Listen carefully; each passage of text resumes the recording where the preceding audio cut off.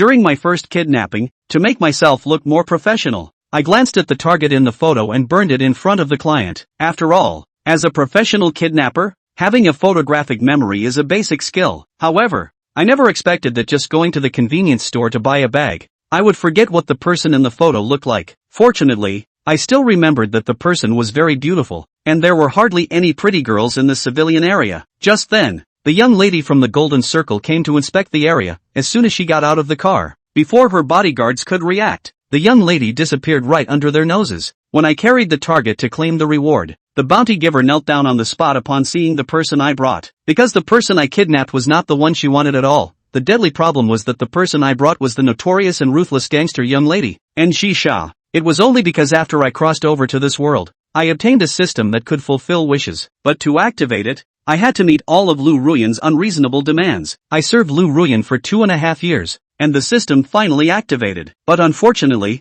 the first task after activation was to fulfill Lu Ruyan's birthday gift request. Lu Ruyan was not polite and directly asked for a Chanel orange lychee pattern bag worth 230,000. Just as I was pondering how to earn this first bucket of gold, the school bully, Zhang Qian, found me and said that as long as I helped her kidnap someone, I could get a reward of 250,000. Zhang Qian is a student at Huahai Academy, comes from a wealthy family, and is an underling of a top boss. Moreover, this kidnapping is mainly to scare, and they won't really take action. I thought that since I could get the money and the kidnapped girl wouldn't really be in danger, I immediately agreed. At worst, I would compensate the victim girl after receiving the reward. But I didn't expect that I had overdone it. I just went to the convenience store to buy a bag and forgot what the person in the photo looked like. Originally, I was a bit flustered, wondering whether to ask Zhang Qian for another photo, but now it's unnecessary because although I can't remember the person's appearance, I do remember that she is very beautiful. At that moment, I was running wildly down the alley with a large burlap sack, a sense of success on my face. As I ran, a girl suddenly appeared ahead, looking very beautiful but somewhat timid. We stared at each other for a long time, neither of us saying a word. Eventually, I broke the silence, stepped aside to let the girl pass, and pointed to the sack on my back, saying, "The cat at home doesn't listen well, so I'm planning to sell it. Do you want to buy it?" The girl looked at the sack, which clearly had a human shape, shocked to the point of being speechless, but fearing that I would get angry if she exposed me. She just shook her head and slowly walked past me. Just as the girl passed by, I instinctively glanced at her and felt a bit familiar, as if I had seen her somewhere before, and she was truly beautiful. It wasn't until the girl turned into another alley that I came back to my senses, carefully recalling and confirming that I had never seen the girl from earlier. Soon, I returned home and quickly locked the door. After all, this was my first time doing such a thing, and I was still a bit nervous. Looking at the struggling sack on the ground, I was afraid of suffocating the person inside, so I hurriedly opened the sack, and a beautiful girl in a Huahai Academy uniform crawled out. I was staring in a daze as Njisa calmly tidied her princess-cut hairstyle, her eyes filled with a palpable aura of killing intent and indifference. Njisa had just felt bored and thought about getting out for a walk, but suddenly everything went dark, and she was carried away. She originally thought it was hostile forces coming to kidnap her, but when she saw me in the uniform of Huahai Academy, she realized she was mistaken. "Do you know who I am? You dare to kidnap me?" Njisa crossed her arms, her eyes slightly squinted as she stared at me and questioned. That aura of superiority made me a bit timid, but I was the kidnapper. How could I be scared? I pretended to be calm and said, "Someone paid me to kidnap you. I don't care about the rest. You just stay obedient. Otherwise what?" And Njisa was not afraid at all. I was momentarily stunned, thinking to myself, something's not right. A girl being kidnapped is actually not scared. Could it be that I'm too handsome? But speaking of which, I really can't do anything to the beautiful girl in front of me. At most just teach her a little lesson. And Njisa looked around the room and found it was airtight. Not even a window. She took a deep breath and asked, "How much did the person who had you kidnap me pay?" "I'll pay 10 times that. Let me go immediately." I couldn't help but chuckle, covering my stomach as I laughed. 10 times? The reward from Zhang Qian was a full 350,000.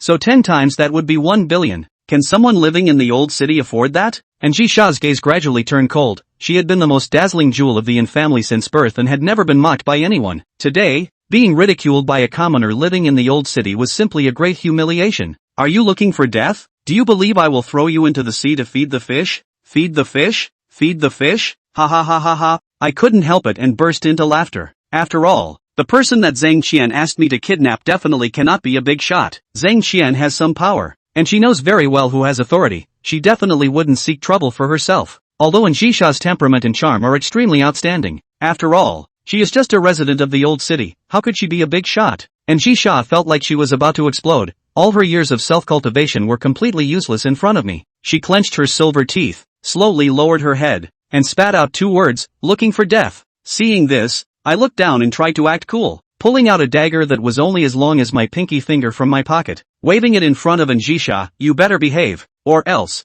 what? Are you going to stab me with that? When I noticed the calmness in the beautiful girl's tone, I looked up and found a dark hole pointing right at me. Njisha held her head high and said coldly. Seeing this scene, I instinctively raised my hands, making a surrender gesture. Wow, how did a gun come out of this? That's too much of a trick. But then I thought, could it really be a real gun? The moment of panic passed in an instant. Facing the dark muzzle of the gun, I tentatively lowered my hands and chuckled. Still playing with toy guns at this age? I stopped playing with them in elementary school. Njisha squinted her eyes, gritted her teeth, and looked speechless, probably thinking about how this person was so stubborn. I carefully examined the gun aimed at me, widening my eyes to look down the barrel, then glanced at its appearance, exclaiming, this toy is so realistic, just like a real gun. Can I trade it for my Ultraman transformation device? Njisha didn't know why, but she felt like laughing a bit, thinking how could there be such a fool like me in the world, completely refreshing her worldview. Immediately, she unlocked the safety of the handgun, and with a click,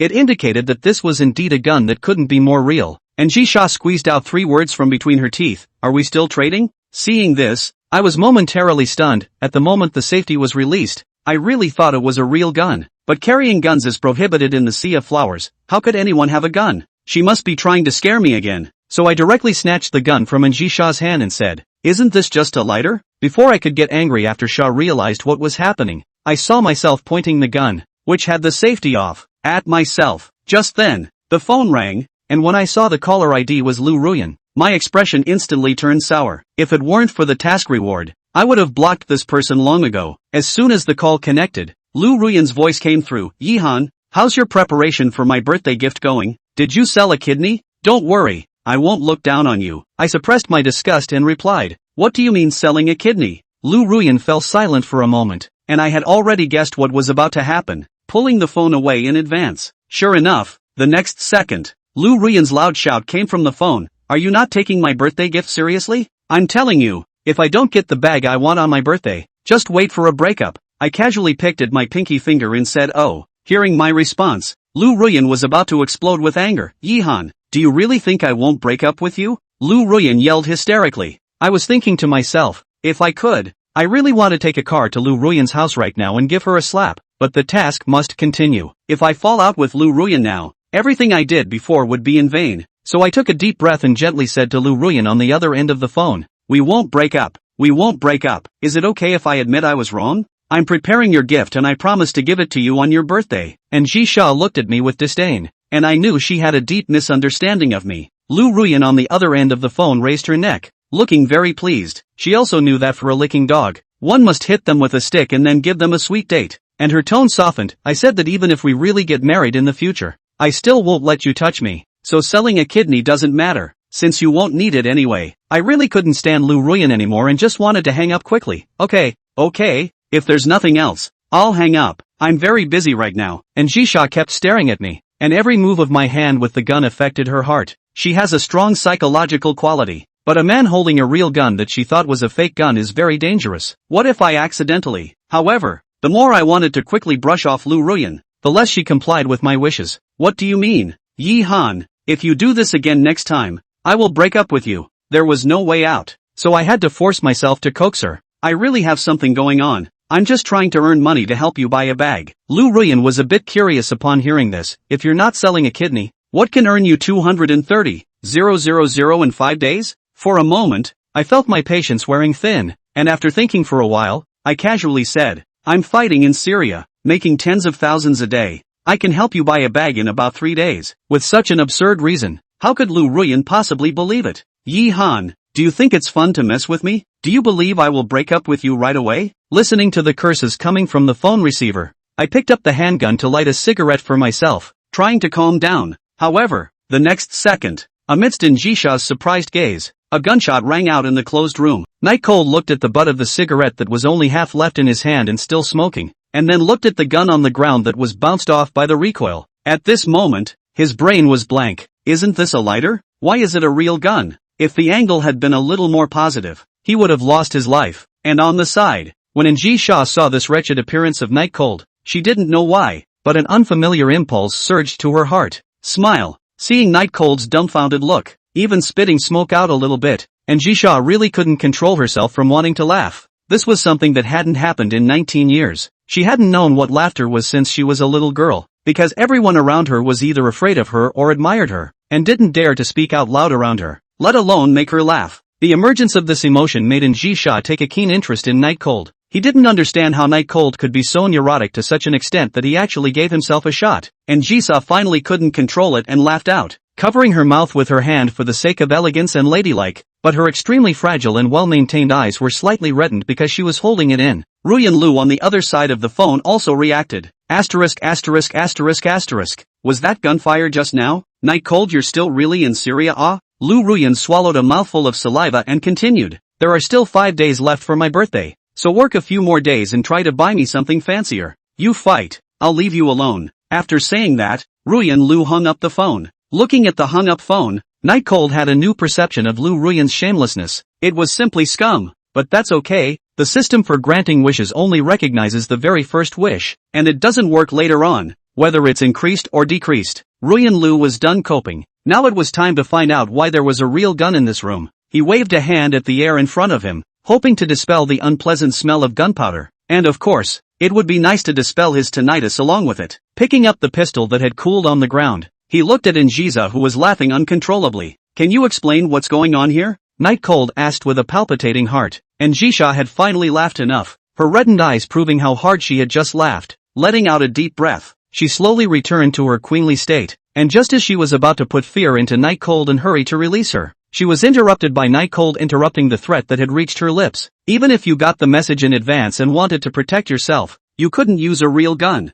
could you? In fact, when he said this, Night Cold had little bottom. After all, he was the one who went to kidnap someone else, and it was understandable that they, a girl, would resist anymore. But he had just brushed up against death and just couldn't do any cool thinking. Just as Njisa was confused, Night Cold's attitude softened and said, to tell you the truth, kidnapping you, I can get $250,000, but I can guarantee your safety. Just cooperate with me, and we'll split the money in half when the time comes. I believe it can improve some of your living conditions. Chapter 4 Demolition. Njisa, this body value add up to enough to buy half of the flower sea of the top plutocrat. There is $1 million on the ground. Stooping to pick up is a waste of time of the existence. Actually, someone wants to use 100,000 to buy her? She held her forehead, crying a little, even amused, because there was no way anyone in her neighborhood would ever say something as stupid as that. Night Cold thought that more than $100,000 at once scared Njisa and comforted. Don't feel surprised. There are a lot of rich people in this world. They are very willing to spend money on less important things. Njisa didn't know who Night Cold was referring to here, but she never used money for boring things. But would a person who could get $250,000 really be willing to share half of it out? For her, who had been in the business world for a long time, this was unimaginable. After all, what everyone was after was to maximize their profits. You got over $200,000 for nothing and would kindly share it with me? Njisa asked snidely. Isn't this getting you involved? Night Cold lit the butt of his cigarette on and took a drag. And when doing this kind of thing, the most important thing is to divide the spoils evenly, or else unforeseen accidents are likely to occur. And Chisa clasped her hands and sneered. You're just afraid I'll go to the police afterward, aren't you? Night Cold was silent as Njisa hit the nail on the head. Not that he was lying, it was just a 2-for-1 thing. Changing the subject, he said, by the way, where did you get this gun from? Why is it so brand new? And it's loaded with bullets? You don't have to worry about that. It's legal anyway. Night Cold followed the movie's bridge and unloaded the magazine, which was already empty of bullets. It appears to be only one self-defense round. It doesn't matter where you got this thing.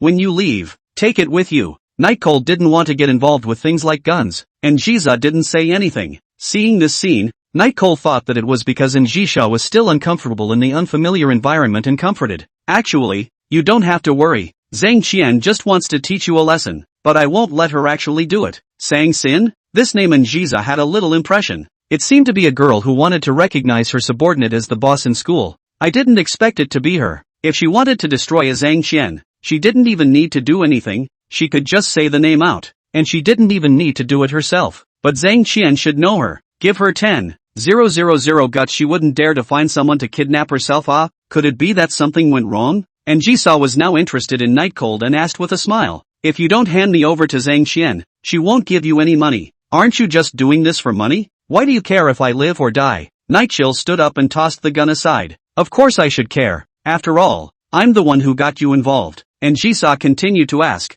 oh, I heard that Zhang Qian's family is not small. Are you sure you want to risk offending her to protect me? Night Cold was brainstorming. Messing with Zhang Qian is indeed not very rational, but dragging innocent people down is also not good. When the time comes, he can only expect the system to give a little power, rewarding him with combat-type skills. Anyway, no matter what, I won't let anything happen to you. When the time comes, you'll just need to show up and leave the rest to me. And if Zhang Qian finds you afterward, you'll just put all the blame on me. And Shisa's heart was a bit strange. To be honest, she had never been protected all these years. She had solved everything on her own, yet today she was being told such words by a commoner. Don't know how to describe it. In a nutshell, feels pretty good. Since you've said so, then I can only agree. But you have to protect me. And Jisa said these words in a rewarding tone. Night Cold was in a good mood, and he didn't want to keep an eye on Jisha all the time. Since she was willing to help, it was naturally excellent. No problem. I'll do everything I promised you, whether it's protecting you or giving you half of the money that comes your way. In fact, there is another reason why Night Cold is so generous.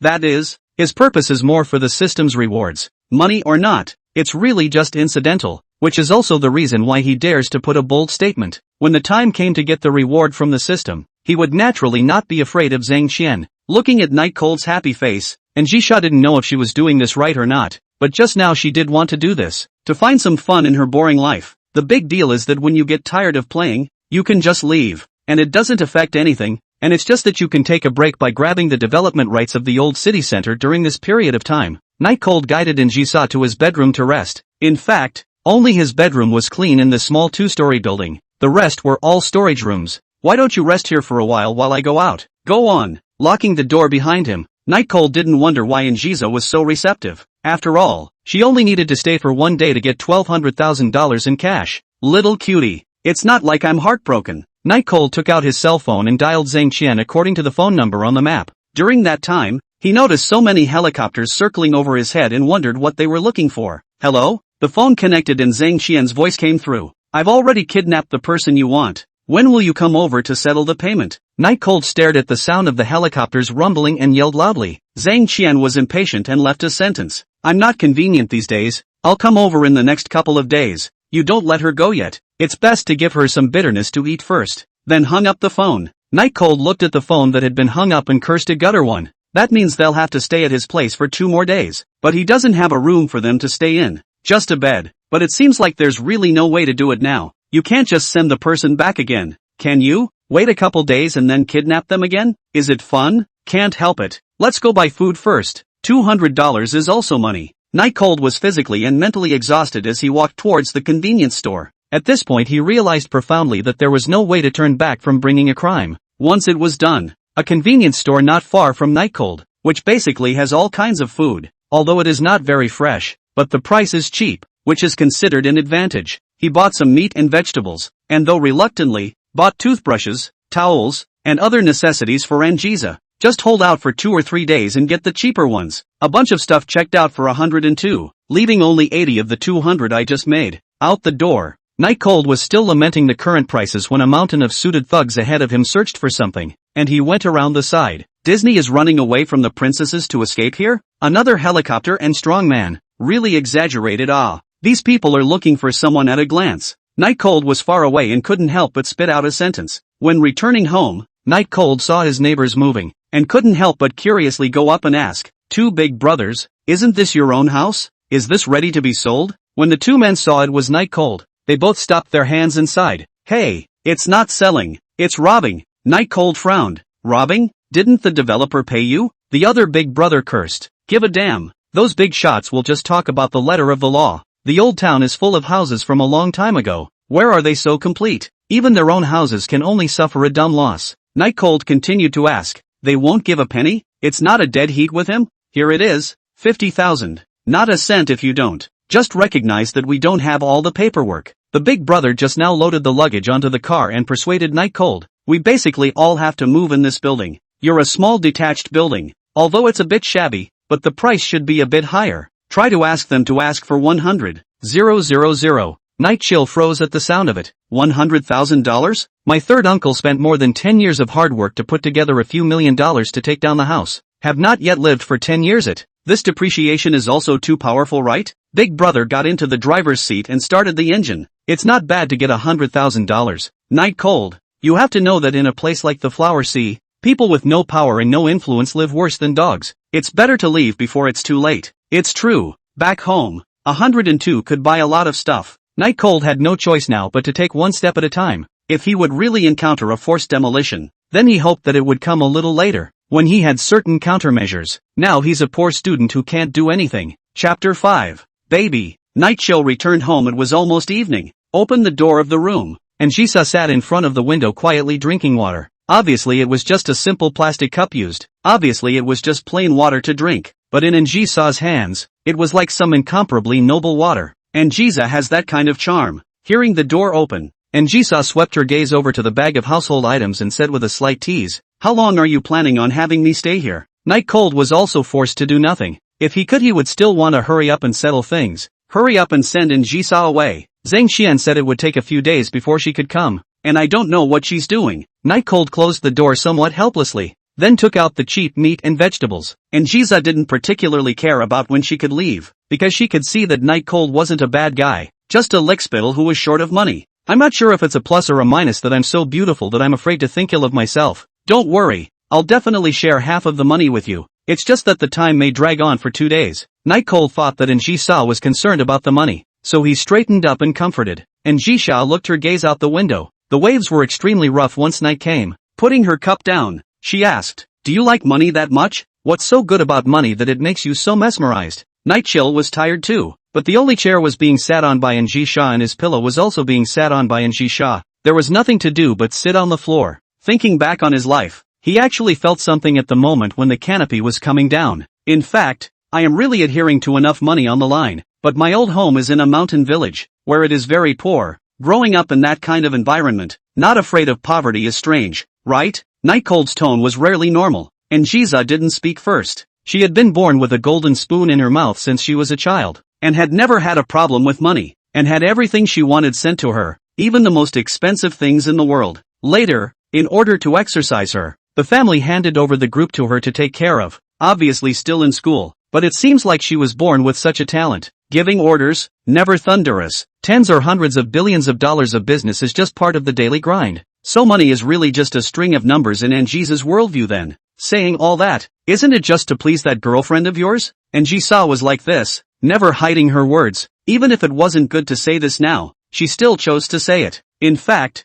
she really didn't quite understand why someone like Night Cold would become such a humble licking dog. After half a day of getting to know her, she thought that Night Cold was still a person with redeeming qualities, and handsome enough. Is it because of his girlfriend that he's not interested in me? And Jesus said secretly. The boys he'd met over the years hadn't said that one would be uncomfortable with her. It was only an implicit or direct distinction, and most of them, like Night Cold, did not know her exact background. Seeing Jisa mention Lu Ruyan, Night Cold felt a pang of distress, but this was something he didn't really know how to explain. "I'm not doing this for her. You'll see later. He's doing it for the system rewards." But this perfunctory appearance, wanting to hurry to change the topic, fell into Jisa's eyes. "That is to escape." She sneered. "It's fine. When it doesn't work out, won't you still be able to sell your kidney? That's the doctor your girlfriend personally introduced you to. Can't talk to you." Night Cold stood up and prepared to cook, looking at Night Cold who was organizing the ingredients. And Jisa frowned and asked, "Is this what we're going to eat today? What do you mean by something?" Night Cold found Jisa's description a bit funny. Although these dishes aren't considered very fresh, when cooked with some skill, they can still be very tasty. Frozen meat? At this point Anzisa felt like it was a mistake to stay.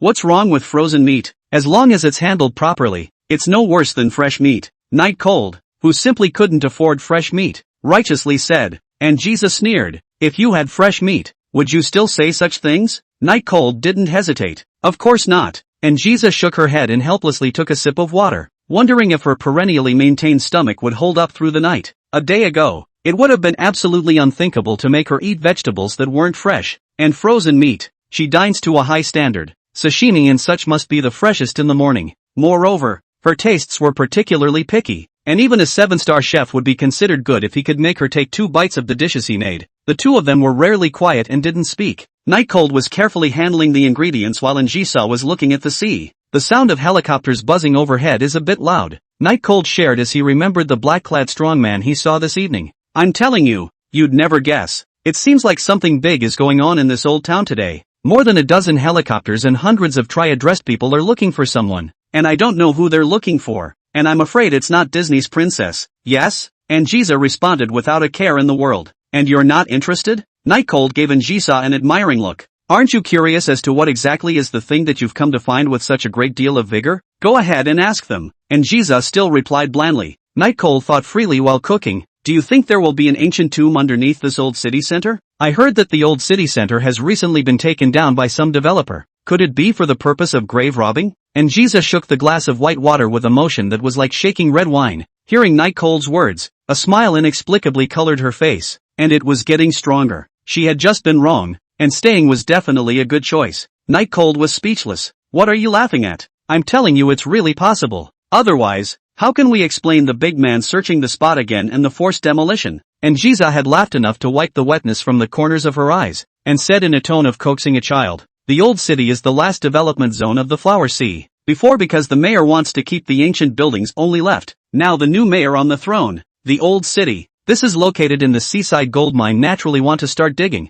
By then whether it is to build a villa or build an amusement park, can make a lot of money, but also what to steal the tomb. The speech was reasonable, very reasonable, but Night Cold just wasn't convinced. How do you know? Maybe these people are just looking for some kind of treasure? And Zysa didn't retort. It's fine if you want to think that way. Night Cold fantasized while frying vegetables. If I could find that treasure first, wouldn't that make me rich? I'll eat instant noodles with 2 eggs. Chapter 6 Books for Rating Rich Women. Maybe you have found it. These words were said by Njisa. She did not look at Night Cold, but looked out the window. It was completely dark, and the sea looked very beautiful with the waves calming down. Night Cold didn't pay attention to this joke form of words from Njisa and just served the dishes on the table. It smelled good, not like the kind of high-end restaurant's good-looking plating and sense of hauteur, but there was a smoky atmosphere, and in the Flower Sea, a place that emphasized raw food. The dishes served up by Night Cold were cooked, and Njisa sniffed it. Obviously it didn't sell well, but it could induce her appetite. I'll serve you rice. Night Cold used a bowl to serve Njisa a bowl of bubbling rice. Seeing such a vulgar way, Njisa instinctively resisted a little, but she didn't know if it was because she had consumed too much today, or the dishes on the table had whetted her appetite, so she actually didn't hesitate and received the rice into her hands.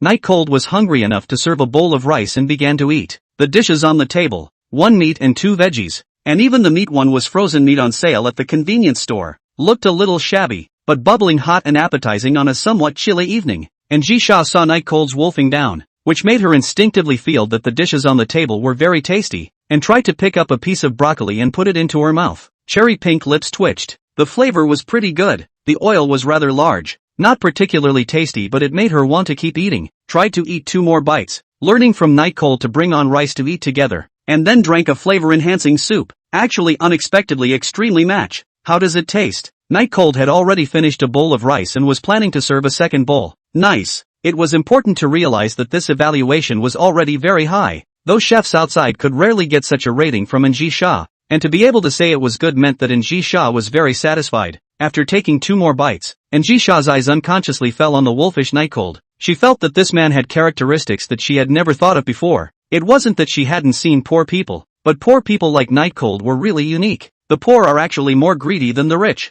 It's just that they don't have the wisdom to satisfy their greed, and thus they can't be seduced by their desires. But if their desires do come, they definitely won't be able to hold out for a single round. The night chill was different. She could feel that everything the man said to her was true. Would really be willing to give her half of the $200,000 or so dollars she got just to make it up to her, even in the face of a beautiful young woman as beautiful as herself, and still be able to do it with a heart of gold. At this point, although Njisa was a bit reluctant, but this definitely counted as Night Cold's fine character gain. Njisa took small bites of her meal, and it was then that she realized that Night Cold was clearly taller than she was. But why was she shorter than she was when she sat down? Curious, she moved her eyes under the table and realized that Nightshade had been crouching the whole time, as there wasn't a second chair in this room. What's wrong? Is the miso soup more salty? I'll pour water for you. Night Cold, who was salted by the miso soup, rushed to pour water, but because his legs were numb, he almost fell down, and he didn't need to turn around to know that Anjisa was definitely snickering. Indeed, it was also true that Anjisa was snickering with her mouth covered. She had never laughed so many times in her life. When Night Cold poured the water, he took a big gulp of it himself before pouring it for Anjisa. Is the family so poor that they don't even have a second share? Anjisa inquired as she finished eating and put the dishes down neatly. I'm the only one in the house. What's the need for 2 chairs? Night Cold also finished eating and looked at the mess on the table and asked, how about we rock paper scissors to decide who will wash the dishes? No need. You can just wash it, Anjisa said in a rewarding tone. This tone, said as if washing the dishes is something to take advantage of, and do not use it. Let him? Simply can't understand this person's thinking. Forget it, I didn't intend to let you wash it. After all, it's a guest. Night Cold knew that it was unrealistic to let Anjisa wash the dishes, so he simply was a bit more generous. It would be over in a few days anyway. When Night Cold was washing the dishes, Anjisa was bored and saw a few books by the bed, so she casually picked them up to look at them. But the name of the book made her look blank. 100 Little Thoughts from a Rich Woman. The Secret of Eating Soft Rice. If you want to please the rich woman, please do this. 1001 pages of eating softly, so you can quickly get inside the mind of a rich woman. If you're a man of purpose, say, a rich woman can be a beautiful woman. Anjisa held her forehead. She really rarely felt ashamed, but at this moment, she was all ashamed for Night Cold. What the hell is this? 6 books in all about how to eat soft food, all of them analyzing the psychology of rich women. She didn't make a sound, and for some reason, slowly, she felt kinda funny. Flipping one of the books open, Anjisa was outright dumbfounded, because not only is the book being flipped through to the point of sucking, but it actually has notes on knowledge points made in it, as well as your own understanding and explanations. Looking at the analyses in the book that seemed to make sense but looked like they were seriously funny, Anjisa didn't control herself and laughed again. No wonder you were able to enter the Flower Sea Academy from such a small mountain village. Your ability to learn on your own is still very strong. Anjisa nodded, sort of recognizing one of Night Cold's strengths. Anjisa found it interesting and quickly turned the pages of the book, and when she reached the last page, there was a large paragraph of notes. Thinking it was a summary, she read it carefully, but just as soon as she read the first sentence, she realized something was wrong. I don't know if pinning my hopes on this is a foolish act, but I'm still a student. My mom is sick. There's nothing I can do about it. And dignity is worthless when you don't have money. Anjisa's expression changed subtly. It turns out that Night Cold wasn't planning to find a rich woman because he wanted to enjoy himself. It was because his mom was sick and didn't have the money for medical treatment. Anjisa could already imagine Night Cold, who was still in school, unable to do anything because her mom was sick, and thus going to find all the ways she could think of to change all that. Night Cold must have been so helpless at that time, right? And she saw, who had always been murderous and decisive, actually felt a trace of pity for Night Cold at this moment. Those moments of despair, just thinking about them would make people uncomfortable, let alone experiencing them. In this instant, Anjisa learned about another side of Night Cold. At that moment, the owner of the book came over. Do you want to take a shower first? The hot water is already running. Anjisa was caught in the act by her master, but she wasn't embarrassed. Instead, she elegantly closed the book and patted it gently. What's with the book? Night Cold's original intention in the first place was not something unseemly. Not hiding the book is proof of this, and at this time being asked by Anjisa naturally will not feel ashamed. What's wrong? I can't find a rich woman in reality, so I can't even fantasize about it? Is it against the law? Night Cold said as he stared at Anjisa. And let me tell you, I've grasped all the psychology of rich women. It's easy to rip them off, and I'll definitely be rich in the future. So you'd better hold on to my thighs now. Remember to add your bookshelf. People, it's important to the author. Chapter 7. Night Cold is an honorable man. Anjisa held her hands, looked at Night Cold with interest, and spoke. With your emotional intelligence, if you really need a rich woman, I don't think you have much of a chance. Night Chill said unconvincingly. How can that be? If I really need a rich woman, with my charm, I can definitely take it. Oh, really? I don't believe it. Anjisa said. Night Cold, full of displeasure, walked over, snatched the book from Anjisa's hands and read. Look, I took notes. The main characteristics of a rich woman. Dynamic and elegant demeanor, doesn't speak loudly, has no knowledge of commoners' cuisine, and is laid back at all times. His voice was getting lower and lower as the more he read. The more he realized how he felt so much like the young girl in front of him. Instead of continuing to read, Night Cold gently moved his eyes from the book, revealing one eye to look at Anjisa, who was sitting on the chair. As it happened, Anjisa also looked at him with a smile on her face. So, one on, one off, a man and a woman, two people looking at each other in the dead of night. For a brief moment they looked at each other, both of them forgot what they were just arguing about, and at the same time they realized that something was wrong, and immediately averted their eyes as they realized that they were a little too close to each other. Halftime, and Jisa got up and prepared to take a shower, and before she left, she even came very calmly. It's a normal thing to be obsessed with my beauty. There's no need to feel embarrassed. I'm going to take a shower. Kinda narcissistic. This sentence is the night cold to find his own compliment, because he cannot say just now whether it is sunk in her beauty or something else. Anyway, for a time he did not want to move away from the eyes. Hurry up and clean up and get ready for bed. You still have to go to class tomorrow. Night cold looked at the pillow that had already been flattened by Jisa's sitting, and thought, brother, you've suffered. Then he looked at the bed again. There was only one. Well, it wasn't that sleeping together was unacceptable to him, but it wasn't good. After all, they were girls. Forget it, hit the ground running, deal with it for a couple days and be done with it. With that, Night Cold took out his cleaned bedding and threw it on the bed, moving the quilt on the bed to the floor. In the bathroom, although the place is not big, but still everything is complete, and the bathroom and toilet are still separate. The most important thing is that it is very clean inside, which makes Night Cold add a lot of points in her mind. And Zisa felt a little off, and wondered if it was the hot water in the tub that made her feel hot. Walking over to the mirror, she subconsciously glanced at herself. Her stunningly beautiful face was a little less cold and a little more smiling, and most importantly, her face was actually red, and she immediately propped her hands on the sink, her cherry pink lips slightly open, looking at herself in the mirror incredulously. This guy is really me. The absolute perversity of the person in the mirror made even Jiza begin to wonder if the person in the mirror was herself or not, but the answer didn't need to be wondered at all, because the face just couldn't be anyone else. I'm actually blushing like a little girl? And Jiza shook her head, a bit unable to accept the change in herself for a moment. Falling in love, snuggling in another boy's arms, being pampered, even blushing, all these things seemed impossible to the Jiza of old, but now they were happening, and to a plebeian in her eyes. Although after a day's time together, Night Cold wasn't bad, or even better than all the people her age she had seen, but she shouldn't be like this.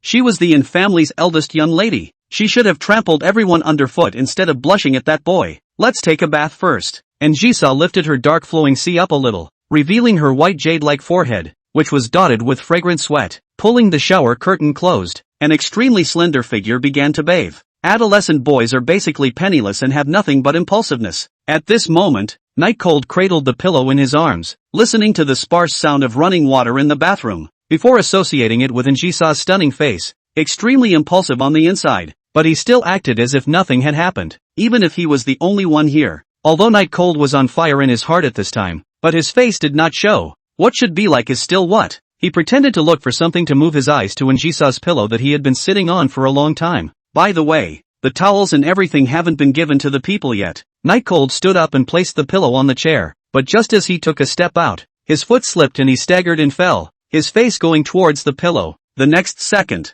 he fell face first into a pillow and sucked in a huge breath of pain. It hurts. I'm going. Why does it hurt so much? Suddenly, Night Cold felt a ray of sight shooting to his back. He immediately stopped his behavior, and in a quiet moment, the sound of the shower in the bathroom was gone. Gulping, he slowly stood up before slowly turning around. As he expected, the source of the sight was Ji Sha, who at this time only had a head exposed, but was incredibly beautiful. Having just been baptized by the hot water, it made the white face, which was already as tender as a freshly peeled egg, even more crystal clear. Makes you want to bite into it. But what should have been a fragrant scene became a bit stiff because of Njisha's expressionless face. Night Chill explained in a reasonable manner. I just slipped and fell. Luckily there was a pillow, or else I would have knocked directly on the chair. And Jiza's face became even more ugly. Night Cold gulped and inquired, is it a towel? Or do you want a toothbrush or something? If there's anything you need help with, just say it directly, and I'll be obliged to help out in a mountain of daggers. He also did not expect is so coincidental. It was just being looked at. The heart is still more or less a little weak. Just as Night Cold walked over and wanted to hand Njisha a towel, and Njisha suddenly opened her mouth. Stop. What's wrong? Night Chill looked like he was playing 1-2-3 with a wooden head when he suddenly stopped, and Jisa's eyes revealed indifference. Your proximity makes me sense danger, so can I trouble you to leave the towel outside the door and wait for me to come get it myself? Night Cold had a helpless look on his face, his lower lip pursed up high, his eyes closed, and his head raised crookedly, with a look of, the world is wrong for me. And Jiza pressed on, slamming the door hard behind her. That can be seen. Nightshade put the towel on the rack by the door. On his way out, he also said to the closed bathroom door, you're only just getting to know me. and any of you who have known me for more than 3 years wouldn't think that what I just did was intentional. Roll. Okay. Night Cold didn't want to explain. Anyway, as long as he spent more time with Njisa, she would one day realize that he was a decent person. After waiting for Night Cold to leave, Njisa slowly opened the bathroom door. As she reached for the towel, she couldn't help but look her eyes outside, and when she saw that Night Cold was looking at the sea with his back to himself, the corners of her mouth curled up in an inexplicable smile. Close the door gently behind you. It's not like he's so in love with that girlfriend of his that she's irreplaceable. Njisa rubbed her hands over the towel. The inferior feel would have been uncomfortable for her fragile and delicate skin, but she was happy. Inexplicably happy. Because of that scene just now, she knew that Night Cold didn't really have no desire for her, but was just being very restrained with her because he still had a girlfriend. Originally this is not considered to be something worth happy, but Njisa just cannot control the happy. Perhaps its own charm and the Night Cold here is still certified. Perhaps other. Njisa couldn't tell for herself. When Njisa wiped her body clean, she realized that she didn't have any change of clothes at all, but she had a very serious cleanliness fetish, and her clothes had to be changed every day. Night Cold, I don't have any clothes I can change into. Njisa didn't open the door and shouted to Night Cold outside. Want to wear mine? Night Cold replied. Where are the stickers? If you insist. I have a new one too.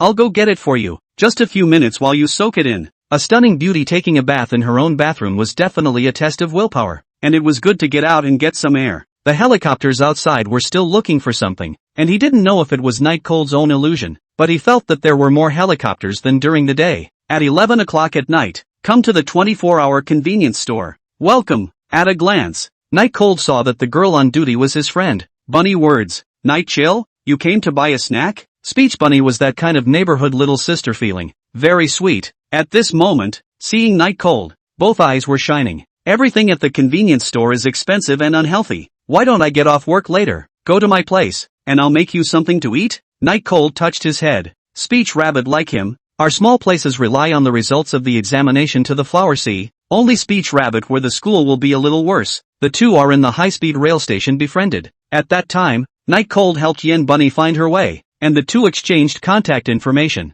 and later met again in the old city, and then also worked part-time at the same 24-hour convenience store. You could say it's quite a bond. In the face of Yen Bunny's good intentions, Night Cold said, no need. I've already eaten and came to buy some daily necessities. Speech Bunny let out an "oh" with a bit of pity, and then asked, why haven't you come to work part-time in the past 2 days? Did you run into something? You can tell me. No. It just happened to be something. I'll do my shopping first. Seeing Night Cold leave perfunctorily, Yen Bunny was a bit sad, but still smiled and settled the bill for the customer. Came to the place specializing in selling intimate underwear. Night Cold looked at a wide range of underwear, fell into a deep thought. He didn't know what size Njisa wore either. With that, Night Cold closed his eyes and fell into memories, remembering just how big Njisa's was. But as he recalled the memories, Night Cold suddenly opened his eyes and shook his head. I don't know if it's because of the stimulation just now, but when he remembers Njisa, his brain is uncontrollably stripping Njisa's clothes. That's terrible. Chapter 8, Sleeping.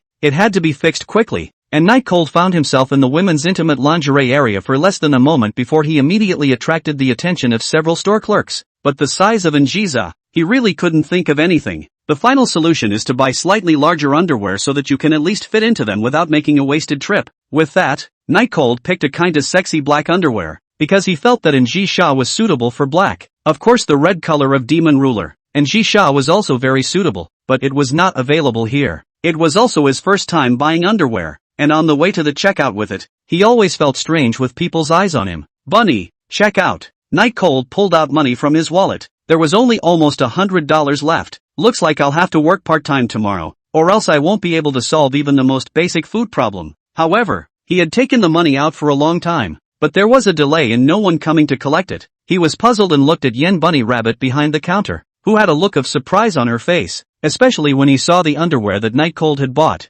Night Cold, your girlfriend is at your house, ah? Speech Bunny asked with a slight stutter, and her face didn't look too good, not knowing what she was thinking. Aha! Night Cold didn't know how to explain that a beautiful girl was bathing in his house in the middle of the night and wanted him to come out to buy underwear, and bluntly admitted it. Seeing Night Cold admit it, Yen Bunny's face instantly sank even more. Her face was ugly, and she didn't have a bit of the lively feeling that a little sister next door should have. What's the matter with you? Why are you looking so ugly all of a sudden? Night Cold lowered his head to look at Yen Bunny's expression, but since Yen Bunny had really lowered his head too low, He couldn't see anything but a few rubs of flowing sea. It's nothing. I just didn't expect you and Lu Ruyan to have developed to this point. When Bunny Yan raised her head again, it was with a forced smile. Ha, it was supposed to be a lie. So how could he possibly pick up on it? That's a total of $40. Speech Bunny put the underwear into a black plastic bag and handed it to Night Cold. Night Cold handed over a $50 bill. After receiving the change handed over by Yen Bunny, then prepared to go home.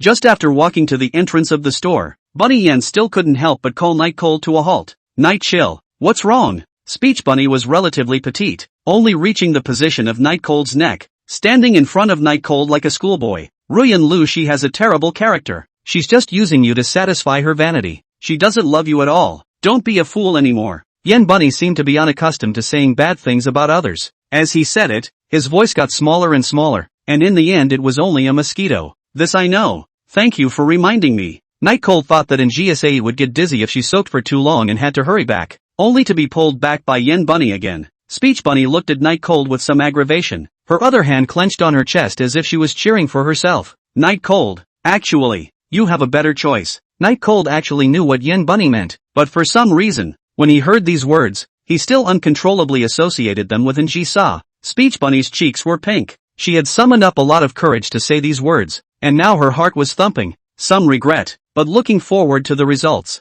How would Night Cold answer? Would it say yes, or will it say no? Alright, I know. Thanks for reminding me. I'll treat you to dinner later. Night Cold moved Bunny Yan's small hand away, then rushed towards home without looking back. The door to the 24-hour convenience store was left open, and the sea breeze blew in, leaving Speech Bunny bunny eyes in the wind. Night Cold knew that this would hurt Yen Bunny, but he didn't know how to do the right thing. Rejecting Yen Bunny on the spot, he felt it was too cruel, but not rejecting it, he didn't want to accept it. Having just experienced Ruyan Lu, he was honestly a bit afraid of such creatures as girlfriends now. It's about time she understood what I meant by the way I acted just now. Night Cold shook off these questions and returned home at a quick pace, hearing the sound of the door opening. And Jisha, who was soaking in the bathroom, slowly opened her eyes. Just a few minutes. It wasn't too long. She was still quite satisfied with Night Cold's efficiency. I don't know what size you wear, so see if it fits. Night Chill placed the fitted clothes on the railing of the bathroom doorway, and Jiza opened the door and gave a wary look at Night Cold, who was facing the sea like a faceless man. Just like earlier, the corners of her mouth rose in satisfaction, removing the plastic wrap.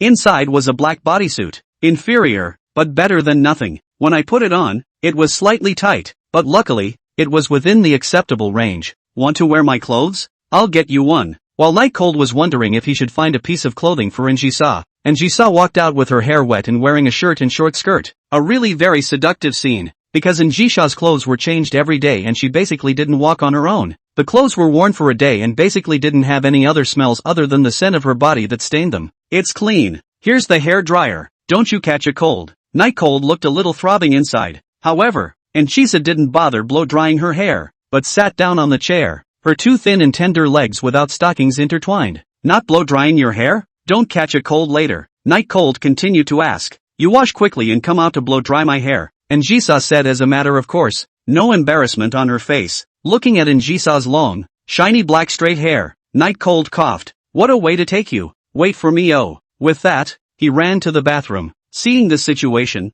Njisa in the back smiled charmingly. Slow down. The bath water is reserved for you. Drink it slowly. Nightchill almost stumbled and fell to the ground. This is questioning his character. Can't stand it. What's so great about bath water? Doesn't the bathroom have the intimate clothes you changed out of? Those things are what a man should fantasize about. Night Cold immediately countered Njisa's joke. Njisa didn't blush as Night Cold thought, but rubbed her white forefinger and thumb together and blandly said, You can try, if you really want to be thrown into the sea and fed to the fishes. The lone man and woman were a bit restless, and Night Cold's words just now were indeed not thought through. But what's a big man like him doing with a woman? With a grunt, Night Cold closed the bathroom door behind him. It's almost November and it's already starting to get cooler. Njisa looked at the calm sea, and eventually draped the quilt on the bed over her body. The sea breeze at night was still quite cold. The helicopter buzzed, and as soon as she yelled, she could leave this place and return to her castle in Kayasawa, change into the world's finest pajamas, and eat the freshest cuisine. She could even clean up Night Cold if she wanted to. And yes, she wasn't going to kill Night Cold. Not with Night Cold still being interesting to her right now anyway. As for getting tired of playing with it later, it doesn't matter if you kill it or not. And Jiza did not know that it was such a tiny decision she made tonight that made it impossible for her to leave the Night Cold in the future. In the bathroom, Honestly, he was joking just now, but when he was actually confronted with Njisa's intimate underwear, his body felt like it was installed with a flood of power. It made him desperate to do something that adolescent boys should do, especially in the face of that massive light black veil, which seemed to be still emitting a faint fragrance. Night cold was really a bit of a nosebleed impulse. Just this it's simply putting people down. Night cold pretended to be unconcerned as he swept his eyes away from those three things. Then it fell back. That's right, it's got to be cleaned. Night cold soaked in the water, which was hot water that he had rerun. After all, he wanted to let Njisa outside know that he was different from ordinary adolescent boys because he could control himself. After soaking for a while, he could never quite control himself, and was even vaguely looking forward to blow-drying Njisa's hair later. Damn beauty queen, parlor. Njisa didn't lure people over. She wanted to experience this kind of life that she normally wouldn't even think about. Of course, the main thing was that Night Cold was interesting enough. His character was dependable enough, and his face was handsome enough. And although Njisa didn't care about that, handsome was always pleasing to the eye. So that being said, if it were anyone else, Njisa would have shot her long ago when she was in the underground warehouse. Just as she was blowing on the ocean breeze and thinking, the bathroom door opened. Njisa's brows were slightly furrowed, as it was only just 7 or 8 minutes since Night Cold had entered the bathroom. Are you sure you're taking a bath? Njiisa asked suspiciously. Wasn't I afraid you'd catch cold? That's why it's a little faster. Night Cold took the hairdryer and walked behind Njisa. Njiisa didn't pursue the matter any further, as it would have been uncomfortable to have her hair wet. Don't touch me anywhere but my hair or I'll feed you to the fish. Njisa spread her hair out and put the covers back down afterward. Feeding the fish every day, feeding the fish. Do you like eating fish a lot? Night Cold didn't know that when Njisa said feed the fish, that meant really feed the fish. Thought it was just a kind of mantra of Njisa. Njisa's hair is fine and smooth, and not even a speck of stray hair to be found. It's a work of art. Night Cold began to carefully blow dry Njisa's hair. Playing with Njisa's hair was really a pleasure. It was about 10 minutes before the hair was finally blow-dried. During this time, Night Cold accidentally touched Njisa's neck, but only received a vicious blank stare and nothing else happened. Both of them were tired today, so they closed the windows and turned off the lights and went to bed. Sleeping on the floor in the cold of the night, and sleeping on the bed in the peace and knowledge of the veil. On the bed, Njisa had been thinking about what had happened today, feeling both a little funny and angry, but more than that, incredulous. Her cleanliness is so bad that she usually doesn't even let her maid touch her at home. But today, the strangest thing was that she actually didn't resent it too much. Njisa sniffed the quilt. It was a smell of the sun. This smell was comforting. Plus Njisa was also really tired. Gradually fell asleep. Suddenly, about to fall asleep, Njisa rolled over, but her arm touched something hard, and she dazedly picked it up and turned on the light to check it out. It's actually an Ultraman transformer. Chapter 9, Self-Hypnosis of Bunny Words. Early in the morning, Night Cold vaguely heard a chicken crowing, and opened his eyes in a daze, realizing that it was Njisa who was boiling water. Sitting up, he glanced at his cell phone. It was 6 o'clock, rolled over, felt something hard weighing him down, picked it up and saw that it was his Ultraman transformer. Cupped both hands and put them back in place. Since it's far from school, you can now start washing up and getting ready for school. Morning. Night Chill gave Njisa a greeting. Morning. Njisa returned as she poured herself a glass of water. Drinking a cup of hot water in the morning is a good habit. Night Cold got up with this thought, tidied up the floor and then went to the bathroom to wash up. Breakfast just casually fried a stupid egg and sausage. Milk is certainly not. Drink hot water on the line. Nutrition this piece. Eggs can top. You shouldn't need to go to school, right? After eating, Night Cold asked tentatively. Even if Njisa wanted to go to school, he wouldn't agree. What if she ran away? Wouldn't that be a waste of effort? I happen to want to rest for a few days, so I won't go. Njisa didn't usually go to school, and it was even more unlikely that she would go now in this situation. Night Cold nodded. This is the best. No need for him to worry. But after a day yesterday, he found that Njisa is no cell phone. This stays at home, how boring it must be. You can watch TV if you're bored at home. Night Chill suggested before leaving as he put on his uniform and backpack. Aha, by the way, there is a landline phone at home. If anything happens, call me. The first phone number stored in it is mine. Before Night Cold closed the door, he once again instructed. Njisa finally fixed her gaze on Night Cold and said helplessly, are you treating me like a child? These things still need to be commanded? Because I'll lock the door in case there's an emergency when you fall. Night Cold explained. Njisa waved her hand. The meaning was clear. It was to let Night Cold go in peace. The sound of the door lock being unlocked came from the door lock, and Njisa drained the cup of warm water in a single gulp, helplessly spitting out. It's really more nagging than Schwefrost. Why does a big man talk so much? She hadn't slept much last night because she had been thinking about things, and after Night Cold left, she planned to catch up on her sleep. Lying in bed, looking at the bare and somewhat moldy ceiling, she smiled involuntarily. It's like playing a game, and it actually feels pretty good. Even she was looking forward to Night Cold's return. Would it continue to make more interesting things? And how would today's meal be like? These feelings of anticipation put her in an excellent mood and she slowly drifted off to sleep. Out the door, Night Chill was going to take the tram to Route 4. There was only one tram to the outside in the old town, so it was very crowded every day. On his way to the tram, he accidentally bumped into Bunny Words, which wasn't really an accident since he basically bumped into them every morning. Night Cold, good morning. The sailor uniform that Speech Bunny was wearing looked sweet and cute as she greeted Night Cold with a smile. Good morning. After what happened last night, actually now Night Cold didn't really want to meet Yen Bunny because it would be awkward. Bunny was actually staring at the direction of Night Cold very early, waiting for Night Cold to come out, and then she came out again, pretending to be a chance encounter, because she was getting a little bit of anticipation for last night's Night Chill escape, wondering if it was possible that Night Cold was planning to accept her. It was just perfunctory because she still had a girlfriend now, otherwise why not just reject it? Yen Bunny barely slept all night, all convincing herself, from Night Cold's demeanor to his actions to his tone. In just a few short minutes,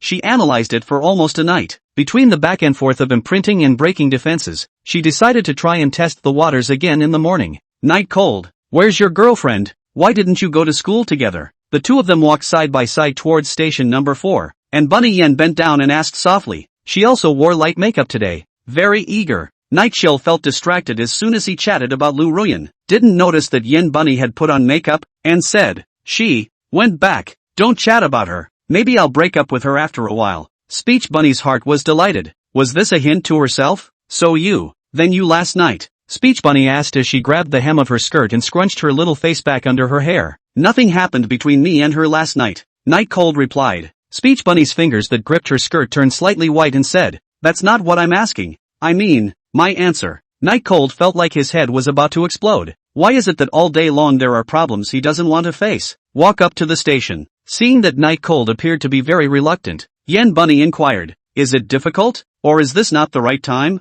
It's actually okay. It's okay to talk about it later. Let's talk about it later then. Night Cold, who adhered to the principle that a day's delay is a day's delay, replied so. But such an answer in the case of Bunny Words was something that made her ecstatic. Just now Night Cold said that he would break up with Lu Ruyan in a few days. And now he said that he would respond to his confession in a few days. Is this hinting at himself? Or was he thinking too much? Speech Bunny folded her hands together and lowered her head. Her little face flushed. I'll look forward to the answer. Night Chill was speechless for a while. Actually, you don't have to look forward to it too much. A lot of things can't be forced. Is this a way of lowering your sense of anticipation and planning to give yourself a big surprise when the time comes? The current Speech Bunny had completely fallen under the spell, and she had her own understanding of all of Night Cold's actions and words. It's what is commonly known as a woman in love with a 0 IQ. If Night Chill was a birth, Speech Bunny would have developed into a dog licker next. The main reason was that in Yen Bunny's worldview, there was really no girl more suitable for Night Cold than herself, both coming from small places and living in the same old town, and she thought she wasn't too bad looking. She is even more caring to Night Cold than Lu Ruyan. Do not know how much better. If Night Cold can see Lu Ruyan break up, then she should be the only choice for Night Cold is right. The two of them swiped their cards to enter the station, and Speech Bunny turned happy at the thought. Night Cold, how about I make bento for you tomorrow? What do you like to eat? Speech Bunny asked with a big smile. Night Cold couldn't figure out what exactly Yen Bunny had thought of, suddenly becoming so cheerful, and definitely not the pretending kind. There's no need, it's too troublesome, and bento or something, it's too expensive. Night Cold didn't want to owe Yen Bunny too many favors, and a girl making a bento for a boy, that means a lot. He can't afford it. Speech Bunny was a shy little girl, but at this time the courage to become particularly large, grabbed the hand of Night Cold shaking to and fro, slightly petulant said, no trouble, you say it, what do you like to eat? Surrounding an envious line of sight shot over, coupled with the words rabbit rabbit has a tendency to become more and more intense. Night Cold some cannot hold back, so he had to say, fine, just make me an extra serving of whatever you're having. I'm not picky. Speech Bunny was jumping up and down in the carriage. Yeah. Chapter 10 Conflicts. Midway through the ride, Speech Bunny made a scene and got off the tram, and Night Chill continued to bump along. At 7:30, Night Cold came to the entrance of the school, and as soon as he appeared, many people's gazes fell on him, and they were pointing at him without any concealment. Is this the #1 licking dog in our school, Night Cold? Why bother when you look so handsome? I heard that he actually went to Syria to fight in order to buy a bag for Ruyan Lu, and still came back alive. Not simple. Lickspill shall not die. Such people don't deserve sympathy. Why sympathize with him? It's good to see the fun. Night Cold is full of care. This kind of words this period of time he can hear too much, is already immune. But this group of people actually really believe that he went to Syria to fight, is also really anticlimactic. Changed his shoes downstairs and went to the class that belonged to him, Class C. As soon as he entered the class, he naturally caught the attention of the others in the class as well, all of them stifling their laughter as they looked at Night Cold, because everyone knew that Ruyan Lu had been hooking up with other boys for a long time. The time for Night Cold to wear a cuckold was further shortened, allowing them to find a sense of superiority in Night Cold. Really funny. There's no one who can lick a dog to this extent. I just don't know if I'll continue to lick it when I know I've been green. A girl with a pockmarked face said with a smile. I think it will. Anyway, he just needs to be responsible for paying the money. People Lu Ruyan is afraid that her hand has not even been touched for him. I heard that Ruyan Lu asked him to sell his kidney, all agreed. I don't know if he's already sold it. Just sell it, he can't use it anyway. Ha ha ha ha. A few people were loud enough to draw laughter from those who didn't care about the incident, and the classroom was suddenly filled with laughter. Night Cold stood up directly and stared at the few people who were taunting him. The girl in the lead wasn't afraid at all and scolded directly. What? Dead dog lickers still have a temper? Do you know how ridiculous you look when you lick Ruyan Lu? How humble you are. Ha ha ha ha ha. Once again, the scene erupted in laughter. Night Cold said as he closed the book together, the corner of his mouth slightly upturned. What's wrong with me licking Ruyan Lu? Although she is a birth, but at least she looks okay. How about you? A face full of pockmarks. Looking at me makes my intensive phobia break out. The crowd was surprised, doubtful as to why Night Cold, who had always been rebellious, had suddenly become so fierce, and they had just heard Night Cold call Lu Ruyan a birth. Didn't Night Cold love Ruyan Lu the most? The scolded pockmarked face girl directly held her face red. Because of this mention by Night Cold, everyone's eyes were placed on her face like pins. A fat girl next to her, seeing her sister being insulted, directly yelled at Night Cold. Night Cold, are you having fun bullying a girl? We were just joking around. You don't think you're cool like that, do you? And Xiao Mei was originally telling the truth. What can't you accept? Are you kidding? Like moralizing? Night Cold now long ago did not need to give Lu Ruyan face. Anyway, as long as the $200,000 of bags to her. $200,000 of bags, Lu Ruyan how can not possibly refuse? So it broke straight into a curse. Dead fat pig. Last night's high winds at the pig farm let your dead pig run out. Your face is full of fat. It makes me sick to look at you. Your body stinks to high heaven.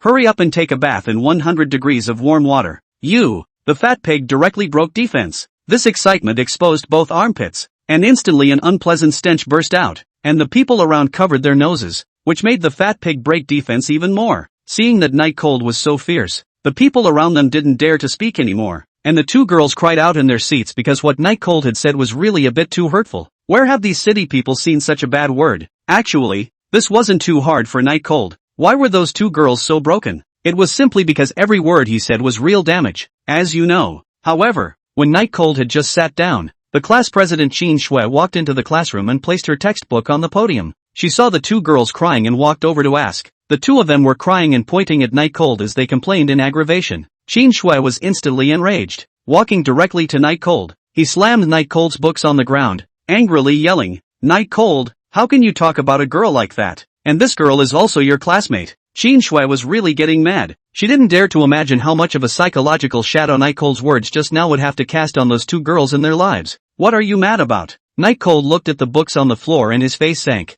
Qin Shui said with a sobbing voice, Night Cold, I originally thought that you just have a bit of low self-esteem and are still a good person overall. But today you actually vented your dissatisfaction with Lu Ruyan on your classmates. What kind of man are you? Night Chill laughed more than a few times. The so-called fair class president was just relying on his imagination to do things. Why don't you ask them what they said to me? Aren't you the class president? Pushing all the wrongs on me for no reason. Is that what you said when you became class president? So-called fair? Qin Shui was very disappointed to see Night Cold's obstinate behavior. What can the two girls say? And even if there is something wrong with them, you can tell me. You scolded them so harshly. How do you want them to face their classmates in class in the future? The reason why her reaction was so big, it's because she had a good feeling in her heart for Night Cold. You could even say that she liked it. She was impressed by Night Cold's hard life and dedication. However, seeing Night Cold in this state today, she felt that the person in her heart was missing, which was why she was furious. How do I face my classmates? How do I face the whole school? Let them how to face their classmates. Night Cold do not want to continue to argue, bluntly said.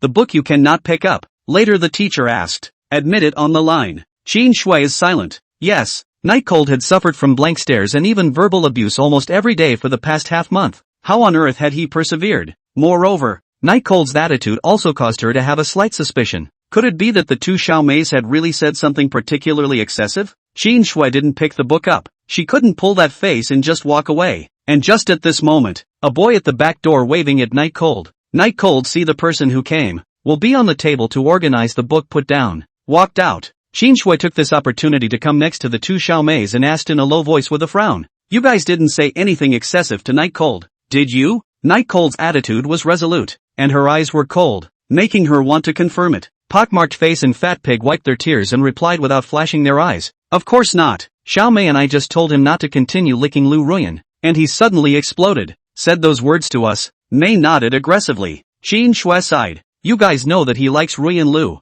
but you still go and say such things. Even though this time it's his fault, you guys also have some responsibility. We know we're wrong, squad leader, the two men said in unison. Seeing the two apologizing, Qin Shui's mood improved a lot, and after confirming it, she looked at the chatting Nightcold outside the door and shook her head in disappointment. Unbeknownst to me, this farce, someone recorded the whole thing right here. Chapter 11, Pretending I'll Make You Fly. Outside the classroom door, Nightcold faced Li Yi from Class E and asked indifferently, Is Ruyan Lu looking for me? Li Yi copied a hand, a face skimming the air to look at the Nightcold in front of him, towering over him. Sister Lu hasn't eaten breakfast yet. Go and buy her a breakfast, and then send it to the classroom later on. Hurry up, don't delay Sister Lu's meal. Dinner? There's no breakfast place near the school. Where am I going to get it? And it's almost time for class. Nightcold replied with a frown. I don't care about this old man. If you dare not to get it, you know what will happen. Li Yi threatened. Don't even think about Sister Lu's level. I'll even break your legs first.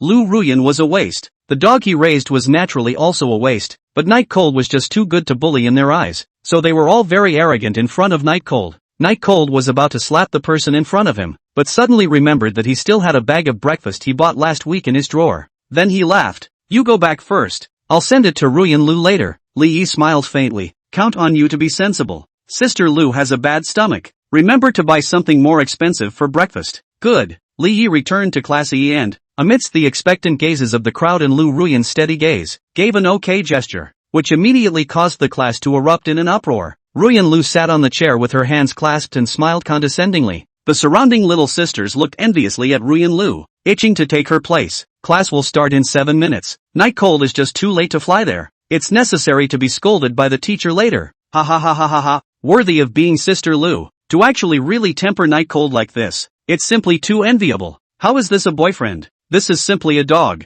Ha ha ha ha ha ha. When someone else called her boyfriend a dog, Lu Ruyan didn't feel angry. Instead, she raised her head even higher. I said that as long as it's my request, it's impossible for Nightcold to refuse, and I'm not afraid to tell you that so far. I haven't let Nightcold touch me, Ruyan Lu said proudly. The people around them asked Ruyan Lu for advice, hoping to find their own licking dog. They were really envious of Ruyan Lu. Every day, you have someone who shushes you, remembers everything about her, takes care of everything she does, and has no complaints no matter how much fun you have out there or how crazy you get. Just then, Nightcold walked into the classroom carrying a large bag of breakfast, and Ruyan Lu gave a condescending grunt and paid no attention to it. However, Nightcold still walked up to Ruyan Lu like a licking dog and placed the breakfast on the table. Why are you so late? Ruyan Lu deliberately pricked, wanting to make Nightcold make a fool of himself in front of everyone, thus highlighting his status. After just less than 3 minutes of time, Nightcold carried the breakfast over. The crowd of Class E did not feel surprised because it must have been Nightcold who had bought it in advance. This was their consensus. Remember, next time you dare to be so slow, I'll just break up with you, and then you can't make up no matter how much you beg. Ruyan Lu was very confident that Nightcold would apologize immediately. However, Nightcold surprised everyone with a cold stare. Do you eat or not? If you don't eat it, I'll take it out and feed it to the dogs. Ruyan Lu was shocked. Nightcold actually dared to talk to himself like this? Was he really not afraid of breaking up with himself? The people around them who were waiting to see the joke were also dumbfounded. Never seen Nightcold talk to Lu Ruyan like this. Before even dare not speak, lazy. Now in the end, what is the situation? Lu Ruyan looked at the surrounding students who were talking. All of a sudden she felt that she couldn't hang on to her face, and questioned, what do you mean by Nightcold? Buying me a breakfast is still an offense to you? If you don't buy it, someone else will. Nightcold said indifferently, then ask someone else to buy it. Then he pointed to the clueless Li Yi. just let him go buy it, he won't be broke, right? Li Yi burst into a rage all of a sudden, slapping the table and rising. What do you mean night cold? Have the guts not to leave after school. I won't break your legs. Li Yi thought that Night Cold would concede like before, yet Night Cold was half afraid and said sarcastically, isn't it just one of Zhang Qian's dogs? Does Zhang Qian know you? Just dare to be so arrogant? Upon hearing this, Li Yi instantly sweated. Could it be that Night Cold knew Zhang Qian? But still, he forced himself to calm down and said, what's wrong with being Sister Qian's dog? Believe it or not, I'll call Sister Qian right now and get you killed? The imagined image that Night Cold would be afraid of still didn't appear. Night Cold just handed his cell phone to Li Yi in full view of everyone. Here, don't you want to make a call? Call now, in front of me. Looking at the phone number on his cell phone that was noted as Zhang Qian's phone number, Li Yi instantly had a hard time seeing his face to the extreme. He is also just a little brother of Zhang Qian's little brother. Just follow the big brother has seen a few Zhang Qian. Never said a word, let alone the phone number. Lu Ruyan was also pupil contraction. She did not think that Night Cold such a small place to come. Actually no, Zhang Qian, that is the big sister of the school. The family power is very strong. How could Night Cold know such a big shot? No wonder he dared to speak to her like this today. Li Yi was only briefly flustered as he realized that the phone number might not be real, as he also had a phone number with the memo name of Zhang Qian, but it was actually the phone number of Shiftless. Seeing Li Ye's look of disbelief, Night Chill let out a cold laugh and directly dialed over without hesitation. Lu Ruyan and Li Ye's hearts were in their throats as they looked at the condition of the cell phone display on dialing. Night Cold so calm. Is this Zhang Qian's phone number is true? When the phone was picked up and Zhang Qian's voice rang out, everyone present shuddered. I can't believe it's true. You have to know that they are different from people like Zhang Qian who have a huge family power. They are just ganging up in the school and just bullying the people in the school. Unlike Zhang Qian, that is playing for real. Night Cold, how did it go? The people didn't run away, right? Zhang Qian opened her mouth and asked. Night Chill? Night Cold didn't say anything, just smiled and handed the cell phone to Li Yi, who backed up in fear, but Night Cold just wouldn't let him go and followed him step by step, nodded his head and signaled the cell phone in his hand. Li Yi didn't dare to open his mouth so he waved his hand back and forth. Night Cold, are you listening? Zhang Qian's voice had gotten a little angry, knowing that Li Yi was a wimp. Night Cold brought the phone to his mouth and said, everything is fine. Well, very well, keep an eye on the person for me, and there will be no shortage of favors for you in the back. Zhang Qian hung up the phone after saying that. Li Yi was so frightened that he sat on the ground, and Night Cold looked down on him from above and said, aren't you going to let Zhang Qian come and clean me up? What? You don't dare to say anything after the phone call? Wimped out? Li Yi was now completely convinced of Night Cold, still not daring to say anything. Night Cold looked at the time. There were still 3 minutes to go before class started, and left the classroom without looking at Lu Ruyan more than once. But before leaving, he still said to Lu Ruyan, you'd better eat quickly, class is about to start. With that, he left with a quick step. Lu Ruyan was instantly in a mood as if the clouds had been lifted and a clear, bright sky was visible. Night Cold still loves himself, otherwise why would he buy breakfast for himself in advance? He also reminded himself to eat quickly. It should be that the matter of looking for other men by himself was known by Night Cold, and now he is in a temper. But in the end, he still cannot let go of her Lu Ruyan. The surrounding students became even more envious of Lu Ruyan. Night Cold this all of a sudden became so powerful, and is Lu Ruyan's licking dog. From now on, Lu Ruyan is not going to walk horizontally in the school? Sister Lu, ask for a cover. Night Cold knows Zhang Qian, and his future accomplishments are definitely not low. Yes, listening to their conversation just now, Zhang Qian seems to value Night Cold.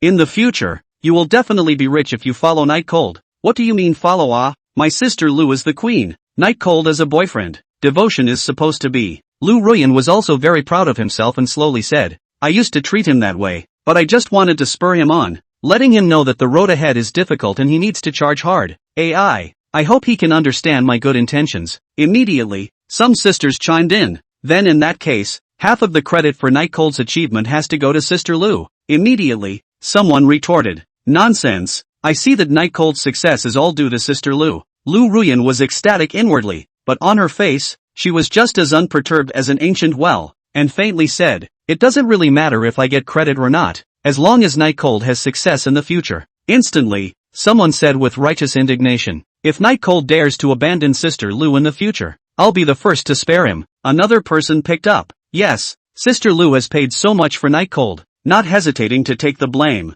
If Night Cold dares to be ungrateful, even if we can't do anything about him, we won't let him have a good time. Lu Ruyan saw the crowd's reaction and felt happy in her heart. A few words, Not only will she previous all kinds of bad spots wash into her good intentions, but also the night cold frame on the fire roast. In the future if the night cold dare not listen to her, absolutely will be verbally attacked. It's pretty much one good news story after another today. Lu Ruyan smiled and opened the plastic bag with breakfast, and when she opened it, she felt that something was wrong. How come this breakfast was so cold? Even if it's been sitting for a while, it shouldn't be warm at all, right? Just as Lu Ruyan unraveled the bag completely. Night cold, the other side. Night chill recorded the words written down by the teacher in his book. Class was already in session and he could imagine what would happen when Ruyan Lu put the bag of breakfast that had been sitting there for a week. Describe it. Rotten eggs and a couple of buns were left for a week in a confined space with an indoor temperature of 25 degrees Celsius or more. That smell is definitely no less than a biochemical weapon. Night cold stopped writing and exhaled. Just remembering that scene, he could already smell the stench. When he looked up, however, he realized that it wasn't just him. Almost most of the people were holding their noses,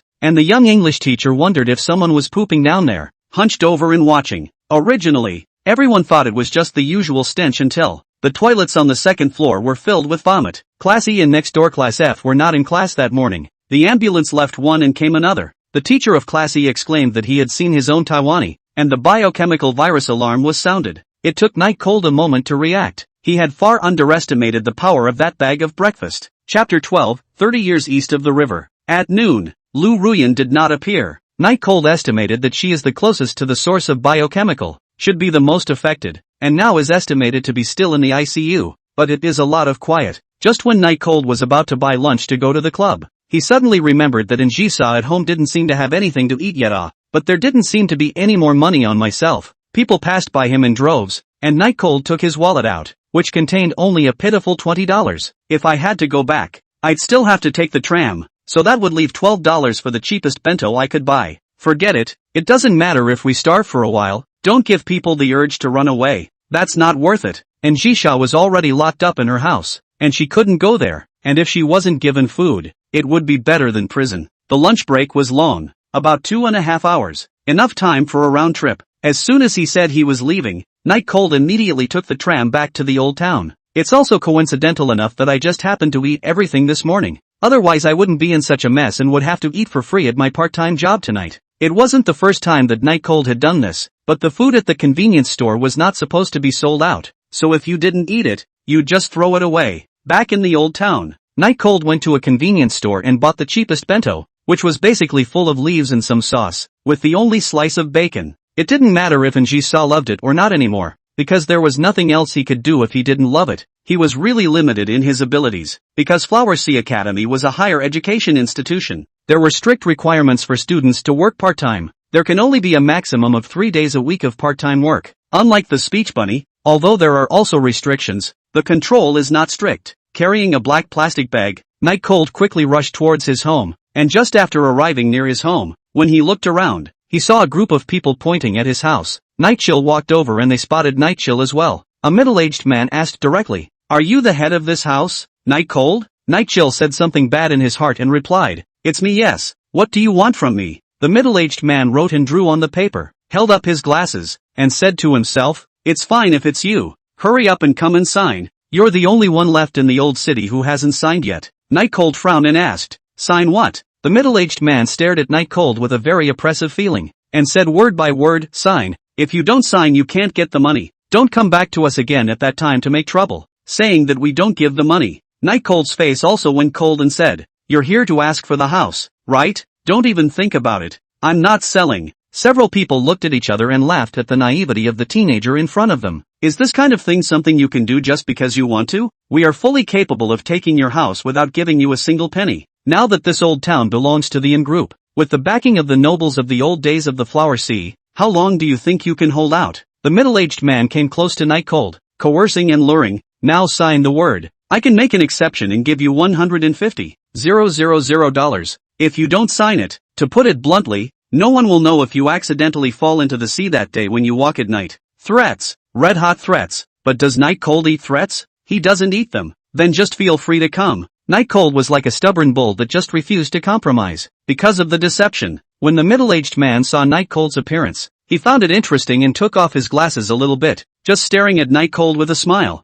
Then he turned back to look at the man in the suit next to him who hadn't said anything all this time. Introducing Night Cold. Do you know who he is? Not interested. Night Cold finished speaking and planned to leave. The middle-aged man raised his voice in the back and said, "His name is Chao Gong. He is the head of the project here. His power is not something you can imagine. No one dares to care if he really wants to do something illegal." Night Cold was silent, and continued to walk forward. The middle-aged man took 2 steps forward and said, "I'll give you one last chance. $300,000. What I said just now is definitely not a threat. I'll give you 3 days to think about it. Whether you live or die, decide for yourself." Night Cold remained silent. The middle-aged man secretly sighed. He didn't expect Night Cold to be so stubborn and completely defy threats. Then, as if he were a pug, he walked over to Chao Gong and nodded his head, saying, "Mr. Chao, how do you think this teenager should be handled?" Mr. Chao's gaze was always searching for something. His face did not look good, and when he heard the middle-aged man ask, he impatiently said, "Whatever it is, wait until we find Missy. If I don't find you again, my life will be in danger." Missy, the pearl of the in family of the old aristocracy and present-day plutocracy, the future successor of the group. Just saying the name can scare people to death. Chao Gong commanded the crowd to search every nook and cranny of the place, but there was never any sign of Missy. Because it was an old city, there was very little surveillance in the alley, which undoubtedly made the search more difficult. Talking about the topic of the great lady, the middle-aged man who had just been untouchable didn't dare to say anything for fear that if he said a wrong sentence, he would appear in the flower bay in the next second. Joel Worker commanded, "Now the main thing is to find Missy. All other things are put aside. These days you can send some people to throw out everything in that kid's house to force him to go. If it really can't be done, when it's empty, then do him. Just do what Mr. Joe says." Seeing the delay in finding someone, Joel Worker scanned the surroundings and couldn't help but complain. "It's dirty." Night Chill returned home. What had just happened was fresh in his mind, and he knew that what those people had said wasn't to scare him, but was true. The sea of flowers is like that. If you have the right, you have everything. Unlocking the door, and Jiza sat inside quietly, as if waiting for him to return. "Didn't eat, did you? I bought you a bento." Night Cold gathered his emotions and put on a normal appearance. "What's wrong with you?" How venomous were in Jisa's eyes. Immediately, she noticed that Night Cold was not right. Night Cold placed the bento on the table and waved his hand. "It's fine, it has nothing to do with you." Looking at the table's veggie bento that couldn't be any more veggie, and Jisa smiled and said, "You don't look like the type of person who gets discouraged when you didn't grab a half-price bento." Night Chill retorted, "What half-price bento? Where can you get a half-price lunch at noon?" "Okay." And Jisa sat up from her chair and gently patted her skirt. "Count on you having a bit of a conscience and knowing to come back." Night Cold laughed. "I forgot. You can call me if you're hungry." Cheap bento is a relatively novel experience, and Jisha reached out to get it, suddenly realized that something was wrong. The hand hanging in midair delayed to fall, meaningfully looking at the Night Cold. Night Cold straightened his back at the look and asked, "What's wrong? Not appetizing?" Although she hadn't seen what bento all looked like, and Jisa could tell at a glance that it would be the cheapest bento in the convenience store, and there was only one serving. "You came all the way back here to deliver my bento, and you don't eat it yourself?" Night Cold had experienced the coercion just now, and coupled with the fact that he now had no food and was being asked about it, he suddenly felt a bit embarrassed and awkward. "The reason I had found was also stuck in my throat, and I couldn't get it out." Halftime. "You eat, I'm not hungry." Just as he was about to leave, he was stopped by Njiza. "Stand still." Chapter 13, How much is a hairpin worth? Night Cold turned around and looked with a puzzled face at Njiza, who called out to him. Njiza didn't say anything. She just opened the bento that was too vegetarian to be vegan, and then divided half of it into bowls, and the only piece of tenderloin inside was also divided into 2 halves. With one operation, 1 bento, which was not much, became 2. It should be too late, right? There's no need to be in such a hurry. Eat before you go to school. Njiza placed her chopsticks on the bowl and angled her head at Night Cold to come over and eat. Night Cold's mood is a bit complicated now, but walked up anyway and started eating. Both were silent. Honestly speaking,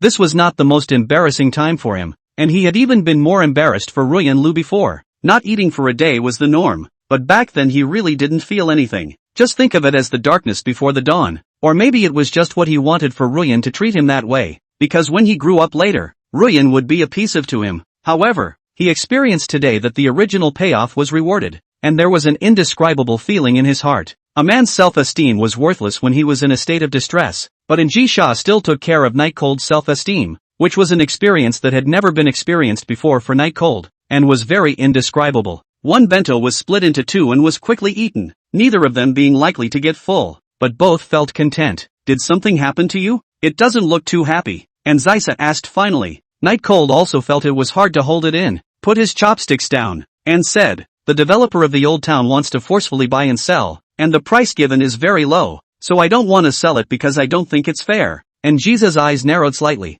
"They forced you to sell?" Night Cold nodded. "They said they were the project manager of some kind of an group, and backed by the nobility of the olden times. I don't quite understand it, but I understand the sea of flowers. Power is everything." And Jisa thoughtfully put her chopsticks down and gracefully wiped her mouth. "They threatened you, didn't they?" Night Cold was a bit surprised. Why wouldn't Jisa know? Could it be that his face was really hard to see to that point? He let out a long breath and smiled bitterly. "Yeah, and it looks like it's ready to just kill me. What are you going to do?" And Jisa asked, staring at Night Cold with interest. "Let's see if I have the ability to resist when the time comes. If I can, of course I want to resist, but if I really can't, then forget about it. Those people don't seem to be joking when they say they're going to sink me into the sea. Night Cold is not little cute. Stick through it is good. Really can not even if. Life is the most important, and the kind of power of the people die for their own no good. So it depends on the system can open what things to." And Jisa turned her ascetic and high-cooled face toward Night Cold and seductively said, "If I can help you solve this matter, you'll listen to me in everything you do from now on. How about it?" "You?" Night Cold held back a laugh. "I thank you in advance for your kindness, but there's really no need. Seeing that you should be a local of the Flower Sea, you wouldn't be unaware of what the Zaibatsu stands for, right?" And Jisa, however, did not half waver and continue to ask, "Just say whether you are willing or not." "No, I don't want to involve you in this," Night Cold said decisively, looking at the time is still abundant, did not rush to leave. And Jisa's head was full of speechless question marks. What was wrong with this person? 3 demands. "I'll help you solve this matter, and you'll promise me 3 demands. And Jisa retreated and said, "But is this a matter of request?" This is the Night Cold is worried about in Jisa and the show of force thing. And Jisa looks so beautiful. It is not going to be intended to. Don't you mess around. If my house is gone, it's gone. Don't get yourself hitched, Night Cold said seriously. And Jisha was completely convinced, waving her hand at Night Cold. "Too lazy to care about you. Hurry up and go. Remember to go to the school's infirmary to look at the brain, where healing is free. It's very suitable for you." Night Cold didn't understand why Jisa was suddenly angry, but it was indeed time to go to school. "I'm leaving. I'm going to a part-time job after school today, so I'll be back later." Night Cold got up and was about to leave, but was called back by Jisha. Night Cold turned around in confusion and asked, "What's wrong? Is there anything else?" Only to see Jisa, who was as holy as a goddess descending into the world under the sunlight, removing a hair clip from her flawless hair. This hair clip has a black jewel in the center and is beautifully decorated on the outside by black and gold butterfly wings. The gemstones are crystal clear, so much like the body of that butterfly, and the material of the wings looks very substantial, and it doesn't look half bad with the gemstones. "Take it." And Jisa handed the hairpin to Night Cold. Night Cold was a bit puzzled as he took the hairpin, with a very strong scent still lingering on it, and asked, "What are you giving me the hairpin for? Could it be for me to put it back on for you, without the hairpin?" And Jisa looked even more refreshed, holding her hands and saying, "Don't go back to your part-time job. You'll find a place to sell this after school and buy me some clothes and some better ingredients." Night Cold mouth corner pumped. "Hand this thing, although it looks very beautiful, texture excellent, but also is a certain treasure 99 package level. This out to sell. It's a bit humiliating, isn't it? How much was it when you bought it?" Night Cold asked. He was still afraid that he would look away. After all, he knew nothing about these things. Without hesitation, and Jisa answered, "I don't know." "Ha, I don't know. I didn't buy it." "Then how do you know it's worth anything?" "I think it's worth $9.09 at the most." And Jisa had a look of a little cutie expression as she looked at Night Cold, crossed her legs, and said, "If you want to like working part-time, then just find a place to throw it away. I won't stop you." Night Cold carefully surveyed the hairpin in his hand for a moment, then clutched it in his hand. "How could I possibly like working part-time? I only like to study. I'll find a place to ask for a price after school." And Jisa blushed a little better at that. Night Cold took all the plastic bags on the table with him when he left, leaving only the clean and dry room and Jisha, watching Night Cold leave. And Jisha looked her gaze out the window. These people are really bold in doing their work. They are actually so blatantly corrupt. Killing intent surfaced in Jisa's eyes. In fact, it's not that she didn't know about the things that these people from Chaogong did in the past, but after all, the Yin family is black and white, and it's still normal to use these tactics, and she doesn't want to care. But this time, it made her feel angry. Especially the slightly embarrassed figure of Night Cold just now made her feel that even if she sunk everyone involved in this matter into the sea, it wouldn't be able to relieve her hatred. And Jisa leaned back in her chair and spun around. "Night Cold, You said yesterday that if you find the treasure hidden in the old city center, you will be able to reach heaven in one step. One day you will know that you actually found it a long time ago. And Jisa slowly said to herself. Chapter 14 The truth comes out. Who really cursed first? Night Cold put the hairpin in his pocket and hurried back to school. When he passed by Class E, he saw Lu Ruyan sitting inside the classroom with a very ugly face, and he only felt a sense of relief. Just as he was trying to leave, he turned around and suddenly bumped into someone. The other party was very light. It should be a girl. Night Cold rushed up and pulled the girl up. Excuse me, are you alright? The girl stood up in slight pain, patted the dust on her skirt, and was just about to say something when she saw something shiny on the ground, and she reached right down and picked it up. Surprised, this is your stuff. Ha, this girl Night Cold recognized. She is Lu Ruyan's side of the only character still passable people, named Chen Xiao. Night Chill shrugged and replied, sort of. Why, do you know what this is? This. Chen Xiao held it in his hand and looked at it repeatedly, his expression clouded with both shock and disbelief. Does this hairpin really have any origin? Taking this opportunity, Night Cold also wanted to know if this hairpin was really worth something, although it was unlikely. But what if? Chen Xiao had looked at it for half a day, hiding it and looking at the sun, but she just didn't dare to jump to conclusions, and when she heard Night Cold ask about it, she could only say that she was unsure. I've seen hair clips of this style in magazines that look exactly the same, and I've heard that the gemstone set in them is a violet jade from Burma. It's just that the texture is so mellow that it looks like black. Night Cold wasn't half shocked, listening to Chen Xiao's description. Then this thing was 100% fake.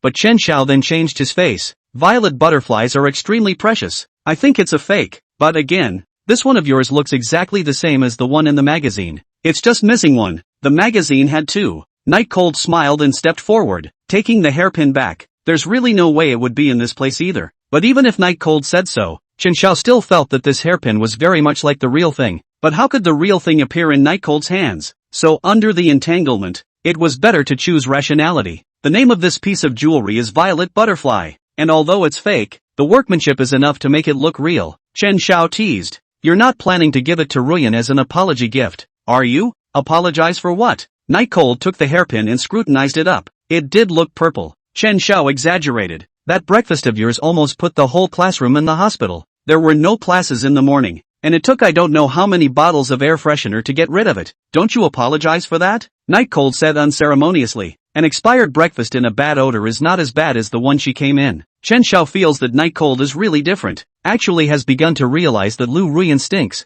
although she is Lu Ruyan's friend. But it is difficult to think that Lu Ruyan is a decent person. Let me take a picture of the hairpin. I'll appraise it for you. Chen Xiao took out his cell phone and took a picture of the violet butterfly in Night Cold's hand. Night Cold didn't refuse, because if he could find a buyer along the way, then everyone would be happy. Before Chen Xiao left, Night Cold couldn't help but ask, Chen Xiao, if it's a fake, how much do you think it can be sold for at this color? You're selling it? Chen Xiao was surprised. I thought you were going to give it to Ruyan. Night Cold explained. I'll just ask about the value. Chen Xiao came to a realization and speculated that the violet butterfly should not be bought by Night Cold and wanted to give it to Ruyan Lu, but was embarrassed if the value was too low, so he asked himself. Thinking clearly about this, Chen Xiao said, if it's true, if there's a pair, then it's estimated to be tens of millions of dollars, but if it's one, the price will be greatly reduced. I don't know exactly how much. Night Cold was speechless. Do you think this could be real? You can just directly say how much the fake one costs, and tens of millions of dollars, making me think I'm going to be a rich man soon. Chen Xiao patted his head, feeling a bit foolish. According to this quality of yours, although it is a fake, there will be people who will buy it, and if they come across the ones they want, I estimate that it can go up to tens of thousands of dollars. Chen Xiao said with certainty. 10,000? Night Cold rubbed his thumb back and forth across the smooth gemstone surface, amazed in his heart. Such a small hairpin, second-hand, can actually be tens of thousands of dollars, and it's still fake. At this moment, Night Cold began to wonder about Anjisa's identity. Is she really an Old Town resident? Why is a random hairpin worth so much? It would take a middle-class family to afford it at least, right? Is Anjisa hiding her identity? Thanks a lot. I'll buy you dinner later. Night Cold was just about to leave when Chen Xiao called Night Cold to a halt. What's wrong? Chen Xiao said to Night Cold with a serious face. Night Cold, you have to hurry up and pull Ruyan's heart back. You can't do anything as spirited as what you did today, or you'll probably lose Ruyan forever. Night Cold glanced at Lu Ruyan, who was exuding uninviting presence in the classroom, and asked, what's wrong with her? Chen Xiao said, Ruyan, she's always been insecure, so she's been looking for a mountain that she can rely on. She's already targeting someone now. I heard that it's the son of a certain project manager of the In Group. In Group? Night Cold suddenly thought of Xiao Gong. It couldn't be such a coincidence, could it? Even though you're no match for the one Ruyan is falling back on, you're somewhat powerful now, and you're good to Ruyan, so I hope you'll put some effort into recovering Ruyan. Just then, the class bell rang. Chen Xiao ran into the classroom, and turned back when he was at the door. Try to be as romantic as possible when giving gifts. Night Cold also followed the class bell and headed for his class. He tucked the hairpin into his pocket and put it away properly this time before taking his hand out. And after learning the value, Night Cold's heart was in the right place. As for giving it to Ruyan Lu, to please Ruyan Lu, dream on. Returning to the classroom, the people inside looked at Night Cold with ill gazes. After all, Night Cold had scolded too hard this morning. General people really don't dare to provoke him in. Xin Shui was already disappointed in Night Cold when she saw him turn his head away. Now she even felt that liking Night Cold was a disgusting thing, but she just couldn't control her emotions, and she still had that love for Night Cold that made her helpless. The two Xiaomei, the originators of all this, were looking at Night Cold and snickering. Night Chill sat back in her seat. The sight around her she was oblivious to. Get the book out. The first class is an information security class that will put some procedures on the electronic board and then go to the practicals. When everyone had their books out and ready, the electronic version appeared on screen. However, what was shown on the electronic version was not the operation process but the screen of Class C. Just when everyone started to wonder, the scene shows Night Cold walking into the classroom. The accompanying video makes its first sound. Dead licking dog. Can't lick for the rest of my life. Ha ha ha ha ha. Being green. Selling a kidney to buy a gift for his girlfriend. Ha ha ha ha ha ha ha ha. Ha ha ha ha ha ha ha. Chapter 15, Collapsed Qin Shui. No one expected such a thing to happen, and they all stared at the electronic blackboard in dismay. Qin Shui just wanted to scold whoever the prank was, but looking at the electronic blackboard where Zhang Mei and Zhao Yu were abusing and mocking Night Cold, her face gradually started to turn white and her mind went blank. Zhang Mei and Zhao Yu's curses were also too unpleasant. They actually insulted Night Cold like this. They even brought the whole class to mock Night Cold. It would have been natural for Night Cold to break out and return the favor by talking back in this situation. Instead the video had played to the point where Qin Shui listened to Zhao Yu's side of the story and started lecturing Night Cold. Looking at herself as she threw Night Cold's textbook on the ground, Qin Shui averted her eyes, feeling deeply disgusted by this behavior of hers. Why would someone who was a seeker of fairness himself do such a thing? How aggrieved should the wrongly accused Night Cold be at that time? The whole class kept their heads down, and Qin Shui angrily walked up to Zhang Mei and Zhao Yu and loudly questioned, "Didn't you guys say that you didn't insult Night Cold? What's with the video? Why did you lie?" Zhang Mei lowered her head and whispered, "We were just joking." Joking? Qin Shui laughed. "Do you realize how much of a psychological shadow your so-called joking will cause to Night Cold?" Zhang Mei was completely flustered. She didn't realize that someone had actually filmed the morning's events, and it was even released on this occasion. Isn't this killing them? Qin Shui was very authoritative in the class. He and Zhao Yu were already not popular in the class. If Qin Shui didn't take care of them in the future, then in the future they would really have no way to mix in the class. Squad leader, I won't dare to do it again. Just forgive me this time. Zhang Mei apologized. Forgive you? Qin Shui was filled with helplessness. What qualifications did she have to forgive? She was all the one who needed to be forgiven. Compared to the two Zhang Mei Zhao Yu, she had done the most harm to Night Cold. She clearly should have been the one to administer justice, but she listened to the two men's side of the story and flattened Night Cold. When Night Cold needed her help the most, she stabbed Night Cold instead. How helpless did Night Cold have to be at that time?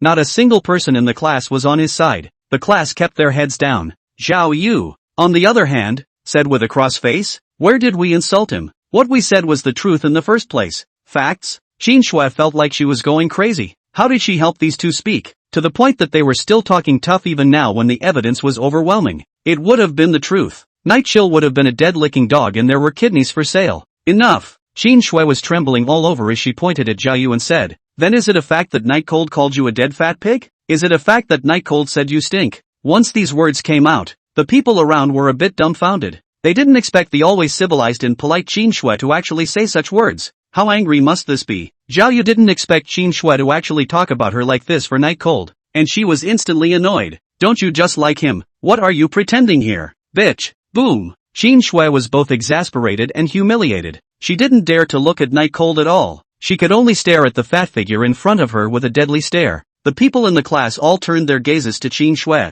They were truly shocked. I didn't expect the class president who had scolded Night Cold to death in the morning to actually like Night Cold. This was simply too unexpected, but also can understand. After all, although the Night Cold is not much money, but handsome, dedicated, and learning out of the results has also been at the top. There are girls like his normal. Everyone felt sorry for Qin Shui. After this kind of thing happened, it was definitely impossible for her to have something with Night Cold when she wanted to. Qin Shui's fists clenched and she quietly glanced at Night Cold, realizing that Night Cold was not paying attention to this farce at all, but was quietly reading a book, her eyes never falling on herself. Her heart was aching. There is nothing more hurtful in the world than the ignorance of someone important. Looking at Zhao Yu, who raised her head high in the air in front of her and was full of defiance, Qin Shui's heart gave birth to an unprecedented hostility, wanting to give this fat pig a slap in the face, but in the end she didn't do it. She was class president and she needed to lead by example. I will tell the homeroom teacher about this matter one by one. After saying that, Qin Shui returned to her seat. Zhao Yu grunted defiantly and sat down, but inwardly, she was still a bit afraid. After all, Qin Shui's father was the school's leadership. If they were really targeted, then they would probably be expelled from the school. Qin Shui sat in her seat, rummaging through the drawers for a book, but after messing up the neat drawer, she didn't find the book she was looking for, or rather, she didn't even know what she was looking for. Her mind was all about Night Cold. She must apologize to Night Cold, fighting to gain his forgiveness, even if it meant beating her and scolding her. She would never complain. Qin Shui messed up the drawer, failed to take out a book, impatiently pushed all the books into the drawer, and then covered her face, not knowing what she was thinking. Suddenly, footsteps sounded, and judging from the distance, it was Night Cold. Qin Shui slightly flanked her face and was a little surprised to see that it was Night Cold who was walking towards her. It's like what I just said, whether it's a beating or a scolding, she can take it. However, Night Cold didn't pay attention to Qin Shui at all, and simply passed by her. His expression remained normal, and his demeanor didn't change half a bit, as if what had just happened had nothing to do with him. Qin Shui's expectant expression froze, and her entire body froze, just watching Night Cold's back toward the information classroom. Still, nothing hurts more than the ignorance of someone who cares. Qin Shui feels her heart breaking. She had never had the chance to speak her mind to Night Cold in her own life, and she had ruined everything. In the morning, actually helping her classmates was secondary. The main thing was that Qin Shui felt that the teenager she liked had changed, and that was the reason why she was so furious, regardless of the greed. However, after knowing the truth, she realized her prejudice against Night Cold, a person from a small place. Surprisingly, she subconsciously felt that she was doing this for the good of Night Cold, to temper him to a state worthy of her. She felt that Night Cold should be thanking herself, but never thought that there is nothing wrong with Night Cold. The one who has problems is her. It was her prejudice against Night Cold's identity that caused this irreparable accident. The more Qin Shui thought about it, the more angry she became. She stood up and slammed her books on the table with a brain. The huge reaction force shook the books and also attracted the eyes of the whole class. It's fine if you guys don't speak up for Night Cold when he's being bullied. Why don't you guys speak up when I misunderstand Night Cold? Could it be that watching Night Cold be wronged could make you guys feel happy? The class is silent. Chapter 16, Violet Butterflies Are Real? Walking alone on the road to the information classroom, Night Cold didn't create any waves in his heart about what had just happened because he didn't care at all. Whether it was Zhang Mei, Zhao Yu, or even Qin Shui, he didn't care. Apologize or curry favor. It didn't matter. He didn't want to care. With this thought, Night Cold stepped into the information classroom. During class, Qin Shui had been trying to find a chance to apologize to Night Cold, but she could never find an opportunity to do so because no matter how much she struck up a conversation, Night Cold ignored it, which frustrated her. Night Cold, I'm sorry, I really didn't know that they would be so excessive. Qin Shui purposely sat next to Night Cold and apologized in a relatively low voice, so that only Night Cold could hear it alone. Night Cold played the game on his own, ignoring Qin Shui. Qin Shui came closer and said anxiously, Night Cold, I will make it up to you. Don't be like this, okay? I'll tell the homeroom teacher everything about the two Zhang Meis. You'll definitely get justice. Hearing these words, Night Cold finally reacted. Late fairness is worthless. After Night Cold finished speaking, he no longer paid any attention to Qin Shui. No matter how Qin Shui chimed in, it was useless. Seeing this determined look of Night Cold, Qin Shui's really regret wanna go jump off a building. If he had reached out to Night Cold when he needed help the most, he would have been a friend at the very least by now. Available at. There are no pills of regret in this world. On the other hand, Class E, which was in gym class, went into break. Ruyan Lu sat on the steps and kept cursing Night Cold. That bastard Night Cold. To actually bring something that stinks so much to me. It's simply unforgivable. Lu Ruyan's face was extremely ugly, and even now she still had that stench on her. It was unbearable. The little sister next to her chimed in. Yeah, Night Cold went too far this time. Sister Lu, you must not let him off the hook this time. Someone wondered. Did Night Cold know that you were hooking up with someone else, Sister Lu? Otherwise, Why did he suddenly become so cold? Not only did he not give you Sister Lu any face at all in class, but he also gave you the breakfast that had been sitting there for who knows how long. Lu Ruyan thought about it carefully and felt that this person was right. Sneering, so what if I know? Do I still need his consent to do what I do? Just by virtue of his night cold, he is also worthy of my Lu Ruyan?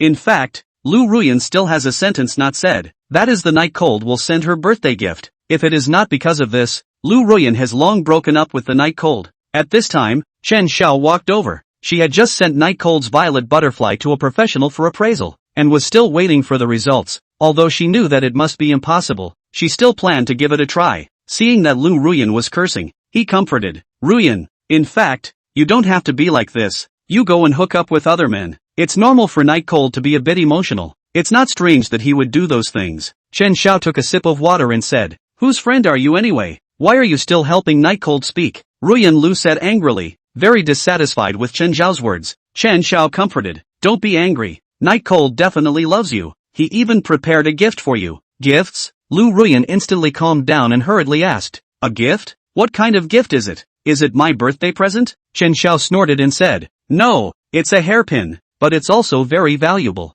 Hairpins? Ruyan Lu instantly lost interest. She only wanted things of high value. How much could a hairpin be worth? The surrounding people also showed disdainful expressions. Chen Xiao was a bit embarrassed, and then thought whether it would be better to take out the violet butterfly and show it to Lu Ruyan. Here, Ruyan, look, even though it's a fake, it's really pretty and worth more than $10,000. Chen Xiao came closer to Ruyan Lu and enlarged the violet butterfly on the photo. Hearing that it was a fake, Lu Ruyan's brows were furrowed to the bottom, but hearing the last statement that it was worth $10,000, her interest was once again piqued. The surrounding little sisters all gathered around and looked at the picture of the violet butterfly on Chen Xiao's cell phone. They all exclaimed, it's so beautiful. This gemstone luster is not yet also still bright, right? And the shape has the beauty of irregularity. Unlike those $9.9 package ones, where every side is exactly the same. Yes, the gems are indeed gorgeous. Night Cold is still somewhat sincere. Lu Ruyan snatched the cell phone into her hands and carefully examined it, also thinking that the violet butterfly in the photo was very nice.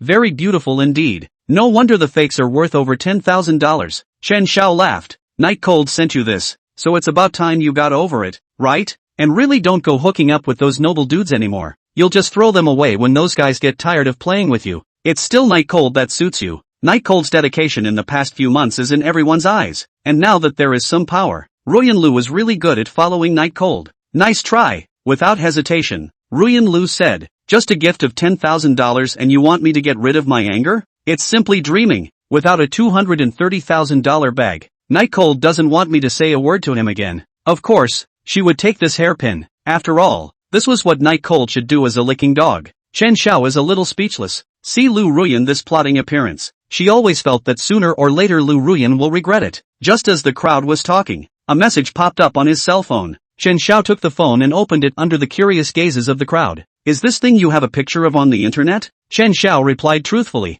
No, what's wrong? A message was immediately sent over there. This violet butterfly is real. Honestly, where the hell did you come from? Seeing these words, Chen Xiao's hands trembled. She actually didn't see it wrong. The violet butterfly in Night Cold's hand was actually real. She raised her head in surprise and realized that Ruyan Lu was also looking at her with an incredulous expression. The two men looked at each other, but just neither one of them uttered a word, because it was just too much of a shock. He said, this violet butterfly is real. Chen Xiao said with a trembling voice. Ruyan Lu got excited and grabbed Chen Xiao's shoulder. How much is it really worth? She didn't care where Night Cold got it from. She only knew that the fake ones were only 10,000. If they were real, it must be a sky-high price, Chen Xiao estimated. Violet butterflies come in pairs. A pair costs millions. A single one will cost much less, but at least it's millions. Under Lu Ruyan's expectant eyes, she slowly raised her index finger. Ruyan Lu guessed. 100,000? Chen Xiao shook his head and Ruyan Lu guessed again.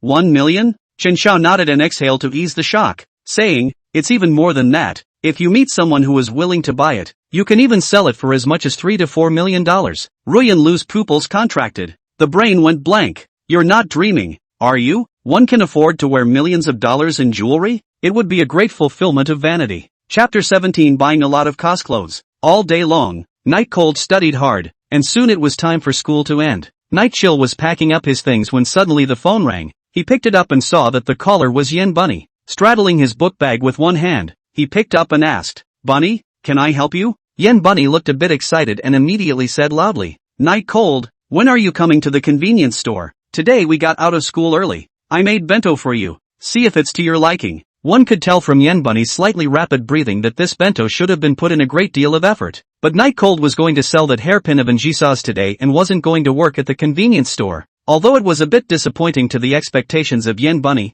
Night Cold still said, Bunny, I have something to do today, so I won't work part-time. Can I do it next time? Speech Bunny's passion was instantly doused, and it was only after a long time that she pretended to be fine that she replied, That's fine, but is it really okay if you don't come to the convenience store to work part-time today? You only have a few days a week to work part-time. It's okay, thank you and thoughtful to remind me. Nightchill walked out of the school gates and headed towards the affordable mall. Aha! Yen Bunny hung up the phone ahead of time, because she was afraid that Night Cold would hang up the phone in the next second. That was a sign of not caring about her. Speech Bunny looked at her carefully prepared bento and was a little lost. And the conversation just now was so official, like a conversation between people she didn't know, that it made her a little uncomfortable inside. The bell rings. Welcome to. Night Cold headed to the affordable mall with the violet butterfly given by Njisa to see if it could be sold at a good price. And then he could also buy some change of clothes for Njisa and eat much better. At least he wouldn't be in too much of a predicament during the time he had Zhang Qian's money. Walking on the road,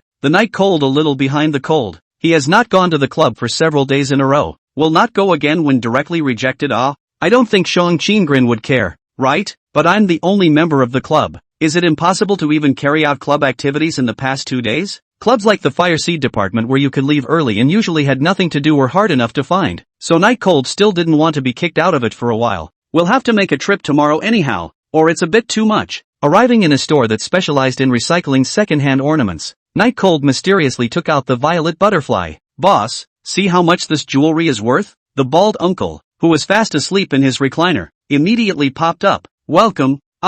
Selling or buying? Night Cold wasn't talking, just handing the hairpin over. The balding uncle put his glasses on and didn't take them. Instead, he was gathering his eyes on Night Cold's hand and kept looking at it. Originally it was not taken seriously, but as the balding uncle watched for a longer period of time, his attitude changed more and more, but still no words were spoken. Night Cold had no bottom in his heart. After all, Chen Xiao was still relatively amateur. Her judgment was not accurate. This violet butterfly was not only secondhand, it was even still fake. Can this be sold? If I had known, I would have asked Bunny to tell him that he had to go to work later. And now, if they didn't accept it, I wouldn't even be able to eat today. Just as Night Cold was messing with his thoughts, the bald uncle's behavior was getting weirder and weirder. From time to time, he used a magnifying glass to look at it, and from time to time, he flipped through the book, and his movements became more and more exaggerated, and he didn't even care if he bumped some of the materials over. Boss, what are you doing? Night Cold inquired curiously. The bald uncle scratched his head.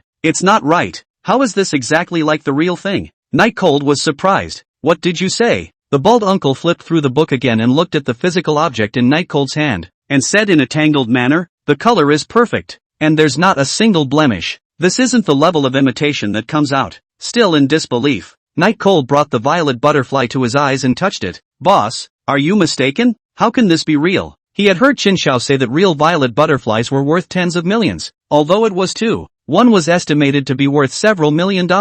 How could such a valuable thing be in his hands? It's simply impossible. This thing comes from Njisa. If the jewelry Njisa casually wears on her head is a few million, then the strength is not much greater than Zhang Qian. Would Zhang Qian still dare to let herself be kidnapped? So there's absolutely no way that's true. The bald uncle saw that although Night Cold was handsome, there was nothing that looked like a rich man in his body, and he didn't quite believe that this thing was real, but he really couldn't find where the fake was. If fakes can be made to be as good as the real thing, what's the point of playing business? How about this? Little brother, I'll take it for appraisal, and you come get it in a few days? The balding uncle explained. After all, the stuff is too expensive, and I really don't dare to put a price on it without a professional instrument to identify it. Night Cold was a bit torn and said, but I'm in a hurry to use the money today, not to mention myself first. At home Njisa spends even more money. The intimate underwear can be recycled, but it's impossible for Njisa to wear whichever clothes she wants for days, right? The bald uncle lifted his glasses, touched his chin and said,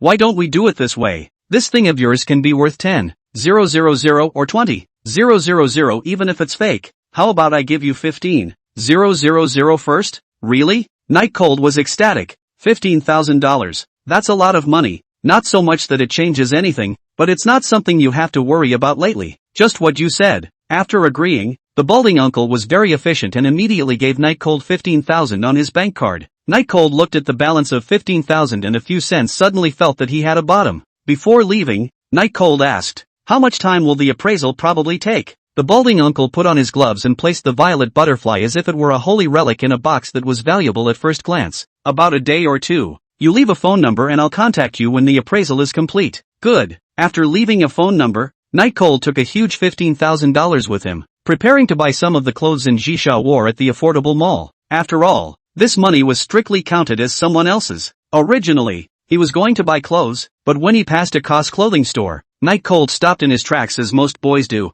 looking at a wide range of strange clothes inside. Night Cold unconsciously floated in his mind the picture of Anjisa wearing these clothes. Buy a few pieces, maybe people are good at it? Night Cold seriously considered for Anjisa, understanding that Anjisa would most likely have needs in this regard. Night Cold no longer hesitated and directly walked in. Nurse uniforms, sailor uniforms, bunny girls, cat-eared ladies, they all feel like they fit her, so she should like them all too, right? Anyway, there's money, buy a few more. Including the above, there were several other costumes that were all bagged by Night Cold, and of course stockings. Spent more than 1,000 out at one time. Night Cold do not feel heartbroken, because this is after all Anjisa's money. They buy things must be from the point of view of Anjisa's use to consider. It's still worth the money. Chapter 18, Revenge on Ruyan Lu. Of course, Night Cold also bought a lot of normal clothes. After all, it was still necessary to give Anjisa the right to choose. Then after going to buy many more fresh vegetables and meat foods, Night Cold was ready to go home. What a rewarding day. While waiting for the tram at the platform, the phone rang again, and Night Cold thought it was Anjisa waiting impatiently, but it turned out to be Lu Ruyan when he opened it. "What do you want again?" Night Cold didn't hesitate and directly picked it up. After the phone was connected, Lu Ruyan's tone was rare and gentle. "Night Cold, where are you now? I've been waiting for you in front of the school for half a day. Why haven't you come out yet?" Night Cold didn't find it strange. When Ruyan Lu had something to beg him, it was always in this tone, only this time it was a little better. "What are you waiting for me for? I left a long time ago," Night Cold said in a calm tone. "What?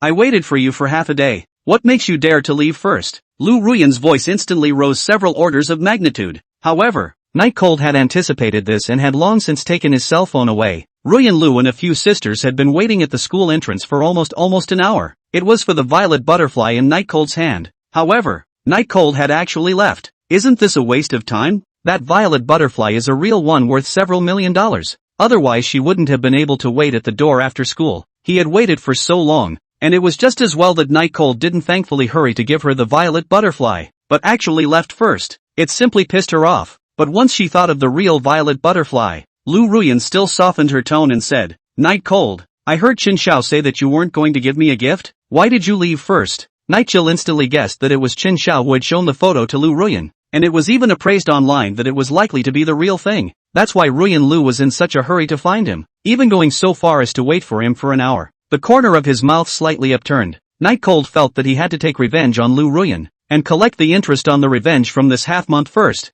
"Ruyan, sorry, that violet butterfly, I'm going to sell it. I'll buy you a gift later, okay?" Night Cold said as he leaned against the lounge of the tram platform and looked at the light rain outside. "Sold? How much?" Lu Ruyan instantly became anxious. There was a good chance that thing was real, but Night Cold was bound to be slaughtered if he didn't know. "Hooked." Night Cold difficult to say, "I just asked. The boss said this fake color is very good. Said I can spend 100,000 to acquire. I feel that I met a little cute. I feel like I've met a little cutie. After selling it, I'll buy you a present." 100,000? Ruyan Lu started to get excited. The owner of the second-hand jewelry store has a very sharp eye. If they can give it $100,000, then they definitely see that the violet butterfly is real. Otherwise, he would never be able to give such a high price. "Night Cold, you mustn't sell it. Just give it to me. I don't even want the birthday gift." Lu Ruyan came close to the phone and said in a warm voice with a bit of excitement. Night Cold was a bit dumbfounded. At this time, Lu Ruyan actually still thinking of whoring? That's gonna take some serious medicine. How can that work? "Ruyan, you have such a noble status. How can you use second-hand stuff? And I'm also short of money right now, so selling it is the best option," Night Cold said in a sincere tone. Lu Ruyan was so anxious that she almost crushed her cell phone. "This is several $1,000,000 worth of jewelry. How can you sell it at a loss like this?" "Night Cold, you listen. This jewelry I really like. You give it to me. Today you come to the hotel near the school. I can give you my body, how about it? Lu Ruyan seduced. With this move out of the way, she thought that Night Cold would definitely agree. After all, licking herself that much, she must have coveted her body for a long time. Millions are nothing compared to a body. However, Night Cold sighed, pretended to stand up, and said urgently, Ruyan, I won't talk to you first. The boss is coming out. I have to sell the violet butterfly in a hurry. Otherwise who knows if the boss will backtrack. Then he hung up the phone at the sound of Ruyan Lu's shouts. Your body is too disgusting to give to my old man. Night Cold sat down again amidst the curses, and not to his surprise,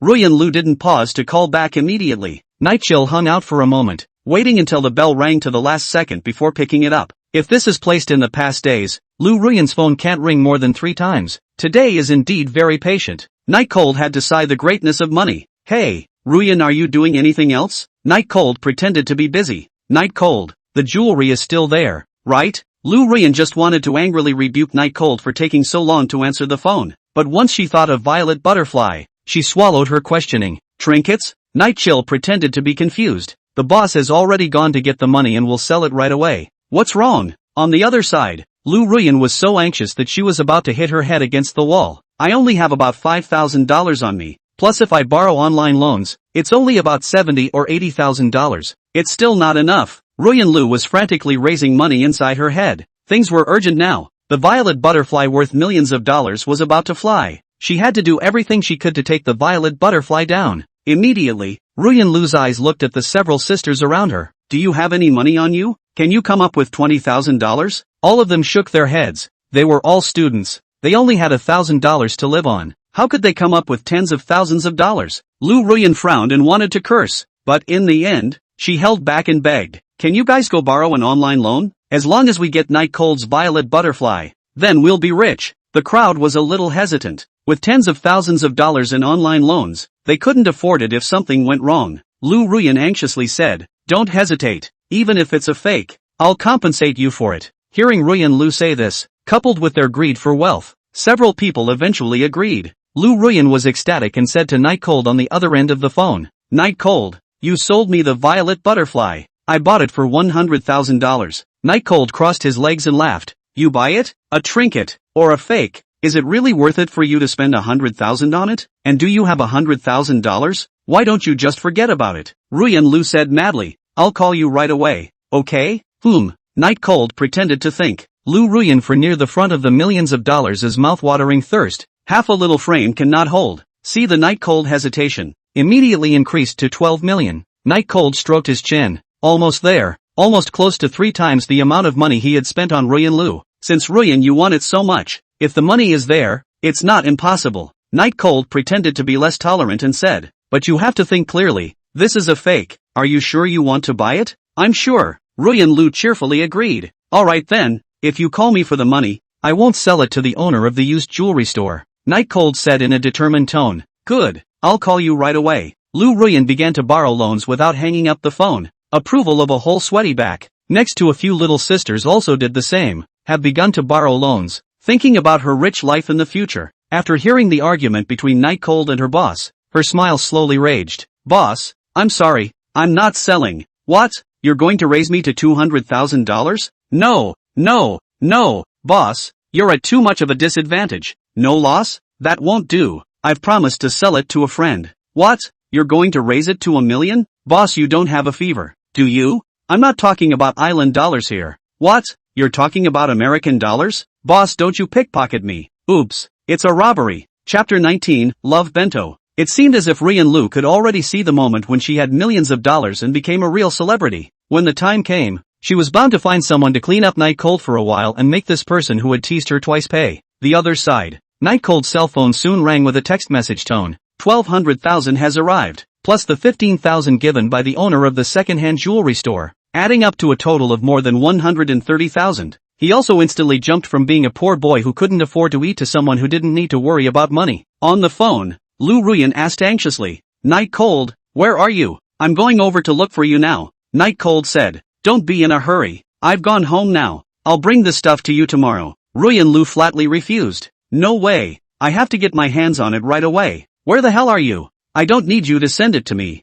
I'll just come to you. Just short of the final kick. How could Ruyan Lu let this matter come out again? Night Chill said helplessly. Okay, Okay, I'll mail it to you, okay? It should be here tonight. Although Lu Ruyan was anxious, she knew that she had already paid for it and that Night Cold didn't recognize the violet butterfly. Plus going to get it herself might not be as fast as mailing it, so she agreed. Okay, then hurry up. Love you. Ruyan Lu ended up planning to give Night Cold a bit of motivation. Hanging up the phone, Night Cold stared at the phone with a disgusted face, and after a cold laugh, he headed towards the second-hand jewelry store he had just been in, and spent $20 to buy the exact same one, and mailed it to Lu Ruyan again. This is not his fault.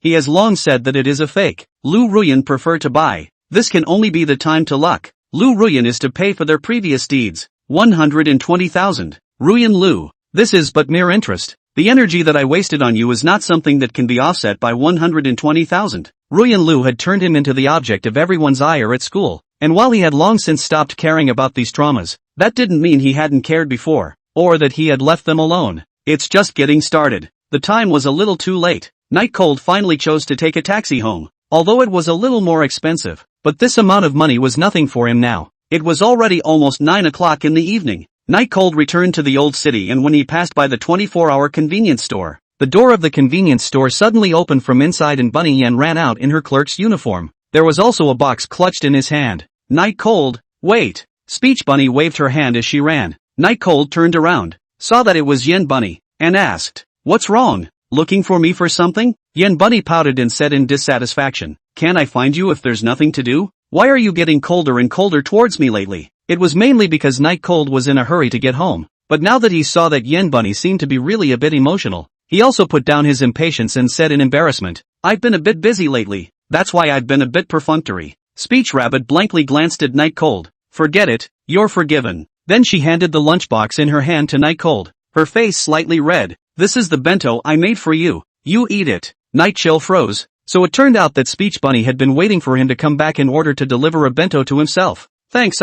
I will definitely eat it." Night Cold took the bento in the hands of Yen Bunny and was still very happy. After all, no matter what, this is a girl's heart and soul, to be able to feel cared for. Speech Bunny glanced her face shyly elsewhere and blushed. "Be sure to eat it. Oh, and tell me if it's not done well anywhere, so I can modify it for your future bento." Night Cold holding the bento in his hand. Mood mixed. Say not moved is false. Speech Rabbit so heart bento. The box is also affixed with the label of love. But he really had no intention of being in going for a relationship. Speech Bunny's face was already red. "I'm afraid I'll have to spontaneously combust if I stay any longer," and said, "Don't think too much. It's just that we need to help each other because we're all the same. Bye-bye." After saying that, he returned to the convenience store and apologized to these customers waiting for the checkout before sneaking another glance at Night Cold and started working. Night Cold turned around and smiled slightly. It felt really good to be liked. Back home, unlocked the door, pushed the door is a fragrance. That is the smell of Njisa body. I did not expect just one day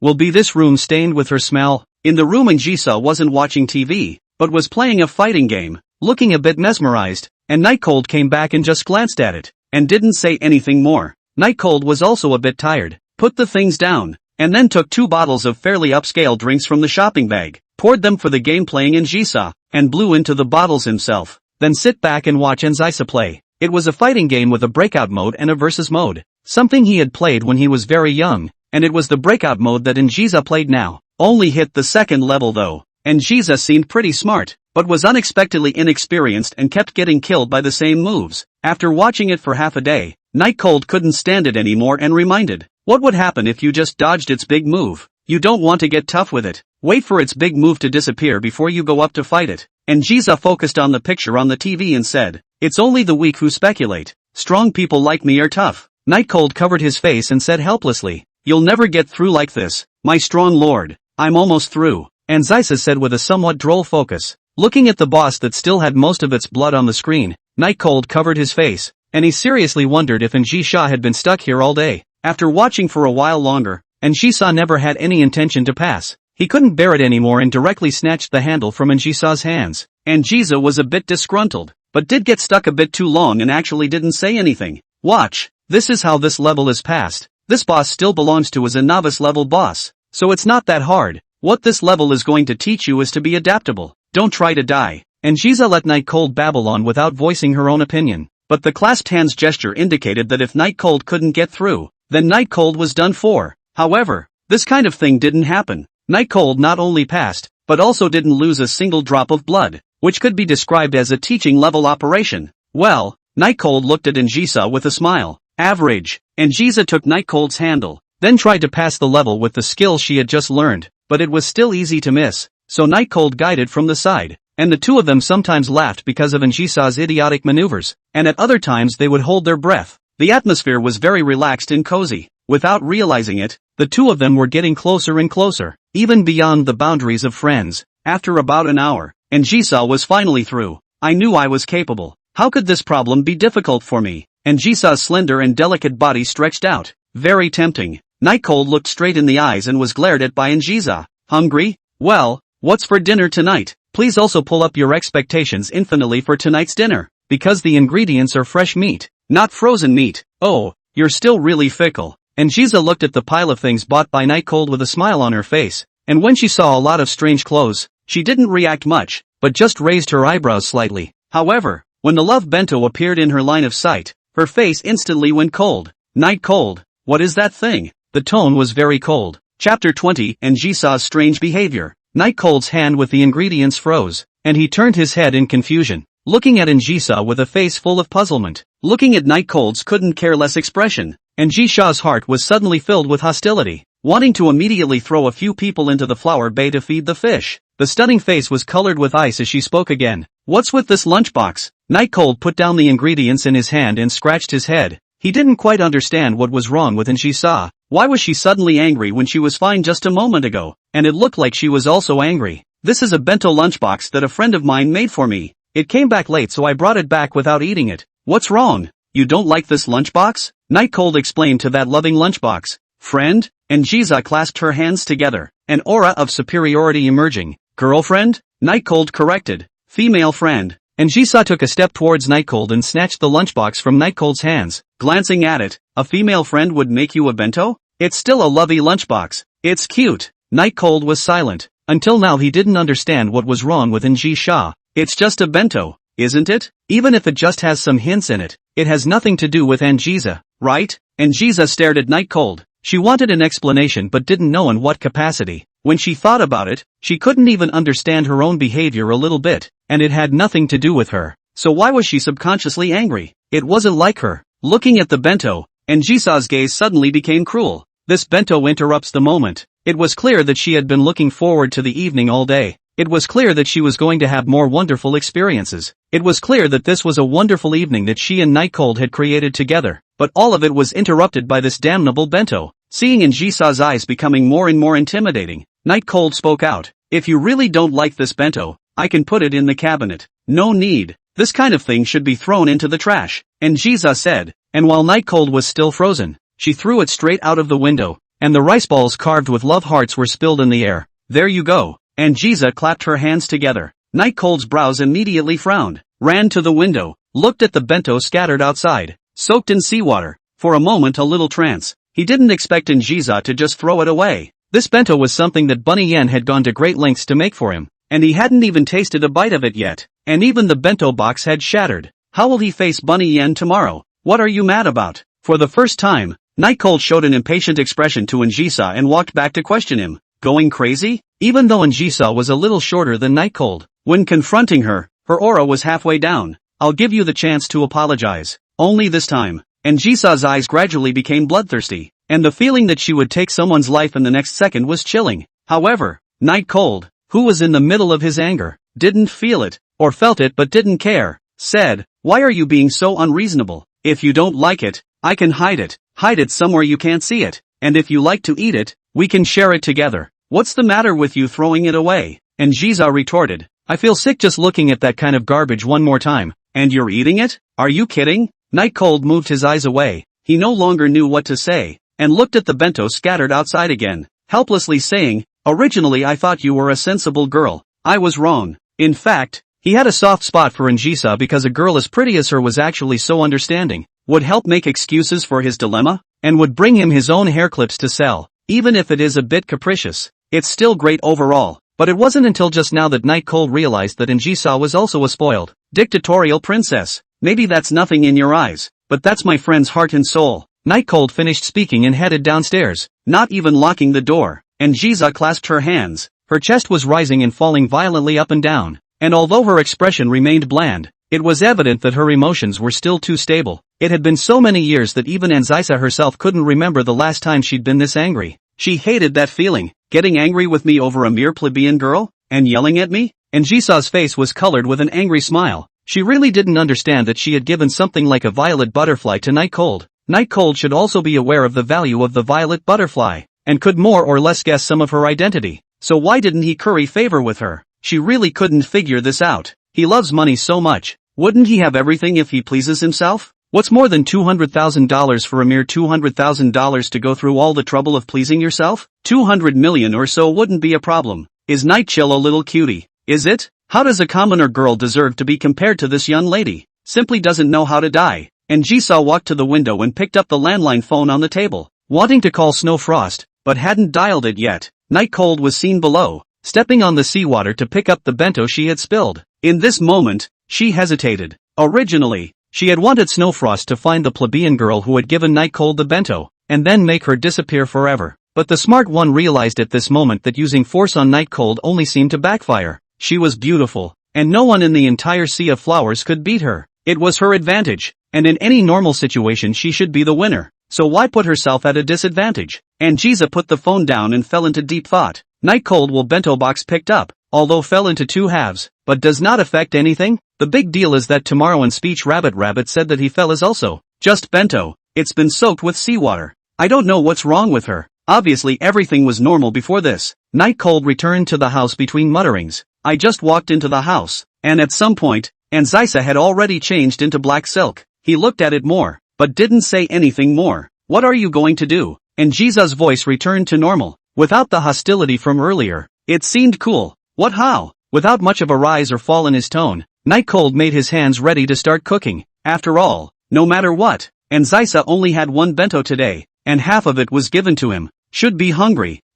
I'm going to apologize for what just happened. What are you going to make me do? Instead of looking at Night Cold, and Jiza looked out the window, mostly because she didn't know how to face it. Night Cold's hand cutting vegetables paused, looking at Anjisa's slender black legs. For a moment a bunch of absurd ideas came out of his head. Clearing his throat, the sound of chopping resumed. Actually, the reason I'm angry is that your behavior is so inexplicable. A lunchbox or bento isn't a big deal. It's just that your behavior is really baffling to me. He was unable to think of a reason for Anjisha to do so even after thinking about it. Night Chill continued. So if you could explain, of wearing a maid outfit at the same time then, this matter will be settled. Chapter 21, The Maid's Outfit. Sexual desire is only one aspect. Night Cold actually do not want to make too much of a mess with Anjisa. He kidnapped the person or secondly, the main thing is that the back still need to aggravate Anjisa. When the time came, he would not be able to rescue Anjisa in the first place after handing her over to Zhang Qian, after getting the money, buying the bag, and then giving the bag to Ruyan Lu.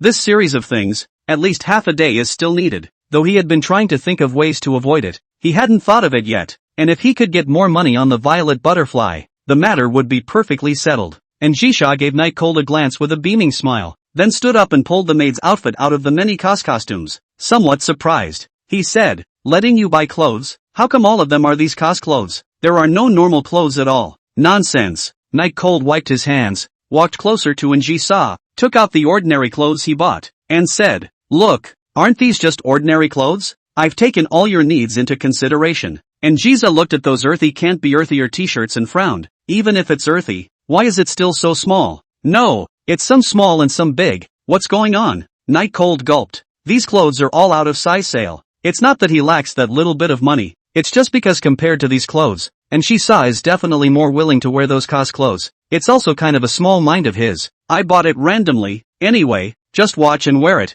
You can wear that one if you like it. Night Cold shrugged helplessly, expressing his innocence. Randomly bought? I see that these costumes are very much to your taste. They are very similar to the ones worn by the heroines of those movies you have in your drawer. And Jisa said as she stared at Night Cold with a smile on her face. The tablets in the drawer? Night Chill's body tensed for a moment. Those are his babies. Even though there's only the female lead in it, the picture is still very erotic. It's very juvenile. Did Njisa watch it? If he really looked at it, his upright image in Njisa's eyes would be ruined.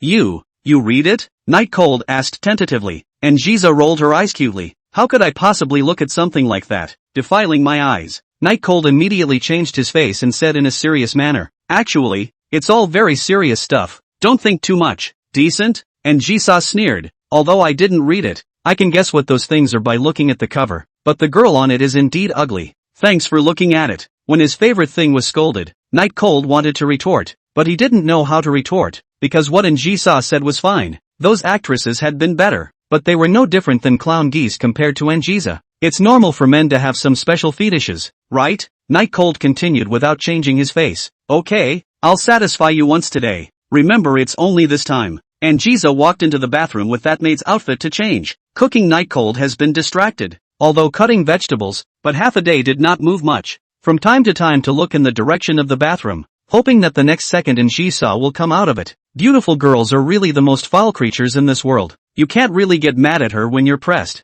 Night Cold was a little scared of his own expectations. After this, will Njisa still be able to take advantage of him? But the main thing is that Njisa knows how to apologize. If it is replaced by Lu Ruyan, Night Cold doesn't care how beautiful Lu Ruyan looks. It is absolutely impossible to look at one more glance. Night Chill is not really a licking dog. Whether the other party cares about him or not, or whether there is no payment, he can feel it. Just as he was rambling on, Njisa stepped out of the bathroom. The light pink lips are like the world's most delicious jelly. The stunning and high-cooled face and the body to serve others made outfit form a strong contrast, as if the next second will be a face of reluctance to serve others. Even if the hemline was long enough to have reached the knee, the black silk calf that was exposed still looked so slender. The austere and without a single stray hair, princess cut made Njisa's entire person seem extraordinarily high-strung. A high-strung maid? It's Night Cold's favorite style. Night Cold's eyes swept over Njisa's body, feeling a bit ashamed, trying to move away, but there was simply no way to do so. For the Night Cold line of sight, Njisa just sneered in response. Yes, that's it. She just wants the Night Cold like this.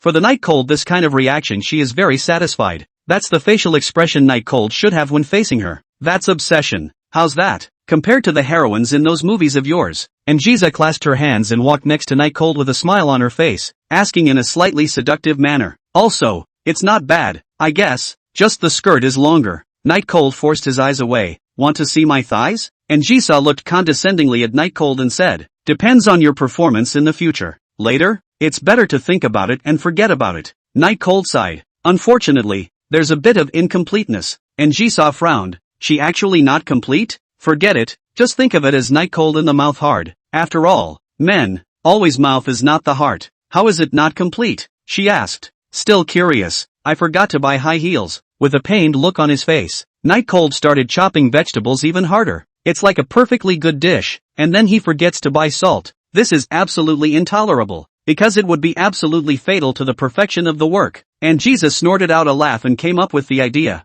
How about little leather shoes to go with your uniform? Would that satisfy you? Night Cold some awkward did not speak, although not compared to high heels, but the uniform shoes is not impossible. The main thing is black silk with slippers is really not very good to see. As if she could tell what was on Night Cold's mind, Njisa walked to the entrance hall and put her uniform shoes on. With a glance, Night Cold only felt uncomfortable, and had the urge to immediately give some excessive orders to the stunningly beautiful maid of his. Well, Njisa stepped on her uniform shoes and spun around in front of Night Cold, laughing mischievously. Night Cold pretended to be dissatisfied and said, what kind of maid is she if she doesn't call her master? Njisa quieted down. Night Cold thought that his request was too much, and just wanted to explain. When he saw Njisa clasping her hands, full of indifference, and condescendingly insulting, you've spent most of the last 2 days staring at my legs. You're a disgusting and filthy master of bedbugs. Chapter 22, Fear of Involving You. The kitchen knife in Night Cold's hand fell on the cutting board, and with an incredible face, he looked at the high and cold Njisa in front of him, and this cry really called to his heart. And why does Njisa know so much? And know this? Njisa herself, of course, didn't know. She was just learning about the maid of the house. Look at Night Cold. It's a success. Your nasty eyes are still disgusting. Can I trouble you to die? Njisa continued. Night Cold had happy, or secondary. The main thing was that it was new to him to see Njisa like this, and still his favorite type. Seeing that Night Cold froze in place and didn't move, Njisa raised her eyebrows and said, what? Still not satisfied? Night Cold shook his head. Njisa said in a bored manner, I thought how much you liked it, but it turns out you can't stand it before it gets any better? It wasn't like she had exerted much force, so she concluded that Night Cold's pain must have been feigned. Night Cold mood stabilized. In the eyes of Njisa surprised, said, it's okay, I do not know the future. Njisa glanced away with slanted eyes. I'm just apologizing for what happened earlier. Don't get carried away. Night Cold smiled and said, "What does it matter? Anyway, you have already done it. Is not the difference between a few more times? Come on." In the end, Anjisa still couldn't twist past Night Cold. "Would you please control yourself?" "Sorry." 10 minutes later, Anjisa sat in front of the TV to play the game, and Night Cold continued to start cooking, but Anjisa's face was very red, while Night Cold only had a face full of smiles. If this was the treatment every time he apologized, Night Cold wanted Anjisa to make more mistakes. Anjisa, who was sitting on a chair and playing a game, was in a state of confusion in her head. Although she was playing the game, her mind wasn't even on the game, but on what had just happened. Looking at the clothes she was wearing, she suspected her brain had been pushed through a door. "I can't believe this kind of thing," but at that time, she only thought about obtaining Night Cold's forgiveness, and getting Night Cold's infatuated gaze, and didn't think about that much for a while. In the aftermath, which was now, she felt as if her whole being was on fire. Nearly 10 minutes had already passed, and the redness on her face showed no sign of fading, and even grew redder. Anjisa let out a long breath. Something to do tonight. All these things that she would have dragged to the fish if anyone dared to mention them in front of her before, actually did happen. But at that time, seeing Night Cold happy, and the good mood now, she again felt that she did not gain nothing, at least pulled Night Cold's heart back, and also aggravated her own weight. Unconsciously, the corners of Anjisa's mouth rose, and she began to use the method that Night Cold had taught her to break through. Tonight Night Cold was cooking with enthusiasm. After all, he did eat a vicious wave of benefits, and the person who gave him the benefits was most likely the eldest lady of someone's family, which made him feel accomplished. But since Anjisa was the maid, shouldn't she be the one to cook? With this thought, Night Cold quickly made the meal. 4 dishes and 1 soup, all the best he could make. Dinner's ready. In fact, Anjisa was at the table, and only needed to turn her chair around. Today's dishes are all homemade, but they will look a little more enticing because of the superior ingredients. Anjisa picked up a piece of beef and put it into her mouth. It was very tender and smooth. The fire was mastered just right without losing some chewiness. Then she nodded with satisfaction. Night Cold was even more hungry. Today only ate a little bit of food in the morning. At noon Anjisa shared a bento. That little bit of food has long been digested to somewhere in the body. As he began to eat his second bowl of rice, he couldn't help but be curious and ask, "That hairpin of yours, is it real?" Anjisa chewed and swallowed slowly, after which she replied, "What do you think?" Night Cold put down his chopsticks and said with slight surprise, "I heard that Violet Butterfly is worth $10 million. You just gave it to me? Without even asking about the money?" Anjisa casually asked, "Oh, how much did you sell it for?" Night Chill honestly said, still appraising, "Gave me 15,000 first." He was now starting to get a little confused about Anjisa's purpose for staying at his house. After all, if the Violet Butterflies were real, that would mean that Anjisa wasn't short of money at all. So why would she agree to it? And how dare Zhang Qian let him kidnap such a character? Just then, Anjisa said, "There's a big chance that the thing is real, but that doesn't mean that I'm as high as I'd like to be, because there's only one of that thing left, and it was given to me by someone else, not myself." It was then that Night Cold remembered that Anjisa had said that the hairpin was bought for her by someone else, not her own. No wonder Anjisa looks so full of missy temperament. It turns out that in the past it could really be a child of a big family. Picking up the bowl again. "After I sell it I only want $250,000 and I'll pay you back the rest. Not so much that I can get you back to your old life, but it'll always be a good life for a while." Anjisa didn't say anything. "It's estimated that it's just these 2 days, and after you get the money, you can leave," Night Cold said as he took a sip of water. Anjisa put her chopsticks down and said in her usual tone, "You want me to leave so badly?" "No," Night Cold said with a bit of confusion, "but after all, we're technically considered kidnappers and damsel in distress, although it's more harmonious that is." Night Cold didn't say that Anjisa had almost forgotten that she had been kidnapped here, but actually it was the same whether to stay here or not. Anyway, the interesting thing was the person Night Cold, not this house. As for letting her return to the Yin family after, well, that Night Cold in this life do not want to be equal in the conversation with her. She wants to control the Night Cold everything. Doesn't Night Cold like money? Doesn't he like soft food? What would be the look on his face when the time came to know that living with him for days on end was the topmost plutocrat in the flower sea? Anjisa is not good enough to expose her possessiveness and bad character right now. Facing Night Cold has to be gradual, otherwise it will probably backfire and make him rebellious. This was summarized by Anjisa based on Night Cold's attitude towards the developers in the old city. "Fine. Just decide." Anjisa put her chopsticks down and said indifferently. Nightshade glanced at her legs every now and then, making her fidget a bit. In fact, the most important thing is that Xiao Gong, the project manager of the Old Town development, he should make a move in the next 2 days. And we don't know what will happen if you're at home by then, Night Cold said with a calm expression. These people can't be restrained by law, and when the time comes, there's no telling what kind of things they can do. And Jisa nodded thoughtfully. You're afraid of involving me? Of course I'm afraid. After all, you're the victim in this matter from the beginning to the end. It's too unfair to you if you're being implicated. Night Cold didn't feel that Zhang Qian's behavior was considered in Jisa's problem. And Jisa is not talking. Chapter 23, you only like one person in your whole life. Night Cold's words were still contagious, and Jisha was more than sure that Night Cold was the kind of person she imagined. The boat will naturally straighten out. Maybe all these problems can be solved after a good night's sleep. And Jisa comforted. Of course the tone was still so meaningful, but Night Cold did not notice. I hope so. Night Cold had the last bite of his meal left, and he stared deep into Jisa's eyes across from himself. Without dodging, and Jisa calmly asked out loud, you don't want me to feed you this last bite, do you? Night Cold cleared his throat and said in a serious manner, if you are my mate tonight, isn't that a matter of course? Could it be that you feel embarrassed? Then forget it. After all, it can't be forced. The clumsy agitation worked. Just as he finished his words, before his chopsticks could touch the bowl, they were snatched away by Jisha, who suddenly stood up. And Jisa, who stood up a cut taller than Night Cold, smiled cruelly, and as Night Cold expected a follow-up, she lifted the bowl on the table and said with a sneer, disgusting master, you should like this.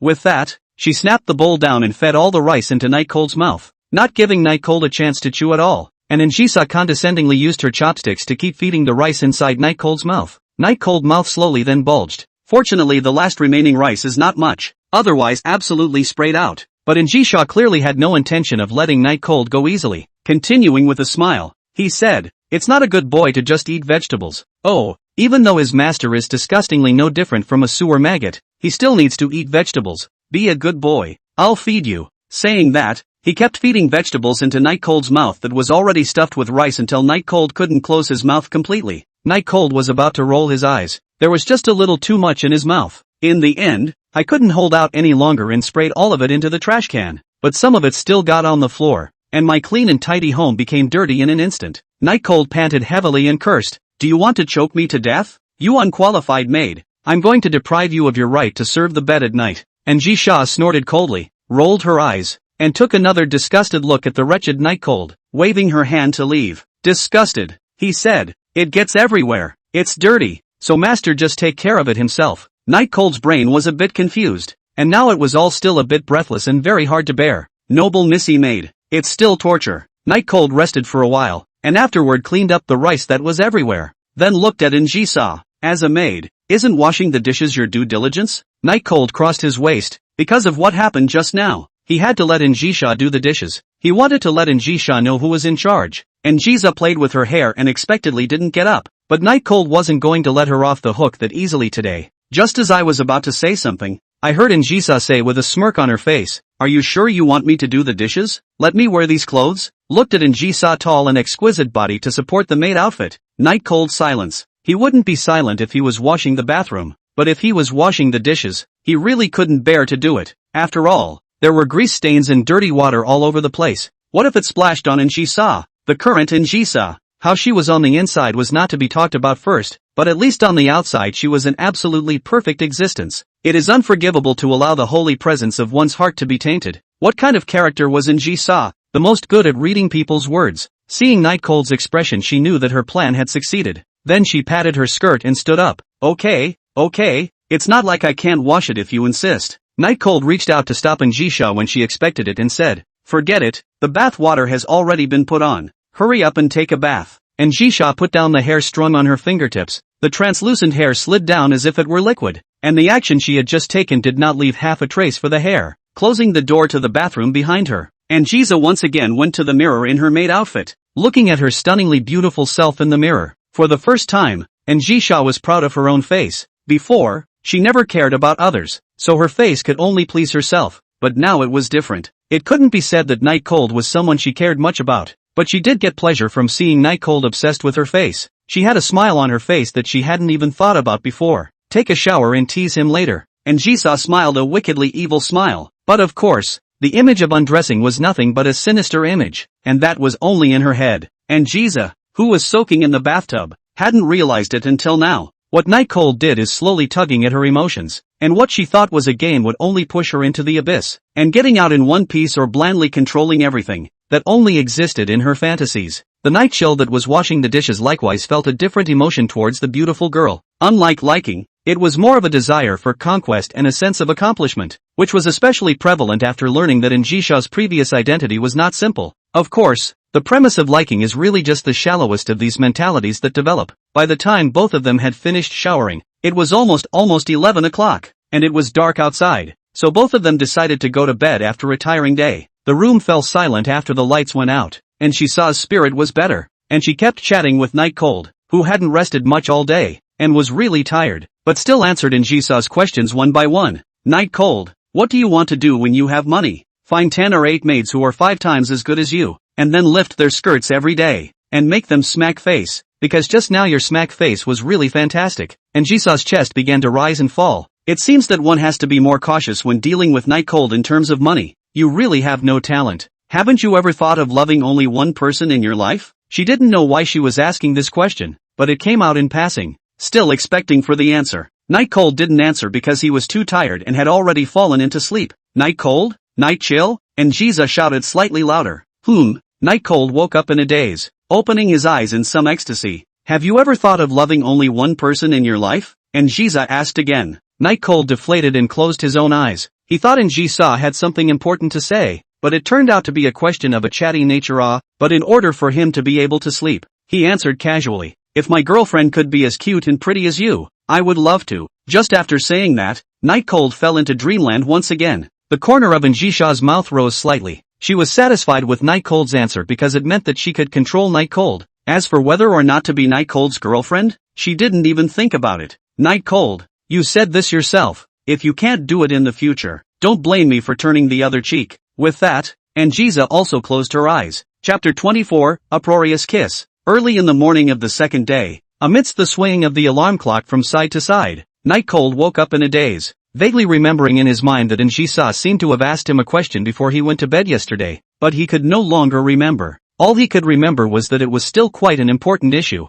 Sitting up, looking at Jisa who was sleeping quietly on the bed, Night Cold sighed. Worthy of being a big lady before, sleeping quality is so high. At this time, Jisa was lying quietly on the bed, breathing evenly and slowly. What she was last night before going to bed is what she is now. The quilt did not have half a trace of being kicked. Night Cold stretched his back and after washing up, he decided that it was better not to cook. At 7 o'clock or so, he went out to get 2 breakfasts, one for himself and one for Jisa to take, with milk, of course. Today, when Night Cold put on his uniform and went to school, Jisa still showed no signs of waking up. When tying the tie, Night Cold's eyes have been on Jisa's exposed little face, obviously so fierce, sleeping but looks unusually well behaved, obviously so cold, but now is harmless. Is this Sleeping Beauty? Night Cold had never seen a Sleeping Beauty, nor did he know what a Sleeping Beauty was supposed to look like, and he had come to that conclusion based on his desire to kiss Jisa. I'm sure Jisa will wake up after one bite, right? Then he'll be a prince, won't he?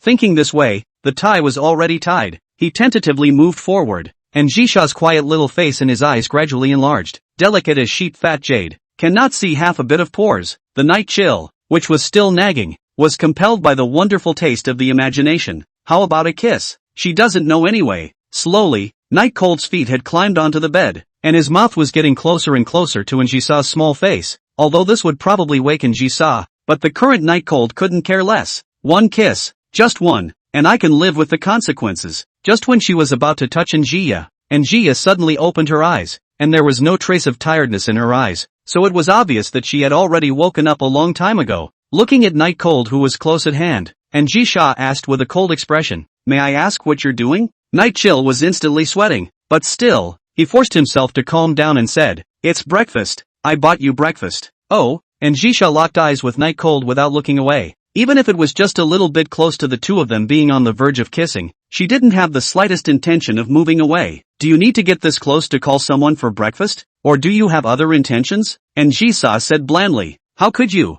I just wanted to call you up very quietly, that's why I leaned in so close. Night Cold said without blushing, but the sweat on his forehead still betrayed him. Jisa revealed a cold smile, then said indifferently, then why don't you get up? In the instant before Night Cold had time to react, she pinched Night Cold's waist flesh. The pain caused Night Cold to scream out on the spot. This also led to Night Cold's movement of getting up with too much force, and his foot on the quilt slipped, directly pouncing on Jisa. Dog blood didn't happen. The two didn't kiss together, but their movements were very ambiguous. Night Cold hugged Injisa, his head buried in Injisa's neck that was as white as jade, while Injisa's face was full of redness and froze in place, not quite believing what was happening for a while. After a long time after the accident, Injisa roughly pushed Night Cold away, but because of the reason of not exercising for years, her strength was very small, and Night Cold was just like a mountain that pressed on her. Night Cold, you hurry up and get up, Injisa roared in shame and anger. Night Chill came back to his senses from the scent. Just now he only knew that his feet slipped and then he fell into a sea of flowers. That scent really mesmerized him so much that he lost his reaction for a moment.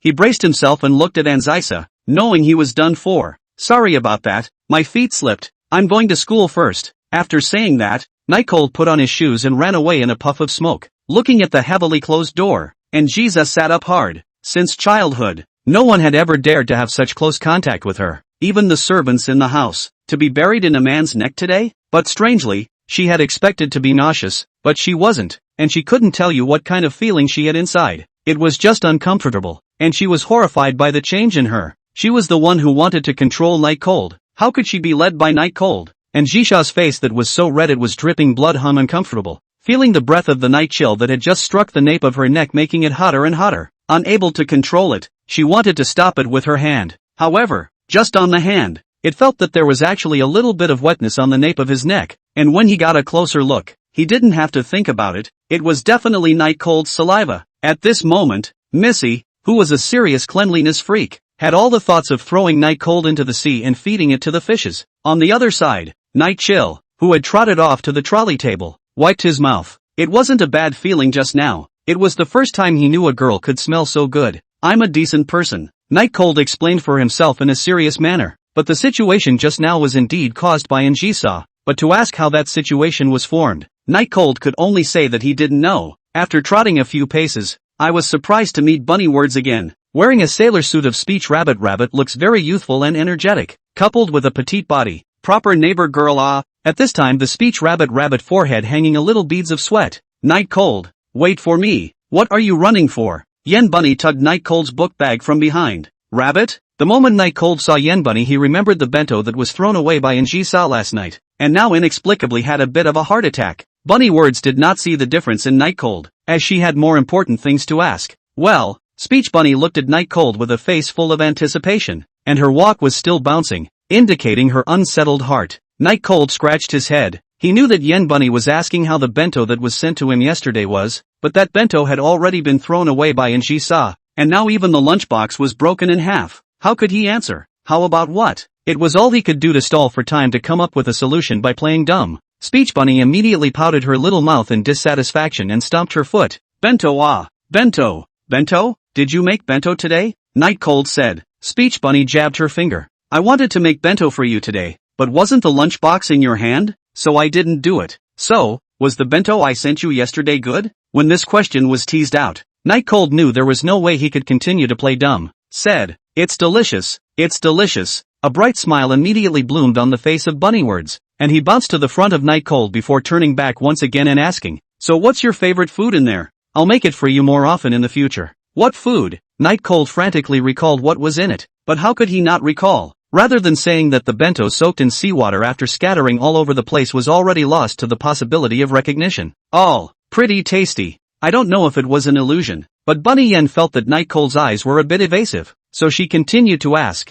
what about the lunchbox? Did you bring it? I brought it, but I accidentally broke it yesterday. Night Cold took a deep breath and took out the lunchbox that was broken in half, handing it over to Bunny Yen with a normal expression. Speech Bunny received the lunchbox with some surprise, although not too happy, but accidentally breaking the lunchbox, such things are inevitable, right? But when she saw a lot of grit caught in the seams of the cleaned lunchbox, she was a little unsure. Did you fall into the sea? No matter what, it wouldn't have fallen into the sea, right? Unless someone had thrown it into the sea. After associating it with Night Cold's strange expression, Speech Bunny had an inexplicable heart attack. Tentatively, he asked, Night Cold, do you prefer the nori-wrapped rice or the sausage inside? Chapter 25, A Heart Split in Half. Sausage or nori-wrapped rice? Night Cold pretended to think, but Een Bunny grabbed his hand and said urgently, no thinking, answer now. Nori bun rice. Night Cold chose one that he still loved. As soon as these words came out, Speech Bunny's hand hung down as if it had been dislodged. Her expression stunned, she slowly took 2 steps backward, her open mouth not able to close for a long time. her expression incredulous as she stared at Night Cold. Eyes were red, as if they were going to cry the next second. Night Cold didn't know what mistake he had made, and walked up, trying to pull the hand of Yen Bunny, but Yen Bunny dodged it in a flash, which was still something that had never happened before. "What's wrong, Bunny? You don't like nori-wrapped rice?" Night Cold said half-jokingly. "People come and go around. Are in the two people back and forth?" Speech Rabbit gasped a few breaths, and then tilted the line of sight at a 45-degree angle, slowed down for a long time. The Night Cold did not disturb. He was recalling what he had done to make Bunny Yen angry, but couldn't think of anything when he thought about it, because in his mind, there was no reason for Bunny Words to know that her bento had been thrown away, and breaking a lunchbox, while unlikely, was not an uncommon occurrence. "Bunny?" Night Cold tentatively moved forward and asked again. After a short period of stiffness, Speech Bunny had returned to normal and smiled at Night Cold. "Let's get going. Class is about to start." Night Cold nodded uncertainly, and still asked uneasily, "Rabbit, there's nothing wrong with your body, right? What happened just now? Why was it suddenly like that?" Speech Bunny returned to her lively appearance, striding a little ahead of Night Cold. "Did you? I just did it because I was too happy." "Oh, still happy making bento for someone else?" Night Cold was relieved to see that Bunny Words was fine. "Of course." Speech Bunny had one more thing to say. "My mother has told me since I was a child that seeing the satisfied expression of my beloved is one of the happiest things in this life." Although what just happened was only for a few minutes, Night Cold still sensed that something was wrong with Bunny Words. She didn't say much along the way, and her smile was also very forced. The tram sounded the reminder that there was a clay station ahead, and Bunny Words, who would have been reluctant to leave in the past, actually quickly stood in front of the door and waited for it to open. Looking at the glass reflecting the slightly gloomy face of Yen Bunny, Night Cold's expression was also a bit gloomy. Arrived at the station, at the moment before Yen Bunny Rabbit got off the bus, Night Cold still called Yen Bunny Rabbit to stop. "Bunny, can I still have your bento tomorrow?" "Aha." Speech Bunny smiled bitterly and got off the bus. Walking on the platform where people were coming and going, she took off the lunchbox that had been broken into two halves. Eyes red. The bento she made yesterday didn't have any nori-wrapped rice in it at all, and from that it was clear that Night Cold didn't even eat the bento she made, and the odds were that her bento had been fed to the fish. Waiting for the tram to drive away, Speech Rabbit gradually began to sob. Did Night Cold hate her? Why did he accept her bento and then not eat it, and threw her bento into the sea? Why did you do this to her? The Rabbit of Words is getting slower and slower. She didn't know if making bento for her favorite boy was a big deal, but she was really sad right now. Speech Bunny clamped the food box that fell in half and wiped a tear from his eye with his other hand, because recently Night Cold is very busy and also thin. She yesterday in the convenience store, deliberately wait until the freshest meat to buy, and some vegetables, spent her 2 days of working money. Originally thought that Night Cold would like it, would know her heart, would be touched, would like her more or less. That's not how. His reaction shouldn't be like this. Speech Bunny's sobbing grew heavier. If Night Cold hadn't eaten it, wouldn't everything that he had taken the trouble to prepare become a nuisance to Night Cold? So in fact, she was a dispensable girl to Night Cold, and even created some trouble occasionally? Boys, eat fast. Can't remember. It's normal to not be able to remember what you ate, right? Yen Bunny tried to convince himself, and it's very likely that he went to the sea to wash the dishes yesterday when the water went out at his house. Speech Bunny felt like she was on the verge of collapse, trying hard to find evidence that Night Cold had actually eaten the bento. She picked up the lunchbox that had broken in half. When the heart full of desire for survival hit the love that had split in half, Bunny Yen could no longer control herself and cried out. The love that split in half was like the last straw that broke the camel's back. Speech Bunny collapsed and slid down to the corner, hugging the broken lunchbox and her heart, crying loudly and painfully. Originally timid and easy to blush, the young girl no longer cared about the sight of the people around her, just buried her head and cried bitterly. That sound really earns tears, attracts pity, is more than careless people will cause such a little cutie to cry. The surroundings were soon filled with people, and the big sister of the stewardess kept patting the back of the Speech Rabbit, asking what was going on, but Yen Bunny always buried his head and cried bitterly, paying no attention to anyone's voice. The other side. The night chill that just got off the tram has been thinking about the matter of Yen Bunny, and I don't know what is wrong with Yen Bunny. All of a sudden it's like this. Is it hard to have any hard feelings? Night Cold picked up his cell phone and sent a message to Bunny Words. Bunny, are you really okay? Do you need me to give you a leave of absence so you can go to the hospital? Not receiving a reply, Night Cold rubbed a handful of his hair with some annoyance and headed toward the school. Today, because of the relationship between Ian Rabbit, Night Cold's original still good mood also became a bit poor, but this is not to blame Ian Rabbit. For this matter, he can only choose to find a time to ask. Walking down the road into the school gates, there were some middle-aged teenagers talking loudly around them. Youth is bittersweet. It's the hint of pleasure when a knife is stabbed into the flesh. It's a flash of light in the midst of despair and pain. And it's precisely because sweetness is hard-won that sweetness is worth pursuing. The declaration of love stops the moment he meets the head of the teaching staff. But Night Cold doesn't comment too much on this, although his relationship history is like a piece of. But that's not his true heart after all. Pleasing Lu Ruyan had another purpose entirely. If I wasn't because of the system, I'm afraid I wouldn't be able to hold out for a day. And I don't know how on earth those so-called deep lovers hold out. Is it really just for a touch of sweetness? He couldn't figure it out and didn't intend to, because Ruyan Lu was already huffing and puffing towards him. Chapter 26. Night Cold. Lu Ruyan's voice came straight through like a spear, and it also caused the gazes of everyone around to follow. Night Cold turned around unhurriedly, without the slightest bit of panic on his face, but only with a strong sense of doubt. When Ruyan Lu saw Night Cold's expression, she was even more furious. If she wasn't unable to fight, she really wanted to beat Night Cold up, until it was crippled and killed. That would make her feel slightly better. After Night Cold sent that violet butterfly to her yesterday, she received the goods and took it to a second-hand store to sell it with gusto. Despite borrowing almost $100,000 in loan sharks, everything will be fine once the violet butterflies are sold. Not only will you be able to pay off all your loans, but you'll also be in the millions. Even thought about how to get back at Night Cold. It turned out that the owner of the other store said it was only worth $10. She was instantly dumbfounded. Obviously it was real when it was appraised online. Why was it fake offline? The explanation given by the owner was that the online experts were most likely wrong, and that the violet butterfly she was holding was a very authentic one. Glass ball. She panicked. You know that she had borrowed nearly $100,000 of loan sharks, and if the violet butterfly was a fake, what would she do with this money to pay it back? Her monthly living expenses are only $2,000. That is to pay back 10 years will not be able to finish off, and she does not have 10 years at all. Only 1 month. Not even just hers, but those of her compelled friends, and now all of those people are coming after her. Almost didn't walk away last night. Calling the phone of the Night Cold also no one answered, and it was hard to get through to the next morning. To see the Night Cold is actually such an expression. This infuriated her greatly. Night Cold, what's with that violet butterfly? Ruyan Lu sniffed with a fierce look on her face, as if she was going to eat Night Cold in the next second. Violet butterfly? Oh, you mean the hairpin? What's the matter? Don't like it anymore? Night Cold revealed an expression of dawning realization, a look that even blamed Ruyan Lu for not saying so earlier. Like it?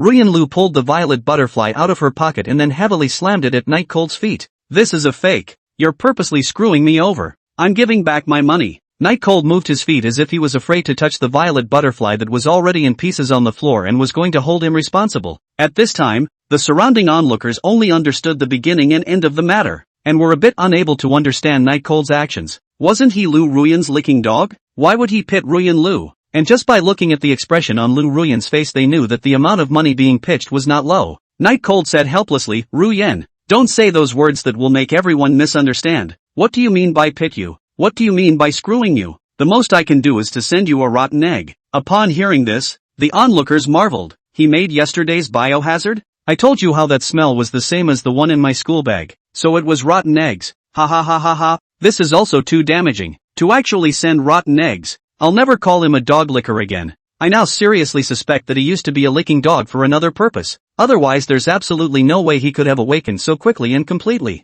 I feel the same way now. Night Cold sweated as he listened. These people blindly guessed and still guessed correctly. The mention of rotten eggs. Lu Ruyan was on fire. Almost didn't give her a fainting spell, but now is not the time to talk about this. Seeing that Night Cold was still denying it, she pointed at the residue on the ground and said, Isn't this a fake? You sold me a fake. Isn't it a fraud? Hurry up and return the money to me, or else I'll call the police. Night Cold but half not false, blandly said, Ruyan I but yesterday repeatedly emphasized that the violet butterfly is fake. You yourself insisted on buying it, and as a result, you are now dissatisfied. This is not nonsense? Lu Ruyan was dumbfounded. She thought that she could easily get the money back, although she suffered a bit of anger, but at least it didn't cause a big trouble. But now, looking at Night Cold's appearance, it seemed like he wasn't going to pay back the money. Lu Ruyan instantly panicked, because yesterday Night Cold did repeatedly emphasize that it was a fake. Even if the police can't do anything to Night Cold, I'll give you one chance to return the money to me right away and settle it to me along with the interest according to 10%. Otherwise I'll break up with you.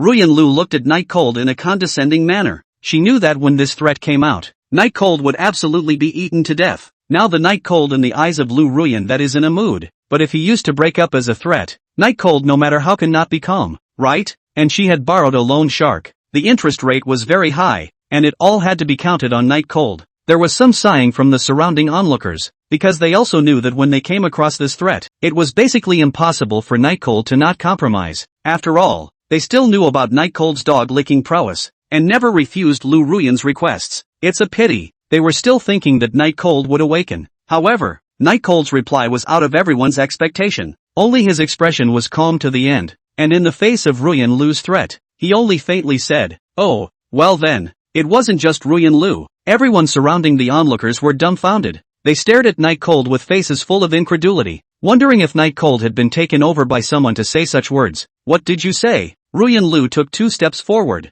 her face full of shock. She thought she had heard wrong. Night Cold said indifferently, "Didn't you want to break up?" I agreed. Anyway, to complete the system task and do not have to be Lu Ruyan's boyfriend, breakup can still be completed. He also does not believe that Lu Ruyan, this kind of financial fan, will refuse hundreds of thousands of bags. Ruyan Lu's face finally changed. From dismay to shock to fear, all the emotions rushed up in a single wave, painting her face with an incomparably ugly expression. Feeling bored, Night Cold walked forward as the people around him made way. Lu Ruyan reacted and immediately chased after her, emphasizing as she trotted, "Night Cold, break up ah, I want to break up with you ah." Splitting minions, so what? Night Cold was full of disinterest and even walked faster and faster. Lu Ruyan, who was left behind, was completely flustered. If her own threats didn't work, that meant that neither the $100,000 she had loaned out, nor her birthday present were left unattended. For her family in general, it would be better to just kill her. Knowing that she couldn't lose Night Cold, Lu Ruyan hurriedly chased after her and lowered her stance. "Night Cold,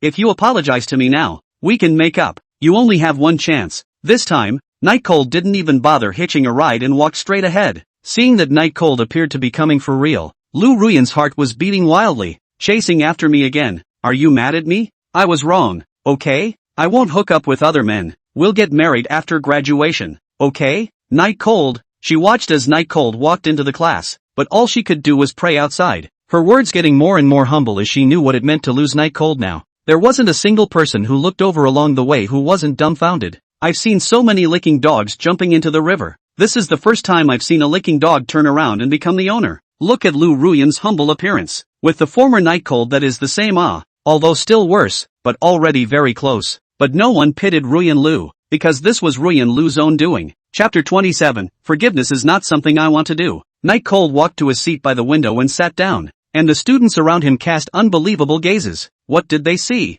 Night Cold actually made Lu Ruyan beg bitterly at the classroom door, and it was in tears. It could be said that it was close to directly kneeling down. Could it be that after Night Cold finally figured it out, it was Lu Ruyan who was uncomfortable instead? This is also true. After all, Night Cold treatment of Lu Ruyan is really too good. So good that everyone in the school envied it. If they lost such a person, they would also be like Ruyan Lu, right? Night Cold, I was wrong. Please forgive me, okay? Lu Ruyan leaned against the door and looked at Night Cold with tearful eyes. It was somewhat pitiful. However, Night Cold pressed the idea of ignoring her, and looked at the book by himself. Anything may be fake, but knowledge is real. That is to enrich the walls of one's heart. The class bell rang and Ruyan Lu reluctantly left. After leaving, there was no more pity on her face, only hatred. Night Cold was really too hateful, actually teasing her like this. She definitely wouldn't let go of Night Cold. Class C was silent at this time. Everyone felt a little pity for Ruyan Lu, and even felt if Night Cold was a little too much. A girl,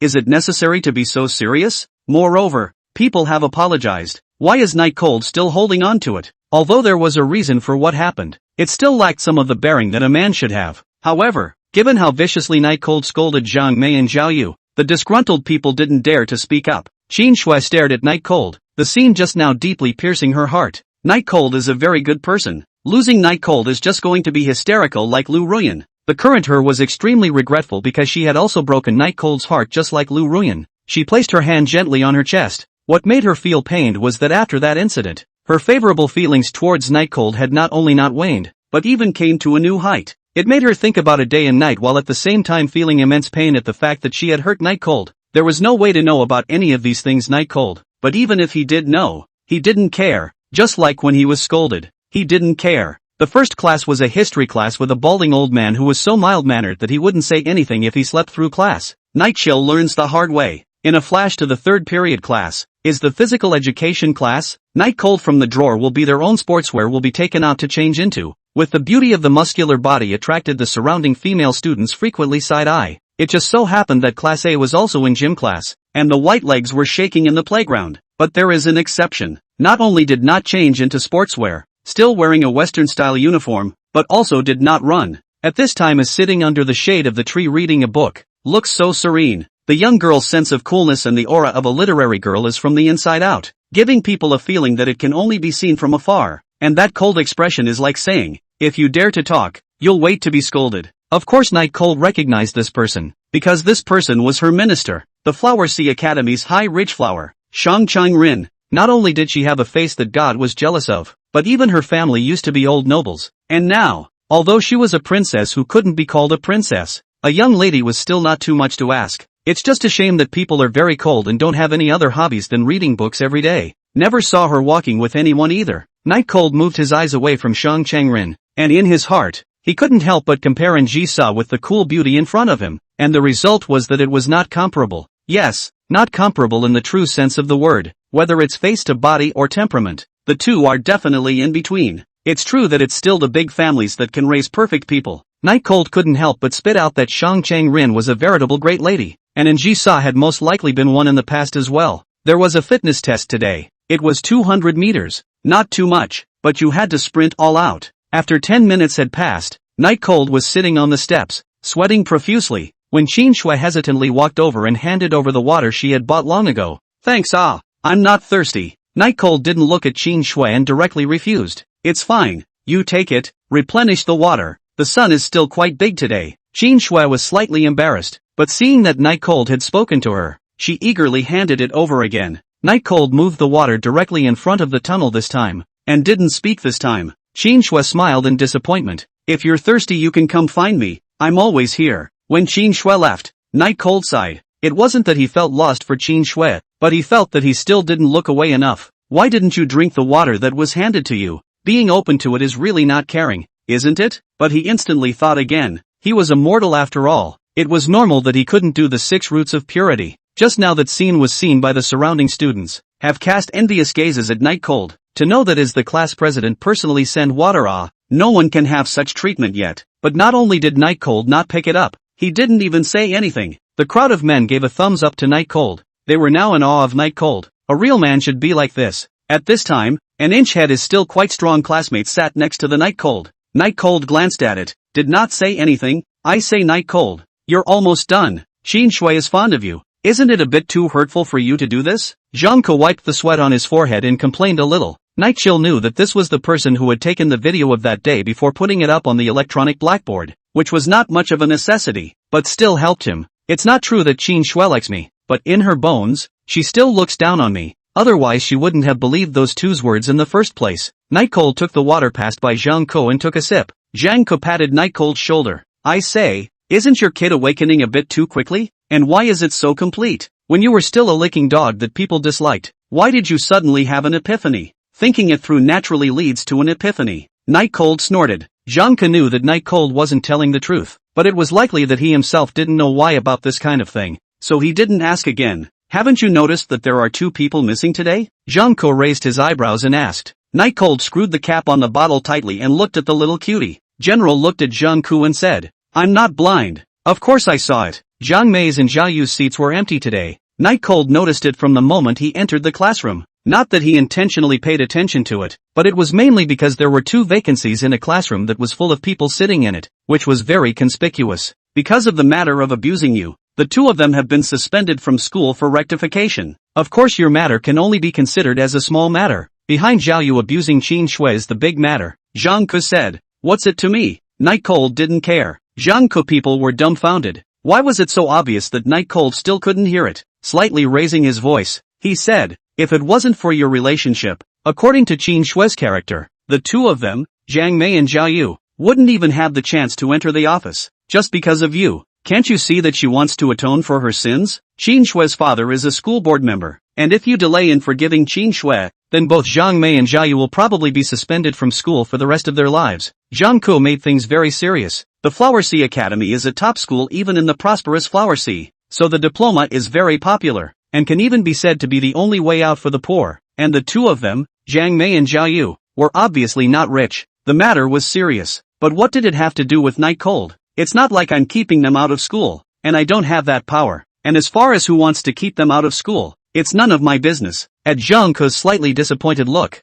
Night Cold got up to leave and threw the money for water at Zhang Ke's feet, but just walked out not 2 steps. Received a phone call. Is Zhang Qian called? Chapter 28, Difficult Choices. Midway through, Shang Changrin's good-looking eyes glanced at Night Cold, then naturally moved back to the book. Night Cold took the cell phone out, saw the caller alert, knew that it should be Zhang Qian who was coming to get the person. I don't know why, he is now a little resistant. Not very much want to give an Jisa to Zhang Qian, but the call had to be answered anyway. Hey, Zhang Qian? Night Cold greeted in advance. Well, how is the person? Did you teach her a lesson? Zhang Qian clearly had no intention of making small talk with Night Cold and went straight to the point. Barely. Night Cold didn't know if the things he did counted as lessons or not. Anyway, and Jisa was angry as all. Zhang Qian appeared to be very tired, letting out a satisfied snort, and said again in the middle of the day, I'll come over tomorrow to get the people. Don't let them get away. If I don't see her people tomorrow, you're finished too. Night Cold scratched his ears. He didn't know how to answer Zhang Qian right now. He could only change the topic. Obviously said one day, why did you drag it out for so many days? Did you encounter something? This matter Zhang Qian originally did not want to tell Night Cold,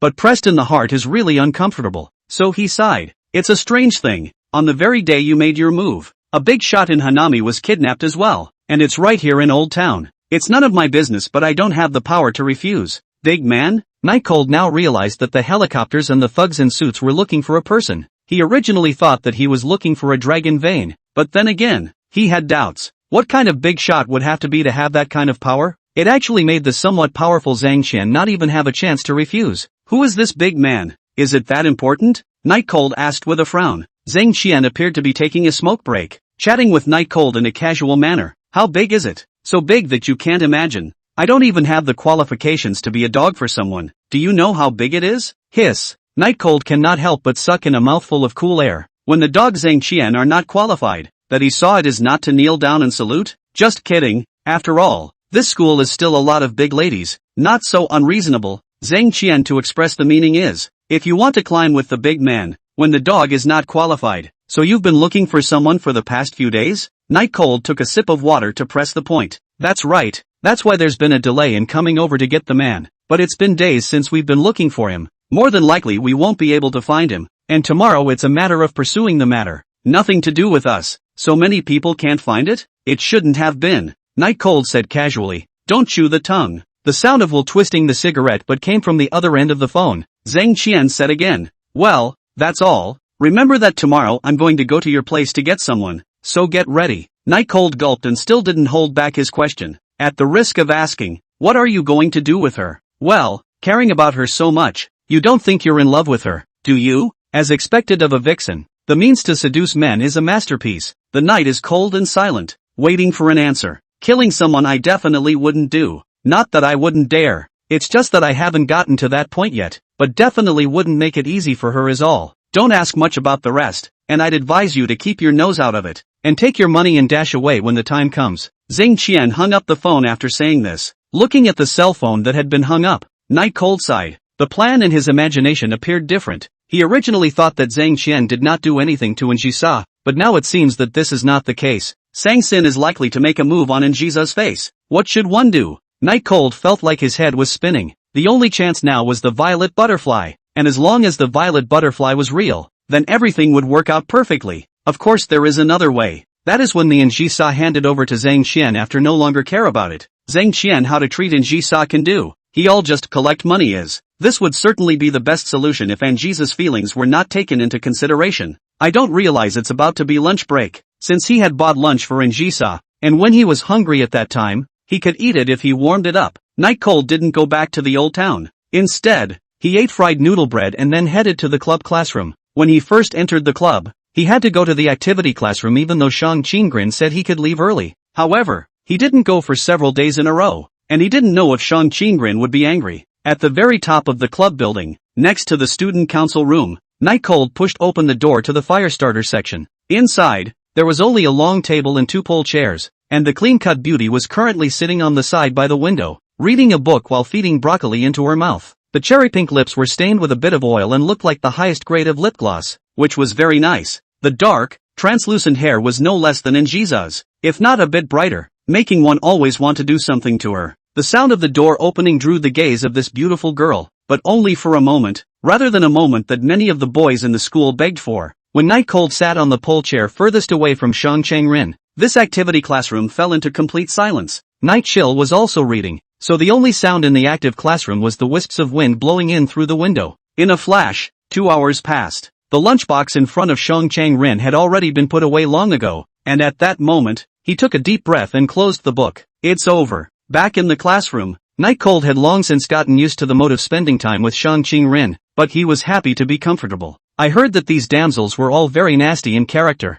He, a handsome worthless teenager, didn't want to provoke these people, and he couldn't say that if he looked at him, he didn't even have the power to refuse. Very scary. The afternoon course is the class teacher English teacher Courtyard Chingshers, dressed in a very fashionable and beautiful. The whole class of male compatriots study extraordinarily serious, just do not know what the brain in the end in the thought. However, Night Cold was a bit distracted. He had been thinking about Njisa today. Did he really want to hand Njisa over? But there seems to be no second solution other than that. If he couldn't find Njisa, Zhang Qian would definitely hold him accountable. What a pain. I should have known that I wouldn't have contacted Njisa for the past 2 days. Amidst Night Cold's grumbling, time flew by, and in a flash it was time for school to end. Did not wait for the second-hand jewelry store owner's phone call. Night Cold slightly disappointed. Lu Ruyan also did not appear. Do not know what calculations are planning. About 6 o'clock back to the old city. Passing by the convenience store, Night Cold hesitated or walked in. But unfortunately,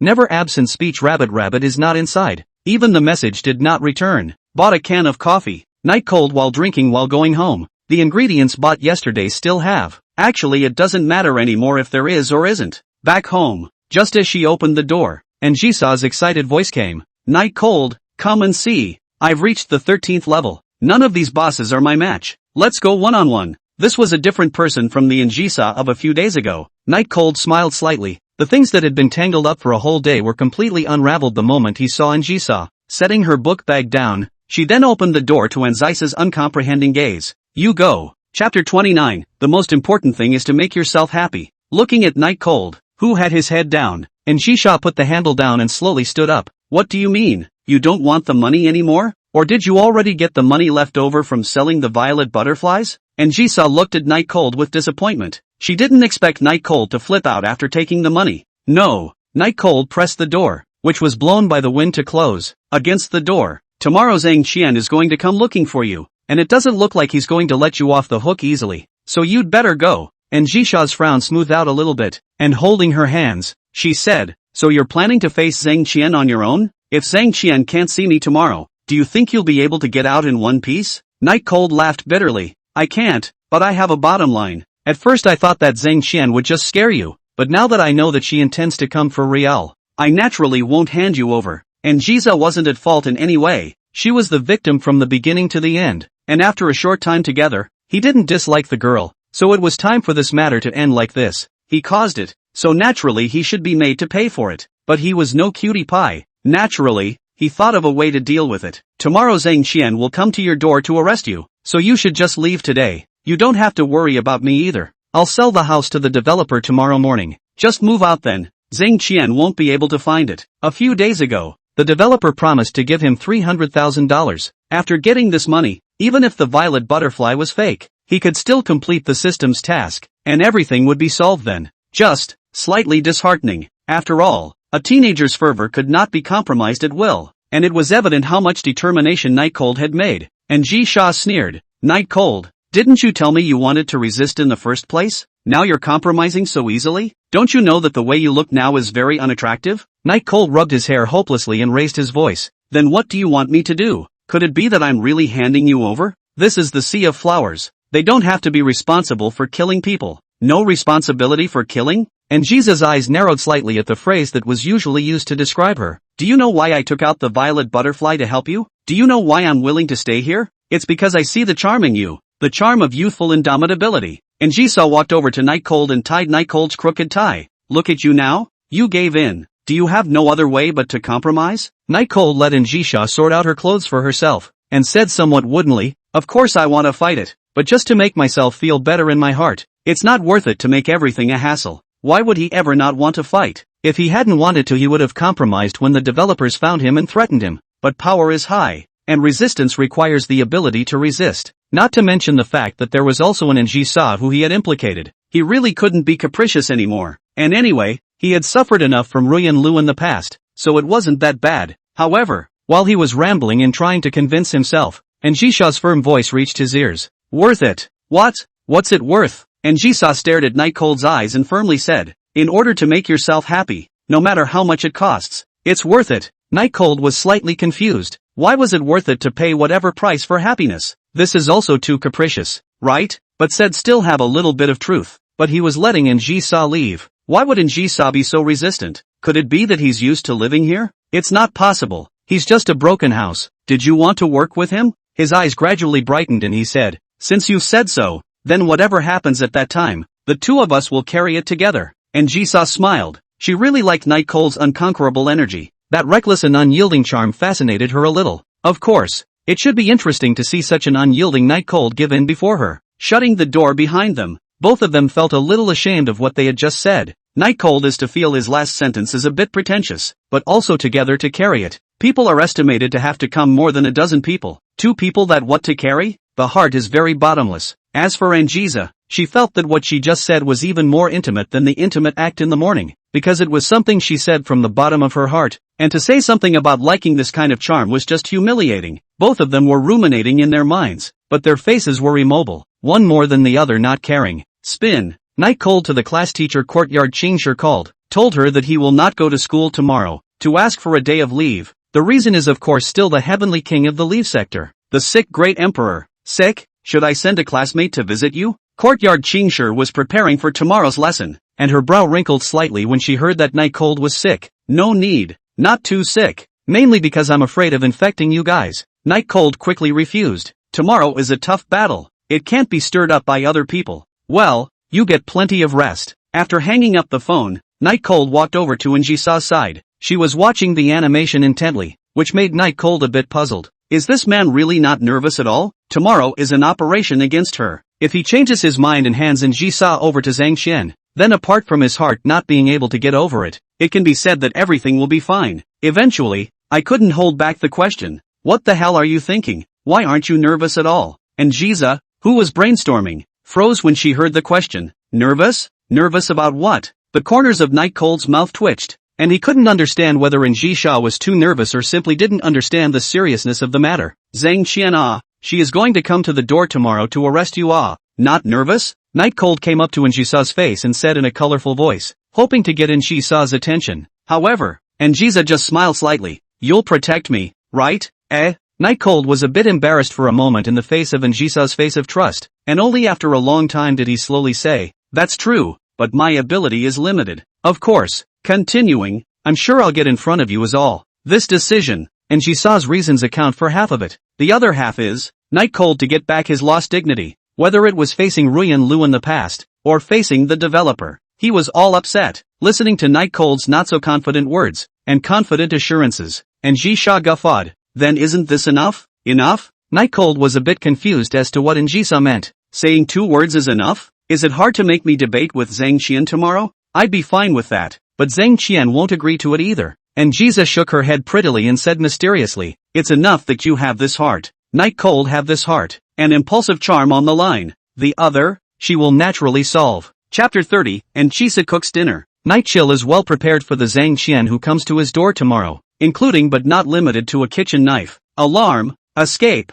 and an unloaded pistol on the first floor. Seeing that Night Cold was very torn, Njisa was slightly more than a little upset, but just now it was really happy, because Night Cold didn't even think of selling her out in such a critical moment, and even took the initiative to let her go. So I have to say, it was really very rare. In Night Cold's perspective, she was a lamb to be slaughtered. As long as she was handed over to Zhang Qian, then all the problems could be solved. Night Cold would not only be able to monopolize the violet butterfly, but also in getting 250,000. However, under the weight of such a great benefit, Night Cold still kept his heart, which also made her relieved because she was actually a bit afraid that Night Cold would make a decision that would make her angry. In that case, not only would she not help Night Cold, She might, now that the knot in her heart was untangled, and Jisha's mood was much better. And she even had a small excitement because she had been expecting Nightcole to do this. As the jewel of the In family, she could control everything and didn't need Nightcole to actually do anything. So what Nightcole thought was vital. At least this kind of opportunity to test Nightcole's humanity would never come again in this lifetime. But it was a good thing that Nightcole didn't let her down.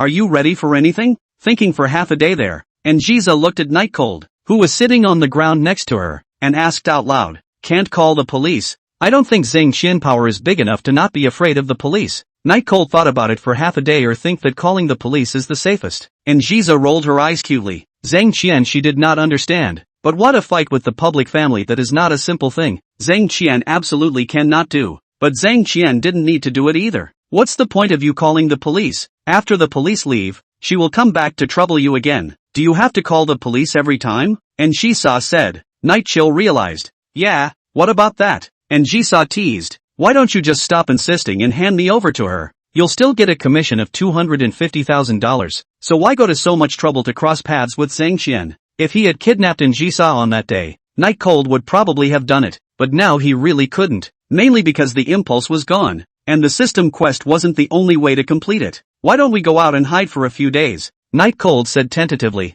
No interest. And Jisa bumped Nightcole with her shoulder and said indifferently, are you only going to run away? Don't make me look down on you. Nightcole helplessly said. Then people bring so many people over. I'm not Ultraman. What can I do if I can't fight? I can only think of ways to escape from the class A. And Jisa thought carefully and felt that what Nightcole said was reasonable. She really did not have a sense of crisis. After all, Zhang Qian had seen her, and as long as she showed up tomorrow, everything would be solved. And Nightcole was facing an actual gangster. The two men's minds are very different. Hiding isn't a permanent solution. Isn't there anything that can directly solve this matter? And Jiza shook her legs and said, direct solution? Nightcole suddenly remembered that wasn't the reason Zhang Qian kidnapped Njisa because Njisa seduced her boyfriend? Could it be true? For some reason, he felt a little uncomfortable in his heart. Mainly because it's just a little bit. For a perfect teenage girl like Anjiza to seduce someone's boyfriend. Hard to accept. What's wrong? Suddenly blushing so hard? And Jisa asked with a smile,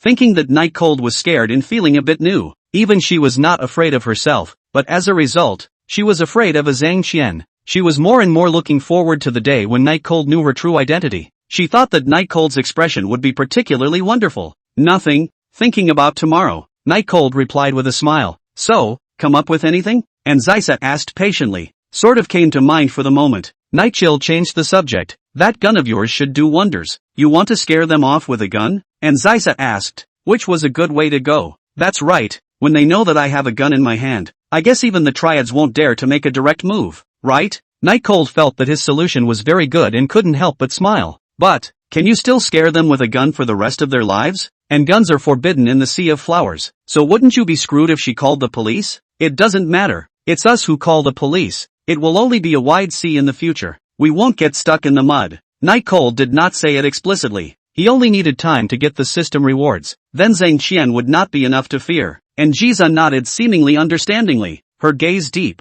and she didn't know what she was thinking. It was almost close to 9 o'clock when he came back from the night chill and had spent almost 2 hours talking with Njiza. Alright, no matter what, meals still have to be eaten on time. I'll go cook. Nightcole patted his butt and stood up from the ground, intending to go cook. However, Njiza was the one who called Nightcole to a halt. What's wrong? Nightcole looked back at Njiza suspiciously. I'll cook today. You're tired too, Njiza said and stood up, giving her chair to Nightcole. Nightcole was pleasantly surprised. Worthy of being my maid. I actually know to sympathize with my master's exertion. Tonight you are granted the power to serve the bed. Mouth High was glared back with a glance from the beautiful girl. Looking at the teenager immediately convergence of the appearance. The beautiful girl feels still a little fun. Unconsciously flowed out of the smile. Cooking in Jisa of course had learned. The In family's eldest young lady was never synonymous with mixing food and waiting for death, but rather a title that had to be in front of others in everything. However, no one had ever been worthy of her cooking for her, so she had abandoned the skill a little over the years, but she still had no problem cooking just a few simple dishes. Cooking for Nightcole today was purely an impromptu idea, mainly because Nightcole's actions and words just now had made her happy, and she was planning to do something to cheer Nightcole up, and most importantly, she felt like her story with Nightcole in this room was coming to an end. Taking out the vegetables bought by Nightcole yesterday from the vegetable basket, and Jisa suddenly froze a little. The cooking knowledge she learned in her head didn't seem to be able to use any of these ingredients. I say, Missin, are you good? Night Cold couldn't help but ask as he watched Njisa dawdle for half a day. Just wait, Njisa said very arrogantly. Njia looks like the kind of girl who doesn't dip her fingers in the water. How could she possibly cook? Night Cold was looking at this matter with the mindset of watching a joke, until Missin poured half a bottle of soy sauce into the pot. Night Cold could only be forced to get up to help. After all, he still had to eat later for dinner. He feared for his life if he let Njisa go on like this. Why did you pour half a bottle of soy sauce down there? Is this pork still edible? Night Cold walked next to Njisa and started to deal with some of the things on the table. Njisa asked with a cute giggle. Isn't this wine?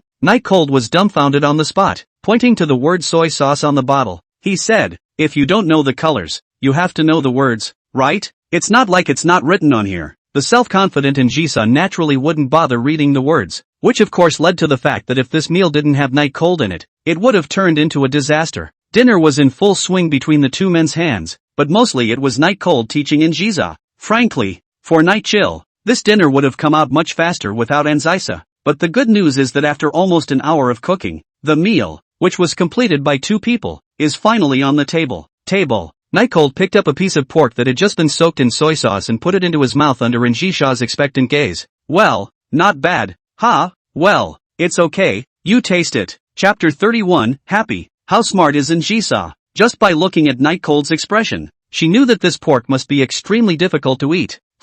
It's mostly salty. Seeing that Njisa delayed her intention to move her chopsticks, Night Cold was a bit anxious. He himself endured the salt to eat the meat. If Njisa didn't eat it, then wasn't he eating it for nothing? Don't be polite. I'll clip it for you. Nothing happened as Night Cold pinched a piece of slightly blackened meat into Njisa's bowl, and then buried his head to eat again, afraid that his smile would reveal a crack. I won't eat this kind of thing. Njisa directly pinched the meat into Night Cold's bowl again. It's really good. It's not bad. The flavor of the soy sauce has been washed away. Night Cold pretended to be helpless and persuaded bitterly. Njisa was slightly torn, and Night Cold took advantage of the situation and said, you made this dish yourself. Do you really not want to try it? Well, I can eat. Hearing this, Night Cold was already eager to clip the meat into Njisa's bowl, and Njisa didn't reject it, only adding, but I have a condition. You have to eat a piece of it while you're at it. The 2 men held their bowls and stared at each other, neither one speaking. Njisa was waiting for Night Cold to take a stand. And Night Cold knew deep down that this was most likely Njisa swindling herself, but he couldn't utter a single word of rebuttal or accusation, because if he said it himself, it would really confirm that there was something wrong with the meat. What's the harm in going out on a limb this time in order to trick Njisa? I was going to keep eating it. It's quite tasty. What's wrong with it? Night Cold brought the slightly blackened meat into his mouth in front of Njisa, chewing as much as he could and swallowing it without changing his face. Well, it's your turn to eat. Njisa hesitated for a moment, but finally picked up a piece and put it in her mouth, with a surefire expression on her face. Ha ha ha ha ha ha ha. Night Cold burst out laughing. On second thought, though, I'm losing out on an extra piece. It's just that this whole thing really doesn't feel bad. Night Chill burst out laughing, and Njisa rarely said anything. Are you angry? Night Cold asked cautiously. Nope, said I'd eat if you did, and I guessed. And Njisa continued to eat. After eating, Night Cold dumped the plate of meat that hadn't been touched much, mainly because it was too salty and completely inedible. After everything is busy, turning off the lights, Night Cold turned the TV on and provoked Njisa on the bed. Dare to come to a one-on-one fight? Lose a game and take off a piece of clothing. Njisa covered her chest and cursed. Pervert. Night Cold said indifferently. Don't dare to play even if you don't. I thought you had practiced a lot in the past 2 days. Njisa is what character Night Cold knows best. Absolutely cannot eat half a point of mockery and provocation.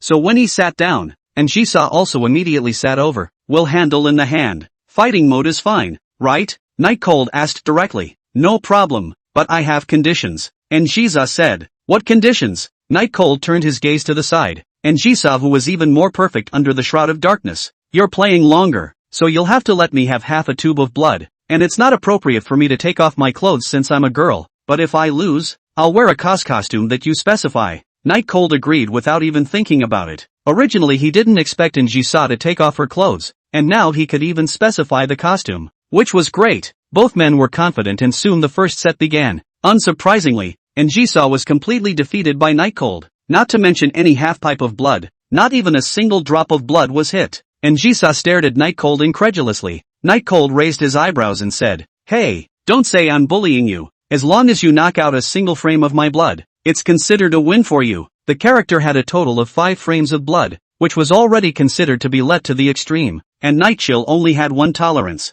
So, should we switch first? Or should we continue to fight? Night Cold revealed an evil smile, as if Jisoo was a lamb to be slaughtered in its hands. Oh, at first, maybe we'll win it back later? And Jisoo was still confident, thinking that what she had just done was just the result of her not being very skillful. The game continues. Night Cold is really not in a hurry to let Jisoo change clothes. Anyway, the night is still long, and Jisoo can't run away. As time passed by, Jisoo lost more and more, so much so that Night Cold had lost some memory. By the end of the day, Jisoo continued game after game entirely because she didn't know how to deal with the results, but it left her owing more and more. Night Cold propped up his hand and said wearily, I say, Missin, can we start the final stage of the day? And she saw cold face. She didn't win once today. It felt like agreeing to Night Cold was a mistake, stretching her originally decent gaming skills, but she knew there was no use dragging it out, and she had to just face reality. Seeing Jisoo standing up, Night Cold, who just now had a tired look on his face, directly popped up and turned on the lights in the room, then sat dutifully in his chair with an expectant look on his face, facing Night Cold's fiery eyes,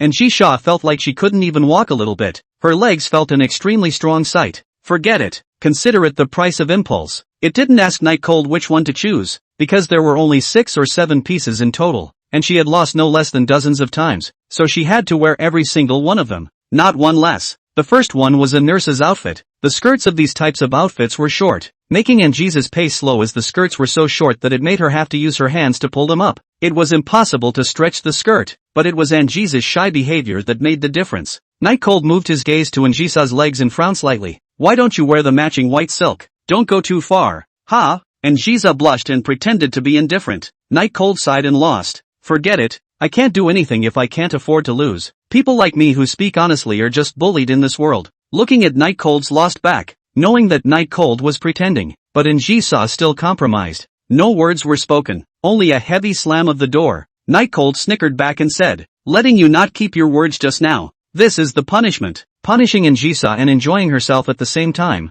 Night Cold felt that all worries were forgotten and only happiness remained. And Jisoo kept her promise and put on the white silk. Of course, since Night Cold didn't specify the time in advance, and Jisoo gave a few seconds to look, but Night Cold was content. The COS runway show continues. The audience is only Night Chill. The critics are only Night Chill. And the one who yells Anku is only Night Chill, because this show is only for him alone. It took until 11 o'clock at night for the farce to end. Night Cold lying on the ground, very satisfied. The bed of Jisoo's face is still slightly red. Do not know because just finished showering, or because of shyness. The room was very quiet and all you could hear was the sound of the waves. Very relaxing. In the darkness, Jisoo slowly opened her bright eyes and said, still feeling unhappy? Night Cold instantly opened his own eyes and sat up, looking at Jisoo. You did all this tonight to make me happy? Just because of what's going to happen tomorrow and you're afraid I'll get stressed out? No wonder Jisoo ate the meat even though she knew it was salty, agreed to a competition that she simply couldn't win, and ended up putting on this stage show despite some resistance. So this was all to cheer him up?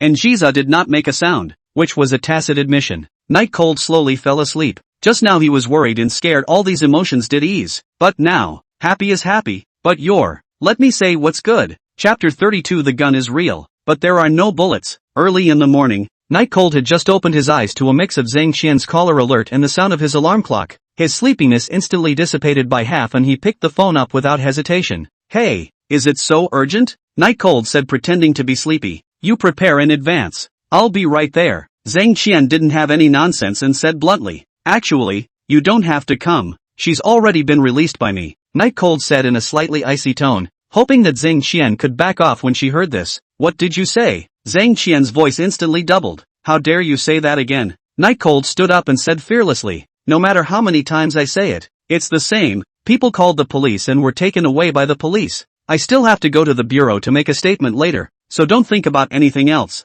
Zhang Qian felt that she had been tricked by Night Cold. She was immediately infuriated. Night Cold, do you know what will happen if you do this? Not only will you not get the money, you won't be able to get your life either. How could Zhang Qian believe Night Cold's bull? 80% were convinced. I don't want the money. You can pretend that I'm not involved in this matter. Night Cold continued. Not involved? Zhang Qian coldly laughed. Participate or not participate is not what you say. Today if I cannot see people, then take you to start. As for the result, do your best to imagine. Think bad. Night Chill opened the window and a mouthful of hot air came into contact with the cold air, creating a big fog. These people are really lawless. They have to kill for a little thing and they don't put Uncle Hat in their eyes at all. But since he had already made up his mind, Night Cold naturally wouldn't be bluffed just like that. If you insist on doing this, I guarantee you'll regret it. You can try. Night Cold had a gun in his hand. He wasn't really a lamb to be slaughtered, even if it's a gun with no bullets. But who's betting?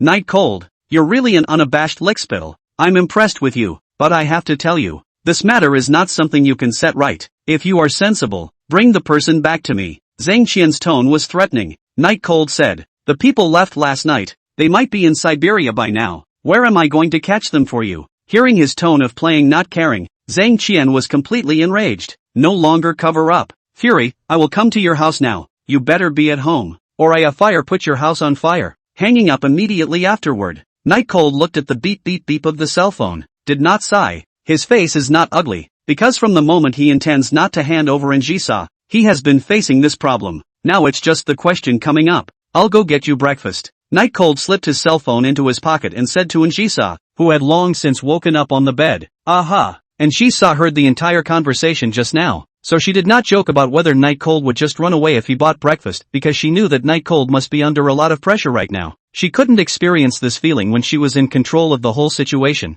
but still tried to be as serious as possible. Recalling Zhang Qian's tone just now, Njisha's face turned cold. She never knew that these people turned out to be so arrogant. Facing her was never respectful, stuttering and not even daring to raise her head. Yet facing ordinary people was a completely different, arrogant and domineering situation. Moving around was a death threat. The others, Njisa, were not interested in caring, nor did they care. The only thing that made her angry was Night Cold. Originally thought it was to break her limbs, but now it seems it's not quite enough. Njisa clasped her hands, her gaze once again returning to that moment of the Yin family's eldest lady who controlled everything, cold and bloodthirsty. Soon, Night Cold returned to the room with a cool breeze. By this time Njisa had also washed up. Neither of them spoke, they just sat opposite each other and ate their breakfast. However, both of them had a sense of tranquility in their hearts that they had never felt before, and that tranquility before the storm was extremely pleasing to both of them. But that vibe was shattered in the next second. Night Cold, get the hell out of here. Don't be a shrinking violet, or I'll light your house on fire. Zhang Qian's voice is very loud.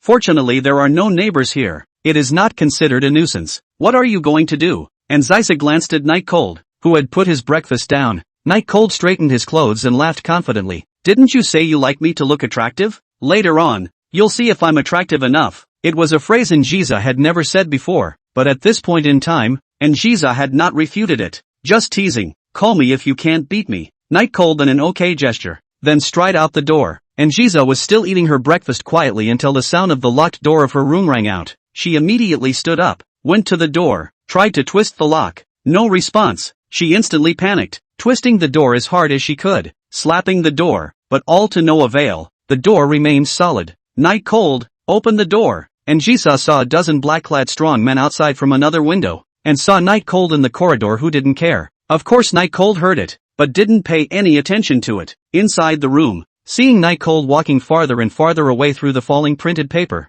Njisa helplessly tapped on the window and deflated. Why is this person so stupid? Can't he still guess my identity? Looking at that forward-looking figure, Njisa only felt as if her heart had been touched by something, and it hurt very much. Just know how to play handsome. Njisa sat on the balcony with her legs wrapped around herself, blushing hard but immediately feeling amused. Even after eating and sleeping with Night Cold for several days, she still couldn't figure out this teenager. Downstairs, Night Cold picked up the pistol in the basket. The thick feel of it put his heart at ease a little, pinned it to his waist, and then opened the gate. Outside, led by Zhang Qian, came a dozen big men. These people were different from those punks in the society, and at first glance, they looked like fighters who could only be hired with money. Very professional. Night Cold licked his dry lips. He felt that he had just made a mistake by stating his attitude on the phone. Otherwise, Zhang Qian would most likely not have brought so many people, at least not so professionally. You came out alone? The guts are not small. Zhang Qian tilted her head proudly and looked at Night Cold with a very cold look in her eyes.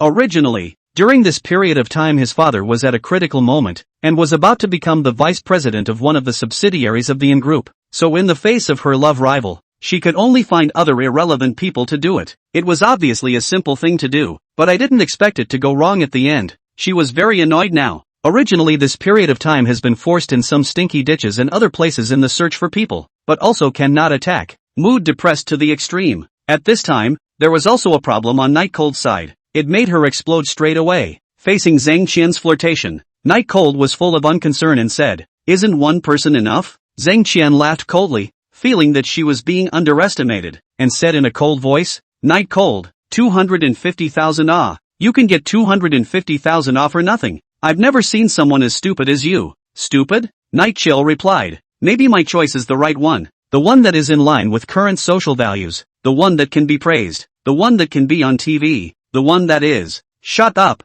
Zhang Qian interrupted Night Cold's chatter and said in a single word, "Hand over the person. I'll leave her behind afterward. And you can play with her all you want. You know you can't even touch someone's finger if you're a dog licker for the rest of your life." Night Cold didn't retort, and said with exaggerated regretful movements, You said earlier, now people are letting go, presumably to the South Pole. You give me some time, I'll go find it for you, and by the way, get you another penguin back." Stalling for time, which annoyed Zhang Qian, while Njisa in the room laughed out loud. "What time is it?" Night Cold is still so nonsensical, but that seemed to enrage Zhang Qian even more. "Do you realize you're looking for death? I'll give you one last chance. Will you hand it over or not?" No delivery. Night Cold was also too lazy to say anything else to these people, and was directly showing his attitude. Zhang Qian was infuriated and laughed, saying, "Good, very good. Today I will burn your house down, and then break your legs. When the time comes, I'll see if you pay." Then he said to the strong man behind him,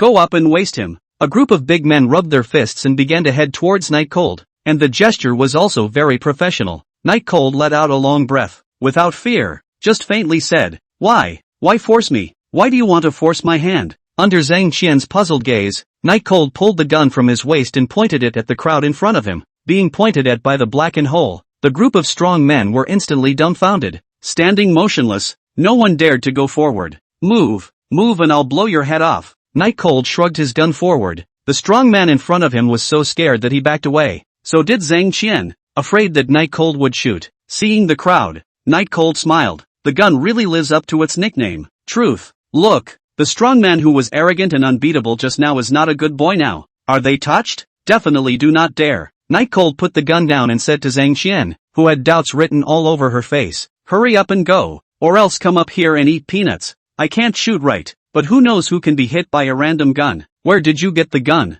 Zhang Qian asked with a puzzled face. "It's out of your hands. Hurry up." Night Cold continued to raise his gun up and waved it at the crowd in front of him. The burly man was once again scared back, yet Zhang Qian was standing in front, without any intention to retreat. Night Cold froze slightly, then pointed his gun at Zhang Qian and said, "Do you think I don't dare to shoot? Let me tell you, when a person is threatened with death, then he can do anything." Zhang Qian remained fearless and said, "A fake gun and so pretentious? Shoot if you can." Nightchill's hand held up the gun froze. "It's a real gun, but it's not loaded." Chapter 33, Breaking off the door, going up the stairs. "Ha, if you think it's a fake gun, then come up here and try it. See if it's water or bullets that come out of the muzzle. But I have to remind you, there's no pills of regret if you bet wrong." Of course, Night Cold knew that he absolutely could not show his cowardice in this situation, and whoever sulked would lose. However, the next second, Zhang Qian took a solid step forward, the kind without any hesitation or gambling element. "Shooting?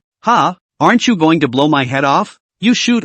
Zhang Qian confidently stared at the black hole of the gun, completely, not afraid at all. Night Cold's face became ugly, and his hands appeared to tremble slightly. He couldn't figure out why Zhang Qian was so sure that it was a fake gun in his hand, and why she was so confident that she would not hesitate to take her own life as a bet. She was so rich. Was it necessary to play with her life? Could it be that he's really that broken? Zhang Qian did not feel refreshed by Night Cold's days, because when she looked at the gun in Night Cold's hand, she knew that it absolutely could not be real. "Night Cold, aren't you curious as to why I'm so certain that the gun in your hand is fake?" Zhang Qian's expression was teasing, like the feeling of being a guangong and ending up being danced with a big sword in front of her. Night Cold didn't say anything, but the beads of sweat running down his forehead indicated that he wasn't relaxed right now. "The gun in the hand that I have to say is very real. It can almost reach the point of being fake, but you bought the wrong model." Zhang Qian wanted Night Cold to die with understanding and continued, "Do you know what type of gun you're holding in your hand? An exclusive version for the big guys. The entire body of the gun is made of space material.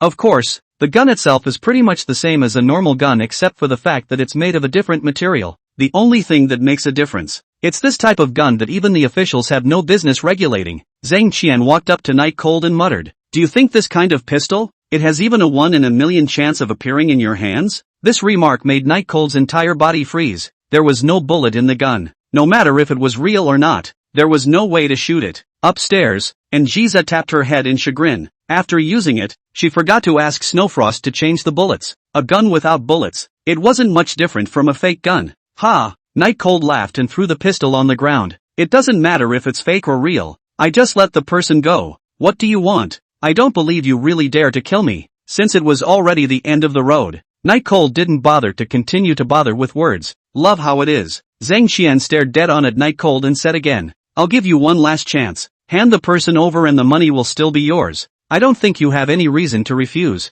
Night Cold was completely worthless to her. It didn't matter what happened. What she wanted was Lin Qingchang. Told you, the person is already gone. How many times do I have to say it before you understand? Night Cold had a complete look of being at the mercy of others. It didn't matter anymore. Zhang Qian grabbed Night Cold's collar and said fiercely, since you let the person go, she must have trusted you very much. Trick her out and I'll raise your money to 300,000. How? 300,000? Are you serious? Night Cold was surprised. Of course, you figured it out? Zhang Qian laughed. Why don't you give it to me first? And how about you come back for it in a couple days? Night Cold said seriously. Zhang Qian tilted her head slightly. Her patience had been completely exhausted. Pushing Night Cold away, Zhang Qian said to the people behind her, beat him up for me. Beat him until he talks. Faced with a group of strong men who came forward, Night Cold took off his jacket and said disdainfully, I was in the village back then, and the fights haven't served anyone. Come on. Upstairs, and Jiza was now both touched and anxious, especially when faced with Zhang Qian's coercion and temptation. Night Cold remained unmoved. She felt her heart melt and even her eyes reddened.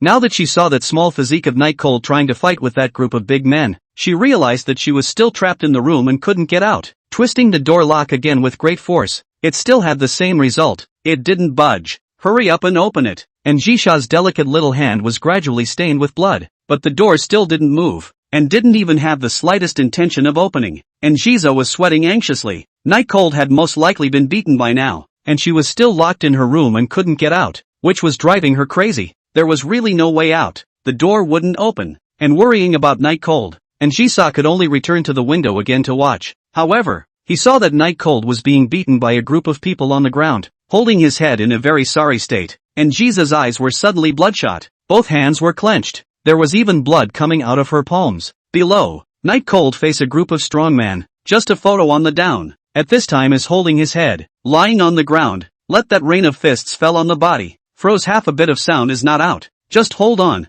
Just hold on. They won't dare kill anyone. Just hold on and you'll win. Not a word? You're pretty tough. Beat me to death. Seeing that Night Cold didn't cry out in pain, Zhang Qian felt that she couldn't keep up her face and urged, above. And Jisa kept slapping the window with her hand, but it didn't help at all because the window was reinforced with iron bars and couldn't be opened at all. Seeing Night Cold being beaten like this, she felt her heart ache. If she had known this would happen, she would not have hidden her identity. But who knew that Night Cold was so stupid? Even when he was facing being beaten to death alive, he still refused to hand her over. Of course, this also brought her killing intent towards Zhang Qian to its maximum. Things are still going on. Night Cold knew that Jisa was watching and was afraid that Jisa was worried about making a sound. Even if his whole body was like a broken bone, he still pretended that he didn't care and shouted, yes, use a little more. I can't feel it. It didn't hurt at all. It doesn't hurt at all. Don't make sound. Night Cold's voice was getting weaker and weaker, and after this broken sentence,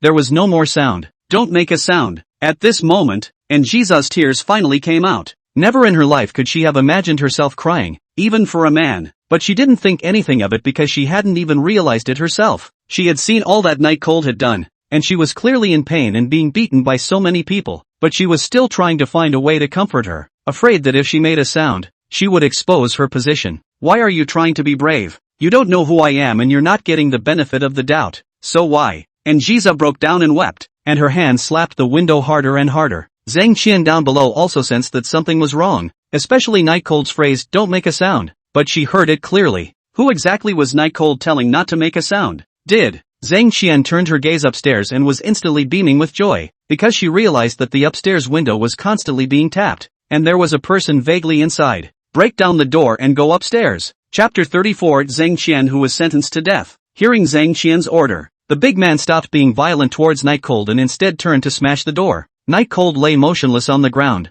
not even knowing whether he was dead or alive, just lying so quietly on the ground. The door quickly cracked open, and Zhang Qian took the lead as those behind her swarmed in. However, the two big men just wanted to take a step forward, but they felt that their legs were wrapped around something, and they couldn't move. Lo and behold, it turns out the teenager on the ground grabbed their legs. Zhang Qian followed the memory of the location up to the second floor, and then came to that one window. Because of the prints, she could not see the person inside, but can see that there is indeed a woman inside. Zhang Qian said excitedly, "Lin Qingcheng, so you're hiding in this house. It really made me look for you. Hurry up and break the door for me." Getting the order, the strong men following behind started to bang on the door. The iron door was strong, but it couldn't hold up to the rounds of bombardment from so many people. In less than a minute, the door was knocked to the ground. In a puff of smoke, Zhang Qian walked into the room. "Get the hell out of here. If I don't peel off your skin today, my name won't be Zhang." However, when she swept her gaze around in order to look for Lin Qingcheng's silhouette, the person in front of the window had never left at all, and had been sitting there quietly. Zhang Qian was just about to start cursing when she heard a voice that sent chills down her spine. "Who are you going to skin?" That voice was as cold as the lake water of a wintry fish, as if it wanted to freeze people to death straight away. Even describing it as a 10,000-year-old cold pool would not be an exaggeration. Zhang Qian felt cold all over. She didn't understand what was wrong with her. How could she be scared like this by a single sentence? But it wasn't right. It wasn't Lin Qingcheng's voice. Rather like, when the young girl in front of the window moved her own eyes from Night Cold to Zhang Qian, the entire room went quiet. Zhang Qian was instantly a pupil contraction. Dumbstruck, she couldn't believe her eyes, and even wiped them hard. But the figure of the young girl in front of her only became clearer and clearer, and she hadn't been mistaken or blinkered, nor was she hallucinating. The young girl in front of her was the family's eldest princess, Yasuchi Yarn. Zhang Qian legs powerless backward, almost fell. Unbelievable, big miss? Why are you in such a place? She had clearly asked Night Cold to kidnap Lin Qingcheng, just an ordinary girl from the old city center.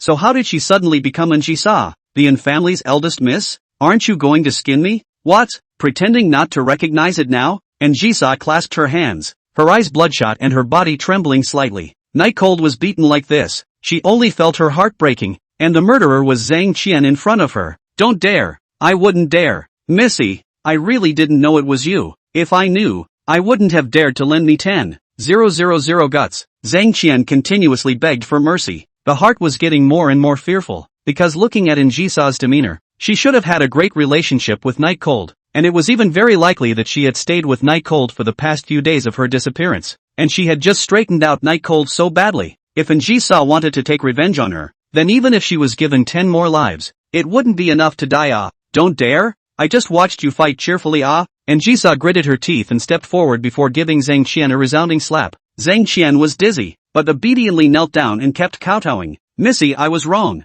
I will never dare again. Please forgive me." Most of the black-clothed burly men present belonged to the An clan and were An Jisha's henchmen. She was incapable of resisting at all, and An Jisha was notorious for her brutality. No one who went against her ever came to a good end. That's why Sang Sin is scared. An Jisa squinted at Zhang Qian and said indifferently, "Do you think you'll have a next time? No one who messes with me, An Jisa, has ever had a next time. Do you think you're an exception?" Zhang Qian kowtowed and cried bitterly, "Eldest miss, I really didn't know it was you. That Night Cold kidnapped you. Why are you still favoring him?" An Jisa kicked Zhang Qian down. "You're worthy of asking me?" Zhang Qian was kicked and rolled on the ground, did not dare to complain, immediately got up and knelt down again. How arrogant he was when he just faced Night Cold. How wretched he was when he faced An Jisa at this moment. An Jisa's breathing became more and more rapid as she instructed the burly man behind her. "Beat it for me." The burly men were dumbfounded at the sight of An Jisa for a split second, as they were also the culprits of the assault on Night Cold just now. And seeing Zhang Qian in such a miserable state, they were very worried about their own outcome. Now being ordered by An Jisa, one of them eagerly wanted to salvage some. "To Zhang Qian, that is a dead hand."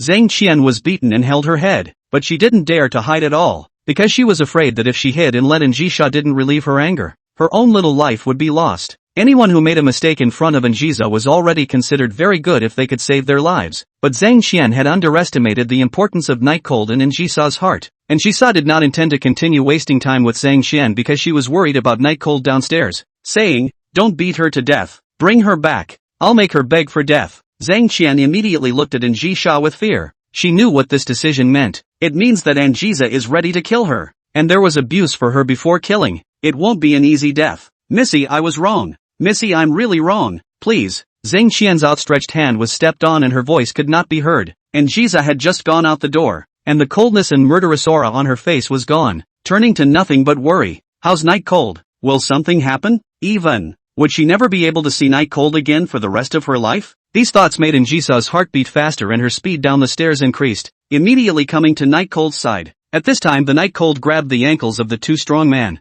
Dead or alive? Can be seen on the back of the traces of the beating. Bruises have been green. Big. Miss? The two burly men stopped their hands and looked at the approaching Njisa in surprise. Get out! Night Cold may have heard Njisa's voice and knew that Njisa was safe, or perhaps it had already taken off its strength, and at this time, the ankles of the two strong men were released, and the two strong men retreated to the side. Njisa held Night Cold in her arms and kept helping Night Cold wipe the dirt off her face. Crying was the only sound in front of the gate. Chapter 35. On the way to the hospital, Njisa has been hugging Night Cold in tears. How the tears cannot stop. Completely lost the previous days of killing and ruthless queen image. Rather like a normal little girl who lost her favorite toy. It gave the driver of the car a fright. He was the clansman who was responsible for searching for Njisa in this neighborhood. And after searching for Njisa for so many days, he didn't expect to see it like this when he saw it again. This surprised him very much. Njisa is bloodthirsty and brutal. But she was actually crying over a teenager and was very sad. If she went back and told those co-workers, absolutely none of them would believe it. Night Cold, can you hear me? Njisa wiped her tears away and tentatively shook the teenager in her arms. Night Cold's face was pale. He did not speak. He just closed his eyes tightly. And from the slightly distorted expression, it could be seen that he should be in great pain right now. Njisa heartbreakingly held the Night Cold head. It's okay, we'll be at the hospital soon. Hang in there. Looking at Night Cold's originally handsome side face, which appeared black under the mixture of dirt and blood, she couldn't even dare to imagine how many beatings Night Cold had actually taken. Both had lost consciousness, and as a result were still holding the two men in a death grip, fearing that she would be harmed. Why can a person be so stupid? Don't you realize you're going to die? Why are you so stupid? I'll be fine at all. Why would you be so stupid? Njisa blamed Night Cold while resenting herself even more. Why didn't she reveal her identity in advance? If the identity had been revealed in advance, then none of this would have happened. It's her fault. No matter how much Njisa talked to Night Cold never answered back. The back that showed bruises made Njisa's heart ache. Then he thought of something and took his cell phone out of his night chill pocket, then coldly dialed a phone number. The phone just rang once and was picked up. Hello? The voice was very tired, but with an air of expectation, and as if it was afraid to expect it because every expectation had been torn to shreds. There's a group of people out in the old town, about a dozen, all sunk in the sea. There's a woman named Zhang Qian inside. Arrest her for me. Don't let her die. Njisa said calmly and bloodthirstily as she rested Night Cold's head on her legs and looked out the window at the traffic. Oni-chan? In a large European-style castle, Snow Frost, who was physically and mentally exhausted from trying to find Njisa, instantly regained her demeanor as she instantly heard Njisa's voice. Missy, I thought you. Snowfrost didn't say how excited she was. If she was a day late, she was going to be executed by the head of the Yin family, for losing Njisa. Cut the crap. Hurry up and do what I tell you to do. If you let one get away, I'll hold you responsible. Njisa's cold words did not have any emotion. Snowfrost tried to say something else, but the phone had already been hung up. What's wrong with Missy? Snowfrost was a bit puzzled. In her memory, Njisa had never been this angry. Njisa's order she cannot dare to neglect. Immediately sent people to the old city to arrest people. The other side. After about a 30-minute drive, Njisa brought the unconscious Night Cold to a large hospital located on the edge of the Flower Sea. When the nurse pushed Night Cold into the hospital room, Njisa breathed a slight sigh of relief, and immediately followed into the hospital room herself. I don't know how much time passed in the hospital room. Nightchill slowly opens his eyes. This patient's injuries are some external skin injuries. Did not injure the internal organs. The reason why he fainted. It should be caused by his head hitting a hard object. After checking, there is no serious injury. Only the back is more serious. But the bruises dissipate and it will be fine. It won't leave any after effects or anything like that? I don't think so. But after all, it's hard to tell if it's going to be a problem in the future when you've been beaten up. What do you mean should? You as a doctor don't even know this? What's the use of taking you guys? I tell you, if he... At that moment, the sound of a fruit plate falling on the floor rang out in the hospital room, pulling everyone's attention over to the room. Sound,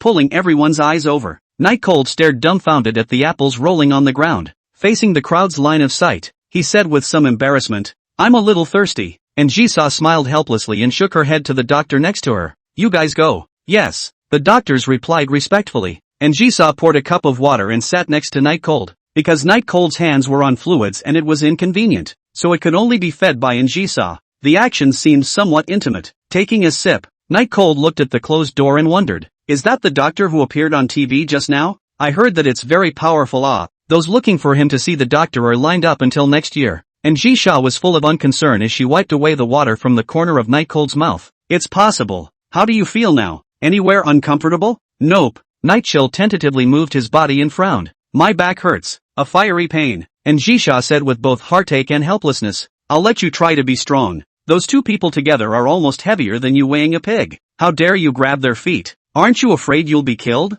I didn't think that much at that time. Night Cold recalled. Right. Are you okay? Zhang Qian didn't do anything to you, right? Looking at Night Cold's slightly anxious appearance, and Jisoo's heart was immensely flattered, and she couldn't control the corners of her mouth from rising, pretending to be relaxed. No, you protected me, don't you remember? Was I that good? Though I did put up a fight is all. It was really quite impressive, but there just happened to be a passing uncle had at the time. Night Chill fell into deep thought. That means, we should have called the police in the first place? And Jisoo covered the remorseful Night Cold with a blanket and said, get well, don't worry about the rest. I'm sure Zhang Qian and the others will be duly punished. You mean Altmans? No. Oh, Will. Nor the Masked Rider. Oh. Being rebutted by Jisoo repeatedly, Night Cold was thinking about how he should get his face back. His eyes swept across the room, and then he was surprised to find that the ward seemed to be a little too good to be true. Luxury wards he'd seen on TV, but they were nothing compared to this one. It's not comparable at all. All the equipment in here is new and complete, as if it's all for one, and from a ventilation and sunlight standpoint, that's top-notch as well. He was in a bed that basically had access to sunlight 24 hours a day. It's a bit of an exaggeration. Seeing Night Cold staring at the wall in a daze, and Jisoo's hand peeling an apple for Night Cold paused and asked, what's wrong with you? Is there something uncomfortable? Night Cold gulped and the corner of his mouth twitched. Are you sure this place is affordable for us to consume? The ward gave him the feeling that all the savings he had on him combined wouldn't even make it a day's stay. The reality is also true that this kind of ward is priceless, and is exclusively for the use of those prestigious families, and ordinary people with money can't live there. Knowing that Night Cold was fine, and Jisoo's apple peeling continued, the director of this hospital is nice and said that he would give it to us for free. Free? Night Cold took the apple that only had apple beard left after Jisoo had finished peeling it, and said in surprise, then the dean must be seeing you as pretty to make it free. Why are you so stupid? It's better to run away while you can. Chapter 36, Homecoming. And Jisoo was a bit speechless. Night Cold's imagination was still so rich, but upon careful consideration, this matter was indeed not very reasonable. Pressing Night Cold, who was sitting up, back onto the hospital bed, he said helplessly, you're covered in wounds. Where are you going? What if you leave some kind of disease behind? Night Cold was still trying to get up and struggled. But this kind of place is not something we can afford to spend money on. Although I have some money on me, I feel that staying for a day won't be enough, so I'd better hurry up and leave. And Jisoo felt a little funny. She had almost forgotten that Night Cold was a person who liked money. Oh no, she was forced to like money. Sit down. No one is asking for your money. Get well and stop. And Jisoo pressed Night Cold down again. Don't want money. Night Cold can't continue to stay here because Lu Ruyan's birthday is coming soon. He has to hurry to go out to complete the system mission to be able to do. Otherwise, who's responsible for not getting the reward? Thinking of the system mission, Night Cold nibbled on an apple and regretfully said, it's a pity that Zhang Qian's money won't be available. Seeing Night Cold's appearance, and Jisoo was a bit intolerant and spoke out. Zhang Qian said she would give you the $250,000. Ha! The apple was still unchewed in Night Cold's mouth, and he looked at Jisoo in surprise, not understanding what Jisoo meant by this statement. Sang Sin is planning to give the money to himself? How is this possible? She doesn't look for herself to take the remaining $200 as already burnt incense. How can she then the $250,000 of the final payment to himself? You're not lying to me because you see I'm hurt, are you? Night Cold said as he swallowed the apple. And Jisoo cocked Erlang Rue and shrugged her shoulders. She said she gave you that money for your medical bills. Probably because she knew she beat you up too much and was afraid you'd call the police afterward. Call the police? Calling the police on Night Cold is impossible. Wait to get the system reward. He's going to retaliate ruthlessly. At least break Zhang Qian's legs. This can't be solved by paying money. Night Cold looked around the ward. The $250,000 was the key to completing his mission. It can't be wasted on hospitalization. Sure enough, we'd better hurry. With that, Night Cold pulled the needle out of his hand and tackled the blood that bubbled up with his mouth. his eyes firm. While putting on her shoes, she greeted Anjisa as she left. Anjisa was dumbfounded. Why did you really pull the needle out? Are you that afraid of spending money? What are you doing? Hurry up and lie back down. You still have injuries on your body. Night Cold then rested for about a few hours, although the doctor said it was nothing. But who knew? So right away, I was going to ring the nurse's bell. Night Cold hurriedly stopped it and advised Anjisa, I'm really fine. It's better to hurry up and leave. Staying here might make you pay the hospitalization fee later. Anjisa's heart was torn. She wanted to tell Night Cold about her identity, but she didn't know how to open her mouth. And more than that, there was a bit of covetousness about staying in that hut with Night Cold, and she didn't want to lose that peace and quiet for a while. But if we don't tell Night Cold, what if something like today happens again and Night Cold gets hurt again? By then, her heart would probably not be able to take it. While she was pondering, her hand was suddenly pulled up, and when she raised her eyes, she only saw the fully dressed Night Cold, looking at her with an anxious face. What are you waiting for? You have to pay if you get caught. Night Cold's serious look made Anjisa, who had never done anything similar before, feel a bit of novelty. Otherwise, try it? It might be interesting too. The main thing is that the injuries on Night Cold's body are really nothing serious, or else Anjisa absolutely could not let Night Cold leave. Playfulness must also be built on top of safety. At this moment, Anjisa figured it out. After returning to the small house in the old town, she looked for an opportunity to confess to Night Cold. Gradually, Night Cold would accept it better. Being held by Night Cold's hand, he ran outside. This floor was almost nothing, but there were especially many doctors passing by. Yet Night Cold's accelerated pace of leaving didn't cause anyone's eyes. These people are so stupid. They didn't see this? Night Cold laughed and looked back, holding Anjisa's hand as he continued on. Anjisa was inexplicably a bit nervous as well, especially when she saw someone passing by in front of her. It was like the reaction she had when she bumped into someone while stealing something, but she knew it wasn't that these people were blind. It was that they couldn't afford to mess with the people coming out of that top floor ward. Layer by layer, Anjisa followed Night Cold and found it interesting. Occasionally Night Cold's exaggerated movements and expressions amused her to the point of laughter. Finally arriving on the first floor, the two men in their student uniforms managed to blend into the crowd and disappear into the hospital. And the dean, who had just gotten the news and rushed to the top ward side in a hurry. Anjisa was the absolute controlling person of this hospital. Usually he didn't even have the qualifications to meet her, but now he's finally got the chance. If only he'd behaved a little better. If things were arranged properly, and if he could perform well in front of Anjisa, maybe this dean's position would belong to him from now on. However, there was no response to the knock for a long time. He knocked again cautiously. Still no response. He opened the door boldly and it was empty. Monstrous riches were missed. The other side. Walking down the street, Night Cold sweated profusely and looked back at the hospital with a bit of excitement. That was close. I don't know what will happen if they catch me. Probably would have vaulted us both.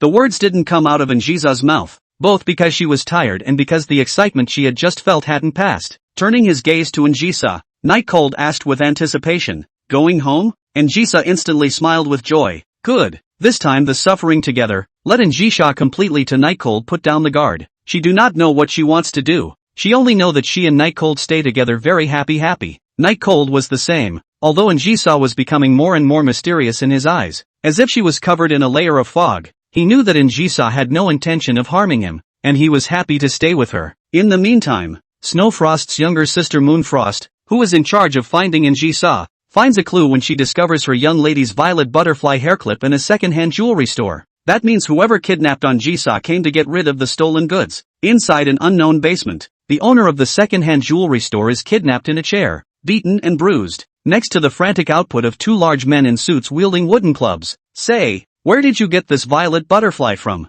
Wearing a Flower Sea Academy uniform and stepping on white silk, Moonfrost looked fiercely at the boss in front of her who was dead silent. We all collect things on our own merits.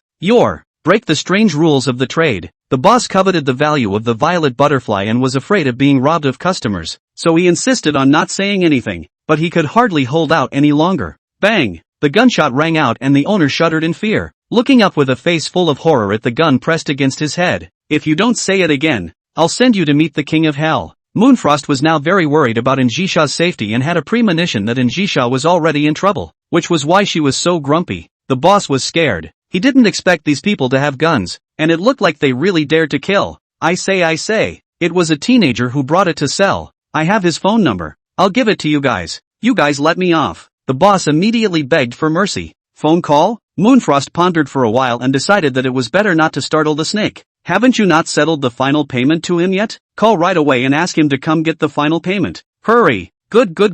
Don't shoot. Whatever you say. Chapter 37, The world will not be gentle with pessimists. The two men said nothing and asked nothing. Perhaps they both had a feeling that when it came to knowing everything about each other, their daily routine would see a huge shift. Let's at least be letting them enjoy themselves for a day. Shopping in the supermarket, and Jisoo walked in front like a housewife, and Night Cold followed as her husband, talking every now and then because of the ingredients. It was a cozy scene and they enjoyed shopping together, and Jisoo's high and cold face bloomed into a smile countless times at this moment, without anyone knowing how many bloody orders this seemingly beautiful and sunny young girl had given out of her mouth. Night Cold kept smiling and accommodating Jisoo, even letting Jisoo sit in the shopping cart and push her around, and Jisoo did not hesitate of refusing. The two are truly a golden couple, drawing frequent side glances from passers-by, both male and female. In the big supermarket, this is very cheap, want to buy some? And Jisoo picked up the box of half-price tomatoes and happily asked Night Cold in the back, well, this time period's half price or forget it. I guess it's yesterday's. It's better to buy the more expensive one.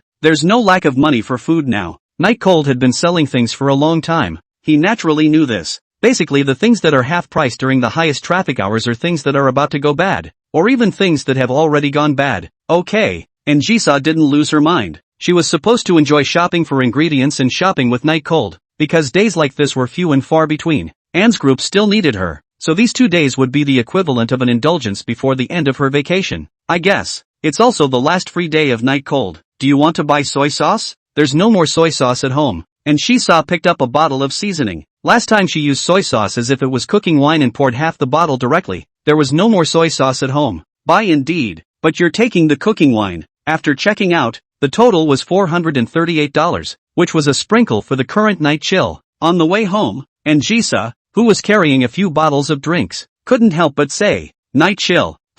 Night Cold, who was carrying a large bag, responded, and Jisoo rubbed her thumbs over her palms and asked, what would you do if one day you found out that I'm not actually what you know me to be? Not the way I know you? Night Cold looked at Jisoo suspiciously. I don't know you very well either. If you really have some complicated identity background, I can reacquaint myself with you. So what if you don't like people like that? Or maybe, in fact, what if I'm the opposite of the kind of person you like? And Jisoo's voice was getting lower and lower. She was the person in charge of the in-group, the capitalist of capitalists. She was the one who oppressed others. And Night Cold, as a commoner with no power, was the one who was being oppressed. And after the past few days, she knew that Night Cold hated this kind of person. Hated Joe Worker. Yet Joe Worker wasn't even an ant compared to her. Let's talk about this kind of thing later. Before it happens, who knows if one likes it or not? Night Cold shrugged his shoulders and said easily. He thought he answered pretty well. Whether Jisoo had enemies or a complicated family, he would accept it. It was a promise he made to Jisoo, but such words fell on Jisoo's ears, and that was uncertainty. In her eyes,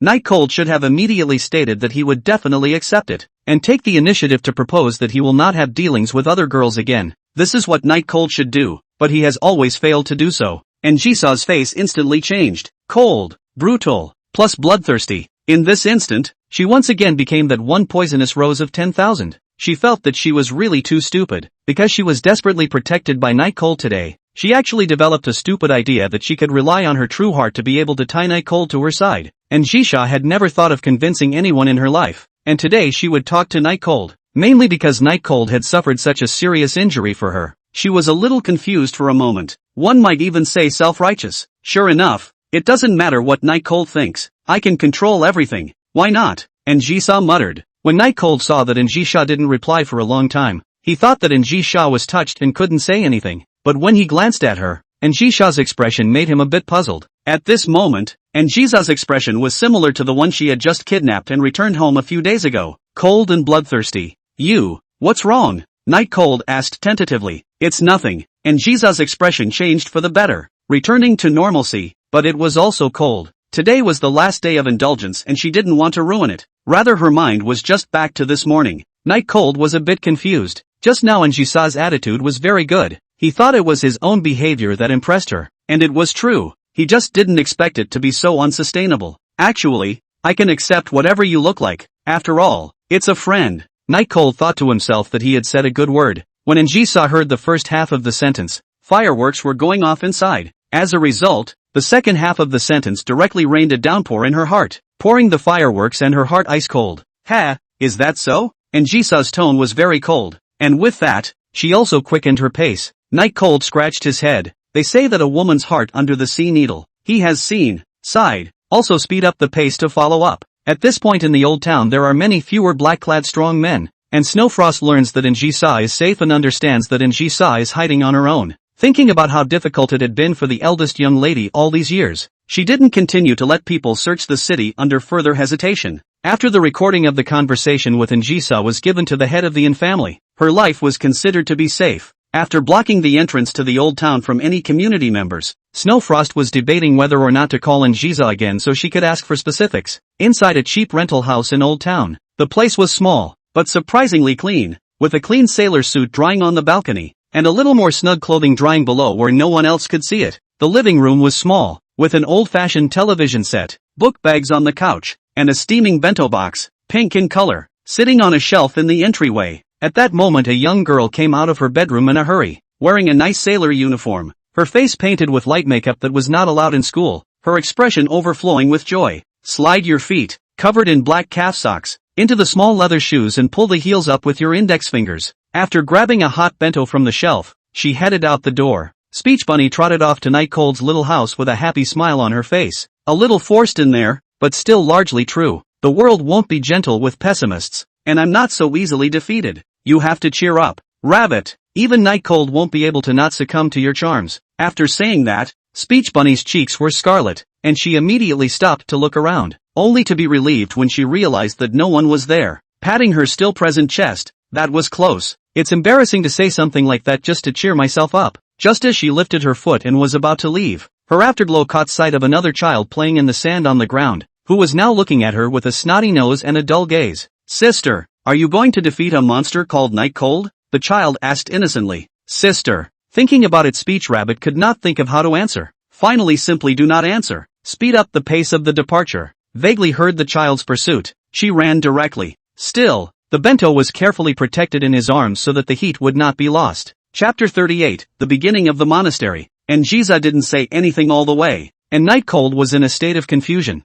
not understanding what was going on at all. What the hell are you mad about? Tell me and I'll apologize to you, okay? As Night Cold opened the door, he said to Njisa, who was pretending to look at the sea next to him, "You're right." And Zisa returned. When Night Cold opened the door, Njisa immediately turned her head and walked in, but seeing the blood on the floor, she wondered if she had gone too far. However, Night Cold's answer just now did make her very dissatisfied, so she didn't say anything and went upstairs, shutting the door behind her and looking at Njisa's high and cold back. Night Cold said helplessly, "Worthy of being a beautiful girl, so cute even when she's having a disagreement." And Njisa, who was walking in front, stumbled and almost fell straight down, turning back, her face slightly red and gritting her teeth as she stared at Night Cold, who raised her hands in a surrendering gesture. Back to the room, and Njisa sat on a chair ready to watch TV as Night Cold sat on the bed and asked, "You're not going to cook together this time? This young lady's cooking is not something that anyone is qualified to eat. You've eaten it once and you're still not satisfied?" And Njisa said in a rewarding tone.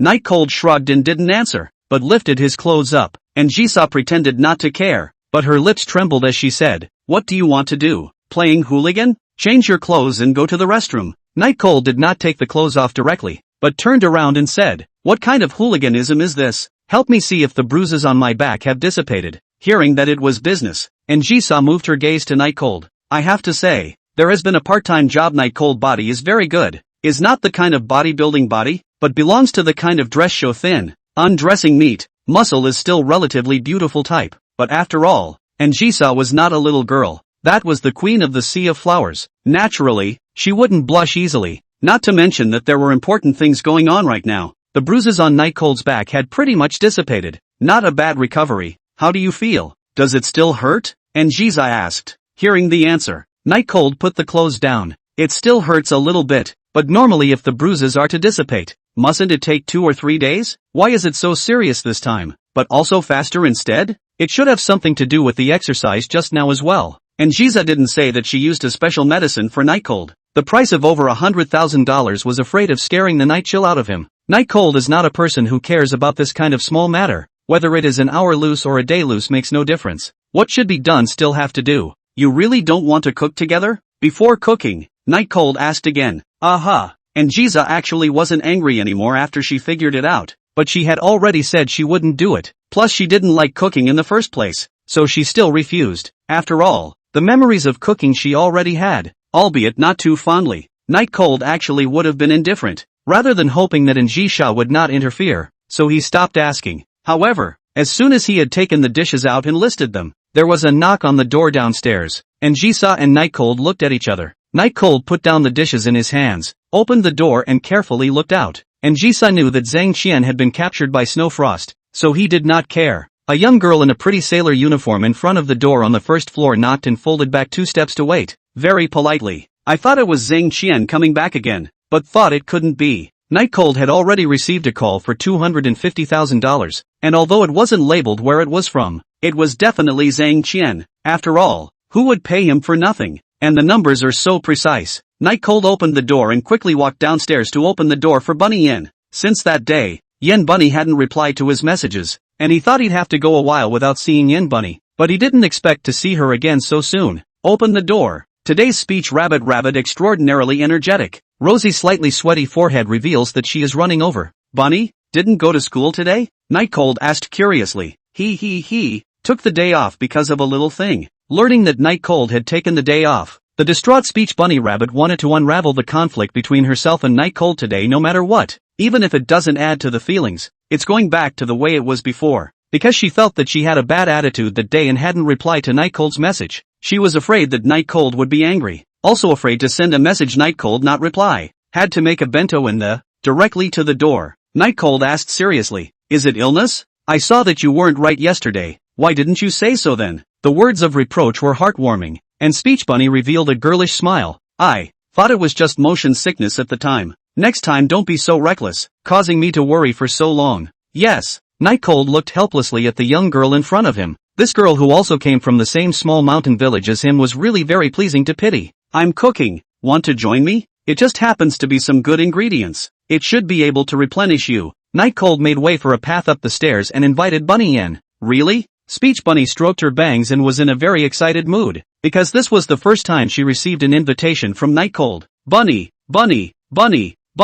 you've come to the right place. Persevere and there will be hope. Be kind to the world and the world will be kind to you. She kept praising herself in her mind for this wise decision. Rabbit? Night Cold saw Bunny words giggling with her head down and spoke in confusion. Oh, noticing that she was out of sorts and fearing that Night Cold would change her mind, Bunny Yen closed her eyes and handed out the bento. This is the bento I made. You can eat it together later. Have a heart and make bento when you're sick. No, not sick. Yen Bunny waved her hands repeatedly. Sick and still eating together like this? Night Cold obviously couldn't consider so much. Besides, he was already accustomed to the silly look of Yen Bunny. Smiled and said, don't stand. It's almost November. It's cold outside. Oh, when she passed by Night Cold, Bunny Yen subconsciously lowered her head. It was the first time she had gotten that close to Night Cold. As she went upstairs, Speech Bunny's steps had been slow, as she was very much looking forward to the intimate moment that was to come later. Matching cooking with Night Cold, the two of them eating together, and even sleeping at Night Cold's house tonight. These things that only couples do make me happy just thinking about it. Thinking about it, did not pay attention to the steps have a height difference, directly tripped. Fortunately there is a Night Cold in the back of the pull, or not to mention the lunchbox. Speech Rabbit face have to be blossomed. You be careful, Night Cold said with a slight reproach. Thanks I'll pay attention. Speech Bunny blushed shyly and walked forward again, this time, with unbelievable concentration, when the door to the Night Cold life room was opened. Inside, a stunningly beautiful and charming young girl who was like a fallen siren was sitting on a chair and watching TV, and Speech Bunny froze directly in the doorway. In the next second, those eyes that are better looking than all the actresses combined, and that take in the soul, also looked at the Speech Rabbit at a bookshelf. Folks, Chapter 39, Night Cold Who Doesn't Understand Women. The two of them looked at each other and both saw surprise in each other's eyes, only that there was more of something called inferiority complex in the eyes of Speech Bunny. This is my friend, called. Night Cold touched his head. He only realized now that he didn't even know the name of the beautiful girl who had been staying in his room for several days. Njisa said slowly in a cool tone. Njisa. Night Cold chewed on the name for a moment and thought it sounded good, then introduced Speech Bunny for Njisa. This is my friend. We used to work together part-time, called Yim Bunny. Njisa did not react, even will in addition to just now Speech Rabbit into the door. Njisa's line of sight no longer fell on Speech Rabbit, at this time is pretending to leisurely watch TV. Hello, my name is. Speech rabbit. Yen Bunny Rabbit immediately bowed vigorously, but did not receive a response from Njisa, a moment of some embarrassment, and do not know whether he should straighten his waist. Night Cold pulled Yen Bunny up. Forgive me, she's just like this person. Get along for a while and you'll know that she's actually not bad. Not a bad guy? And Zeisa's eyes narrowed slightly as if it was the first time someone had ever described her that way. Everyone else's description of her was usually demonic. Speech Bunny stood up and smiled reluctantly and bitterly at Night Cold, and didn't say anything. Facing Njisa, she had a deep sense of powerlessness. If she were to compete with the young girl in front of her for the night chill, she felt that she had no chance of winning. What's wrong? Did your face suddenly turn sour? I'll apologize to you for Njisa, but she really is just this character. Night Cold said somewhat apologetically to Bunny Yen, hoping that Bunny Yen would be able to ignore it. Njisa was about to explode in her chair. She had never seen Night Cold being so gentle with anyone, not even her. And now she was actually being so gentle with a commoner girl? And that too in front of her. Snow White teeth clenched, fists clenched. The phone was on the table. Would it not be nice to make a call and have Snowfrost come over and slaughter this one called Yim Bunny? Njisa's thoughts gradually ceased to be calm. Night Cold should be turning towards himself all the time. To actually apologize to someone else for herself? Who did she need to apologize to as the Yin family's first lady? Even if she just did wrong, no one in the entire Flower Sea would dare to have a problem with it. How can a girl from the old town be worthy? What was playing on the TV? And Zeisa had absolutely no idea, except that the corner of the bed was pulled up in a ball. Speech Bunny smiled and nodded in the face of Night Cold's apology. Inwardly, I cheered myself on. The world will not be gentle with pessimistic people. Bunny, you have to cheer up. God will bless you. Night Cold went to deal with the ingredients and didn't notice the change in Njisa's expression, which made Njisa even more angry. Want to play some games? I'll get you a game card? How could Night Cold not notice Njisa's change? But after all, Yen Bunny was there, and he didn't know how to persuade her, so he could only try to strike up a conversation. Inwardly, she also wondered if Njisa was too easily angry today. Obviously, she had just recovered a bit, but now her face was cold again, even colder than just now. No need. The voice was as cold as a bowl of water poured down the neck on a snowy day in the middle of winter, and the cold pierced one's bones. Forget it. Night Cold wasn't one to make a fool of himself, although he had a high tolerance for his friends. But the current situation with Njisa was clearly not something he could figure out. Between the fact that the women around him were always weird, Night Cold thought he should go buy some books about teenage girls to read. Right, the new, Fallen Girls, from Bones recently is pretty good, and it's also about teenage girls. Going to the store tomorrow to pick up a copy before school to get a wicked fix. Seeing Njisa's poor attitude towards Night Cold, Yen Bunny suddenly became lively and bounced over to Night Cold's side and began to help Night Cold with the ingredients. The corners of her mouth turned up. Sure enough, like this kind of high, but also beautiful, and at first glance is a big lady's girl. How can look on the Night Cold this poor boy? Or are you overthinking it? Humbug. Night Cold looked up at Bunnywords in confusion. He didn't understand why Bunnywords, who had just been sullen, had suddenly become cheerful, and it was also humming a song. Sure enough, he doesn't understand teenage girls at all. Fallen Maiden too, he was going to go ahead and reserve it. He should use it, because of the relationship between the two living environment. For cooking are familiar. Now the two join forces with half the effort. A person cut vegetables and a person stir fry, with a very good understanding, and have a laugh. Suddenly, Njisa stood up from her chair. The laughter of Night Cold and Speech Bunny was really making her sit up and take notice. Really wanted to kill something. Really wanted to destroy something. Really wanted to capture Night Cold and torture him. In the end, though, she chose not to pick the phone up and instead walked to the kitchen area of the room. I'll cook along with you. Go get me an apron. Njisa said to Night Cold in a commanding tone. Why are you suddenly? Night Cold looked at Njisa suspiciously. We have a guest at home today, so naturally I have to show it, don't you think?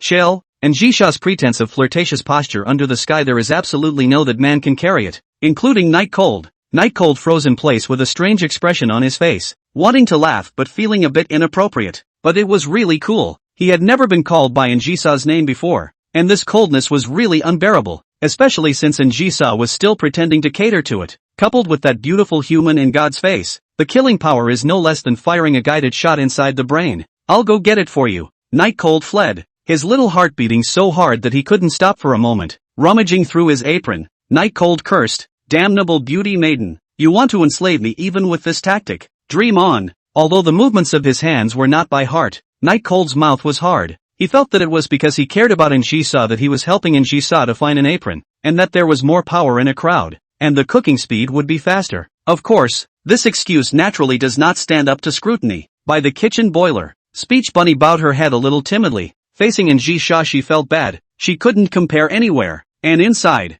she was very flustered, because from Anjisha's words, she could tell that she had a good feeling about Nightcold, or else even if it was a joke, it was absolutely impossible for her to be in Nightcold's home and call herself the master. On the other hand, Anjisha completely ignored Yen Bunny's intentions. She just wanted to let Yen Bunny know that she could sway Nightcold's thinking, and that she could develop any relationship with Nightcold at any time as long as she wanted to. Yen Bunny really couldn't help but sneak a peek at Nightcold, but she accidentally caught a glimpse of Anjisha, and she instantly froze in place, her pupils contracting, because what she saw in Anjisha's nice eyes was ignorance. It was either disdain or scorn or mockery. It was just ignorance and the greatest provocation to her. She doesn't see herself as an opponent at all. Speech Bunny slowly clenched her hands into fists. Her face was aggravated and dissatisfied, as well as extremely rare anger. The world will not be gentle to pessimistic people. If you do not go to grab it, the world will only think it is you do not want it. Rabbit, your own happiness. You must fight for it yourself. With that, Bunny Words released her hand and walked towards Nightcold.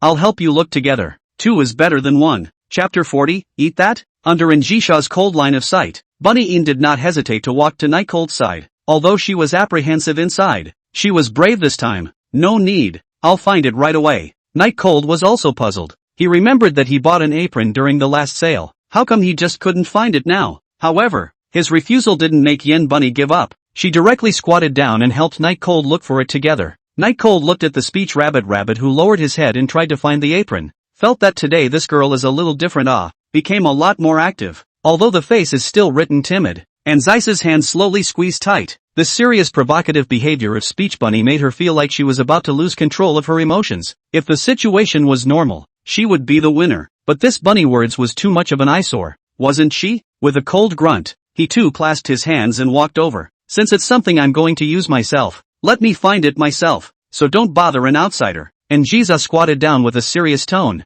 but did not put her hand into the plastic bag, because she has a very serious cleanliness problem. Speech Bunny's hand searching for her apron lurched as her insides began to tear apart. The thing she couldn't stand the most was Anjisha calling her an outsider and describing herself as if she was the owner of the place, which was like sticking a knife in her heart. Letting out a deep breath, she continued her search with determined eyes, not continuing to dwell on it. Something's wrong, very wrong. Looking at the two not-so-normal young girls, Nightcold's thoughts had drifted up to the sky, completely unable to understand what exactly the two were doing, though the two usually had some odd behavior. This was the first time it had been this strange. Finding an apron is just a matter of finding an apron. Is it appropriate for 3 people? Nightcold said helplessly. Such a small spot was surrounded by 3 people. Even Anjisha was squeezing him. Well, it does seem a bit cramped. Anjisha agreed. Chill, let this guest go watch TV. We two can just cook. It's our own business anyway. For some reason, Nightcold always felt that these words were a bit ambiguous and carried other meanings.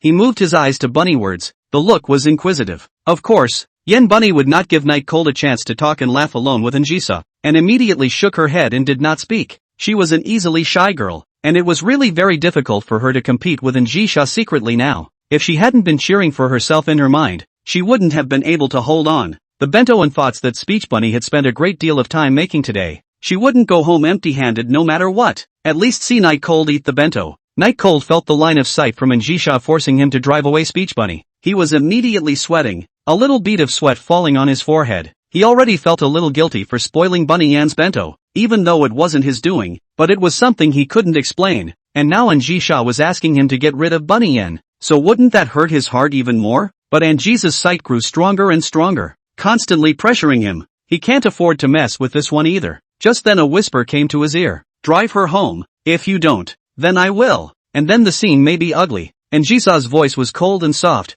and there was a bit with hot air blowing on his ears. Very comfortable, but he's half enjoying it. Might as well be very torn. Anjisha squatted aside, staring at Nightcold without turning her eyes, seeing the other party's delayed action. Her eyes grew colder and colder. Today was most likely the last equal day she and Nightcold spent in this room, and it was clearly supposed to be wonderful. Instead, it turned out to be disturbed by someone else. It was too much for her to bear. It wasn't that she was embarrassed to drive Yen Bunny away. It was just that she could see that Yen Bunny had a crush on Nightcold, and it would hurt Nightcold more. Just as Anjisha saw Nightcold's delayed action and got up, ready to use the most vicious words to make Speech Bunny immediately leave in tears and with a mental shadow, Nightcold said loudly. Finally, this interrupted Speech Bunny's self-cheering, and also interrupted in Jisa's indifferent words that had reached her mouth. Night Cold wiped a handful of sweat from his forehead and was very thankful. Luckily it was the apron that was found at the most crucial moment and everyone could stop gathering here. Bunny, why don't you go watch some TV? Just now the two of us have already made a lot of dishes. Let me and Jisa make the last one. Night Cold didn't think too much about it, just the balance. But, Yen Bunny's face was a bit ugly and torn. But this was what Night Cold said, not what Jisa said. She had no reason to reject Night Cold.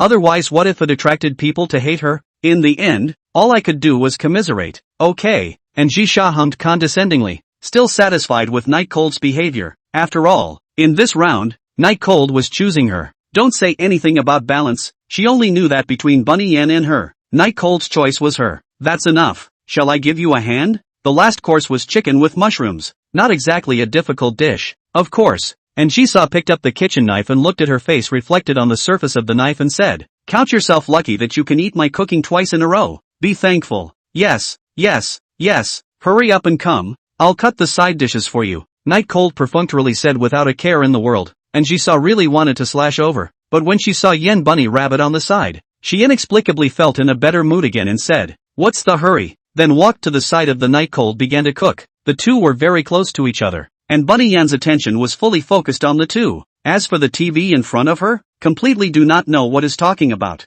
She felt a little behind. But when she saw her bento, she was confident again. It was something she had spent a lot of time making, and it could definitely conquer Night Cold's stomach. And Jiza looked like the kind of girl who couldn't cook, and in that regard, she herself was victorious. Kid mushroom stew comes out quickly. There is not much flavor, and the soup is black. This is still the result of Night Cold trying to stop. Otherwise it would probably have to be similar to the dark cuisine that often comes out in anime. For this pot of chicken stewed mushrooms Night Cold is really cannot help. He just walked away for a little while. The original normal soup color immediately changed. Table. Come on, chill. Try it. I made the chicken stew with mushrooms especially for you. And Jiza picked up a piece of chicken and put it into Night Cold's bowl. Night Cold gulped. Looking at the somewhat dark chicken, he felt like he was starting to have symptoms. And Jisha smiled and didn't say anything. She just intentionally made things hard to eat, because even so Night Cold still ate it in order to tell Yen Bunny how much Night Cold cared about her. Normally she wouldn't be like this, but today she was irritated by Yen Bunny and couldn't have a seizure,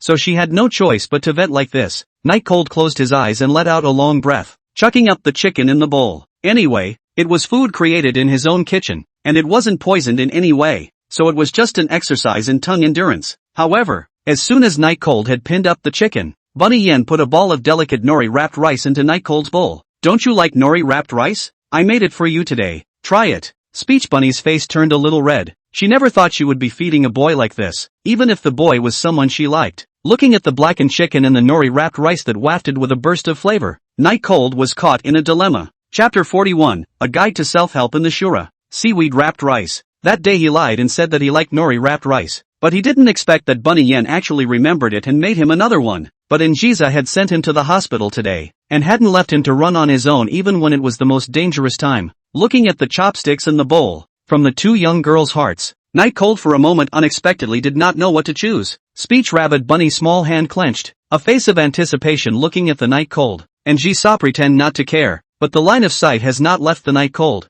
Eyes with a faint smile, but the Night Cold no. That means, if you don't eat her, you're screwed. Is this the Shura? Honestly Night Cold had fantasized about a Shura before, but shouldn't it be the two of them fighting? Change into a maid's outfit to feed him in order to make him happy? Why is the reality of the situation that the two threw the problem at him? Speech Bunny and Injisa had already waited a bit impatiently, and their eyes began to become murderous. He. Night Cold laughed dryly twice and said, you still need to eat the dish with rice to make it smell good. As he spoke, he stuffed the chicken and nori-wrapped rice into his mouth at almost the same time. In the state of both women being a bit confused, Night Cold swallowed the food. The chicken was a bit salty, but it just so happened that the nori-wrapped rice neutralized the flavor a bit, and overall it wasn't too bad. Night Cold's action in fact both of them are not too satisfied, but do not know how to be angry. After all, although Night Cold is not favoritism to any party, but they both want to be the party that is being favored especially Anjiza. His eyes narrowed slightly, presenting an extremely dangerous arc, and he was playing with a fruit knife in his hand, as if he would give Night Cold a stab at any time. Speech Bunny was happy, although Night Cold was a bit lumpy, but he still ate the meal he made, and ate it very well. Most importantly, Night Cold didn't treat her differently from Anjisa. Let's eat, the food is getting cold. Night Cold said to the two young girls, hoping that they would not give him a hard time anymore and eat quickly. Speech Bunny happily nodded and began to eat with her chopsticks, specializing in the dishes she and Night Cold had made together, saying as she ate, "Night Cold, this dish is so deliciously made, it's worthy of you." Night Cold smiled and replied, "It's not like I did it alone, there's still credit for you, he. And Jisoo almost pinched her chopsticks off at the side. The interaction between the two was a death wish in her opinion. Night Cold eat this, and Jisoo pinched the small chicken stewed mushrooms into Night Cold's bowl, but didn't stop. Still kept pinched chicken into Night Cold's bowl until it was full out. In Night Cold's uncomprehending gaze, and Jisoo clapped her hands indifferently. "If you don't eat everything in the bowl,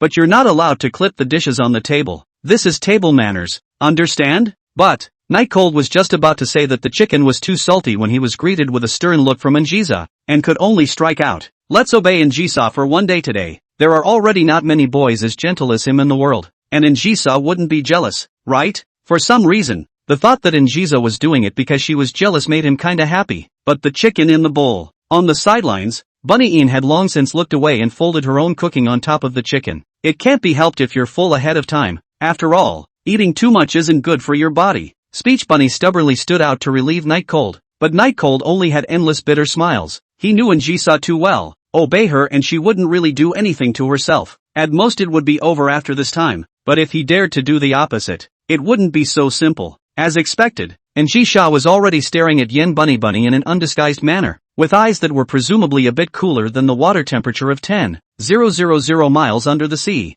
Yen Bunny was originally a weak girl, but at this moment, for the sake of Night Cold, she still forced herself, trying to will herself to lift her head up. "Bunny's not afraid. Rabbit is not afraid. For your own happiness, you have to cheer up." However, just as Bunny Yen was about to raise her head, Night Cold made a strange sound. "It's delicious, but it's just a bit choking. Can Bunny go get me a glass of water?" Not only the words rabbit, and Jisoo's sight was also attracted. At this time the Night Cold, in front of the originally full bowl has been empty. Not even a little bit of things left, eaten cleanly. He was still eating something in his mouth, like a hamster, which looked a bit funny, but drew a bit of heartache from the two women. They were fighting, and it wasn't the reason for hurting Night Cold. In the end, it was still Night Cold who was looking out for them. "You wait a minute, I'll go get you some water." Speech Bunny immediately stood up and went to pour water. Night Chill was choking a bit on his breath, but was relaxed at the moment. He was truly afraid that Bunny Yen would go against Jisoo. In that case, even he didn't know what Jisoo could do.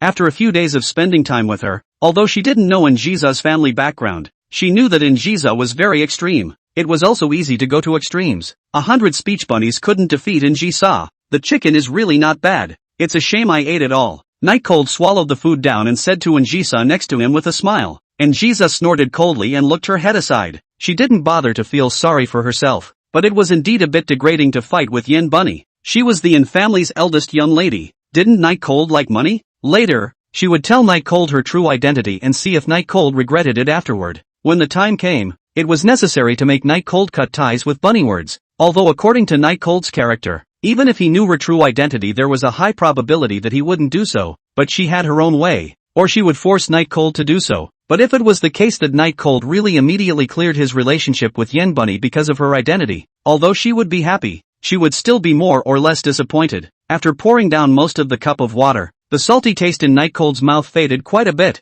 and his stomach also felt much better. For the Shura, his segment is still too low, but he is destined to be the extraordinary Night Cold. There will be a lot of this kind of thing in the future, and he had to make up for some knowledge in this area. It seems like I have to read some books on multiple people, usually always alone. I don't have any experience in this area. Night Cold felt that he hadn't studied enough about young girls, especially beautiful girls. At least those materials in the drawer are not enough, and need to be read more to gain experience in dealing with all sorts of fixes in the future. Speech Bunny was eating, glancing at Night Cold every now and then, and Jisoo cast her gaze out the window, not knowing what she was thinking. "Has Bunny eaten yet?" Night Cold asked. "Aha," Speech Bunny replied. "Why don't you go home first then? I still have to clean up the yard later." There was a lot of blood in the yard, and Night Cold didn't want to let Bunny Yen know about it. Although it wasn't very nice to say that, it had the feeling of driving people away. Sure enough, Speech Bunny's little face immediately wrinkled. "I can help you along." Night Cold was about to say something else, when Jisoo snapped in a rare moment.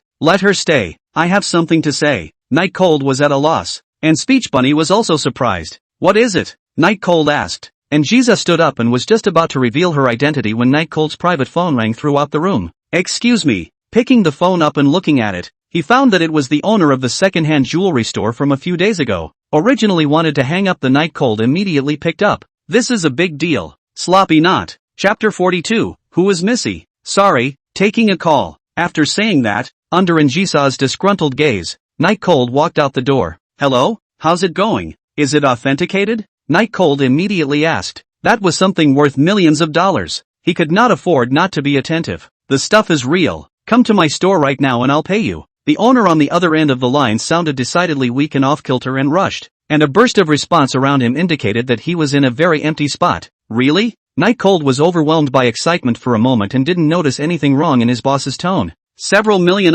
even if he got a little bit of it himself, it would be enough to complete the system mission This was undoubtedly very good news for him. Coming over? Boss, isn't it convenient to make a direct payment? Night Cold was a bit vain, because for something of this value, it was usually necessary to ask where it came from. Where did he have it? And Jisa shouldn't have it either. Cut the crap. Come to the store right away and the money will be given to you then. Okay, hang up the phone. Night Cold always feel that there is something wrong, but cannot say, as if that boss's voice and a few days ago a little bit not the same horse a lot. Forget it, maybe it's the cell phone that's the problem.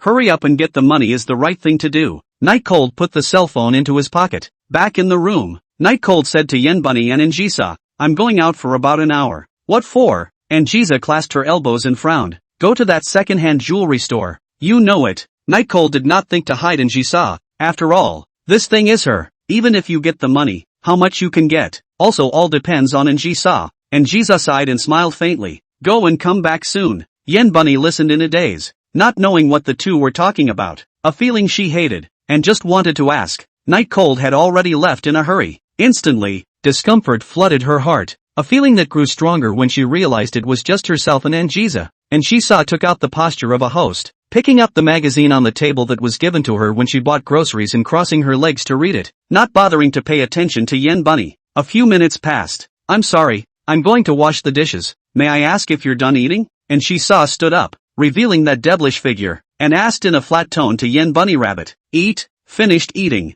When Night Cold left, Speech Bunny couldn't even find a reason to cheer herself up, and immediately went down in vain. And Jisa began to collect the bowls. In the end, Speech Bunny just couldn't stand the awkward atmosphere and left in a hurry after bowing. Still, he left the bento lunchbox behind. There's some of Night Cold's favorite nori wrapped rice in the lunchbox, so just leave it here and have Night Cold bring it to me tomorrow. With that, he ran and left, and Jisha glanced disdainfully at Yen Bunny, stopped collecting the bowls, and after throwing the bento box into the garbage can, she walked to the table next to the bed and picked up the diary that Night Cold hadn't written for a long time. If you dare to put it directly on the table, it shouldn't be anything very private, right? With this thought in mind, Jiza began to read the diary. The other side. Night Chill did not take the tram. After all, to get money you have to be fast. Take a cab. Still, it took almost 10 minutes to get to the rather large used jewelry store. But what made Night Cold strange was that the second-hand jewelry store's doors were locked today, with no sign of business. What's the situation? Is it because violet butterflies are just so rare that one has to be cautious? But this didn't leave a door open for me either. Night Cold wondered, then took his cell phone out. When he called his boss, Night Cold looked around, hoping to see his boss's figure, but unfortunately, not only did he not see his boss's figure, he didn't even get through on the phone. Night Cold was dumbfounded as some inexplicable thoughts burst out in his mind. What was robbed? Was targeted? Absconded with the money? Anyway, around the violet butterfly. Any outrageous things Night Chills thought over. Just then, a black stretch limousine actually drove in from the mall, and it did so unimpeded. Night Cold spat out. Rich people just love to show off. I'll see how you'll get up the stairs later. As he spoke, he made another call to his boss. Just then, Night Cold only felt his eyes go black, and he was carried on something's shoulders. What happened after that was completely passive, so he didn't know anything anymore. The scene only left a still buzzing cell phone. Inside some unknown basement, time passed for an unknown period of time, and Night Cold felt like he had been in the car for a long time, and was being carried for a long time, and finally, after his hands were tied to the chair, his hood was taken off. The light that came into his eyes was a little disconcerting, but the menacing people around him were clearly not going to give him a chance to react. A beautiful girl wearing the same school uniform as him asked him with one foot on the chair and her head down. Quickly, what did you do with Missy? Moonfrost was extremely agitated at this time as she had finally caught Night Cold, who was possibly the kidnapper. Because if they couldn't find Jisa, they all had to die. What the hell? Nightchill hadn't gotten over the burst of blindness from the lights, and his eyes didn't even open. Moonfrost sneered and took 2 steps back. Not going to say anything? Very well, I have all the time in the world to spend with you. I hope you can last longer. Then he said to the burly man next to him, wake up your brain. Before Night Cold could react to what was going on, a basin of ice water poured down on his head, with ice cubes mixed in. In this seaside city that was about to enter November, it was absolutely bone-chilling. He was instantly frozen and shivered all over. It was a good thing that his brain had cleared up quite a bit as well. What do you guys want? Can it be that you want to rob my violet butterfly? But the violet butterfly isn't in my hands either. Night Cold seriously doubted that this group of people thought that both violet butterflies were in his possession. Otherwise there's no way he'd be arrested. He'd have run away long ago when he got his stuff. Moonfrost chortled. Your violet butterfly? This is something that belongs to our family's Missy. Even though it's not much of an item for our family's eldest lady, it has a number on it. While Night Cold was digesting the information, Moonfrost once again stomped on the chair and condescendingly threatened Night Cold. Quickly tell us where our Missy is, or I'll cut off one of your hands first, or every limb except your mouth. Almost, this posture of Moonfrost, for Night Cold, almost to see the fat, but at this time, Night Cold did not have that leisure and elegance. Night Cold recalled and asked incredulously, the great lady you're referring to, wouldn't be called Jisa, right? Chapter 43, I'm a friend of your Missy. Seeing Night Cold's somewhat confused state, Moonfrost's face grew more and more somber. You even know the name of my family's young miss, and you're still saying that you didn't kidnap her? Quickly say, where is my family's Missy? Nightchill was shivering with freezing cold. The mind that had just come to its senses instantly froze on again, or rather went blank. Jisa is a great lady? And looking at these people present, Jisa's importance might be beyond his imagination. No wonder Jisa had such a strong aristocratic aura about her. And any piece of jewelry on her body was worth several $million. It turned out that Jisa was really a genuine noble princess. But why would Zhang Qian ask him to kidnap Jisa? Had he made a mistake? There was no time to think more, for his daze made Moonfrost think that he was having another thought disorder, followed by another shower of icy water, poured down on his head. Nightchill was really cold this time and his whole body was numb. Wait a minute. There must be some kind of misunderstanding here, and I'm friends with your Missy. I didn't do anything to her. Nightchill was shivering coldly. It could only be a hurried explanation, and Jisa was safe at his place. Not to say how good the food was, but at least it was not hungry, so it was a misunderstanding. This kind of unnecessary suffering, Night Cold resisted. Didn't do anything to my Missy? Then how do you explain this? Moonfrost held out the violet butterfly to Night Cold. Night Cold was a commoner in her eyes, and must have kidnapped Missy because she was short of money, and taking Missy's violet butterfly and selling it was the best evidence. But it looks like there should be a gang behind it. Then think of the Night Cold, a 19-year-old adolescent. Missy and looked so beautiful. Moonfrost's eyes glowed red. If it wasn't for the fact that she hadn't gotten the news from Jisa, she immediately would have slaughtered Night Cold. Nightchill's frozen teeth chattered, explaining word by word. That was, from your family's Missy herself. It's really just a misunderstanding. If you don't believe me, I can call her right away to prove it. Moonfrost's eyes warmed slightly, but she didn't completely trust Night Cold, simply because she was terrified of Jisa. If they were really friends, as Night Cold had said, then her indiscriminate messing around could easily be thrown into the sea to feed the fish. I'll trust you for once. Moonfrost put her feet down from the chair. If you can't contact Missy, you can guess at the bad end. The worse the closer to the right answer. Night Cold shook his head, the icy water falling everywhere, even onto Moonfrost's face. Immediately a disgruntled expression crept onto Moonfrost's face, but in the end, he didn't say anything and sank his breath down. But Night Cold knew that it wasn't a matter of not caring. If he couldn't reach Jisa, she would double down on her abuse. But there's no chance. I'll let her know she's wrong later. The basement was quiet for a while. After a minute, Moonfrost waited a bit impatiently and said, what are you waiting for if you don't call yet? You guys can't be stalling for time, right? I'm telling you, I'll give you 2 minutes at most. Night Cold said helplessly. No, how can I fight if you tie my hands? Moonfrost clenched her fists helplessly. She really wanted to punch this man to death. Wouldn't you have said so earlier? The tone of voice was cold mixed with hopelessness. And you didn't ask. Nightchill's adrenaline was slowly starting to wear off. His brain already a little muddled in thought from the cold. Moonfrost crossed her arms and angrily rebuked the black-clothed strong man next to her. What are you waiting for? Untie him. Are you all fools? Can't you see the situation? Do I have to say everything? The strong man nodded his head and went forward to untie Night Cold. The Moonfrost, who vented a lot, was in a much more comfortable mood. Just now she was really depressed by Night Cold. All undone. Or one hand. Ha! The burly man turned his head and asked, if you untie it all, won't he just run away? Moonfrost roared. Oh,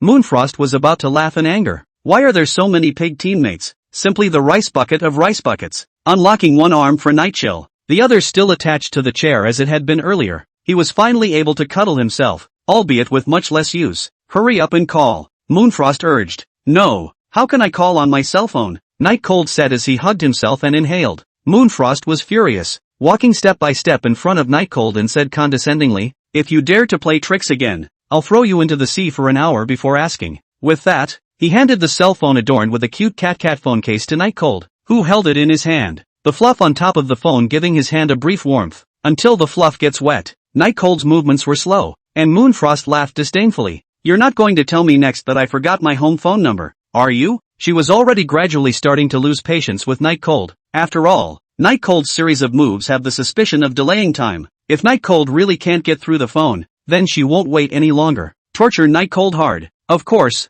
Nightchill remembers the home phone, but his hand is very stiff. Every time he clicks on the screen is not precise, always clicking on the wrong one, and then a lot of time is wasted. Moonfrost began to shake his legs impatiently, and Night Cold shook his hands, finally dialing the phone. At this moment, Moonfrost couldn't help but look forward to it. Is it true that Missy, who has been searching for almost a week, will be found immediately? Is it possible for her mission to be accomplished? If she's the one who finds it this time, then it is very likely that she can take over her sister's position as Secretary General in the future. It's going to be great to be around Missy every day. The phone's drip-drip sound resounded throughout the basement, but with the passage of time, the original expectant Moonfrost face more and more difficult to see, even to the end, no longer caring about the phone, staring straight at Night Cold, the eyes were like they wanted to kill. Didn't pick up. Night Cold was also a bit confused, and she saw should be at home playing games right now? How could she not answer? Is it because of the unfamiliar number? But the old-fashioned landline cannot see the number. How about, play again?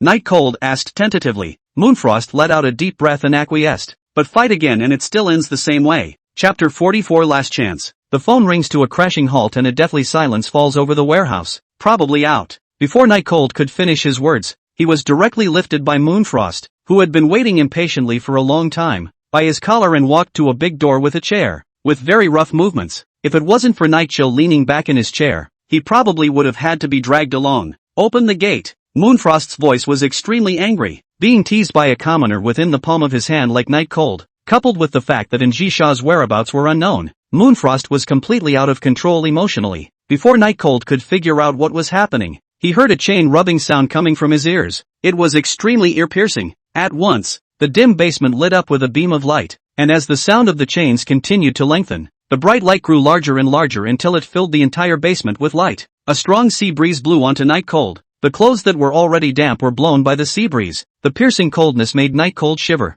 The gate was completely open, and outside was an ocean, and the water below looked deep, deep, deep, a good place to dump a body. With the dots of blood on the door cards, and the mass of seagulls on the surface, it was assumed that this had already happened a long time ago. Night Cold knew that he was in danger now, and forcibly suppressed the coldness and said to Moonfrost, Anjisa really is in my house. It could be a misunderstanding, or it could be someone looking for death. Anyway, it's true that I kidnapped her, but, because of the cold, he took a breath and continued, but I really didn't do anything to her. Every day I eat and drink good food, the only bed I gave her. You have to believe me. Moonfrost showed pleasure on his face and sneered. What, talking fluently now? You know how to explain now? Didn't you like to dawdle just now? And do you think I'll believe what you say? Believe it or not, it's true. Night Cold replied. Standing on the seashore, Moonfrost came up to Night Cold and asked sharply, you said that you are good to our family's eldest miss. What evidence can you prove it? Moreover, our family's eldest miss has a very serious cleanliness fetish. How could she possibly live with you?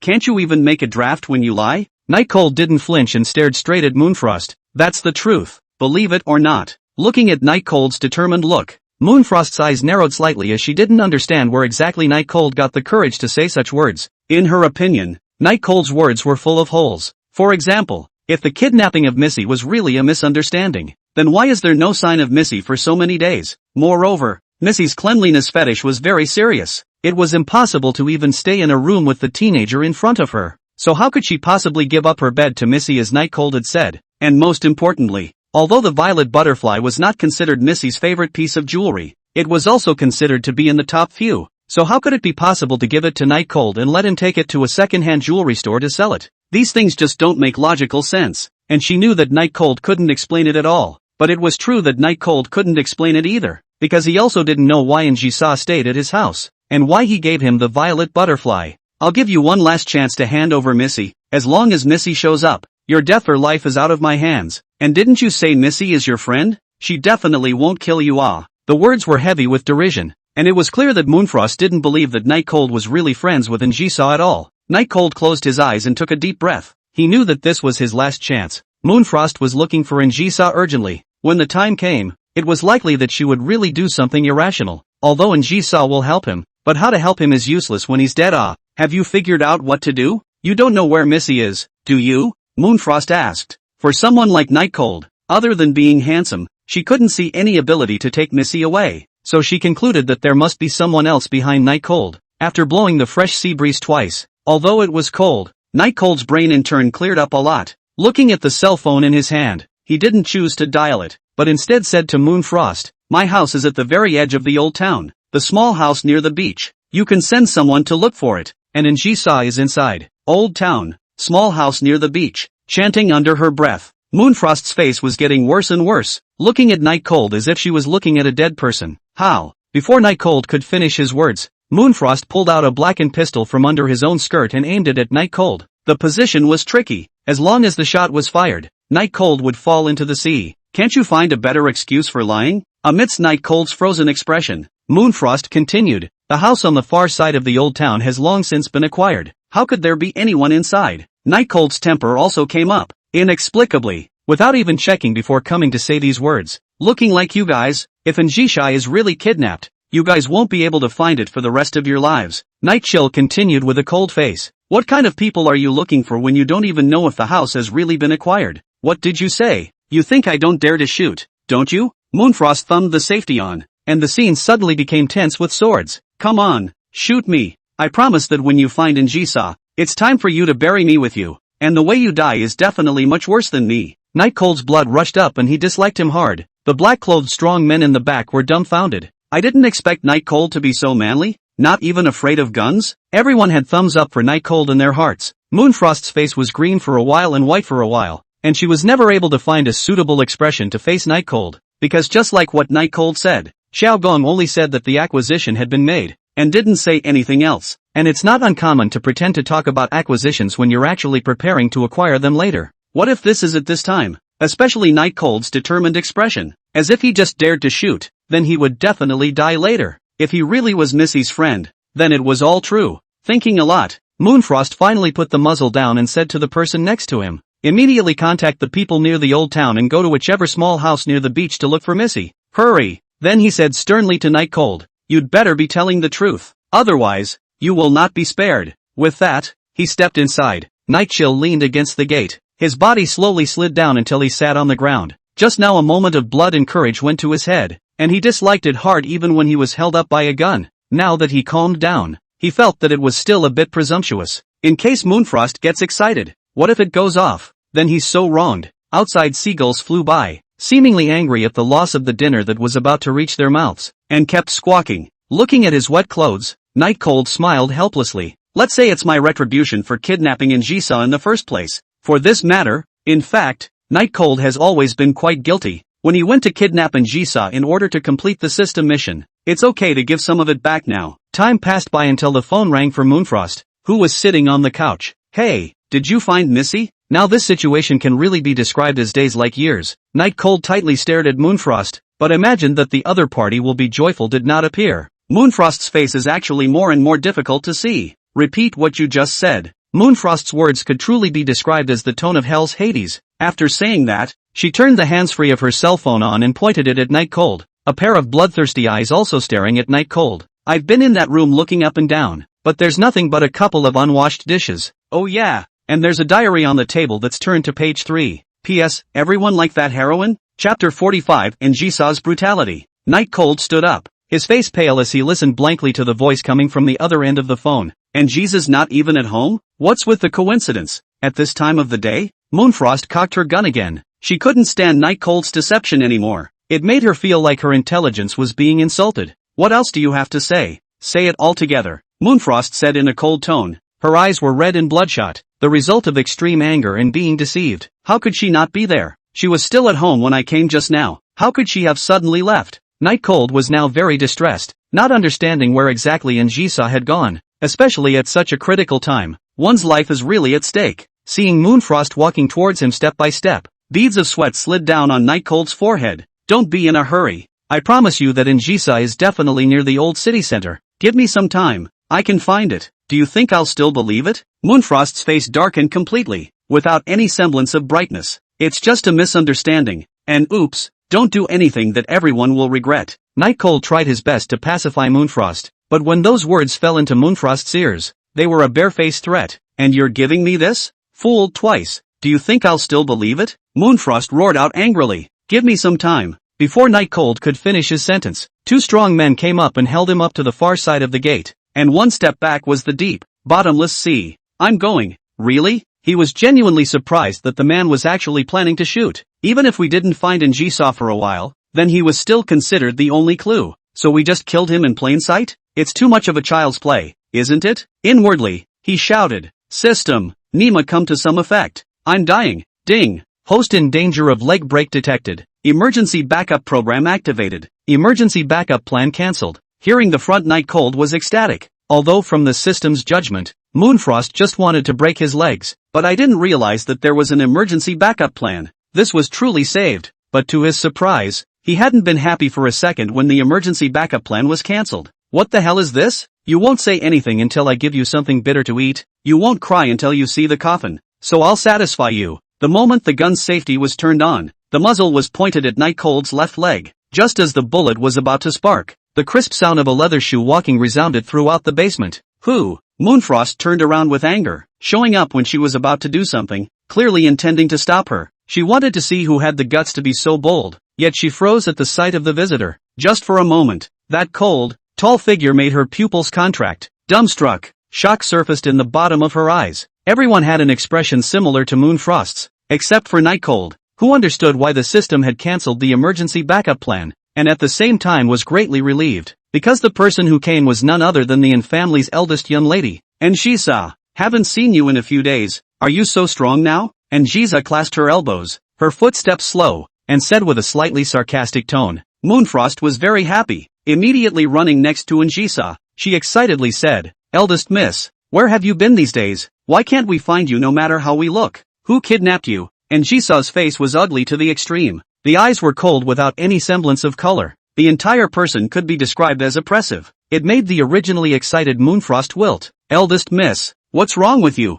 Moonfrost took 2 steps back and asked with some fear. This expression of Njisa's, she had never seen it before in all these years. It's just too scary. Njisa let out a deep breath and gave a heartbroken look at Night Cold, then looked at Moonfrost. How dare you do this to him? Do you know what kind of person he is to me? 10,000 of you can't compare. Moonfrost's mouth opened once again. Surprise, disbelief, and bewilderment all appeared on her face at the same time. She really had no way to understand that what Night Cold said was true. He and Missy were actually really friends. This, Missy, I really don't know. Before Moonfrost could finish her sentence, she was greeted with a resounding slap that made her dizzy and unsteady on her feet, showing just how hard Njisa had hit her. No? Do you think I will believe it? Njisa looked at Night Cold's wet body. It looked like he had been tortured. How could Night Cold not have told the truth about his relationship with herself? Seeing the Night Cold standing at the edge of the gate, Njisa is a burst of fear. If he came a little later, is it? Moonfrost covered her face, unable to say anything.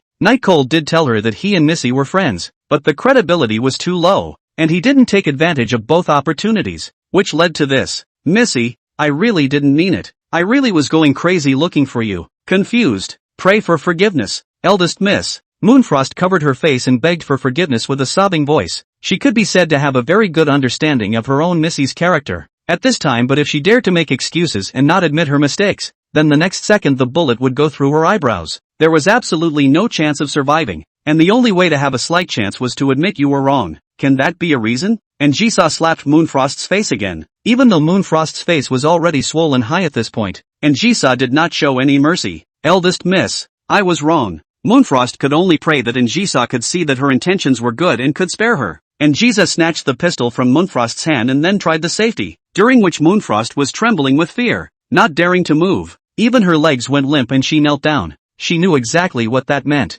The surrounding dozen or so people were surprised. They didn't expect that a tiny commoner that they hadn't even placed in their eyes just now could actually induce the eldest lady to kill Moonfrost. This is just unbelievable. How much weight did Night Cold really carry in Jisa's heart? And Jiza raised her pistol. Bang bang! 2 shots that shook the basement to its ears. Moonfrost closed her eyes as tears slid down her face. Missy was going to let her die and she had no chance of getting out of it. But it wasn't her who died. It was the 2 strong black-clad men who were holding up Night Cold. Puff! The sound of 2 falling water drew everyone's attention. Night Cold stood in front of the gate, with freshly stained blood on the threshold, and a large stream of red liquid coming up from the sea level. A large number of seagulls then gathered. Dead. Night Chill hadn't reacted until now. The 2 strong men who had held him up were just dead. The sound of the bullet just now was so close to him that the feeling of it cutting through the air made him feel a tingling sensation. The first time he saw someone killed, his inside still rippled, but his body was cold and he didn't have time for anything else. Moonfrost secretly breathed a sigh of relief.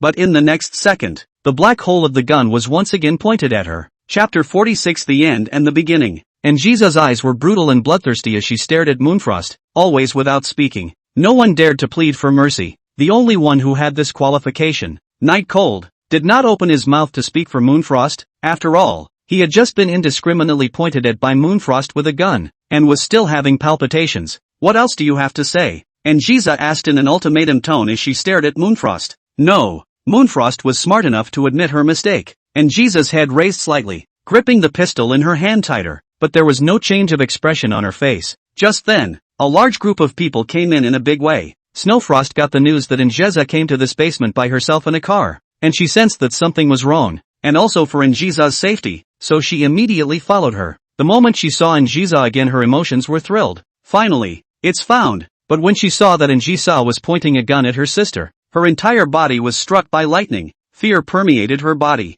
Missy, no! Njiza did not turn around, and Snowfrost quickly ran to Moonfrost's side, kneeling down and pleading, "Eldest Miss, what happened? What did Jware do wrong? Why did it come to this?" Njiza let out a breath and said, "The errand was unfavorable. She directly messed up without asking anything clearly, and just now she almost killed Night Cold. Do you think she should die?" Snowfrost had done her best over the years, and had even helped Njiza stop a bullet once, so more or less Njiza would still be concerned about Snowfrost. "Is that so?" Snowfrost asked sternly, looking sideways at Moonfrost. Moonfrost nodded sagely. In fact, Njiza understood everything, so explaining now would only enrage Njiza, thus lowering the probability of her surviving. "Why are you so stupid? I asked you to look for Missy and this is how perfunctory you are." Snowfrost angrily rebuked, wanting to slap Moonfrost, but hesitated when she saw the swollen face on both sides. The hand hanging in midair never fell. "Sister, Missy, I was wrong. I'm really wrong." With tears in her eyes, Moonfrost bowed her head and admitted her mistake. "I'll clean you up when I get back." After Siethang finished the sentence, she began to beg Njiza, "Eldest Miss, although Yuer made a mistake first, but in the end, she didn't make a big mistake, so the death penalty will be waived." Njiza's eyes did not appear to be half shaken, and the pistol was still pointed at Moonfrost, threatening to fire at any moment. Snowfrost was surprised. After her investigation, she knew that these days Missy was just with Night Cold. There should be a little relationship, but she didn't expect Missy and Night Cold's relationship to be good to this extent. Having said so herself, Missy was actually being still refusing to absolve Moonfrost of her punishment. Surprised, she found a way to break it. "Night Cold, Mr. Night, trouble you to say something. My sister is only 19 years old. Even if I have to spend the rest of my life atoning for your sins, it's better than dying like this. Please." Snowfrost bowed to Night Cold. Night Cold's expression didn't change much, because he also didn't know whether his words were good or not, knowing that the Njiza in front of him wasn't the Njiza he knew, but rather the Yin family's eldest young lady. Coughing twice, he still said, "Just for the record, I'm not interceding for her, just stating the facts. She didn't want my life, but my leg, that's all." Moonfrost was pathetic, but wasn't he pathetic? November weather, temperatures in the teens, being splashed with ice water, and being held at gunpoint, but is how it is how it is. As for the end of Moonfrost, let Njiza decide for herself. Hearing Night Cold's explanation, a trace of warmth rose within Moonfrost's heart. It was true that she didn't intend to take Night Cold's life, but this couldn't be explained at all because Njiza simply wouldn't listen, and it's easy to dismiss it as excuse-making. But the Night Cold is different. After all, The night cold is the party, and in Jisadu all these is also all for the night cold. So the night cold speak extremely wait, Xiafeng said as she found a breakthrough. Eldest miss, even breaking Yuer's 2 legs is fine, but please don't take her life directly. Moonfrost didn't say anything by default. It was already very good to get a life back. Like the 2 strong men just now, that didn't even have a chance to explain. And Jisa glanced at Night Cold and finally put the pistol down. To Moonfrost, she said, report to the death training camp immediately, and either stick around for a month in there, or die in there. After saying that, and Jisa threw the pistol to Snowfrost, having survived, but Moonfrost didn't show a relieved expression. Instead, her expression was grave. Snowfrost gritted her teeth and chased after her. Eldest miss, no one has been able to last 10 days in there yet. Yuer will die. And Jisa sneered, isn't it about atonement? This is atonement. Either become more useful or die like this. What? Not satisfied? If it wasn't for Night Cold, she wouldn't even have this chance. Snowfrost watched as Njisha went to get the blanket and didn't open her mouth anymore because she knew that this was the biggest compromise Njisha could make. It also indirectly showed the weight of Night Cold in Njisha's heart. Snowfrost was really curious about why Night Cold could charm his own Missy like this in just a few days. It was hard to believe that the eldest young miss had some kind of handle caught on her. With this thought, Snowfrost helped Moonfrost, who was kneeling on the ground, up, and Njisha walked to Night Cold with a steady pace and put a piece of expensive blanket over Night Cold. Thanks, and Jiza didn't reply. Missy, there's a backlog of decisions that need your approval these days. Missy, the final decision on the real estate project in the South Ring District still needs your pat on the back. Missy, the head of the family has asked you to return a call to her immediately. And Jiza turned into the unfamiliar appearance of Night Cold. Thunderous, the corners of her mouth always flat, without a trace of a smile, as if God had given her a brief smile and then deprived her of it once again. From the beginning to the end,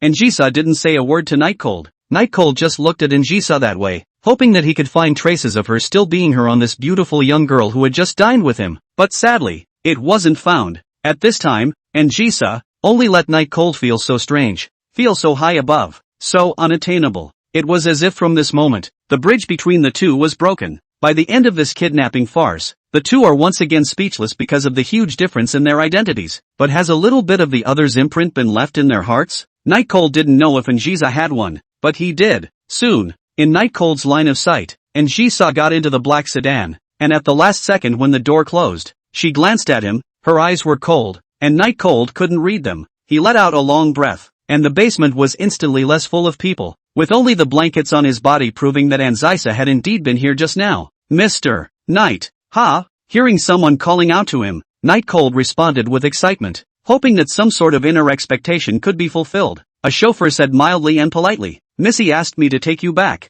Do you intend to watch the sea view for a while? Or, oh, go back then. Night Chill's voice lowered. I'm begging for some gifts. Gentlemen. Chapter 47 Birthday Banquet 1. The warmth given by the blanket on his body was slowly draining away, and instead of taking him straight home, the driver found a men's clothing store. In front of the floor-to-ceiling mirror, Night Cold straightened the cuffs a bit, the mirror of his own extremely handsome, but his face was a bit pale. It should be caused by the ice water that was just poured on him. The brown suit worn on Night Cold looked very expensive, but there were many more of the same laid out next to it for him to pick from. These clothes? Night Cold glanced at the driver. The driver waiting at the back replied with a smile. This store is owned by the Yin family, so it's fine for Mr. Knight to choose what he likes, and if he wants to, everything here can be packed away. It's fine. Night Cold was slightly surprised in his heart. This was a luxury store. The things inside were worth at least tens of millions of dollars, and he just gave it to himself? But instead of being happy, he asked, was it in Jiza's order?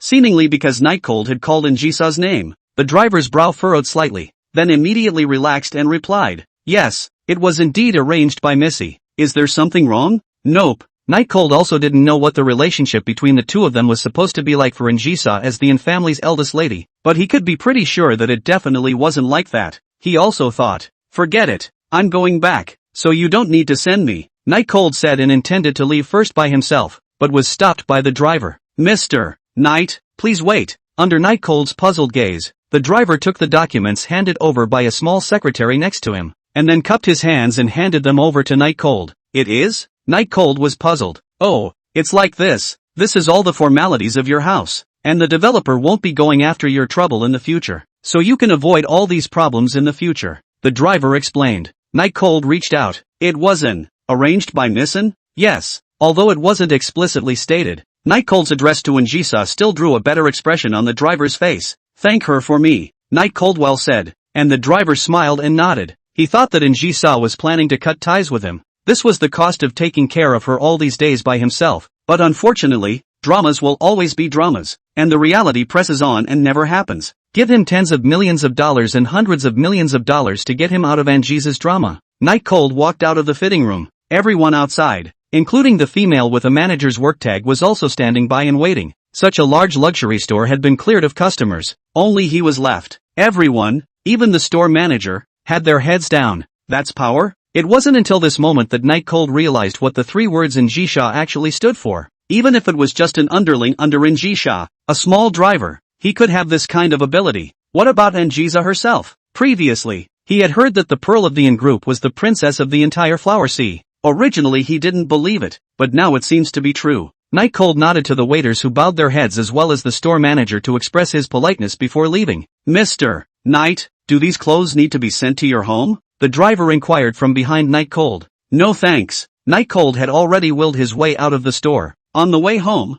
Night Cold rode the tram in his expensive suit, and was honestly a bit out of place with the people around him. Because of his handsome appearance coupled with his expensive suit, the people around him agreed that Night Cold should be working as a male lead in that theater group, and shouldn't be here. Upon returning home and seeing traces of Njisa's life everywhere, Night Cold realized, oh, so Njisa is really gone. And unsurprisingly, because the status gap is too great, you shouldn't see each other again in this life. Tossing the housing contract on the counter, Night Cold began to work on the dishes, feeling a little more comfortable after taking his suit off. The sky is gradually dark. Night Cold do not know if it is sick. Anyway, dizzy head, always thinking nonsense. Why on earth did Njisa not run away even though she was kidnapped by him? Obviously, as the In family's eldest young lady, there were so many people looking for her outside at that time that they could have just shouted and left. But they didn't. Is it to play with yourself? Whether it was the violet butterfly or the Zhang Qian who came to the door, she was the one who was helping herself. But what is the point of doing all this? Night Cold really couldn't figure it out and roared. Why didn't you say a word today? High and mighty don't forget that you even served me as a maid. What's there to be mad about? He gasped as if he was venting. He really didn't understand today why Njisa hadn't said a word to him. Why even kill for him? But just don't want to say a word. Even if it means parting ways on this, you could at least say a word. What's all this time together without saying anything? I've always gotten the short end of the stick with women in my life, and I don't know why. Night Cold's mouth went dry and he reached his hand to the table to bring water. While drinking water, I realized that my journal had been opened at some point. The remaining light of the night chill skimmed word by word over the diary he had previously written. I hate strong women. I hate strong women. I hate strong women. It's important to say it 3 times. When he saw this, he almost spit out a mouthful of water. When did he write that? When did he hate strong women? And it was said 3 times. Night Cold revealed a thoughtful look. It seems like it's because of Rui and Lu's relationship. So I want to find a gentle and virtuous girl? It was already a few months ago, and it was written on an impulse. So Night Cold didn't remember it too well.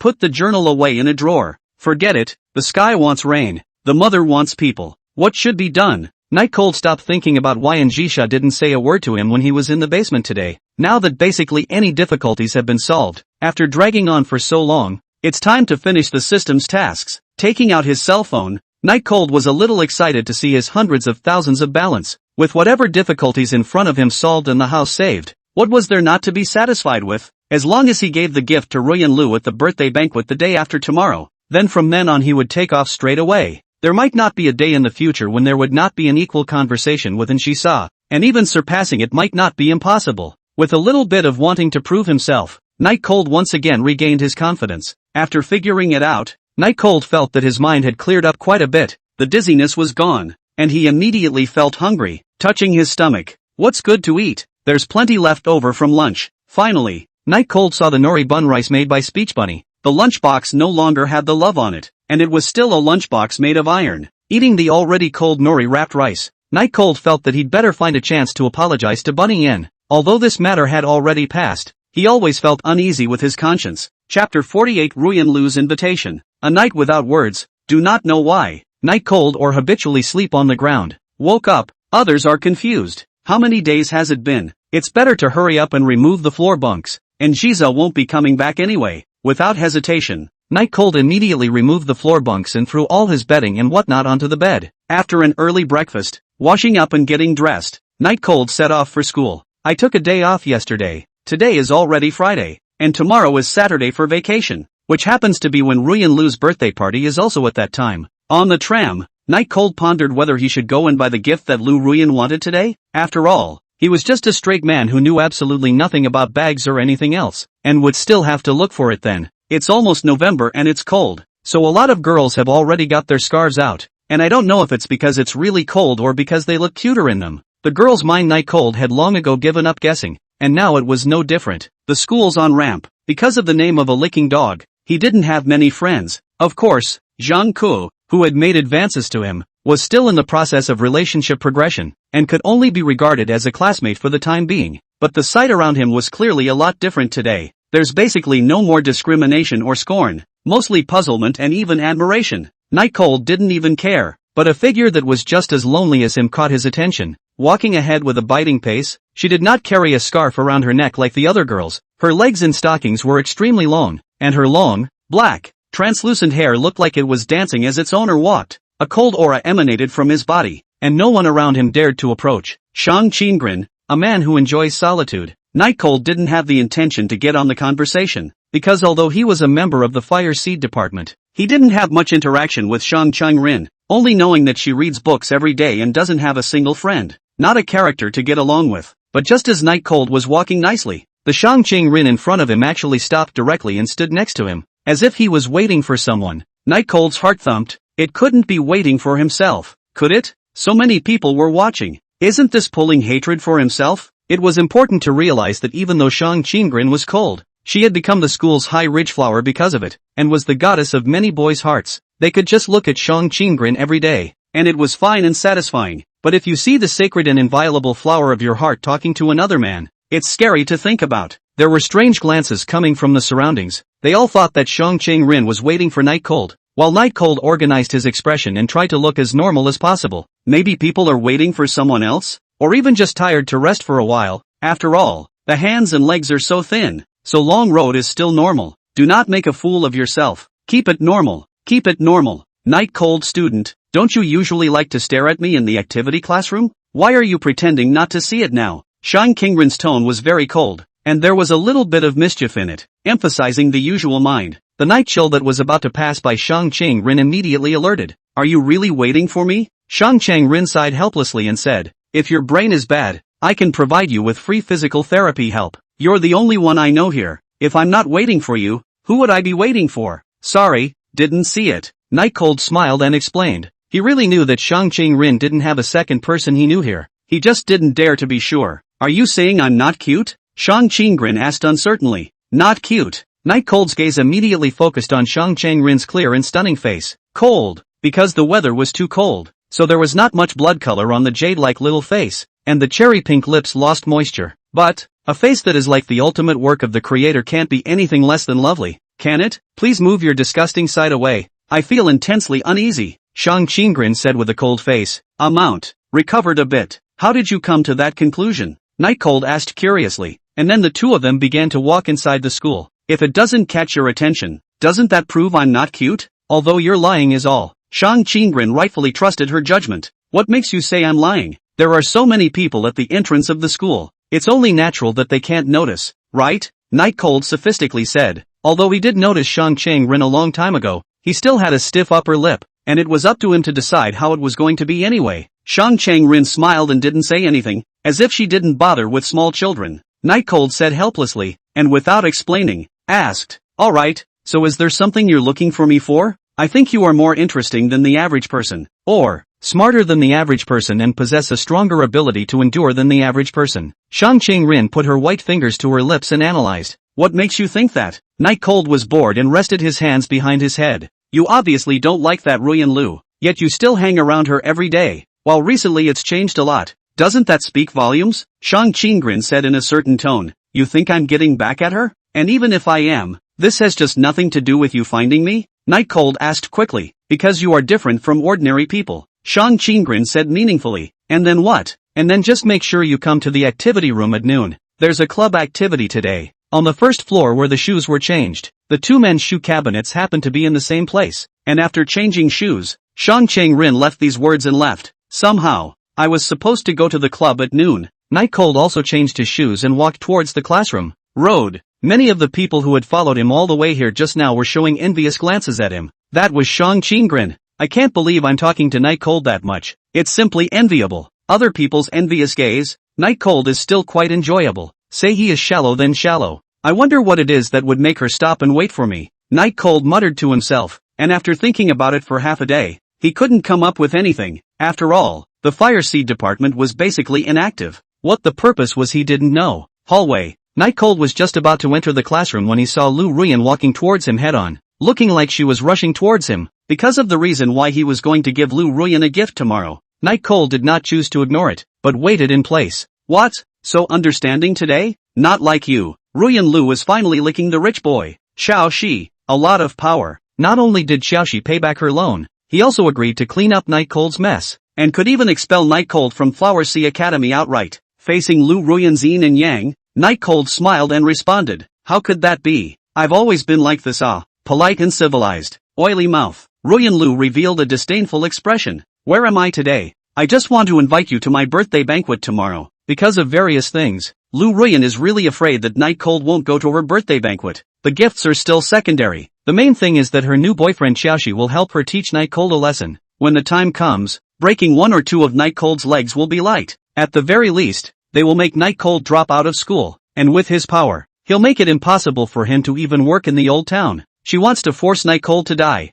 Only then will she be able to relieve her hatred. Night Cold could see that Lu Ruyan's eyes weren't right, but still agreed. That's for sure. Lu Ruyan sneered twice. Tomorrow night, 8 o'clock, at Jinjiang Park. Many students will be there. Don't be late. P.S. Please. Chapter 49 Narcissistic Beauty. Not giving herself face in public, giving herself rotten eggs, and cheated her out of over $100,000, and even that $100,000 was all from a loan. You know, she was afraid to go to school yesterday for fear of being called in on her debt, and it was all caused by the night chill. She would never rest until she had taught Night Cold a good lesson. The good thing is that the bridges she's been licking for a long time are finally agreeing to go out with her, even though they're not treating her well and they're still a mistress themselves, but the bridges have money. Not only did she pay back her loan in full, but she also promised her that she would teach Night Cold a hard lesson. You know that Xiao Shi is the manager of a certain project department of the Yin Group. There's no limit to his power, and she knew that Night Cold lived in the old town, and it just so happened that that area was under the authority of Brassy's father. The corner of Lu Ruyan's mouth turned up icily as she thought of this.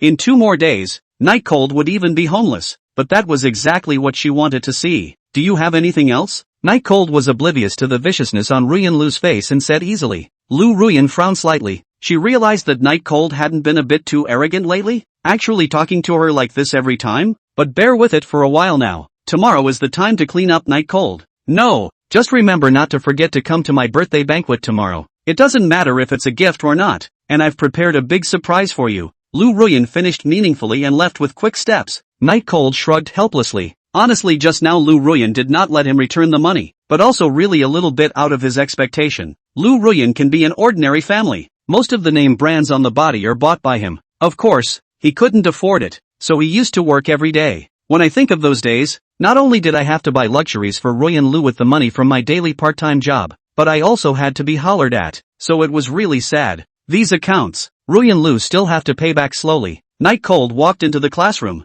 ignoring the sight of Qin Shui casting a sign of favor, and put his book bag inside the drawer. The first class is a history lesson. Last midnight Cold study very seriously, because soon will be the monthly examination. This is very important, and his grades have always been at the top, basically the top 10. It was no match for the monsters above, but he was working part-time all the time and didn't have that much time to study, so it's already strong. Might as well say he was the strongest in Class C. After all, besides Class A, he was the only one who could make it into the top 10. Zhang Mei and Zhang Yu still didn't come to school, and even the tables and chairs had been removed. Although Zhang Ke pushed this matter onto his body, but he will not recognize it, and even many people will think that he will be cool. In fact, it is not. On the contrary, he does not have any mental fluctuations. Even from that always, he just didn't remember the names of 2 people. Zhang, what is it? Not caring much less feeling guilty, so neither would he appreciate Qin Shui's feelings nor have any opinion on the matter. It was noon in a flash, and since Shang Qingren had specifically instructed him this morning to go to the activity classroom at noon, he planned to eat a little simpler and just casually eat a loaf of bread. Fried noodle bread, a very strange thing. Also, it's not bad, is it? Biting on a milk straw. Night Cold arrived at the door of the fire seed department. There is a perfunctory recruiting poster posted on it that makes you wonder if the author was trying to recruit or turn people away when he drew it. Without much pause, Night Cold pushed the door open. Because of the air circulation, the long blowing ink-colored hair of the beautiful girl on the other side of the table, near the window, was blown up in a beautiful way. Night Cold felt that Shang Qing-rin must be able to make a lot of money by going to shoot a shampoo commercial. Only now the beautiful girl wasn't very happy and her face was a little hard. Night Cold student, I've said it many times, please knock first. Shang Qing-rin put her chopsticks down and spoke sternly to Night Cold. What does it matter? There's only the two of us here anyway. There's no need to follow these rules. Night Cold casually replied as he sat on his pole chair. Shang Qing-rin held his forehead in some distress. This is a matter of one's quality. Please don't be sophomoric. Night Cold rightfully said. I'm originally from the countryside. I don't have much quality. Apologize to rural people. It's you who are unqualified. Seemingly thinking that Night Cold would not listen at all, Shang Qing-rin gave up on the topic. Wait for me for a moment. I'll put the lunchboxes away, and then we'll start discussing the content of today's activities. It's okay, I can wait for you to finish eating. Anyway, the day was still long. Night Cold said with the mindset that it was better to rest for a while. There's no need. I don't have the habit of keeping people waiting. I'm a man of quality. Shang Qing-rin said with a slight sneer in her words. Night Cold, of course, pretended not to understand. Shang Qing-rin received the black high-class lunchbox into the drawer and wiped her cherry pink lips that were stained with a bit of grease, looking very charming. No wonder Shang Qing-rin was so weird and high-strung. There were still a lot of boys in the school who wanted to join the fire seed department. Night Cold now understood that just being able to look at Shang Qing-rin every day, that was definitely also a thing to look forward to every day. It was a bit of an exaggeration, but that was how Night Cold felt at the moment. The long table was long, and it had never been the case before that two people were sitting at extreme distances, staring at each other, ready to discuss the day's activities. Minister Sama, if there's something, just say it. For some reason, Night Cold was still a little bit nervous, because Shang Qing-rin had to wait for him despite being gossiped about by others, so the matter in her mouth should be quite difficult. Shang Qing-rin smoothed out the wording and said, Society struggle. What do you mean? After half a day of brewing, there were just a few subs, causing Night Cold's brow to furrow. Shang Qing-rin was like looking at a little cutie, generally looking at Night Cold. He sighed helplessly. It's literally, Night Cold student, I'm now very skeptical of your brain's ability to analyze problems. Night Cold didn't want to dwell on this issue and asked, Society struggle? Fight with that club? Is it possible to compete with the swimming department's swimming? Or to compete with the athletic department's running? Then Night Cold thought carefully. It shouldn't be. After all, who is so bold to dare to mess with Shang Qing-rin? Shang Qing-rin said indifferently. Not an ordinary club, but a student union. The student council? What happened to them? Night Cold asked. Chapter 50. Shang Qing-rin spilled the beans. The student body feels this place belongs to them, so they want to get rid of us, so there needs to be a struggle. And you are my soldier. The corner of Night Chill's mouth twitched. It's not very sensible to fight with the student council, is it? And isn't this activity classroom given to you by the principal to use? The student council shouldn't have the power to take it away, right? Shang Qing-rin replied. The student council has the power to dominate the club, and this matter has nothing to do with the principal, so it's only up to us. Night Cold coughed twice. You should have privileges as a great lady, right? After all, the school is a private school. Whoever has the money listens to whoever has the money. Shang Qing-rin habitually set the red book on the table and said with a ruffle of her hair, Why would I do that? And I must emphasize that I've never done anything on account of my status. Okay, I get it. Night Cold took his book out as well. Seeing that Night Cold was studying, Shang Qing-rin's face looked slightly better. Then hearing Night Cold's question, he once again said with a cold face, The group of people from the student council, they think that our club has no real value, but this activity classroom was approved by the principal after all. That's why they don't intend to take it back, but instead give us a different one. Night Cold said indifferently. Then why don't we just change the room? We really don't have much to do anyway. His indifference made Shang Qing-rin's line of sight become dangerous. Night Cold hastily moved his own line of sight away. These big ladies were really not to be messed with. Who knows what they would do to themselves? Shang Qing-rin flicked the hair on her shoulder to her back and said, Night Cold, I've actually been paying attention to you for a long time now. So many people in the whole school applied for the club. Do you know why I only let you in? Because I'm handsome enough? Shang Qing-rin helplessly rolled his good-looking eyes and explained. Because you're special enough to get into the top school in the Flower Sea from a small mountain village, and even top in your studies. Ask yourself, I'm in your environment, and I may not be doing any better than you. Night Chill pursed his lips, also did not answer, slightly raised his head to look at the ceiling,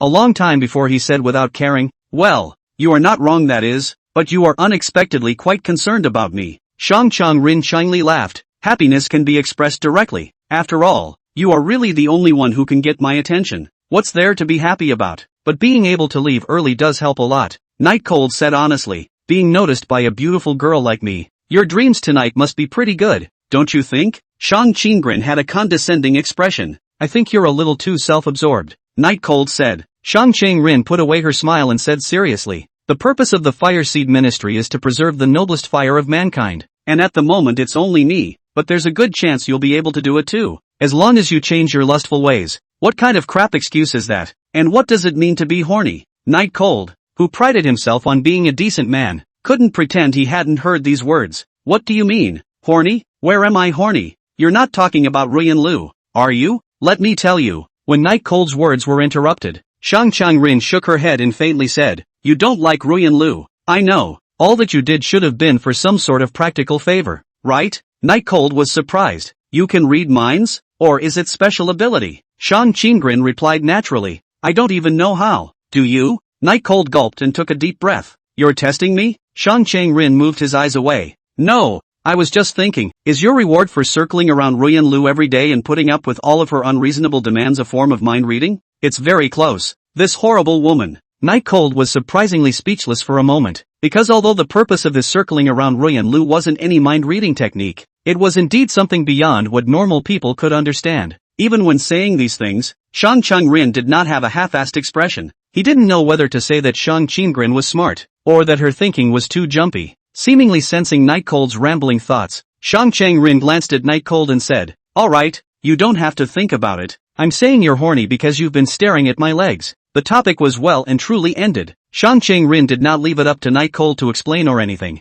This made Night Cold feel a little bit thoughtful inside. It's just an occasional glance, Night Cold said with a bit of a stiff upper lip. Shang Ching-grin snorted coldly and did not continue to dwell on this aspect of Night Cold's problem, but said, the group from the student council wanted us to switch to a different activity classroom, and naturally I wouldn't agree to that because I don't really feel like there's anything wrong with me being here, and they don't have the right to kick us out, Night Chill added. Since the student council is thinking that we're too extravagant in this activity classroom, that means that the replacement activity classroom must be pretty bad? After all, this one is already not considered good. Maybe, but I won't compromise, Shang Ching-grin said without looking angry or not. Night Cold sighed and said, actually, this matter is very easy to solve. I will step in and solve it in minutes. Oh, for the first time, Shang Ching-grin's emotions fluctuated at Night Cold's words. You don't use your identity, but I don't care. I'll use it for you. I'll go to the principal's office after school and tell him that you don't want to move the place. I'm sure the principal will agree. Night Cold smiled and said. Shang Chang-rin started pressing his brow halfway through hearing this, looking very speechless. That approach won't work. Why? It's not like you're being asked to go. I'll go. No means no. We need to go head-to-head with the student council, or doesn't that mean I'm scared? Night Cold let out a long sigh. Shang Chang-rin was indeed as strong and defiant as her looks. Well, was there any talk with the student council side? What's the struggle? Night Cold asked the question that Shang Ching-grin wanted to answer the most. Shang Chang-rin immediately replied, haunted house. After school today, the two of us and the two people from the student council are competing to see who is more calm after entering the haunted house, and who lasts longer in the haunted house. A haunted house? Night Cold didn't feel very scared. School's out today? I still have something to do. Night Cold still had to go buy the bag that Ruyan Lu wanted. It won't be delayed for too long, and it's next to the mall, so it'll be convenient for you to buy whatever you want at that time, Shang Chang-rin naturally said. Night Cold was horrified. How did you know I was going to buy something? You can't really be a mind reader, can you? Shang Chang-rin smiled and said, you're either working part-time or you're buying a gift for Ruyan Lu. Is it hard to guess? Okay. Well, it's a deal. Come straight to the club after school. Just as Night Cold was about to leave, Shang Chang-rin called Night Cold to a halt, and Night Cold turned around. Anything else? The two of them looked at each other, and Shang Ching-grin said seriously, this world is filthy and dirty, and I get tired and lonely from time to time even when I'm strong alone, so maybe you're my kind. And I hope you won't let me down. Ask for a gift. Chapter 51, as charged. Same kind? Night Cold didn't know if Shang Chang-rin meant friend, and it looked quite formal, but he was quite happy to be friends with a beautiful girl. There was a large mall right near the amusement park, and it should have what Ruyan Lu wanted. As for what was more daring than anyone else, he felt that this kind of play in the form of playing house was quite youthful. After all, they were not too old. and it was normal to do something childish in order to fight for something. Walking on the way back to the classroom, Night Cold thought about it, and was kinda looking forward to the road to the haunted house after school. I wonder if Shang Qingren is scared. Will there be a welfare session at that time? Night Cold said with a bit of anticipation. Being able to see another side of Shang Qingren made him look forward to it even more. Afternoon. Classes were boring because it was all the same stuff he had learned, and all Night Cold could do was prop his hands up and watch the girls running outside the window. It had to be said that these girls from the women's athletics department were a bit darker, but they were quite flavorful and muscular. But Night Cold still preferred the Shang Qingren one, soft and slender. Unconsciously, and Jisa popped up in Night Cold's mind again. And Jisa was also a student at Flower Sea Academy, but because of her busy official schedule, she rarely came to school, and she didn't know if the two of them would ever meet again. He always felt that his story with Anjisa wasn't over yet. I just don't know whether it's a sinful fate or a love affair anymore. Night Cold himself is still more inclined to the former. After all, he recklessly kidnapped Anjisa, and said he'd take it for money. A normal person would have gotten back at him, right?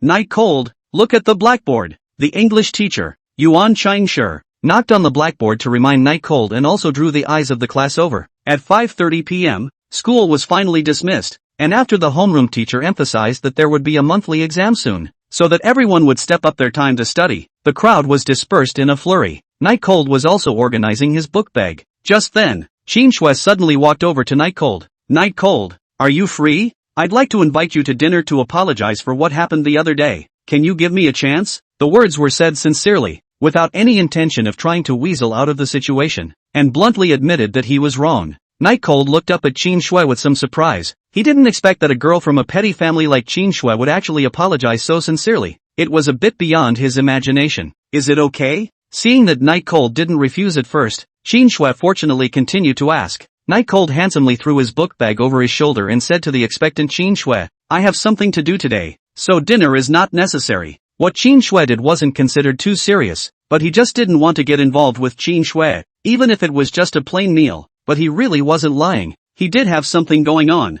Just 2 steps out, the corner of his coat was grabbed by Qin Shui. Is there anything else, class president? This sentence of Night Cold's class president adult made Qin Shui's timid body tremble slightly as she said in aggravation. Night Cold, can you give me a chance to apologize? I'll make you happy. These days, she found that the Night Cold in her eyes, who was of humble status and had a country stink, was getting better and better, and was even now without any flaws that made her soulful. But the more she did, the harder it became, because she had completely and utterly offended Night Cold just a short while ago, and Night Cold didn't have any intention of wanting to forgive her. In the past, although Night Cold had a girlfriend, she thought she was much better than Lu Ruyan. Whether it was her face value or her family, she could develop a couple relationship with Night Cold anytime she wanted. But before that, she wanted to change the stinking problems of Night Cold, such as swearing and poor temperament. But I didn't expect to botch it and ruin everything. Night Cold pulled his coat back and said nonchalantly, it's not like the class president has done anything wrong. There's no need to apologize.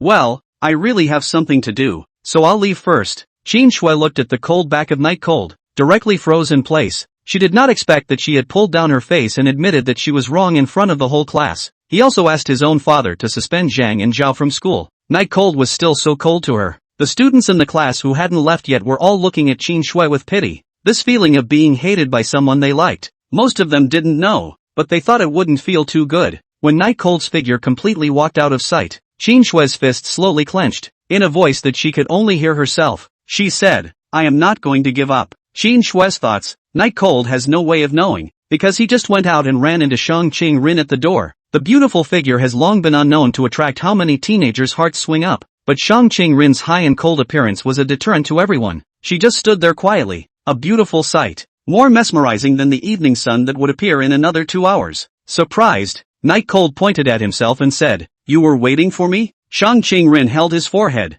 and then as if he was used to Night Cold's stupidity, he clasped his hands in his arms again. In a cool voice, she said, if someone's sense of time wasn't too weak, why would I have to make a trip here? Seemingly a bit resistant to the sight of the people around her, she said so. Who is someone? Night Cold asked, pretending not to know. Just now by Qin Shui delayed for a while. This woman came to find him. Time concept so strong? Shang Qingren seemed to have no intention of joking with Night Cold, and blankly glanced at Night Cold before moving forward. While walking, someone is a sewer maggot who only peeks at my legs. Night Cold laughed twice and chased after him. Then this someone is also too bad. How dare he peep at the Minister Sama's legs? Next time you meet, remember to tell me. I'll help you beat him up. While he was gesticulating with his hands, Shang Qinggren suddenly stopped, with helplessness in his eyes. What's the matter? Not going? You beat yourself up before you go. Just kidding. With Nightcold's quick apology, Shang Qinggren continued on, and the two of them vied for a heated debate on the topic of someone. Nightcold,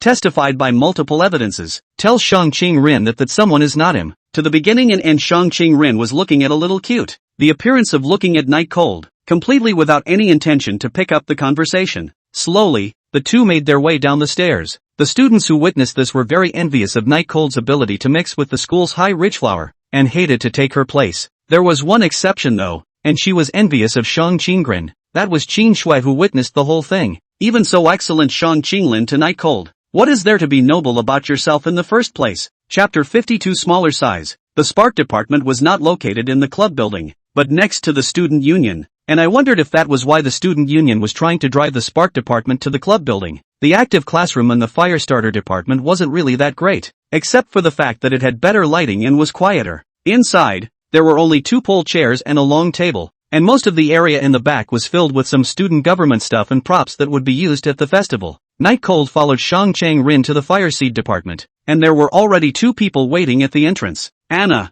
the student president, clasped her hands and stared at the two of them, Nightcold and Shang Qinggren, but Shang Qinggren's aura did not lose to Anna's at all. With long blonde hair and a somewhat mean, arrogant face, Anna didn't look like a nice person to be around, but she had a great body and a great face, and was rumored to have a backup club at school. Next to her was student president Anna's assistant, named Aura, a girl wearing highly nearsighted glasses. Anna simply ignored Nightcold and said to Shang Qinggren, I don't think there's a need to play this kind of over-the-top game that only children play. You and I are both the popular figures in the school. It wouldn't look good to make it look bad. Are you going to admit defeat? Shang Qinggren replied in a clear and cold manner. Anna pinched her hand tightly. She just couldn't stand to see Shang Qinggren with this indifferent look. Obviously she wasn't much worse than Shang Qinggren, but when this look came out, it made her look very clownish. Of course, this was only in Anna's own opinion. In the eyes of outsiders, it was only the status of student president that Anna could compare to Shang Qinggren.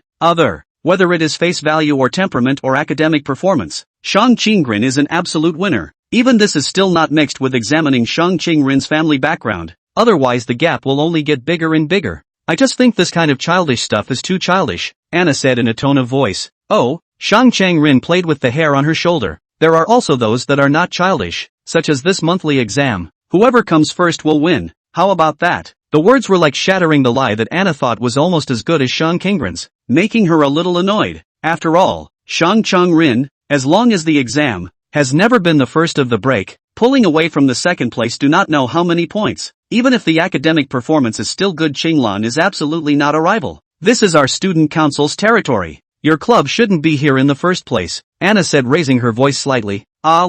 Not answering my earlier question positively. Are you scared? That's right. If I were to face an opponent as strong as me, I would have chosen the same response as you. It's less humiliating after all. Shang Qinggren's words caused Anna to be dumbfounded in place. Qinglan opened her mouth slightly, and Nightcold also looked at Shang Qinggren with a dumbfounded expression. This guy is a lot nastier than he looks. Originally Shang Qinggren's grades are the best in the whole school, and untouchable. Just the provocation. Anna, our default unbeatable, changed the subject. Originally no one cared about it, and it is not so humiliating, but Shang Qinggren directly pointed it out. Now wouldn't Anna lose face? Unsurprisingly, Anna's face quickly flushed red. What's the big deal about getting good grades? Anna said to Shang Qinggren. I'm sorry, I'm still prettier than you and have longer legs. Shang Qinggren indifferently ruffled her hair and said coldly. You're talking nonsense, Anna said, pointing at Shang Qinggren. Shang Qinggren looked at Anna from above, her eyes all full of care and high spirits. Even when she was pointed at by Anna, her face did not change in the slightest. Am I talking nonsense? Chairman Sama, it seems that I've overestimated you, because you don't even have the courage to admit your weaknesses. And with that, you didn't earn your position as chairman by strength. It was an unspoken fact throughout the school that Anna's presidency had nothing to do with the fact that she had a principal father. But she herself wasn't as unpleasant as Shang Qinggren made her out to be. Gradually, Anna's momentum weakened, and even the corners of her eyes were a little bit of tears. It was because she realized that she couldn't seem to refute Shang Qinggren no matter what. But Shang Qinggren didn't have the slightest intention of letting Anna go, and continued, Isn't there a lecherous man here? Let him evaluate which one of us is prettier. Won't you know? Night Chill was suddenly pulled into the battlefield. even if he wanted to run the moment he sensed the Shura. But the zero-frame starter was just too much of a defense. The next moment, holding back her tears, a red-faced Anna turned her gaze on him. There was not only anger and threat in Anna's gaze, but also a little bit of supplication. Night Cold sighed helplessly.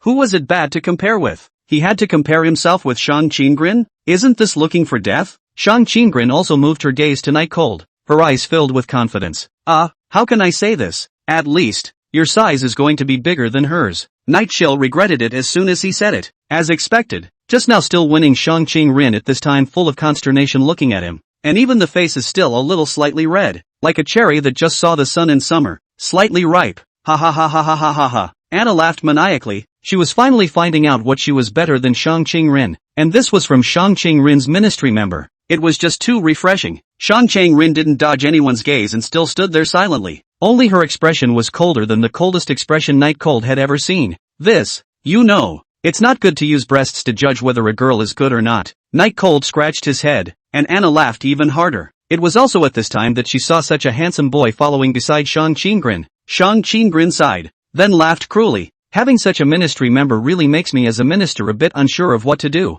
The naked threat Night Cold could certainly hear it. Shang Qinggren's meaning was that she was the minister and she was a member of the ministry. So if she wanted to teach herself a lesson, she would have plenty of opportunities to do so. Lord Minister, I apply for a new answer. For the sake that his human rights as well as personal safety could be guaranteed in the Fireseed Ministry in the future. Night Cold immediately raised his hand and said, late. After Shang Qinggren finished speaking, she no longer cared about Night Cold, but instead said to Anna, have you laughed enough? If you've laughed enough, then come and say whether or not you dare to go to the haunted house. I don't have a lot of time. Night Cold still wanted to explain that he had just started from Anna's merits, and in contrast, Anna only had this one merit, but just as he opened his mouth, he was glared back by Shang Qinggren. Anna was in such a good mood that she even tried to pull Night Cold right into the student council. At this moment, facing Shang Qinggren's question, she proudly said, fine, no problem. This chairman would like to see if you really always have this cold and icy look. Chapter 53, A Different Shang Qinggren. Because Flower Sea Academy was all considered an aristocratic school, the surrounding facilities were very complete.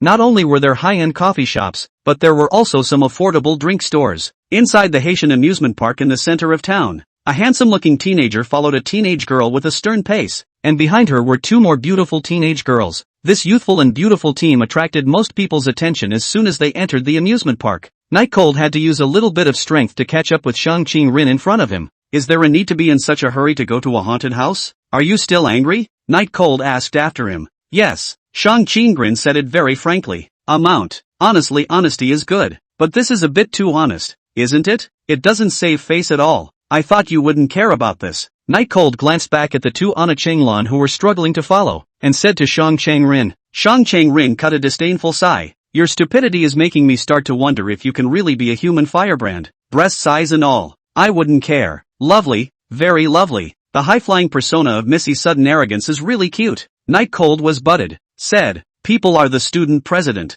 In the future, the Fireseed department still need her to cover it. Can't be offended too much? And you just lose her this one thing. It's nothing. Shang Qinggren's expression recovered quickly, but of course it could also be due to Night Cold's poor comforting skills. Comforting is exempt. Later on if you don't perform well, you can look forward to how I'll treat you. Shang Qinggren revealed a cruel expression and viciously gouged out Night Cold. Night Cold knew that Shang Qinggren was planning to settle new grudges and old grudges together, if he behaved badly later. Haunted house. He was just about to say that a haunted house was nothing, but it just so happened that they had already arrived at their destination. On the news, the scariest haunted house in all of Hanami. Looking at the signboard above, for some reason, Night Cold, who usually had a horror game, suddenly felt a little scared, mainly because the ghosts and monsters on it were really a little scary, and it wasn't even paper people. The impact of the real thing is just a little bit huge. Shang Qinggren laughed, without some challenge. How could I possibly come? You'd better be mentally prepared, and when the time comes, don't do something humiliating that would make me, as a minister, follow suit. Night Chill said uncritically. Any more scary than that? I used to walk alone at night when I was in my hometown. I won't be afraid. Shang Qinggren smiled noncommittally and did not retort. Anna, who followed behind, saw the sign on top of the haunted house and already had the will to back out. But in order to beat Shang Qinggren, she had to walk up again with a stiff upper lip. Is this the haunted house that was on the news? It doesn't look too scary. Anna clasped her hands and said stiffly. Qinglan couldn't see as well because she was more nearsighted, so she wasn't so scared. Shang Chang-rin looked at Anna and said, "You two and me in Night Cold. 2 teams. Whoever is more calm after entering the haunted house will win. And if that pair can't hold on and run out, they'll be counted as a direct loser." "No problem," Anna promised. Shang Chang-rin didn't look like she had a lot of guts either. Anna could only pray that she would win. It didn't matter if it was an active classroom. She just wanted to be better than Shang Chang-rin. "If you guys win, the event classroom will stay in your hands at least as long as I'm the student president," Anna added again. "Also to stall some time and mentally prepare." "That's enough," Shang Chang-rin agreed. Night Cold said with some concern, "Do we really have to go in? It's not too good, right? After all, this haunted house has scared people to death." Right at this moment, as if to corroborate Night Cold's words, the group of couples that had just gone and ran out screaming, the male tugging on the female's arm in death, their eyes not daring to open. Anna and Qinglan's faces instantly fell. Looking at the two of them, they must have been scared to death. Shang Chang-rin, however, was a bit eager to try something challenging. She liked it. Only Night Cold, looking at the couple running farther and farther away, thought about whether such an intimate move would happen to him and Shang Chang-rin. "Chang-rin-san, if I do anything irrational later, you can understand that it's caused by me being too scared, so don't reject me," Night Cold said seriously to Shang Chang-rin. Shang Chang-rin's beautiful little face expression remained unchanged. "If you don't want to spend this evening in the bureau, I advise you to put away your little mind." Night Cold coughed twice and continued, "If you're scared later, you can grab my hand. The ministry protecting the minister isn't something that's out of bounds, right?" Shang Chang-rin hummed and did not reply. The four began the day's challenge by entering the haunted house one after another. The sense of atmosphere inside was well created, very dark and gloomy, with inexplicable sounds coming from time to time, laughing and crying, but not scary because the source of the sounds was far away. It seems to be for people to get used to the atmosphere of the haunted house first, so there's nothing very scary here at the beginning, just some dead animal corpses that still look fake. Shang Chang-rin walked alone in front, with Night Cold following behind. Anna at the end thought that this was the scariest environment, and proudly said, "There's nothing scary about it. It's perfectly fine to walk straight through." Qinglan, who was nearsighted and couldn't see well, said, "Chairman, we have a lot of school outings next month, and we still have a lot of work to do, or else we should hurry back, and that activity classroom will be given to the fire seed department." Before Anna could retort, she bumped into Night Cold in front of her. "What are you standing here for?" Anna rubbed her forehead. Bumping into Night Cold was as painful as hitting a wall. Night Cold saw Shang Chang-rin, who grabbed his hand and shivered and didn't dare to move, somewhat puzzled. "You were clamoring to come in a while ago, and now you're just starting the least scary phase of the day and you're freaking out like this? It's too outrageous to be true." But in order to save face for Shang Chang-rin, he did not ask directly, but asked very quietly, "What's wrong with you? Is there something ahead?" Shang Chang-rin was scared to death and tugged on Night Cold's arm, not daring to look as she pointed her finger towards the ground. "What is it?" "Blood." The usual awe-inspiring, lofty tone was gone, turning very soft, like a frightened rabbit, making Night Cold's protectiveness instantly pull to its fullest. He couldn't imagine that a girl who was usually so strong and venomous actually had such a soft side. Night Cold looked in the direction of Shang Chang-rin's finger and found a bloody dummy head not far from Shang Chang-rin. Dummy heads are of the sort that are recognizable to a degree at a glance. He was now very curious about what made Shang Chang-rin dare to walk in so confidently just now, and why he dared to bet with Anna to enter the haunted house. Clearly so timid. "Hey, what are you doing up front? Not going yet?" The darkness that was meant to create a scary atmosphere did a good job of helping Shang Chang-rin take cover so that Anna couldn't see what was going on in front of her. Immediately, the shoelaces loose. Night Cold crouched down, while extending his leg to kick the bloody dummy head in front of him under the curtain, providing cover for Shang Chang-rin. "Okay, go," Night Cold whispered to comfort Shang Chang-rin, who recovered when she saw that the dummy head on the ground was gone. But the dummy head is indeed gone, but there's no way the memory of what just happened is going away. Chapter 54, All Broken Down. Shang Chang-rin's footsteps accelerated, but because the front was getting darker and darker, she began to fear inwardly, and had to slow down again, but slowed down and felt a little embarrassed. After all, she had just grabbed onto Night Cold's arm and wouldn't let go. Night Cold was really a bit curious as to what Shang Chang-rin's purpose for coming to the haunted house was, and was also curious to know what happened to Shang Chang-rin's invincible look just now. Is it to overcome fear? None of that matters though. What matters is that it's just getting started. This haunted house that claims to scare people to death is just showing its hideous face. The room was dark, with only red candles lit every so often to illuminate the four, though the light gave them no sense of security and only rendered the room more terrifying. Anna had already lost count of how many times she had gulped, and she very much regretted why she had agreed to Shang Chang-rin to come to some haunted house. What crap activity classroom to Shang Chang-rin not just, but now it was difficult to ride the tiger. There was no possibility of retreating. After all, she was very proud and would not admit that she was weaker than Shang Chang-rin. Night Cold was also a little nervous in the growing darkness, but he was the only one of the four who was a boy, and his natural unwillingness to lose face in front of the girls made him feel okay. But Shang Chang-rin was a bit overwhelmed. Many horrible things began to appear one after another around them. For example, a bathroom where the person inside suddenly bursts open, staining the blood on the glass. Although only a shadow can be seen, the person inside starts to become oddly shaped and very scary. Overhead, for example, a very realistic dead body suddenly appears to fall, or a headless man sitting in a chair next to him crying. The sequence of events had scared Anna to the point of screaming, an instinctive fear that couldn't be controlled if she wanted to, not even if she knew that all of these things were fake. Night Chill was alright, though he would be startled by sudden appearances, perhaps because it wasn't too difficult. The horrors were just that, visual, and those horrors were not in contact with their own line of people. I admit defeat. Hurry back. I'm scared. Anna with a sobbing voice grabbed the corner of Night Cold's coat, looking left and right, even with teardrops hanging from the corners of her eyes, looking very pitiful. Night Cold tried to pull his coat back, but couldn't do it no matter what. Anna was just gripping it too tightly. Could a girl actually explode with such amazing strength when she was afraid? It really opened his eyes. You didn't say anything just now? Now it's estimated that you've gone to the middle of the haunted house before you say it. How can we get out? Night Cold replied breathlessly. The center? Can't get out? Anna stared tearfully at Night Cold. Out is definitely out, but it will take at least 10 more minutes. After all, this haunted house isn't exactly small. Night Cold replied.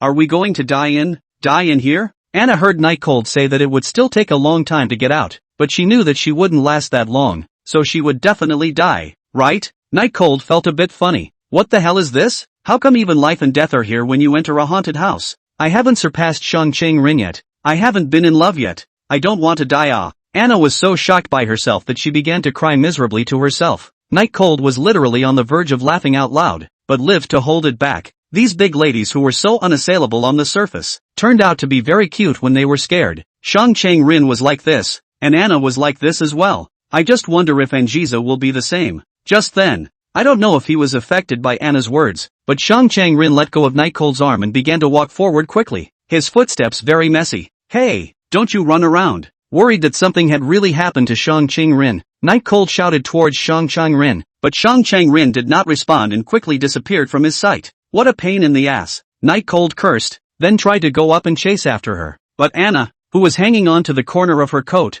never let go. Let go. The Lord Minister needs me, Night Chill said to Anna. Die together. I'm not willing to die alone. Anna seemed genuinely frightened, and was already babbling deliriously. Night Cold some tears and laughter. But now there is no time to see the joke. Shang Chang-rin in case it is bumped how to do? That's really $1,000. If something really goes wrong, 100% of people will find him in trouble, and it doesn't take much thought to realize what the parents of these people with big backgrounds are like. But come on strong, Anna shouldn't be able to let go, and there's a good chance she'll hurt Anna. All he could do was coax. It's okay, this is just a haunted house remember? We'll be fine. These are all fake. Don't cry, okay? Anna wiped a tear from the corner of her eye. Is it true? Is it true that you won't die? Night Cold forced a smile. Of course it's true. Let go of me first now, okay? Anna immediately shook her head. I don't want to. I'm scared. You have to protect me. My family has money. I can give you money. Pay up? As a highly professional person, Night Cold was sensitive whenever it came to transactions. Stay here and don't move. I'll come back for you later, Night Cold said seriously. Anna froze. Although she was feeling the powerful drive that the money brought for Night Cold, she still didn't want to let go of her hand. Still staring at Night Cold pitifully, Night Cold coaxed the child. If you're not good, then I won't take you out. Oh, no, Anna immediately retorted loudly. Then hurry up and let go of me. I'll find Shang Chang-rin later and come pick you up right away. Night Cold tried again to rip Anna's hand away, but still failed. I'm scared, Anna pitted. Night Cold was helpless, glancing at Qing Lan who stood like a minion behind him. He curiously said, aren't you invisible? Why are you so scared too? If Chairman Sama is scared, of course I have to follow suit. Otherwise wouldn't I appear to be stronger than Chairman Sama? Qing Lan pretended to say with a trembling tone, but it was clearly organized. Night Chill understood in seconds that there was room for upward mobility in the student council of Anna's authority. Knowing this, immediately, Night Cold handed Anna over to Qing Lan, and the two of them stood still and waited while he ran forward to find Shang Chang-rin. P.S. Speeding right up, requesting gifts ahoy. Woof. Chapter 55, Finding Complementarity. The atmosphere of the haunted house was sufficiently eerie, but at this time, Night Cold was completely uninterested in these things, and his eyes were circling around, looking for that one cool figure. Just as Night Cold ran out not far away, he only saw Shang Chang-rin staring woodenly at a tub filled with realistic fake blood in a daze. Kairin-san, what are you running for? Didn't you just read the sign outside that says not to run? I thought you were a very disciplined person, Night Cold said spitefully. Shang Chang-rin did not respond. Night Cold walked over suspiciously, and wondered how the staff of this amusement park did it. This tank of fake blood tasted really fishy. It was like real blood, and there are some fake props around, with bloody fingers, arms and so on, in conjunction with a vat of red and black blood. The visual effect is very impactful. Isn't Shang Chang-rin afraid of ghosts? Why are you standing here, Chang-rin-san? Night Cold pushed Shang Chang-rin's shoulder in an attempt to wake him up,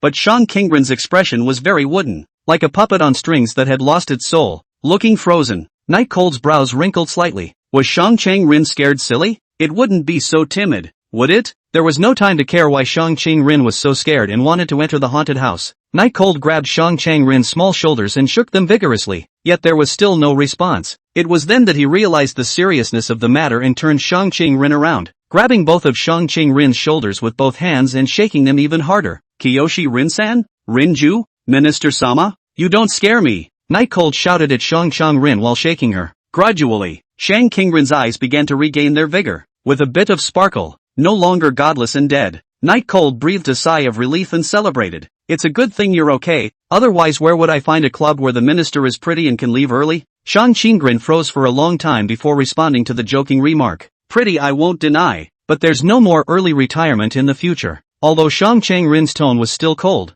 that tone of business as usual still made Night Cold breathe a sigh of relief. He was afraid that Shang Chang-rin would be scared into insanity. Shang Chang-rin habitually raised her hand to hold her forehead, but realized that her hand was grasped by Night Cold, and then looked at Night Cold's hand with a questioning gaze. I'm sorry, just now you stood here motionless. Didn't I want to shake you awake? Night Cold immediately let go of his hand, but who knows? Just as he loosened his hand, Shang Chang-rin was like a puppet on strings that had lost its strings, falling straight toward the ground. Fortunately, Night Cold was quick on his feet and held Shang Chang-rin back again. What's wrong with you? The two stood up again, and Night Cold wondered. Something can't really be wrong, can it? Shang Chang-rin hugged Night Cold's hand, but was awkward and didn't want to have too much contact with Night Cold. But reason told her that Night Cold was helping her, so she couldn't say anything. It just seemed so out of place. Night Cold certainly saw this and helped Shang Chang-rin to sit down on a nearby stool. Thanks, Dewey said it very quietly, but Night Cold still heard it, but did not respond, but asked, there's not really something wrong with your body, is there?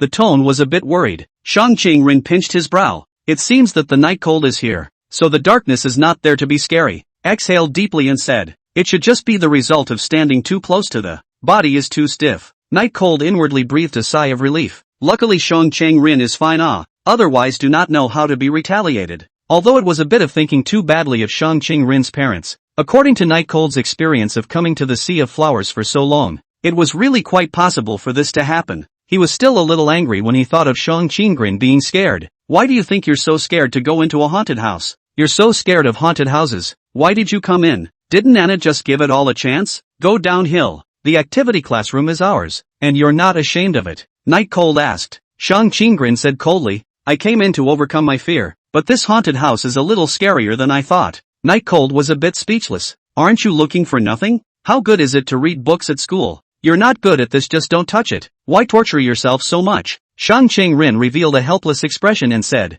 you don't understand that as an outstanding individual, one cannot have shortcomings, and if there are shortcomings, it is natural to overcome them, isn't it? While Night Cold was very speechless and even wanted to scold Shang Chang-rin continued, but it seems that the decision to bring you along today was correct, because I'm not afraid? Night Cold asked. Shang Chang-rin shook his head and explained, because you helped me. She stood up, although her body was a little shaky, but the good thing was that she did not fall down, and without going to pull the hand that Night Cold reached out to her, she could also see how strong it was going to be. When I was little, because my family was a family clan, my father was very strict with me. Every single thing needed to be made perfect. I needed to be able to do everything, and I needed to be better than everyone else at everything. Shang Chang-rin paused here, and Night Cold picked up. So you're resisting? No. Shang Chang-rin continued. It wasn't like in a lot of movies where I would be very resistant. Instead I accepted it quite openly because I felt that I was born to be better than everyone. I have not failed my family. I have inherited my mother's beauty and I have been the best in my age group in all fields. Even years after my father passed away, I still do. But, Night Cold said again, but you realized you still have flaws? So you want to overcome it? Shang Chang-rin laughed, smiling beautifully, but still shook her head. It is impossible for a person to be without flaws, and so am I. This is a truth that the excellent me has known for a long time. So I need one thing. Night Cold was smart enough not to answer this time, but looked at Shang Chang-rin to continue. Being too perfect also leaves me alone on this path, which inevitably gets lonely after a while, and even makes me wonder if it's the right path or not, don't you think? Facing the question, Night Cold shrugged. You can do whatever you feel comfortable with. This doesn't matter. Shang Chang-rin walked to Night Cold's side and said meaningfully, I have flaws, and there are times when I'm lonely, so I need to find my complement. That way I can keep going. Night Cold was a bit afraid to look at Shang Chang-rin's eyes. Complimentary? Male? Boyfriend? Shang Chang-rin laughed. Who knows? It could be a cat too. Ding! Helping Shang Chang-rin find complimentary. Reward, 10 million cash plus 5 advanced skill extractions. Chapter 56, Out of the Haunted House. Help Shang Chang-rin find complimentary? There was a moment of confusion as the system's beep appeared in Night Cold's head again. Could it be that he had spent too much time with Shang Chang-rin in the past 2 days? So it was out of the mission again. But this mission is a bit too ambiguous, isn't it? What was the complimentary thing? Even Shang Chang-rin himself didn't know. Where was he going to find it? But the rewards are too good to be true? $10 million in cash plus 5 advanced skill draws? He should know that completing Ruyan Lu's mission only gave 10 times of 230,000, which was only 2,300,000, and extracting skills, if he remembered correctly, was only 3 times. Shang Chang-rin, this one is $10 million straight away. Could it be based on the difficulty of the mission? Night Cold muttered and muttered. Shang Chang-rin recovered very well, now is already have some essence, but the small face is still a little pale, as if in the cellar to stay 1,000 years of alabaster, showing a cold white color. Night Cold, will you think I'm a weirdo? Shang Chang-rin ruffled her ear hair and asked with some hesitation. This was a question that she definitely wouldn't be able to ask on a normal day, but today, in the middle of the haunted house, it was indeed Night Cold that was giving her strength, so it was rare for her to care about Night Cold's opinion. Returning from his thoughts, Night Cold immediately replied, no, it's fine for a person to do whatever they want, it's just that you can actually integrate into the collective. Wouldn't that be better? Just now Shang Chang-rin's words Night Cold heard and understood. Simply put, the road to perfection. Shang Chang-rin also came to feel tired, hoping to find a harbor to avoid the wind. Of course, his understanding isn't always right, but that's pretty much what it means. Shang Chang-rin placed her slender hand at her chin in thought, and after a long time, seemingly feeling disgusted, she replied, let's just forget about it. Most of the people in the school aren't even human. There's no cursing. Thinking of Zhao, Zhang and Lu Ruyan. For a moment Night Cold agreed with Shang Chang-rin. Night Cold, as much as it's hard to admit it, I've developed expectations for you. Don't let me down, okay? Shang Chang-rin said as she looked at Night Cold, her tone carrying a trace of rare gentleness. Night Cold exhaled. I'm not going to change anything for you. I am who I am. And if I fail to live up to your expectations in some way, that can't be helped. After all, it's not like I live to conform to your expectations. Shang Chang-rin wanted this. The corners of his mouth slightly upturned and said, you'd better be able to keep your heart like this all the time. You won't intentionally cater to me just because you've fallen in love with me. That would disappoint me. You think too much. Night Cold scolded and stood up. Hurry up, Anna is still behind. Shang Chang-rin followed, walking side by side with Night Cold, and although the surroundings were still littered with horrors, Night Cold's expression didn't change for a single second, and she felt full of strength. This makes her happy because it shows that the theory of complementarity is right. It was getting late, and dusk sprinkled down like a jar of beeswax, dousing the entire amusement park in gold. The exit of the haunted house was filled with many people patting their chests, feeling their hearts palpitating, while a few found it exciting and their hearts beating wildly, looking forward to the next one, without exception, though, they are drawn to the sight as they pass the exit. It wasn't just Shang Chang-rin's stunningly beautiful back, it was mainly the fact that Anna was sitting on the ground and crying, even tugging at the corner of Night Cold's coat and wiping her nose while she cried was too comical. Hey, it's dirty, this is the only school uniform I have. Night Cold tried to stop Anna, but it was no use, as Anna ripped his clothes past him as if she was born with divine power. Anna shouted to herself, survived, survived, I really did survive. That's great. Not only Night Cold, even Chenglan felt humiliated. The people passing by beside her also covered their mouths and laughed softly. Only Shang Chang-rin, who didn't care at all about what other people thought, naturally didn't care either. Night Chill was a little weepy. Just now in the haunted house, Anna was dead set on not moving her place, and in the end even he was the one who pulled it out hard. And Shang Qinggren was so close to him that she could touch each other every now and then. But that perk was gone after coming out, and Shang Qinggren once again returned to that high and mighty stance. Just when Night Cold couldn't do anything about Anna, Shang Changrin said coldly, "You're not trying to play a trick, so you're acting out a boring drama here, are you, President?" Shang Changrin's words were gentle and melodious, as pleasant as a lark singing, but in Anna's ears, it was a nightmare. The timidity was at once washed away by embarrassment. She slowly raised her eyes to look at Shang Qingren,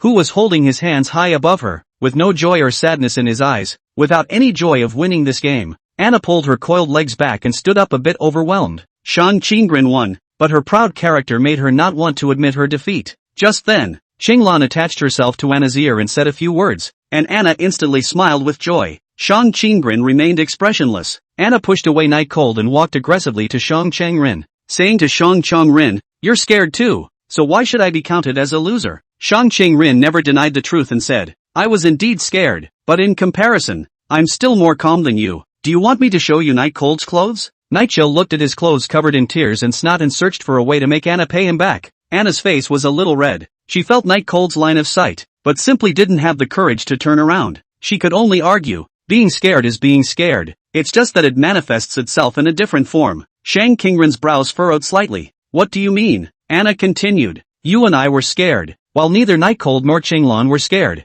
This counts as a draw." Shang Qinggren said, "You still want to compare? No problem." No.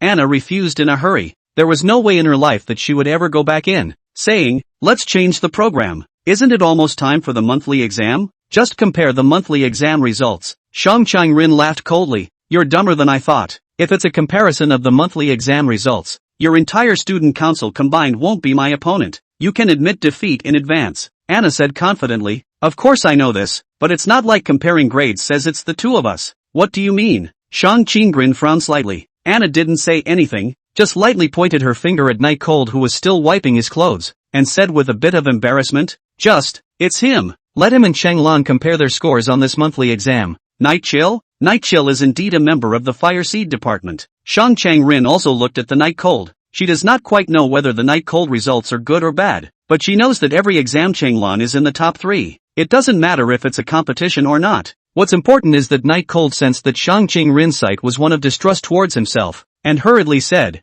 "Looking down on me, ha, I'm in the top 10 in every exam." This word once, Shang Qingrin helplessly lowered his head. Anna's triumphant smile. Qinglan confidently raised his glasses. Chapter 57 and Jiza becomes temperamental. Monthly test scores became the second element of the game after the haunted house tie, and the Fire Starter division was the absolute underdog. From today onwards, the Fire Seed Department's club activity is to improve your grades. No objections, right? Shang Qingrin said as she lowered her head and wrote down what she had learned in the past few days on her red notebook. "What?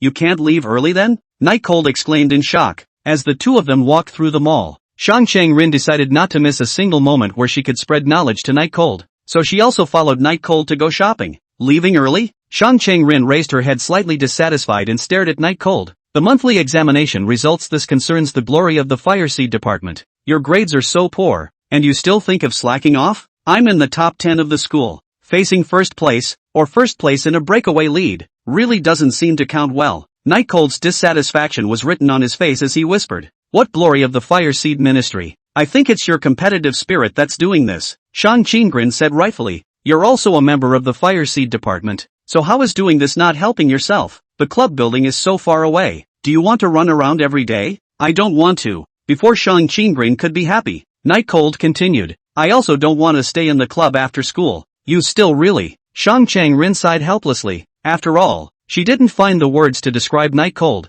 or the words that came to mind were too sharp, and the cultivation of a young lady made her unable to speak. But looking at Night Cold's reluctant face, Shang Changrin felt a bit amused again. "What? The time you spend enjoying me every day has been extended. What are you still dissatisfied with?" Shang Qinggren said in a very narcissistic manner, and even the movement of ruffling her hair back behind her back became even slower. It was as if he was giving incentive to Night Cold. Night Cold was only briefly stunned. Shang Changrin was certainly beautiful, but where was freedom more important? Begging, "Mr. Minister, please let me go. I really don't have much confidence. Shang Qinggren smiled confidently. Actually, I don't have much confidence in you either. But I'm confident in myself. Trust me. In 5 days I can train you to be more than a student council assistant. After saying that, without giving Night Cold a chance to continue his rebuttal, he began to continue writing the plan for the next few days. Night Cold spat helplessly. You really are narcissistic enough. Please word your words appropriately. It's confidence. By the way,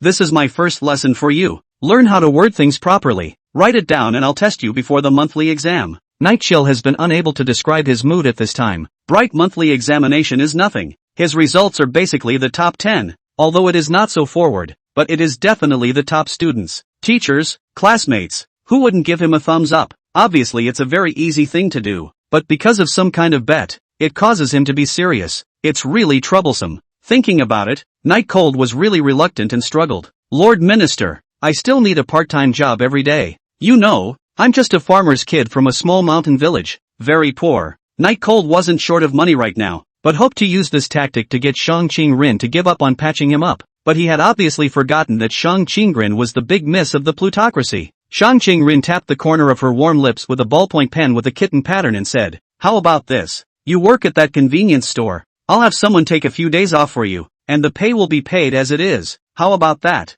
You sure know how to beat around the bush. What's the point of you doing that? Why don't you just send it to me directly? Night Cold wasn't short of money and was purely spitting on Shang Qinggren's brain circuit. Studying is for your own good. It's more like you're giving me money. But there's one thing I need to emphasize. Even if you give more money, you can't ask me, who is number 1 in the flower sea, to give you tuition. With this opportunity, what grievances do you have? Shang Qinggren said. The reasoning did seem to be that way, but he didn't quite believe he could improve that much in 5 days. Well, studying is still a priority. And since it's still a matter of whether the club stays or goes, as a member of the ministry, I can only be the first to go. Knowing that he couldn't get away with it, Night Cold said something pretty. Shang Qinggren laughed. That's right, people coming and going around. Their eyes would stop on Shang Qinggren, and some would even bump into the wall because of it, which was very funny, and the girls would turn back for Night Cold. Night Cold walked in the center of the mall, looking around, trying to find the place that sells bags, but because he was not familiar with it, he never found it. So he wanted to ask Shang Qinggren, do you know where there is a place to sell bags here? Night Cold looked at Shang Qinggren, who was still writing down the plan for the past few days, and the content on it was numbing to Night Cold's scalp. The days were densely packed with red ballpoint pens. It starts with having to be at school at 7 a.m. and not getting home until 9 p.m. In the middle of the day there wasn't even a single break except for classes. Shang Qinggren squeezed the ballpoint pen and came out of his world to answer Night Cold's question. I don't know where the bags are, but the women's luxury type stuff is on the 4th floor. As she walked, Shang Qinggren realized that the Night Cold beside her had disappeared. She stopped and turned back, staring at Night Cold suspiciously. Tired? I'm not tired yet, but I'm starting to feel it a little bit already after seeing your arrangement. Shang Qinggren smiled as she put the red book into the middle of her purse and said to Night Cold, the tiredness of studying is as light as a feather. Night Cold ignored Shang Qinggren's chicken soup and asked shakily, what about rest time? Shang Qinggren suddenly realized, oh, you might have misunderstood. It is possible to sleep at night. Just summarize what you have learned throughout the day before going to bed.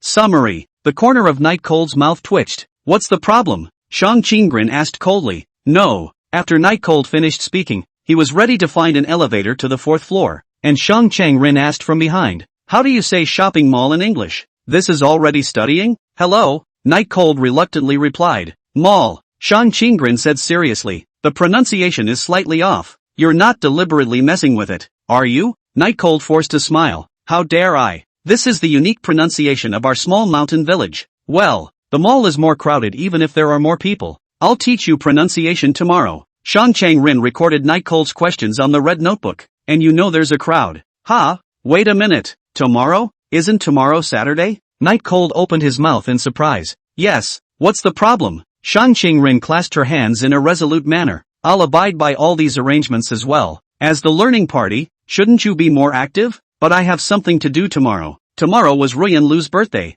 and Night Cold still had to go and complete the system quests. Can't get over it? Shang Qinggren was not a curmudgeonly person, and if something was really wrong with Night Cold, it was not unacceptable. Let's do it the day after tomorrow. I can't push tomorrow, Night Cold said. Alright, come out a little earlier the day after tomorrow. Shang Qinggren crossed out all the arrangements for Saturday that he had just written down, and then wrote up the arrangements for Sunday. seeing that he was a reliable person who was very strict and adhered to the arrangements. The two take the elevator to the 4th floor. In the meantime, at the very center of the sea of flowers sat a landmark building, the Inn Mansion, on the top 22nd floor of the Inn Mansion. The top floor, where the regular elevator couldn't get to, the gilded office area was so forbidding that one would think that he or she would not be dirty and defile the place. On the black leather seat, a stunning and demonic woman was holding an A4 printout with a murderous aura in her eyes. How powerful was Jisa's aura? It scared Snowfrost to the point that she took 2 steps back slightly. Snowfrost had had a gut-wrenching 2 days, because ever since the eldest young lady,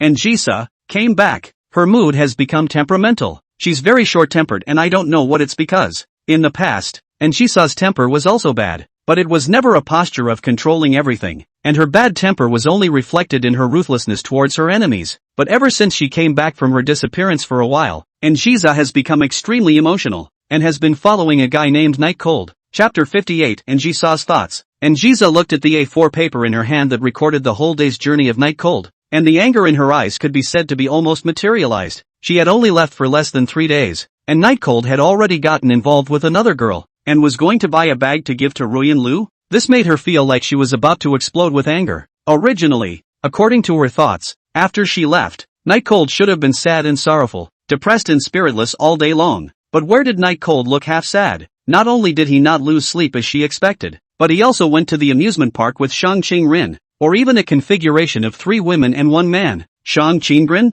Merchant's first lady? How interesting. The indifference on Jisa's face was so cold that it seemed like it was on the verge of dripping out of water. Very creepy. Merchants are a big family that is on par with the Yin family, and they were all royal relatives 100 years ago, and are descended from real nobles, which is different from Yen Bunny, because Yen Bunny is not competitive at all compared to her. And Shang Qingrin, that was someone whose face value and background were not inferior to hers. The more she looked at it, the angrier she felt, and Jisa directly tore up the A4 paper. Thinking of that day when she peeked at Night Cold's diary, the 3rd page read he doesn't like strong women, and Jisha only felt a nameless fire surging up in her heart, wanting very much to destroy something. Am I wrong for doing this? And Jisa inquired herself. She was thinking about how to treat Night Cold when she was dealing with Moonfrost that day. According to her thoughts, Night Cold should have taken the initiative to come forward to flatter her after knowing that she was the Yin family's eldest miss. But no, it was very much out of her league. Night Cold, a person who loved money so much, knowing that the girl who stayed with him for several days was the Yin family's eldest miss,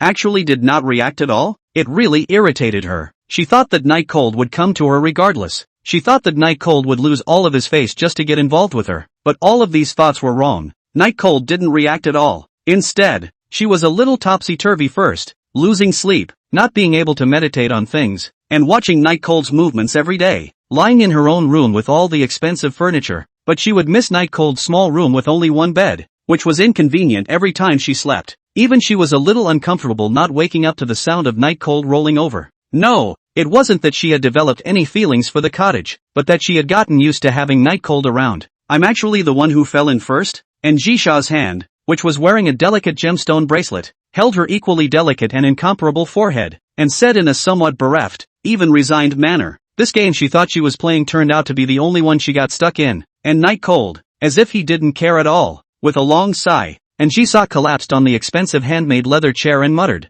shouldn't have thought too much about it, tying up Night Cold on the day we left. Nothing happened, really. Perhaps it was because of the contents of Night Cold's diary, or perhaps it was because Jisha wanted to take absolute dominance in this game, causing her to not make the first move. The result created all of this. She really underestimated Night Cold. Looking at the huge floor-to-ceiling window field view, Jisa suddenly smiled again. It was never too late to tie up Night Cold, but it was extremely rare for Night Cold to have such a character. This kind of talent is worthy and qualified to play games with her. And this scene had happened many times over the days, and was what Snowfrost saw as temperamental. Yuki Frost, and Jisa called out with a slightly interested tone. Yes, what are your orders, Missy? Snowfrost responded immediately, as her heart had been on edge, and Jisa sat up, her slender legs stirring together. Tomorrow Night Cold is going to give Lu Ruyan a gift? Snowfrost immediately reported what he had investigated truthfully. According to the investigation, tomorrow is Ruyan Lu's birthday. She had previously wished her birthday wish to Night Cold a long time ago, which was a bag worth $230,000.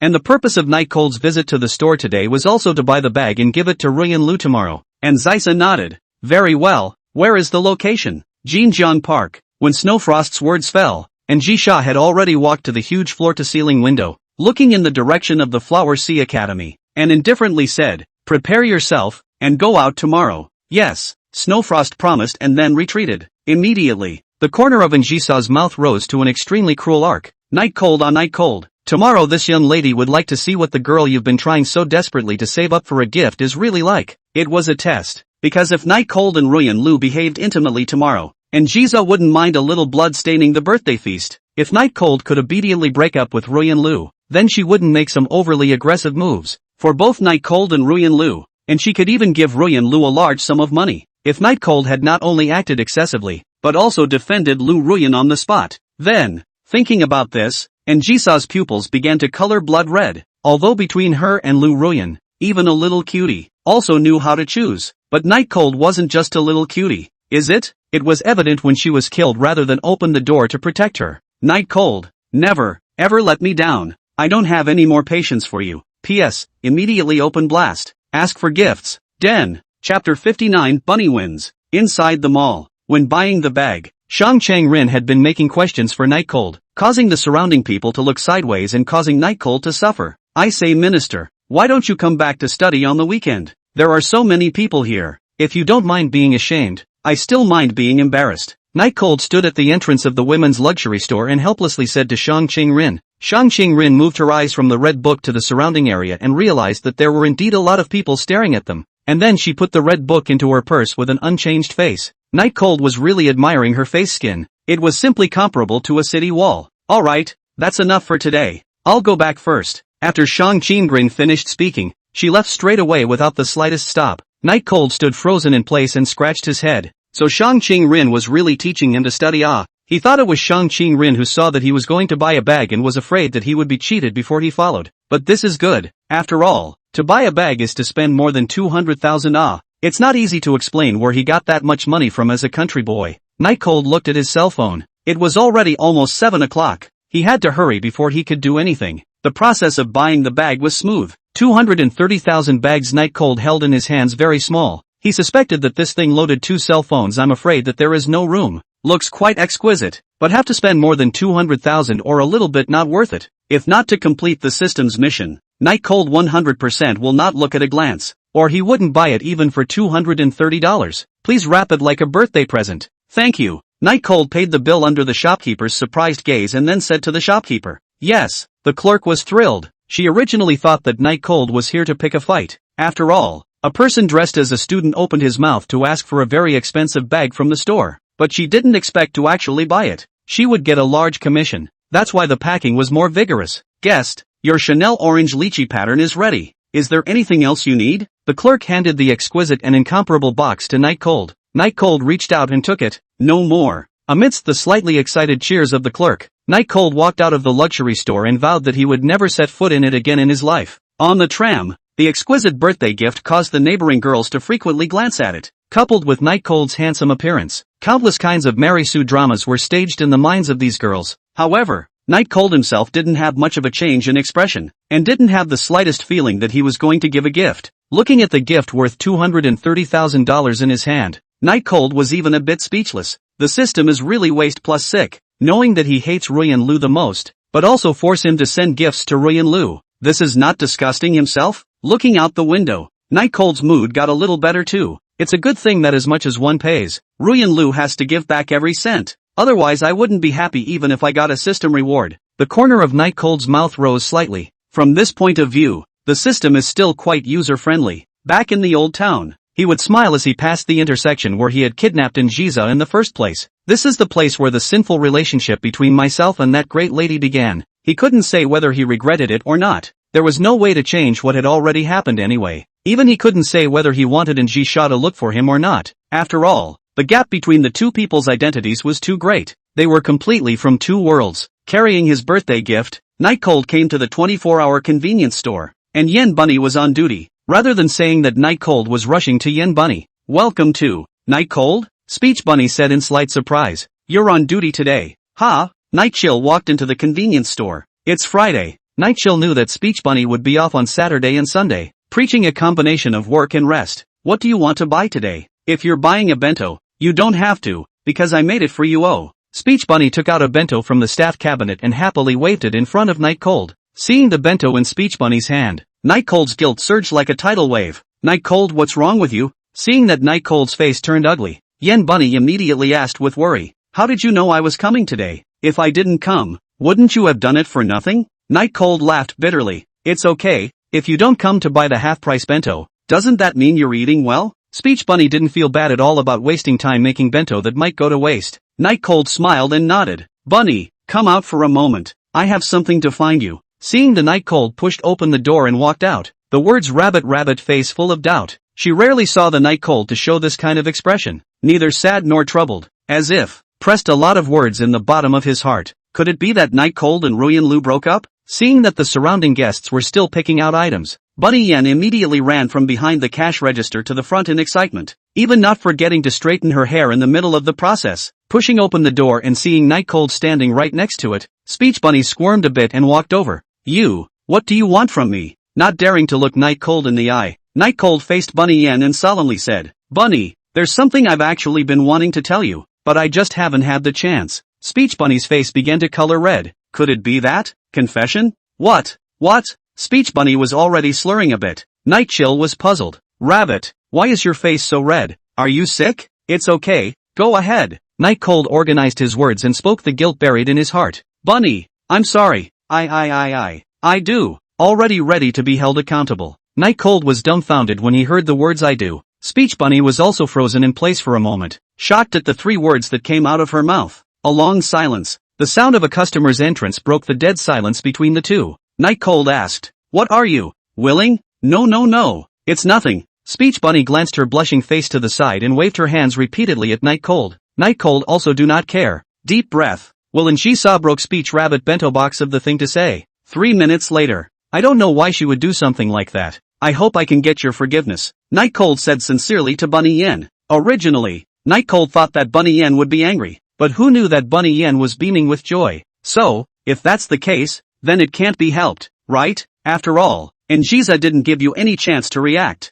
Speech Bunny's body involuntarily trembled as if she was forcibly suppressing her excitement. You're not angry? Night Cold asked suspiciously. Of course. Speech Bunny smiled happily. Night Cold does not know why Nji saw through her bento, but the same girl she knows, probably just jealous. This game, is her Speech Rabbit 1? P.S. Today tendinitis. Originally took time off work, but everyone pushed hard, so I changed to chapter. I'm very sleepy now, so a little water. Tomorrow's chapter into the plot. Please understand. Holding fist. Chapter 60 Birthday Banquet 2. Because Speech Bunny was still on duty, Night Cold didn't stay too long. On the way home, Night Cold was in a very good mood as he took the bento made by Bunny Words. Not because of the white whoring of the bento, but because of the forgiveness of Bunny Words. It was as if a big stone weighing on his heart had fallen to the ground, and most importantly, as a friend, he still needed to help. And Jisha explained, the bento is still the classic nori bun rice, although Night Cold loves it, but it can't be topped up by eating it every day. But fortunately,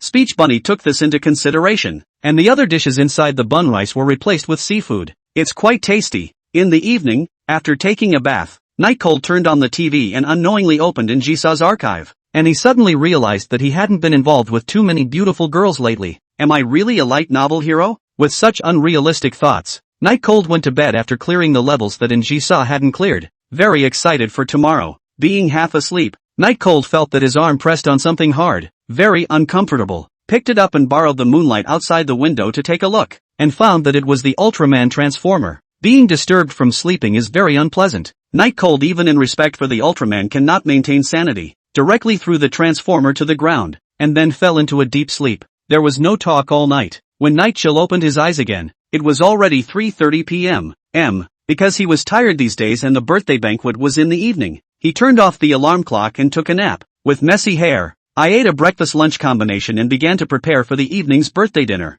After getting cleaned up and putting on the high-class suit that Njisha had bought for him that day, he watched the time come to 7:30, and halfway through, Shang Qingrin's voice urging him to study was so loud that he ignored it. Looking at himself in the mirror, Night Cold was satisfied. Depart. Jinjiang Park is not too far from Night Cold's old house, not too close, in the neighborhood of the school, after all, to invite a lot of classmates, so it was arranged there. At this time in Jinjiang Park, Lu Ruyan was like a queen, wearing a white princess dress surrounded by everyone. next to the burly man in a suit, looking very rich, the river gurgling around the park, the canopy has come down, the cake is in the center, surrounded by ribbons, the atmosphere is very well rendered, very suitable for adolescent boys and girls. Sister Royan, happy birthday, and congratulations on getting together with Mr. Bridge, you two are a match made in heaven, a Class E student bragged to Royan Lu. Ah, Sister Royan really looks good today. Mr. Bridge is also very handsome. That's right, Duke Bridge is not much better than Night Cold. Sister Royan abandoning Night Cold is completely the right choice.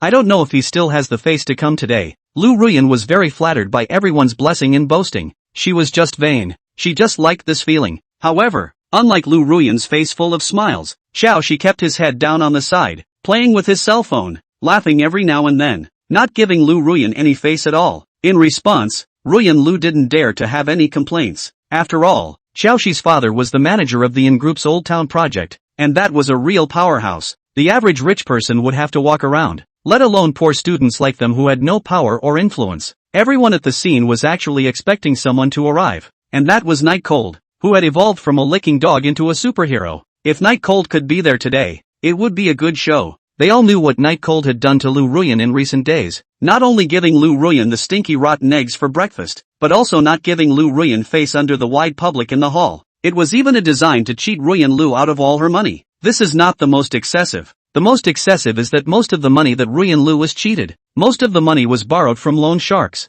That daytime, Lu Ruyan was called by the collection every day. If not happened to be with Xiao Shi together, Lu Ruyan life is considered finished. So Ruyan Lu must have hated Night Cold. If Night Cold had dared to come today, with the help of Xiao Shi, Ruyan Lu would definitely have ruthlessly humiliated Night Cold. A little girl couldn't help but ask, Sister Ruyan, will your ex-boyfriend come today? We're still waiting for him to give you a gift. Yeah, wouldn't we have fun if he came? It's time to make Night Cold pay for what he did, and let him see that Sister Ruyan, whom he chose to abandon, has already found a boyfriend who is 10,000 times better than him. Piss him off. Listening to the crowd's excited chatter, the corners of Xiao Shi's mouth rose slightly, satisfied with everyone's bragging. As for Lu Ruyan, once she heard the words Night Cold, her face instantly became gloomy. The main thing was that the damage that Night Cold Band had done to her was just too much and too great. Sourly, he said to everyone, don't worry, I even went to invite him yesterday. As long as he dares to come, I won't let him off the hook. Everyone will enjoy insulting him later, to let him know what happens when he offends me.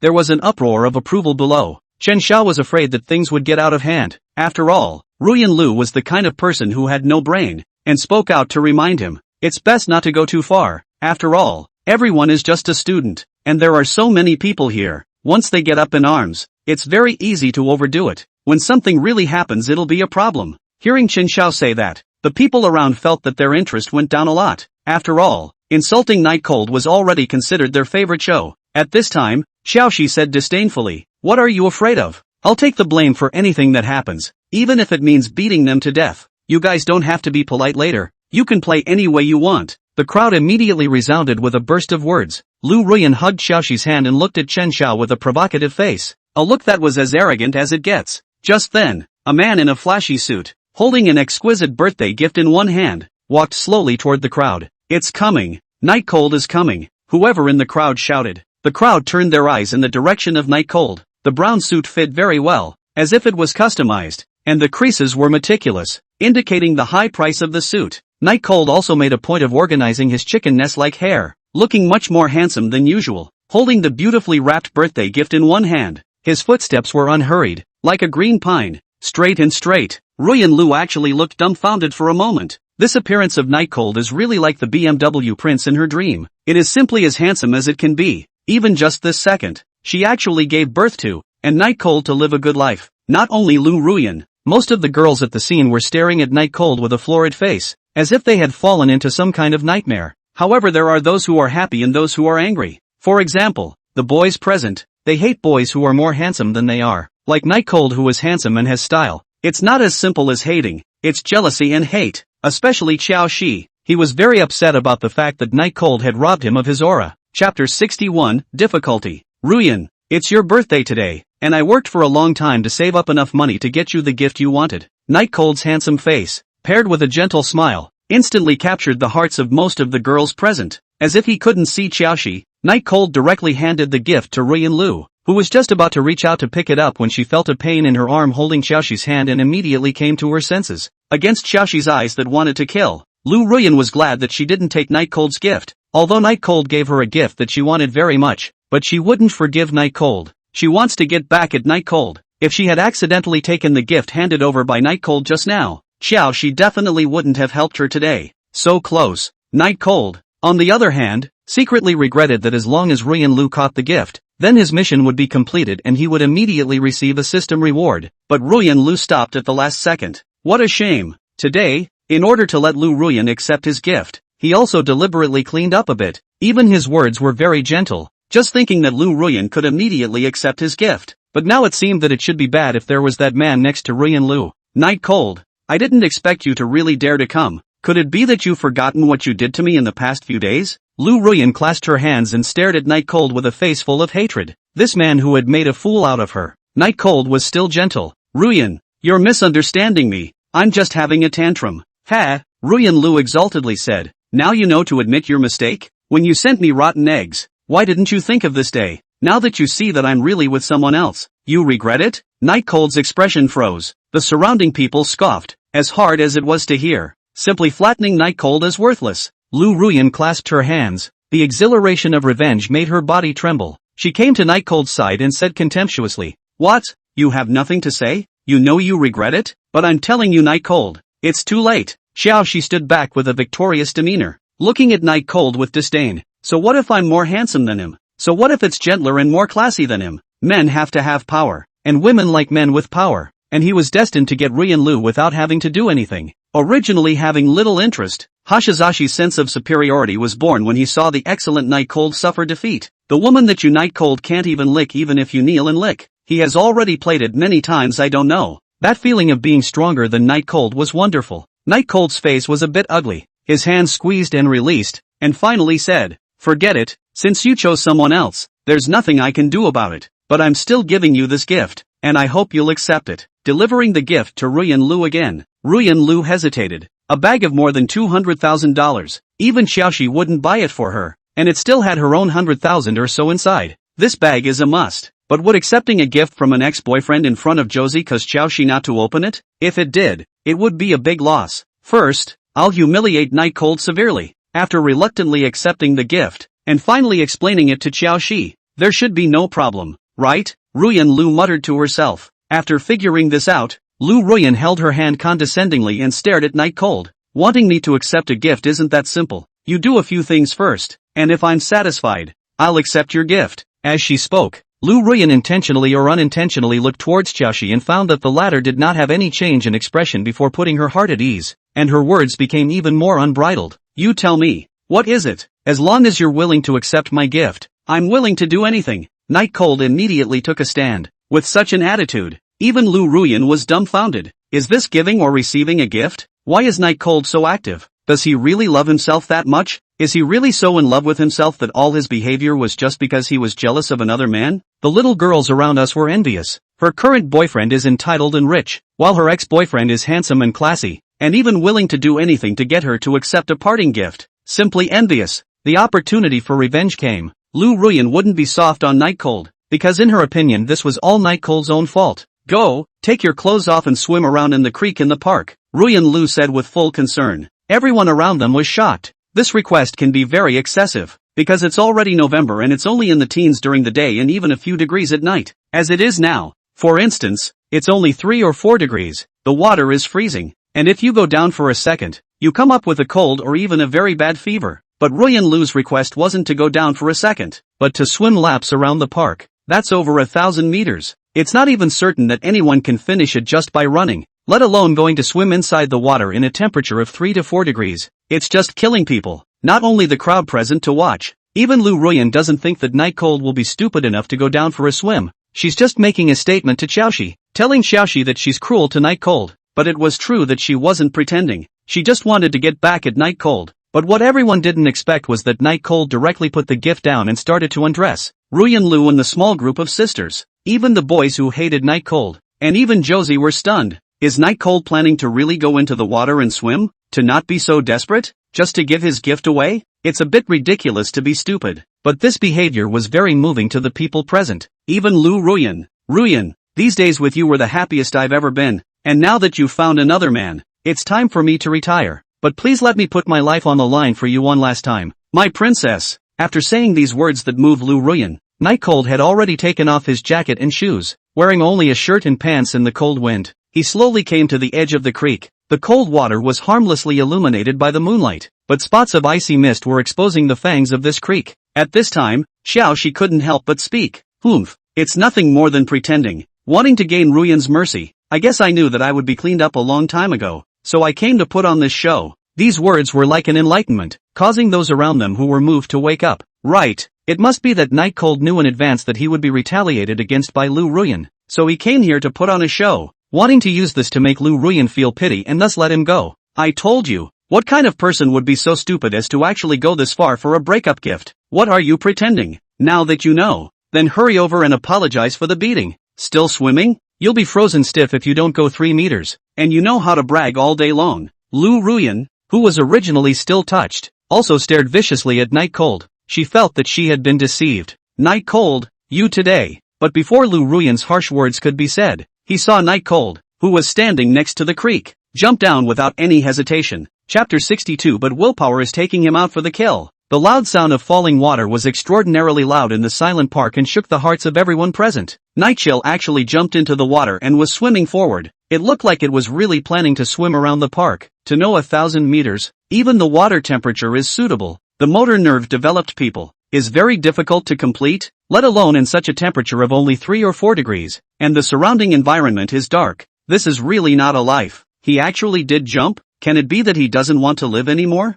This is showing loyalty to Sister Ruyan with his life. A boy like this is probably something you'll meet once in your life. It's simply an eye-opener. So touching. If there's a boy who's willing to go into the water in this cold for me, I'll follow him for the rest of my life. Che, it's not much of a big deal. I don't think he'll be able to hold out anytime soon, and it's a pain in the ass to have to make an ambulance call for him later. The girls present, even those who hated Night Cold, were all filled with emotion at this time, mainly because Night Cold was just too pure, like a jade stone that was about to fall to the ground, disregarding everything for the sake of their beloved. The boys present thought that they couldn't do what Night Cold did. Some of them would have a stiff upper lip, and some of them would also secretly admire each other in the bottom of their hearts. Ruyan Lu was even more dumbfounded. Night Cold actually loved her so much, although she knew about this matter before, but at this time, seeing Night Cold's life-threatening gesture, she was still shocked beyond measure. How lucky should a girl be to meet a guy in her life with whom she fights tooth and nail? Thinking about it, if he hadn't hooked up with other boys and made Night Cold jealous, he wouldn't have treated himself like that.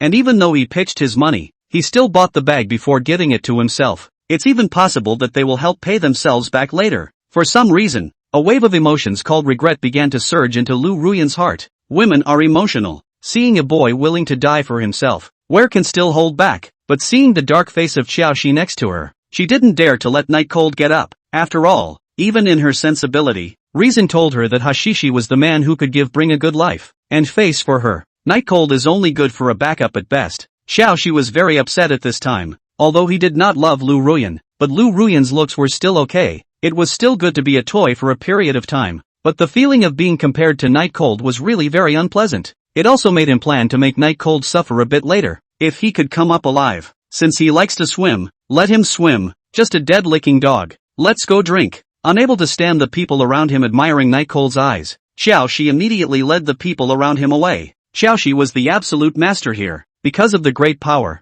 no one present dared to disobey him. Even if there were people who wanted to help Night Cold speak, they ended up holding their mouths. The crowd went off to drink and be merry together, and the shock of Night Cold's entry quickly dissipated into nothing, and they began to think that Night Cold was no big deal, and began to heckle and cut the cake. Gradually, everyone forgot that there was such a person as Night Cold. In the cold river water, Night Cold's gaze was firm. Even though his body was extremely cold and his teeth were chattering, he did not have the slightest intention of wanting to retreat. It's hard. It was like his life in general. There were no shortcuts to getting anything. Even if it was something close at hand, you needed to fight for your life to get it. It's dark. Countless times in his life he has been lost, unable to see what is really around him, unable to see if he is on the right path or not, but he knows that perseverance is all he can do and all he can do. It's cold. But how does this coldness from the outside compare to the coldness of the blood of defeat? No matter if it was in his last life or this one, Night Cold knew that it wasn't easy to get anything, so even if Ruyan Lu made such an outrageous request, he would still agree without hesitation for the sake of the system rewards. Or maybe that's what he wants, because life experience has taught him that what is easily obtained must not be cherished by himself. Couldn't remember how many times I'd swung my arms around,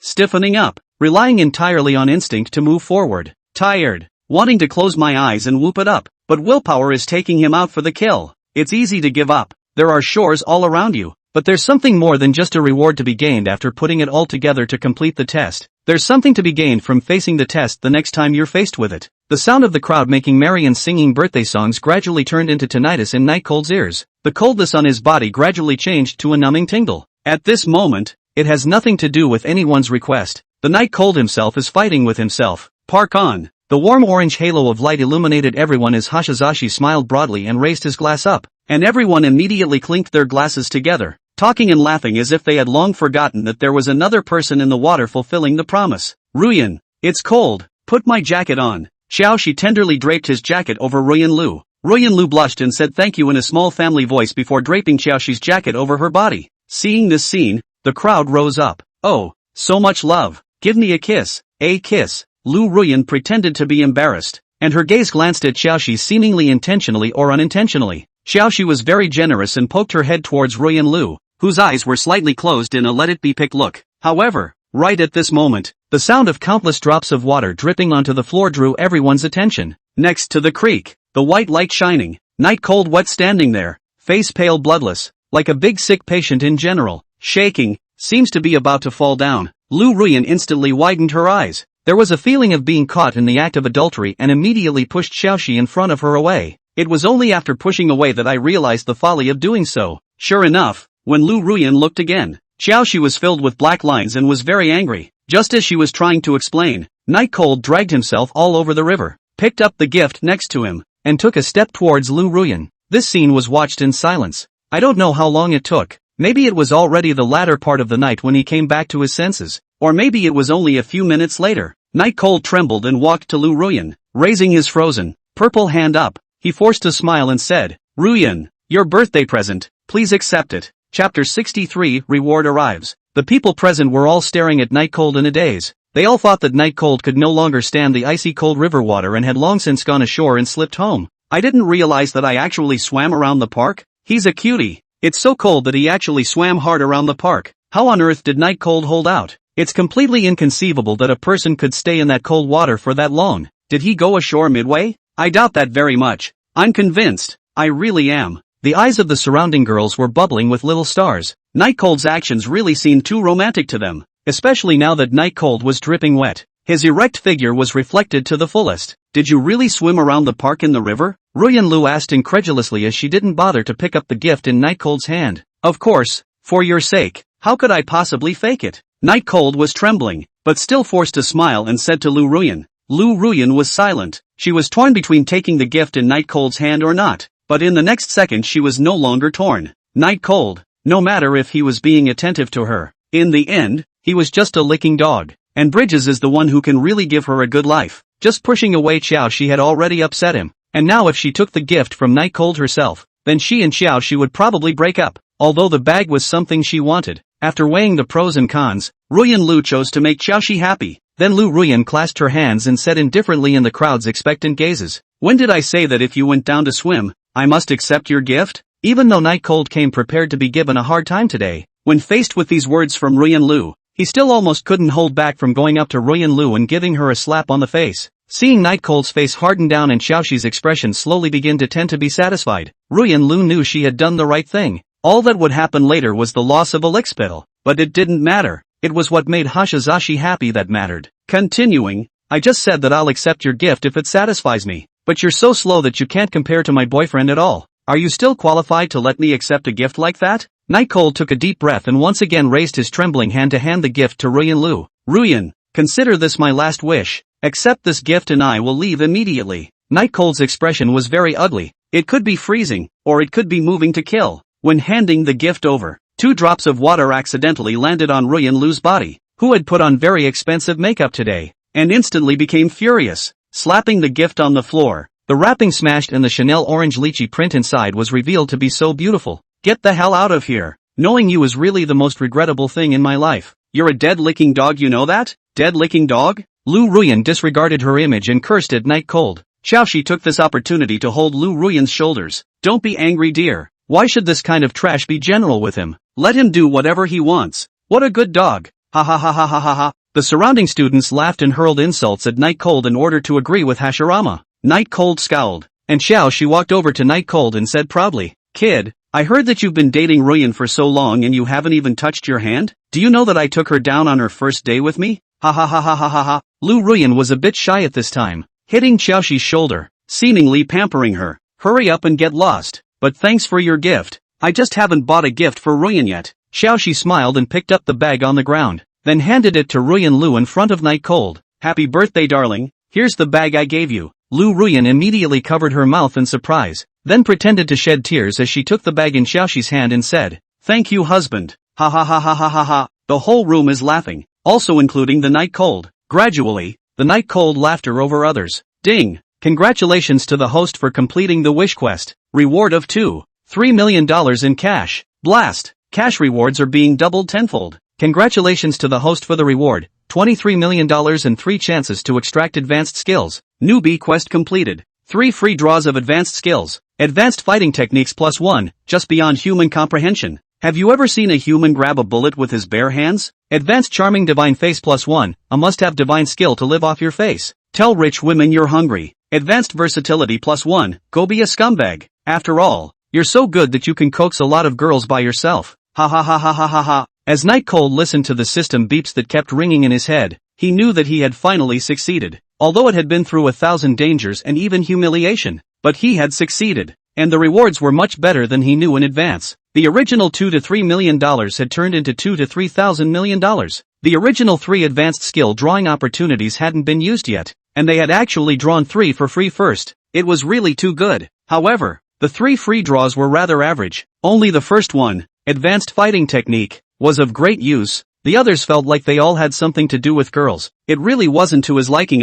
He's not the hero of any novel. Where did he get so many girls around him? So the last 2 are really chicken feed. But after all, it's free and something is always better than nothing. When the surrounding people saw Night Cold standing up with a big smile, they all thought that Night Cold had gone crazy. After all, after suffering such a great insult and having such a deep obsession, it was normal to have some mental problems. Night Cold, why don't you hurry up and get lost? What are you so mad about here? Let me tell you, no matter what you say today, I'm going to let Xiaoxi take your house. You probably don't know Xiaoxi's identity yet, right? Before Ruyan Lu could finish her words, she heard Night Cold say quietly, "What are you laughing at?" "Laughing at you matching dogs. It's a perfect match." The moment Night Cold's words came out, everyone present was shocked. This called Lu Ruyan a dog? But most importantly, it actually cursed Xiaoxi along with it? Did Night Cold really not know whose son Xiaoxi was? Or is he really crazy? Ruyan Lu pointed at herself incredulously. "You called me a?" Night Cold took off the wet shirt from his body and wrung out the water before putting it on.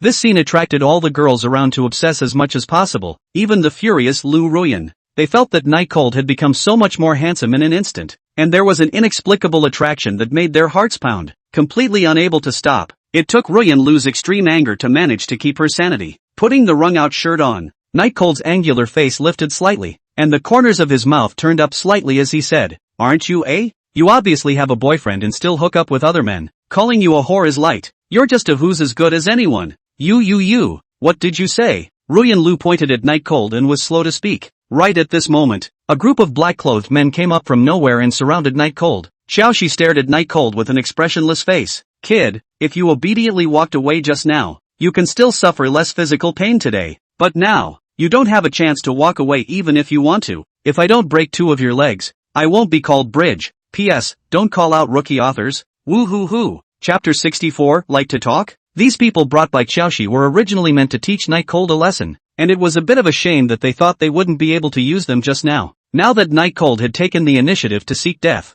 then he couldn't be blamed. "Night Cold, originally, I wanted to let you off for the sake of the gift you gave me, but you sought your own death and actually dared to scold me. Then I can only break your legs to teach you a lesson." Lu Ruyan put her bag behind her and looked at Night Cold arrogantly. Originally she wanted to be kind and let Night Cold leave, but Night Cold actually dared to scold her, and the scolding was so unpleasant, so it's just as well to go with the original plan. "Spare me?" Night Cold couldn't see any semblance of fear on his face. but rather a thick smile. It just so happens that I don't intend to spare you guys either. Since so many people have come, let's do it. Seeing Night Cold's bashful demeanor, the surrounding students were a bit shocked. I didn't expect Night Cold to be such a person. I really didn't see it before. But this appearance of Night Cold was what completely enraged Xiaoxi and Lu Ruyan, because in their opinion, it was only right that Night Cold should be so scared right now that he would immediately kneel down and beg for forgiveness. He shouldn't be so blasé. Since you're looking for death, I'll satisfy you. Don't say that I'm bullying you. I can beat you up all by myself. Let you know what happens when you mess with me.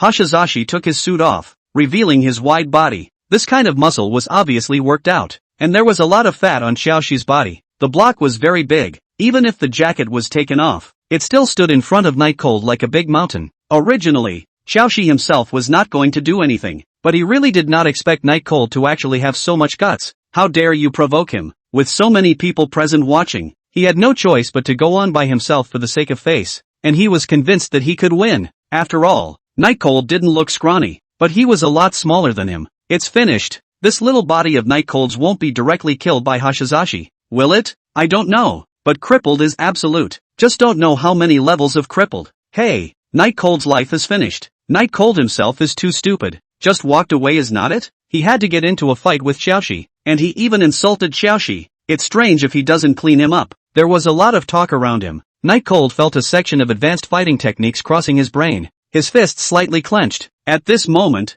Hashirama appeared to him to be in slow motion. He could feel the direction of the wind blowing around him, as well as the sight of his classmates around him, and that feeling of being in control of everything was very good. As he rolled up his sleeves, Hashizashi scoffed, "Now get down on your knees and kowtow to me and I'll let you off the hook. It's only this one chance." Oh. Night Cold laughed helplessly. "Sorry, even if you kneel down for me, I won't let you go." Hashiashi burst into a rage. Eyes shot out dangerously. Lu Ruyan hurriedly added, "Break his legs, then cut out his tongue. Let him dare to curse me in the future." Lu Ruyan's level of venom caused the surrounding close-knit students to have a chill down their backs. One must know that Night Cold had swum in the extremely cold water for half an hour for her, and also gave her the most expensive gift of the day. Even if she really didn't like Night Cold, she shouldn't be like this, right? Lu Ruyan didn't care, looking proudly at Night Cold, wanting to see the fear in her opponent's eyes, but she was wrong. Big mistake. With just a glance, she was shocked and backed away. Night Cold's eyes were cold and scary, just like an emotionless robot, just looking at her expressionlessly. Why did Night Cold have such icy eyes? This question cannot be answered, but Lu Ruyan's brain slowly surfaced an ominous premonition. "Kid, get your ass over here," Hashizashi commanded to Night Cold from his high horse. Just when everyone thought that Night Cold was going to have his legs broken, Night Cold moved, so fast that it was almost impossible to see. It even left a residual shadow in place. Where are the people? The question had just risen in Hashiashi's mind when he felt a coldness on his forehead and a strong wind blowing toward him, and before he could figure out what was going on, a sharp pain came to his face. Boom! In just an instant, just a blink of an eye, Hashizashi's entire body flew straight out, crashing into the tree behind him, and blood immediately flowed out of his face. The crowd was dumbfounded by this scene. Night Chill, is this still human strength? Is this still the speed a human can have? Fast enough to make the stumps invisible, and powerful enough to send Hashizashi, who was nearly half his own weight, flying with a single punch. Is this still human? Lu Ruyan was even more frightened and directly kneeled on the ground,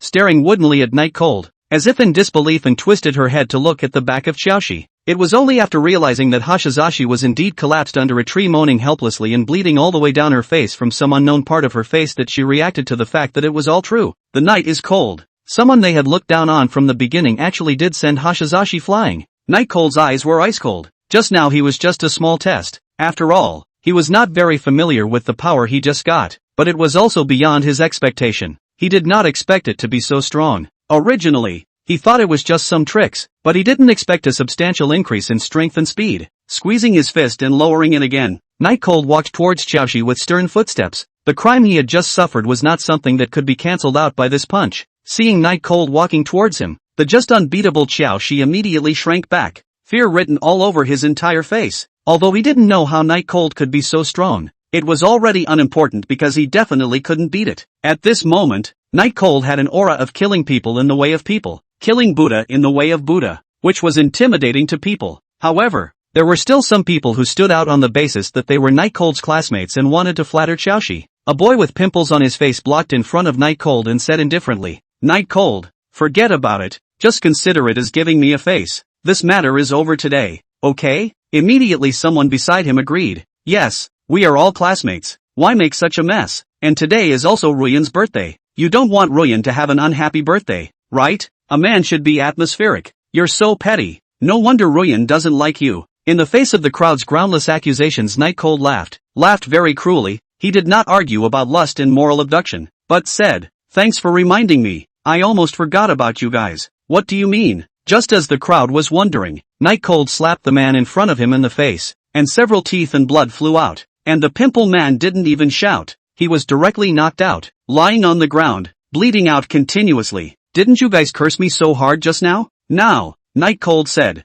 "Will just speak a few people all ear slaps served? Those people are scared out of strength, can only be slaughtered." Chapter 65. Are you a good fighter? Power is everything. In just 1 minute, the people present who had just followed the mouth of the Night Cold were basically all nosebleeds, and even the ones who cursed so hard that their teeth were knocked out. At this moment, Night Cold was like a different person. The gentleness from earlier was half left. Only tyranny. This time is to teach you guys a lesson. If there's a next time, there's no need to keep your tongues. After Night Cold finished speaking, he no longer cared about those wailing students and headed towards the west side of the bridge. At this time, Hashizashi also finally reacted and shouted, "Quickly stop him. Foster, what are you guys doing?" In an instant, the people brought by Chaoshi once again surrounded Night Cold. There was no way around it. Although Night Cold looked scary, not having money was even more scary. Seeing the people gathered in front of him, Hashizashi felt a little bit of security, and then immediately pulled out his cell phone, his bloated face revealing his eagerness. "Dad, Jinjiang Park, hurry up, I've been hit." Xiaoxi's voice was hoarse and anxious as she shouted into the cell phone receiver. His eyes saw Night Cold outside through the crowd, and his expression revealed ruthlessness. He wanted Night Cold to die. Since he was a child, no one had dared to beat him, and in front of so many people, it really made him lose face. If he didn't torture Night Cold to death later, he would be sorry that his father was a bridge worker. Night Cold did not panic in the face of a group of black-clothed men, but instead assumed a free and relaxed state. Together, the crowd thought Night Cold was crazy. Just now, although he could send Xiaoxi flying with a punch, but after all, Xiaoxi is just a male son only, usually eat, drink and play all kinds of things, and now Night Cold is facing a well-trained bodyguard. Even one of them was probably too much to eat, and they had the nerve to let everyone go together? Isn't that a death wish? But because many of the students had just had their teeth knocked out and their noses bloodied by Night Cold, none of those present were daring to speak. "Don't beat him to death. Later I'll show him what happens when he messes with me." "Hashishi!" Hashizashi shouted from behind. The bodyguard in the lead promised, and without further ado, he threw a punch at Night Cold's face. The speed was also very fast, and you could tell from the posture and the harsh angle that it was definitely a practiced insider. But it was too slow for Night Cold. Just when everyone thought that this person could steadily take down Night Chill, Night Chill was the one who moved, directly grabbing the fist that was coming towards him, and in the process, an over-the-shoulder slam dropped the person onto the ground ruthlessly. A mouthful of blood sprayed out from the man leading the group, and he lay on the ground, never able to stand up again. Everyone around them looked dumbfounded. I didn't expect Night Cold to be so powerful. It was actually possible to kill the leader of the bodyguards of the practicing family directly in seconds? Was this really still the Night Cold they knew? It's too much to ask for first the strong Azekao Hashizashi and then a practiced bodyguard to lead the way, isn't it? Night Cold shook off his hand. His powerful strength, coupled with the face charm he had just gained, made this moment he was the walking spring, causing the surrounding female students to cover their faces and commit nymphomania. Even Ruyan Lu was the same. She realized that she never knew that the original Night Cold was so handsome, and it was already so handsome that she could give up her glory and wealth. How come she didn't appreciate it before? Was she a little cutie before? Is that so? Such a handsome boyfriend didn't know to cherish. Night Cold pressed on, instead putting on a great sadistic performance for everyone. Any bodyguard standing in front of Night Cold was directly sent flying. All kinds of skills running in the clouds. Every bodyguard in the hands of Night Cold could not hold on for a second. Just like Bai Chi Mengtian in the world. Facing the Night Chill that was getting closer and closer, Xiaoxi was completely flustered. It's not even human. But what the hell is going on here? This wasn't a TV show. There should be a degree of power even if a person is powerful, right? Night Cold was completely at the level of a monster. Xiaoxi's face was in shock as Night Cold had already finished off all the bodyguards he had brought with him and stood in front of him. Aren't you going to break my legs? Come on, what are you doing lying on the ground? Night Cold's eyes were filled with cold teasing as he opened his mouth to ask. Lying on the ground, Hashizashi just wanted to get mad and dislike him, but before the words could come out, a sharp, drilling pain surged from his leg straight to his brain. Ah, my leg. No need to doubt. It was Night Cold who did it. One of his feet stepped hard on Xiaoxi's knee. From the angle of the bystanders, the knee was sunk directly into it. It is estimated that the bones are broken. Night Cold stared at Hashiashi at his feet with disdain, holding him down to keep him from moving around due to the pain. To break my leg, and as a result, your own leg shattered first. That's not keeping your word, and those who don't keep their word should break another leg. Night Cold laughed cruelly, very cruelly. Xiaoxi was sweating profusely and was already close to being deflated, but when he heard Night Cold's words, his pupils instantly contracted and his eyes widened. Before he could beg for mercy, more intense pain in his other leg instantly exploded in his brain. This time, his voice was hoarse from yelling. The people around us are looking dumbfounded. Night Cold, this is too ruthless, isn't it? He had directly abolished both of Xiaoxi's legs, and it looks like he didn't hold back at all. From now on, Xiaoxi will really become a waste. The people who had just had their teeth knocked out by Night Cold all felt that they were really lucky at this moment. Looking at Xiaoxi, who was about to pass out, Night Cold kicked the spent leg away from his foot in a bored manner and moved his sight to Lu Ruyan next to him. Lu Ruyan was instantly trembling with fear. It was as if she would become incontinent in the next second. Night Cold thought of something and walked towards Ruyan Lu. Lu Ruyan was so scared that she kept kowtowing and apologizing. She had seen what happened to Xiaoxi just now. She didn't want to become an invalid. Night Cold, I was wrong. For the sake of us being a couple in the past, let me go, okay? We can still be together. You do like me, right? I won't even be looking down on you in the future. Ruyan Lu was saying whatever came to her mind. However, Night Cold didn't pay any attention at all and just reached out and picked up the bag beside Ruyan Lu. To the amazed eyes of the crowd, it was thrown into the river. You don't deserve a gift from me yet. Night Cold looked at Ruyan Lu with an ice-cold sight. You should be glad that I don't hit women, or else I would have killed you just based on what you did to me before. Yes. Ruyan Lu nodded her head in a hurry. Just then, the frantic voice of Hashishi came. Night Cold, I'm definitely going to make you pay. The voice was hysterical, with madness and recklessness. Night Cold looked his eyes over. Xiaoxi's eyes were bloodshot. Maybe he couldn't accept his crippling, and now it didn't matter what he was doing. You don't want your hand either? Night Cold asked. Half afraid, Xiaoxi said grimly, don't think you can be lawless just because you can fight. This is the Sea of Flowers. Power is the root of everything. Can you still kill all of Hanahai's army? Night Cold was silent. Bridgestone continued. I'm telling you, I'm not going to kill you easily. That would be too cheap. I'm going to go through my dad's connections and get the school to expel you first, then get the convenience store you work at to expel you, and take your house away without spending a penny. The Sea of Flowers is just so big that there isn't one, and people won't even want you if you go to wash dishes.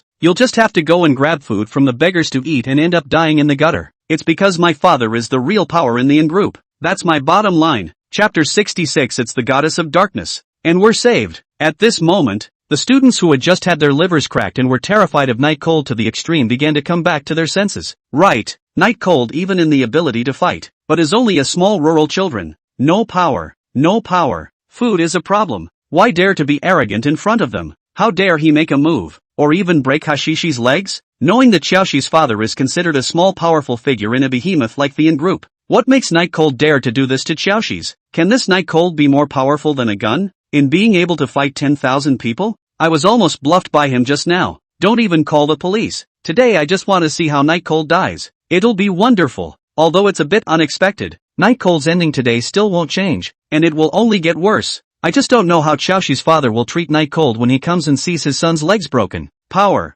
This Night Cold has always been fighting against something, but it is always overrate. There is no possibility of shaking it anymore. Night Cold's fists were clenched and his teeth were clenched. Why was it that when he just wanted to live his life quietly, there were just people who didn't want to do what he wanted? Why? Xiaoxi dragged his already crippled legs and leaned against a tree, looking at Night Cold cruelly. Now you know you're afraid? It's too late. Just now I've already called my dad to come over and we'll be here soon. You're finished. Ruyan Lu also looked at Night Cold painfully. Just now, Night Cold didn't make a move on her. Not only did it not exchange for the slightest bit of gratitude from her, but instead, it made her hate Night Cold even more. Just then, since there's no room for maneuver, then I'll simply kill you straight away. One life for one life. What do you think about that, Lord Xiaoxi? Night Cold's eyes flushed red as he stared deathly at Hashishi. Brassy laughed out loud. Ha ha ha ha ha ha ha. I've been a wreck for a long time. Kill me if you have the guts. When my father catches you, you will absolutely die without a burial place.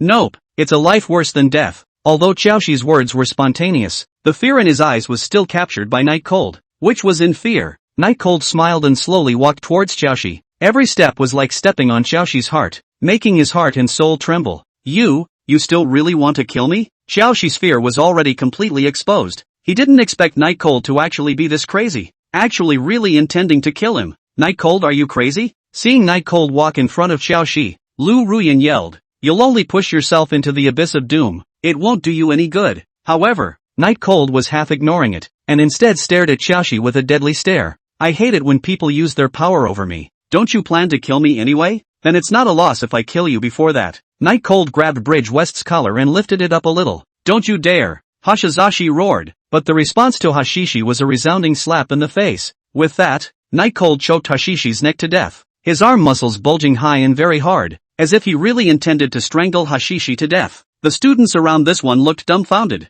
Is Night Cold crazy? Actually planning to kill Xiaoxi for real? Regardless of what happens to the responsibility follow-up, just the matter of killing people is out of reach for regular people. After all, people killing people nowadays can only be touched in the movies. 99% of the people in the room wouldn't dare to kill a chicken, let alone kill someone. And it was obviously just a birthday banquet, just a midway entertainment program to tease Night Cold. But why did it turn out like this? At this time, the Night Cold seems to be surrounded by black gas, so that the surrounding peoples do not dare to approach, afraid of being affected by the fish. Xiaoxi felt that he had difficulty breathing and lacked oxygen in his brain, and kept using his hands to break Night Cold's fingers. But because of his powerlessness, Xiaoxi, who looked much bigger than Night Cold, couldn't shake Night Cold at all. Night Cold's gaze was firm. He knew that he had broken Xiaoxi's legs, and Xiaoxi would never let himself go no matter what. And since he was going to die no matter what, he would never choose to flatter. If we're going to die, we're going to die together. Hashizashi,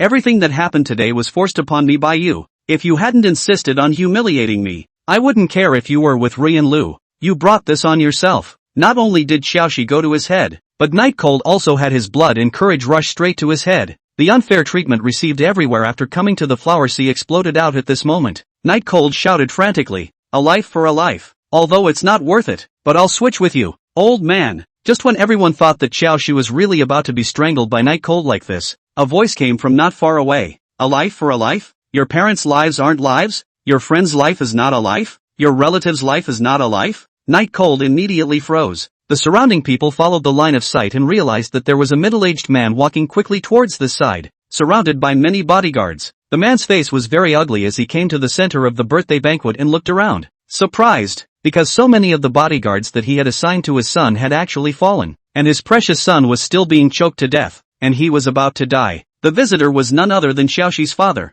Xiaogong, the real power of the in-group. Little, hurry up and let go. Night Cold gritted his teeth and didn't let go, but he also didn't dare to continue to exert himself, because the bridge worker's words just now were too lethal to him. He can do whatever he wants on his own, but his parents, his relatives and friends are innocent. Little, hurry up and let go of me, or else I'll kidnap your parents here tomorrow and make you watch them die. The bridge worker was also truly enraged. There was a complete lack of the bashfulness that a person of real power should have. Night Cold's mouth was bleeding from his bite, but he still didn't let go. Hurry up and let go. Xiaoxi couldn't hold back any longer and ordered his bodyguard to go and pull Night Cold away, and followed with his own hands. After a short tussle, Night Cold was pulled toppling to the ground for a long time. He wasn't pulled away, but he let go. Although the bridge worker wouldn't necessarily spare his parents if he let go of Hashiki, his parents would never survive if he didn't. His parents are just little people. How can they fight these people? He pressed on with no choice. Many people are resuscitating Xiaoxi, and the Night Cold is lying on the ground for a long time.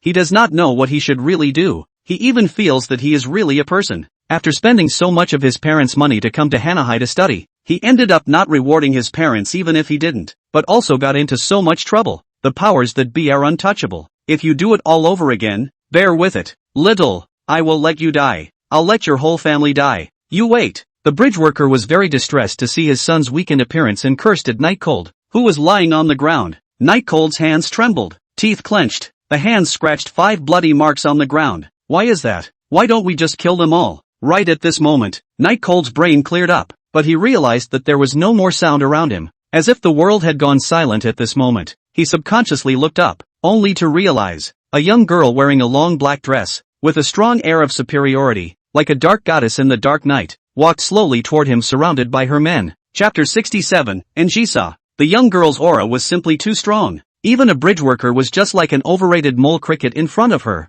No one knew this beautiful maiden who was as beautiful as if she had come from fairyland. But when everyone's eyes fell on the maiden, They were ashamed of themselves, thinking that they were all doing a great disrespect by eyeballing each other. The young girl's pace was unhurried and slightly rushed, and the sound of her high heels was crisp, resounding with echoes in the park. Just as everyone was wondering who this extremely rowdy, sultry-looking young girl was, the bridge worker immediately stood up, bowed, and respectfully said in front of the crowd's incredulous gazes, "Missy, date miss?" Upon hearing this title, everyone's mouths opened greatly, and their pupils plummeted, surprised to the extreme, because the bridge worker was a member of the in-group. The Missy in his mouth could only be a person whose identity and background were both extremely terrifying. Yasuchi Yarn, the controller of the in-group, the princess in the true sense of the word of the Sea of Flowers, the royal aristocrat of the olden days, and the plutocrat's daughter of the present. But how did someone like that end up here? Did they come because of Hashizum? The crowd could only have such a guess because after all,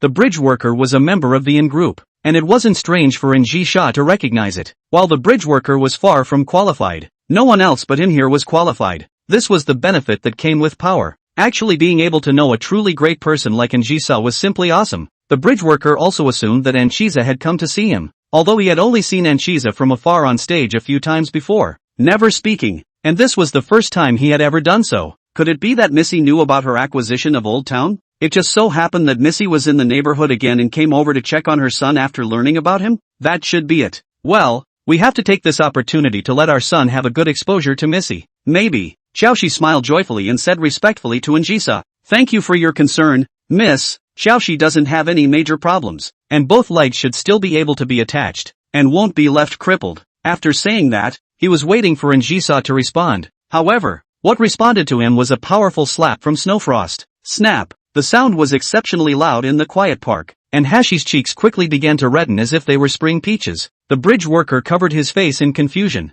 "Secretary Snow, what does this mean?" Snowfrost gave the bridge worker a hard stare. "I'll clean you up later." After saying that, in the bridge worker's confused gaze, Snowfrost followed in Jisa's footsteps, and Jisha never looked at anyone else from the beginning to the end. Her gaze was always on Night Cold's body, and what was revealed in her eyes was both unwillingness and anger, as well as anger and heartache. Today's Night Cold after coming here everything that happened, she all above the pavilion to see the end. Night Cold's behavior just seemed stupid to her, but stupid in a classy way that made her want to be angry, but heartbroken, especially when she ran to swim in the river for half an hour in order to give Lu Ruyan a present, and when others were having a birthday party to celebrate. She kept an eye on Night Cold, but at the slightest hint of something wrong, she would send Snow Frost down to rescue her. But Night Cold really did swim a full lap around the park, which surprised and relieved her at the same time. However, once she thought that Night Cold's original intention was for Ruyan Lu, she immediately slammed the high-grade tea set on the table. Why is Night Cold just so good to people like Lu Ruyan? And she left for so long, and Night Cold didn't say that he came to look for her, or think of her? This is exactly why. Her lack of understanding also led to her not showing up when Night Cold was first humiliated, because she just wanted to let Night Cold know exactly what she would bring for Night Cold, so that Night Cold could make a comparison between her and Lu Ruyan, and distinguish exactly who was what he really needed. Night Cold's skill surprised her, but it was limited to that, because even if one's skill was great, even if one could catch bullets, could one still carry machine gun fire? When Night Cold was helplessly preparing to kill Xiaoxi, she was happy, thinking that Night Cold was after all the Night Cold she knew, never giving in to power. But when Night Cold was so overwhelmed by power that he couldn't move and was desperate and helpless, she knew that it was time for her to go on. Amidst the crowd's astonished gazes, and the bridge worker's unbelieving gaze, Njisha walked over to Night Cold's side, then slowly crouched down. That Njisa, whose cleanliness fetish was so serious that even her closest people were not allowed to touch her, actually reached out to pull the hand of Night Cold, who had rolled around on the ground and was covered in dirt. "Are you alright?" Njisa's tone was rare and gentle, especially on this occasion, earning hot tears. Night Cold slightly afraid to look at Njisa's eyes, because he did not expect the reunion will actually be such an occasion. He is so wretched. Obviously it should be in the wind and sunny afternoon. I am fine, Night Cold replied. Night Cold sat on the ground, not knowing how to express his emotions. Saying anything felt a bit redundant. Saying anything felt unable to speak, and Njisa transformed into a knowing big sister at this moment. Her coldness, superiority, and oppression were all put away, and she lowered her head to look at Night Cold's face. Gently, he asked, "Are they bullying you?" "No, actually." Night Cold was a bit incoherent, his hands and feet fidgeting to hide his panic. It was the first time that Night Cold had chatted with Njisa as the family's eldest lady, not to mention that it was in such a dilemma, making him feel even more overwhelmed. "Is there nothing you want to say to me?" It's been so long, and Jisa looked at Night Cold with a little smile. Say something? Of course Night Chill wants to, and Jisa could solve all his problems, but why would people help themselves? Just because he kidnapped her, and held them captive in his house for days? But thinking of his parents, Night Cold felt that even if he was in disgrace, even if he had to be a cow, he had to let Jisha help him. Without squirming, Night Cold's gaze looked at Jisha with supplication. Request. Before the words of supplication could be uttered, Jisha covered Night Cold's mouth, and in Night Cold's puzzled gaze, she slowly said, begging wouldn't be cool. For some reason, Night Cold's eyes were sour. Why did he feel that Jisa had changed? She was clearly still the same Jisa who used to think of him in every way and save face for him. Jisa tall figure stood up. When she turned her back to the Night Cold, facing the crowd, the aura all changed. Just now the tenderness half left. There is only endless indifference in Cold. P.S. Begging for gifts. The bridges are so hateful. The author's water glass has fallen. Begging for a stop-loss. By the way, thanks to Cake for the big reward. Appreciation. Chapter 68. What's the point of not dying?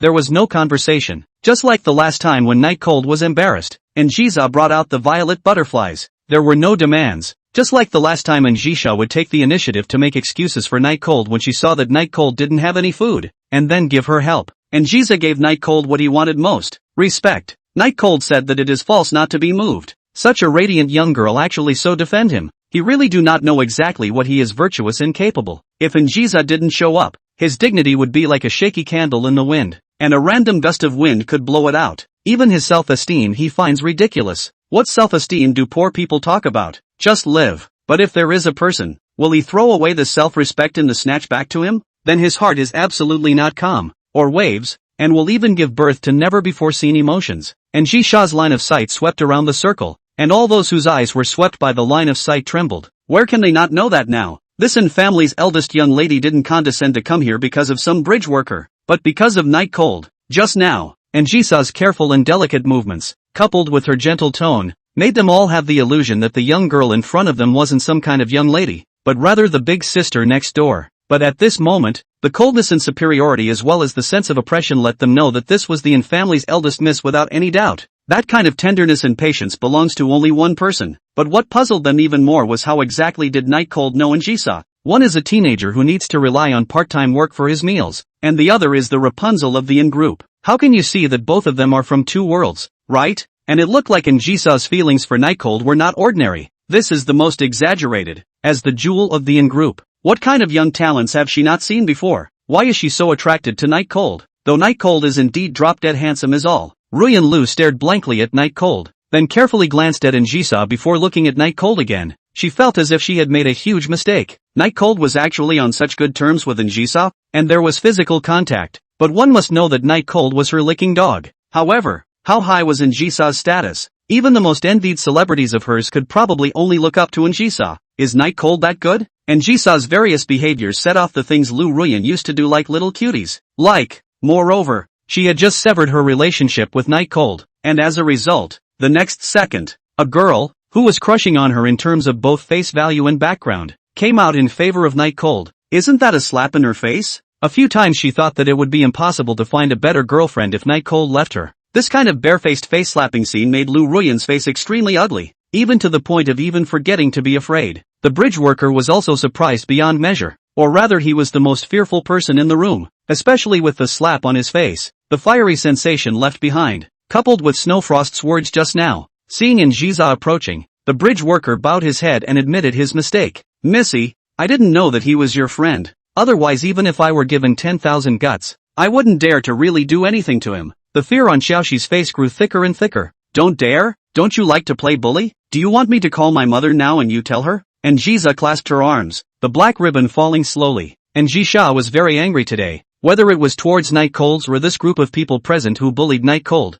But Night Cold couldn't move after all, so he could only throw all his anger at these people. Or maybe it was the Night Chill that gave her the most gas. Hearing Jisa say that she wanted to call the family's family head, the bridge worker waved his hands and stammered in shock. I dare not. It's just a small matter. Don't alarm the family head. He was aware of how high the family's head of the family expected Jisa to be. When Jisa had just reached adulthood, he handed over the in-group to Jisa to take care of, but instead delivered it with full authority. Keep in mind that Jisa was still in school at that time, so for Jisha's request, The head of the Yin family usually wouldn't refuse. Moreover, he knew more than anything else that the Yin family head, as a woman, could carry the entire Yin family, and that means was not something that could be compared to an ordinary person. If this call goes out, not to mention him and his son, I guess the whole bridge family will be affected. And Zysa stared at the bridge worker and sneered before giving Snowfrost a look. Snowfrost immediately understood the meaning of her own great lady, and sent someone to set up Xiaoxi, who had collapsed under a tree and had just recovered a little, to the edge of the creek. Missy, what are you planning to do? My son is very weak right now. He can't withstand this kind of tossing and turning. Xiaoxi was at a loss for words and panicked, but still didn't dare to step forward to rescue him. After all, as long as Njisha was present, then everyone's life and death would be decided by Njisha, and it wasn't something that could be swayed by anyone else's will. Just now, Night Cold has been soaking in the water for half an hour. For the sake of you being an old employee of the group, your son only needs to hold out for 10 minutes. Hold out and I'll let him go. Njisa said cruelly. These words actually made Night Cold, who knew Njisha's character, a bit uncomfortable. Because with Njisha's character, how could the punishment be halved? It should be double the punishment even if you don't kill her outright, right? Let's say we get Brassy to stick around for an hour. Night Cold cannot figure out. The bridge worker is extraordinarily happy. Today this matter he thought at least bridge west to waste here. But now look, Miss still intends to show mercy. Well, the temperature of the water, while certainly cold, was not fatal. But when Hashizashi was thrown into the water, he was completely dumbfounded. And the illusion that he had just felt that he could get out in one piece was completely gone, because the two bodyguards threw Hashizashi under the water and then held his head under the water. This is going to make his son hold his breath for 10 minutes? How is this possible? Seeing that Xiaoxi kept flopping in the water, Xiaoxi immediately stepped forward and said in disbelief, "Eldest miss, what are you doing? Why are you pressing my son's head in the water too? My son will die." Because of the excitement, so Hashizashi took 2 steps forward and was within a meter of Njiza. This distance was already offending Njiza. Snowfrost didn't hesitate, and directly stepped forward and threw Hashizashi out by lifting him up. The 2 bodyguards in the back directly break both of Hashishi's legs to prevent him from offending Njiza in the process. Ah! The bridge workers' pig-killing screams resounded through the park. Njiza laughed disdainfully. Will you die? What's the point of not dying? Do you think I'm here to play house? Listening to the words that were like the timbre of a fairy, but more cruel than the devil, everyone around them had a chill down their backs. Chapter 69, What's the Secret? Everyone around them was shocked at Njisa's ruthlessness. It was hard for them to imagine that Njisa was actually a freshly minted student about their age, and that her methods would actually be so ruthless, saying kill and then killing. There was absolutely no hesitation at all, and there's a little bit of bad taste in giving the bridge worker despair first when he thinks this thing can just go away. Night Chill was also a bit shocked, but after seeing Njisha gun down 2 bodyguards in the first place, he had gotten a bit used to it. It was just that at this moment, although he was grateful inside, he suddenly remembered the time when he had mocked Njisha for her love of feeding others to the fishes in the sea. At first, he didn't know Njisa's true identity, so he thought that Njisa was joking or verbally speaking, but now he knew that Njisa really didn't talk nonsense in the first place, and that she just likes to throw people into the sea and feed them to the fish. I wonder if there will be a bridge later on where Njisa is going to throw him into the sea in order to prove it to him. Let's hope she forgets about it. Night Cold muttered with a bit of afterthought, seeing that his son's flailing in the water was getting smaller and smaller, and seeing that he was about to die. The bridge worker endured the sharp pain of his broken leg and pleaded with Njisa, "Missy, please, let my son go." Just now also unbeatable bridge worker, relying on their identity background will Night Cold pressure breathless big man, but now by the same way, was pressed to despair and helpless. It's a cycle now. If you don't reach the top of the most food chain, then ultimately you are just food for others. Many of the students present wanted to leave. After all, today's events were already far beyond their expectations, a complete massacre that they would never experience at all. It's really scary, but how could the surrounding bodyguards let them go? After all, Njiza hadn't even given her word yet. This young lady is as good as her word. As long as he can hold out for 10 minutes, then this young lady will let him go. If he can't hold out, then I won't be blamed. Njiza's expression did not change in any way, still so cold and indifferent, as if killing was a common thing for her. Slowly, Hashiashi in the water stopped struggling and never moved again. From life to death, it was just a little over 2 minutes. The bridge worker slapped the ground in pain. How could his son be so stupid? Who could he have messed with but the Night Cold, who had Njisa as his backstage? An agonized wail escaped his throat, but even in his agony, the man in the water couldn't hear him.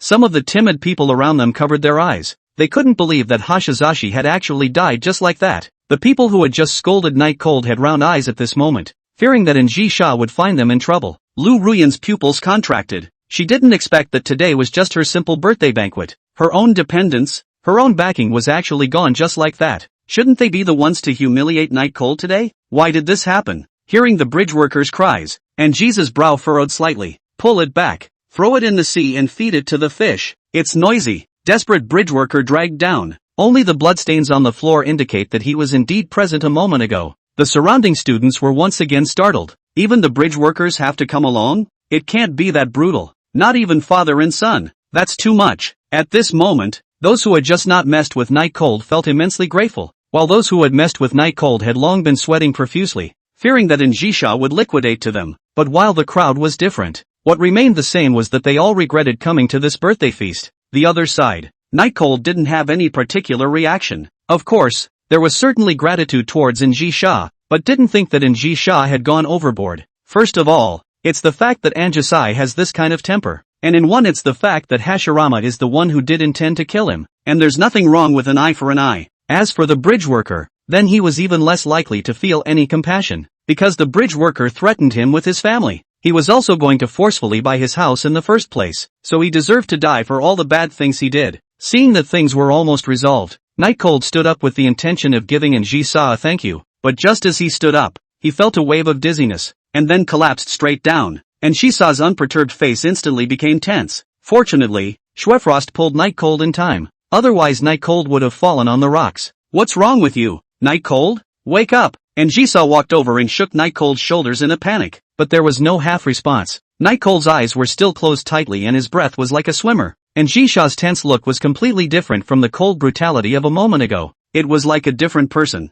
Snowfrost spoke up. The Night Prince should have just soaked in the water for too long and developed a high fever. Missy doesn't need to worry too much, and Jisa's face looked a little better when she heard this. Hurry up and get to the hospital. Don't freeze. After Anjisa ordered, Snowfrost agreed and carried Night Cold towards the black sedan. Snowfrost was also ready to follow, but a bodyguard leader next to him asked, Missy, what about these people? One moment. The hearts of everyone present were in their throats. Was it finally their turn? And Jisa wouldn't even let them go, would she? Fear gradually spread through the crowd, maximizing their regret. And Jisha coldly glanced at the crowd and said in a clear and cold manner, forget about these people. Night Cold has already taught them a lesson. Letting them go after a warning is just that. Hearing these words, the crowd was as if they had been pardoned. Everyone's eyes instantly lit up. They don't have to die. Can live well. That's wonderful. After Hashizashi and Hashiko, they were so glad to know that Anjisai is really capable of killing people. It made them excited. Don't worry, eldest miss. We definitely won't bully Night Cold again in the future.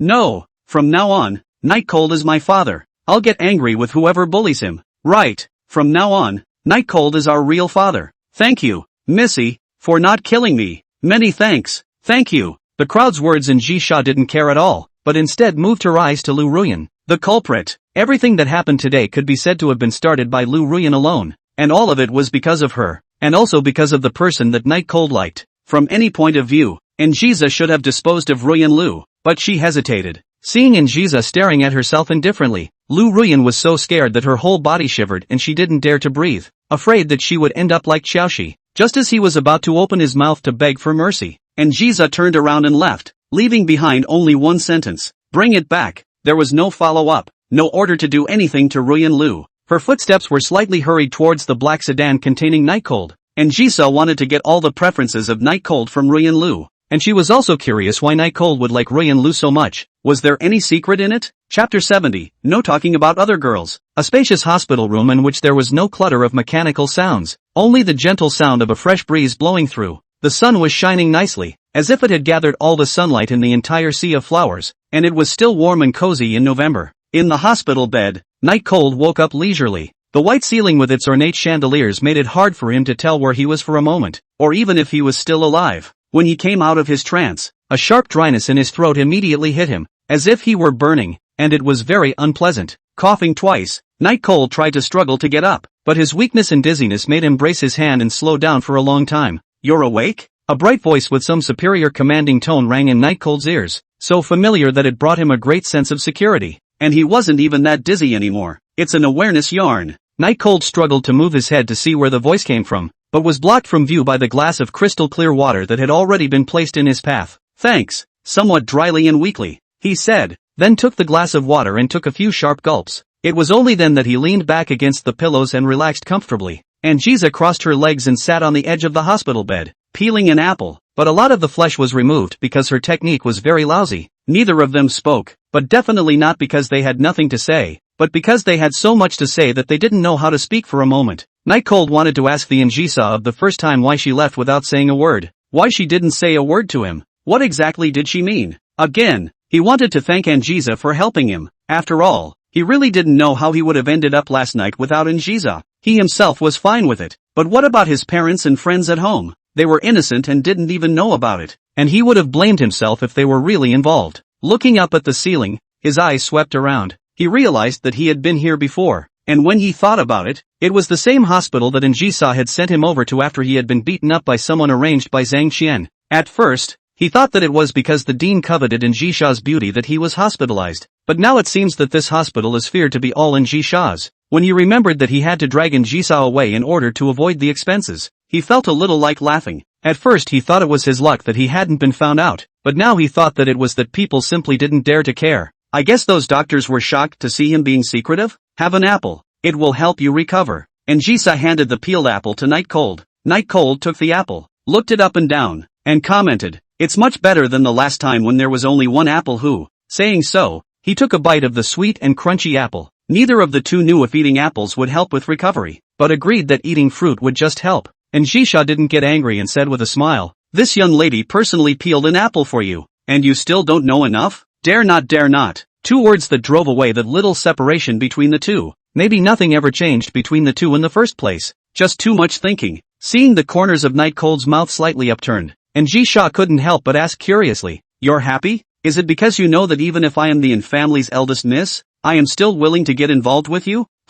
Night Chill froze for a moment, realizing that this point he had never realized seemed indeed worthy of his happiness. Well, what, isn't it? After knowing that Night Cold was fine, Anjisa's attitude gradually changed back to what it used to be, sometimes cold, and her patience with Night Cold was very limited, but that's just the way she is. Someone who was originally heartless suddenly has someone she cares about, and having never experienced a relationship before, she doesn't know exactly what to do to make it right. Night Cold replied, "While this is indeed something to be happy about, it isn't." "Oh, so what's the reason for being so happy? Knowing that you're not dead?" Anjisa asked again with slight disappointment. Night Cold's intense admiration for who she was hadn't changed, which made her both happy and unhappy. Happy that Night Cold's character passed, unhappy that he could not enjoy the admiration from Night Cold. "It's tangled. I remember when I came here because of Zhang Qian, and at that time, I was still stupid enough to think that I couldn't afford to pay the hospitalization fee and had to run away in a hurry." Night Cold with a smile left his teeth marks on the apple again.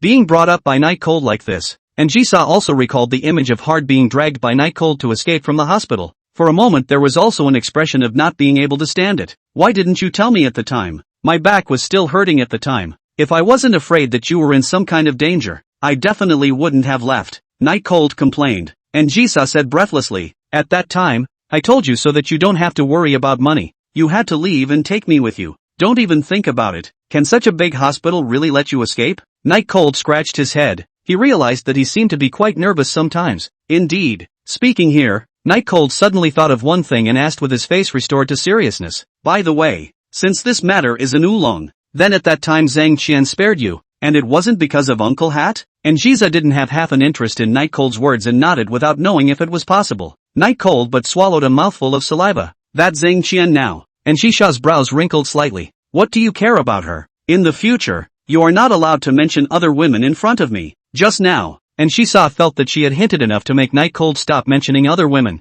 She hated Night Cold mentioning other girls in front of her, but it turned out that Night Cold was still nervous enough to ask. She remembered that when she first read Night Cold's diary above, it was written that he didn't like strong women, and it was also written 3 times, so when she was in contact with Night Cold, she was trying to restrain herself as much as possible, but that's just the way she is. It's not restrained. From the moment Anjisa threw away the bento of Yen Bunny Rabbit, Night Cold knew exactly what kind of person Anjisa was, so at this moment, facing Anjisa's sudden strength, he didn't show too much panic. "I'll just ask her how she's doing, because after all, it's not because of Uncle Hat, and you were fine that day. I'm just curious." Night Cold threw the apple hooch into the trash, and Anjisa helplessly clasped her hands. She really admired her patience with Night Cold. If it were anyone else, she probably would have already dropped her things and left. "She's fine now. in a place where no one can find her. Speaking of which, and Jisha didn't intend to let Zhang Qian off easily, but these days she had been focusing on Night Cold and didn't have much time, so she didn't really know where Zhang Qian was, and Jisa's tone wasn't very good,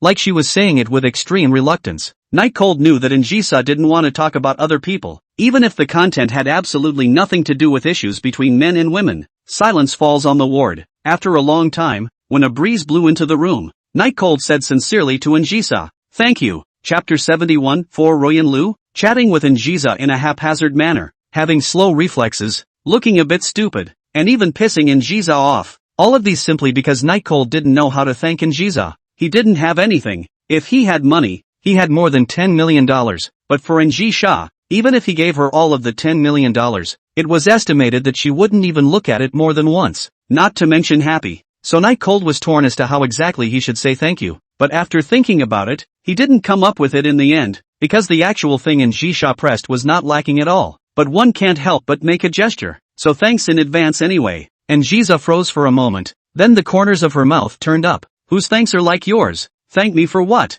Speak clearly, and words alone won't do. There has to be something tangible. Thank you of course for helping me yesterday. It was a big help to be honest. As for the actual, why don't you tell me what you want? Night Cold said with a bit of difficulty. What Jisha wanted, that was bound to be the hardest thing to get in this world. As the words fell out, Jisha fell into a short period of deep thought. Then she looked at Night Cold and said, "Just promise me one condition. The rest is not necessary." Night Cold was a bit surprised. Just one condition will do? This was too good to be true. What conditions? You name it, I just have to do it. Night Cold immediately agreed. Jisa, however, laughed meaningfully, put her legs down and came up to Night Cold and said, "You are not allowed to make any female friends."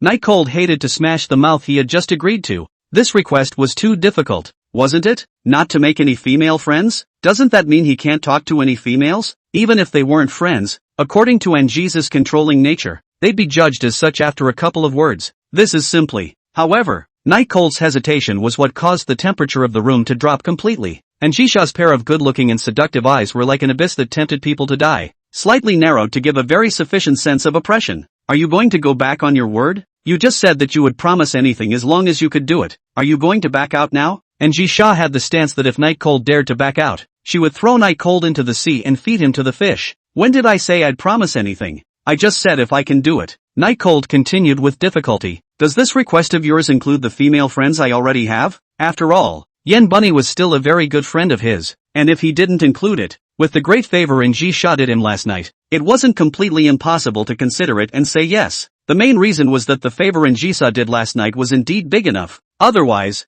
Night Cold categorically wouldn't have considered it for a second longer. Jisa said rightfully, of course it includes. When you get out of the hospital you'll go and cut yourself off from what's her name? Bunny words. Well, no need to dwell on it. It must be rejected. First move to change the subject. Have you eaten yet? I'm so hungry now. When can I eat? Night Cold said with a smile, hoping to change the topic and just wait until he was discharged from the hospital. However, Jisa clasped her hands and her face was cold, like a pool of water in a waxing moon, beautifully frozen. Night Cold swallowed a mouthful of saliva. In the face of Jisha, as long as she was still talking, then this matter was not serious. Like now, Jisha was silent, then most likely it was finished. He continued, hey, ouch, I feel dizzy, call a doctor, call a doctor. Jisa recrossed her legs, the black silk on her legs taut and thin, with a look of patience that was gradually running out. Silence again. Abominable. Even if you can't even pretend to be sick? Night Cold was like a terminally ill patient who suddenly ate an elixir and immediately recovered, saying to Jisa in a supplicating tone, is it okay not to have male friends? I promise to do it. Jisa laughed. Only it was a very cruel laugh. I forgot if you didn't tell me. Male friends are just as off limits. Although the same didn't work, and even added one more item, but at least Jisha was talking. Night Cold breathed a sigh of relief. If Jisha continued to be silent, it would really be dangerous. Of course it's not him that's dangerous, it's the word bunny. Thinking of last night, Night Cold suddenly recalled Ruyan Lu. What happened to this person? Miss N, how is Ruyan Lu? Has she been released by you? Who knows the ordinary sentence, but let the whole ward atmosphere down to the freezing point. Jisa's eyes also lost the playfulness and doting just now, and actually gave birth to a little bit of violence. Ruyan Lu? What? Do you miss her a lot? Do you want me to pull her over for a reunion between the two of you? Or is this Ruyan Lu the reason why you were unwilling to agree just now? and Jisa said with an extremely cold tone. The language and tone of voice were violent only when angry, but if you listened closely, you could hear a bit of jealousy mixed in, because in Jisa's eyes, Yen Bunny was not a threat to her at all, but Lu Ruyen was different. That was Night Cold's favorite woman, and he could even swim in a few degrees of water for half an hour for her. Although Lu Ruyen is not good for Night Cold anywhere, but can't help that love is like this, the first to fall in love with someone else will always be passive. This was also the reason why she didn't kill Ruyen Lu. She was afraid that Night Cold would escape her grasp because of this. Night Cold was a bit surprised by Jisa's sudden outburst of anger, but although he was shocked, he was used to it. After all, it was almost the same as the previous times he got angry. It all happened suddenly without any warning. I just want to know how Ruyen Lu is doing now. Nothing else, Night Cold explained. A very simple explanation, even without any change of expression on his face. She used you like a dog. Does it still matter to you what happens to her? And Jisha unflinchingly uncovered Night Cold's scars. But this was nothing to Night Cold. After all, he was being talked about every day at school. It was just that he was more or less uncomfortable after this person turned out to be Jisa. But what was that compared to what Jisa had helped him with? What the hell is wrong with you? Why are you suddenly angry? Night Cold asked patiently. And Night Cold's inaction and lack of anger, on the contrary, made Jisa more convinced that Night Cold still liked Lu Ruyen, or else being scolded by her like this, he would definitely not have no indication. Yesterday you threw Lu Ruyen's bag away and said a bunch of desperate words. I thought you really forgot about her, and I believed what you said about not hitting women, and this is how it turned out. And Jisa questioned. Night Cold frowned slightly. What's wrong with me? Aren't I just asking about her? Did you kill her or chop her up? Won't you just say so? Well, it's fine if you don't say. Is this to be angry with her? For Ruyani? Just as Jisa wanted to continue to say something, the Night Cold bedside cell phone ringing.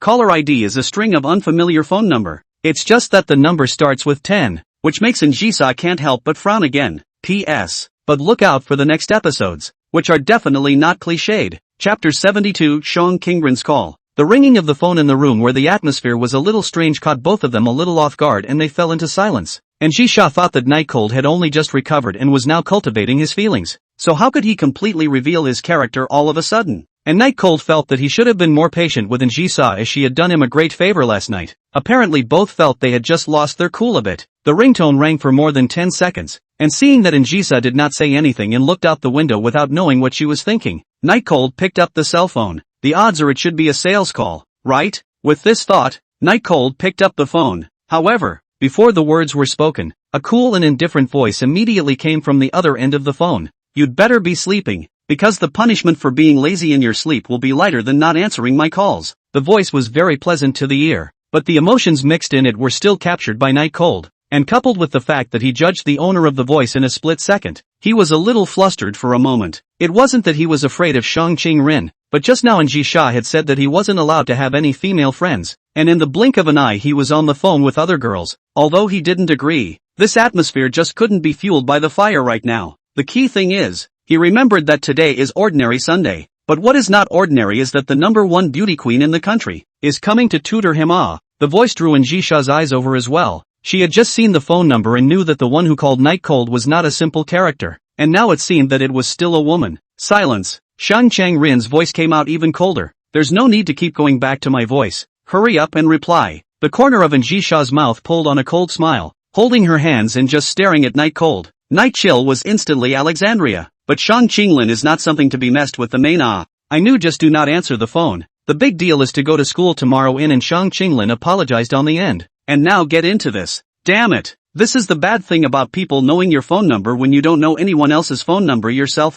After hesitating for a long time, Night Cold still chose to reply back. I'm not convenient today, otherwise it's better to study tomorrow. I accidentally fell into the water yesterday, and now I'm still in the hospital receiving fluids. He hoped that Shang Qingren would be able to stop after he finished the sentence, but he had clearly underestimated Shang Qingren's execution power. You've been given the day off yesterday. Today is study time, and it's just as well you're in a hospital, just so you don't wander off and get to study. Tell me right now which hospital you're in. Shang Qingren's words were basically blocking all retreats. All of Night Cold's excuses were lost. Under the threat of Jisha's eyes and the powerful verbal oppression of Shang Qingren, Night Cold really didn't know what to do. At this time, he remembered the versatility he got from the system, specifically for making girls happy, and wondered if it was useful now. But he exerted himself for half a day. He didn't know how to use it at all. In the end, Night Cold still chose to turn towards Jisha, After all, this was the most direct threat. Minister Sama, my head is so dizzy. I have a terrible fever. Why don't we just forget about it? I'll come and double my studies tomorrow. No, but I'm too dizzy to learn. A little bit of learning is a little bit of learning. Do you want to be laughed at by the group in the student council? Mock? Just the way Anna was scared in the haunted house. I could have mocked her just by moving out. So you're going to laugh at me too? Don't dare. The sound of packing up textbooks into a book bag came from Shang Ching-rin's side, and after the zipper sound was pulled to the bottom, Shang Ching-rin said in a tone that could not be refused, "Tell me your address right away." Night Cold was helpless, and even had the situation of facing a commander on the battlefield. But just when he didn't know what to do, and Jiza was the one who spoke. The hospital at the bottom of the Yan's building, the exclusive medical room on the top floor. This was the exact address of the hospital? Night Cold stared blankly at Nji Sha, not understanding why Nji Sha had to tell Shang Ching-rin the address, when clearly he was planning to reject it. But the one thing he could be sure of was that Nji Sha definitely didn't have good intentions, as the flavor of the fireworks in her words just now was extremely strong.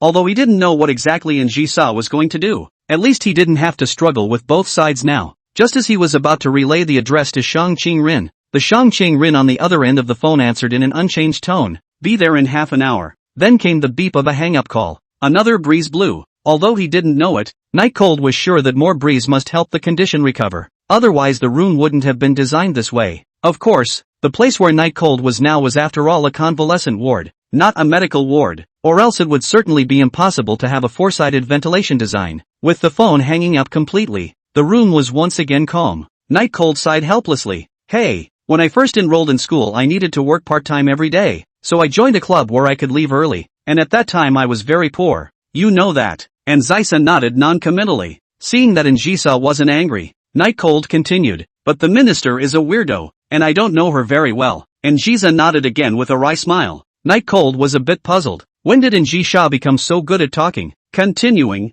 he said, "Some time ago there was some kind of community struggle. It's simply childish to the extreme. I don't even want to get involved. But people are ministers and their family backgrounds are scary, so I can't do anything about it." Njisa still nodded as she did just now. Only the smile on her face became even more intense. Night Cold, who didn't understand a woman's heart, judged his words to be very correct through Nshisa's expression. Picking up again, he said, "Now you're making me compare my academic performance with some student council, and I'll have to study hard every day in the future. I just wanted to find an excuse not to study. It's all your fault." It was obvious that he was being relieved of his duties, but Night Cold just put on a reluctant face. After all, any more in front of Njisa? Clearing the air with the other girls trumped everything else. Njisa finally did speak, even with a mischievous grin. "Shang Qinggrin is a rare and beautiful girl. Are you really that reluctant? I thought you would be very willing." Njisa said meaningfully to Night Cold. Night Cold was shocked in his heart. It seemed that Njisa had investigated pretty much everything around him, but although he didn't know who dared to be more powerful between Njisa and Shang Qingrin,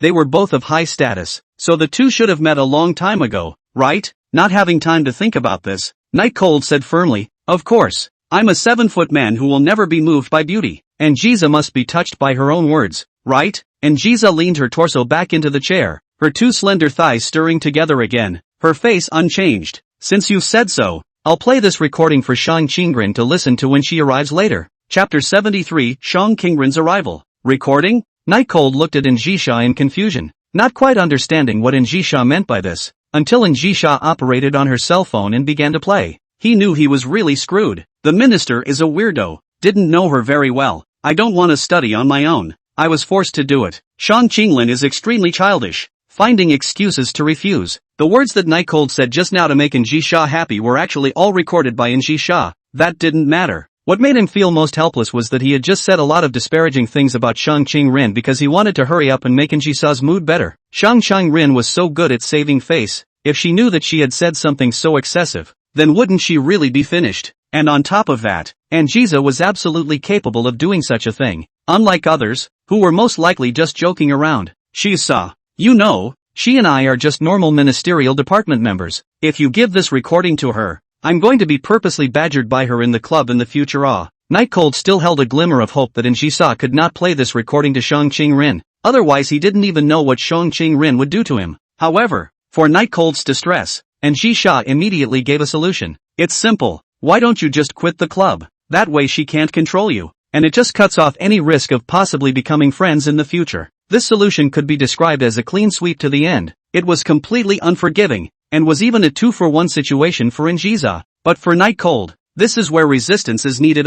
If everything is obedient to Anjisa, then who will guarantee his human rights in the future? The club is another way out. It's not like I'm like you, with such a strong background. I'll still have to go out and work in the future. Night Cold thought to himself that he said a reason that wasn't too bad. Ha! Anjisa sneered. In the future, you come to work for me, is not it? I'll give you a double salary. Double the top salary of an ordinary staff of Flower CO. Very good treatment. This sounded like a joke at first glance, and when he thought about it, Night Cold actually didn't know if this counted for more or less. If it was according to the past, that would definitely be counted as more. But now that the relationship between himself and Anjisa was here, in the future, Anjisa would at least arrange for a real power position for himself, right? The kind of position where there's nothing to do, no responsibilities to take on, and where you're in the office every day lifting the skirts of your female secretaries, eating, drinking and having a good time. Anjisa's eyes suddenly became cold. What are you mimicking there? Smiling so disgustingly, Night Cold came back to his senses. He realized that a small change in his expression would be noticed by Anjisa. He thought himself to be relatively less obvious, and even a lot more restrained than before. But it doesn't help. I'm just imagining a good life in the future. Double salary, it's cool to think about it. Of course Night Cold wouldn't tell the dirty thoughts inside himself, making things up. Anjisa sneered. She knew that Night Cold was talking nonsense, but did not look deeper, because she thought that just now. Night Cold must have been imagining the image of herself being adopted by her. That's why her expression was so unpleasant. Time passes by. It had come to almost 10 o'clock in the morning. Because of what happened just now, both of them were thinking about their own things. Neither of them said anything, and the dean outside had been looking for an opportunity to come in and say hello to Anjisa, but never waited for the chance because the star's Night Cold had been pissing off Missin. The dean outside waited for a long time to have this opportunity, but Night Cold had been making Anjisa angry, and they didn't dare to come in when they saw that Anjisa was angry, so they could only continue to wait outside. But they saw that Missin's mood was slightly better, and Night Cold had made Missin angry again. Exasperated, they could not wait to replace the original glucose in the hanging bottle with seawater, so that Night Cold could also taste the flavor of the sea. Night Cold looked out of the window, hoping that he would get better in a hurry. Anjisa stared at the side of Night Cold's face, not knowing what to think. Everything today was more than the two expected. Just half an hour later, when it was almost 40 minutes past 10, there was a knock on the door of the ward. Both of them knew that Shang Qinggren had come. There was no response from the room, and the knocking intensified. Good manners prevented the knocker from knocking so continuously that the rudeness that follows anger was even more absent. Night Cold looked at Anjisa, hoping that she would answer the door. After all, she was the one who told people to come, but he had clearly underestimated how bad Anjisa was, and she just sat there, even changing to a more languid position, with no intention at all of opening the door. Night Cold was dumbfounded, calling someone here and not opening the door for them. What is this about? What the hell? Anjisa was planning to give Shang Qinggren a head start, just as Night Cold couldn't look away and wanted to remind Shang Qinggren that the door was left open.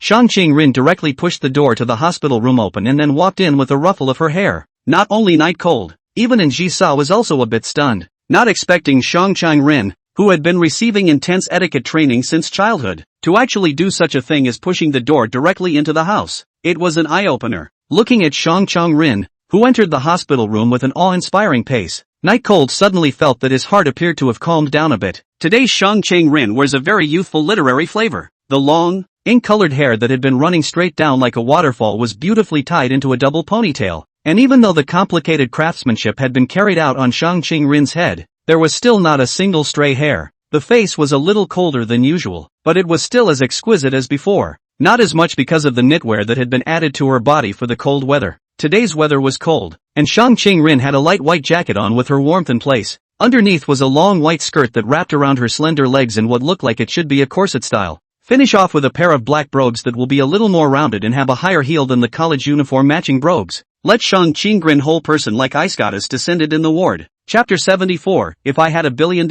Seeing Shang Qinggren walk in such a high-profile manner, even attracting Night Cold's gaze, made Anjisa very upset for a moment. Immediately, he opened his mouth and said indifferently, the Yin family was also a prestigious family 100 years ago, and now it has no intention of falling out of favor. So is this your etiquette as a contemporary businesswoman? Shang Qinggren. The opening is both full of gunpowder flavor words, so that the Night Cold feel a little puzzled, but also feel in the sense of reason, because Anjisa would not allow a presence that shone brighter than her. Shang Qingren was a little surprised the moment he saw Njisa, but it was only for a moment, and he regained his confident demeanor in the next second. In the face of Njisha's forced form of questioning, Shang Qingren replied blandly, "If it weren't for someone whose manners were so bad as to be despairing, I think my manners would have been better." Njisha stared at Shang Qingren. "Are you saying I have poor manners?" Shang Qingren stared back at Njisa with complete fear. "Is there anything I'm saying that's right, Njisa-san?" One was not opening the door for others, and the other was pushing the door in without getting permission. Although there was a back and forth karma relationship added, but neither was a big deal, right? Night Cold thought so. His dark analysis was not in vain. For the next moment the eyes of the two men fell upon his head, lying on the bed. Night Cold was puzzled for a while. What's wrong? Could it be that there is still something about me in this? But I didn't do anything. This kind of fight between big ladies, he could never insert himself into it, or else people could maneuver around, and he would surely die without a burial place. Tell me who doesn't have manners. Njisa stared at Night Cold with a smirk, seemingly determined to prove that she was better than Shang Qingren, and although the means were not honorable, it would be fine to win. This, even killing Night Cold couldn't have imagined that this could actually involve him. Shang Qingren, who was still expecting a reply from Night Cold, sighed when she saw Night Cold's appearance and took off her light jacket, revealing her white jade-like neck before hanging the clothes on the hanger. This kind of boring question, Njisa-san can ask him in private. I believe I can get a satisfactory answer. Shang Qingren said while took out his textbook and walked towards the other side of the hospital bed. Njia stared at Shang Qingren with indifference in her eyes. Wouldn't Shang Qingren's words seem like she was being competitive? Night Cold cast a grateful look at Shang Qingren, but when his eyes came into contact with Njisha, he knew that he really had to answer this question today. In fact, such things as etiquette are made for outsiders. We are all friends. There is no need to talk so much. Night Cold's words could be said to have taken care of everyone. Shouldn't be a problem. When Njisha heard this, she just wanted to speak up. When Shang Qingren said indifferently, "Sorry, fellow student Night Cold, we're just very ordinary classmates. We can't be counted as friends yet." Njisha leaned back on the back of her chair, satisfied with Shang Qingren's answer, so she no longer dwelled on the question she had just asked, and Night Cold shrugged his shoulders, indicating that it didn't matter. Shang Qingren was like an exquisite porcelain doll sitting next to Night Cold, small and delicate, even more Snow White in this cold winter. On the other hand, Njisa was like a poisonous rose with thorns. The whole person exuded the kind of temperament that tempted people to death was different from Shang Qingren's holiness, rather like a demonic flower that only bloomed in hell. Being sandwiched between these two people, this should have been a very happy thing, but Night Cold was very Alexandrian. Of course, if both of them had better personalities, then Night Cold could be very enjoyable. Shang Qingren turned the pages of the book, which was densely packed with neat notes, and seemed to have thought of something, uttering, "How did you come to know that woman? She's not a person who's easy to get along with." "You know her?" Not thinking of how to answer, Night Cold subconsciously asked back. Shang Qingren sighed helplessly. Before asking a question, you have to answer someone else's question, but between you being sick, you don't have to copy this habit 100 times to deepen your impression. Night Cold was silent and speechless. That is to say, if he wasn't sick, he would have to copy 100 times for a small thing just now? It's not too much, right? Shang Qingren replied. It's not quite acquaintance. It's just that they're from the same big family in the Flower Sea, and it's inevitable that they've seen each other during gatherings. Night Cold cocked his head and nodded, indicating that he had expected it, and Zisa glanced her head to the side noncommittally. Soon after, Shang Qingren started teaching Night Cold English according to the plan she had made. For Night Cold, a student who could consistently make it into the top 10 in the whole school, words couldn't possibly be difficult for him, so the first lesson arranged by Shang Qingren was almost without any mistakes. He wasn't joking though, he was genuinely a little lightheaded. After all, he had been in the water for so long last night. Aha, Shang Qingren said with satisfaction. Your English is very good, but it's the grammar that's really bad. You have to focus on learning it. This will be discussed tomorrow when you come to school. Night Cold breathed a sigh of relief. Finally it was over. Doing this kind of thing in the hospital, I don't know why. It's really awkward.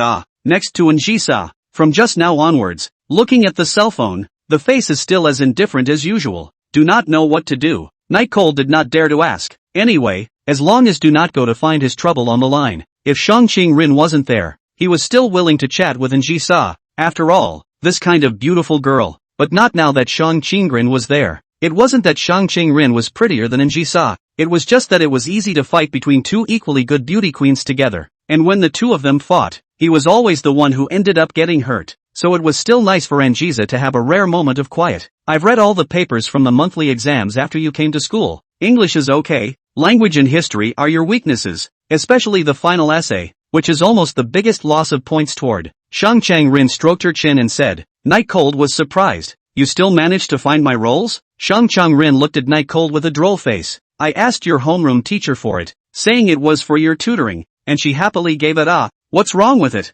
Nope, the capitalists of all evil, always privileged in all sorts of places. It's simply sinful. He's going to be a capitalist later too. Shang Chang-rin nodded and moved his eyes to the books once again. Languages aren't as rigid as math. Your mind can be a bit more open. My mind is very open. Every day I fantasize about how I should squander it if I have 100 million. Night Cold said seriously. Those who didn't know thought they were talking about some grandiose endeavor. Shang Chang-rin's attitude towards education was very open. Even though Night Cold's words were so borderline, she just patiently plopped her books down on the table next to her and said to Night Cold, tell me, if you had $100 million how would you plan to spend it? Chapter 75, Writing a Love Letter. How do you plan to spend $100 million when you have it? That's an interesting question. And Jisa also moved her eyes from her phone to Night Cold, seemingly interested in how Night Cold would answer. Night Cold leaned back on his pillow and recalled his previous fantasies. It seemed that there were all kinds of amounts, but there really wasn't 100 million yet, mainly because the amount is too large. He simply did not have the concept. Usually the most masturbation is just 1 million and 10 million, but he now really have 10 million. But what to do? Feel a little reluctant to give up. What? Haven't figured it out yet? Shang Chang-rin asked in a slightly prodding tone. Under Shang Chang-rin's curious gaze, and in Shisa's puzzled gaze, Night Cold leisurely said, the amount is too big. Can you change it to a smaller one? $100 million. I really don't have much of a concept. Shang Chang-rin helplessly held her forehead, and was really speechless at Night Cold's lack of imagination. While Jisa was very happy, Night Cold was like that. Sometimes the nerves were so big that he could always say something unexpected. From this point of view, Shang Chang-rin still didn't understand Night Cold as well as she did. It's just imagination. It's not like anyone really wants to give you $1 billion.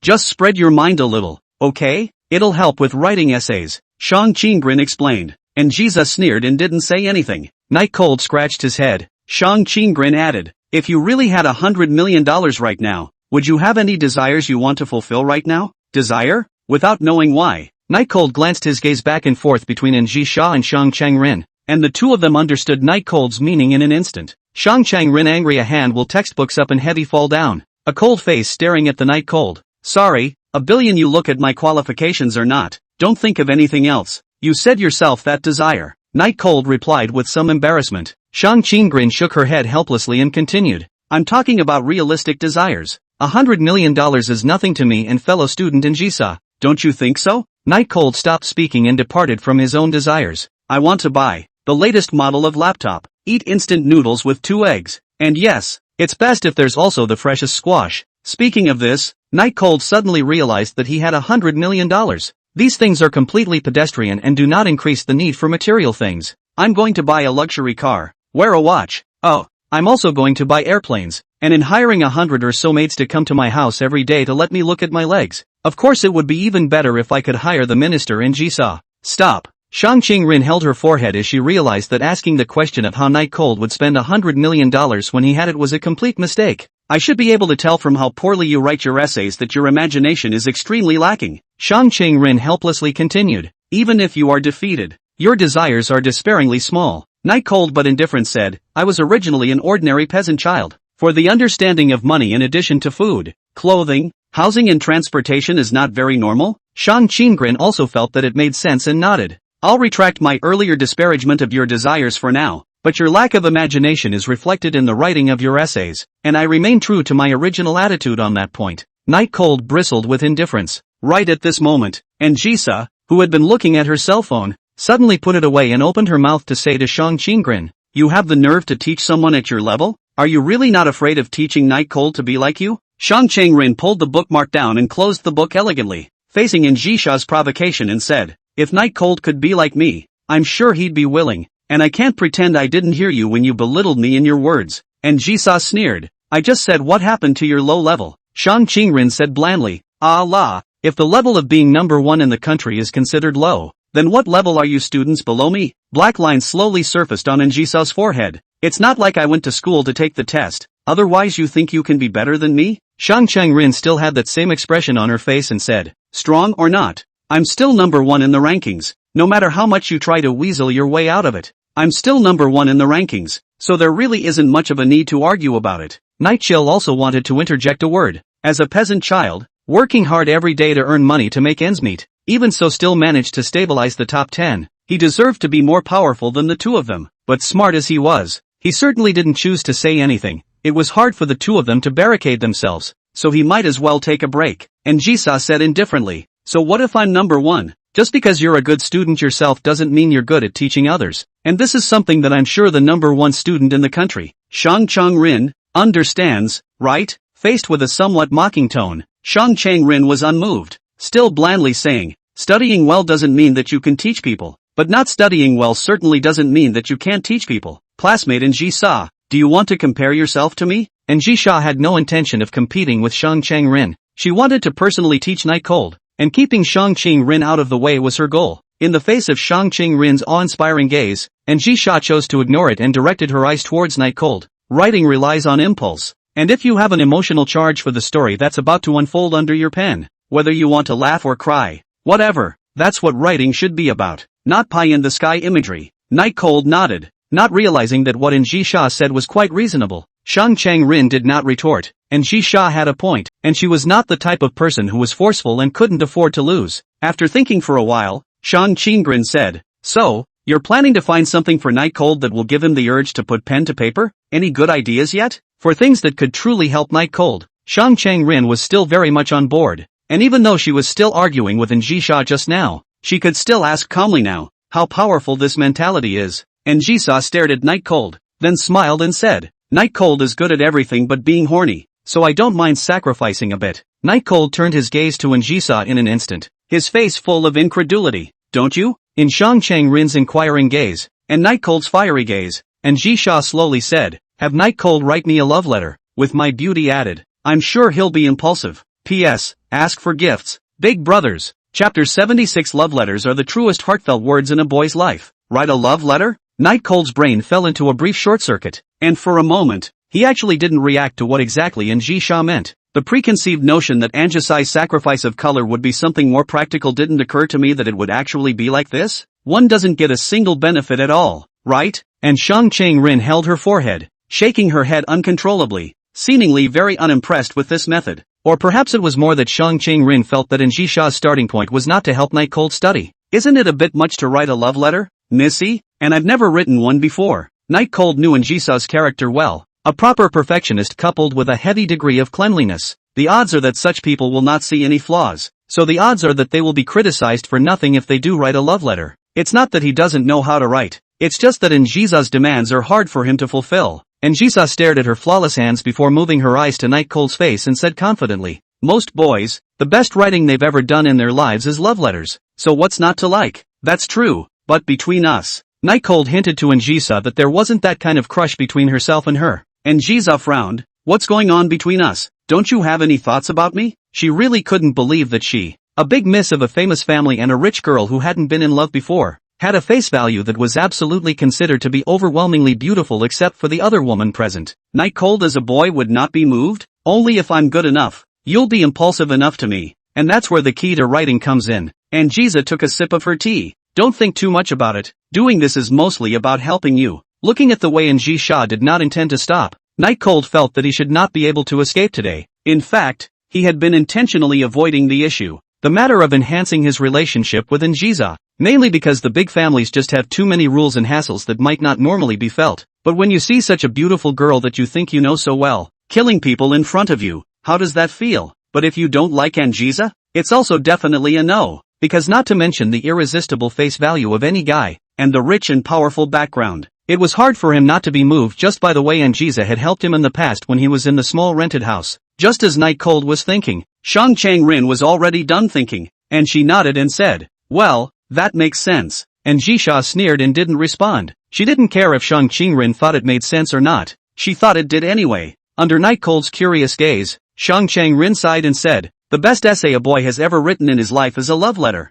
Do I have to explain everything to you? Night Cold student. I'm just rather puzzled that you would actually identify with her. Night Cold replied, the right thing would have been recognized by the majority. What's wrong with that? Shang Chang-rin said, no problem. Very good. and Ji-sa said from on high. Although it will be reluctant for you to be Night Cold's tutor and it doesn't matter whether you agree or not, but you still agree. So let's hurry up and start. She was now really curious as to what Night Cold could write against, and as soon as she thought that Night Cold was going to write a love letter to her, for some reason, there was a little bit of excitement inside. Even her breathing started to catch up, because if the best writing a guy has ever done in his life is a love letter, the most heartfelt inner words in this life are the contents of a love letter. She was really curious about what Night Cold would write. Night Cold at this moment on the contrary is not panicked. Anyway, write a love letter about is sincere. Writing is not good is also sincere. And Ji-sa always cannot pick fault, right? Can I borrow a piece of paper? Mr. Minister, it would be best to have a matching pen. Night Cold reached out to Shang Chang-rin to borrow something. After all, this was a hospital. It was impossible to have these things. Of course there is paper. Shang Chang-rin carries a notebook with her. But for pens, there is only the kitten ballpoint pen that Shang Chang-rin herself is using. It looks like it should be Shang Chang-rin's favorite type. A girl's own things are actually rarely lent to others, and Shang Chang-rin is no exception. I can provide you with paper, but not a pen, Shang Chang-rin said decisively. The look that there was no room for negotiation. Night Cold smiled and said, "Why, isn't it just a pen? I'll just use it for a bit." Shang Chang-rin had a stern face. "Fellow student Night Cold, our relationship isn't good enough for me to lend you my personal belongings, so please don't mess around." "I'm sorry." Night Cold immediately apologized. "No need." The conversation between the two once again displeased Ji-sa, and with a wave of her hand, she raised her voice slightly and said, "Alright, it's just a pen. I'll just have someone else send one. Don't delay." This time, the interaction between the two is still secondary. The main thing is that Ji-sa is waiting for a love letter from Night Cold, and she really doesn't want to keep waiting any longer. Inside the hospital room, a smiling middle-aged man walked in and delivered a pen.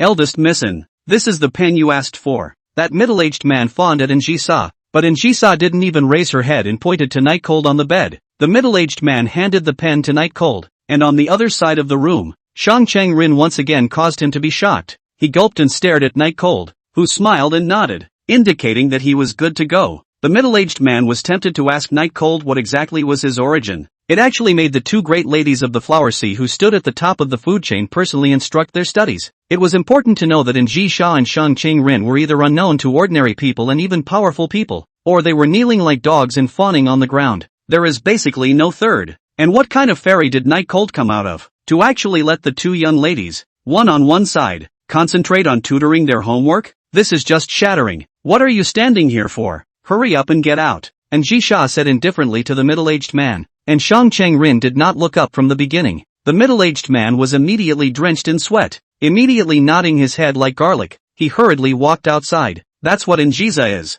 And even though she didn't say a word to Ji-sa this time, at least showing her face was already a big gain. Yes, this person is the director of this hospital, Zhang Chaiyang. He'd waited all morning for this chance to show his face, and it hadn't been in vain. While closing the door, Zhang Chaiyang vaguely heard from inside, "People are just here to deliver ballpoint pens. So, nothing." Chapter 77 Writing a Love Letter. Night Cold chose to shut up. It wasn't like he hadn't seen the shocked look in Dean's eyes just now, but he really wasn't as cool as Dean thought he was. When facing the two young ladies, he is actually no different from the Dean. Both of them are just helpless and strong through the day. Even in a lot of ways, he was inferior to Dean, because he really would have stayed by Anjisa's side the whole time. At least that was evident from the fact that Anjisa was not going about her work right now, but was always by his side. Night Cold picked up the kind of ballpoint pen that nurses use to record a patient's condition, and picked up the paper that Shang Chang-rin had just torn to him, intending to write a love letter. At that moment, Anjisa ruffled her hair and made a very seductive look. "Write to me? You can only have enough impulse to write the truest and most sincere inner words of your heart when you are staring at me," Anjisa said in a tone that brooked no refusal. Night Cold had no choice but to raise his eyes to Anjisa next to him. The latter's strong psyche allowed her to not have any cowardice or shyness. Instead, the people watching Night Cold was a bit uncomfortable. However, it had to be admitted that Anjisa was indeed very good-looking. It even caused Night Cold to freeze for a moment, a scene that was captured very keenly by Anjisa, and the corners of her mouth immediately turned up. Night Cold had never written a love letter before, but there was really a little idea in his head at this moment, especially after staring at Anjisa for a long time. Just as he was about to put pen to paper, however, a slim, bony hand stood between him and the paper. It was Shang Chang-rin's hand. Anjisa frowned slightly, and Night Cold looked up again with a puzzled look at Shang Chang-rin. "Minister Sama, do you have any other orders?" Night Cold asked, a bit too much to bear. Shang Ching-rin clasped her hands with a serious and incomparable look. If being good enough is enough to make Night Cold students write good essays, then as the minister, or the initiator of this tutoring thing, I think it's better for me to make some sacrifices. Shang Chang-rin's words made Night Cold a little uncertain, causing Anjisha's eyebrows to gradually develop black lines. What do you mean? Night Cold asked. Shang Chang-rin also ruffled her hair. Unlike Anjisha's demonic charm, she instead gave off a feeling of freshness and holiness. Immediately afterward, Shang Chang-rin's face turned slightly red, but she forced herself to be calm and said, "Fellow student Night Cold, I will allow you to unleash the sins of your heart against me, but just this once." The corners of Night Cold's mouth twitched slightly. What did he mean by his sins against Shang Ching-rin? Where was his sin against Shang Ching-rin? It's a slur on his character. Seeing that Night Cold still didn't understand, Shang Ching-rin said helplessly, "I'll allow you to write a love letter for me, and I'll watch it carefully. No need to be too grateful. It's just something I should do." Hearing this, Night Cold was instantly dumbfounded. What the hell? And Jiza was, even if the main purpose was certainly not to help her study, but at least the two of them had been alone together for a long time, and their relationship was still more or less ambiguous. But Shang Chang-rin could really have no special relationship at all. Really, it's just that the two of them had a little bit of physical contact in the haunted house, but that situation was, after all, a special case, and one was passive. Now he's asking him to write a love letter for Shang Ching-rin? It's a bit hard to say it's for studying anymore, isn't it? Before he could retort, and Ji-sha was the first to ask, "What are you doing? What does this have to do with you? I even wrote you a love letter. Are you so thick-skinned?" Shang Ching-rin, however, was completely bashful as she said, "This is a necessary sacrifice so that student Night Cold can learn to write quickly. I don't think I have any problem with it." Necessary sacrifice? And Jesus snorted out a laugh. You really think he can write a good love letter to you? From the fact that boys will have strong urges towards good girls. It seems so. Shang Ching-rin stared into Anjisa's eyes and said without any cowardice. Anjisa was really exasperated and laughed, and said only after a long time, "Normally maybe you're still considered excellent, but with the presents you still dare to say that you're excellent. You really don't know what you're talking about." Shang Chang-rin responded, "If you're better than me, then why should I sacrifice? It's mainly because you don't enhance Night Cold's writing enough. That's why I sacrificed myself to be the object of Night Cold's impulses. You want to compete with me?" Anjisa's eyes narrowed slightly as she stared at Shang Ching-rin. "Although I don't think there's a need to compare. It's not impossible if you want to," Shang Ching-rin said confidently. "Good." And Ji-sha thought she wouldn't lose, and proudly said, "Fine, let Night Cold write 2 love letters, and later on, we'll compare who he writes better to, and it'll prove who he's more impulsive towards." "No problem," Shang Ching-rin agreed. The corner of Anjisa's mouth raised in a confident arc. She believed that she wouldn't lose. After all, she and Night Cold had experienced so much. It wasn't something that Shang Ching-rin could compare. This was why she was willing for Night Cold to write another love letter for Shang Ching-rin. She wanted to let Shang Ching-rin know that in Night Cold's heart, there was only a place for her. Up to this point, the two young ladies, just like every time before, finished their quarrel and once again moved their eyes to Night Cold at the same time. Nightchill's head exploded for a moment. It's okay to write for Anjiza, but now Shang Ching-rin is interfering again? And why is she somehow on top of it? Sure enough, in front of the two great ladies, he just had no human rights. Knowing that both Anji-sha and Shang Chang-rin had already agreed, his opinion no longer mattered, and there was no possibility of pushing back, so he had to be resigned to his fate. However, Night Cold still spat out, "I say, Minister Sama, if you really want to read love letters, then go to the shoe cabinet and look around. I guarantee that it's full of love letters for you to read." Shang Chang-rin flipped open the book and looked at it, and nodded when she heard Night Cold's words. "It just so happens that you reminded me that the trash in the shoe closet needs to be cleaned out. I'll leave this matter to you." Night Cold student. No human rights. No human rights. Just a simple tirade has added to my workload, so I guess I'll have to be careful what I say in the future. Maybe a lot of friends think that he and the two Missy play around very happy, but in fact are misunderstood.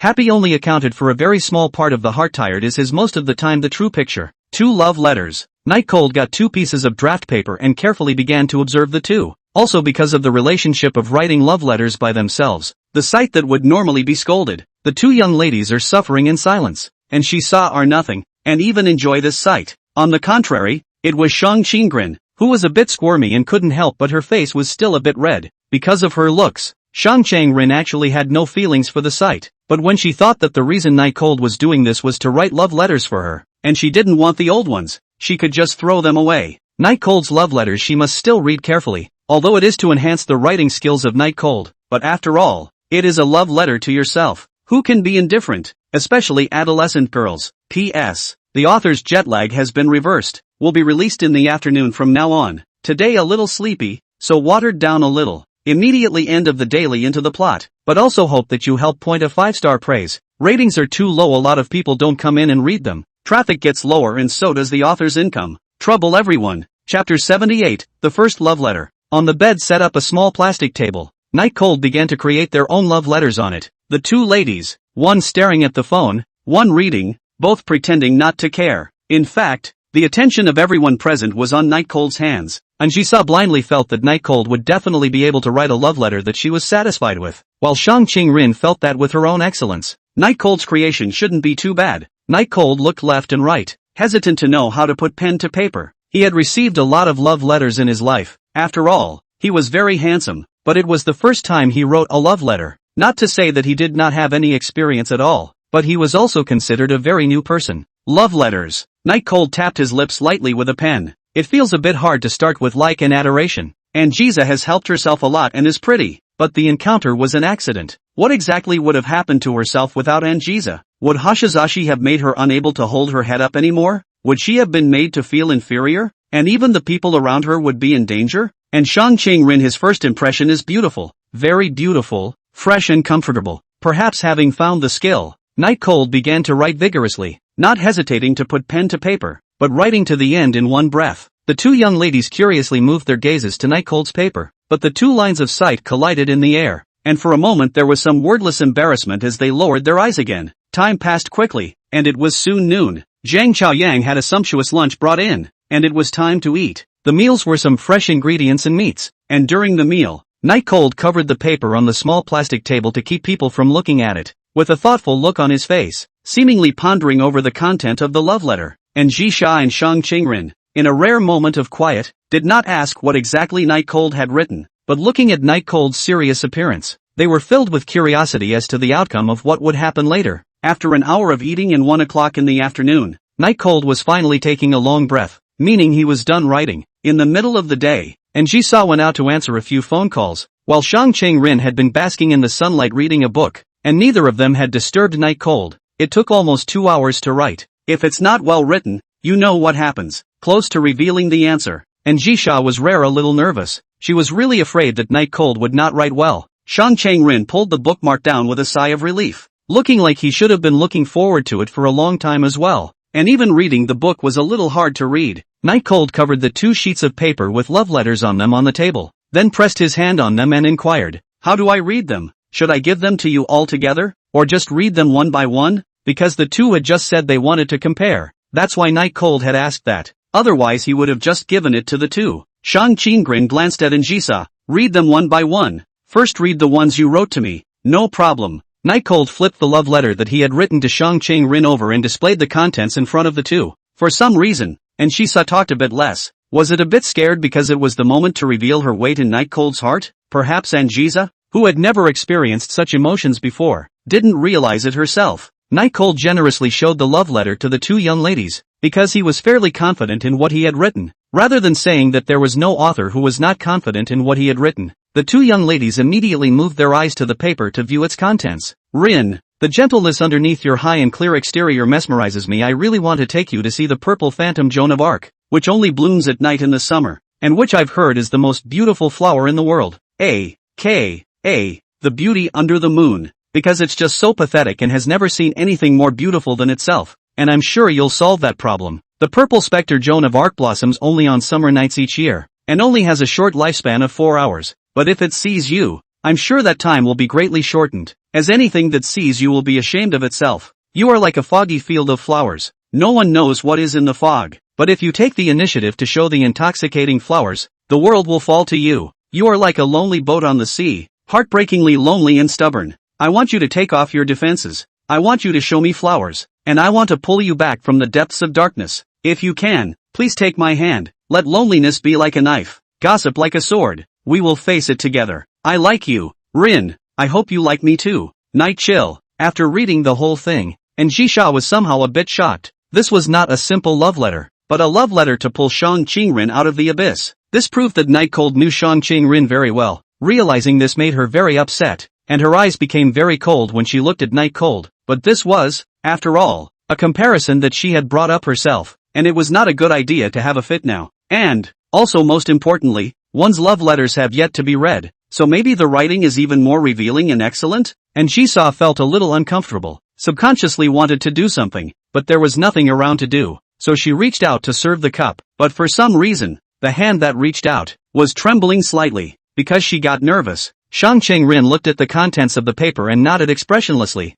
keeping her facial expression under control to indicate that she was not as calm as she looked. Maybe, Night Cold knew her better than she thought. How was the writing? Night Cold asked tentatively. Originally he didn't know how to write it, so he wrote it from the first impression Shang Cheng-rin gave him and the things he had done, and felt that the effect was okay. Sloppy. Shang Cheng-rin's heart was very unsettled, but she was now in the role of a teacher. She could not have mood swings because of a student's test paper. To have it should also be a test paper done too poorly. Rin, her name, no one had called her that in a long time, or the only one who had called her that among her peers was Night Cold. She had received very many love letters in her life, but she had never read any of them, and this one was the only one she had ever read. She didn't know if she felt this way when she read love letters, but her heart fluttered when she read the love letters written by Night Cold. Night Cold is well written, not as a mere show of love, but as a desire to save her. Using the most beautiful flower in the world as her foil, she knew she was beautiful, but she didn't know that she was actually more beautiful than the most beautiful flower in the world in Night Cold's eyes. Saying that she's a field of foggy flowers that the world will fall to if she shows it is talking about that time at the haunted house, isn't it? The process of finding a compliment was slow, but Shang Cheng-rin seemed to have a direction. The corners of his mouth involuntarily rose slightly at the thought. Chapter 79. The first time I met a boy who didn't like me. Laugh if you want to.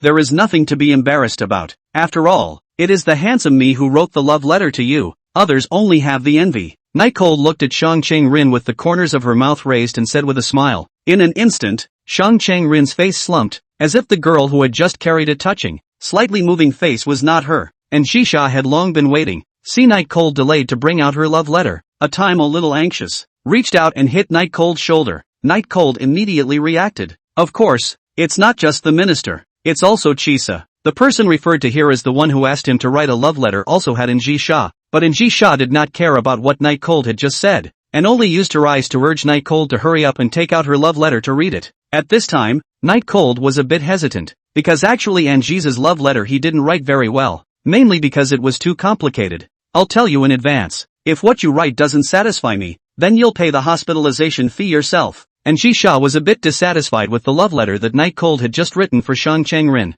not because the writing was bad, but because it was so good. It was even so good that it made her a little jealous. It made her really unable to think of what kind of things Night Cold would have to write to make her happy. Even Jisoo, who had made her a natural queenly character who was not afraid of anything and had everything under her control, actually began to regret agreeing to Shang Cheng-rin's provocation just now. If she didn't say yes, then Night Cold would only write love letters for her, and she wouldn't have this feeling of suffering. Shang Cheng-rin also noticed that Jisoo was a bit off and was a bit surprised inwardly, because only someone with too special an emotion for Night Cold would be able to develop anxiety over such a thing. And then from Jisoo arranging for Night Cold to stay in a specialized convalescent room, it was hard for Shang Cheng-rin not to wonder if Jisoo had any feelings for Night Cold that went beyond friendship. Night Cold turned over the love letter written to Jisoo, and this action caused Jisoo's heart to jump violently, as if she was drawing a lottery ticket. The paper was turned over and just a few very simple words were written on it. Meeting you was an accident. Falling in love with you is my true feelings. Night chill. Two short sentences will Jisoo directly control in place.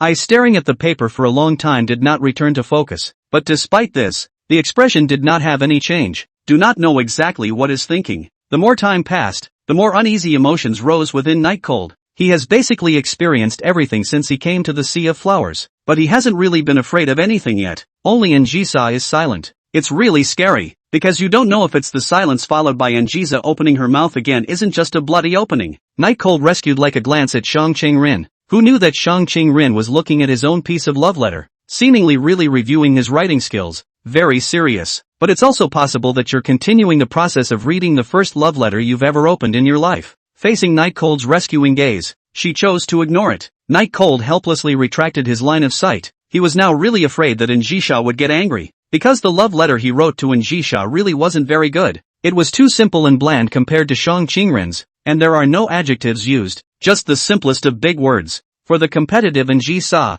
losing to Shang Cheng-rin must be very upsetting, right? and that anger would usually come out on him. Although he also wanted to write a nice love letter to Anjisha, when he thought of Anjisha, his emotions were really complicated and he couldn't think of anything he wanted to write at all. Anjisa had been a great help to him, but such words were just too out of place in a love letter. To say that he had feelings for Anjisa, he felt that if he were to describe them at length, he would definitely be weak when he saw Anjisa in the future. And not because it was all made up, it's because if it's long, a lot of what's in it is true, and there's the embarrassment of having a crush caught in the act. The summary is that, for Anjisa's emotions, Night Cold is very complicated, and can even be said to be thankful mostly, so in the love letter really do not know how to express. Perhaps subconsciously, he felt that he would write love letters to Anjisa again in the future, so he didn't want to put too much thought into the love letters he wrote this time under the pretext of tutoring, so that he wouldn't have anything to write about in the future. Shang Chang-rin read her love letter once more, her delicate white arms naturally dropping down to her skirt,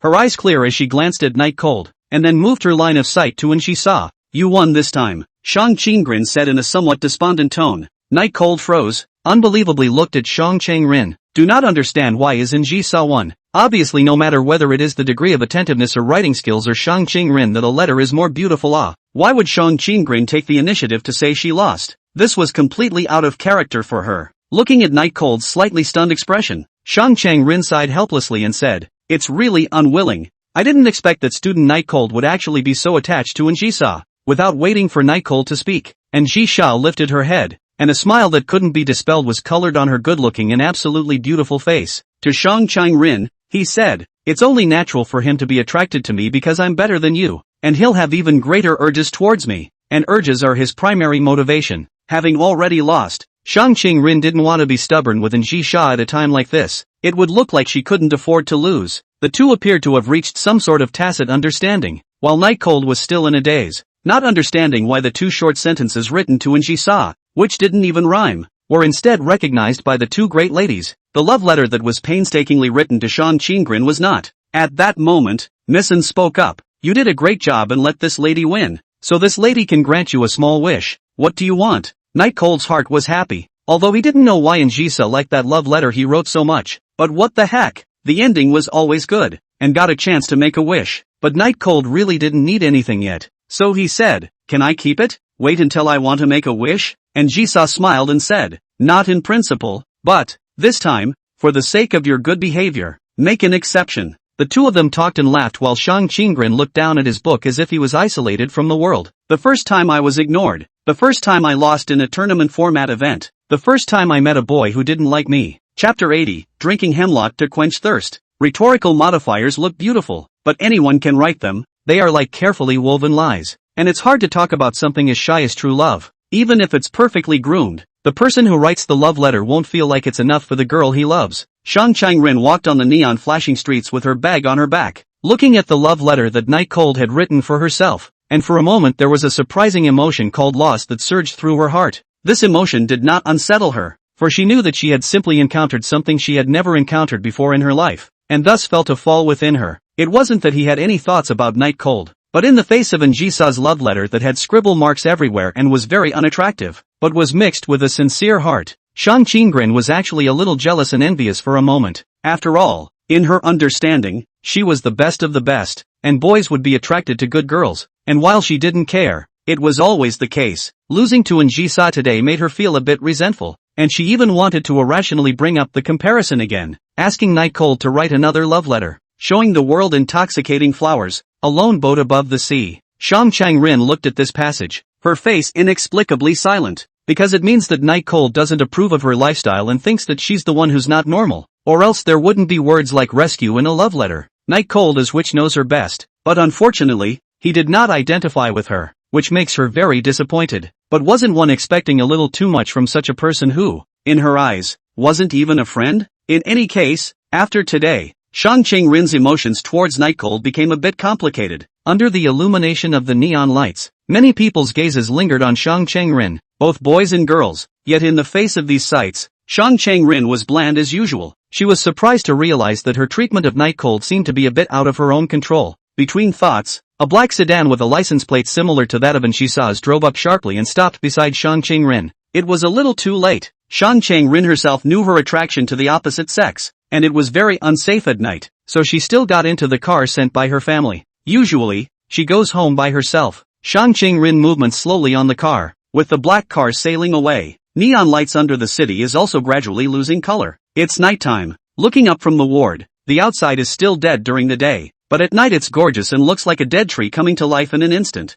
And Jisa, who was sitting on a chair, crossing her legs as she read the information sent by Snow Frost, did not move and came to say something. "What are you doing wandering around the window? Not in bed properly recuperating?" And Jisa asked without lifting her head. Instead, she looked even more imposing. Night cold infusion has finished. The body is also a lot better. Now, although still wearing a hospital gown, but already free to get out of bed, he had a moment of panic when asked by Anjiza, "Coming to the Flower Sea for so long, I've never seen such a bustling place. I couldn't help but look at it more." In fact, Night Cold had been staring at Shang Qing-rin downstairs. After all, it was really uneasy in the middle of the night. Anjiza pressed her disbelief and coldly grunted as she gouged out a glance at Night Cold, who laughed dryly to hide his embarrassment. "In this place, the Flower Sea, whoever dares to kidnap Shang Qing-rin is looking for death. It's not your turn to worry about it." And Jisha once again put her eyes on the information in her hands and said to Night Cold. Night Cold didn't say anything because that was what he was worried about. "You're not even the first lady of the Yin family yourself,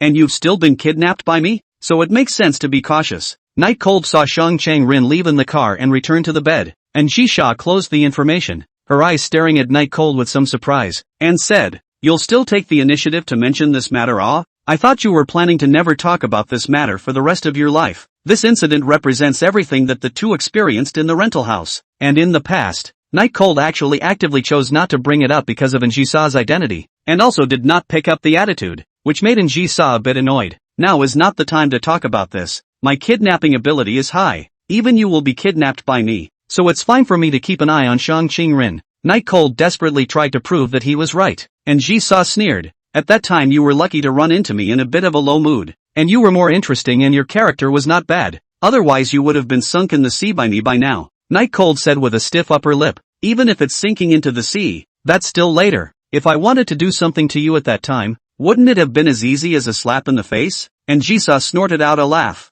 thinking that Night Cold was underestimating himself a bit too much. "At that time, there were all the people from the in-group outside. Where did you want to go? This young lady casually shouted at you and you were finished. And you still think you're powerful?" And Jiza continued, "But your luck was very good indeed. You just happened to stumble upon someone in the company embezzling and marking this house of yours as having been acquired. Otherwise I would have been found long ago." Today's Njisa is in a good mood, and the night chill lying on the bed can easily be felt, and I don't know if it's the relationship of the love letter. Thinking of this, Night Cold couldn't help but ask, "Why do you think Shang Qing-rin took the initiative to admit defeat?" Obviously the love letter I wrote to her was the best. The rhetoric was so gorgeous and the metaphors were well used. Night Cold's stupidity didn't cause Njisa's anger, because that's how boys are when it comes to their feelings. Very stupid, so it doesn't matter what they say. It's all about the actions. Go and realize it yourself. And Jisha didn't bother to talk nonsense with Night Cold, and began to seriously check out the company's information in her hands, putting on an appearance of not disturbing her. Night Cold was very sensible not to disturb, but disturbing will be scolded situation. The general public will choose not to disturb it, right? Looking at the gradually brightening starry sky outside the window, Night Cold gradually recalled the state he was in when he wrote the love letter. Writing a love letter was his first time, so he was very cautious at first, especially since he would still be punished by Njiza if he didn't write it well, so he chose to write Shang Qing-rin's first. A love letter is an expression of adoration, but the one he wrote to Shang Qing-rin was more like a letter of introduction, asking him to rescue her. Shang Qing-rin was in the middle of an abyss, and she wanted to pull herself in to accompany her, but Night Cold thought that Shang Qing-rin should take the initiative to come out, then all problems will not be a problem, instead of pulling herself in, which is just drinking hemlock to quench her thirst. But look at Shang Qing-rin, is not too satisfied, because he noticed the disappointed look in Shang Qing-rin's eyes as he left, the look of giving high hopes but being let down. Chapter 81 Rub Me. Regardless, the love letter thing was finally over, and Njisha was still satisfied,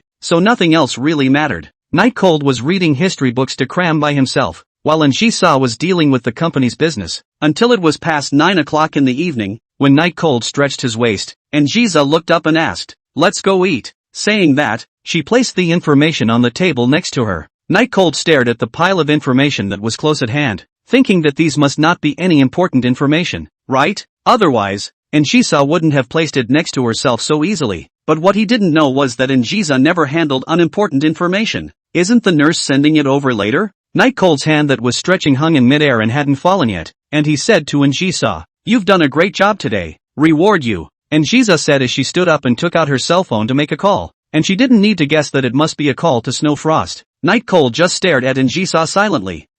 Yeah, clear out. When Njisa put her cell phone away, Night Cold had already put her own clothes on, looking like she was ready to go right away. The corner of Njisa's mouth rose slightly, writing love letters reluctantly, but eating is very active. I thought you weren't hungry. Night Cold walked over to Njisa's side. Hungry is fine, mainly because I'm eager to go to Jisa's place where you often eat to see what's going on. I'm just a bit more curious. It's just a place to eat. If you want to go, you can go every day in the future. And Jisha said and had already taken the lead to walk out of the hospital room. Night Cold immediately followed. That won't do. How can I waste your money for nothing? Going once every 2 days is fine. Night Cold put on an appearance that he was thinking about Njisa, and Njisa did not answer this joking style of words, but rather her eyes were stern as she walked forward, avoiding whatever was in front of her. Even the dean who had been wanting to go up and say a few words of courtesy could only watch Njisa leave. In front of outsiders, Njisa always had such an expression, as if she was afraid of the employees below her being lazy, and her eyes were always very sharp. Downstairs,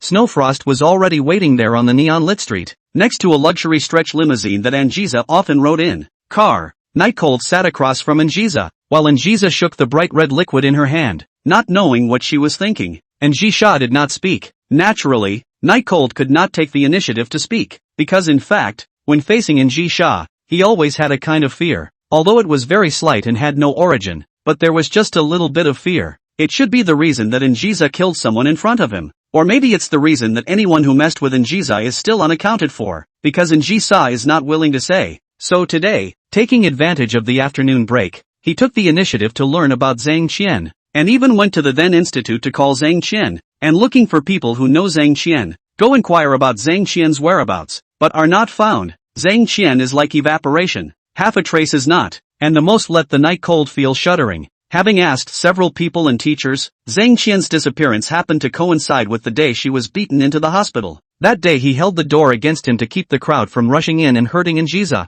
but because there were too many people, he was knocked unconscious and was later hospitalized by Njisa, knowing very little, but it's not hard to guess what's wrong with Zhang Qian. According to Njisa's character words, at the thought of this, Night Cold always felt a bit shaky. Njisa really did whatever she wanted to do, and poor people like them were completely the objects of her human flesh. Even this matter was much more intense than the fear of Njisa killing someone in front of him. This was why it was clear that Njisa had never bared her fangs to Night Cold, but Night Cold was still a bit afraid of Njisa. Looking at the scenery outside the window, Night Cold was lost in thought when he suddenly felt something soft resting on his leg. With the feeling of moving his eyes over, he realized that somehow Njisa had taken off her high heels and her feet in black silk were resting on his legs. Gulping, Night Cold lifted his eyes up suspiciously, and just as soon as he did so, he met Njisha's stunningly beautiful face with an elegant smile. It's been a long day. Rob me. Good. Promising. Night Cold pretended to be a decent person and started rubbing Njisha's small feet without any expression.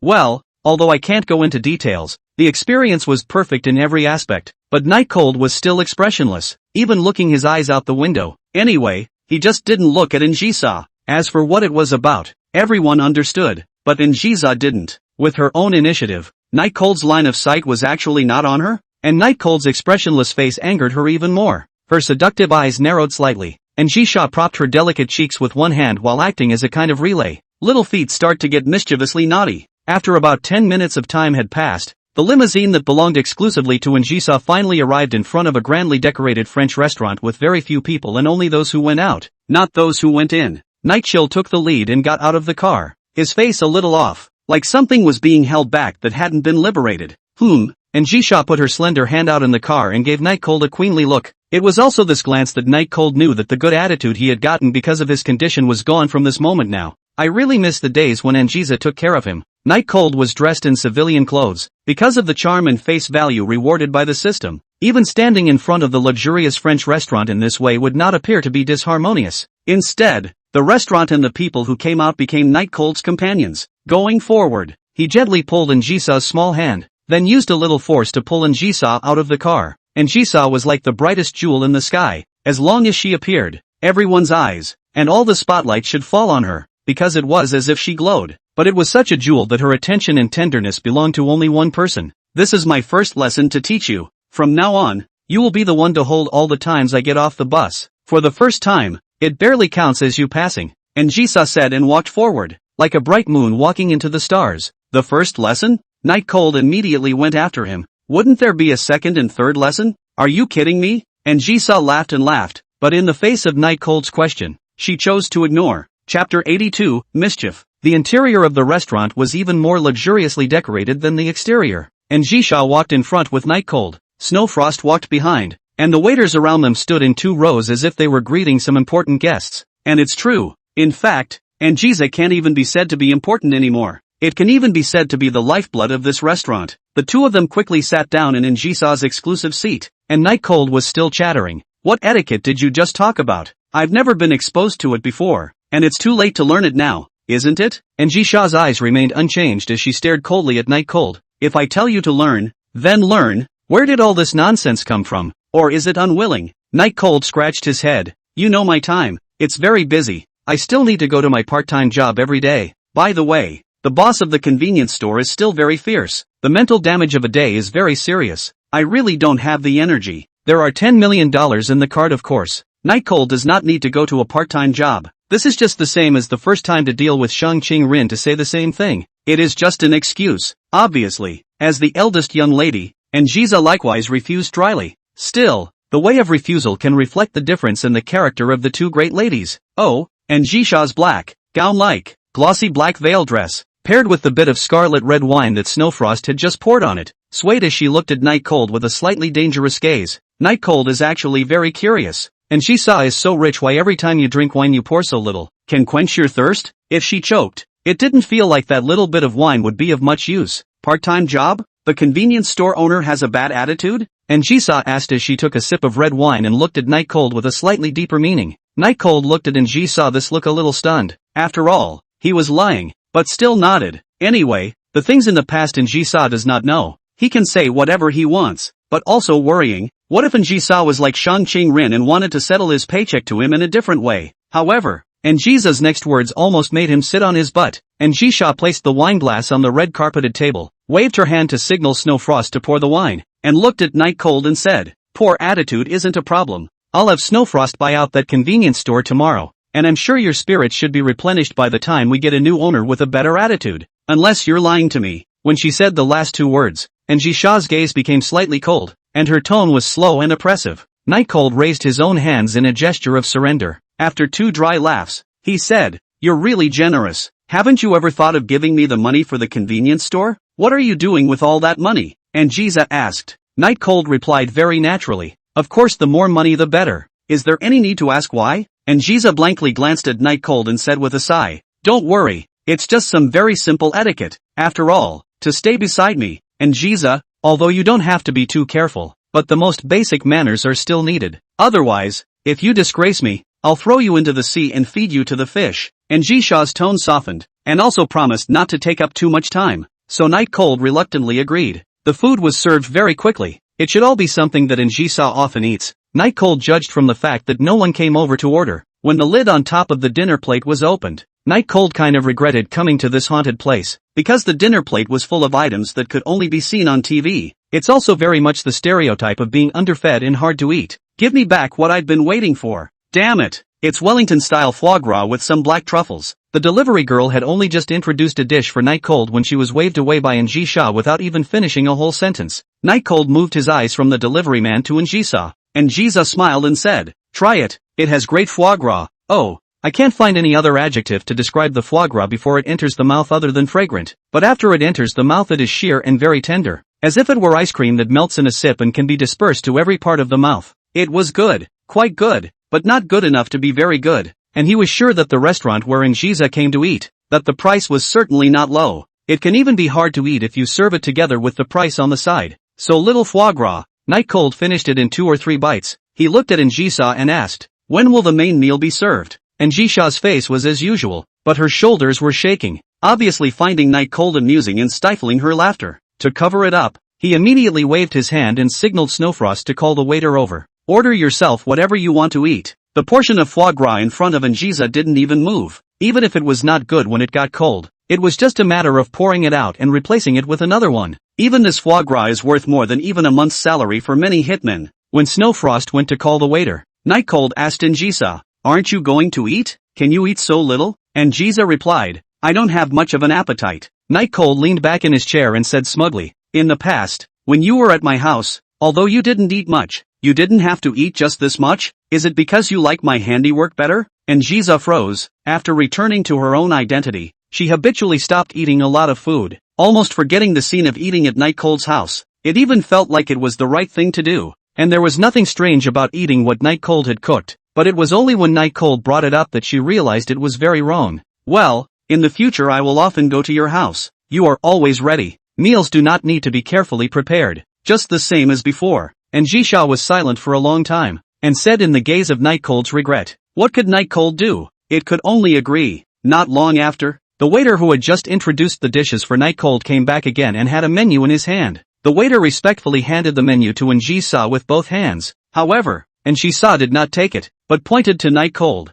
and also still did not say a word, as if she disliked talking to outsiders. Night Cold took the menu that was handed to him and was dumbfounded once he opened it because it was actually all in French. He was okay with English. After all, it was taught in school, but he didn't know French. It all looked like bugs wriggling around and was really unrecognizable. The kicker is that there's actually not even a picture of the food. This is clearly discrimination against children. She saw. Night Cold just wanted to ask for help from Njisa, but when he looked up, he found that Njisa was looking at himself with a smile, and even the smile was mixed with a little bit of the triumph of getting away with a prank in it. This damnable beauty queen did it on purpose. Night Cold secretly took a picture and then sent it to Shang Qingrin via text message, with the caption, "Minister, 100,000 urgent. If you don't reply, your favorite ministry member is going to lose your face." Chapter 83, Scrambled Eggs at a French Restaurant? Of course Njisa knew that Night Cold didn't understand French. She did this on purpose, in order to make Night Cold seek her help, thus achieving the goal of making Night Cold get used to her existence. But to her surprise, Night Cold actually didn't look like he was going to open his mouth to ask for help at any point,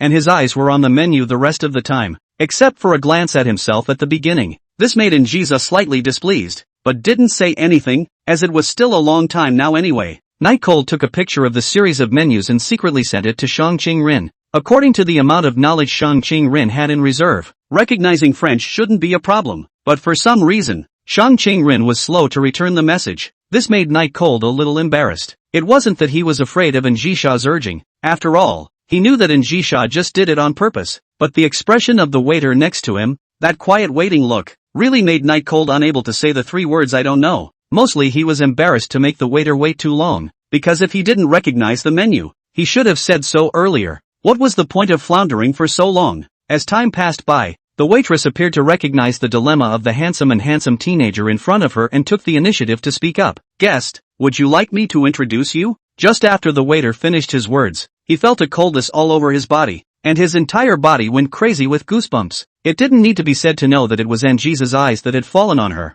The waitress didn't know what she had done wrong to piss off this big shot that the store manager had named to be taken care of properly, but she knew she had to apologize right away or she wouldn't be able to keep her position as manager. But after bowing twice, she still didn't know exactly where she had gone wrong, and could only stand coyly where she was, not even daring to breathe. Njisa's sight was very dangerous and icy because this waitress was just too much of a nuisance. Why hadn't Snowfrost made it clear to this woman on her way here? Thinking of this, Njisa's line of sight slightly glanced at Snowfrost in the back. Snowfrost immediately understood Njisa's meaning, and with a little bit of panic inside, she immediately bowed, wanting to take the manager who was disguised as a waiter to leave. Just then, a voice broke the undercurrent. "I've chosen, have an order of egg fried rice, and yes, a side of coleslaw." The manager froze in place. She didn't understand what was going on with Night Cold. Could it be that she couldn't see Njisa's face? Why did he order food at this time of the day? And this was a French restaurant. What's with the egg fried rice? It's over. In the dark, the manager's hand was slightly clenched.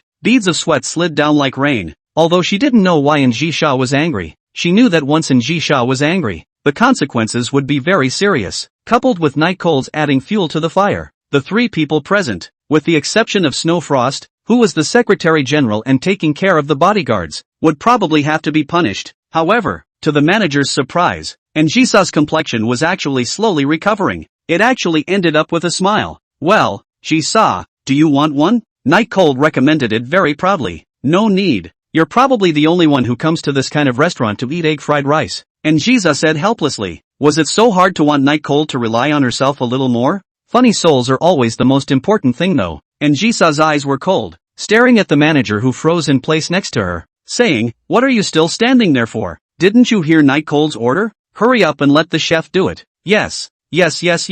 Receiving Jisa's instruction, the manager left with a quick step and a sigh of relief at the same time. As she closed the door, her afterglow glanced at Night Cold across from Jisa. She knew that it was this teenager who had relieved her, but it made her even more curious about Night Cold's identity. What kind of status could make even Jisa give her face like that? I guess the status must be pretty low, right? Seeing the manageress leave, Night Cold also breathed a sigh of relief. Let's just say that Jisa always gets angry for no apparent reason, right? It was very strange to get angry without any sign at all. The good thing was that he had experienced a lot, so naturally he was very comfortable dealing with it, but it was a bit of a shame that he wasn't able to put on a show in front of Jisa. Originally, he had planned to wait until after Shang Qing-rin had replied to him, then he would read out the name of the dish, ruthlessly surprising Jisa, so that she would never dare to test herself like this again in the future. But unfortunately, Shang Qing-rin's reply didn't wait. Instead, the manageress pissed Jisa off first. He, on the other hand, couldn't care less. I tell you I used to sell egg fried rice in the mouth of the old town. The craft is very skillful, but free to eat is still only you. Night Cold used to do everything when he was embarrassed, but setting up a stall is just too time consuming and requires a lot of experience. So I just watched it for someone else for 2 or 3 days and stopped going. The mouth of old town? Who let you set up a stall there? Jisa stared at Night Cold with feigned indifference. A bit of a bluff as she looked like she wanted Night Cold to get her papers. Who gives permission? Who needs permission for this? The places where the stalls are set up are all grabbed by everyone. Night Cold recalled. Rob? Humph. The entire old town is mine. I won't allow it. So what can you do if you snatch it? Jisa said as she looked down on Night Cold from above. Night Chill whistled awkwardly. He had just forgotten who was sitting in front of him. Jisa took another sip of red wine and slowed her tone down to say to Night Cold, "You find it time to move out. Don't live in the old town. It's damp and it delays the remodeling."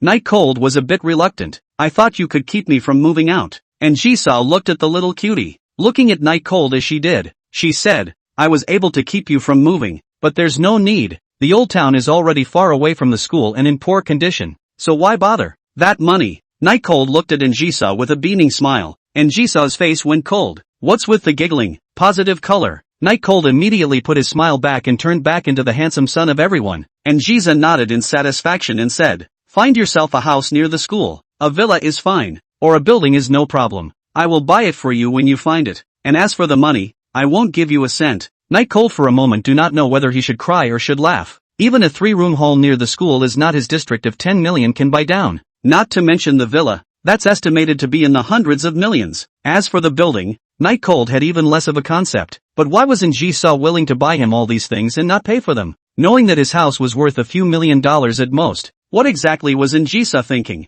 Night Cold thought carefully. It seems that all along Jisa has never given him, or promised him a penny. P.S. The author was in bad shape the last 2 days and just got better today due to jet lag. Chapter 84, Pursuing Jisa. Egg fried rice was quickly served up, because the chefs are all French, so this egg fried rice or the manager himself, and sent someone to go outside to buy a gazpacho, warily to the Night Cold served up. "Guest, your order." The manager didn't dare to look at Jisa's at all, and could only face Night Cold, which would make her feel better. "Well, it's not bad, but it's still inferior to mine." Night Cold served the egg fried rice in front of himself and didn't forget to brag to himself, and Jisa lazily propped up her delicate white cheeks, like a queen who would always put up a cold front about anything, and rolled her eyes when she heard Night Cold's bragging about herself. Didn't say anything though. The manager stood next to her, and according to the usual procedure, she should have left after serving the food, but Jisa didn't give the word, and she didn't dare to leave for a while. Night Cold was quick to notice this time, and just after taking a bite of his meal,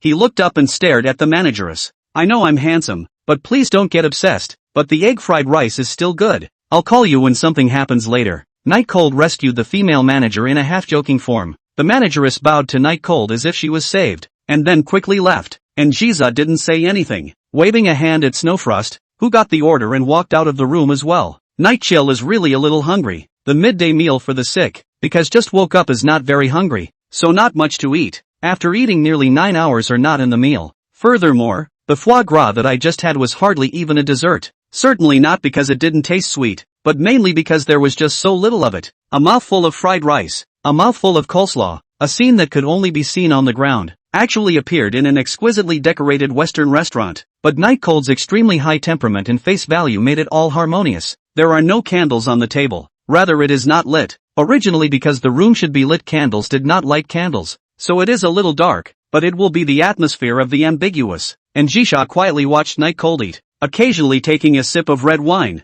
Since Snow Frost had been kicked out by her, the job of pouring the wine fell on Night Cold's head. Night Cold was too much trouble. He still had to eat, so he simply poured the slender goblet half full, and the liquid took on a beautiful bright red color in the glass. That will be enough for you to drink. Night Cold thought he was being clever when he said, and Jiza blushed a little bit slightly. Normally, this little bit of wine was not enough for her to get drunk, but today she was extraordinarily inebriated. Of course, she couldn't be described as drunk in her current state, but rather a blur of sobriety. It feels cozy. According to normal times, if Night Cold dared to pour the wine like this, and Jisha would definitely pour the wine out and make Night Cold do it all over again, even if the price of the wine was ridiculously high. But now, she actually lifted the glass up without a trace of disdain, shook it, and took a sip. As he poured the wine, Night Cold also smelled the intoxicating aroma of the grapes, and just happened to still be a little thirsty. Can I have a sip? Seeing Jiza drink it day after day, Night Cold was actually a bit curious about how it tasted, as he had a subconscious belief that anything that could make Jiza enter her mouth must be extraordinary. And Jiza nodded and didn't refuse, only her face became more and more flushed. Getting permission, Night Cold shook the red wine in the bottle. There were glasses on the table, but Night Cold didn't want to use them, because this bottle of wine was only half left when he brought it up, and now it was even only 1/3 of it, so little that Night Cold intended to directly smother it in one mouthful. Small half bottle of wine down. Night Cold, in addition to drink a large share of the flavor of grapes, is the feeling that the wine is very mellow, but really to say how good to drink. In fact, there is no. After all, the bad wines I used to buy and drink because I was curious about what wine tasted like were just less additives and less sweetening afterward than what I drink now. A wine worth nearly $1 million. This mouthful of Night Cold was more than $100,000, and Jiza laughed and said, drinking red wine is white wine. There's no one else in the entire flower sea but you. The more top quality wine, the more it needed to be tasted, while Night Cold drank it dry. Of course, he couldn't taste the difference inside. That's just because I didn't come to the flower sea. If I had come earlier, someone would have already done that. Night Cold continued to eat his egg fried rice, and Jisha's vision was a little mesmerized. Her breathing gradually began to rush. Her chest had a rise and fall. She stared at Night Cold, feeling that the relationship between herself and him was slowly returning to the old days in the rented house. Of course, she herself just misses the life in the rental house and doesn't really want to go back because she and Night Cold still have a long way to go and can't be stuck in a small rental house. Alcohol went to her head, and gradually, dissatisfaction began to creep onto Anzisa's face. Why didn't Night Cold show her love? Very blunt thoughts. Night Cold had clearly written a heartfelt love letter for her, but why had Night Cold not frantically prayed for himself to grant his adoration? Not even saying love? Could it be that his status is too high, making Night Cold feel distant, or even dare? This kind of thing she had already expected, because in the past, when she was in the rental house with Night Cold, she knew what kind of person Night Cold was, with high self-esteem and indomitable. Staring at Night Cold, and she saw slowly closed her eyes, but the Night Cold in front of her did not disappear, but slowly stood up, and even slowly approached her cheeks. How she struggled was useless. She tried to stop Night Cold with her hand, but it didn't help at all. Jisa? Jisa? Are you drunk? And Jisha, who was intoxicated by that special feeling, slowly opened her eyes. Everything just now, whether it was Night Cold's initiative or her own struggles, were all illusions. Cherry pink lips opened slightly, exhaling a mouthful of aroma. Night Cold's movement of eating the egg fried rice stopped and asked, do you want me to send you back first? You should look a bit drunk, so it's better to go back and rest. You eat, I'm fine. And Zisa took another sip of wine. Seeing Jisa breathing rapidly just now, Night Cold was still a bit worried for a while, and said again, I'll just go to the supermarket and buy something random to eat when I go back later. Or should I send you back first? Eat? And Jisa didn't know if she wanted to prove that she wasn't drunk or wanted to deter Night Cold. These two words were very intimidating. Night Cold shrugged and continued to eat. However, it is true to think that this wine is afraid that it is not even 10 degrees. Drunk or something is just bull asterisk asterisk asterisk asterisk. It should be caused by being too tired. This made Night Cold feel a bit sorry for Jisa. After that nightmare-like hallucination just now, Jisha was much more awake. In fact, she didn't even know if Night Cold would say yes if he really confessed to her. Even she felt the odds were that she would refuse. But it's not impossible if Night Cold really pursues himself with the same feelings he had when he wrote the love letter. And Jisha's eyes staring at Night Cold were once again mesmerized. Meanwhile, Night Cold, who was happily eating fried rice, heard a female electronic synthesized voice. Ding. Publishing system tasks. Chapter 85, Special Skills. Ding. Release a system mission to fulfill Jisa's wish. Wish content, to pursue her. Reward, $10 million in cash. 1 special skill extraction. The unimaginative Night Cold, who was still stuffing rice into his mouth, froze on the spot, listening to the female mechanical beeps echoing within his brain. The entire person was not well, even to the point of wondering if he had heard it wrong. But no, because the sound echoed in his ears over and over again until it was a minute after it had completely faded. The rice in Night Cold's mouth hadn't been swallowed yet, so he just stared blankly at Jisa. This, Anne's eldest lady's wish was for herself to woo her? No way? Although it is perceived that Jisa may have a little bit like himself, but thought that just because in the rental house, bring Jisa different experience, freshness past, it was only natural that his relationship with Jisa would fade away. But now it seems like that's not the case. Jisa is planning to play for real? As long as it was a task issued by the system, it showed that that person's wish was definitely not fudged and was very real, just like the first 2 times Night Cold had experienced it. Whether it was Rian Lu who wanted the bag or Shang Qinggrin who wanted to find the compliment, Night Cold could be sure it was true.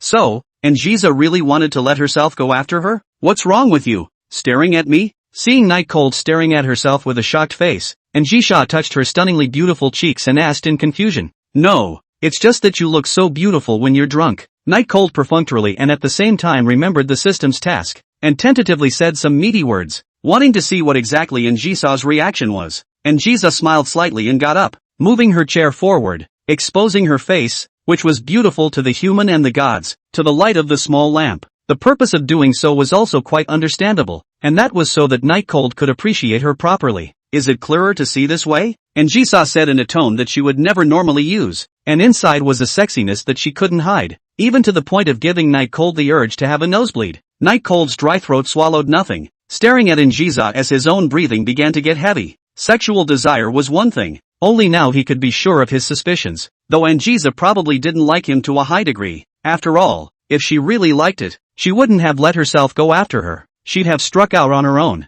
But Jisa had a real liking for him in there. It was also a good explanation for why Jisa was so accommodating and on top of everything, coming out every time when it mattered most. And it's never about the money. Previously, Night Cold had always thought that Jisa was just repaying the favor. After all, when he was in the rental house, although it was a bit redundant, he still stood dead at the door and did his best to stop Zhang Qian and the others at the door. So, Jisa likes herself. At the entrance of the restaurant, Night Cold held Jisa and staggered towards the limousine next to Snowfrost. Drunken Jisa pressed her entire weight on Night Cold, appearing to have an extraordinarily enchanting and slender figure, and it was not too much to use a phrase to describe the devil's body, so it was very light. After approaching, Snowfrost draped a very expensive-looking black coat over Jisa, and then took Jisa from Night Cold's hands. Mr. Knight, do you need me to arrange a car to take you back? Xiafang helped Jisa into the car, then asked Night Cold. Sick and fed, it's time to go home. Well, thanks. No,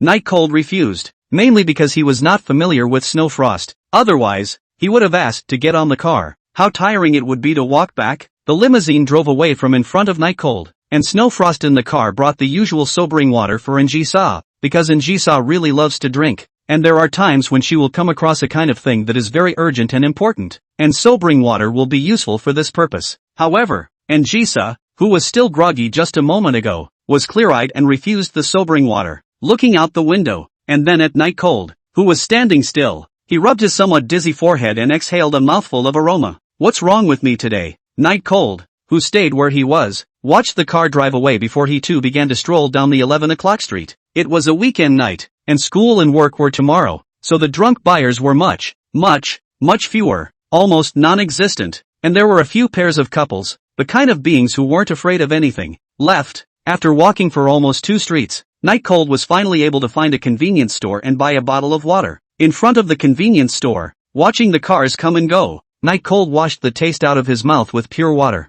The other reason why he didn't get into the car just now was that he felt for a moment that his mode of getting along with Jisa had changed after realizing that she liked him and was even going to let him pursue her. He'd have to think long and hard to do that. Jisa. Night Cold sighed and helplessly looked up at the sky. The quests released by the system are never easy. They are not that good to accomplish. So what exactly is difficult about them? He muttered to himself in a voice only he could hear. How about the matter of pursuing Jisa, which sounds like it has an overwhelming difficulty factor? His system was never a money-giving boy. The tasks were difficult. Activating the system until now, it had released a total of 3 tasks, and he had completed one himself, and almost took half a life. So the task of pursuing Njisa is definitely not as simple as it seems. However, this time the reward given by the system is different from the previous one. Before it was all high-level skills, but this time it is a special skill, and there is only one chance to extract it, which is very rare. Advanced represents the pinnacle of an ability. Doesn't special represent something not found in this world?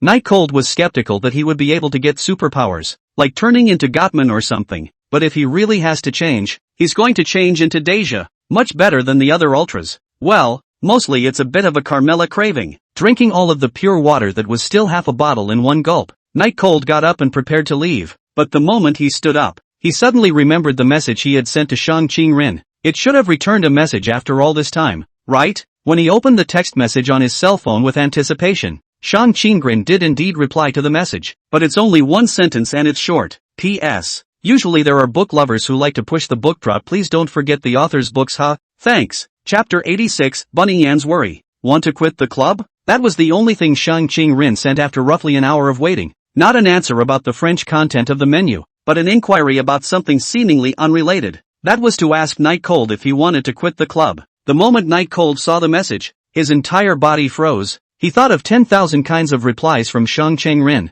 maybe scolding him, maybe saying he was stupid, or very proudly pointing out for him. But I didn't expect it to be like this, asking him directly if he wanted to quit the club. Why? Night Cold inwardly for no reason some panic. He did not do anything to make Shang Qingren unhappy, but today during the daytime are still good.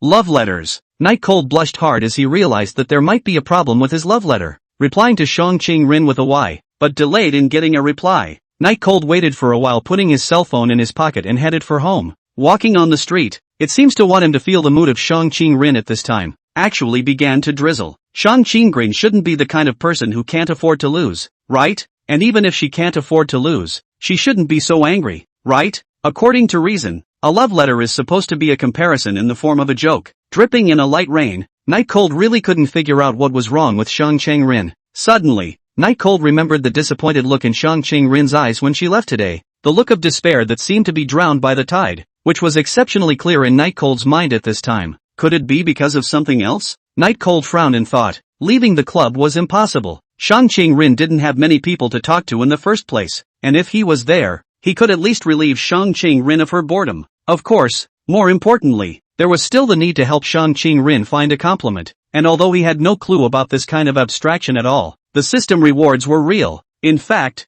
the real reason was something that Night Cold himself didn't even want to admit. He wanted to save Shang Qingren. It was a bit presumptuous, but that's really what he was thinking. The rain was getting heavier and heavier. The text messages were slow to be answered, and it was already almost 11 o'clock at night, and I had to go to school tomorrow. Sighing, Night Cold took a cab home. Back in the old town, the smoky atmosphere inside was already much worse, as it had basically all moved out, and he wasn't sure if Anjisa had cared or not, or if it was the same as it had been before. By virtue of the letter of the law, the developer pays the Aboriginal people a small amount for their appeasement. Night Cold looked at the past. Even in the early morning is still working for overtime to fight workers. Business stalls have long disappeared, and even in order to accept the review from Njisa, clean spotless, the winter fumes are long gone. Night Cold shook his head helplessly. He himself would be leaving in less than 2 days. In fact, the old town was a bit run down, but he was still living comfortably, mainly because everything was cold in a big city like Hanahai. Even people are just a cold number in some people's eyes,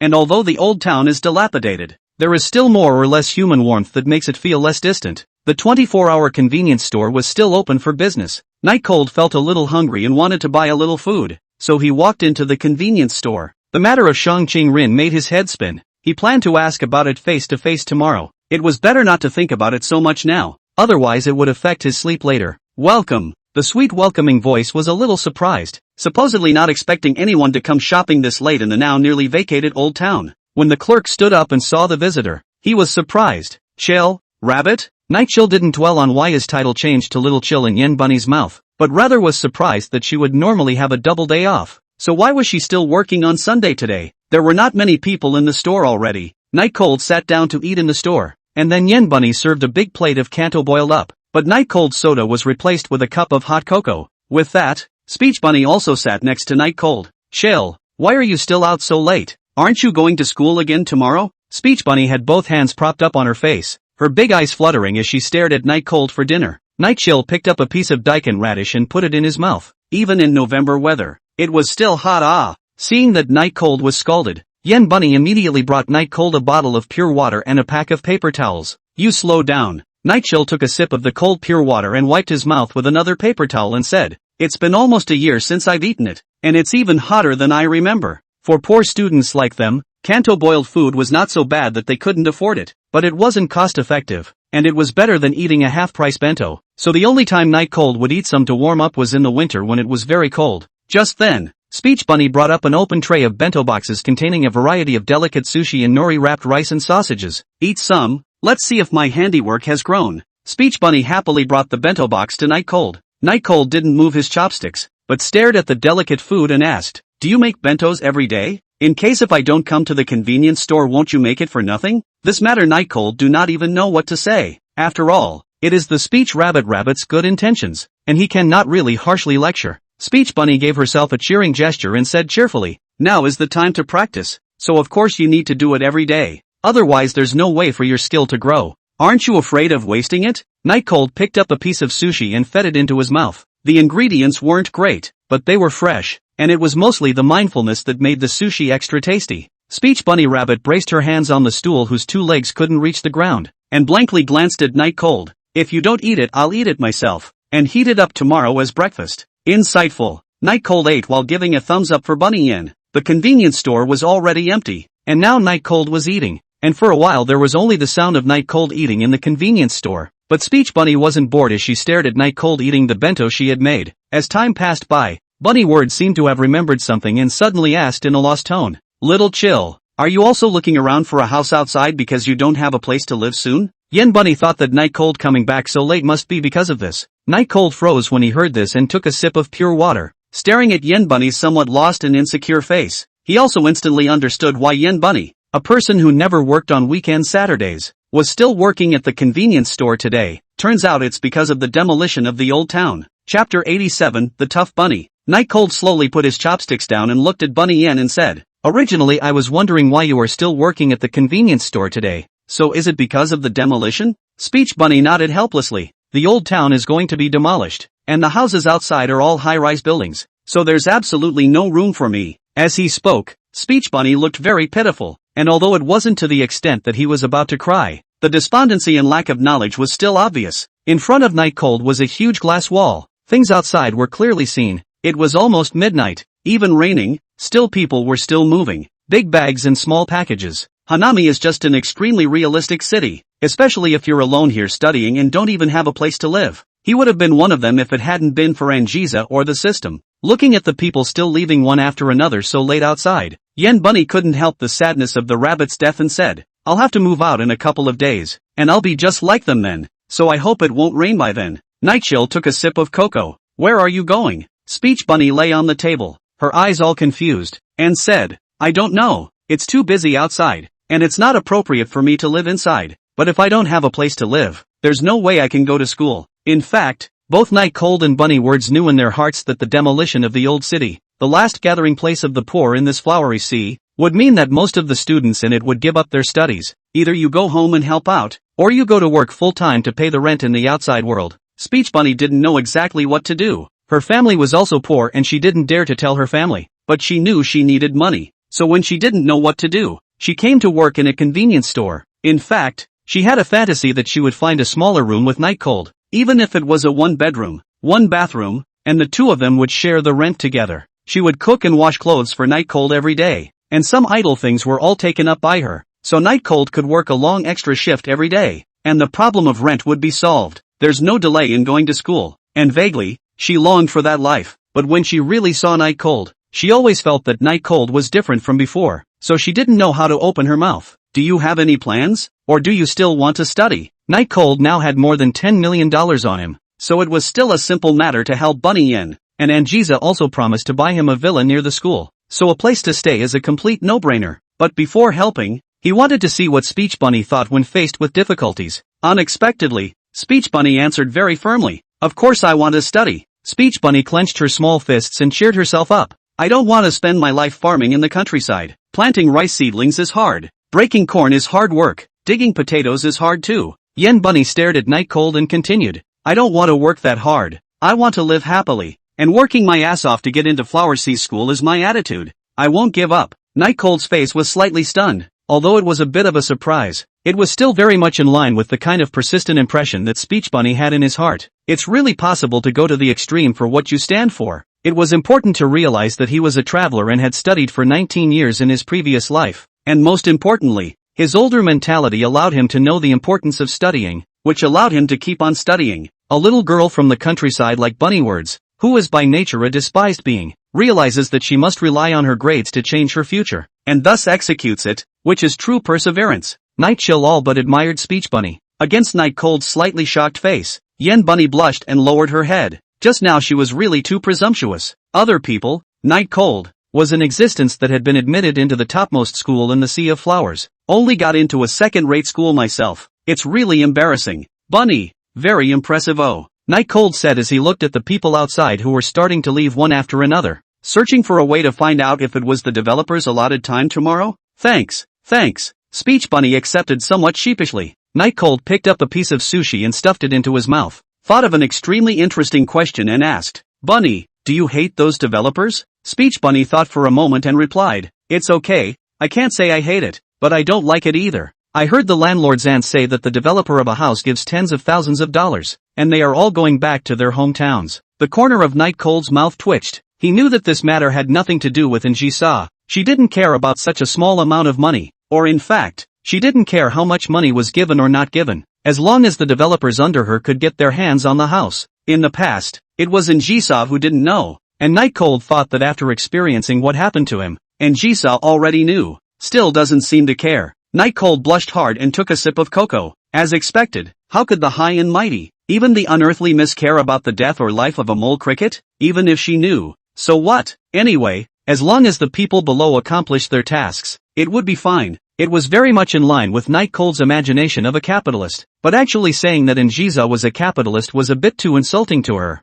That's a real big shot with power and money. What are you thinking about? Chill, not speaking for half a day? Speech Bunny asked curiously as she refilled a cup of warm cocoa for Night Cold. Nothing. Nightshade blew on the steaming cocoa. Anyone has the right to hate Njisa? He doesn't. Seeing that Night Cold was never mentioning the things he cared about, Yen Bunny asked with some impatience. Little Cold, what are you going to do? Thought about where to go? The tone was laced with unspeakable anticipation. Thinking of Njisa, Night Cold's mind was in a mess, and he casually said, I'm going to go under the footbridge first to make do for a while. There's water and lights down there. It's just a bit cold. Ah, Yen Bunny was as simple as a white sheep. She believed whatever Night Cold said, and at this time, when she heard that Night Cold was going to live underneath the flyover, for a moment her little mouth opened wide. Do you want to go? When the time comes, the two of us can also take care of each other. Night Cold continued to joke seriously. Speech Bunny immediately looked like a startled rabbit. It stood up in a flash, continuously waving his hands. He said, No, we can actually we can have a better choice. Even in a very anxious state, Yen Bunny didn't dare to speak out the fantasy in her heart. Shame is one thing, the main thing is to be afraid of Night Cold's refusal. When that time comes, she really doesn't know what to do. In fact, whether or not to live with Night Cold is an afterthought. In this difficult time, she still wants to help each other with Night Cold, so if Night Cold refuses, she will be very difficult. Night Cold said indifferently, forget about not going. Maybe the underside of the flyover is already full of people and there's no place for us. P.S. Ask for a gift. Big Brothers. Chapter 88, The Snow Fairy. Yen Bunny's reaction made Night Cold cry a little. It was really funny, but the time was already very late. Night Cold asked with a straight face, when are you going home? It's almost 12 o'clock now. Speech Bunny pulled her sleeve down, glanced at her wristwatch, and said in surprise, oh no, it's already time to get off work. With that, he hurriedly went to change his clothes, and while running to the restroom,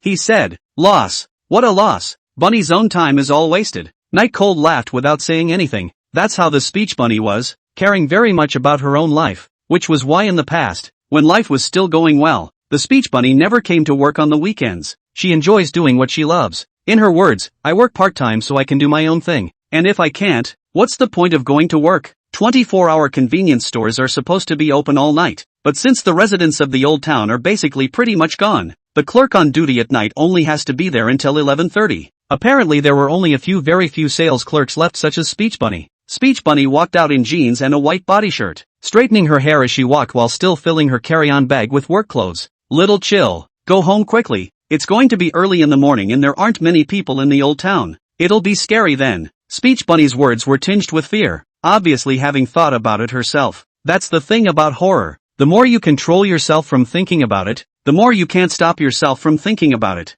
Now it was already more than 11:40, soon to be 12 o'clock. Night Cold also felt that the time was indeed a little too late. After all, he still had to go to school tomorrow. Then I'll go back first. As for the matter of renting a room, you don't have to worry too much. The boat will naturally straighten out. Because of the reason that the time was too late. The specific things Night Cold didn't tell Yen Bunny. The point was that he didn't think of saying so either. After all, if Njisha really wanted to buy him a house, it must be an existence that Bunny Yen didn't even dare to fantasize about. Anyway, there's 2 more days, so let's talk about it. Bye little chill. Speech Bunny waved goodbye to Night Cold from behind. She felt less scared tonight because of Night Cold, and was grateful for Night Cold's comfort when she left. Night Cold headed towards his house without turning back, just sticking his pockets in and waving his hands handsomely. Speech Bunny smiled sweetly. She felt that her relationship with Night Cold was better, and she didn't know if it was an illusion. But as soon as she turned around she realized that as soon as it was past 12 o'clock, all the lights around her went out. The convenience store lights that had just been on at this moment also disappeared without a trace.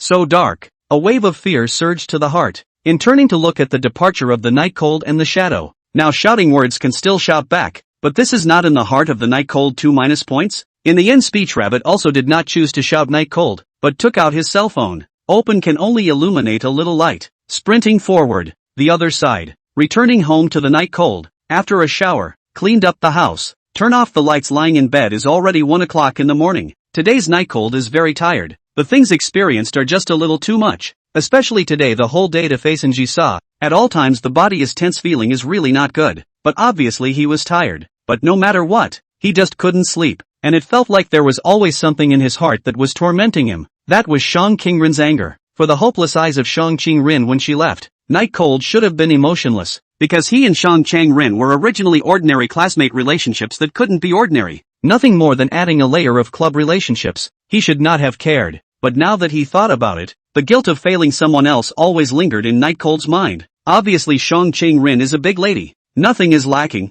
Born to stand at the top. And he is just a ugly alley boy. The two should not have produced a crossroads. But there is so coincidental. Shang Qingrin had come to expect him. It was a guilty pleasure to disappoint someone's expectations, and Night Cold was deeply disturbed by it right now. I never promised anything, so why do I have to suffer like this? Really? Using his mouth to get a little bit of the displeasure out of his heart. His heart felt a lot better. Gradually, the Night Cold cannot say exactly analyze this matter for how long. He slowly fell asleep. The white moon was in the sky, but he was not the only one who lost sleep. The next day, just after November, as if to prove the point or to emphasize it, a rustling snow actually began to fall from the sky. Night Chill remained in the same outfit and didn't add any clothes for himself. It seemed that the advanced fighting technique had boosted his physical quality along with it. There weren't many people left in the old town, so the tram platform was much less crowded, which was definitely good news for Night Cold. Walking onto the tram, Night Cold muttered, "Let's go look at houses after school. It's just a little too cold here." It's like Shang Qingrin is beside him at all times was something Night Cold didn't say.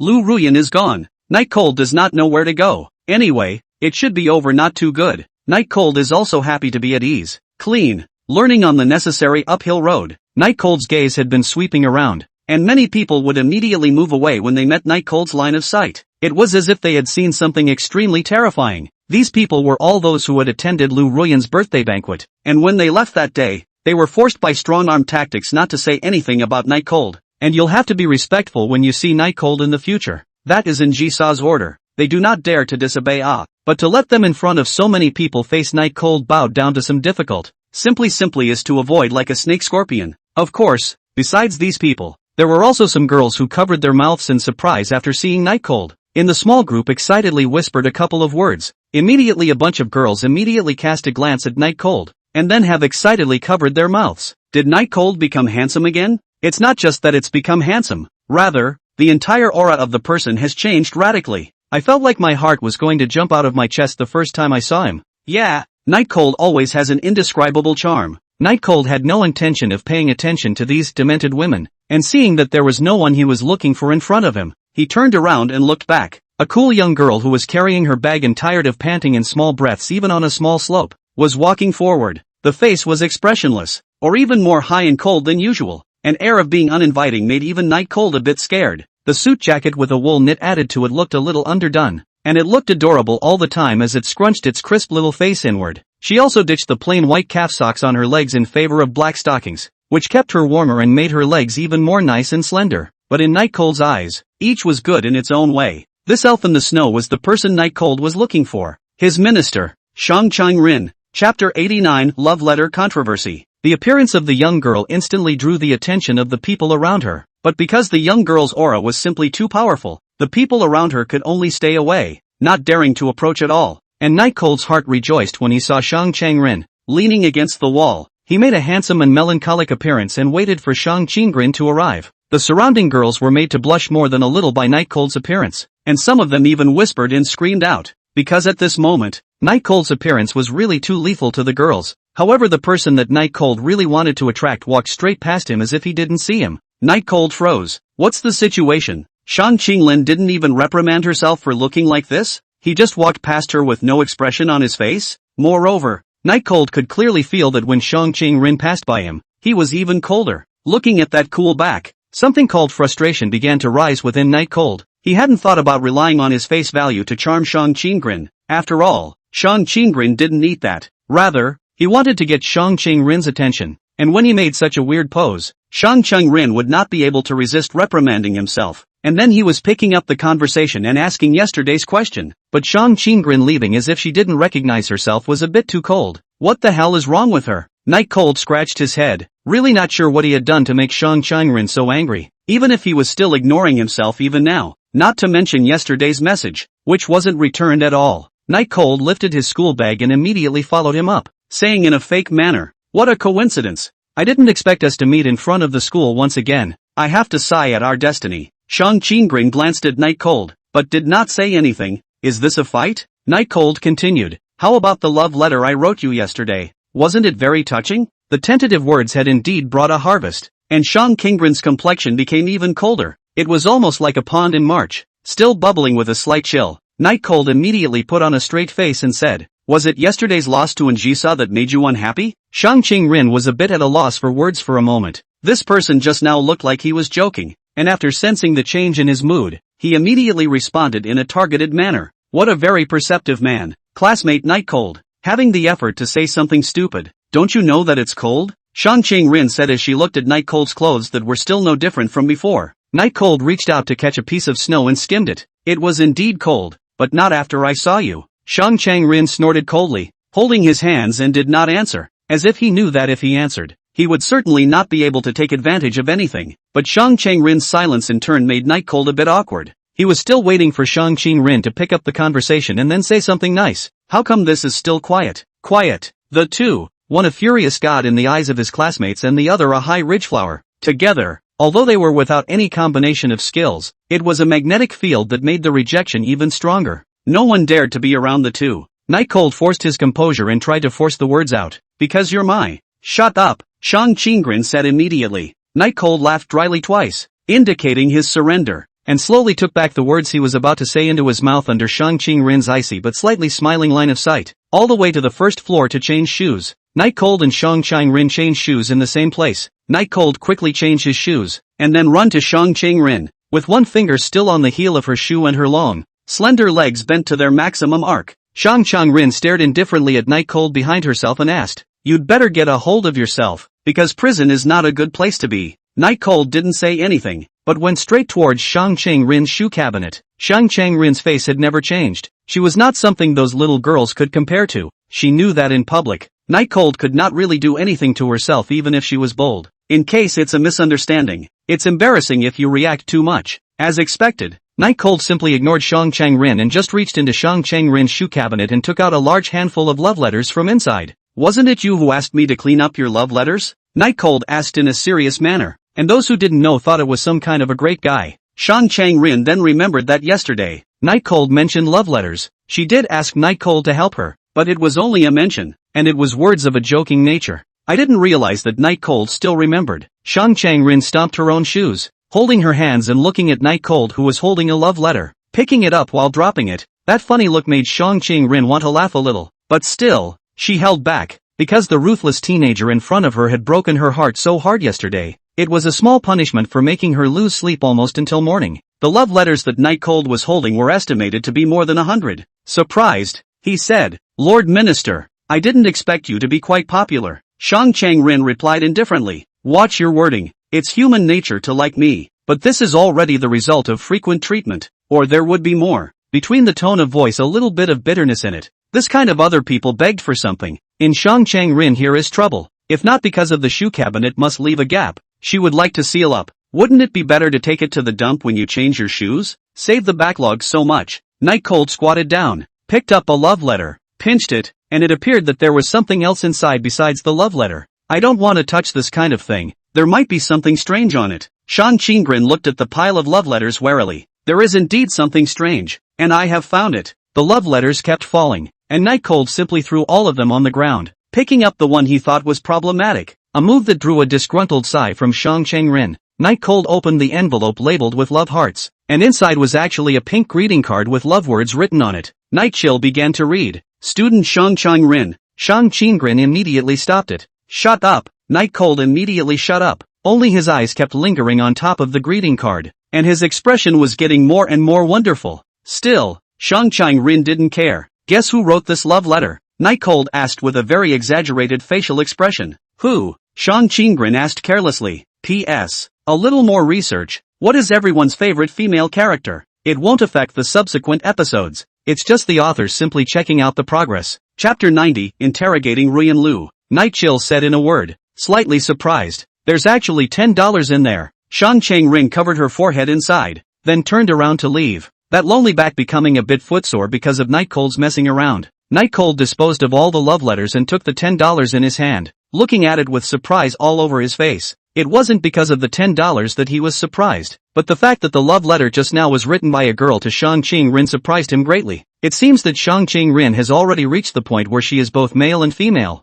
Night Cold shook his head and slipped the money into his own pocket before returning to his own classroom as well, reaching out to Shang Qing-rin, but he still hadn't figured out why Shang Qing-rin was angry. Rather than saying that he didn't have much of a clue from the beginning to the end. During class, Night Cold listened carefully, because of various reasons. Basically no one dared to find Night Cold to talk to within the class in the past 2 days. Soon it was noon. Night Cold immediately brought his books to the club after eating. According to Shang Qing-rin's arrangement for him, there was only 10 minutes of mealtime at noon. The rest of the time needed to study. Shang Qing-rin was indeed very smart, and Night Cold had seen what it meant to be number one in the country, and could always reduce the difficulty of understanding any point of knowledge through a variety of analogies. The tutoring that had originally made Night Cold very resistant was a great benefit to Night Cold. Still, it's a bit unrealistic to try to overtake Aura, who was ranked a steady second, in just this short week, but Shang Qing-rin has never had any intention of giving up, and for Night Cold's tutoring, the words are always so harsh, without any hint of relaxation. Even going to the restroom was watched for time, but any time he was a minute late, Night Cold would suffer a cold blank stare. Time passed by. Friday's monthly exam was not really something that anyone cared about, and no one took it seriously, but there were people who cared so much that they even went all out for it. In the school time, the Night Cold basically in the study, originally thought to go to the school neighborhood to see the house is also delayed again and again. Good to have a few days left in the old town. Thursday, October 4th. Night Chill is still studying as usual, and has grown a lot under the day and night teaching of Shang Qing-rin. Not only the pronunciation of English problems, but also a lot of the more cold knowledge points explained. In the meantime, and she saw, who was finally the one who had finished the piles of work, was holding her forehead in the office, and Snowfrost brought a cup of coffee so that the tired Jisa could relax, and Jisa took a sip of her coffee, and Snowfrost asked knowingly, "Missy, do you want to go to school? You haven't been to school since it started, just when the work is done." These words made Jisha's eyes light up. Snowfrost was really good at reading Jisha's expression and acting on it. She knew that dealing with the aftermath had caused Jisha a lot of headaches in the past few days, and these days in fact, Jisa has always wanted to call Night Cold, but then lived to hold back, although I do not know why, but Snowfrost knows that his own Missy wants to see Night Cold very much. However, she also knew that her own Missy was very fond of Face, so she did not explicitly say so, but used school as an excuse. Jisa did want to go to the school to see the Night Cold. These days although they did not see each other, but they still call in the evening, This is also a little bit of solace for these days so busy, right? I'll prepare a car right away. Snow Frost, as Anjisha's secretary general and bodyguard, definitely wouldn't let Anjisha personally ask for everything. Every time, she was able to act based on Anjisai's expression. But this time it was wrong because Anjisai called out to her. Oni-chan? Snowfrost replied, looking at Anjisa suspiciously. Anjisa stood up, her long black dress following her master's movements like a dance. Go and take a look at Night Cold's little mistress.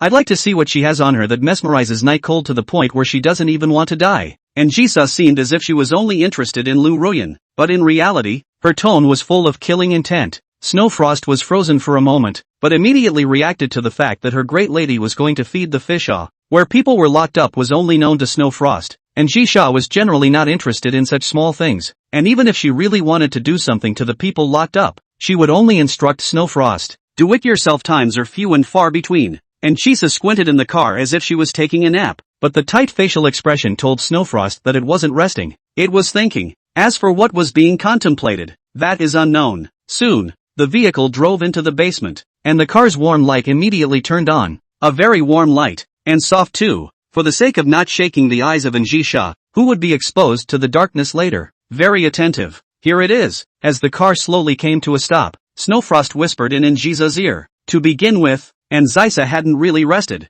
and she felt it the first moment the car stopped. Xiefeng respectfully guided Anjisa to a brightly lit chair and sat down, and went to make a pot of tea, and after everything was ready, then went to bring Lu Ruyan over. The only clean and tidy place in the basement was just 3 meters around Anjisa. Taking a sip of her tea and looking around at the darkness, and Zaisa had a slight impression of this basement, but not much. Should have been here once a long time ago, and last time it was dealing with a competitor as well. Placing her teacup on the table, Anjisa clasped her hands together and stared at the sound of the gushing waves coming from outside for a moment in a bit of a trance. What exactly was he going to do with Ruyan Lu? Treating Night Cold that way, Anjisha's first thought was definitely to kill Lu Ruyan, but this was intertwined with a hidden danger that even she had to pay attention to. That would be that Night Cold liked Ruyan Lu a lot. If he threw Ruyan Lu into the sea without authorization, then if Night Cold knew about it later, would it become a time bomb for himself and Night Cold? Anjisa, who had always been decisive in the battlefield of the business world, had never been entangled before even when facing an opponent with a large background, but now she was entangled when facing a Lu Ruyan who had no background. In fact,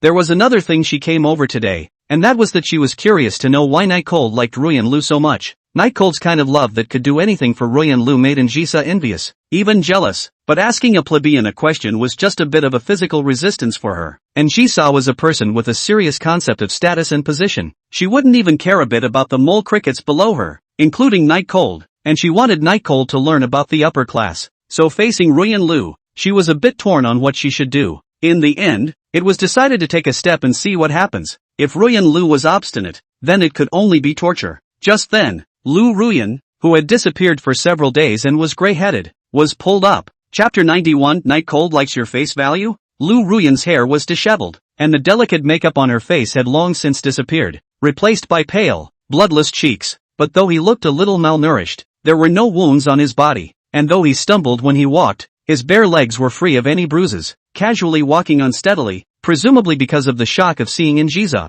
Lu Ruyan stayed in the small room in the past few days. She was really seeing what is called the oppression brought by the power. She could not rise a little bit of resistance at all. The first few days were spent with trepidation, but it was a good thing that Anjisa never came, and that the latter was looking forward to being able to go home. However, several people were pushed into the sea in the middle of the journey, which turned her into a frightened bird. Worrying about her future all the time, and begging for mercy was of no use at all. Aside from food to keep her vitals up, basically no one here would have any interaction with her. Today an Imperial opened the door to lead her out of the room and she thought she could go, but the moment she saw Anjisa, she despaired. Anjisha did not go to look at Lu Ruyan. No matter what, the temperament has to take enough. This is also Anjisha's consistent means of treating people. It's only an advantage to use your momentum to keep people down first, to be calm, and to wait for the talks to come up. Snowfrost brought Ruyan Lu under the light, and as soon as she let go of her hand, Ruyan Lu immediately knelt on the ground and prayed sadly. Eldest Missin,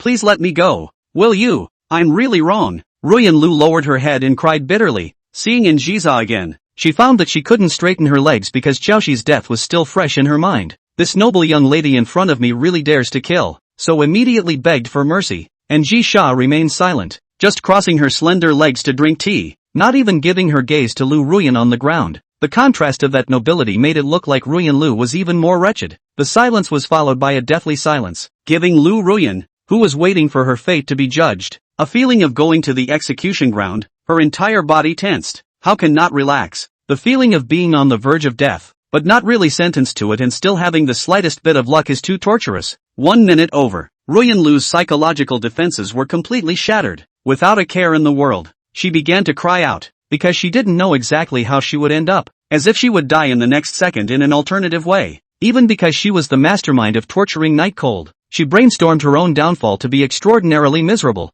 thinking that she was only about to leave this world at the age of 20. Ruyan Lu was completely unable to suppress her collapsing emotions, howling, and Jiza frowned slightly. She hated noise. Snowfrost reacted at the first opportunity and choked Lu Ruyan's neck, forcing Lu Ruyan to suffocate. But Snowfrost, who had come out of the death training camp, was extremely comfortable with the control of force. The moment before Ruyan Lu suffocated to death, he let go of his hand. Ruyan Lu was in a sorry state, lying on the ground and coughing, with blood in her eyes coughing out. Just now she thought she was really going to die like this, and fear took over her entire brain for a moment, and she elegantly picked up the teacup and took a sip, and Schwefrost immediately went up to add more tea. Do you know why you were captured here? And Zysa asked in a hushed, oppressive voice. Even though her entire body was spasming uncontrollably, Lu Ruyan didn't dare to be the slightest bit slow when she heard Njisha ask the question and immediately answered. Because of Night Cold. He is your friend. The word friend made Anzysa uncomfortable, but didn't say anything more.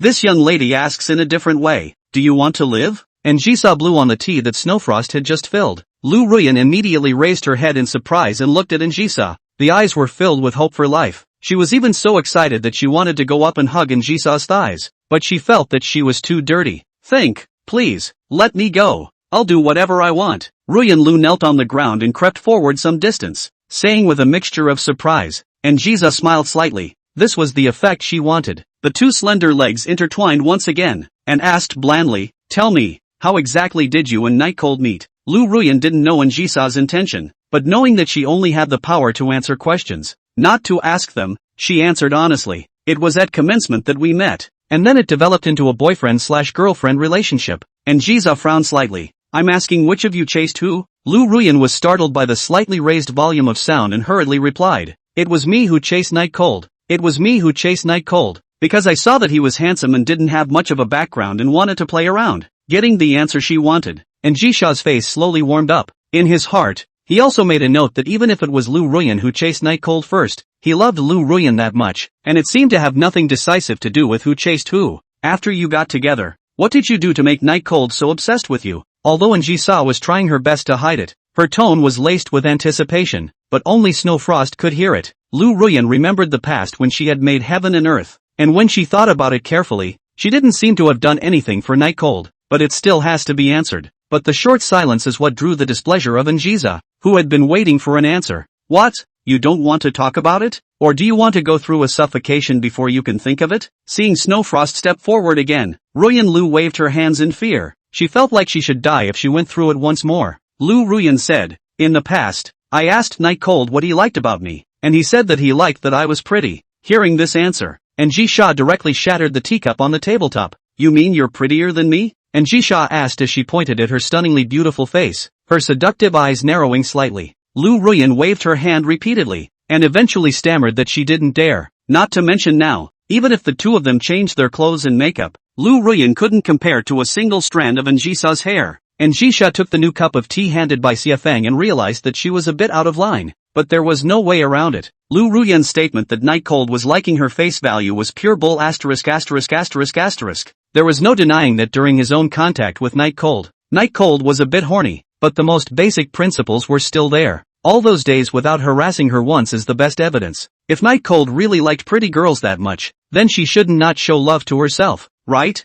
With her expressing so much favoritism, Night Cold should have misunderstood that she liked him, right? But no, Night Cold hadn't shown more than a passing liking for her, and even the love letters were a product of coercion. That's why Njisa concluded that Ruyan Lu was lying. Chapter 92, Study Frenzy. Ruyan Lu's entire body was trembling. Not many people could withstand Njisa's anger, and Ruyan Lu, a small ordinary student, was even more frightened. Excellent cultivation allowed Njisa to immediately dispatch her emotions back and forth. In fact, she also wondered why Night Cold treated Lu Ruyan's attitude to say that it was like it, but it seemed that it was not particularly attached. In the case of knowing that Lu Ruyan was in his hands, he also remained indifferent, even if he did get angry with Night Cold because of this matter. But with Night Cold's character, as long as one cares, one will never stop asking questions just because one is angry. Could it be that Night Cold staying by Lu Ruyan's side is for another purpose? These days, when Njisha was idle, she would look at the novels that Night Cold used to like to read, and there was this kind of plot in it. The hero takes care of the heroine in every way because of her money, and doesn't leave the heroine no matter how much she insults her, and only puts up with it because the hero actually got money from the heroine's father. Although it was childish and boring,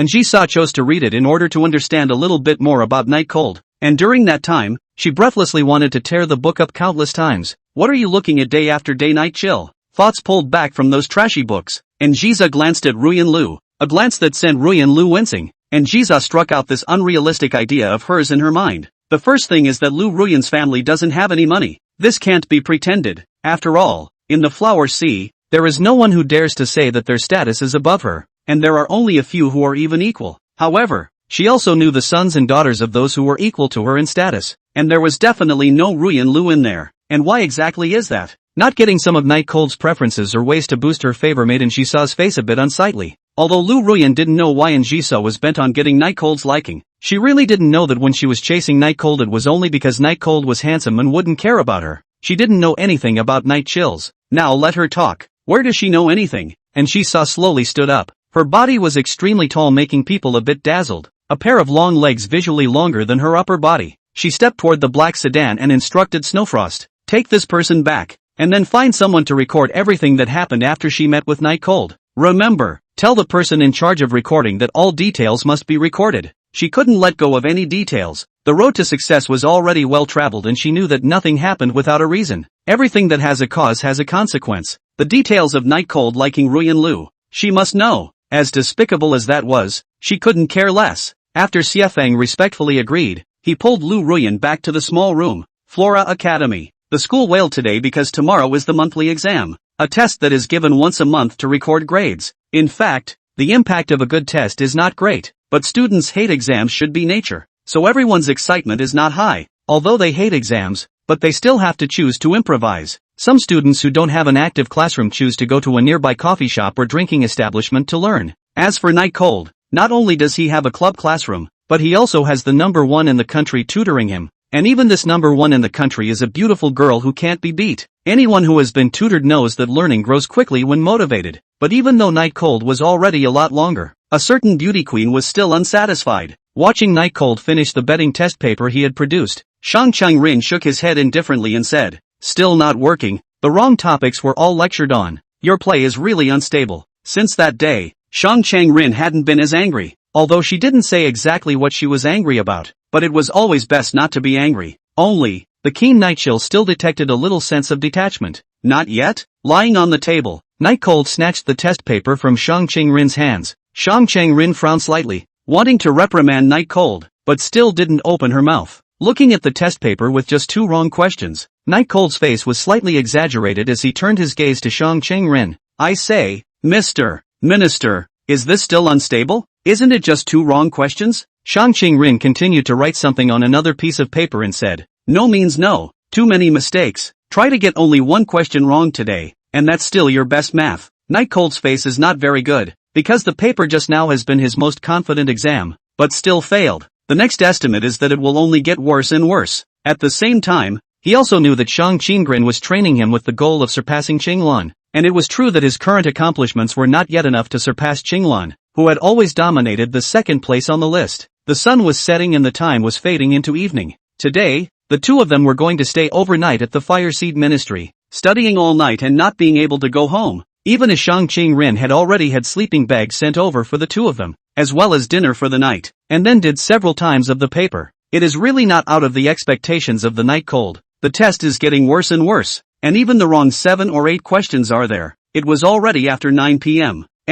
And there were many other clubs studying through the night, not just the fire department, so it wasn't as if they were alone. In the swaying lights, Shang Ching-rin's small white hand was continuing to write questions for Night Cold, probably also a little tired, wringing her wrist. For a while the only sound in the fire department was the sound of a ballpoint pen scribbling on a piece of paper. Night Cold lowered his head. He was now tired and hungry, but Shang Qing-rin was still holding out. He really didn't have any reason to give up. Although he was reluctant when he signed the bet with the student council, he still wanted to win when he actually started doing it. It was one thing to be unconvinced, but more than that, one also didn't want to disappoint Shang Qing-rin, who had come to expect it of herself. And learning is, in the end, for your own good, even though the goal is very difficult to reach. Night Cold glanced at the sky outside the window, which was already dark, and then at the expressionless Shang Qing-rin, who was still thinking about the exercises. She should also know that it's impossible for her to beat Qing-lan with such a score, right? But why is she still insisting? Was it really for the desire to win? While Night Cold was staring at Shang Qing-rin in a daze, the sound of writing stopped. What's wrong? He asked tentatively. There's no more ink. Shang Qing-rin replied with a clear and cold voice. Night Cold, why don't we eat first? Night Cold knew that Shang Qing-rin's stamina was very poor. Even sitting here writing questions, beads of sweat were oozing out of his forehead at the moment, and those who didn't know thought that he had gone running for a few kilometers. Shang Qing-rin looked at her small white hand that was slightly trembling and tilted her head, as if she was feeling a bit unwilling. Finally sighing, he said, fine. Chapter 93, Shang Qing-rin's Tangled Heart. Shang Qing-rin pinched the bridge of his good-looking nose, as if he was already very tired and didn't see very well. Night Cold got permission to get up and go get the 3 large boxes of bento that had just been delivered. The bento box was in an insulated blanket. The box was rosewood and looked premium, but after all, it had been delivered hours ago, and apart from a bit of residual warmth, the heat couldn't be felt at all. It's a bit cold. Night Cold felt the temperature of the box with his hand and said to Shang Qing-rin. Shang Qing-rin seemed to be disinterested, and her stunningly beautiful eyes were a little lost for some reason, always making people feel that she was troubled about something. Hearing Night Cold's words, she paused slightly, then whispered, please go heat it up. There should be a microwave in the office. Consider it as my compensation for tutoring you. That was what Night Cold had planned to do, but when he heard Shang Qing-rin's words, he stopped his hands and turned to ask, what compensation? I'm tired right now, so I'm going to trouble you to heat up my bento, but since I'm tutoring you for free, you're not at a disadvantage and I can enjoy your help in peace. Shang Qing-rin's answer caused the entire fireseed department to fall into silence. The quiet atmosphere in other clubs, because of the excitement of playing together all night, presents a complete contrast. Night Cold took the 3 bento portions in his hands and said with a smile, there's no need to be so outgoing with our relationship, right? It's just a little help. Is it necessary to count so clearly? And even if there was no such thing as tutoring, wasn't the bento brought by Shang Qing-rin's family? I have nothing to do with you. Hurry up and go. Maybe a group of people are waiting there. Shang Qing-rin flipped open the book she was reading recently. Her gaze did not continue to rest on Night Cold. Alright, I'll be right back. With that, Night Cold rushed into the darkness. For a long time, it could be a minute or 2, or it could be a minute or 20. Shang Qing-rin's eyes gradually began to focus on the unclosed door. She didn't read a single word of the book. She didn't know why. It was obviously the way she used to treat other people, but it always felt a little wrong to use it on Night Cold now. Thinking of the words of the Night Cold, Shang Qing-rin said in a self-deprecating manner, there is no need to be so outgoing. Yes, who exactly am I competing with? It's nothing more than myself. Why have you been even colder to Night Cold these past few days? Why did you separate everything clearly? Even though she hated to admit it in her mind, the fact was, she was having a fit. She knew that her unauthorized expectation of Night Cold was her own problem, and it was even more natural that Night Cold did not respond to her expectations. It was like the first time he told this matter to Night Cold. Night Cold had said that he didn't live to cater to anyone's expectations. He was only being himself. So the fact that Night Cold didn't cater to his own expectations is entirely his own problem. But she always felt betrayed.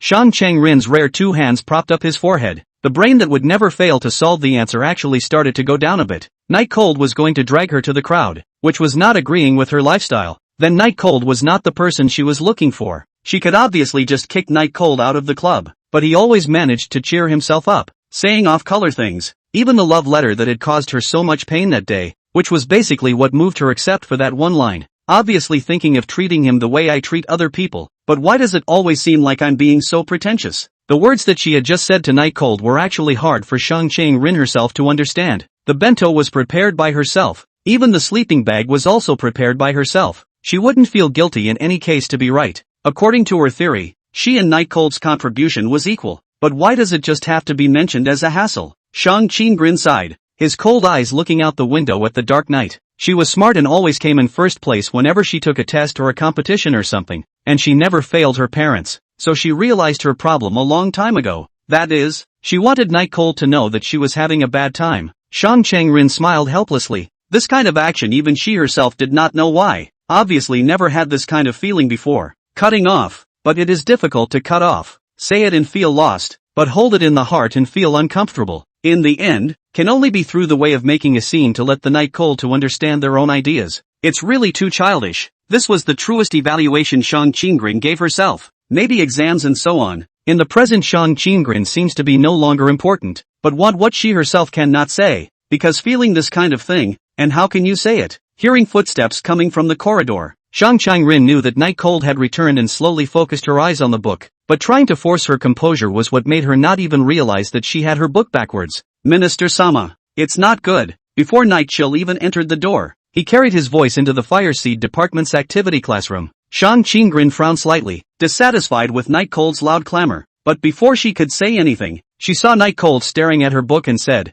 "Ha, Minister-sama, why is your book backwards?" It was then that Shang Qinggren snapped out of it. Just now when she put the book down, she put it down upside down, plus she wasn't even looking at the book. Night Cold immediately relieved himself. "I didn't realize that you've become so powerful to this extent. You can watch it even when it's upside down?" He really didn't have a yin and yang. He just felt that Shang Qinggren was reading backwards, which was also caused by seeing Shang Qinggren's erudition over the past few days, making him think that when it came to knowledge, there wasn't anything Shang Qinggren wouldn't be able to do. Shang Qinggren's face remained unchanged as he tipped the book back and said, "Where's the bento?" Night Cold immediately said in surprise, "Lord Minister, it's not good. I was just heating up my bento in the microwave in my office, and just when I was bored, a ghostly figure suddenly appeared." Shang Qinggren said disinterestedly, "I do fear ghosts and such, but you're obviously lying." The corner of the mouth of the Night Cold twitch, did not expect his plan so easy to be recognized, but this dark, or big night, he is really not afraid of his plan will fall through. He immediately ran to Shang Qinggren's side and said in a fervent manner, "It's true, you have to believe me. Quickly go and bring back the bento. I'm hungry and don't have the strength to play games with you." Shang Qinggren gave Night Cold a blank look and said, "Bento?" Night Chill showed a frightened expression. "Our bento is still in the office. Where are the ghostly figures? I'm scared." "Night Cold!" Shang Qinggren shouted out Night Cold's name, meaning to tell him to stop, but Night Cold did not half converge, but aggravated tone said, "I heard that in the past this school because of tuition's sudden death of a girl." Chapter 94, Is there really a ghost? Night Cold is making up his own ghost story. Shang Qinggren suddenly realized that it is now almost 10 o'clock at night. Such a situation, in the school to tell ghost stories, is not a little. "Shut up," Shang Qinggren said indifferently. Night Chill immediately closed his voice, and the made-up ghost story was not told, but it was not at all useless, rendering the atmosphere of the active classroom terrifying. Shang Qinggren couldn't figure out why Night Cold was intentionally scaring himself. Was it because it was fun? But he wasn't that boring. "What the hell are you doing?" Shang Qinggren asked with an icy gaze.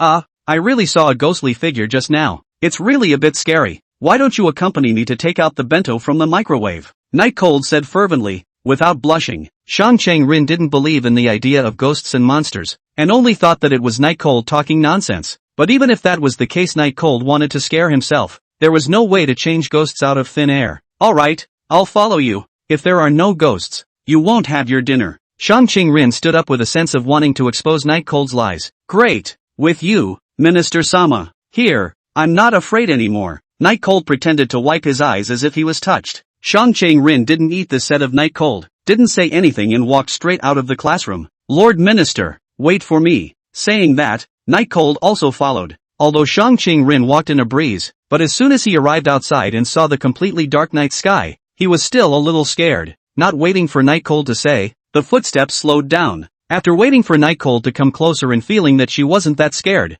Shang Qinggren's body slowly relaxed. The office was on the other side, directly opposite of the student union, so the two were making their way around the floor. But for some reason, the office, which clearly used to have lights, was now pitch black. Shang Qinggren's steps were also getting slower and slower. She didn't want to enter that darkness. "Where's the light? Did you turn it off?" Shang Qinggren stared speechlessly at Night Cold, not realizing that Night Cold could actually go this far just to be able to scare himself. Night Cold gulped a mouthful of saliva. All the calmness and composure of a moment ago was gone, and his mouth read, "It shouldn't be. Just now I obviously turned the lights on. Why did it go out?" Hearing Night Cold's words, Shang Qinggren was slightly stunned. That exquisite expression, she didn't find any cracks. It really seemed like she was completely unaware of it. "What do you mean you don't know?" Shang Qinggren forced herself to pretend to be calm and sniff. The school building only had their club, which was situated next to the student council. All the other clubs were in the club building. That means they're the only ones in the building. No one else. And how did the lights turn off? Lord Minister.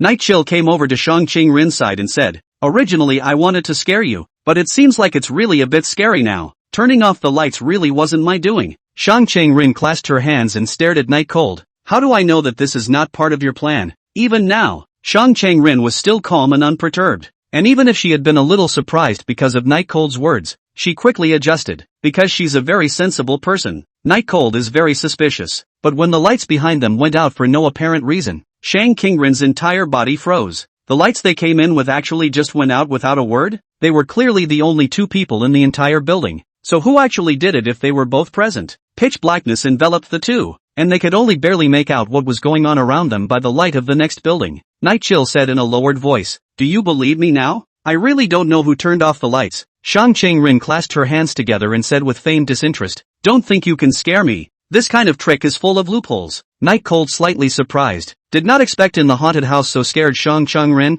at this time actually can still do so calm. It seems to have to be hard drugs. He immediately gave a silent gesture to Shang Qingrin and then said slowly, I heard that the student who died suddenly from tutoring just liked to come out in the middle of the night, and the sign of coming out was the lights going out because she hated tutoring at night. Shang Qingrin frowned and stared at Night Cold. Are you telling a joke or a ghost story? Night Cold stopped to refute Shang Qingrin and righteously said, is it funny? It's easy to be resentful when you're tutoring at night, right? Shang Qingrin had a smirk on his face. So, may I ask fellow student Night Cold, are you condemning me? Two people talking in a dark hallway is kind of creepy. Shang Qingrin wanted to say something else, but with her excellent eyesight, she suddenly realized that there was something squirming around the corner of the corridor. Moment. Fear spread from the bottom of his heart to the top of his head all at once. Night Chill. Night Cold. Look. What is that? Shang Qingrin's voice was finally tinted with trembling. It turned out that it was not that she was not afraid. It was just that materialists preach that seeing is believing. Now that I've actually seen it, the fear comes in like a tidal wave. Seeing Shang Qingrin once again grabbed his hand, Night Cold knew that his plan had succeeded.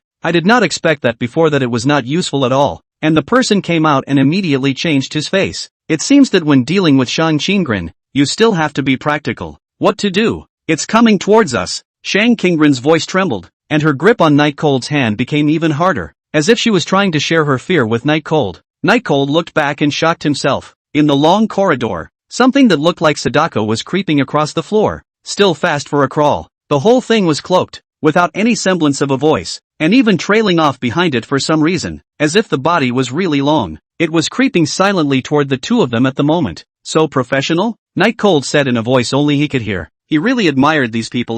Go to act ghost movie probably can make a big ticket. In the school study is really too condescending. Let's hurry. It's probably that female student who was killed suddenly who came to the door. Night Cold took Shang Qingrin's hand and began to run in the direction of the office. Fear was written on Shang Qingrin's face, but this could not be blamed on Shang Qingrin's cowardice. It was really because the ghost in the back was too real. It made even the never-smiling flower of the high ridge reveal a color of fear. Only they didn't notice that the thing behind them that looked like Sadako creeping ever forward was actually gasping for air as it opened up in the blind spot of the two men's vision because it was so tired. It was even said in a very cute voice, tired of this cat, meow. Chapter 95, 3 chances to draw are used up. Night Cold ran forward with Shang Qingrin, and once again, seeing the usually noble and cool Shang Qingrin showing this expression of fear, for some reason, there was still a bit of thrill of the hunt in his heart. It made him want to scare Shang Qingrin every day. Shang Qingrin was grabbed by Night Cold's hand, but did not resent it, but felt a strong sense of security, which reminded her of her own philosophy. She wasn't omnipotent, she wasn't invincible, and she needed to find a complement to help her get through the things she hadn't been able to get through on her own. Originally, she thought that Night Cold was that kind of person, but it wasn't until Night Cold wrote that love letter. While it was indeed beautifully written, the line in there, to pull her out of the abyss, hurt her deeply. She felt that Night Cold didn't understand her, and was not at all the person she was looking for, nor the compliment she was looking for. But in front of the Night Cold show over the softness, there is no way in the refusal of the Night Cold, as if in the bottom of the heart imprinted the Night Cold general, will always have unrealistic expectations of the Night Cold. Why did you agree to Anna's request? Obviously, he had always relied on himself for anything in the past, so why did he agree to Anna's request that was so unfair? What you don't have control over, you would never have agreed to in the old days. The answer to this matter she herself knows. After all, it is the first in the country. She looked forward to spending time with Night Cold, She felt that Night Cold was the person she was looking for. In fact, at the moment of teaching Night Cold, victory or defeat no longer mattered. A perennial top 10 guy who can pass the perennial number 2 guy after a few days of tutoring? Even confident as she was, she had a hard time convincing herself of that. But why was it that Night Cold was forced to study? What was going on in one's mind? And why was one's heart full at the time after customizing a few days of planning for Night Cold?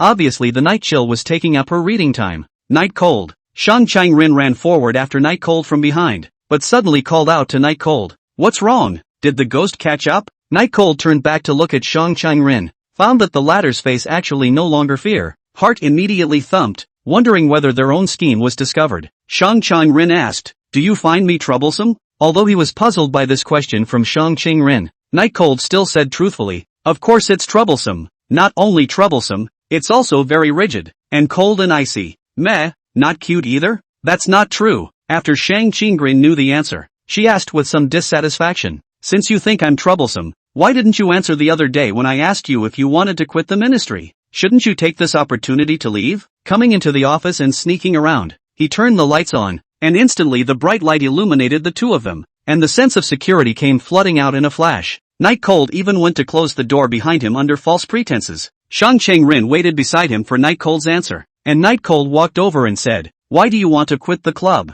Where can I find a club where I can leave early and have no activities after quitting the department? Just because of this? Shang Chang-rin was slightly dissatisfied. And of course because I promised you, that I would surpass Aishirama in the monthly exams. Remember, struggle. Shang Chang-rin didn't say anything, and Night Cold shrugged and continued, and I know you're angry, although I don't know what it's about or what it's about to do so, but leaving is definitely not an option. Shang Chang-rin nodded, a faint feeling of being spoiled surging through her heart, causing her to stroke the long hair on her forehead. The two talked about chaos again, as if any evil spirits were forgotten. Night Cold stared at the microwave, seemingly waiting for the meal to come out, while Shang Chang-rin was looking out the window, and for a while neither of them spoke. After a long time, the sound of the microwave oven's time being up rang out, and Night Cold took out the meal inside. Just then, Shang Chang-rin spoke, what if I don't want to come out of the abyss? This sentence was actually something Shang Chang-rin didn't want to ask, because she felt that it would be pointless to ask, and that she had to see what Night Cold would do,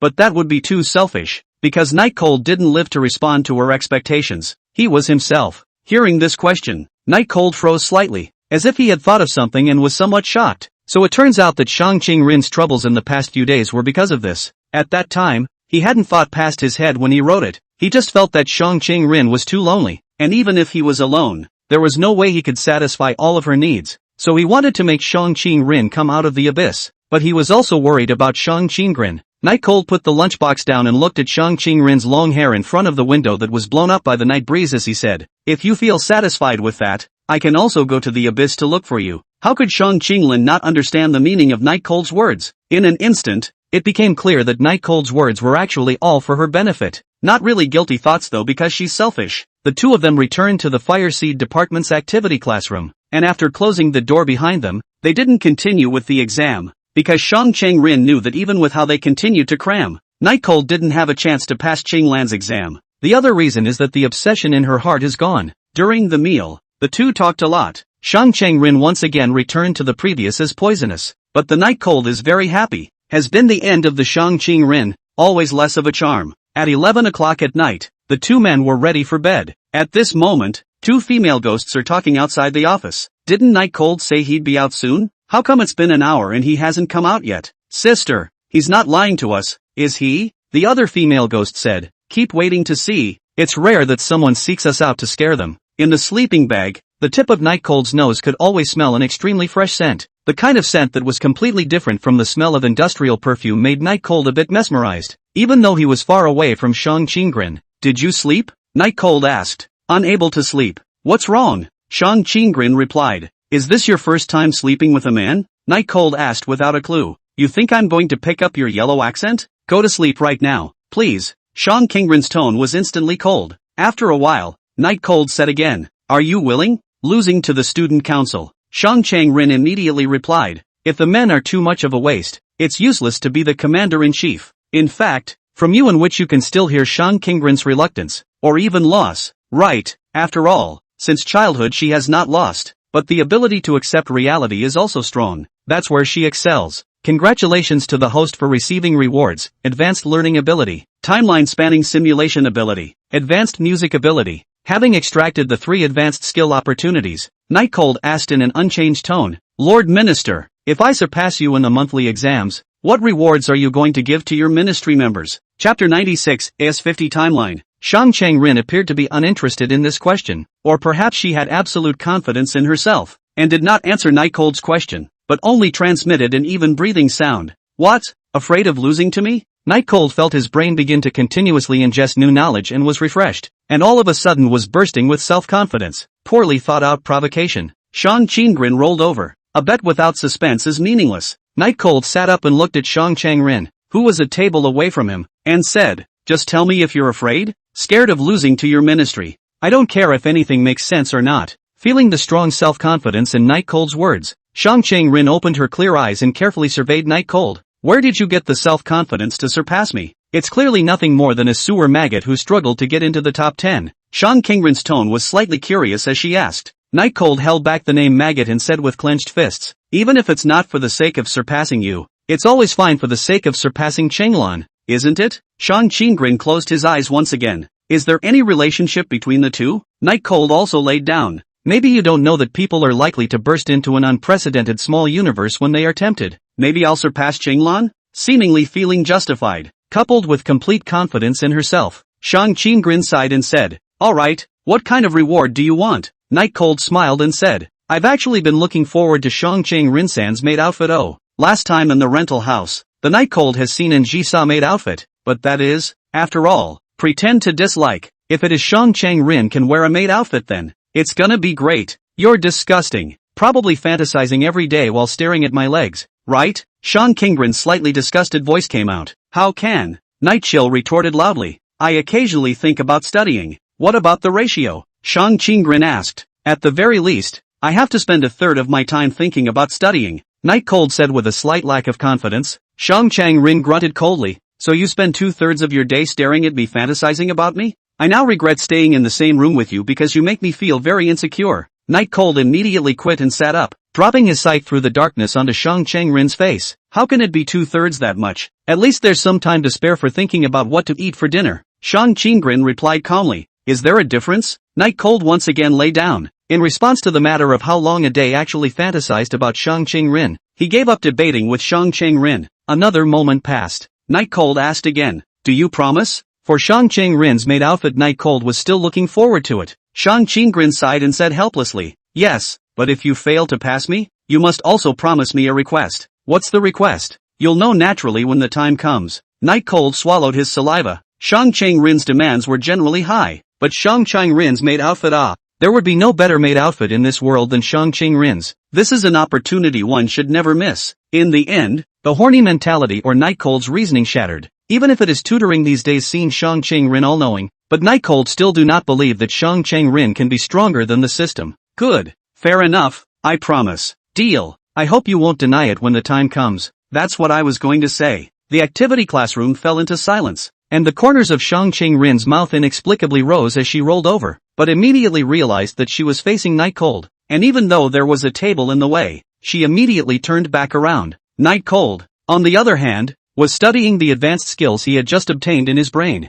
Actually, the first and the third were well understood, that is, knowledge and advanced talent in music, but the second one, Nightcold was really a bit confused. Even the name only confused him more. What timeline line spanning simulation ability? What does that mean? Nightcold said in a voice only he could hear. Luckily there are instructions though. On the blue panel, Nightcold opened the description of this one skill. The general idea is that he can use this ability to cross over to any timeline, but there isn't one for him, so there's no way to go back in time and change something. You can only cross over to other worlds' timelines, and not only that, there are a lot of restrictions. That is, no matter which timeline you cross over to, you can only stay for a maximum of 5 hours, and if you die, you immediately cross back over, and you can't bring anything back with you. Sounds pretty lofty, but what's the point? It's not like it's your own timeline. And there's no way to go back to the past or the future and look at the winning lottery numbers. Nightcold said a bit speechlessly. In fact, he had been expecting this ability since a while ago, but it didn't seem to be of much use. Somewhat disappointed,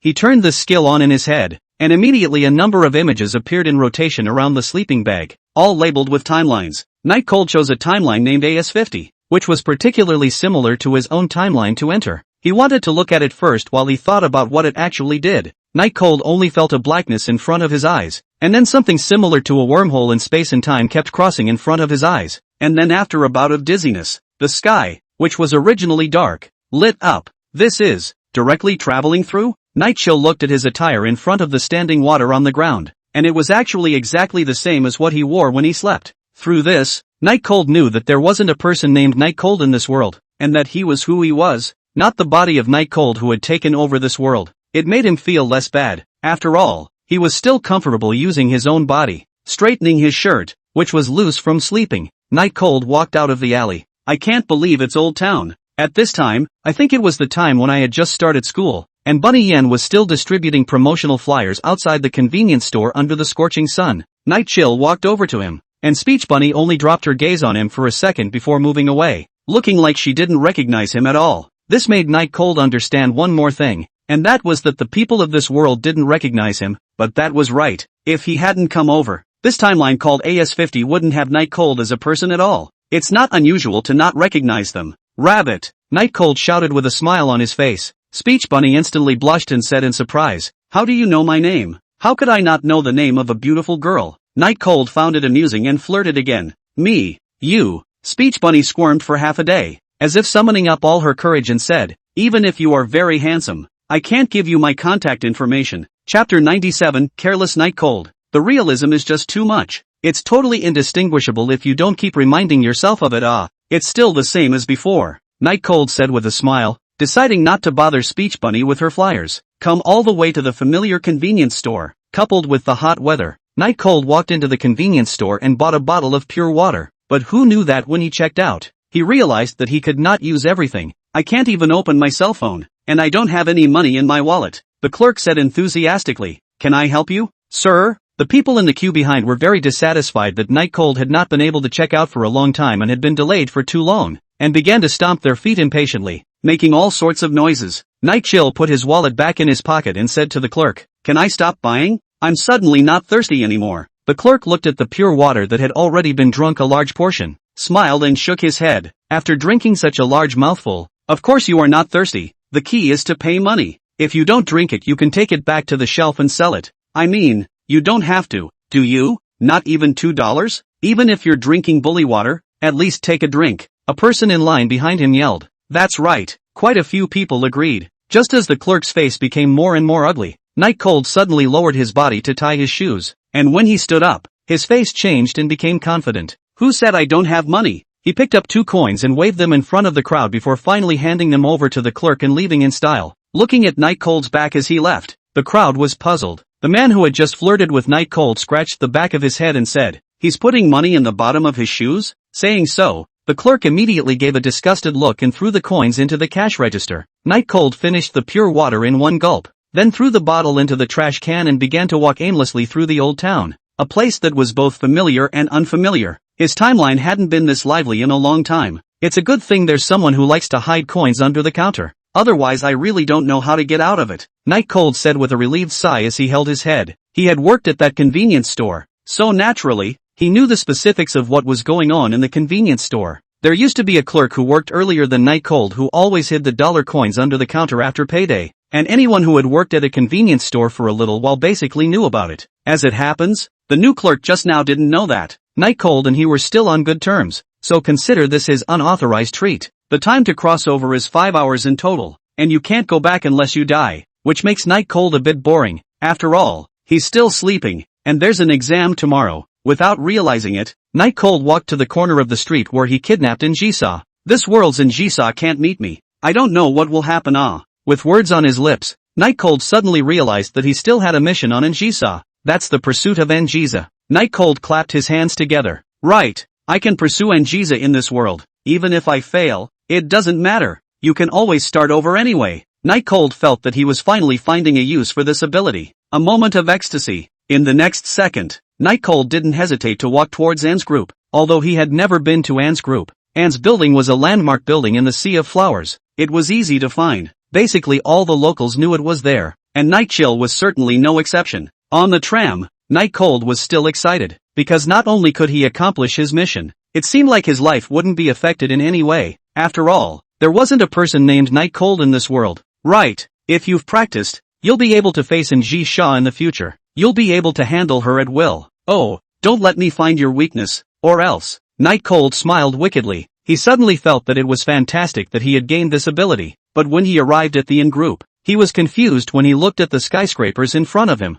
and Ji Sha is the inn family's eldest miss. How on earth can he, a commoner who can't even be considered a commoner, meet Ji Sha? Should we wait downstairs? Just as Night Cold was struggling with how exactly he was going to meet Ji Sha, the highly professional receptionist was already noticing Night Cold and walked over. May I ask if this gentleman is looking for someone? The receptionist was a woman who looked amiable, but her smile was laced with a sense of detachment. Is that a professional fake smile? When Night Cold saw that someone had taken the initiative to ask, he immediately stated his intentions. I'm here to look for Ji Sha. Can you go and inform her? Just say that it's Night Cold who has come to look for her. The receptionist's cheeks twitched, as if it was a struggle to keep out a smile, and with some disbelief, she confirmed. Sir, the person you are referring to as Ji Sha. What is her full name? Night Cold said rightfully. Is there a second Ji Sha in the inn group? Of course it's surnamed and called Ji Sha. His voice was slightly louder, drawing the eyes of both the suits and the city slickers around him. Everyone wants to see, who is the one who doesn't know what's going on shouting the president's name.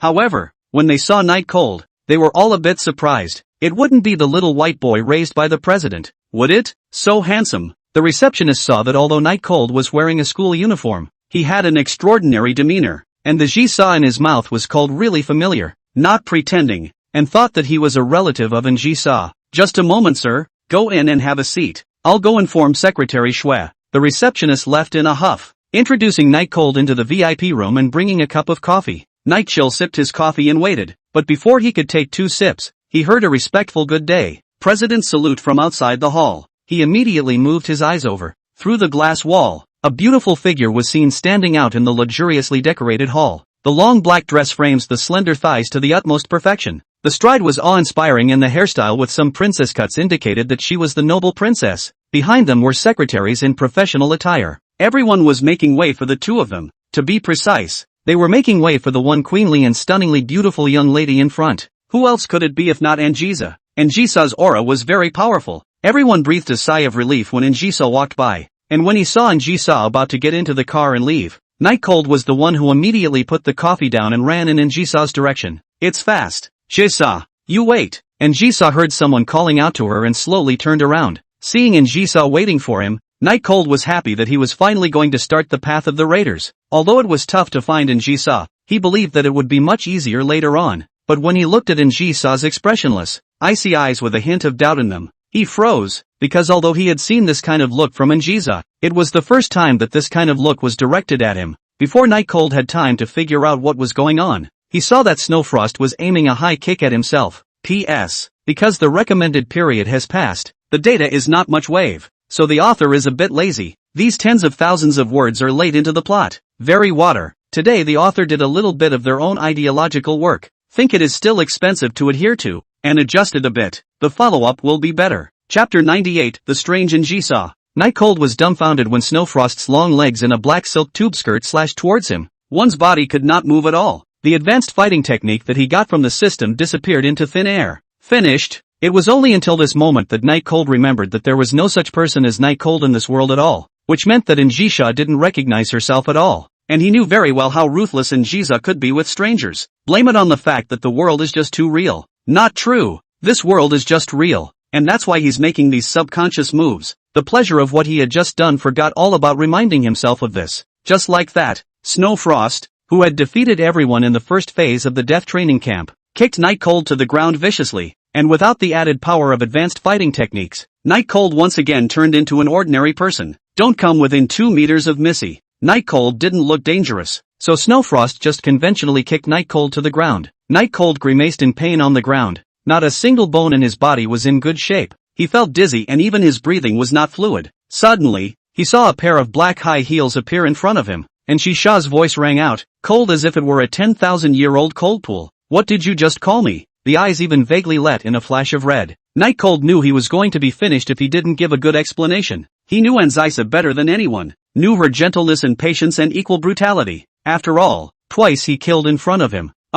Missy, I'm a student of Flower Sea Academy and your admirer. My name is Night Cold. Night Cold said as he endured the severe pain and raised his head. But Njisa was far away, so his eyes were full of legs. And Nzisa clasped her hands together and didn't question the excuse. Although she hadn't heard of any night chills, she didn't know everyone in the school in the first place, so it wasn't surprising. An admirer? So what are you doing here today? Njisa said with a slight hint of teasing. Finished? Night Cold knew that Njisa asking didn't mean she believed it, but wanted to extract more information, which was Njisa's usual trick. Night Cold went out of his way and stood up with the idea of success or failure. And next to him, Snowfrost immediately stared at him with full attention, afraid of his sudden attack. On the other hand, Njisa stood still and didn't move. That kind of determination was really charming. Miss N, please be my girlfriend, Night Cold said loudly, and while kneeling down on one knee, he extended his right hand to Njisa. The people around me at work were confused. It's actually a confession. Who on earth is this person who dares to come to the group to confess to the group's president? Are you looking for death? But there were actually some people on the scene who were actually imagining that Njisa could say yes. After all, some people still enjoyed seeing the drama of a goddess falling down to mortal dust.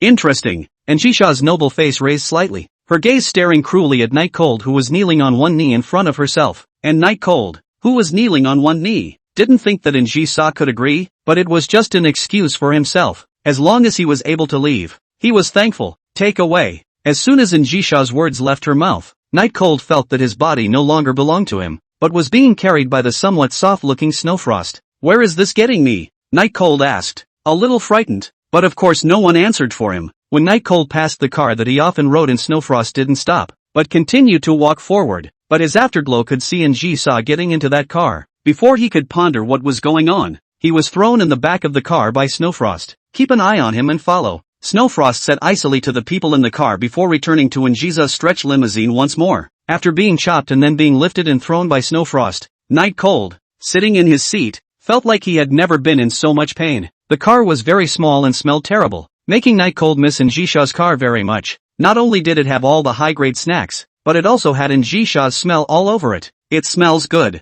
The bottom line is that the only male that has ever been in that car is him, but it looks like you can't enjoy it now. The driver of the car saw Njisa's limousine pulling away and followed carefully, not daring to follow too closely, but also not daring to go too far for fear of losing him. Just like that, no one spoke, and only the sound of the car echoed in Night Cold's ears. Not long after, about half an hour of driving along the beach, Night Cold was finally at the place. He also knew that it was useless to talk to these people, so he didn't ask a single word in the middle. It was a bit of a surprise to a couple of big men in suits who were used to seeing crying and begging for mercy. Njisa, who was helped out of the car by Shuefeng, took off her sunglasses, then without even looking at Night Cold's side, walked straight towards a villa by the sea at the gate, and Xiefeng watched Njisa leave before coming to the backside of the car and pulling Night Cold out. Before taking Night Cold away, Snowfrost instructed the people in the car, find out all of this person's information and cancel the account. The crowd responded, then looked at Night Cold with pitying eyes. Hey, what do you mean by canceling? Night Cold were stunned.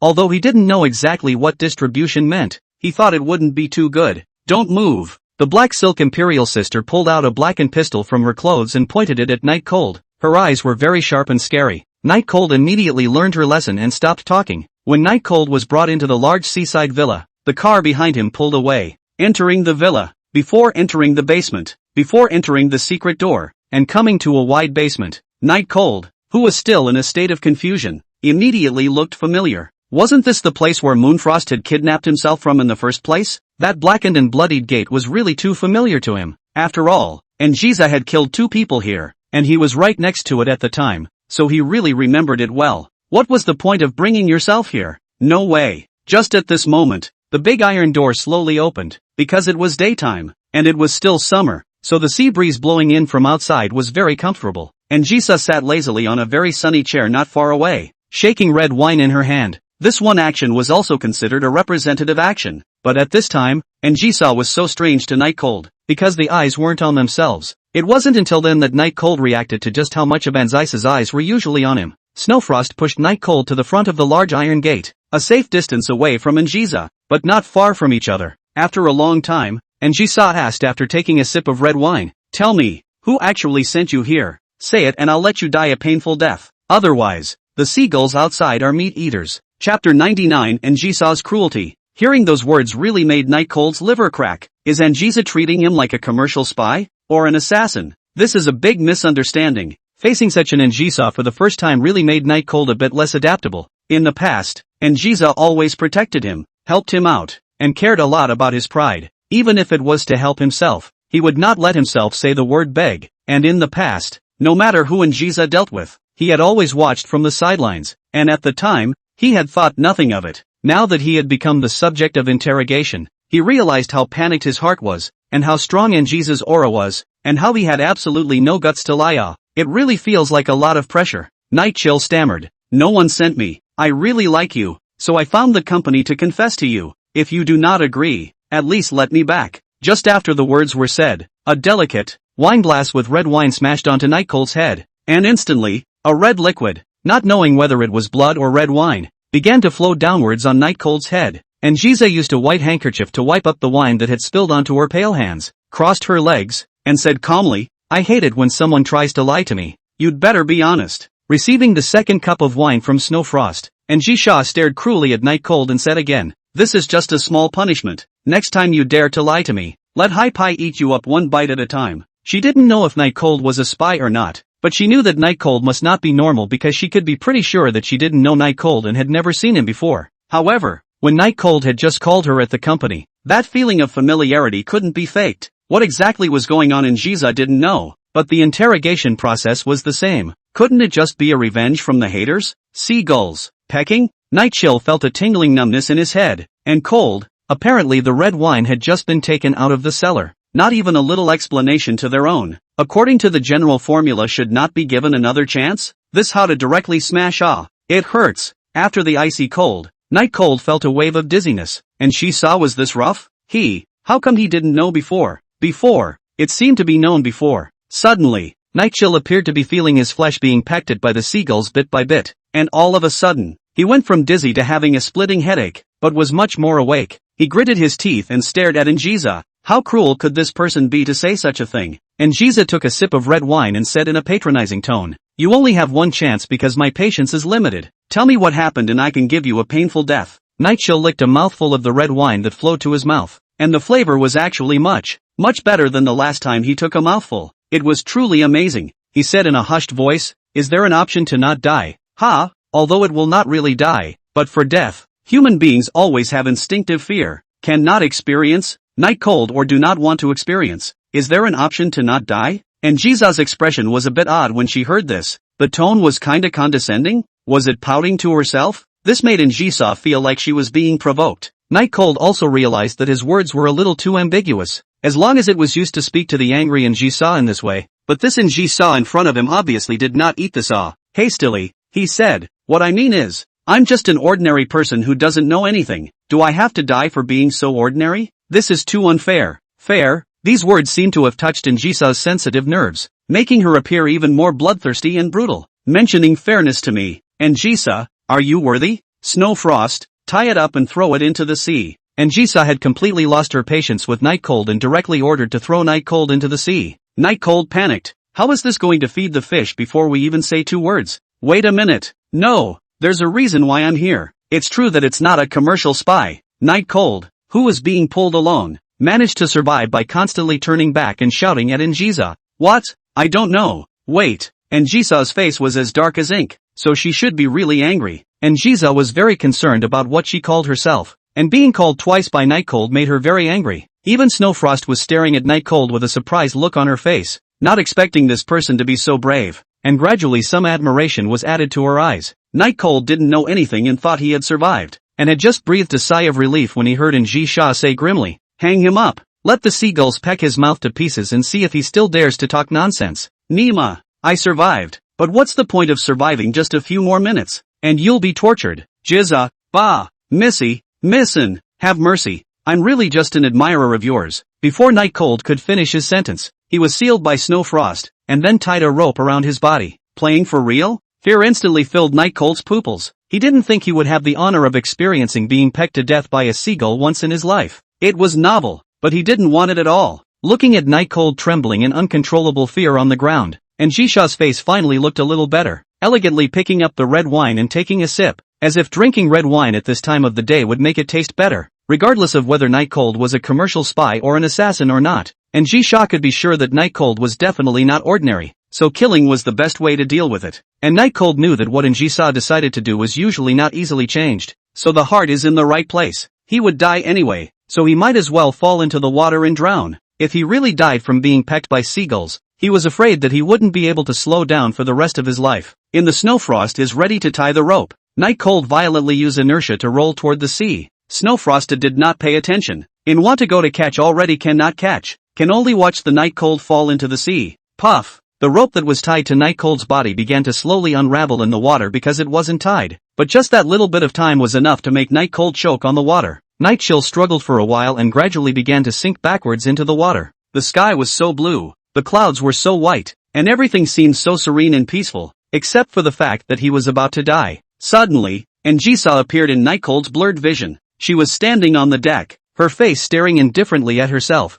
If it was Jisha in her own timeline instead, she would definitely come to her rescue regardless, right? In the next second, a black hole of a gun was pointed at him through the seawater, and the person holding the gun was none other than Jisha. Night Cold had no memory of what happened after that. I don't know how long it took. Night Cold slowly opened his eyes. The surroundings were bright, and in front of him was a demonic face. Night Cold, you're awesome. Not going home in the middle of the night to sleep in the classroom with Shang Qing-rin. Do you know how worried I am about you? The phone didn't answer. The message didn't return. How long did I look for you before? Seeing that Night Cold had woken up, and Jisha began to harp on Night Cold and reprimand him, her tone full of worry and dissatisfaction. And the moment Night Cold saw Jisha, he directly jerked a carp and stood up. At Jisha's puzzled look, cuddling her own pillow and cowering in the corner, she stared at her warily. P.S. Ask for a gift. Chapter 100, If you tell me, I'll believe you. Night Cold stared very vigilantly at Jisha in front of him. The image of just being sunk into the sea and also being shot at was vivid in his mind. The murderer was this extremely beautiful young girl in front of him, and now it had actually reappeared.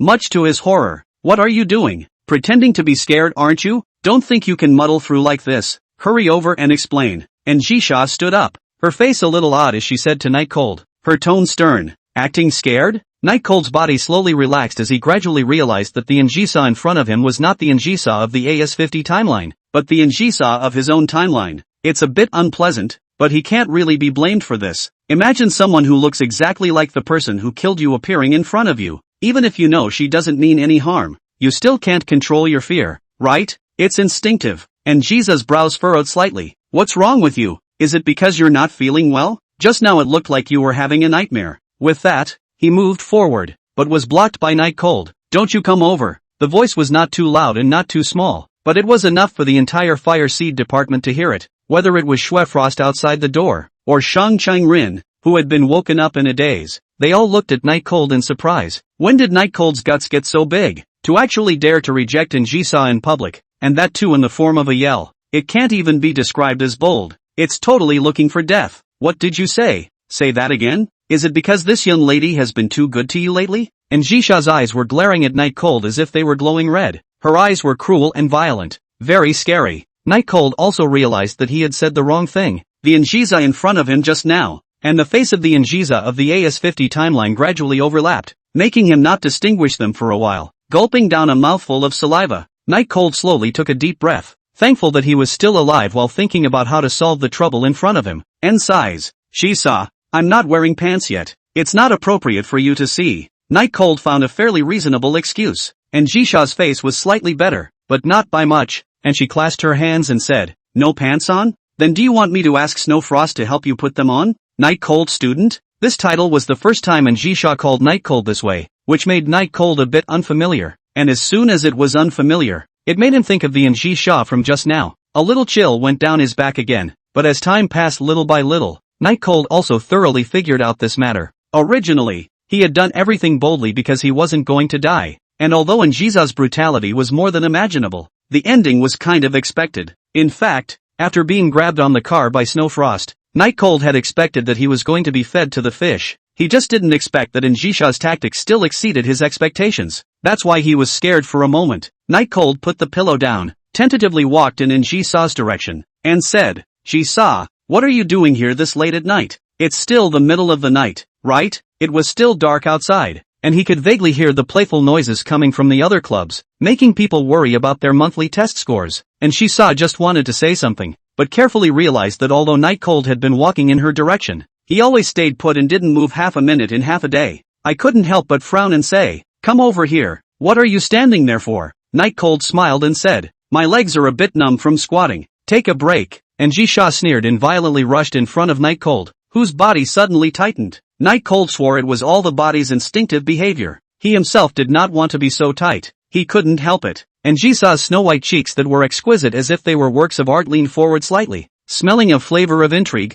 and said, "Just now I was wondering what was wrong with you. It turns out that you are afraid of me." Facing in Ji-saw's meaningful look, Night Cold whispered, "I'm afraid of you, shouldn't I be?" Hearing these words, and Ji-saw's expression gave a slight lurch. Then she remembered how Night Cold looked like he was having a nightmare just now, constantly waving his hands forward like a drowning person struggling. Just guessing if he killed a little too many people in front of Night Cold and scared the kid? That's why you're so afraid of yourself. Figuring that out, everything that just happened could be explained, and Ji-saw herself was less angry. "Yo, you still know you're afraid? I thought you were not afraid of the sky and the earth. Usually face me is not quite casual? Now you realize that this lady is not a good person, ah?" And Ji-saw asked with interest. As he spoke, he even reached out his white hand to pinch Night Cold's face as if it was a prank. "I'm not a child. Don't be like this, okay?" Night Cold opened Ji-saw's hand, and having a close contact with Ji-saw also allowed Night Cold to start gradually adapting to this Ji-saw. Most of all, the Ji-saw of the alternate timeline really impressed him too much. Death. How many people in their lives are able to face death honestly? Not to mention the person who caused his death. And Ji-saw laughed happily, using her hand to take Night Cold's head in her own embrace, gently said, "Not afraid, not afraid. Sister's embrace to give you to rely on. The courage is so small it." Smelling that familiar scent, Night Cold's defenses were dropping rapidly, enjoying himself and said, "You were a little too scary in the dream. I just couldn't carry it." And Ji-saw stroked the back of Night Cold's head and said dotingly, "Let the nightmare pass. It's not real." The two were enjoying this rare moment of tranquility when Shang Qinggren, who was ready to watch the show from the side, spoke up. "Ah la, Night Cold student shouldn't be having nightmares that are caused by a vain fear of being discovered by Ji-sa-san because you slept with me, right?" Shang Qinggren said with a pretense of self-reproach. In Ji-sa's arms, Night Cold's eyes opened at once. Sure enough, at that moment, Ji-sa was staring at him with a smile, but everyone knew that expression was not a smile, but a helplessness that wanted to kill. She didn't speak, and the silence was backbreaking. Just as Night Cold was about to explain, Shang Qinggren spoke up again. "Don't misunderstand, MS. Ji-sa, Night Cold and I are just studying all night. Don't worry, nothing happened between me and him." The Ministry of Fire is once again quiet. These words were true, and they were also the lines that Night Cold had prepared to explain. But why was it so strange coming out of Shang Qinggren's mouth? It always revealed a falsehood that made people misunderstand. And Ji-sa slanted a glance at Shang Qinggren and once again dropped her eyes to Night Cold. "If you say it, I'll believe you." Chapter 101, Don't Go Looking for Me. And Ji-sa had a very strange look in her eyes, wanting to be angry but holding it hard. Night Cold guessed that it should be because of Shang Qinggren. If Shang Qinggren's words had not been too purposeful, and Ji-sa would probably have gotten angry a long time ago, and wouldn't be here now to give herself a chance to explain herself in a pleasant manner. Night Cold seized this opportunity and used his clever brain to start explaining for Ji-sa, although he himself didn't know why he was explaining. Clearly he hadn't done anything wrong either. "Ji-sa, I'm sorry for making you worry." After a few minutes of explanation, only these words were from Night Cold's heart. In fact, what Ji-sa did move him. Just because he couldn't find himself in the rental house and didn't return his phone messages, he was looking for himself everywhere, afraid that something had happened to him. "On second thought, my own behavior just now did hurt my feelings a bit. Count on you to have some conscience," and Ji-sa said in a satisfied tone. Shang Qinggren blankly glanced at Night Cold from the side. This man full of lies really could say anything. Night Cold glared back at Shang Qinggren, signaling that she was not allowed to continue talking. The browbeating between the two was very subtle, and it just so happened that Ji-sa was in the midst of another happy moment, so she didn't notice, and at this point, she was still immersed in her joy. "It's only a little after 3 in the morning, or why don't you go back first? We still have exams during the day today," Night Cold said to Ji-sa, who was sitting on her own chair. "What? Rushing me away?" And Ji-sa's tone could not be heard as angry, but her expression was taut, as if she was enjoying this feeling of being surrounded by Night Cold. Night Cold scratched his head. "Then why don't we both sleep together? After all, there are only 2 sleeping bags here. Think beautifully." And Ji-sa tapped the tip of her slender finger on Night Cold's forehead and scolded with a laugh. "Dream on if you want to sleep with this young lady. since I've found you, I'll go back first. In fact, when Njisha learned that Night Cold and Shang Rin were sleeping in the activity classroom, Njisha was very angry, but when she broke the door down, she felt like she wasn't very angry again, because the two were separated by a table even when they slept in sleeping bags. It was like sleeping in two rooms. Most of all, Shang Rin couldn't possibly look at Night Cold, which was sort of the most reassuring thing about Njisha. Take care, Shisa, be careful. Night Cold's concern, and Shisa didn't have the heart to answer, just waved her hand and left. Once the stone in her heart fell to the ground, and Shisa felt that her tiredness immediately surged up. It was only after seeing Njisa's car leave that Night Cold closed the door to the fire department and turned off the lights. The two slept in their sleeping bags once again, as if nothing of the party had ever happened, and Anzisa had never been here. Night Cold has a lot of things in his head. Closing his eyes is the scene where he was just killed. The strange Njisa let give him chills, but also let him see hope. Instead of having to mess with Njisa in his own timeline, he could chase Njisa down through other timelines, though it seems a bit redundant, since Njisa in her own timeline is significantly better to follow. But that is just an illusion, because the system issued by the mission is not simple. 9 deaths exaggerated, but to half a life is still very likely, and in his own timeline, he only lives once and can't be resurrected after he dies. What if Nchisa's hostile forces kidnapped him during his own pursuit of Nchisa? The probability of one's death is very high. Moreover, Nchisa is the family's eldest young lady. The least thing that is lacking is admirers, and those admirers, although their status is not comparable to Nchisa, but it is still more than enough to fix themselves. It was as if a bridge worker, who was nothing in Nchisa's eyes, could keep himself alive in the sea of flowers. The bottom line is this. Such big families usually have political marriages as a way to expand or solidify their status and wealth. Did the Yin family have any? If so,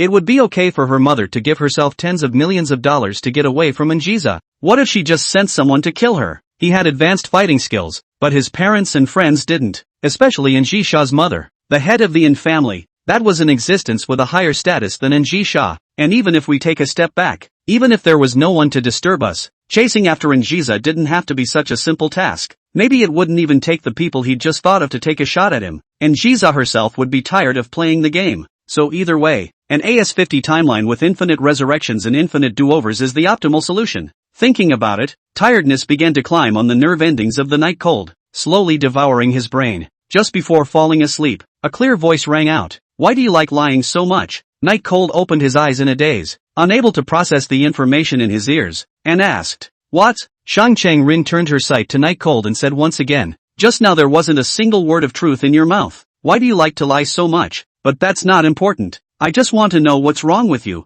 Just now. Night Cold's abnormal behavior was very strange in Shang Rin's eyes, and although Njisa was sent away, she could never figure out what was wrong with Night Cold. There was no reason for him to be that scared of Njisa at all. Night Cold sweated a bit and didn't bother to explain whether he had lied or not, but rolled over. What else could it be? It's just a nightmare. Quickly go to sleep. Tomorrow there are still exams. Shang Rin immediately said, You're running away, and rolling over is the proof. Without waiting for Night Cold to continue speaking, Shang Rin looked at the ceiling and started talking to herself. Were you able to go back in time? You went back to the time when you and Njisa just met? It's a bit unbelievable, but if it's you, I'm sure you can do it. Night Cold did not speak. Shang Rin continued. You went back in time. You faced the ferocious Njisha once again. That's why you were so terrified the first time you saw Njisha. I can tell you're not pretending. Night Chill was a bit vain, but still forced himself to explain. I am not Ultraman? His explanation was blocked by Shang Rin before he could even get it out of his mouth,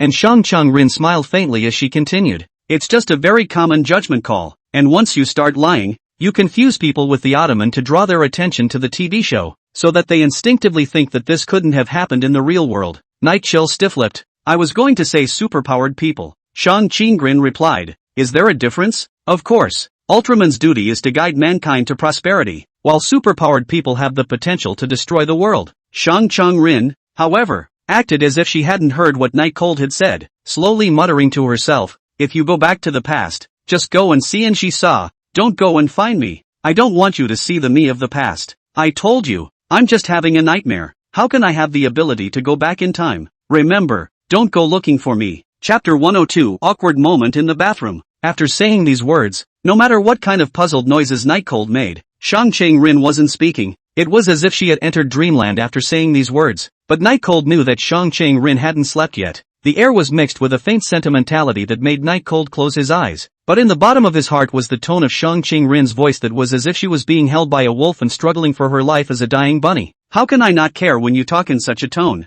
Night Cold muttered as he retracted most of his body back into his sleeping bag. The sound was not loud, but it was especially loud in the quiet fire seed department. And this was also deliberate by Night Cold, thinking that Shang Qingrin, who had heard the commotion, could answer his doubts. But Shang Qingrin didn't reply, or even make a sound at all. This made Night Cold's curiosity come to its maximum. What had happened to Shang Qingrin in the past? That's what made her so vulnerable. Even now Night Cold couldn't figure out whether Shang Qingrin was going to let herself go to her or not, because he could vaguely hear the flavor of a plea for help in Shang Qingrin's tone. Night Cold eyelids began to get heavier and heavier. Thinking about Shang Qingrin, thoughts began to gradually sink to the bottom of the sea. Day 2. Night Chill was woken up by the sound of the door opening. I don't know why, my whole body was sore. I always felt that I didn't sleep well. It should have something to do with the fact that I went to the other timeline last night. Awake? Hurry up and go wash up. Shang Qingrin's delicate little face was a bit flushed. It should have just finished washing her face. Night Chill rubbed his eyes. You're using cold water on such a cold day? Shang Qingrin was organizing her hair in the mirror, and said to Night Cold in a flat tone, the student council has a complete set of packages, so hurry up and go. Someone should be coming soon. The student council actually had a door that was connected to the fire department, so even without a key, Shang Qingrin could still get to the student council office. That would be why Anna wanted to take back the Fireseed Ministry's movable classroom. Shang Qingrin organized her hair meticulously and turned around. Seeing Night Cold sitting in her sleeping bag with a face full of confusion, she inexplicably felt a little like laughing, but held it back. Although I usually scold you for being a sewer maggot, could it be that you're still really planning on not washing up? Shang Qingrin said with a slight frown. Don't want to wash. I'll sleep some more. Night Cold said as his eyes were about to close and fall back into his sleeping bag. Shang Qingrin sneered and threatened. If you don't want to miss breakfast later, I advise you to get up and wash up. Otherwise you'll just have to starve for the exam this morning. Isn't this forcing a good man into prostitution? I'm going to sue you. Night Cold shouted in displeasure, but his eyes remained unopened. Shang Qingrin looked into the mirror and straightened the bow at her chest. Her flat chest made her sigh slightly, a sigh that was immediately captured by Night Cold. Night Cold said idly, don't be in a hurry. You're still young, but if you're really in a hurry, I have a solution. Oh, what method? Shang Qingrin's voice sounded impossibly angry. Originally already well prepared to be scolded, Night Cold slightly froze. It seems that this issue is indeed very distressing to Shang Qingrin. He was not reprimanded for such outbursts. The first way is to eat papaya, but the results are really slow, so I don't recommend it. The second way is my exclusive recipe. Night Cold didn't realize that while he was chattering away, Shang Qingrin had already walked over. What is the second method? Shang Qingrin's tone had gotten a little cold. Night Cold knew that he would definitely be reprimanded for saying this out loud, but he just couldn't hold back and said, the second method is to use my hand, and so on. I was wrong. Can I just be wrong? Shang Qingrin stomped on Night Cold's stomach, and Night Cold, who was not prepared in the slightest, was made very uncomfortable by the sudden stomp. Of course it wasn't pain. After all, although Shang Qingrin did use her full strength, the force that was estimated to be not much more than that of an elementary school student really didn't have the ability to produce any pain on him. But a teenager's morning wakes up with more than just a brain.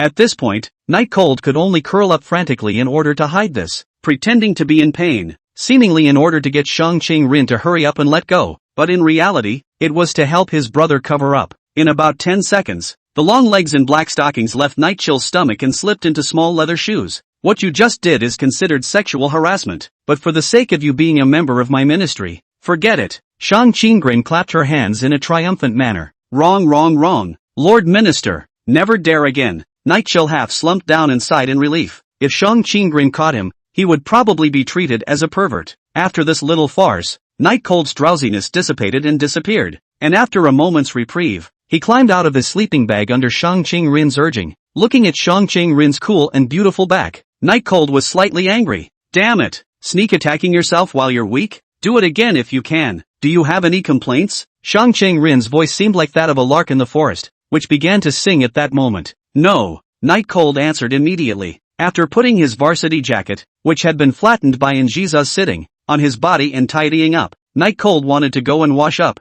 He was still looking forward to the breakfast Shang Qingrin had just mouthed. I didn't bring a towel. Shang Qingrin was reading a book at this time, but what she was reading were some famous books that were completely different from what she was going to test today. Hearing Night Cold's words, she threw over a towel. Isn't this your towel? Night Cold took the towel and subconsciously smelled it. It was very fragrant, but very light. In short, it was very fragrant. Shang Chang-rin, who originally wanted to say that he would throw it away when he finished using it, immediately had his face go cold when he saw Night Cold's behavior. Disgusting man, put the towel down and wash yourself by hand. How can you wash it by hand? Barely use it. I don't mind you. After saying that, in Shang Qingrin's line of sight that was about to freeze to death, Night Cold directly slipped away. Shang Qingrin clenched his small fists and lowered them again. And finally all the emotions transformed into a sigh. Night Cold entered the student union through the back door, grabbed a fresh toothbrush and toothpaste, and Shang Qingrin's towel, and began to wash up in the student union's restroom. There was hot water. Not as much as there was everything, and if Anna wasn't corrupt, then this bathroom showed the wealth of the Flower and Sea Academy. Looking at everything, Night Cold scratched his chicken nest-like hair and wanted to wash it. However, he had just taken his top off when a girl's scream came from behind him. Chapter 103. Night Cold turned back in a panic and saw a beautiful girl with long white hair wearing the uniform of Flower Sea Academy, who was currently standing at the doorway, covering her reddened face, her small mouth wide open, pointing at herself. Don't get excited. I'm just using the sink for a bit. I wanted to wash my hair on a whim. As Night Cold spoke, he wanted to go up and comfort the white-haired beauty, but the beautiful girl at the door seemed to be misunderstanding what Night Cold wanted to do to her. Yelled, "Pervert!" Just closed his eyes and slapped his face toward Night Cold. Night Chill was a bit upset. Why did this person want to hit someone without saying 2 words? And he only took off his shirt. His pants and everything were on. What was there to scream about? Facing the slaps that came. Not to mention that Night Cold possessed advanced fighting techniques. Even if he didn't, he could easily take them. You let go of me, you pervert! The beautiful maiden shouted. Just now Night Cold's naked appearance was still playing on a loop in her mind at this moment. How could she, who had never seen a man since she was a child, not be shy? First of all, I'm not a pervert. Secondly, who are you again? Night Cold hadn't really seen this person before. And why was he in the student council's office? Although the beautiful maiden was a bit scared, once she thought that this was the student union and her own territory, she became bold and said to Night Cold, "My name is Ray Suki ******A. I'm the vice president of the student council. You'd better let go of me right now. Otherwise, when President In comes later, he will definitely not let you go." The beautiful young girl who called herself Suki *****A threatened. Vice president of the student council? Why haven't I seen this guy before? Night Chill mooched his chin. Why did he find the name familiar? It always felt like he had seen it somewhere, but for a moment it just didn't come to mind. Where is it? Just as Night Cold grabbed hold of Lunar Ray and didn't let go, Shang Chang-rin's voice rang out from behind. Not only Shang Chang-rin's, but also Anna's. I told you not to spy on others. Not everyone is as generous as me. Now that you've been caught, I'll see what you do. Shang Chang-rin's tone carried helplessness and derision for Night Cold's indisputable behavior. What happened? The words came from Anna. Everyone's gazes looked over, and in the face of Shang Chang-rin's reproachful gaze and Anna's puzzled gaze, Night Cold smiled helplessly. Misunderstanding. After explaining the whole story, it was already 3 minutes later, and during that time, Suki *****Ray seemed to be hiding behind Shang Chang-rin in fear, while Anna was listening with great interest. That's the way it is. I was just borrowing the washstand. Who would have thought that she would react so strongly? Night Cold skimmed his lips and said, originally wanting to reprimand Night Cold. Shang Chang-rin, hearing Night Cold's slightly aggrieved tone, couldn't help but feel a little amused again, and the reprimand that came to his mouth was held back. Anna said, "Who told you to come and borrow the sink? The restrooms in the office are exclusive to student council members." This woman,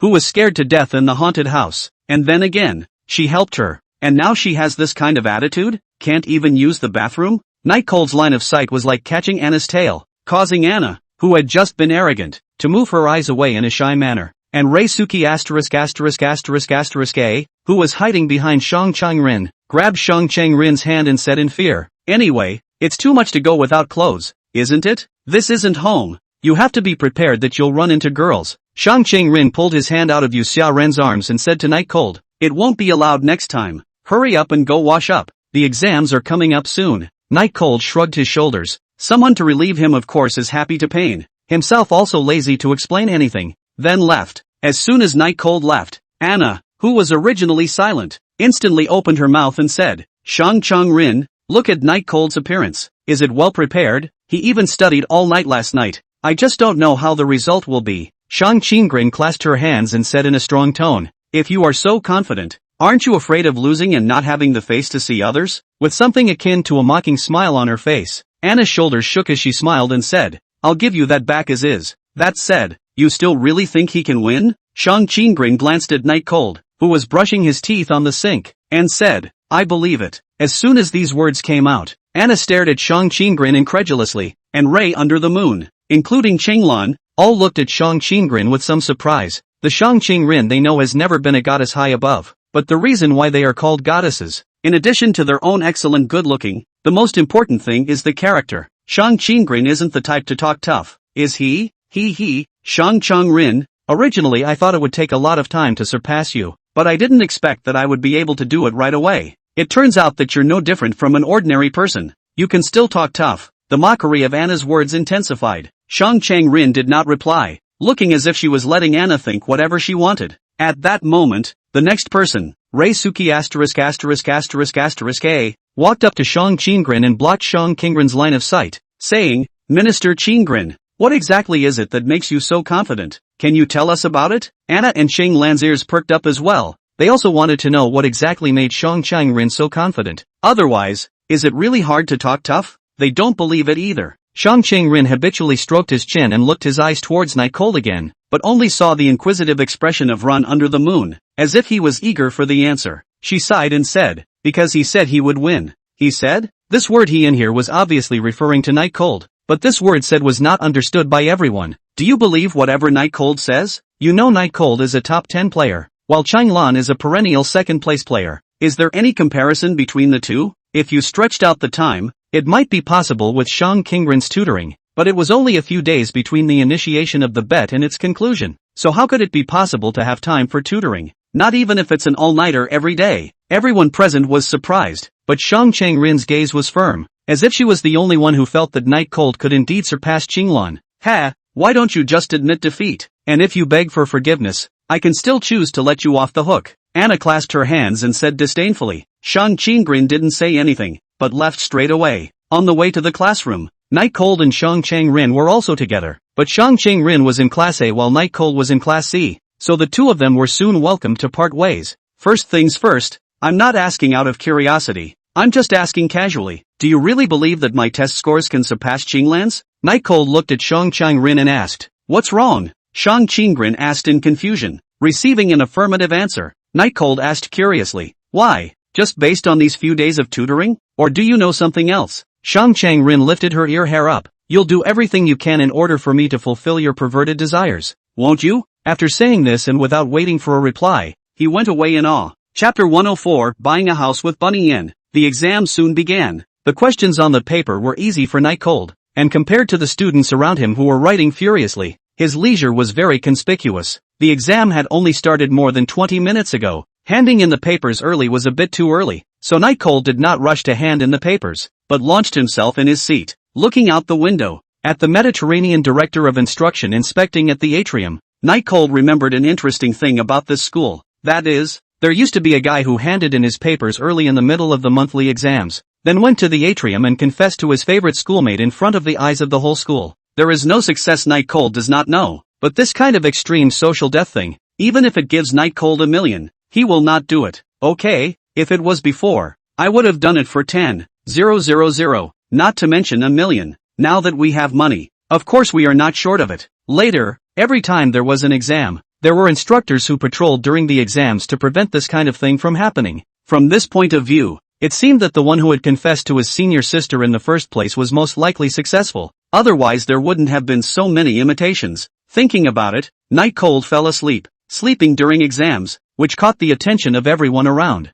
Soon the morning was over, the exams were over, it was time to go home. Tomorrow was still Saturday, and everyone at school seemed happy. The main thing is that the results won't be released until next Monday, so no matter how well you do on the test, you're safe for at least this weekend. I just have time this afternoon, go around and look at the house. The old city side is pressing hard. Night Cold slung his school bag over his shoulder and looked at the text message from Bunny Yen on his cell phone and said, Speech Bunny's text message was long, and the general idea was that the deadline for the house in the old town had come and gone, so he was looking for a new place to live. Without any hesitation, Night Cold called Bunny words right after leaving the school. Hey, Bunny, where are you? The call was immediately connected. I'm at school, I just finished my exams. Did you find a house? Chill. A bit of anxiety could be heard in the tone, but there was also some elation. You come to my school first, I'll wait for you here, and later we'll go see the house. Night Cold glanced around at the bustling crowd. Oh, after saying yes, Bunny Words hung up the phone, and Night Cold waited outside the school. Anyway, Speech Bunny's school wasn't that far from his own, so he couldn't wait long. In about 10 minutes, Speech Rabbits wearing extremely youthful sailor uniforms ran over, waving towards Night Cold while running. Those around them who saw this scene were overflowing with envy. Run for what? I said I would wait for you, Night Cold said with a smile. Speech Bunny giggled. I don't want you to wait too long, and it's also the first time you've invited me to your school. Saying that, he looked his gaze towards the school behind Night Cold, showing an exaggerated expression of surprise. He said, wow, is this the best school in Hanahai? It really is much better than that second-rate school of mine. Obviously, Yen Bunny was surprised by the decor of the Flower Sea Academy, but it was normal because Night Cold had also been surprised at first. Speech Bunny shook her book bag and asked, are we going to see the house now? Night Cold nodded. Yes, the old city side is already evicting people. It's better to hurry up and find a place to live. Speech Bunny was very excited. The smile on her face became even brighter, but only for a moment, immediately became dull again, and said timidly, it's not going to be living in a bridge hole, is it? Of course not, Night Cold said helplessly. I was just joking at first. How could I really go live in a bridge hole? Bunny Words breathed a sigh of relief and patted her perky chest and said, luckily it wasn't, or else the shower would have been seen by someone else, and that would have been too bad. Night Cold a little want to laugh. Feelings of their own that day said to go to live in the bridge hole. Speech Rabbit back and really think about it after all? Why is this guy so stupid? Taking Yen Bunny towards the agency, the two of them chatted as they walked, but they seemed quite at ease. Seeing that Night Cold had a plan, Yen Bunny couldn't help but ask curiously, Little Cold, where are you planning to rent a house, and where are we going now? Rent a house? I didn't say I wanted a house, Night Cold said as if nothing had happened. Yen Bunny froze, looking at Night Cold, silent for a long time before saying, then you asked me out. Is it hard to be a date? Looking at Yen Bunny whose face instantly turned red, Night Cold smiled and said, it's not renting a house, I'm planning to buy a house. When the time comes, I'll just rent a room for you. Buy a house? Speech Bunny instantly realized how humiliating her fantasy was just now. Not only did the brilliant redness on her face not subside, but instead it intensified. So embarrassing. I can't believe you're saying it's a date or something. Bunny, you're just so full of yourself. The response was immediate. Buy a house? Where did Night Cold get the money to buy a house? But before the question could be asked, he was led by Night Cold into an agency, which was near the school. Because the prices of the neighboring houses were very high, even the agency was decorated very nicely. Most importantly, the lady at the front desk was very pretty. Can't it be that Night Cold is really planning to buy a house? He's not lying to himself? But it's impossible to buy a house near the school, right? The same house would cost several times more near the school. Night Cold didn't know any rules. Sitting on the sofa, after taking a sip of tea, he asked, do you have any villas here? Near the school. The bigger the better. The closer the better. Don't worry about money. A mouthful of tea was sprayed out by Speech Bunny, who was sitting next to him. The tea sprayed everywhere. Doesn't this silly girl know that you can't drink tea without eating the leaves? Feeling the line of sight of several people, including Night Cold, Yen Bunny, who had just wanted to say something, immediately shut up with a blushing face. In order to ease the embarrassment, she came to Night Cold's ear and asked softly, is the tea inedible? Night Chill replied, can it, but it's best not to eat it. It's too bitter. Of course, if you must eat it, it's best to add some sugar. And yes, add a little milk. It's commonly known as milk tea. Speech Bunny punched Night Cold's shoulder. Of course she knew Night Cold was teasing her. Night Cold smiled and didn't say anything, and continued to look at the agency elder sister in front of herself wearing black silk, with a convex front and back, and long legs and thin waist. Can I fulfill the request I just made? It's still the same sentence. Money is not a problem. Night Cold and once again willed himself to ask. The face of the agency lady in charge of receiving Night Cold is a bit ugly, thinking that Night Cold is looking for them to have fun. After all, Night Cold looks like an ordinary student just. Chapter 105, Dating? Sir, nothing else, but the smallest villa around the school has to be over $50 million.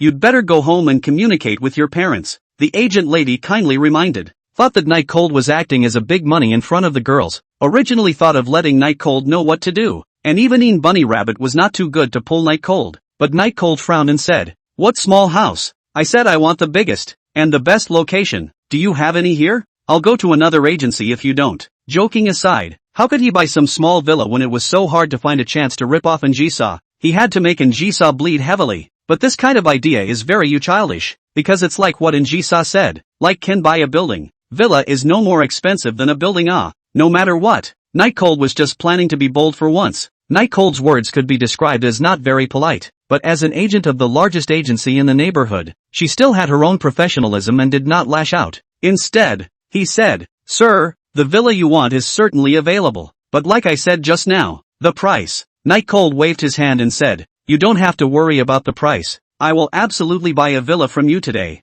as long as I am satisfied. It's okay to pay immediately after seeing the house." The average person didn't have much liquidity even if they had money, but Night Cold could be sure that Shisha could definitely manage it. The agent had a professional smile on his face, but because of Night Cold's words, his face looked a bit ugly instead. But after all, she had been selling houses for many years, and she knew that there were some people whose appearance was not impressive, but whose status was exaggerated, especially since Night Cold was still wearing the uniform of Flower Sea Academy. It made her not dare to neglect Night Cold. "Okay, please wait a moment. I'll send a car over right away to take you to see the villa." The aged little girl left after saying these words. Her footsteps were quick. She vaguely felt that she could make a big profit today. Night Chill, who was drinking tea in his seat, looked natural, but Speech Bunny was miserable. Her hands and feet were cold, especially when she heard the figure of $50 million.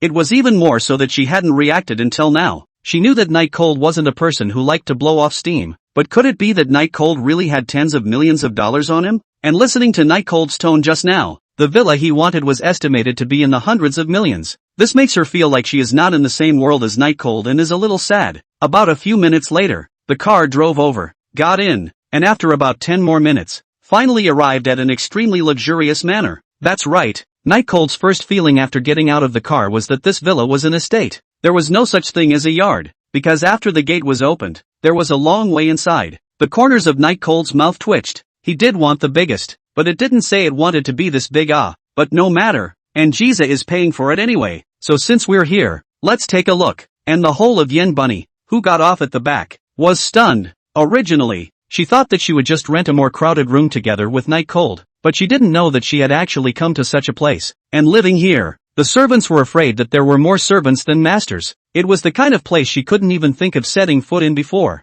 Seeing that Night Cold had chased after him, Bunny Yen also immediately chased after him out of fear. 10 minutes later, is this place unwanted by someone else? Even though it's been renovated, it still has traces of someone else living there, Night Cold said as he looked at the opulent bedroom. The agent wore shoe covers and said at the end, "Yes, this place used to belong to a high-ranking official, who later stepped down due to corruption, and also sold the estate, and this is the house that fulfills your requirements." Night Cold bristled. He didn't like things used by others, even if it was a house. "Forget it, go look at something else. I'm afraid that living in this will be haunted," Night Cold said and walked downstairs. In terms of the rabbit is very afraid of the agent will be angry. After all, the bigger the better is Night Cold's request. But the agency had been through this sort of thing I don't know how many times long ago, and it was completely senseless. In the car, Night Cold, who had seen several villas, clasped his hands, while Bunny Rabbit, who was next to him, looked very excited. Just now the experience is completely eye-opening. Aren't there any closer ones?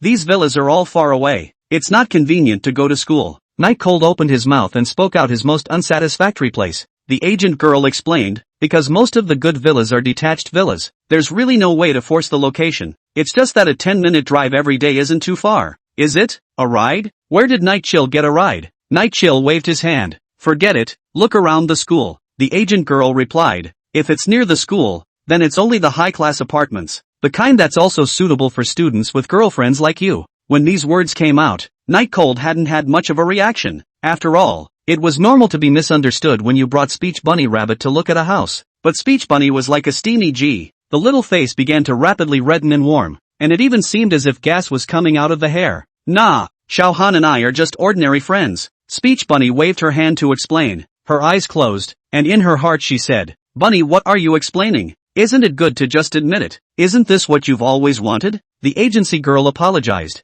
I'm sorry, it's just that the two of you are such a good match. To the end, Night Cold did not give any response. Not far from the school, in a place with good surrounding facilities, Night Cold was finally looking at a high-class apartment building, with good lighting, and it was new and had only been renovated not long ago. Alright, let's make it this one. Night Cold had originally gone to look at the villa because of Zai and Jisa, and now that he found that the apartment was more suitable for him, He naturally didn't feel that there was anything wrong with it. The agent's little sister's heart was delighted when she heard Night Cold's words. Could it be that this handsome man in front of him really intends to buy? Please ask. Night Cold interrupted the agent's little sister and said, "Give me the collection account again. I'll pay tonight and we'll go over to sign the contract tomorrow." "It's fine, but why bother? Isn't it good to settle everything now?" The agency girl was still afraid that Night Cold would run away, and said in a begging tone. Night Cold laughed. "Don't worry, it'll be fine tonight." He didn't want to call in Jisa in front of other people. Wouldn't that make him look like an adopted gigolo? This was something unacceptable to him. With that, Night Cold and Speech Bunny went back to their respective homes to pack up their things. In the evening, Night Cold sent the collection account to Njisha and stated the price, which totaled $30 million. Njisa called and said, "I originally thought you could be a bit of a success, but I didn't realize that you were still so unproductive." Leaning against the windowsill, Night Cold said breathlessly, "I'm not worried that you're too broke. And am I that kind of person? I'll kill you when I find the opportunity." "No interest." And Jiza cursed again, the sound of a pen on paper in the midst of the scolding. Thinking of the raider quest, Night Cold took a deep breath and asked, "Jiza, are you free tomorrow? I want to ask you out for dinner. P.S. It's too cold to correct typos. Please mark any typos." Chapter 106 The Real Reason. Night Cold's invitation and Jiza agreed, but the process was very difficult. Or maybe it was because Jiza intended to make things difficult for Night Cold, wanting Night Cold to beg for more, or because of something else. Anyway, it took about half an hour of chatting before she agreed. In the evening, Night Cold also went home to pack up his things, but just took his underwear off the hanger and gave up. Looking at the house full of, although shabby, but seemingly homey furniture, Night Cold decided to let these things die with the demolition of the old house. "It's not mine anyway, so I don't think my old uncle will want it." Taking a sip of water, Night Cold wondered how much money he should take to his old uncle. In the beginning, because there were no children, the house was transferred to him, and now that the house was sold, he still had to give him the money. As a general rule, it's tens of thousands of dollars, but after all, you can't really just give tens of thousands of dollars when you're helping yourself in the most difficult of times. When he first came to the Flower Sea, if it wasn't for this dilapidated house that took him in, according to the mandatory part-time work restrictions of the Flower Sea Academy, he was afraid that he would have to go down to the sea every day to fish to support himself. Night Cold is a man who knows how to be grateful. "Give $1 million, and my family will be much better off by then." Rural people were simple. Having food and drink was enough, but it was always better to have money. Soon, after eating his bento, Night Cold went to sleep and his last night in this house. The next day,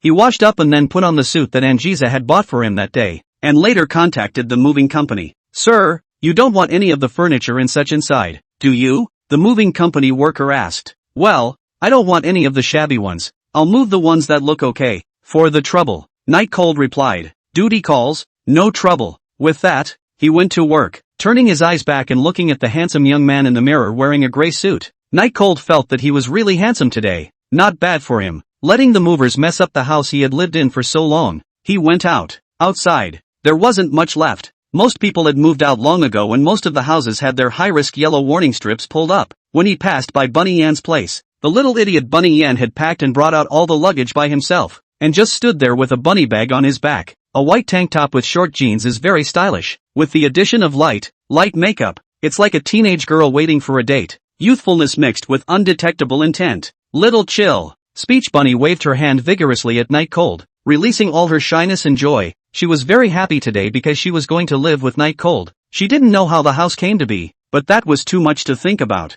and she didn't think about it. Anyway, all she knew was that her dream was coming true today. When Night Cold approached, Speech Bunny froze. She knew that Night Cold was handsome, even more so than the models in the cover magazines, but even with that expectation, she was still shocked. A light gray fitted suit set off Night Cold's shoulders wider than the original. The straight trouser legs looked to be high-grade goods, coupled with Night Cold's smirking expression. Yen Bunny felt that she had suffered a blitzkrieg. Night Cold ignored the dumbfounded Speech Bunny, stood up and straightened his cuffs. "How is it? Not bad, right?" He wanted to get advice from the girls on what needed to be changed. Very handsome, little chill. Why are you suddenly wearing a suit today? And this suit of yours looks like a high-class premium item." Speech Bunny excitedly came over to Night Cold's side to take a look. Speech Bunny is going to do their own clothes, so the clothes of the material at a glance to know, not to mention now also on the hands, a moment to distinguish the absolute top of the material to do the clothes. Seeing Yen Bunny's excited reaction, Night Cold smiled slightly. The suit was worthy of a man's armor, and even the usual speech rabbits who were used to seeing it couldn't top it.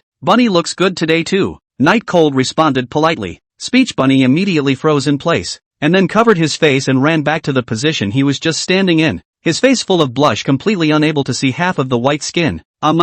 Seeing that Yen Bunny didn't respond for half a day, he looked at the time that he and Ji-sha had agreed on was coming up soon, so he explained, Bunny, the movers will be here later. You tell them to get their bags in the car and follow along. Here are the keys. Speech Bunny subconsciously took the key, instantly calmed down, and asked, aren't you coming with me? Night Cold laughed and shook his head. There is always a price to pay for living in a house. The world of adults. You always understand, right? Clunk. Boring. It was the sound of keys falling to the floor. Very crisp. Hey, Yen Bunny saw the back of Night Cold leaving. For a long time could not return to her mind. She is now like a newly married couple who just got married, but their wives have to go to accompany the company boss to drink because of their own work. Full of dead eyes. Night Cold had just been joking. After all, he was the one who had taken the initiative to invite Ji-sha, and as for why he had to joke about it, it was because of just such a humiliating illusion. Think about it. Yesterday Ji-sha bought an apartment for him and he himself packed up to meet her today. What drama? On this day, Speech Bunny thought a lot. She has never been so disgusted with being a poor person. At 8:13, Night Cold escaped the gaze of the nymphomaniacs on the tram and got off. It was still 10 minutes short of the time he had agreed to with Ji-sha, which was 8:30 in the morning, mainly because Ji-sha had a lot of work in the afternoon and could only do it in the morning. Walking down the street, Night Cold was in no hurry, and anyway, the distance to the agreed-upon coffee shop was not far. As for why do you want to ask Ji-sha out? Of course it's for Raider AS50 timelines Ji-sha. And who knows Ji-sha the best? Of course it's herself. Hobbies, what he likes to eat and drink, what he likes to do, what sports he likes, what he has suffered before, what dangers he has encountered. As long as he knows about all these, he will still be able to take advantage of the former Ji-sha. Simply brilliant. In fact, there were a lot of excuses as to why he had to go through all the trouble of raiding the alternate timelines Ji-sha in order to obtain the system's rewards, as much as Night Cold was reluctant to admit it. For example, the fear of being killed, or the disapproval of the head of the Yin family, or the assassination. Actually, these are sort of reasons, but only a very, very small part of them. The biggest reason, in fact, would be Night Cold's reluctance. But this unwillingness was not because of dislike, it was precisely because he had a good feeling towards Ji-sha, so he was unwilling to raid Ji-sha just because the system released a quest. That would be insulting his feelings towards Ji-sha. The system is cold, the rewards are cold. To pursue Ji-sha for these cold things, that is not only a trampling on Ji-sha's feelings, it was even more of an insult to one's character. Even if one really wanted to pursue Ji-sha, it had to be without any interest entanglement. As for the other timelines Ji-sha, I think, wouldn't care about him that much, right? Chapter 107, Night Cold is planning to chase after himself. The coffee shop is located in a very busy commercial street, where people are dressed very fashionable, either the most popular dress or suit, a successful man dressed, and Night Cold, the teenager, looked a bit out of place. After all, his age was too young, only 19 years old. This can't be blamed on Night Cold. The main thing is to ask Ji-sha. Then the place chosen can't be too out of class, and it can't be chosen near the school he's most familiar with. In that case, what if after eating, Ji-sha wanted to visit the apartment? That was something Night Cold didn't want to see. About 10 minutes, Night Cold is finally walking to the agreed coffee shop. The sign on the art of the English Night Cold recognize, called the style. Pure black backboard will be forced to pull the style directly full. Glancing at the time, about 3 minutes to go, Night Cold jogged towards the inside of the store. But the eyes were drawn to the small garden used for decoration outside the cafe. A small garden enclosed by a small iron fence with beautiful flowers. All kinds of flowers. But Night Cold didn't recognize any of them. Only that the colors were different. The small iron fence cannot achieve the role of protecting the flowers. Just play a role in dividing the flowers. Because this street are some successful people from just back. No one will do to steal flowers such things.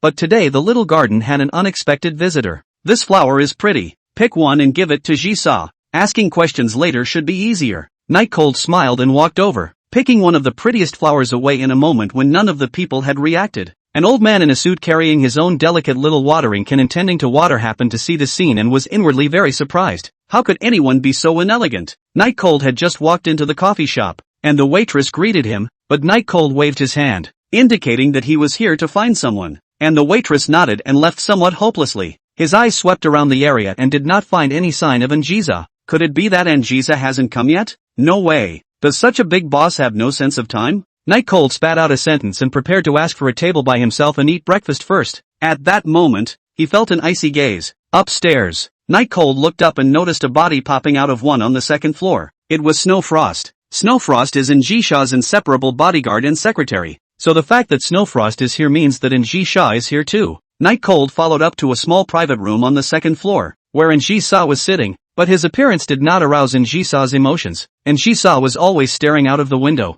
Sitting down, Night Cold instantly understood that Injisha wasn't unconcerned. She was angry. 1 tiramisu, please, 4 coffee. Injisha had already ordered for him, so he asked for a serving of food, mainly because not eating in the morning is bad for your stomach. After the waiter left, Night Cold came over to Injisha and took out the flowers he had picked from below. Dang it! Today I passed by the flower store and found a flower in there that was 1/10 as pretty as yours, so I picked it off and gave it to you. I hope you like it. Night Cold knelt down on one knee and said in an extremely gentlemanly manner. Injisha, slightly surprised to move the line of sight to the Night Cold. I did not expect the Night Cold so romantic. Actually specially went to buy a bouquet of flowers, and wearing a formal suit. Today, Injisha did not wear the usual black dress, but because she went to school yesterday, she was still wearing the uniform of the Flower Sea Academy at this time, and with the black silk, it was still very seductive. Take it, it's an honor, Night Cold said again with a smile. Oomph, Injisha hummed, pretending not to care, but her body was no longer under control, reaching out to take the flowers that Night Cold had handed in front of her in her hands, even as she moved closer to look at them.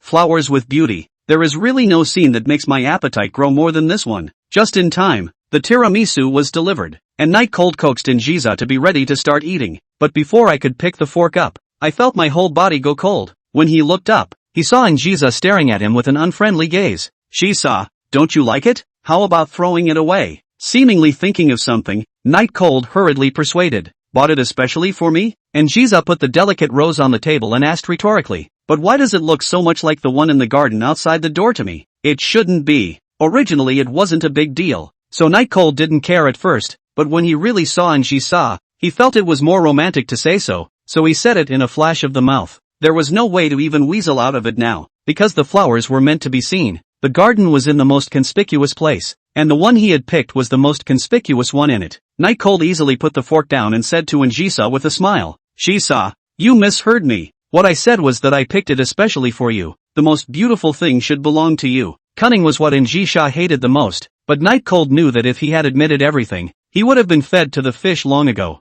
Injisha's slender white fingers tapped on her stunningly beautiful face, staring at Night Cold with a smile or not, and not speaking. Night Cold immediately squared his seat. There are still things to ask Injisha to help today. This kind of atmosphere cannot be okay, I admit it. I picked it outside, but can you blame me? Night Cold pretended to be very pained as he said to Injisha, and even raised his voice volume quite a bit. Injisha froze, originally waiting for Night Cold to give in to herself before she asked him to go buy herself a bouquet of flowers. What was this? Night Cold continued to say painfully, if it is not that this flower is really too worthy of Jisoo, how could I possibly pick this flower and give it to you in that fear of many people's disdainful gazes? And Jisoo finally did speak. This flower is beautiful, but it's not like the florist didn't have it, and the fact that you didn't find it yourself means you don't care about it, am I right? Night Cold immediately changed his face and said, how about next time? This time, I really came in too much of a hurry. I should have known better than to pick any flowers. It's a lot of work and a lot of effort. And Jisoo was mostly angry because Night Cold had arrived too late. Flowers and all, her garden was full of them, and prettier ones than this abounded. The flowers on the table, though, she didn't bother to throw away. Never mind, seeing as you cleaned yourself up a bit today, I'll let the lateness thing slide. And Jisoo sipped a cup of coffee and continued, so what is it that you asked me out for? She wouldn't think that Night Cold was asking her out on a date. There must be something for her, because Night Cold is a log, a hated log. Without dwelling on the tardiness of Injisha's mouth, Night Cold took a notebook out in front of Injisha's face and began to ask as if he were interrogating a prisoner. What's your favorite food? Any special hobbies? What's a favorite wine? Listening to the chattering, exaggeratedly posturing Night Cold, Injisha actually revealed an expression of surprise. Is Night Cold planning to chase himself? Chapter 108, Emotional History of the Two Parties. As soon as Night Cold's words were asked, Injisha's hand that was about to go to serve the coffee stopped. She had originally thought that Night Cold asked herself out for money matters. After all, although she had helped Night Cold buy a high-class apartment, after all, Night Cold was still a student and had no money on her. Of course, this was also deliberate on her part, in order to make Night Cold come and beg for herself. But she didn't expect Night Cold to open his mouth to actually pry into her hobbies, which made her hand which was extended to serve coffee, hang in mid-air. Seeing that he was serious, he even took out a small notebook with a serious face, seemingly to write down what she would say later. Is it to chase yourself? Is he finally realizing his importance? And Jiza smiled a little smugly. Will stop the hand continue to move forward? Pick up the coffee, gently sip. Anyway, now it is the night cold is begging for their own, tempering patience. After a long time, so long that night cold thought that Njisha had forgotten her question, and Njisha finally did speak. Not only are you late today, but you also picked a random flower on the side of the road to give it to me. And for that you're still trying to pry into my preferences? And Jisa looked happy, but the more times like this, the more calm she had to be. Hey, why are you bringing this up again? Didn't we agree to buy one next time to make amends and forget about it? Night Cold said with a bit of emotion in his tone, and Jisha immediately changed her face.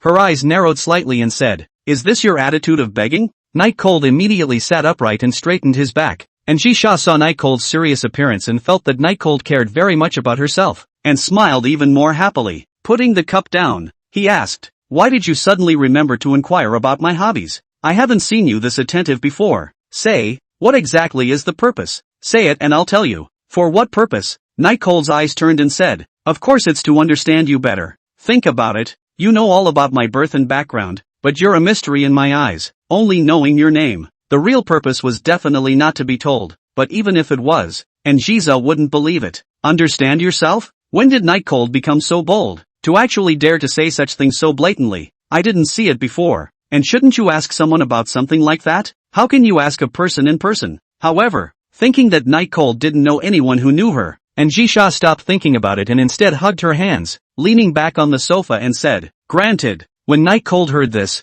he clenched his fist hard to show that he was happy. On the other hand, and Jisha was staring at Night Cold with a smile on her face, her eyes filled with the pleasure of reward. You ask one thing at a time. I'll think about it before answering, lest you play tricks in there. This was what Njisa said, and of course Night Cold was satisfied, otherwise he wouldn't be able to remember it. Night Cold's first question was, what's your favorite wine? And Njisa replied without thinking, Romane Conti, Lafite. They're all very good wines, but they're in scarce quantities, and even I don't have much, so you don't have to bother if you want to buy them for me. Buy it for Njisa? Night Cold was still thinking of taking a bottle from Njisa, but it wasn't essential to take something from this timeline. Otherwise, one would definitely have to ask for a bottle, even if it was precious, and I think Njisa should still be willing to part with it. Jotting down these two familiar and unfamiliar names in his book, Night Cold once again asked, do you usually have any special favorite food? The usual won't do, it has to be a special favorite food. This time, Njisa didn't answer right away, but fell into a deep thought, like she was remembering her past, or maybe it was a bit hard to pick one of the many preferences to be a favorite.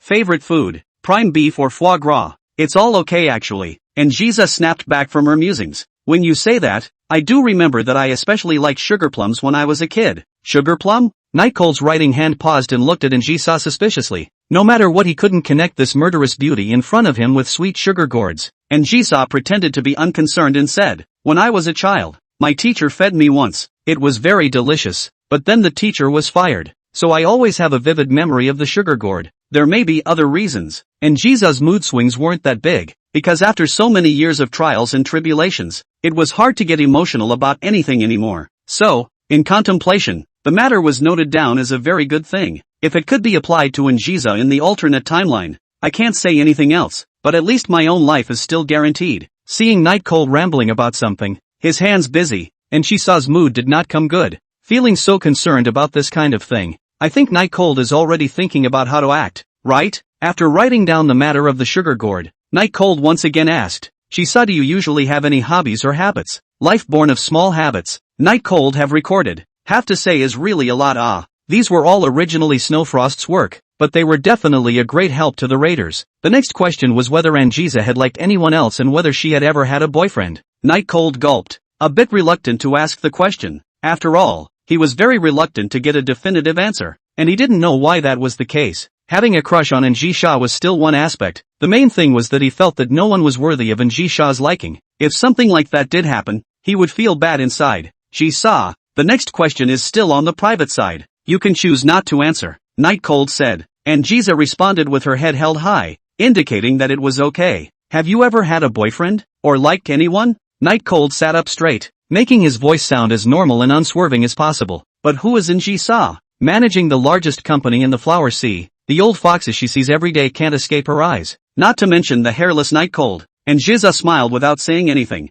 The silence made Night Cold swallow a mouthful, had a mouthful of dry sensation, but eventually stabilized and did not ask again. Leaning forward slightly, her hair falling to the sides like a willow tree, she spoke. Are you interested in this? I see your forehead sweating. Isn't that worrying about some sort of possibility? Night Chill quickly wiped his forehead. What kind of sweat is that? It's November. And Jisa crossed her legs. The scenery was picturesque, causing Night Cold's eyes to follow the thighs as they swung a bit. And Jisa continued. Tell me your emotional history? I'll tell you mine and I promise you'll be interested. Chapter 109. Have you suffered those calamities in the past? His own emotional history? Night Cold scratched his head as he realized that he didn't seem to have much of an emotional history, because he was a traveler. He knew the importance of learning, so from a young age, Ben had been studying hard and finding ways to improve himself while waiting for the system. There used to be a lot of girls who liked him. After all, he was handsome, but he didn't even respond. To say that the only girlfriend he has ever had, there is only Ruyan Lu, and if it were not for the opening of the system, Heian would have broken up with Ruyan Lu. My emotional history is very simple. Other than Ruyan Lu, there's nothing else, Night Cold said with his gaze as usual. As he spoke, and Jiza kept her eyes on him, but he didn't show any cracks. Either he was mentally excellent or he was telling the truth. And Jiza preferred that Night Cold was telling the truth, because in fact, she had asked Snowfrost to get all of Night Cold's previous information to her, so she still knew more about the previous Night Cold. As for some of the information that could not be found, such as whether Night Cold has had a girlfriend, are used a lot of polls to confirm. Coupled with Night Cold's dictation, it was basically a sure thing. I've finished mine. What's yours? Because Jiza had just whetted his appetite, causing him to now be very curious about what special emotional history Jiza had. Think about it, like Ji saw such a big lady, how to have 2 dances with others, right? Close contact is even more but less, and it can be beautifully called socializing. You're interested? And Jisha saw that Night Cold was interested, and for a moment she didn't want to reveal the answer so early. Not really, it's just a normal question. Night Cold pretended to be indifferent. He wasn't going to be led by Njisa, and Jiza was not a person who couldn't read the atmosphere, and knowing that it was her turn, she couldn't be bothered to push back, and said to Night Cold, "No." What no? Those 2 words caused the long-awaited Night Cold to giggle for a moment. Generally speaking, there were a lot of things that Njisa didn't like to say twice, but it wasn't just that Night Cold was concerned about her emotional state, it was more likely that she was jealous, so Njisa repeated herself. Emotional history means no emotional history. Is that clear? Night Cold recorded this matter on a small notebook without changing his face. Damn, Njisa, actually teasing himself like this, but he was indeed quite interested in the result. And Jiza wasn't exactly lying. And Jisha understood through and through about Night Cold's small mind, but didn't say anything because she liked it. The 2 had been in the coffee shop for half an hour. Night Cold's question also came to the most critical place. Have you ever encountered any danger before? Night Cold asked tentatively. This kind of question wasn't even private anymore. It was a major secret. Night Cold felt that he was really like a business scout in this moment. The moment these words came out,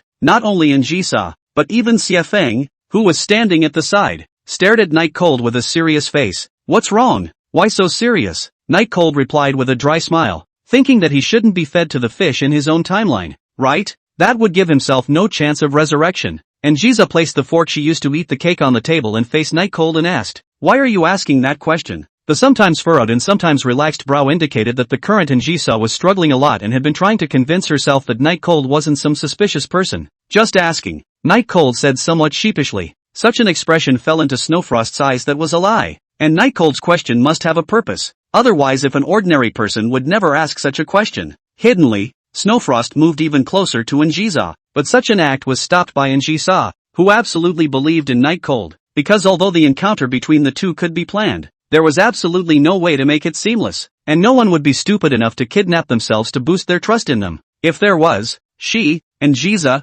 recognized it. Night Cold closed the book and said, "Isn't this question too personal? Otherwise, how about the next question?" The reason why he would ask Njisa this question, that was because he had no method of disarming Njisa no matter how well he knew her as a person, and the fact that he could kidnap Njisa in the past was purely coincidental. Besides, the other timelines simply don't exist as Night Cold, so where to put the kidnapped person? That's why Night Cold was brave enough to ask such a question, because if he knew where Njisa had suffered a calamity before, then he could travel to that time to save Njisa. It would also be a good way to use this as an entry point to get into Njisa's side once again. coupled with the fact that he knew Njisa beyond measure. Wouldn't that strategy be simple and quick? But what he didn't expect was that Njisa's reaction was actually so great. There's no need to be so nervous. These words were spoken by Njisa to Snowfrost next to her, but it didn't make Snowfrost dispel her wariness of night cold. After all, this question was just a bit too much. No longer paying attention to Snowfrost, Njisa said to Night Cold, "It's not something that can't be said. Why are you prying into this? Give me a reason."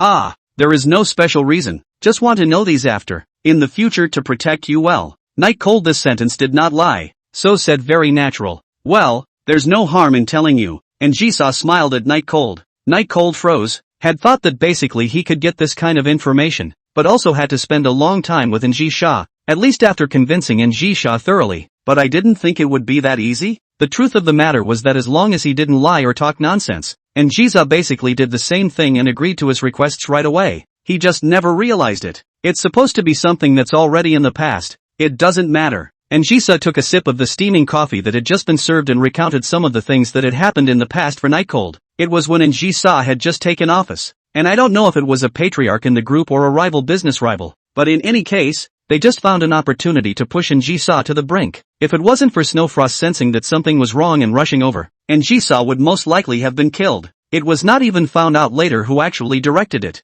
It wasn't that long ago. It was July of this year, and the location was in the alley next to Seiko Business. Luckily, they were preparing to kill me at that time, or else it would likely have been even worse. Njisa's face was as normal. Her tone of voice without any fluctuation said, "Chapter 110, Njisa's going to her new home? Something big is going to happen." "You're still quite calm." Njisa elegantly leaned back on the leather sofa, smiling slightly as she stared at Night Cold, who was writing and drawing across from herself. After Night Cold finished recording this matter, he sighed and looked at Njisa. "For people from big families like yours, the probability of this kind of thing happening is still much higher than ours. After all, interests are involved in all that. So that's what you're going to do?" Njisa asked with interest. "Do that?" Night Cold was a bit puzzled for a moment. Although he had displayed his strength in front of Njisa, she shouldn't know that he was stronger than Snowfrost, right? "Are you planning to make yourself a bodyguard?" Njisa frowned a bit breathlessly and reminded, "What are you going to do after knowing this information?" It turned out that it wasn't asking herself to be her bodyguard. It was asking what she was going to do with herself after getting this information. Night Cold coughed twice. "The information has all been gathered, so please also look forward to what happens next. It's guaranteed to take you by surprise." Njisa's brows furrowed once again, because usually the person who said such words proved that he wasn't thinking about this matter at all, but pushed it off until later, which was a completely perfunctory behavior. Before Njisa could open her mouth to question, she heard Night Cold say, "Shisa, I want to go to your house to take a look. Is that okay?" "What?" Njisa had a rare moment to process the information, as she had never expected Night Cold to ask such a question one day. "To your own home? It's not really practical to meet the parents. Why are you suddenly thinking of going to my house? And you asked so many things today. Say, what the hell are you up to?" Njisa deliberately willed the cold up, but it was easy to get the impression that it was feigned. The corner of Night Cold's mouth twitched and said, "Isn't it still to understand you better? And I haven't been to your house after so long." Njisa had been staring at Night Cold's eyes, knowing that he was lying, but what made Njisa very confused was why Night Cold had to tell this kind of lie. What exactly was the purpose? In fact, Night Cold's purpose was very simple, and that was to shock Njisa when she came into contact with the Njisa of the other timelines in the future. Wouldn't it be easy to raid then? Imagine, when Njisa invited him to her home, he directly brought out the red wine hidden in the cellar, and it wouldn't shock Njisa from the other timeline to death? Thinking of this, Night Cold smiled wickedly. Instead, after half a day of thinking, Njisa said, "Yes, I can let you go to my house, but now my mother is at home, so you won't be afraid if you run into her?" "Scared?" Night Cold pointed at himself. "Am I unseemly?" Njisa puffed out a laugh. His own mother that is standing in the flower sea power at the top of one of those few people. Their own power are given by her. Other people to see not scared of weak legs can be enough. I didn't realize that Night Cold was so heartless. Seeing Njisa smiling inexplicably, Night Cold was even more confused. Was this mocking himself? Come on, even if he is really poor, but at least he looks good, right? Don't say what kind of beautiful girl, middle-aged young woman is still take. In that case, Njisa, you are agreeing to me going to your house? Night Cold ignored Njisa's laughter and spoke with some surprise. Njisa's face still had the remnants of a big smile on her face, and she nodded in a very ladylike manner, which was kind of rare for Njisa, when she didn't carry an oppressive aura on her body and a cold icy tone. "The Night Cold is very happy." I did not expect Njisa so simple to agree. He thought he still had to grind half an hour it. Then what are we waiting for? Let's go. Night Cold stood up and urged. Instead, and she was calmly picking up her coffee and taking a sip, saying, "There's no rush. My house's door is open 24 hours a day, even if it's just to go at night." What do you mean? Night Cold wondered. It means that, to be fair, we'll go to your house first. And Jisa stared at Night Cold with a smile, and Night Cold's expression matched her expectations. His face was ashen and unsightly. It was like eating a fly. The originally happy face instantly became ugly. There was really no exaggeration. It was just in a split second, without the slightest transformation process. What? I'm not welcome? And Jisa stared at Night Cold with a calm demeanor and did not give her advice based on Night Cold's face. Welcome? How could I not welcome it? Night Cold laughed harder than he cried, and in his heart, he was already thinking about how to push this off. You should know that there was now a yen bunny in his apartment. This would definitely make fish feed for Njisa if he knew that there was such a person in the apartment he bought. Very well, it's good that you're welcome. I was afraid that you wouldn't be welcome. In that case, I'll have to force myself to go. And Njisa said a nonsense that no one could understand and stood up. And Night Cold already couldn't care less if Njisa had a cleanliness fetish. Immediately went up and held Njisa down, saying, "Njisa, or else let's forget about it? That place of mine is very small. There's nothing to see." And Njisa stared indifferently at Night Cold's hand that pressed on her shoulder before moving her cold gaze to Night Cold's face. I thought you said welcome. What does that mean? And Njisa obediently sat down. And Night Cold obediently squeezed Njisa's shoulders and said, "That is a new house. Formaldehyde exceeds the standard. Inhale, it is not good for the body. Wait for 2 days. Wait for me to wash the formaldehyde. Then you come back." And Njisa closed her eyes, showing a look of enjoyment and said, "Formaldehyde is a big deal. You are not smart in the first place. It is easy to get brain damage if you suck too much. I'd better go and take a look." According to normal times, even if he didn't dare to say it explicitly, Night Cold would have to mutter a few words. But today, especially now, he didn't even have the idea of retorting, and was only thinking of making Njisa hurry up and cancel her trip to her house. There is nothing in the new home. When the time comes, there is not even a place to sit, and a cup to drink water. So entertain you. Night Cold continued, and as if she was determined to go, Njisa closed her eyes and said, "It's fine. I'm also considered the owner of the house. I don't care about these polite things. Just take a look. But, I've got things to do this afternoon, and I won't have any more time after I visit your house. It's okay, just don't go to my house next time you get a chance." I don't know why, but today's Njisa was extraordinarily patient, as if she was deliberately teasing Night Cold. Unlike before, when Night Cold rejected her even twice, she was absolutely angry. Available. It can't be helped. Night Cold finally failed to resist Njisa's pressure and promised Njisa to go to his new home. Chapter 111, Lord Minister help. The car Night Chill is still working on it. Njisa, why don't we forget about today? I suddenly don't want to go to your house. Next time? Night Cold sat across from Njisa, and the swaying of the body was even negligible. That won't do. To you, this young lady has always responded to every request. How could I not fulfill such a small request as going to the house? And Njisa shook her red wine glass and stared out the window with a smile. Night Cold laughed bitterly. Going to his new home was originally nothing if Rabidine wasn't at his house at the moment. But the problem was that Rabidine was. What can we do? And Njisa's gaze went to Night Cold and asked leisurely, "What? You badly don't want me to go? How can? Done something to apologize to me? Or is it?" And Njisa paused for a moment and said plausibly, "Or did you really do something that would make me angry? How can that be? Regardless of what would happen later." There was certainly no admitting it now. Honestly, though, he didn't even know himself if taking Yen Bunny to his home was considered a bad thing, but he knew that Njisa would be angry about it. And that was enough. As long as Njisa will be angry, it doesn't matter if it's reasonable or not. That's good. Njisa took a sip of red wine in peace. When Night Cold saw that Njisa was drinking again, he couldn't help but wonder if Njisa didn't go to the toilet when she drank so much in a day. He hadn't seen Njisa go to the restroom today, but seeing Njisa quieted down. It was safe for now at least, even though she already didn't know what to do later. But this safety didn't last long, like the kind of experienced hunter catching his prey. Njisa saw Night Cold settling down and suddenly said with a change of words, "If anything displeases me later, you know what happens, don't you?" As expected, Night Cold's heart, which had just relaxed, was instantly raised to his throat again.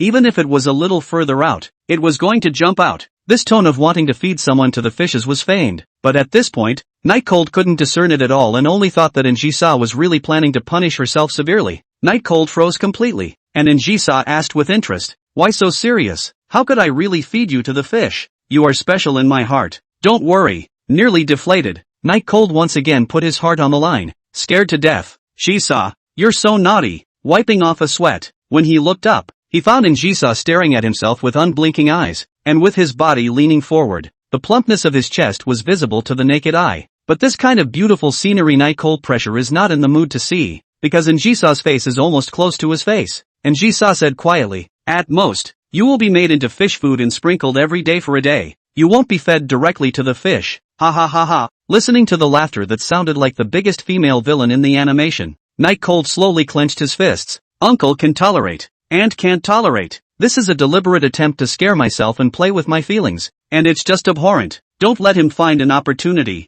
or he's going to retaliate hard. After Jisa laughed, she didn't say whether she was joking or not, making Night Cold still afraid, but he knew that Jisa couldn't really do anything to himself in any way. After all, if Jisa wanted it, it would have happened already, because he hadn't been hanging out with Bunny Yin in the past, even writing love letters to Shang Qing-rin. In fact, up to the beginning, Night Cold knew that Jisa wouldn't do anything to himself. But what about Yin Bunny? For someone who didn't care, he knew deep down how brutal Jisa was, as evidenced by being shot in the first place. Got to notify word Bunny. When this thought rose, Night Cold pretended not to care and took his cell phone out. His eyes kept looking out the window, pretending to look at the scenery. But just as the cell phone was in her hand, Jisa's icy voice came, put your cell phone away. No looking at it when you're with me. This is the first time, even if it's the first time. The next time directly feed the fish. And Jisa commanded Night Cold like a queen. When people come under the eaves, they have to bow their heads. Night Cold smiled and pocketed the cell phone.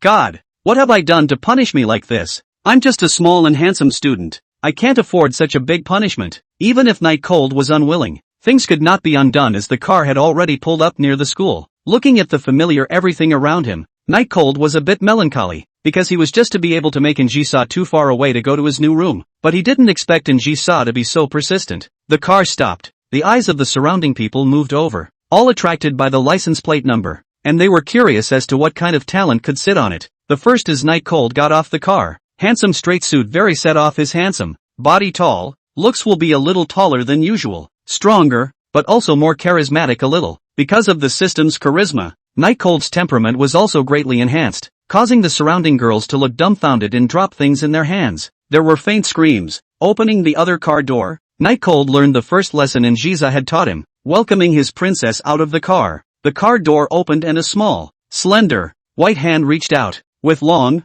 slender fingers and fingernails, but not with exaggerated manicures like many of the fashionable girls present. But it's still seconds. With that, a noble young girl appeared within everyone's line of sight, wearing a uniform dark blue pleated skirt that was clearly knee-length, but just seemed to have long legs and was very seductive. Handsome teenage boy holding a young girl is now on the street. This is like the plot of a girl's manga, so that the girls in the audience have covered their mouths. Of course, it was inevitable that a lot of boys stared at Jisa. On the clean and tidy street, Jisa walked in front with her hands clasped. Night Cold followed beside her, and behind her was Snow Frost. It's best if you tell me what's going on right now. I might even be able to forgive you, Jisa seemed to say in a tentative manner. No. Night Chill then bet that Bunny had gone to look at the furniture, and anyway, there was absolutely no point in admitting anything of the sort that Jisa would never forgive. Gamble. That's how it's always been done anyway. It's always lost, but as the saying goes, Jisa coldly grunted and glanced at Night Cold, speeding up her own pace.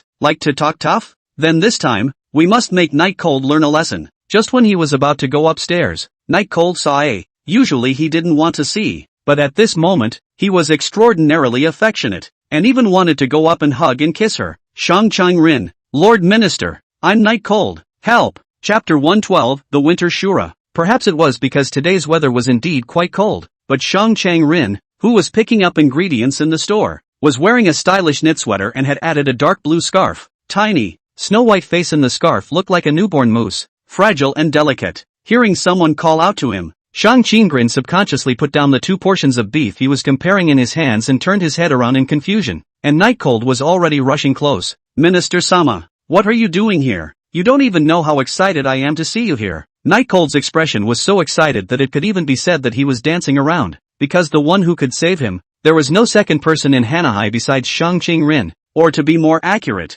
the only one he knew who could save him was Shang Qing-rin. Although Shang Qing-rin had never admitted that the two were friends, Night Cold thought that he was still on good terms with Shang Qing-rin. When Shang Qing-rin saw Night Cold rushing in front of her, an androgynous aura came over her. making her a bit overwhelmed, so she habitually chilled her face. Taking 2 steps back and clutching his non-existent chest, he said, I know that normally you're holding back, but please continue to do so, because if you expose your sexuality, the police department is right next door. Hold back what? I'm just excited to see you. Night Cold spread out his hands to show that he wasn't threatening in any way, but Shang Chang-rin pressed on, still as wary as ever. Night Cold was wondering just what kind of image he had with Shang Chang-rin. Perhaps seeing Night Cold's delay in taking action, Shang Chang-rin slowly patted his chest, making an appearance of having palpitations, and his sight also saw Ji-sha with an odd expression behind him, laughing coldly, seemingly sensing what the situation was all about. Shang Chang-rin walked up to help Night Cold straighten his collar and said, let you meet something first calmly, and forget it, right?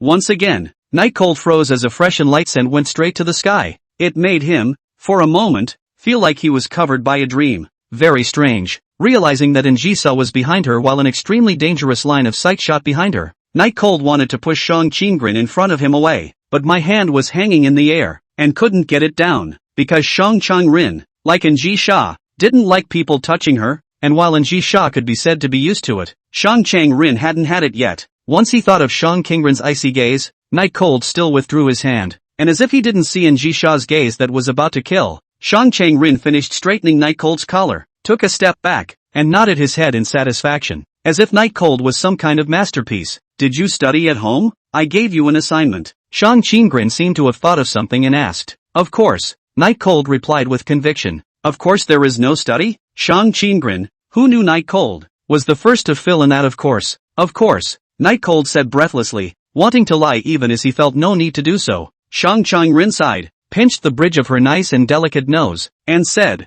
I'm talking about you. It's okay if you can't pass Qinglan in this exam, but at least have the spirit of striving, right? Don't you know how to study hard? Night Cold would love to rip on Shang Chang-rin. Even for a day it doesn't matter, as long as Ji-sha in the back doesn't say anything. But how is that possible? Seeing that Night Cold had actually run away in front of her, even going to find a woman who didn't lose in every way to her to talk and laugh, the anger in her heart was already about to materialize, even if he knew that Night Cold was only doing this because he was afraid of being punished by her later. But no matter what the reason was, doing this just wouldn't do. She clasped her hands and walked up in a queenly manner, pushing the Night Cold who was talking to Shang Chang-rin out of the way as she faced Shang Chang-rin. Thought you were hiding from your family where you could live. Didn't realize it was still this kind of rich area. Ah, that's right. A normal apartment is still probably not enough to satisfy a pampered young lady like you are. And Ji-sha came up with a strong flavor of gunpowder, and even had the intention of directly revealing someone's old age. Oh, what does such a thing have to do with you? But I must tell you, as long as I can live, even if it's in the old city center, I'm equally fine with it. Shang Chang-rin disliked back. On the other hand, Ji-sha laughed without the air of a lady of the house and laughed so loudly that she even drew the eyes of the customers picking out food around her. At once, everyone realized that the two beautiful girls were quarreling. Seeing Ji-sha's look of complete disbelief, Night Cold in the back wanted to say, you haven't lived? What can't you live in? Damn it, there are so many people here. It's really not good to argue in front of them. Night Cold slowly muttered to himself. His intention was actually to invite Shang Chang-rin to his new room, so that if Yen Bunny was actually in the room, he could at least drastically distract Ji-sha's attention. Most importantly, Shang Chang-rin was the only one who could disobey Ji-sha and still not suffer punishment. When Ji-sha finished laughing and just wanted to say something vicious to Shang Chang-rin, Night Cold directly went up and pulled Ji-sha back. Ji-sha, they're all watching. When the time comes to recognize you, the impact will be bad. It's better to hurry to the new room. Night Cold said to Ji-sha, his tone full of sincerity. Ji-sha stared expressionlessly at Night Cold's eyes for half a day. Looking at Night Cold's face couldn't help but from twitching. But in the end, he didn't move away. I'll clean you up later. After saying these words, Ji-sha turned around and prepared to walk out of the store. She certainly wasn't afraid of the gazes of the people around her. After all, she had seen this kind of thing too many times, and she wasn't afraid of affecting the company. After all, the N Group wasn't a small company that cared about this at all. The underlying reason was that there was no need for her to argue with Shang Chang-rin at all. Keep up, Ji-sha said without forgetting as she walked forward. Night Cold promised, and then immediately turned his head to make a final struggle, folded his hands together and continuously shook them at Shang Chang-rin, praying that Shang Chang-rin could follow him. If Shang Chang-rin didn't go, then he could say that he was dead. Just what he just did was enough to be made into fish feed, not to mention the speech rabbit in the new room. Then, in ancient times, one would probably have to be put to death. If you look at it from Anjisa's point of view, Shang Cheng-rin had already planned all her time today. She rarely, or rather never,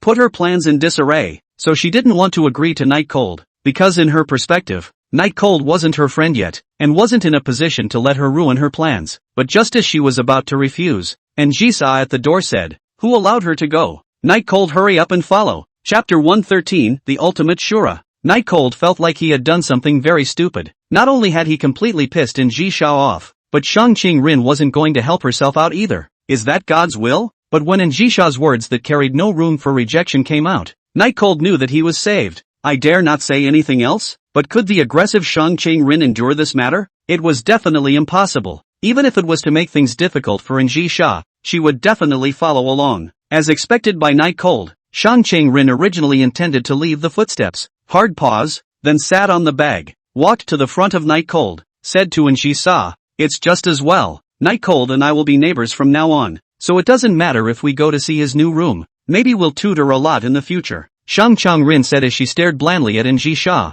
as if he was deliberately trying to make Jisa angry. His tone even carried a strong sense of provocation. Jisa clasped her hands. She is the kind of people who face provocations to endure? Obviously not. Immediately said, "I'm not allowed." Are you deaf? Or are you so thick-skinned that you don't care? The trio stood in front of the store, but the interaction was so dramatic that others even thought they were filming an idol drama. It was just that the onlookers couldn't remember how the three were actually who they were. After all, this kind of face value, as long as they had seen it, it was absolutely impossible to forget. Allah, Ms. Jisa, since you're the one who helped Mr. Night Cold buy the house, it should rightfully belong to Night Cold. How can it still be up to you? Shang Cheng-rin responded with a smile. Black lines gradually crawled on Jisa's forehead, indicating that she was now very angry. Seeing that the two were about to quarrel again in such a place, Night Cold hurriedly went to shove Jisa and pushed towards his new room. Jisa, if she wants to go, just go. Anyway, there's no tea, sofa or anything at home, so going there won't be a bargain. Night Cold pushed Jisa forward slowly, but the movement was light.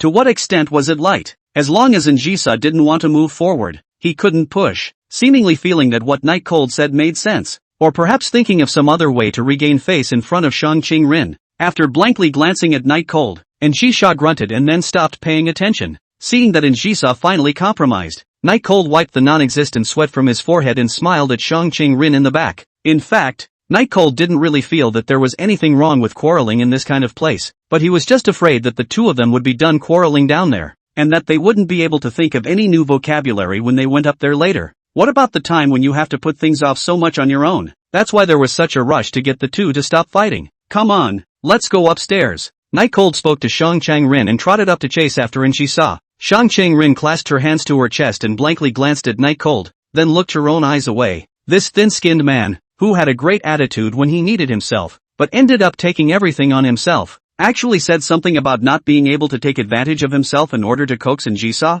It's almost as if it's thinly veiled, but after all, he had already promised. Shang Cheng-rin had never been a man who kept his word, and with that, he opened his long legs and followed. This area was full of high-grade apartments, and the facilities around them were also extremely high-grade, and Night Cold's apartment was in the middle of this. When riding the elevator, all three did not speak. Night Cold stood in the middle, feeling the coldness on both sides, feeling that the blowing heated elevator was actually a bit colder than outside. In order to break the awkwardness and silence, Night Cold dryly laughed and said, "It's kinda cold, huh? Poof, aha." Both of their replies came out of their noses, expressing the fact that they were now very unhappy with Night Cold. Night Cold doesn't make a fool of himself. Forget it. How much more messy can it get today? If you feel embarrassed now, then when you see Bunny Yen and the three women later, you will still have to hit the wall? The elevator was gradually climbing upwards and stopped at the 7th floor. Because it was an upscale apartment, there were only 4 or 5 rooms on each floor, and each of them was very luxurious and exaggerated.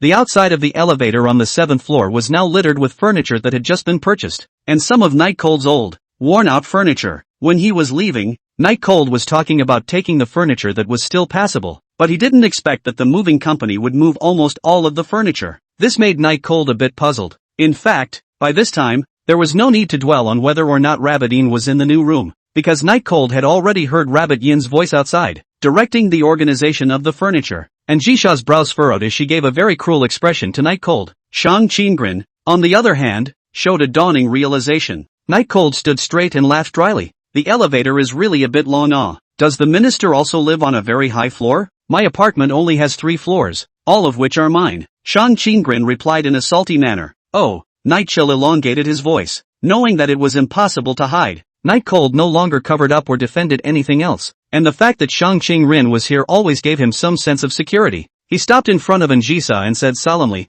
Shisa, I don't want to lie to you, but this is really a misunderstanding. Anjisa didn't look angry at all and said with interest, so, planning to tell me the truth? I just gave you the chance, now I want to see it for myself. Opening Nightshade's hand up. Then before she could move forward, Nightshade's arm was once again lowered. Shisa, let me explain. It's not what you think. Anjisha's aura steeply and dramatically changed. Like an emperor who dominated everything, her eyes were so cold that she wanted to freeze people to death. She stared at Night Cold and said word by word, put your hands down. Shiza. I don't want to say it a second time. Night Cold knows that he is now even in how to explain is futile. There is no way. Can only put his hand down. Anjisa passed by Night Cold, viciously gouged out Night Cold, once again said, your punishment is behind you. What's the rush? With that said, Anjisa called for Snowfrost to come upstairs. What does this mean? Night Cold didn't understand, however. He is now very self-condemnation. How could he wishfully think that Anjisa will not go to his new room? Although Anjisa had a million reasons not to go to the new room, but it was Anjisa, she didn't need a reason, as long as she wanted to. What to do? Yen Bunny was just an ordinary person who couldn't be ordinary. Facing a ponce like Anjisa, it was impossible to take any advantage. It's not even certain that it will survive. Speech Bunny in the new room seemed to have heard Night Cold's voice and shouted out before running out excitedly, happily fiddling with the furniture with Night Cold, which was one of the ordinary young girl's wishes. Chill. But when Yen Bunny cast her eyes out the door, her whole body froze. Chapter 114, Helplessness. Bunny Yen, who was so excited that she was busy, poked her little head out to see Night Cold outside, as well as the 2 big ladies who would make her feel inferior. Little Chill, are they? Speech Bunny asked as she walked out with some restraint, and Jisha hummed and stood still, not making any movements, just looking at Night Cold. The meaning of that Night Cold could not be more clear. This is to let himself give her a satisfactory explanation. Otherwise, he and Yen Bunny Rabbit probably can't get a good deal. She is the one I asked to come over to help me organize the furniture, and will leave later. Night Cold didn't even dare to look at Yen Bunny's eyes when he said this again, because he knew that at this moment, Yen Bunny must be very disappointed, but he couldn't help it. Today's events could be said to be all his fault. He didn't expect Anjisa to come to see the new house early, according to his idea, with himself by Anjisa's side. Even if Anjisa would want to visit the new house, it would be a visit later on, after he had taken care of it himself, and when he was at home. But a woman's sixth sense must not be disobeyed, perhaps because Anjisa had investigated. Anyway, Anjisa came early. He really couldn't think about Speech Bunny's feelings right now, because he couldn't be clearer about what kind of person Anjisa was, especially since his experience of being killed in the other timelines had made him even more fearful of Anjisa. I'm not afraid of myself, but what about Bunny Yen? Even if he were to die of a broken heart, it would be better than being targeted by Anjisa, right? If Bunny Yen died because of his carelessness, he would never forgive himself for the rest of his life. As the words landed, Anjisha's face was slightly better, but not by much, as she knew that Night Cold was lying. But it was rare that Night Cold would choose to say something like this. This is completely toward her. Without considering what Speech Bunny said, Shang Qinggren sighed, but remained expressionless. Speech Bunny heard Night Cold's words and instantly had her heart broken. Her frozen expression indicated that she was digesting it, but her long years of negative emotion digesting ability didn't seem to be working at this moment. It didn't work. The heartache wasn't going to leave her alone in the slightest. It was even getting worse. She wanted to pretend she didn't hear it, but she didn't know whether it was in her ears or inside her head, playing over and over again the Night Cold words from just now, as if she was deliberately torturing her. Every word was so clear. Chill, what are you talking about? Speech Bunny stared at Night Cold somewhat helplessly. She was a child of a poor family. She had never seen such a big, good-looking house, and while she was excited, she felt unfamiliar. But fortunately, she was not afraid because she had Night Cold, and she was very happy. But her only reliance here was a stranger to her at the moment, and even the 2 ill-looking girls next to Night Cold were hostile to her. For a moment she felt like she couldn't breathe and was very insecure. Night Cold face pretended to be fine and pretended to be over his head. Looking at the appearance of the speech rabbit, he was also very bad, but Anjisa was present. If he did not hurry to cut off the relationship, then the consequences were unimaginable. The furniture and such is pretty much set up, so why don't you go home first? I'll call you later, Night Cold said with an unchanged face. Go back? Speech Bunny's tone had taken on a sobbing tone. Where to? Night Cold speechless, This sentence makes him completely speechless. How much he really is to let the simple and lovely speech rabbit fall into this situation. He really slapped himself hard 2 slaps. The situation at the scene was pretty much understood by everyone, and Ji-sha and Shang Chang-rin weren't cuties either. Both understood exactly what was going on, but Ji-sha clearly wouldn't have half the sympathy, and neither would Shang Chang-rin. Of course Night Cold knew that Ji-sha couldn't possibly take pity on Speech Bunny. If he wasn't on good enough terms with her, he probably wouldn't have had the part of letting himself take care of it, but would have just let Snow Frost come. There's something going on here. You go wait for me at the convenience store downstairs first. I'll go down and find you when I'm done. Okay? Night Cold came close to Yen Bunny and said in a small voice, and there was even an imperceptible request in his tone. Before Yen Bunny could answer, Ji-sha sneered and spoke out. Who allowed you to be able to leave? I'm telling you, you're not going anywhere today, or else I'll break your legs. And Ji-sha is what kind of character?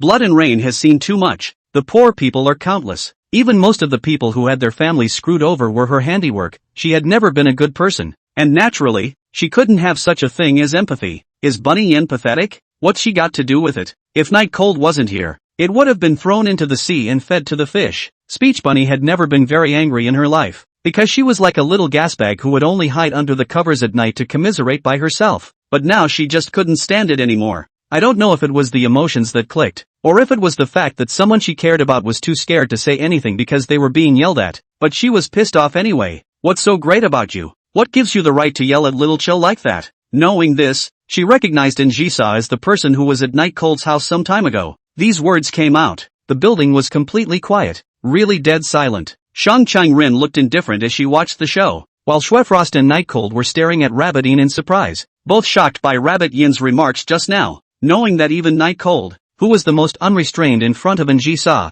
didn't dare to say this kind of words, Yen Bunny was looking for death, and Ji-sha's gaze shot out dangerously. Are you sure you want to make me angry? The consequences can be severe. A light, very bland sentence. Speech Bunny didn't know the importance of lightness, but Night Cold knew that as long as this kind of atmosphere continued, even if Speech Bunny no longer added fuel to the fire, the end was already doomed. Just as Yen Bunny wanted to continue retorting to Ji-sha, Night Cold yelled directly at Yen Bunny. That's enough. Yen Bunny raised his hand slightly stiff, incredibly staring at the serious expression of the knight next to his own Cold. She could not believe that to their own never so gentle Night Cold actually yelled at his own. Obviously she was the aggrieved one. Her name is Ji-sha, and she's the current powerhouse of the Yin group. It's not something you can mess with. Aren't you curious about where I got my house? She's the one who bought it for me, so she has the power to make whoever she wants leave. Got it? Yen Bunny's tears were finally flowing out. Her gaze froze as she looked at Night Cold, who was shouting towards her in front of her, hoping to see the shadow of her former self in his eyes. But it's suspicious. A designer suit is simply nothing like it used to be. She nodded, crying as she said, okay,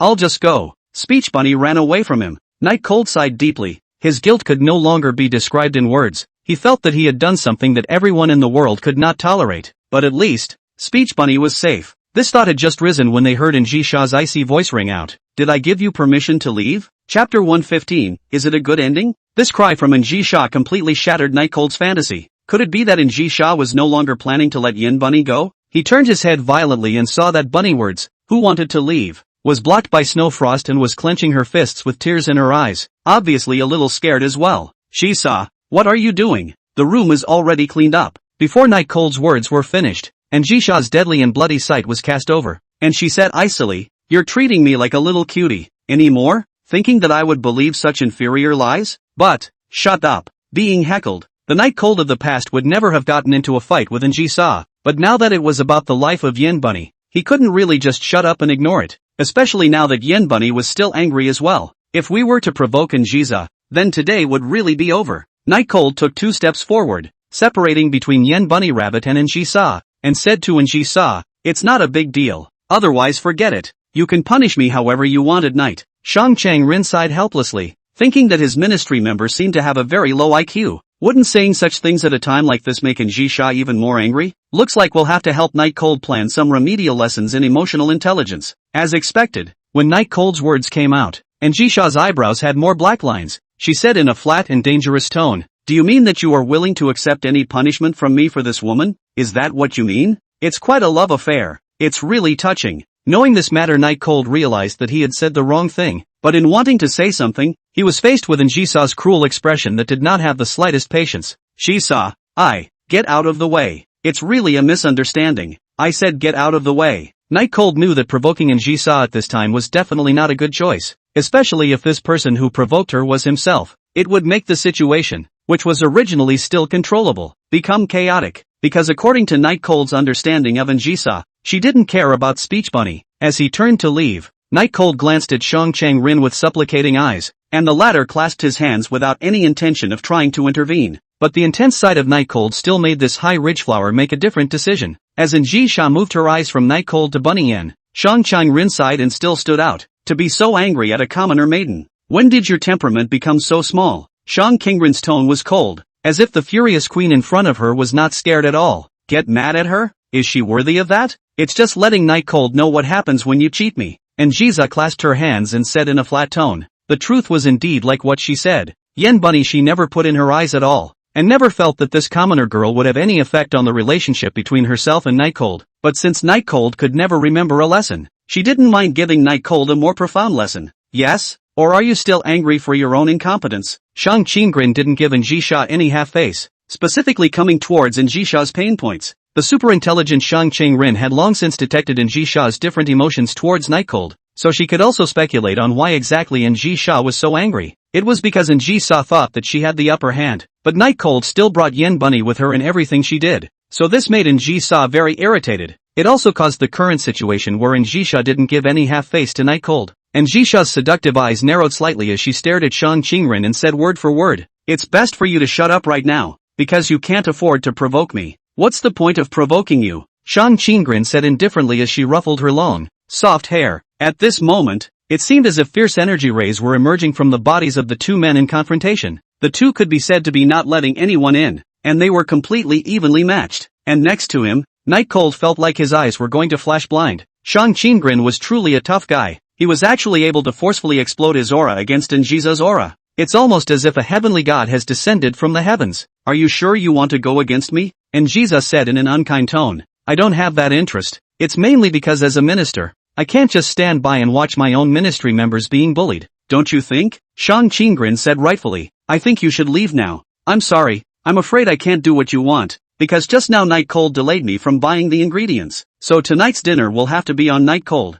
and it will be delayed for a long time." It was at this moment that Night Cold finally found an entrance opportunity. "Since we're talking about dinner, let's hurry up and go buy ingredients. If we're late, the fresh ingredients will be sold out." Night Cold smiled and came to the two, hoping to stop this farce. The two of them glanced at Night Cold, but neither of them said anything. Their eyes were strange. After a long time, Shang Chang-rin sighed and said faintly, "A housewarming is indeed something that should be celebrated, don't you think?" "Ha, what's like or not? Stinks." And Ji-sa rolled her eyes. See, Ji-sa's tone is finally softened. Night Cold immediately walked up, said, "Ji-sa, this can be your wrong. Housewarming also ancient customs. The law of the ancestors cannot change."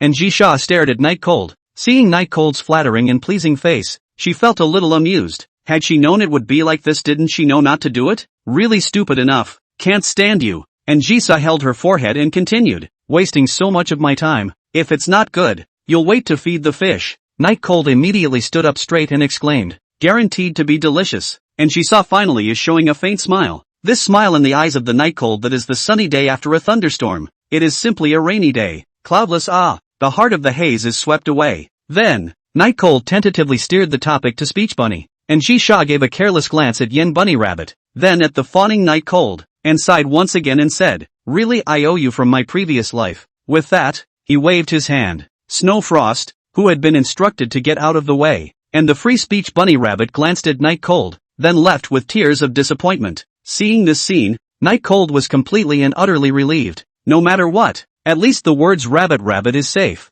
although he has already this young girl's heart broken in pieces. Even at this time, Night Cold was wondering if it was a good ending for Bunny Yen for him to separate from him just like this. The answer is unknown. P.S. Woohoo! Chapter 116, The Goddess. Today was destined to be uneventful for Night Cold. Looking at Speech Bunny's lost expression, Night Cold wanted to chase after him and explain. Wanted to say that he didn't say what he just said. Wanted to say what exactly he said those words just now because of. But even for something like that, he couldn't do it because Ji-sa was right next to him watching him. And Ji-sa wouldn't sympathize with anyone, including him of course. "Go take a look at your new house." After Ji-sa said this, She stopped paying attention to Night Cold and walked towards her new house on her own. After this kind of thing happened, and Ji-sha did not let Night Cold forcefully follow her, because she knew that she needed to give Night Cold a process of acclimatization, and it would be better to let Night Cold stay by himself for a while. Rigid and soft is considered to be in Ji-sa consistent mastery of the art of people. Only she does not know is that the treatment of certain people cannot be so.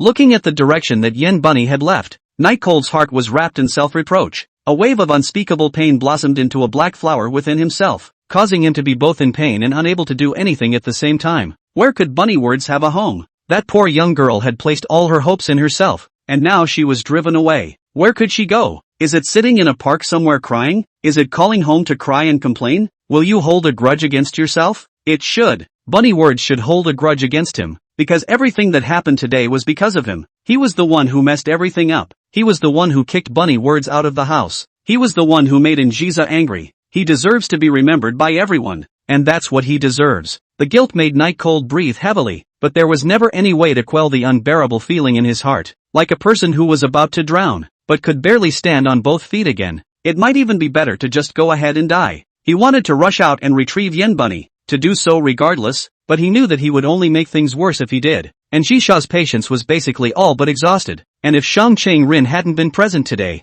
he wouldn't have known exactly what would have happened. The house was indeed bought by Anjiza, and it cannot be taken for granted just because Anjiza was nice to him, but he was taking things too much for granted and thinking too simply. Anjiza didn't like Speech Bunny. He clearly knew that. Why did he have to drag Speech Bunny here? It was clearly a misunderstanding that could have been avoided. Clearly nothing would have happened. Speech Bunny won't be insulted, and Anjiza won't be angry. What the hell was he thinking? Why was he so stupid himself? He could have taken care of everything, but why was it the opposite? He messed everything up. Why? You wouldn't. You're blaming yourself, aren't you? Shang Cheng Rin's voice was like a heavenly sound, ethereal and pure, like the warm sun in winter and the stream in spring, purifying one's mind and making one comfortable and at ease. Night chill snapped out of it. He hadn't realized that his body was actually tensed up so tightly, and breathing so heavily. It's completely out of control, but the softly murmured whispers in his ear still made him gradually relax, and his breathing gradually calmed. He turned back to look at the seemingly smiling Shang Cheng Rin.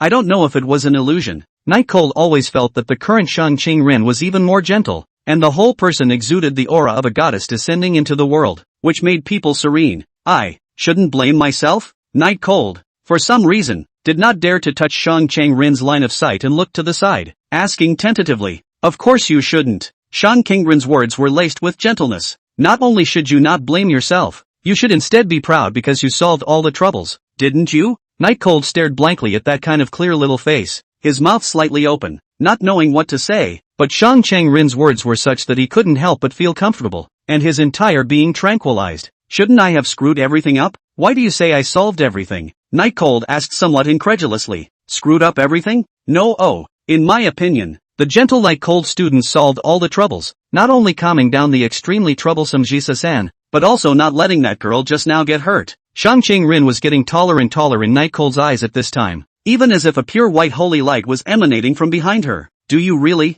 think so? Night Cold couldn't help but take a step towards Shang Cheng Rin. Of course, how about saying that today I've greatly changed my opinion of fellow student Night Cold. You're a man who doesn't run away from problems and has a sense of responsibility, and you're also a very responsible and gentle man. Shang Cheng Rin continued. Night Cold's heart had never been more peaceful. Shang Cheng Rin's words made him remove all the negative emotions he had just felt, but his subconscious still felt that he had hurt everyone. At least Speech Bunny is definitively hurting. But before he could speak, a small, cold finger poked him in the heart. The reason why you subconsciously feel that you have hurt everyone is simply because you are too gentle and responsible, wanting to take all the faults on yourself, even wanting to solve all the difficulties in the best direction. No one knows if Anjisa will come to the new house today, and neither do you. Shang Cheng Rin slowly withdrew the hand that was pointing at Night Cold's heart. But I could have. You originally what? Do you have precognition? If you do, forget I said it. Night Cold felt that Shang Cheng Rin would definitely be able to win a prize when he went to the debate competition, because his heart actually felt that he was really right under Shang Cheng Rin's words and that he had tried his best, but he knew that it was nothing more than sophistry, and that doing his best was the truth. But so was hurting Bunny Yin.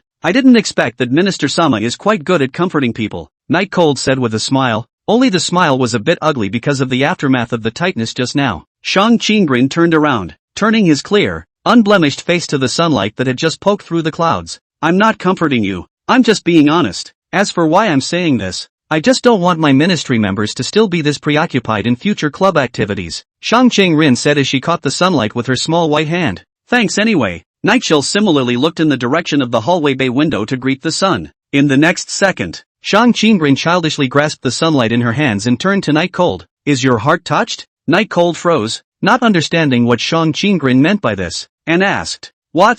What touch? Shang Ching-rin said with some dissatisfaction. I heard that giving encouragement to a boy when he is at his lowest will make the boy forget that girl for the rest of his life. I don't know whether fellow student Night Cold will do it? Chapter 117, Gentle? Night Cold revealed a withering smile and asked, Now I really can't figure out if you're a good person or not. Shang Ching-rin ruffled her hair and said confidently, Of course not. If there is anyone who thinks that I am a good person, then that person must be the luckiest person in this world. Bar none. Why? Night Cold asked. Isn't getting my attention not the luckiest thing in the world? Shang Ching-rin said rightfully. Night Cold propped his hand on the railing and said with some puzzlement, Just now you didn't intend to help Rabbit at all, did you? By the way, Rabbit is the name of that girl just now. Her full name is Yen Rabbit. I'm not interested in knowing who she is. This was what Shang Ching-rin said after interrupting Night Cold's words as she continued. That's right, if it wasn't for your eyes begging me, I don't intend to care about her life or death. Even. Shang Ching-rin whetted Night Cold's appetite and said, Even I didn't intend to help you in the first place, let alone any speech rabbits. Then why did you end up helping? Night Cold asked, raising his voice slightly. Shang Ching-rin blankly glanced at Night Cold, obviously not really wanting to answer this question. But she still said it, because your persistence and gentleness impressed me? If you were just bent on excusing yourself, I wouldn't have said a word for you. You are still very gentle, Night Cold said with some snickering, still saying that you won't mind Bunny Yen. Isn't that a pleasure? Shang Ching-rin sighed and looked at Night Cold with the gaze of an idiot and said helplessly, What I just said remains unchanged. It doesn't matter to me what happens to Speech Bunny, but your character is very important to me. Is that clear? Understood. Next time don't say stupid things. I don't care. Anyway, you're just being nice. You're the one who wants to be in charge, and you don't accept rebuttals. These words from Night Cold were actually a kind of flirtation with Shang Ching-rin, as he knew that Shang Ching-rin wasn't lying. It was a retort to the molestation of himself earlier. Shang Ching-rin seemed to have seen it as well, and did not continue to answer the question. You two are outside and still not coming in?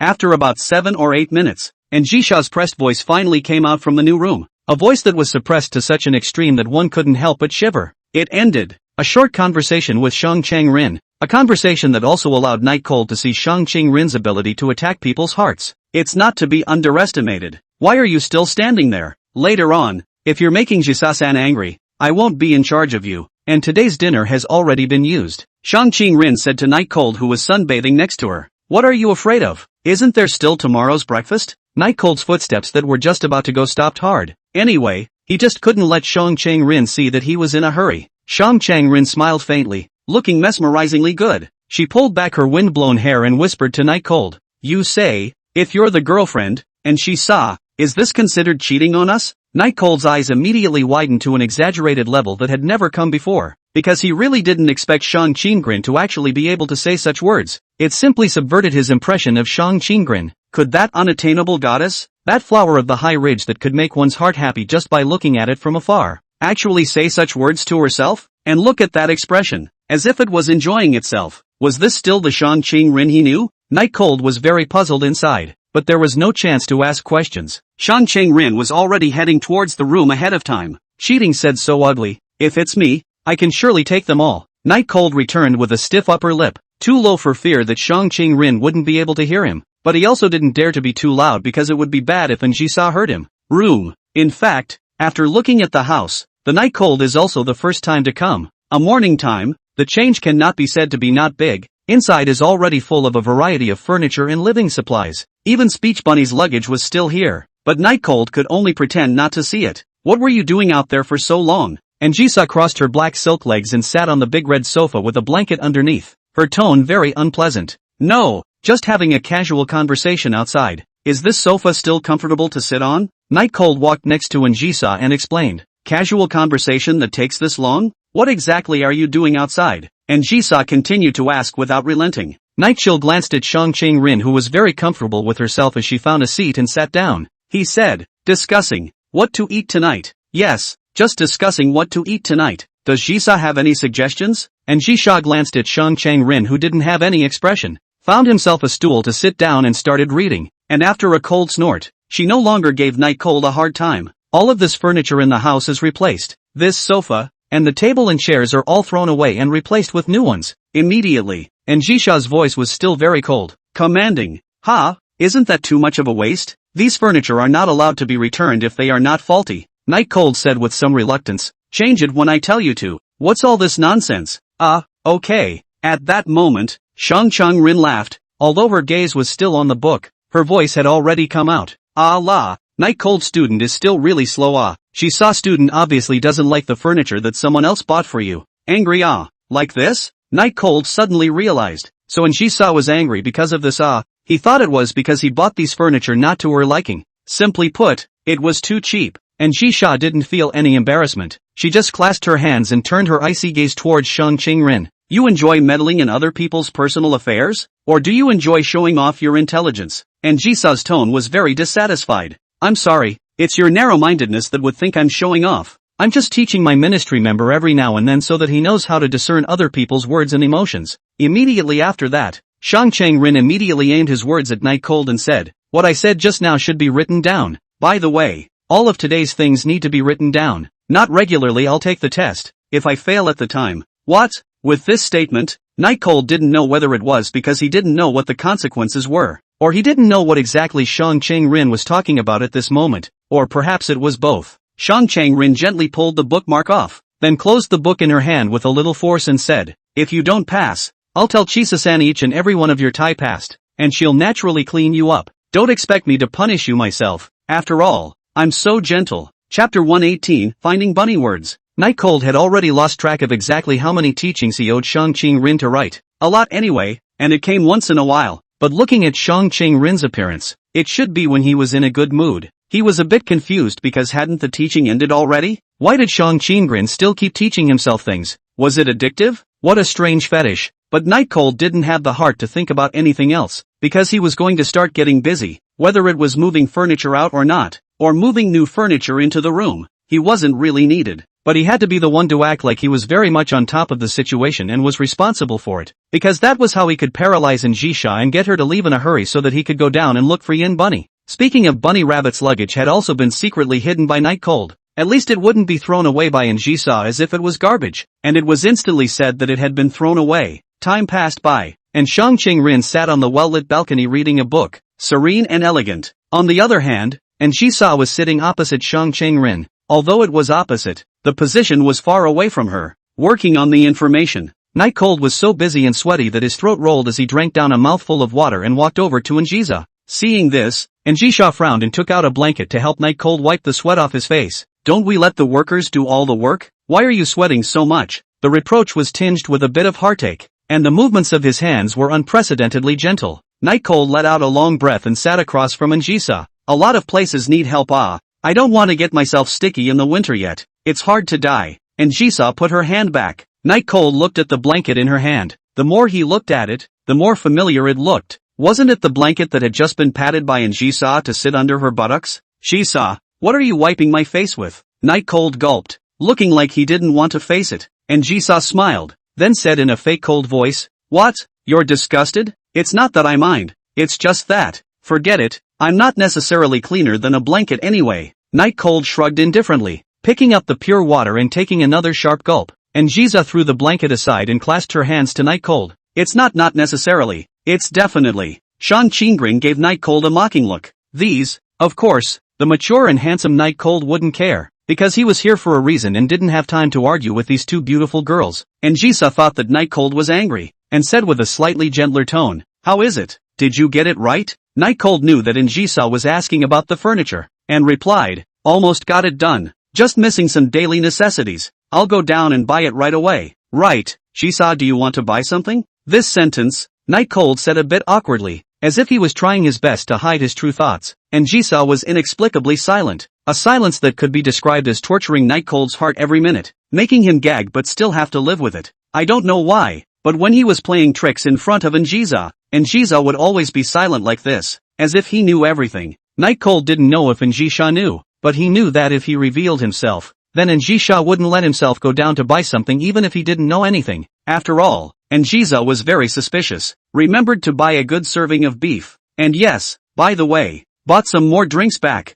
I'm a little thirsty. Shang Chang-rin's voice leisurely traveled into Night Cold and in Jisha's ears. Night Cold's face remained unchanged, but in his heart, he was still glad that Shang Chang-rin was able to open her mouth, but he still pretended to be dissatisfied. Prime beef, that's a lot of money. Give me the money up front. And the cooking, my handiwork is worth a lot of money too. Together I'll count you $1,000. Shang Chang-rin smiled and looked up, staring at Night Cold, saying word for word, are you sure you want me to give you money, student Night Cold? I don't know why, but Shang Chang-rin was clearly smiling, but Night Cold was just creepy and always felt a chill down his back. Not replying, Night Cold looked at Jisa and asked, Jisa, what do you want to eat? I'll go buy it for you later. And Jisa's eyes were always so difficult to understand. Even Night Cold, who had dealt with Jisa for so long, couldn't understand it. And at this moment it was like this. The other emotions Night Cold couldn't understand, but he could tell that there was a tangle in Jisa's vision. Jisa? Same as her, I guess. As if she didn't want to think about this matter, the moment she decided to let Night Cold leave, and Jisa uttered this answer. No one knew what exactly Jisa had thought just now, but Night Cold knew that it must have been very complicated, or else he wouldn't have said such words as he wanted the same as Shang Chang-rin. Receiving permission, Night Cold was very happy, but the departure remained unhurried, and he even sat in his seat for a while. I'll be back in half an hour at most. After Night Cold said these words, he took the elevator and left. Balcony. Shang Chang-rin closed the book and said with some surprise, it's really surprising that you would actually let him leave. And Jisha sneered and stared at Shang Chang-rin. Don't think you're the only one who's smart. Pushing Night Cold too hard won't do me any good. Shang Chang-rin stopped talking about this topic and asked, you like him? Instead of answering the question head-on, and Jisa said, when did you become so fond of prying into other people's personal affairs? Shang Chang-rin of course do not like to pry into other people's private affairs. Just a little surprised that Jisa will like someone else before asking a little, although did not get the answer, but also so-called. Open the book and keep reading. Out of the elevator door, Night Cold will look around. He wants to find the figure of Speech Rabbit. In fact, in the elevator on the time, he has already impatient. At this time just more so. He knew that because of various reasons, Speech Bunny must not have traveled too far and must be in this neighborhood. Running out the front door, it was really cold outside because the sunlight was all cut cleanly by the balcony above. So it was very cold down there. It was now 3:30 in the afternoon, but there weren't many people, and Night Cold walked along, his eyes sweeping around, hoping to see the figure of Speech Bunny. Speech Bunny was the kind of person who liked to lick his wounds alone, so the targets of Night Cold's searches were always places that didn't easily attract attention. About 3 or 4 minutes passed. Night Chill finally is found in a park slide hole in the Speech Rabbit crying into tears. Chapter 119, Apology. Like a real rabbit, the Speech Bunny hides in its own rabbit hole to vent its emotions when it is sad or upset, and at this point it is the same, except that the rabbit hole has turned into a slide hole. Night Cold gently walked over. Anyway, he had already found Speech Bunny. The rest could be completely unhurried. The closer he got, the louder the sobbing became.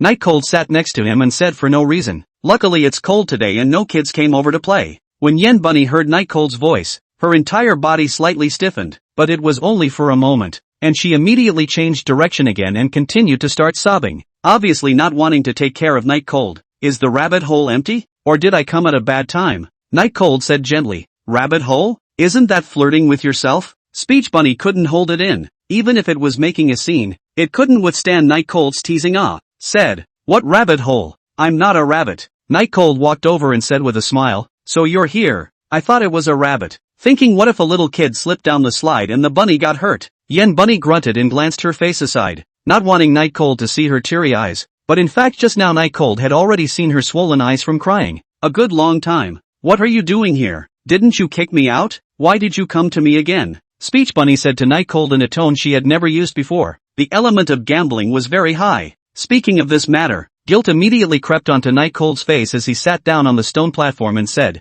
I'm sorry, I didn't mean what I said upstairs just now. I couldn't help it. And Jiza was a murderous demon, and the worst case scenario at that time belonged to the category of anything could happen. But Night Cold would not allow the life of Bunny words to be threatened. All it took to say that part. But even if Yen Bunny didn't understand him, it didn't matter, because in the end, this matter was also because of him, as long as Njisha didn't get angry, and Yen Bunny's personal safety wouldn't be jeopardized. That's all that mattered. It can just feel a little heartbreaking. Speech Bunny wiped a handful of tears and said angrily, because that woman is rich? Because she was helped to buy your house? So you don't dare to disobey her? So you want to hurt me? Night Cold didn't know how to answer. He hadn't smoked for a long time. At this time he couldn't help but pull out one and light it up. The reason why it was cold, so the smoke almost covered his whole face. I don't know why, and I don't know whether what Speech Bunny said were words of anger or words from the heart. In fact, Night Cold had a little disappointment. A very selfish thought. Regardless, I don't want that to happen just now.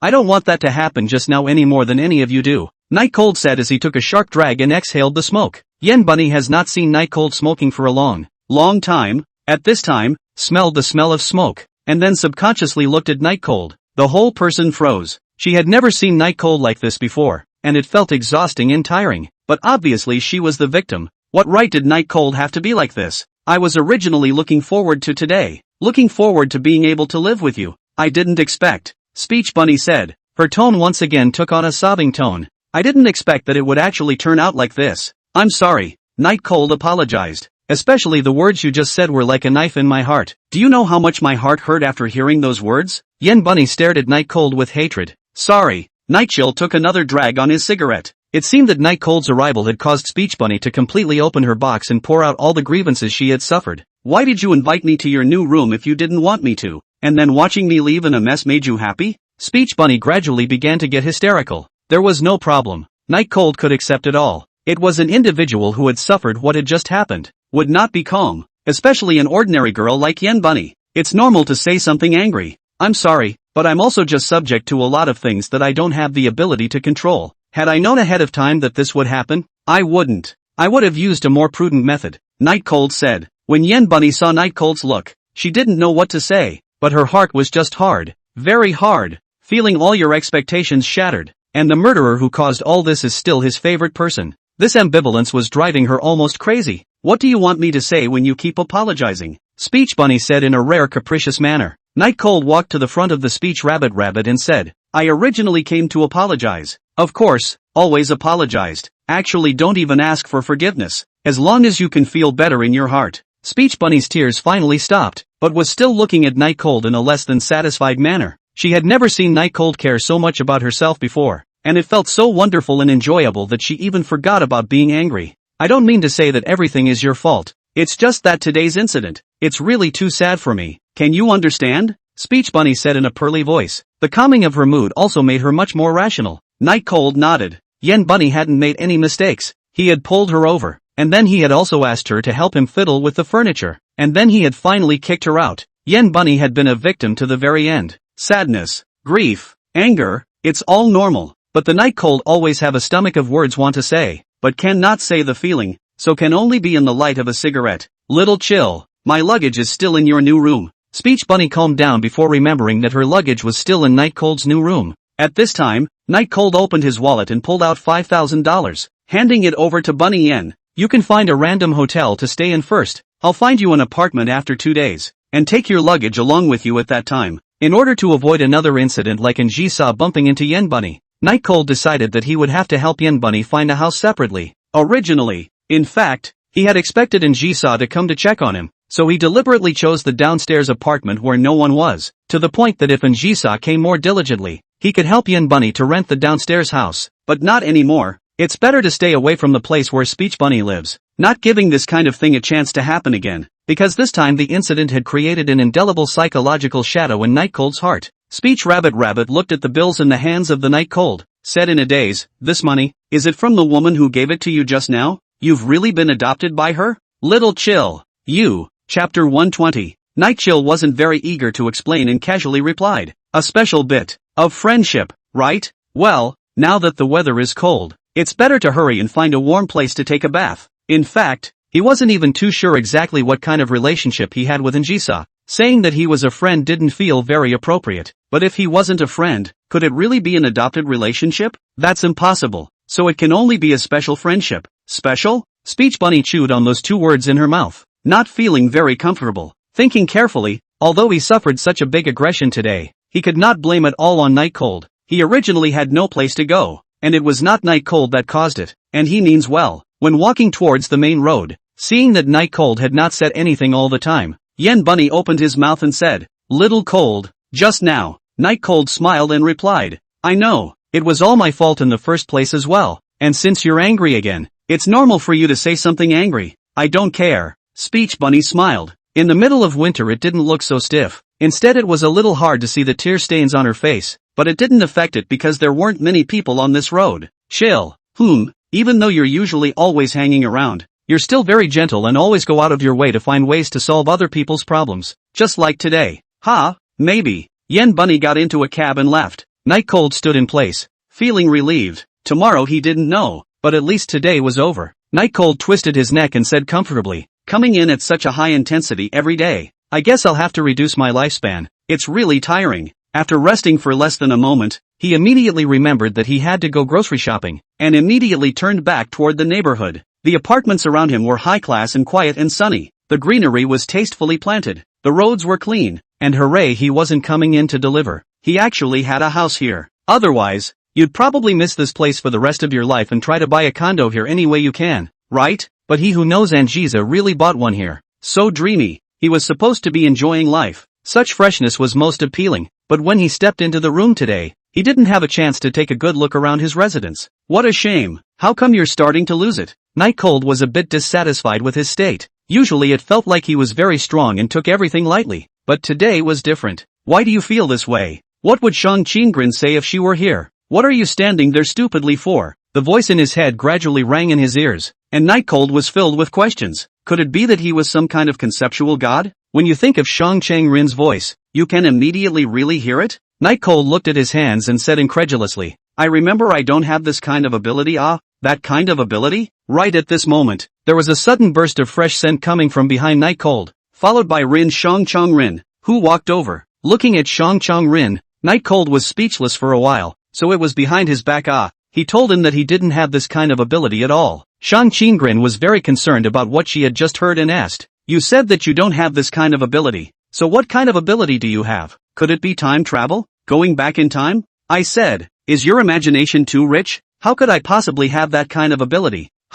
If I did, I would have traveled back to this morning and changed my decision to go to Angiza. Night Cold didn't lie. He really didn't have the ability to travel through time. His timeline spanning ability was a completely different thing from this, more like a simulation. Seeing that Night Cold didn't look like he was lying, Shang Rin said with a bit of disappointment, but you're supposed to be able to do it. If you can't, who else can? The two of them walked forward side by side, and Night Cold said helplessly, how do I know who can? Maybe Ultraman can, but unfortunately, my transformer is just a fake, not real, and can't help you. Speaking as if there really was a real Ultraman transformer in the world, Shang Rin blankly glanced at Night Cold. If you don't have this kind of ability, then why am I still alive? Shang Rin said as she stared at Night Cold very seriously, as if she wanted to use this way to tell Night Cold that she wasn't joking. Night Cold froze slightly, looked his eyes towards Shang Rin, and said with a sudden realization, don't tell me that the books you read every day are all web novels. If that's the case, and your grades are still so good, do you still let me live? It seemed that Shang Qingren was just joking, so she didn't continue to ask, but said, that's why I teach you every day, so that you won't be so embarrassed to see me that you want to kill yourself. Night Cold immediately changed the topic. What are you doing down here? It's so cold,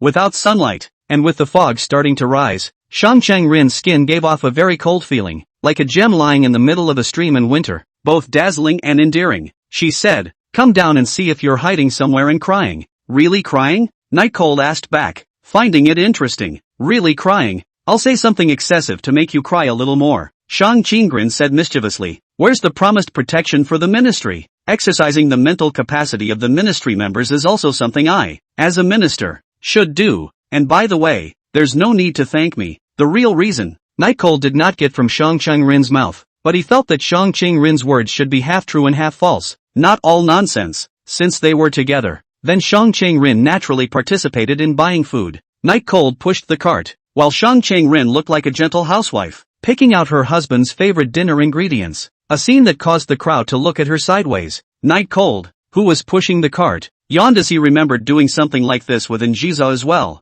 The one time he had just been beaten into the hospital and then escaped. That time it was purely for shopping, but this time, there was always an indescribable emotion that made Night Cold comfortable, as if Shang Rin was really his wife. Shang Rin had an almost harsh requirement for anything to be good or bad, and naturally the same was true for the ingredients that would go into her stomach at night. You can buy more broccoli. It's Saturday. It sells faster and will be quite fresh compared to normal. Steak. I'm sorry I can't look out for your wallet. I'll never eat frozen. And even if it's fresh, it falls into the category of being pretty bad. Drinks can be bought with more milk to protect the stomach. Chapter 121 and Jisoo's Trickery. Why is this milk papaya flavored? Night Cold picked up the milk that Shang Chang-rin had thrown into the shopping cart and looked at it. But when he looked at Shang Chang-rin again, Shang Chang-rin had already walked out far away. Obviously not intending to answer this question, Night Cold immediately smiled and chased after him. Sure enough, you still care a lot. It's just that there's not much use for you to drink this kind of stuff. Otherwise, why don't you consider my method?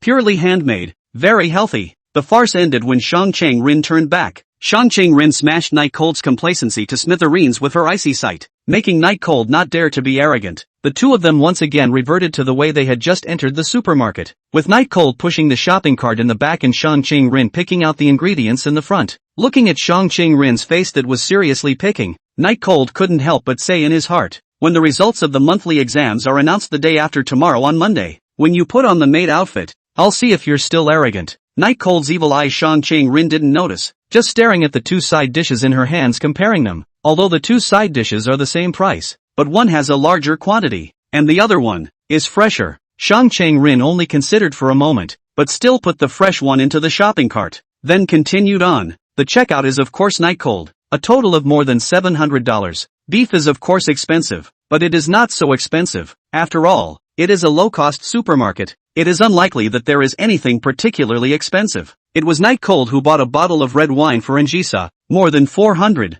outside the door. Shang Chang-rin looked at the red wine that Night Cold had bought for Jisoo and covered her mouth as she smiled, her shoulders shaking especially obviously, which meant that Shang Chang-rin was laughing happily. Because of the general laughter, Shang Chang-rin was very dry and would not cover her mouth. What's so funny? 400 or so is pretty expensive too, okay? Night Chill didn't really understand. Can't you drink cheap wine? Besides, 400 isn't cheap, right? Is this necessary? Shang Chang-rin should have laughed enough, stroked the delicate, tied-bow chest, said, you buy 2 bottles of sake perhaps and Jisoo in your face will still drink a mouthful. What's wrong? Guess I'll wash your face. Is it that exaggerated? Night Cold glanced at the red wine in his hand. It felt similar to the kind that Shang Chang-rin drank last time. The packaging and such. Good luck with that. I hope she doesn't just smash the bottle on you. After saying that, Shang Chang-rin turned around and walked towards the apartment. The two had been out there for almost an hour and a half, so it was almost 5 o'clock when they got back to the apartment, and the sea of flowers got dark so early in the winter that it was already hazy and almost impossible to see at this point. The pounding fog indicated imminent rain. Why did you go out for so long? And Jisoo crossed her legs and closed the information in her hand, saying to Night Cold in a dissatisfied manner, I met her down there, but I really didn't expect that she was actually so slow in buying things, which delayed her for a while. Night Cold said with a smile, indicating that it was all Shang Chang-rin's fault and had nothing to do with himself. Shang Chang-rin helplessly glanced at Night Cold. Really a ruthless man, knowing that Jisoo can't do anything about it, he pushes everything onto himself. There was no explanation though, because she didn't have to explain anything to Jisoo. Jisoo glanced at Shang Chang-rin and laughed coldly, saying something about going out to get some air, but it turned out to be going to cheat. Really? Shang Chang-rin, worthy of being the number 1 in the country, that's how smart you are. This derisive remark Shang Chang-rin of course heard, but she graciously admitted, thanks for the compliment, but I won't teach you even if you give me money. Loser. Seeing the two come to fight again, Night Cold immediately stopped it. Enough. Stop arguing. These words were very intimidating, and both of the two beautiful girls actually shut up and didn't say anything, but instead looked at him blankly, as if they were looking at something extremely unbelievable. Night Cold's face was taut as he pointed at Jisoo and said, it's probably going to rain outside. Hurry and come in and sit down. And Jisoo's silver teeth clenched slightly. Her eyebrows narrowed as she looked at Night Cold and said word for word, are you trying to rebel? Night Cold felt that he had been greatly aggrieved today and didn't want to obey Jisoo anymore. Hearing Jisoo say this, he walked straight over, and Jisoo clasped her hands and looked up at Night Cold with a very strong aura. However, Night Cold was just determined not to obey Jisoo today, so he simply ignored Jisoo's dangerous eyes and instead directly reached out and picked Jisoo up. The princess hugging kind.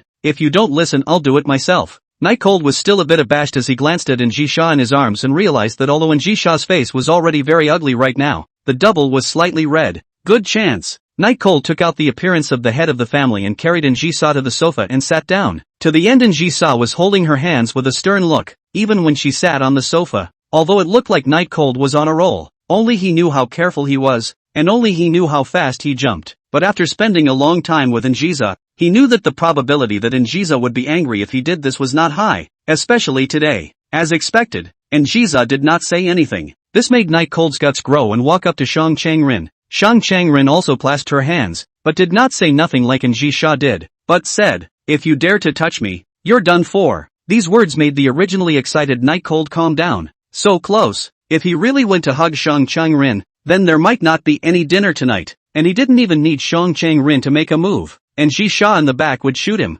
Just getting the ingredients. Night Cold took the ingredients into the kitchen, and now that it was dark, there was no problem cooking. In the end, Shang Changrin sat down on the sofa and asked in some confusion, "You don't punish him? Just let him provoke you like this?" And Jiza then smiled and said, "Giving him some appropriate opportunities to let loose will make him even more inseparable from me." Imagine substituting an ordinary person's perspective, being able to hold the Hanami's topmost Zaibatsu princess in his arms, and the latter not reacting to it. What kind of change would happen to his mind? That's right, it would directly twist to the point of deformity. It would inspire a strong desire for conquest and fulfillment. Stretch the threshold as high as it will go and he'll never be interested in that kind of ordinary girl again. Because as long as I'm around, then anything that's less difficult to conquer than me won't interest him. Shang Changrin's white fingers rested on her delicate chin, muttering to herself, because he'll think that even you he's hugged, and it's even easier to pursue other girls, slowly lose interest in those girls. And Jisha didn't say anything, just sneered and opened the red wine on the table,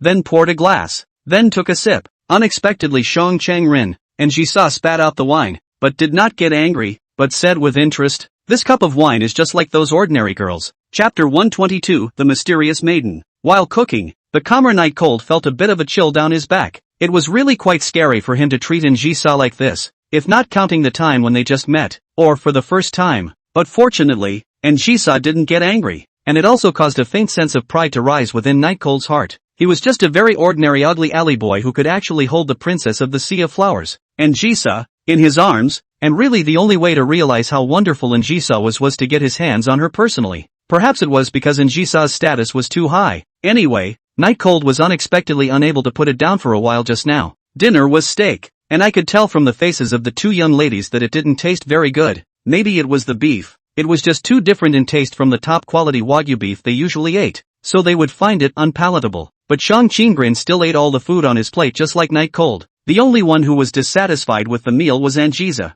who even took a couple sips of the inferior red wine, but just didn't eat the steak. Probably too old for that. The red wine that he bought himself. Anjisa just sipped 2 sips. Night Cold pretends to be indifferent to the wild drinking, and by the time he ate dinner, the inferior red wine was basically drunk up by him as well. In the evening, Anjisha and Xuefang were the first to leave. They should have something else to do, while Shang Changrin was leaning on the sofa, reading a book for a while by the warm light, looking a bit tired as well. Night Cold, who had packed up all his things, walked through the kitchen and said to Shang Changrin, "Isn't your apartment in this neighborhood? Do you want me to send you home?" Shang Changrin closed the book and laboriously pinched his brow and said, "What?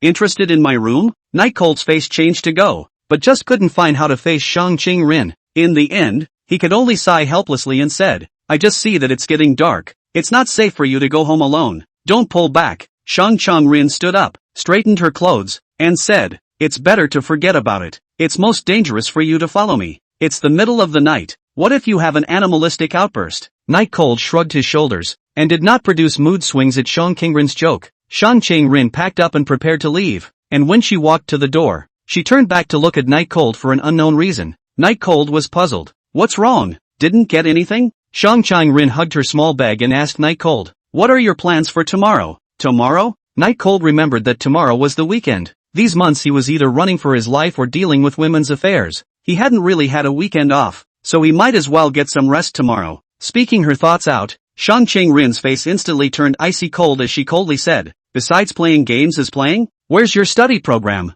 Night Cold scratched his head in disbelief. "So what am I doing on Mondays and Fridays?" Shang Changrin was exasperated and laughed. Clasping her hands, she said again with a very oppressive feeling, "Even though you lost the match with the student council, there is a next time. Even if there is no bet, you need to prove that you can." "I'm afraid I don't need to wait until later," Night Cold said meaningfully. This time the examination results he was very confident that he could surpass Shang Changrin, not to mention what Qing Lan, casually decapitated in the horse. Shang Changrin helplessly glanced out the window and moved his eyes back again, saying blandly, This apartment was bought for you by NG Shah, and a lot of things were solved for you by NG Shah. Even your dignity was given to you by NG Shah. Do you really want to spend the rest of your life pleasing her? Expect her to help you solve your problems for the rest of your life? Night Cold's lack of progress made Shang Chang-rin really angry. She hoped that Night Cold could refuel and work hard, even if she really couldn't do the best, but at least she could hold her own. Seeing that Shang Chang-rin seemed to be really angry, Night Cold immediately said, "Of course I know. What I mean is that I can surpass Qing Lan this time.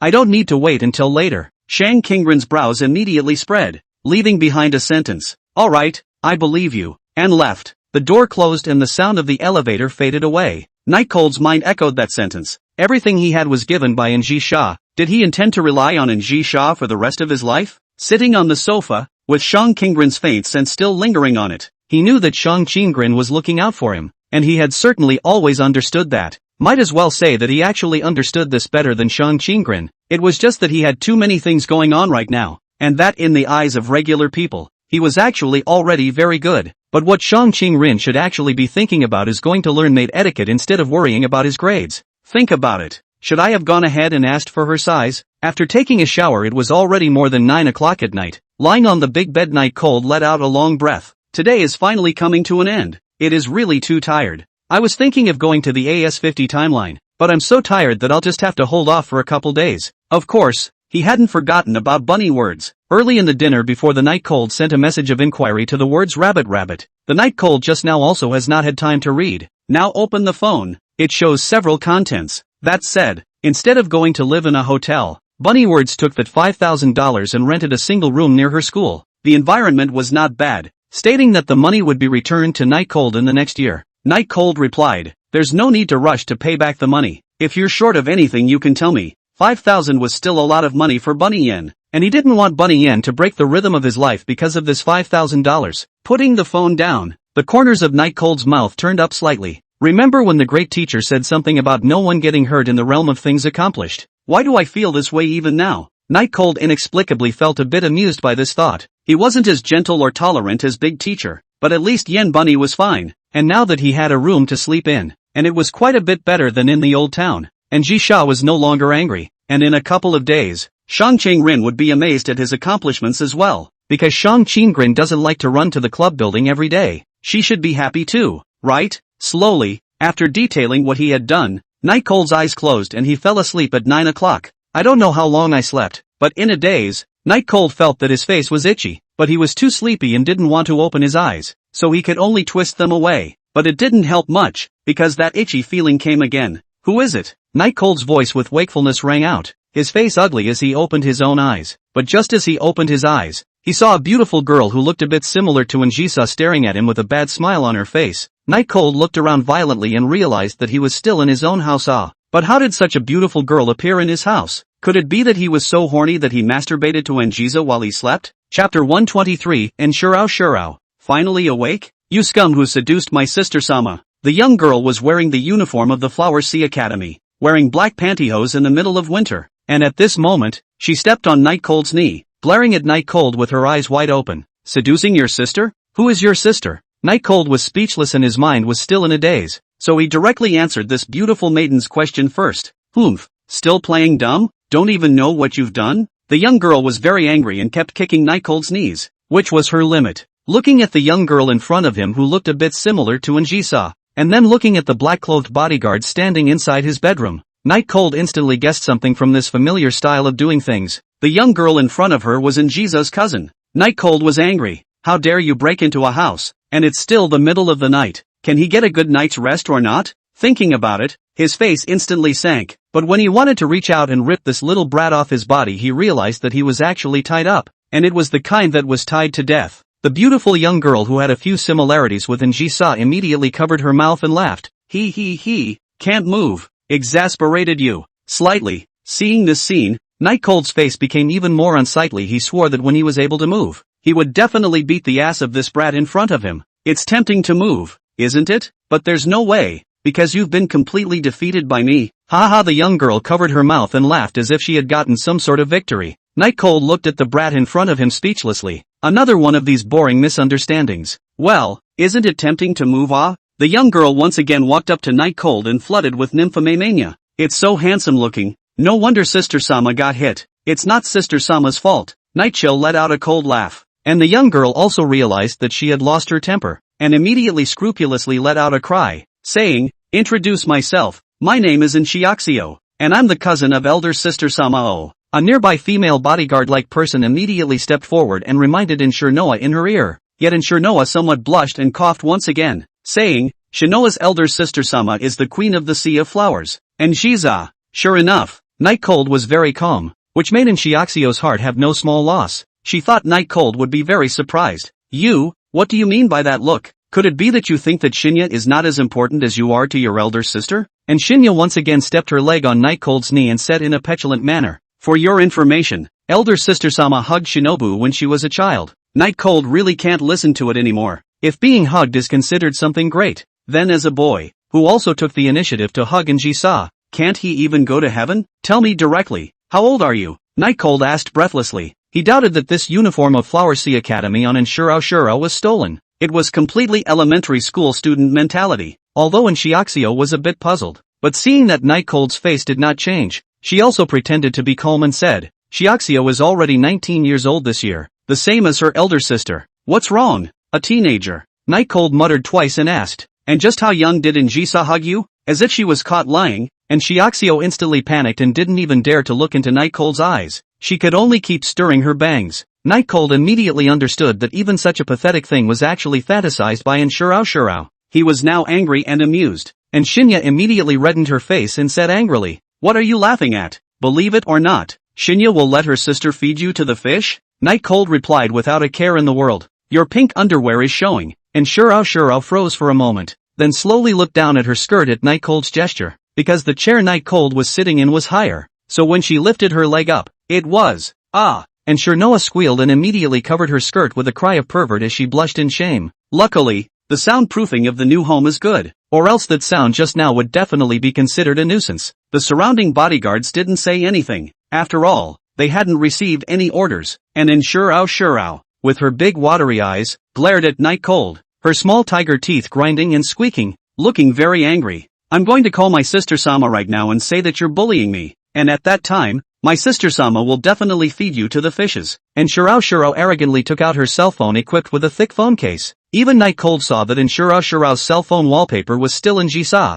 which should have been secretly taken at a banquet or something. That's disgusting. Night Cold's eyes didn't change in the slightest, but the sensitive Shurao immediately explained, "This is what elder sister Sama asked me to film. It's not a sneak peek. Humph. Even if Sister Snowfrost is powerful, how could I possibly film it if she didn't agree?" However, Night Cold did not give the slightest bit of face to reveal. It took a long time to think of such a reason that can convince yourself, right? With an angry expression, like a small cat that had blown up its hair, and Shiaxio no longer paid any attention to Night Cold, but turned her head to dial the phone. It was as if it had been a long time since I had called in Jiza, so there was a bit of hesitation when it came down to it. However, just as she made up her mind to call in Jiza, Night Cold begged for mercy. "Okay, I was wrong, okay?" As if she had finally found a step down, and Shinya immediately put her cell phone away and said to Night Cold, "Humph, now you know how powerful Shinya is, don't you? You'll be dead when elder sister comes. Let you off the hook for now." With a slight smile, Night Cambria raised her palms up, clearly intending to make a surrendering gesture, but stiffly making it look like she was about to take off. "Lord Shinya, help me untie it first, and I'll apologize to you in a grand manner, okay?" Night Cold coaxed gently, "Don't you dare try to lie to Shurnoa." And Shinya tilted her head and said, "How can I lie to you? All your people are here. Even if you untie me, am I not still under your control?" Could it be that Shinya is afraid? Night Cold seemingly intentionally or unintentionally provoked. How could it be? Shinya is the one who will be by elder sister's side in the future. How can she still be afraid? And Shiaxio immediately exploded and then asked the bodyguards accompanying her to help Night Cold untie her. It wasn't supposed to be a big deal, so Night Cold was immediately untied. The moment the rope fell to the ground, Night Cold stood up, his face very dark, twisted his wrist and gritted his teeth. "Leaving Anjiza? For such a boring reason. You came to disturb my sleep in the middle of the night. Little brat, see if I don't whip your ass." Seeing the raging Night Cold, and Shurao was immediately confused.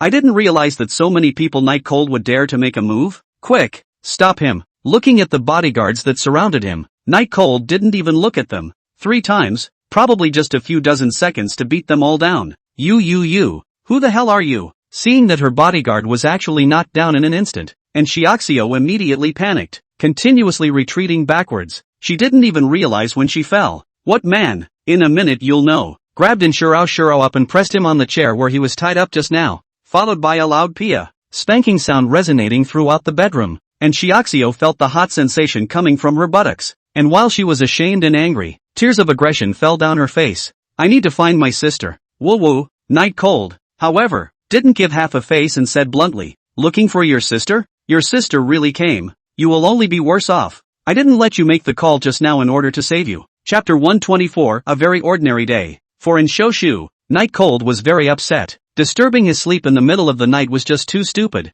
After about a dozen strikes, and Xiaoxiao's tears came out in pain before Night Cold could stop. No, it's wrong? Night Chill asked in a cold voice. Oh, I'm going to tell my sister. Say that you spanked Shinya's butt. And Shinya covered her little butt and said in a very aggrieved manner, as if Night Cold had done something hurtful. However, Night Cold was unconcerned. Anyway, he had already done what he could do. If Xiaoxiao insisted on seeking death, then let her do as she pleased. Night Cold now can still remember, when inexplicably will be their own kidnapping of Snowfrost's sister Moonfrost's end of the ah. If it wasn't for Snowfrost, I guess I don't know how many times I would have been pulled out by whatever was in the sea by now. And anyway, there were many results, and just none of them could be alive. But even when Snowfrost pleaded for mercy, Moonfrost was dragged off to some kind of death training camp, and now he doesn't know if he's dead or alive. This is my bedroom. Don't even sleep here, ah. If you want to sleep, back to your own home to sleep. Hurry up. Night Cold kicked the fallen bodyguards a few times, telling them to hurry up. He didn't use a lot of force, and these bodyguards just saw that he was too powerful, so they didn't dare to get up for fear of being beaten. After Night Cold reminded them of this,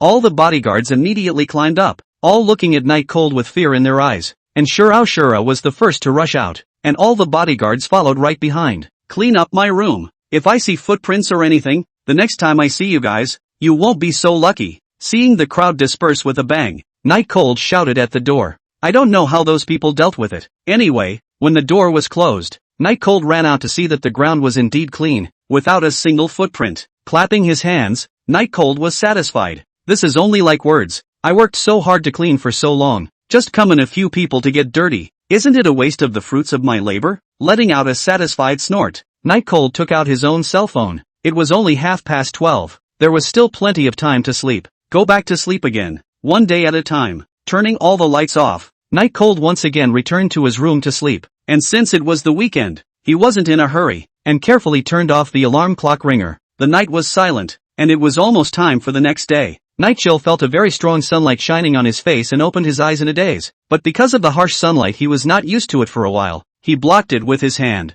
I have to say that a premium apartment is a premium apartment. The lighting is really good and the bedrooms are well designed to welcome the first rays of sunlight in the morning. But when Night Cold saw the time displayed on his cell phone, he was completely embarrassed, because it's 12 noon. Seeing the room that greets the first ray of sunlight in the morning is going to be a little more expensive. Night Cold was a bit embarrassed, but fortunately no one was there, especially since Shang Qing Rin wasn't there, or else he would definitely be ridiculed severely because of this. After getting up, I looked at my cell phone, and on it, in addition to the message from Yen Bunny, there was actually a message from Anjisa. Anjisa, did you hit her last night? Night Cold, yeah, I'll teach her a lesson in advance for you, so don't give her a hard time. Putting the phone down as his stomach had started to growl. Ingredients and all, quite a few left over from yesterday. Originally the amount bought for still a few days, plus the fact that the two older ladies hadn't eaten anything, simply dealt with a meal. Night Cold took a shower and changed into clean and tidy clothes. Coming out of the bathroom, Night Cold picked up his cell phone, which showed that Anjisa had sent a message. Anjisa, you're just getting up now? Aren't you a bit too lazy? Take advantage of the time you have today and go to the mall yourself to buy some good clothes. Don't let me see plus you wearing your old clothes again. There was also a transfer of $200,000 under the message amount. Why did he feel like he was becoming more and more of a soft eater? Thinking of what Shang Qingren said last night, Night Cold decisively refused. I just happened to have something to go out, so I bought the clothes on the way, and I don't need the money. I have it myself. After the message was sent, before Night Cold could put his clothes on, Anjisa's phone call came. He had no choice but to put his shirt down and pick up Anjisa's phone in the room with the heat on. Night Cold, are you going to rebel or what? You don't even listen to what I say anymore? Or have I been too good to you lately? Anjisa's side should still be in a meeting, and Night Cold could hear the electronic screen announcing. Night Chill immediately replied back. No, I was just trying to save you money. I've never been the most obedient. Obey? The pen in Njisa's hand kept turning over. Obey, then take the money. And you must buy all the clothes. Not a penny is allowed to stay. Fine. I'll get right on it. I think you have something else, don't you? Or should I hang up? Njisa, is there anything else you want? I'm all ears. Seemingly satisfied with Nightcold's attitude, the corners of Njisa's mouth rose slightly, and coupled with the fact that the company's shareholders were waiting to continue the meeting, Njisa said, be honest. Then she hung up the phone. Nightcold shook his head. This is not even a soft meal. It is so tightly controlled. If this is really a soft meal, he still has freedom to speak. Putting his clothes back on, Nightcold looked at his handsome self in the mirror and suddenly thought of something. That would be Nsho. His question just now was not answered by Njisa, and it was not mentioned when he called. Although it wasn't fatal, Nightcold thought that Nshiaxio's end should not be too good, but it was none of his business. Anyway, he had already saved that little girl once, and since she had to seek death, she couldn't be stopped. Night Chill went out. To be honest, this is the first time to go out without worries, before basically to identify a new working point. What wear doll clothes hold up billboards as a trust This kind of one-time part-time job was kind of the only way out for him when Flower Sea Academy strictly prohibited more part-time jobs. But today was different. He was there to buy clothes, but speaking of buying clothes, Njisa told him to spend all $200,000, and he had to. It seems that Njisa still doesn't want to keep a little bit of money in his hand Whenever he encounters a problem, he has to go and beg her. What a hateful beautiful girl. However, Nightcold still went to the bank first, wanting to deposit the pre-prepared money to his parents first, and then asked his parents to give part of the money to his third uncle. Although the money thing is not very good to explain, but after all, if all counted as the seller's money, his parents are embarrassed to ask for it, so even if it is not good to explain, but also have to say it with a hard head. With this thought in mind, Nightcold took a cab and set off. Chapter 125, Monthly Exam Results. 1 million is not a small amount anymore, and Nightcold realized just as he reached the door of the bank that he couldn't do that. What would Njisa think if he blatantly remitted $1 million to his family?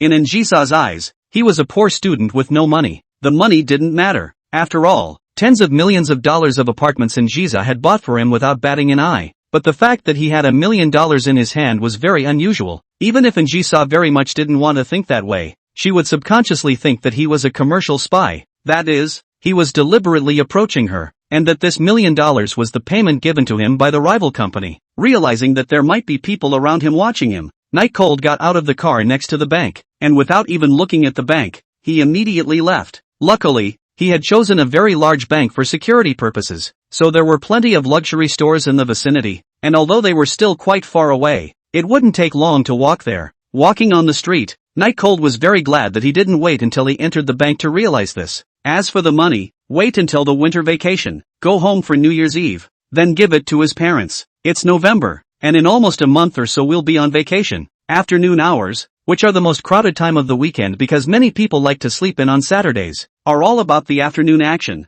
and high-end shopping malls are particularly crowded at this time as well. Nightcold found a very luxurious-looking men's clothing store. He did not know what clothes and how to match them, so he asked the clerk to help him. After all, to meet Njisa's requirements, too perfunctory is certainly not acceptable. Of course, the shopgirl, who had long been a nymphomaniac, must have been very happy about it. A few minutes later, a fashionably dressed Nightcold, with a not particularly expensive wristwatch on his hand, appeared in the men's clothing store. The admiring eyes of the female sales clerk proved that Nightcold was a natural clothes rack, and it was a very good look to wear. Sir, this outfit really matches you hard body or shirt is still more suitable. May I ask if you are still satisfied? The female sales clerk looked around Nightcold and came to this conclusion. Nightcold looked at himself for a while, although the clothes fit well, but after all, it is new. There is still a little uncomfortable, but he is full of satisfaction is not really important, but to Njisa's satisfaction. Thinking of this, Nightcold lifted his cell phone and took a picture of himself before sending it to Njisa. It wasn't long before Njisa's text came back.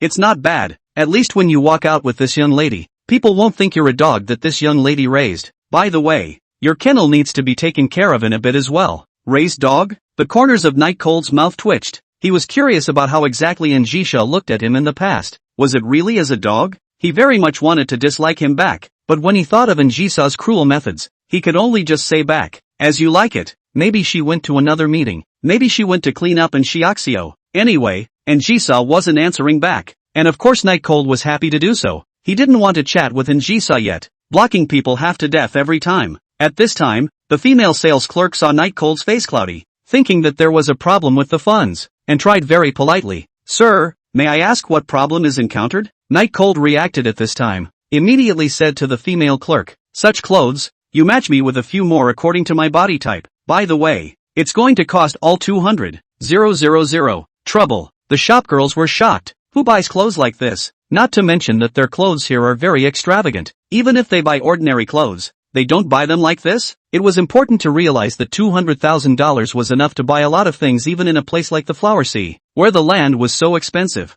The shopgirl slowed down and asked with uncertainty, "Sir, you're not kidding, are you?" Night Cold looked at the shopgirl and said bluntly, "Do you need me to pay first?" No, I'll go right away." The female sales clerk originally thought so, but after seeing Night Cold say it so calmly, she was embarrassed to mention it instead. And although Night Cold didn't look very old, no matter if it was his heart or temperament, it was excellent, which also made the female shopkeeper indirectly believe that what Night Cold said was true. $200,000. But how many sets of Night Cold do not know? Anyway, it is all sent to their own apartment. Night Cold couldn't help but sigh that the clothes in these stores were really expensive, because although there were a lot of clothes taken out, there were at most a dozen or so, and if it were to be done in the past, Night Chancellor would never have touched them. After buying clothes, Night Cold immediately went home. A big man shopping mall always feels strange. After buying some ingredients and drinks at the supermarket downstairs, Night Cold returned to his apartment, and after organizing all the clothes that had been sent to him, Night Cold sat down on the sofa to catch his breath. It's quiet. It's quieter than ever. I'm afraid this has been the most peaceful weekend since he arrived at the Sea of Flowers, and every once in a while, it feels like it could prolong his life. The computer and stuff, you should also hurry up. Actually, Night Cold wanted to match the computer yesterday, but because things were really too complicated yesterday, he didn't have time for a while. Night Chill, who had just taken a break, made another run to the place where he bought the computer and paired it back up, with the highest configuration of course. Well, of course it's to ask Njisha for reimbursement. After all, in Njisha's eyes, it's impossible for him to have so much money, so it's better to just ask Njisha for it rather than asking after Njisha finds out about it in the future. Njisha didn't refuse, and even asked for the invoice for the clothes Night Cold bought along with it. The purpose of doing so was of course not to seek reimbursement from her mother, but to confirm that he had really spent more than $200,000, which made Night Cold have to sigh. Rich people are just meticulous. The computer was installed. Everything network cable to get good. It was already 7 o'clock in the evening. The Night Cold just sent away the installation staff to sit on the computer chair. Play something? Spider Solitaire. After hours of play, with a midway meal, the last yawn was at 11 o'clock at night, and with school tomorrow, Night Cold was ready for bed. At 8 o'clock the next morning, the familiar sound of the alarm clock went off, and Night Cold reached out to turn it off. As always, eat, change, go to school. Today's school was extraordinarily busy, especially on the third-floor corridor, surrounded by people, all staring at the wall. On the wall was the report card of this monthly test. At that moment, the school bell rang and the crowd dispersed, some very happy and jostling away, while others were full of sadness. After the crowd left, a clear and beautiful young girl happened to pass by and subconsciously glanced at the report card. Night Cold smiled evilly and also walked up. "Please allow me to introduce myself. My name is Night Cold. My last monthly examination results for the 10th place. Very regrettable. Cheng Rin students, I don't want this either." Cheng Rin looked at Night Cold with an expressionless face. In his eyes was a bit of doubt, but it dissipated instantly. It was a sign of being used to some kind of stupidity. Night Cold was even more indulgent, saying, "I know that failure is very hard for you to accept, but reality is cruel, and we must learn to accept it." Cheng Rin still ignored Night Cold, but after blankly glancing at Night Cold, she hugged the book in her arms and left straight away. "Don't know how to face me anymore? Yay! Today's victory belongs to me." Night Cold was so happy that he almost jumped up. Finally, he had won Cheng Rin for once. It was too hard. Although it was cheating by relying on the system, at least it was a win, and the system was something he had worked hard to get. But when he moved his eyes to the scoreboard with confidence, in an instant, the whole person was like an eggplant that had been frosted. P.S. Happy New Year, Harpy Cow 2. Chapter 126. How can it be? Night Cold stared at the scoreboard, never able to believe what he saw, and couldn't help but wipe his eyes with his sleeve and look again. There was no change in the results. First place, Shang Qinglin, 789. Second place, Night Cold, 760. Third place, Awailan, 753. Fourth place, Yi Qingcheng, 692. Fifth place, Nightcold didn't have time to look at the rankings below, but instead stared dead in the face at his own name. Second place, and it was actually almost 30 points behind Shang Qinggren. It was still ahead of Qinglan, which made him breathe another sigh of relief. But it simply didn't make sense, did it? Why was it like this? Obviously all of the answers were pretty much right. It's just a couple of questions you can't do that you haven't seen before, but it doesn't affect much. It's just a couple of points at most. Even if he couldn't beat Shang Qinggren, he shouldn't have been so many points worse. Could it be that Shang Qinggren used some very unseemly means? Otherwise it's impossible. Nightcold really couldn't think of where he had fallen short, actually falling short by nearly 30 points so much. The only explanation was that Shang Qinggren had used Missy's exclusive skill of using power to change all of this after she couldn't afford to lose. While Nightcold was secretly reveling in the fact that he had been viciously targeted, he suddenly remembered that if he had taken more exams, shouldn't Shang Qinggren be happy? After all, this was what Shang Qinggren had been thinking all along, and with Shang Qinggren's level of pride, he should still not care to do such a thing, right? Just then, a familiar scent greeted him, and coupled with the hand patting on his shoulder, Nightcold snapped out of his thoughts. Teacher Yard? Nightcold was very excited as he looked at Yard Qingshi in front of him, who had just come out of the office. As the class teacher, he must have read his test papers, so he must know something. Nightcold, you did very well on this exam. You actually climbed directly from the 10th position to the 2nd, and you usually have a part-time job. Teacher is really proud of you. Courtyard Qingshi said lovingly to Nightcold, just a little bit of a different color mixed in with the loving eyes. Thanks for the compliment. By the way, Mr. Yard, my grades should be more than that, right? Although I don't know my exact grades, I'm still very confident in this exam. Nightcold grasped the question. Courtyard Qingshi rubbed Nightcold's head, with a helpless smile on his face, perhaps because he did not know how to open his mouth, and was silent for a long time without saying anything, but only sighed with desire to speak. Teacher? Nightcold uncomfortably detached himself from Yard Qingshi's hand and tentatively asked, It can't be. You really have been bribed by that fellow Shang Qinggren, right? Hitting head on head, Nightcold suffered a hard blow to the forehead, beaten by Yard Qingshi. What are you talking about? Is the teacher that kind of person? Your grades have a bit of a problem in them, but they're still generally fine, and they're absolutely fair and equitable. Yan Hyangsai was like she was educating her own child. Nightcold rubbed his somewhat sore forehead and asked bluntly, Then where exactly are my points deducted? You told me. I'll go back and change it properly. That's always fine, right? Courtyard Qingshi shook her head with great disappointment, but inexplicably her face turned a little red, and holding the materials she would use later, she walked straight toward Class C. Leave a comment. You're very gifted, but use your study skills in a positive way. Don't think all day, and your teacher knows you're adolescent, but a lot of things don't work. Nightcold looked at Yard Qingshi's back. How come the more he looked at her, the more he felt that she was running away? When did Ms. Yard walk so fast? No, she's going to class. So what am I doing here? Nightcold realized that class had already started a long time ago and couldn't care less about why his grades were so much worse. Immediately run towards Class C. Entering into the classroom first before Yin Qingshi entered, the surrounding students stared at Nightcold with admiring eyes. The admiration was divided into two parts. One was that Nightcold had the guts to actually enter the class ahead of the homeroom teacher, and the other was Nightcold's accomplishments. The class, and even the entire third floor, knew that Nightcold had come in second place in the monthly exam this time. It's still an accomplishment that a class like Class C has never achieved. Qin Shui looked at Nightcold with complicated eyes. The teenager she looked down on in the past was now a very outstanding existence, making her, who was the class president, a little unsure of how to face it. Just as Nightcold sat down, Zhang Ku in front of him turned back and bragged, Awesome! I can't believe I took second place in the exam. This can be ranked in the top 1,000 in the whole country, right? Admirable. What's before? I could have gotten to number 1 in the country. Nightcold was annoyed at the thought of it, and now it was brought up by Zhang Ku, so he said in a very unfriendly manner. Zhang Ku, of course, didn't care, but replied with a smile, Just blow it off. You're dozens of points away from our high ridge flower, still the number 1 in the country. Did you dream about it last night? How can a summer insect talk about ice? If you don't understand me, you will see me as a frog in a well sees the moon in the sky. If you understand me, see me as a mayfly seeing the sky. Nightcold spoke out the very middle-aged quotes from his last life. When these words fell, not only Zhang Ku, but all the surrounding students were whispering and applauding for him. It was just too middle of the road. This kind of talk may be too childish for kids, but it's just right for them adults. Zhang Ku said enviously, No wonder you guys can enter the fire seed department. So you are so articulate. Why didn't you see it before? Night Chill grunted as a strong stream of air interrupted what he was about to say, and a piece of chalk came hurtling their way, but it didn't hit him in the face, but rather Zhang Ku's. Now, the eyes of everyone in the class fell this way. The hospital said seriously, frog in the well, or the moon in the sky, and mayflies see the green sky. Worded so well, why don't your language grades go up? These words were obviously addressed to Zhang Ku. Zhang Ku covered his forehead and said in aggravation, he was the one who said it. How could I say such a thing?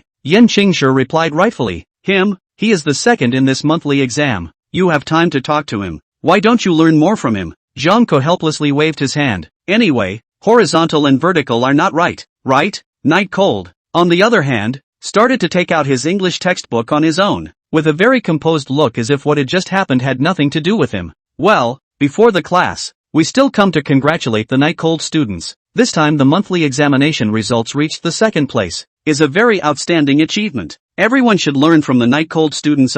Second place, coupled with what Night Cold had just said, had to make the class even more convinced of this achievement, because those two paragraphs just now made them want to think about it for the rest of their lives. The morning's lesson was very relaxing, and it immediately came to the lunch break that Night Cold was very reluctant to face. Chapter 127, A Friend Born Out of Nothing. But before Night Cold could get up, he was stopped by a boy with glasses and pimples on his face. May I ask who you are? Night Cold very naturally asked his classmate for his name. Looking very confident, the boy held up his glasses and said, my name is Zhang Huai. No, I'm your classmate. Ha, have you never noticed me before? Zhang Huai. Night Cold pondered for a moment and immediately replied, I don't know. What's wrong? Is there something wrong with you? Zhang Huai was obviously a bit angry, and the hand that stopped Night Cold didn't let go as he continued. I'm the second best in Class C in this monthly exam. Ah, why wouldn't you know about me? Night Cold was a bit puzzled. Why did he need to know about him? Is he very good? But it was only the second place in Class C. Then the whole school would probably be 100 places away. Even if he didn't have the system's boost, he was still a top 10 existence. But he was in a hurry to eat, so he didn't intend to continue pulling with Zhang Huai and said, really? Awesome, awesome. Now you know. If there's nothing else, then I'll leave first. Just intending to stand up, Zhang Huai was not going to put his hand down, which looked like Zhang Huai was picking on Night Cold. What the hell are you doing? Night Cold's tone was slightly colder, with Njisa behind him, invisibly, subconsciously, making all of his actions very bold. He can be polite, but when he doesn't want to be polite, it's okay to freak out and punch someone. It was as if Zhang Huai was caught up in his own fantasies. Perhaps the matter he was going to talk to Night Cold about was just too important, so he didn't notice the change in Night Cold's expression and tone at all. When Night Cold asked, he said nervously, your grades, did you improve because of Shang Qingren? Night Cold sighed and replied, there's some of it. Why? Zhang Huai suddenly began to blush and kept pushing his glasses, looking really a bit disgusting, and Night Cold was the closest, watching a burst of retching. A big man with pimples on his face. Why are you blushing? And you're showing a look of intoxication. Who's that supposed to disgust? Just as Night Cold wanted to push the person in front of him away,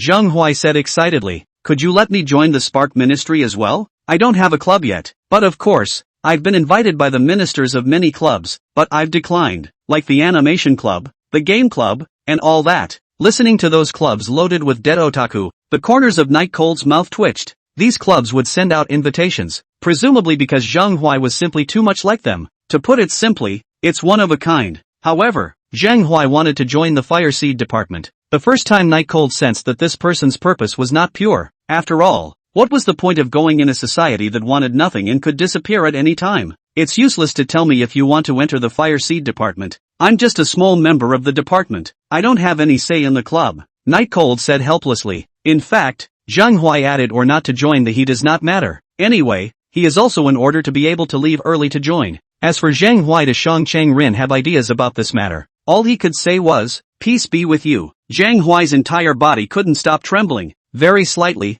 but Night Cold still noticed it. He said very forcefully, your relationship with Goddess Kairin. Oh no, Minister Shang Kairin looks very good, so if you're willing to help, I can definitely join. Kyoshi Rin, goddess? Well, Shangqing Rin in the eyes of most students that is absolutely a goddess-like existence. This matter Night Cold has long known, but just so alive in front of their own, or a little creepy He probably understood why Shang Qingren never handled the love letters himself and had to separate his shoes from the vents above. Imagine such a thing writing itself a love letter. That's too. Night Cold stood up, and Zhang Huai no longer blocked him, but looked at Night Cold with a face full of promise, hoping that he could agree to his request. First of all, I don't have any obligation to help you, and secondly, even if I wanted to help you, there's nothing I could do because I have absolutely no sway over Shang Qingrin's thoughts. I'm dominated whichever way I want to be. Can you even understand that? Being dominated by Minister Shang Qingrin? So envious. Come on, crazy one. Night Cold was about to leave with a wave of his hand. However, Zhang Huai still wanted to block, but he was pushed away directly by Night Cold and threatened with his eyes. But Zhang Huai's skin was as thick as a city wall. Even after Night Cold said so, he still followed behind Night Cold with a deadpan, his slightly chubby body panting loudly, which was the only thing Night Cold felt.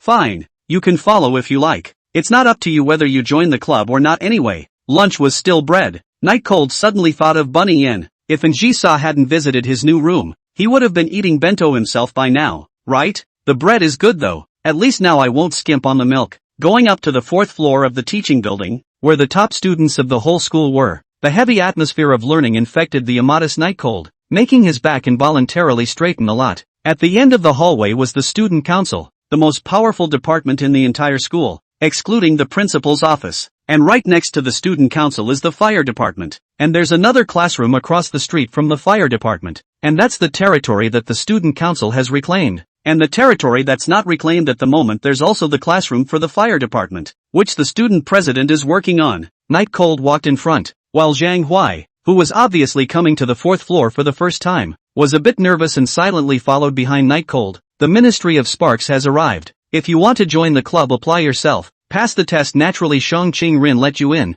Act normal. Night Cold's words appeared to be a reminder, but in reality, he was cutting himself clean out. The door to the fire starter department was opened, while the clear beauty sitting at her place at the long table by the window didn't even raise her head, but just ate in silence, for daring to come in without knocking. Apart from Night Cold, there was no second person. Shang Qingrin, who was very afraid of the cold, also opened the window halfway when she ate, because good housekeeping prevented her from leaving the smell of her meal indoors. Minister Sama, someone has come to join the club. Night Cold had just stepped into the fire seed department's activity classroom, and on the back foot, Zhang Huai wanted to walk in as well, but he was cut off by a chortle from Shang Qingrin. If you're not a member of the ministry, you're not allowed to come in. Shang Qingrin's words were very cold, colder than the weather outside. Zhang Huai foolishly looked at Shang Qingrin, standing outside the door, excitedly. Minister Shang Qingrin, I am your admirer, and the grades are good too. I hope that I can join the Fireseed Ministry and share your difficulties when the time comes. And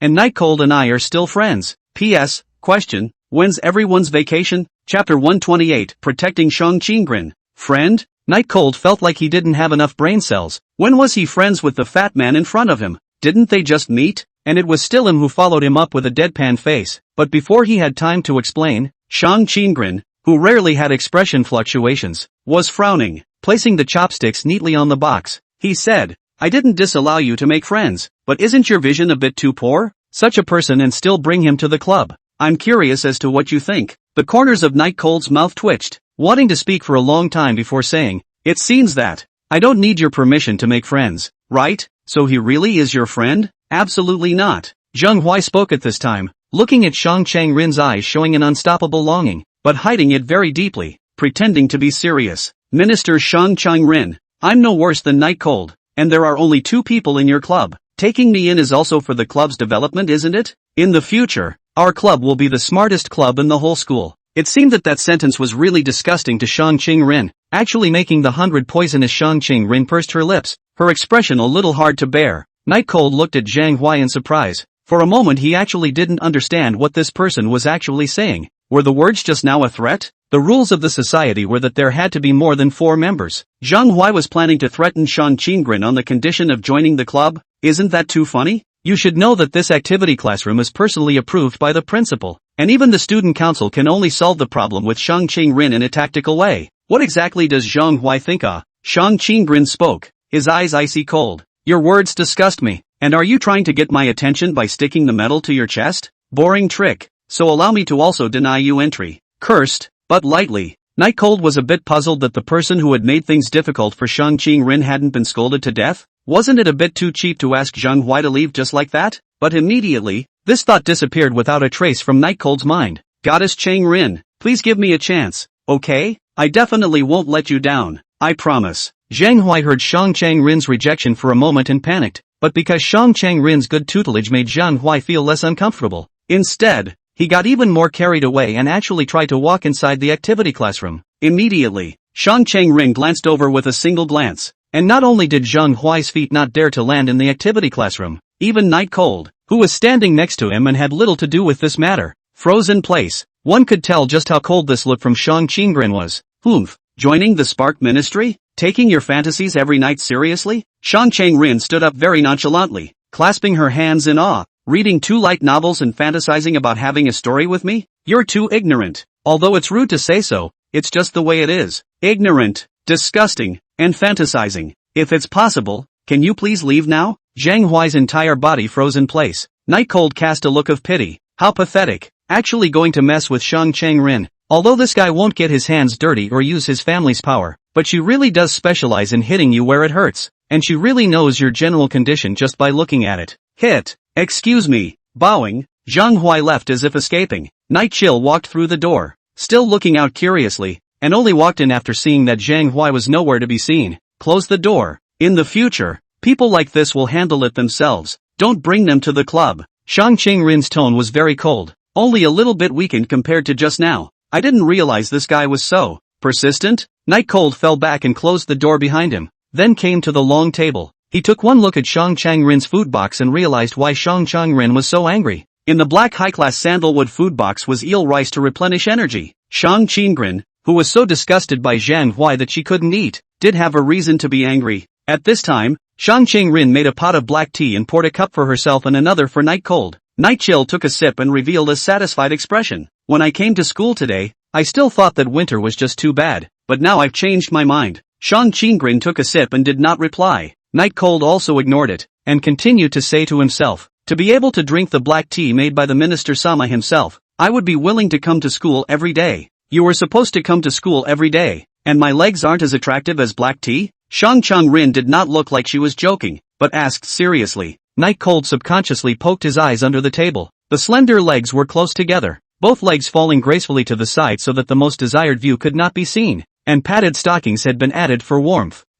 It's great, too. Of course, this idea Night Cold could only think about it in his heart, not daring to actually say it. When he lifted his head up, Shang Chang-rin's icy eyes were staring at him, and he pretended to cough twice. Subconsciously, out of my control, you need to understand. Shang Chang-rin flipped the book open with an expressionless face. If I didn't understand, you'd already be in prison. Night Cold innocently asked, going to visit? The corner of Shang Chang-rin's mouth turned up coldly. You guess. Night Cold didn't want to guess, lying on the pole chair to think about life. A long time before he said, every day can only eat bread. Do you think why I'm so handsome? But there is no beautiful girl to send lunches? Couldn't figure it out. Really couldn't figure it out. And Night Cold shook his head deliberately. Get your own if you want to eat, Shang Chang-rin said. Night Cold was like being forced to take Shang Chang-rin's bento to himself. But there was only one pair of chopsticks. He said to the chopsticks, I will not dislike you, even if you have served more than one of my masters. It's okay, I'll kill the virus properly. Chopsticks, of course, would not speak, and Shang Chang-rin interjected. It's not like I'm sick, and don't you understand women? Just now I was persuading this pair of chopsticks to work for me. Night Cold retorted forcefully. Shang Chang-rin helplessly pinched the delicate bridge of his nose and sighed. I underestimated your stupidity. It seems that it can only be disposed of harmlessly, lest it will pollute the air. Subsequently, no matter what Night Cold said, Shang Chang-rin no longer answered, but a slightly louder voice from Night Cold would usher in a blank stare. Yes, that's right, a lethal blank stare. The eel rice was delicious, and even though it was a bit cold, it still couldn't cover the tender texture and flavor. In fact, the two had been leaving one thing unsaid, and that was this monthly exam. Night Cold was sure that not only did he have something to say, but Shang Chang-rin definitely had something to say as well. It was just that all the prepared remarks were interrupted by Zhang Huai just now. Thinking of Zhang Huai, Night Cold swallowed a mouthful of rice fiercely. It seems that in the future he will have to keep an eye on Shang Chang-rin. Zhang Huai's kind of person is estimated to be quite a lot in the school, although the possibility of bad things happening is very low, but it is definitely not zero. Chapter 129, Where did you lose points? Shang Chang-rin cared a lot about Night Cold eating. She actually hadn't seen a person actually be able to eat so fast and eat so much. Is a man's mouth that big? In just a moment of concentration, the eel rice and the sandalwood food box was gone, and in the next moment, so was the warm black tea, and all that could be heard was a sigh of contentment. Shang Chang-rin didn't move to pull her eyes from Night Cold back to the book, and again didn't move to purse her lips. She suddenly felt a little hungry. Night Cold packed up the food box, then poured himself another cup of black tea and said, "Don't you dislike going to the club building? I fought my hardest for you, but this is what I should do, so there's no need for a reward." The words were very serious. If other people who didn't know the inside story heard these words, they would have thought that Night Cold was some kind of person with a strong sense of responsibility. Shang Chang-rin glanced at Night Cold and said faintly, "Looks like someone's evil plan failed." "Ha, talk about a maid's outfit." Night Cold's eyes were clear, just like a small child who was not versed in the world. Innocent, as if he would never lie, giving people a very pure feeling. Shang Chang-rin students, you say this kind of words is the biggest misunderstanding to me. I Night Cold never consider this matter, nothing more than just say out to play. Never thought of really implement, even if I really won the first. But you're second. I mean, even if I'm number one, you're second. So don't say anything about which is embarrassing. Shang Chang-rin's sight rarely rested on Night Cold's face, and he said with a smile or not, "It seems that if someone loses, they have to agree to a request from me, right? If I remember correctly, it should be like this." The words had already been said to this point. Night Cold had no chance to escape again, and could only respond, "It seems like there is such a thing. If you don't say it, I've almost forgotten. Tell me about it. As long as it's not particularly excessive, I'll honor the agreement." Night Cold pretended to be calm and took a sip of tea. "It's not that you will fulfill it, but that you must," Shang Chang-rin emphasized. "Then tell me what's too hard. I might need some time." Later, Night Cold sat the pole chair forward and said, "Let's talk about it later. I happen to have doubts about my monthly test scores. Let's wait until I find out." In the morning, the courtyard Qing sure didn't make it clear, and Night Cold felt that there must be something wrong with his grades. Beside the window, Shang Chang-rin, who was sitting straight, lifted a few strands of soft ear hair back behind her ear, and said with some embarrassment, "But it does surprise me that you were able to take the second place in this monthly exam. Compliments." And from Shang Chang-rin at that? For a moment, Night Cold felt like he was floating a bit. The entire person felt like they were floating in the clouds, and it was very soothing. When he realized this, he secretly panicked inside. Damn beautiful girls. What kind of conditioning have you gotten yourself into? How could she be happy about such a boring thing? It's normal for Shang Chang-rin to be surprised. There's nothing to be happy about. But unconsciously, the next monthly examination Night Cold would like to take the first place, because he was looking forward to what kind of a look Shang Chang-rin would have after he surpassed her. Damn beautiful girls. What was it that made his brain think? Average. Okay, could have been first. Night Cold looked towards the ceiling, overwhelmed. He straightened his hair. Still so handsome. Shang Chang-rin didn't have any reaction to these words. After all, Night Cold was 31 points behind her. It was impossible to really catch up, because everyone knows the easy questions, but it's the hard questions that are only a point or two that really open up the gap. What did the student council say? Gathering his emotions, Night Cold asked. I don't know. The student council side has been quiet today. It should be that they don't intend to continue pestering. Shang Chang-rin replied smoothly. In fact, with the door closed, you can't hear it unless there's a lot of commotion. Of course, Night Cold had little interest in this. According to Anna's kind of character, after knowing that she had lost, she would probably drag him on to continue the match. He didn't want to do it again. Trouble. Time passed minute by minute. Gradually, Night Cold's eyes staring at Shang Chang-rin began to get lost. In his line of sight, the uniform on Shang Chang-rin slowly turned into a maid's outfit. Cold arrogant viper maid. This is the Night Cold favorite role. Obviously is the service master of the subordinate, but his cold and arrogant disobedience. The sense of contrast is really great, and he had to call him master. And then he was full of dislike afterward, but behind his back he secretly liked him, and only badmouthed him because he was too inferior or felt unworthy, and do weird things with his clothes. Sparasi. At that moment, the high-strung, venomous maid spoke. Please move your disgusting sight, because your sight makes me uncomfortable all over, and if you really can't help it, I suggest you think about your family. What will they do if you go to jail? Night Cold's vision shifted, and the high-cool maid in front of him gradually changed into a normal uniform. Shang Chang-rin clutched her chest with a scared look, her eyes staring at him warily. Didn't sleep well. Forgive me, Night Cold explained. That dirty look in your eyes like you haven't slept well? Guess I can't have you staring at me all day. At least for these few years at school. I'm going to work hard to keep you out of jail. Shang Chang-rin said lightly. Don't. This is my only ministry benefit. Night Cold rushed to say. Actually joking. Shut up. You're interrupting my reading. No human rights. The time is in the afternoon. On the English class, Night Cold has been thinking about how he actually lost those 30 points. He really cannot figure it out. If it was just a few points, he wouldn't feel anything wrong,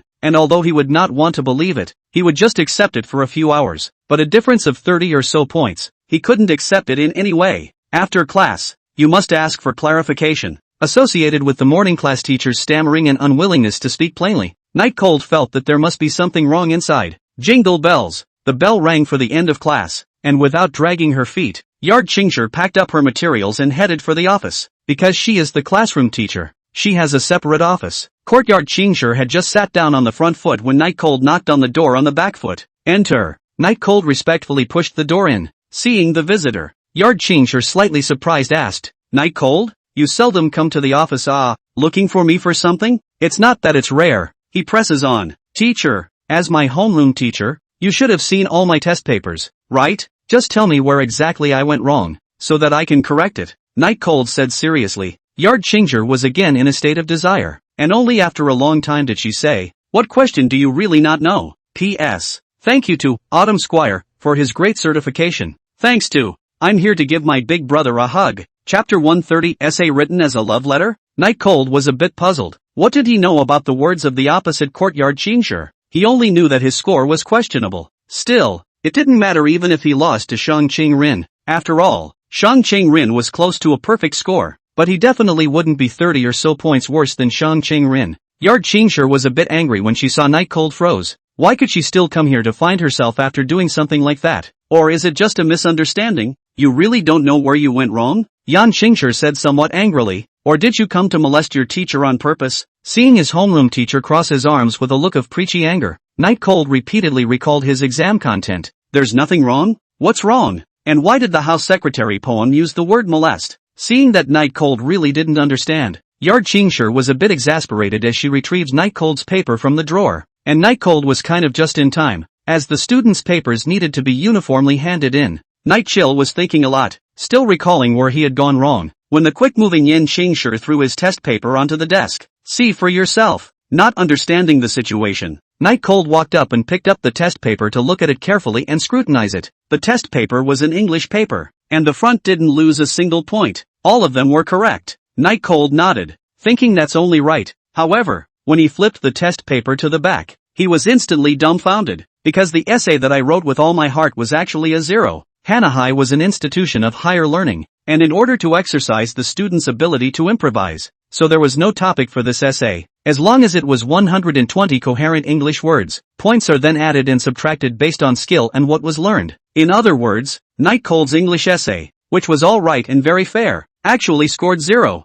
This was very abnormal in every situation. Teacher, why is my essay a 0? Even if it doesn't reach full marks, it can't be not even a single point, right? Night Cold asked suspiciously. In his eyes, his own composition was definitely a perfect score. Courtyard Chingshire was really angry in general, and said sternly to Night Cold, Night Cold, do you think it's fun to molest your teacher? Look at what you wrote. Is that an essay? Night Cold carefully looked at the composition he had written. The handwriting was neat, the theme was clear, and a lot of modifiers and metaphors were added. It was perfect. What's wrong with the essay? It should clearly be a perfect score essay, right? Night Cold scratched his head and said. At this time, Yuan Chingshire's small face that was painted with delicate light makeup was slightly reddened, and after hearing Night Cold's words, she was even displaying an appearance of having anger with no place to come out, which was very strange. But in order to maintain the teacher's image and not to be molested by a student, Yuan Chingshire pushed her glasses and said through her silver teeth, Then could you please ask Night Cold student to read your composition for the teacher? Night Cold suddenly realized, the original is too well written. The teacher suspected that he cheated.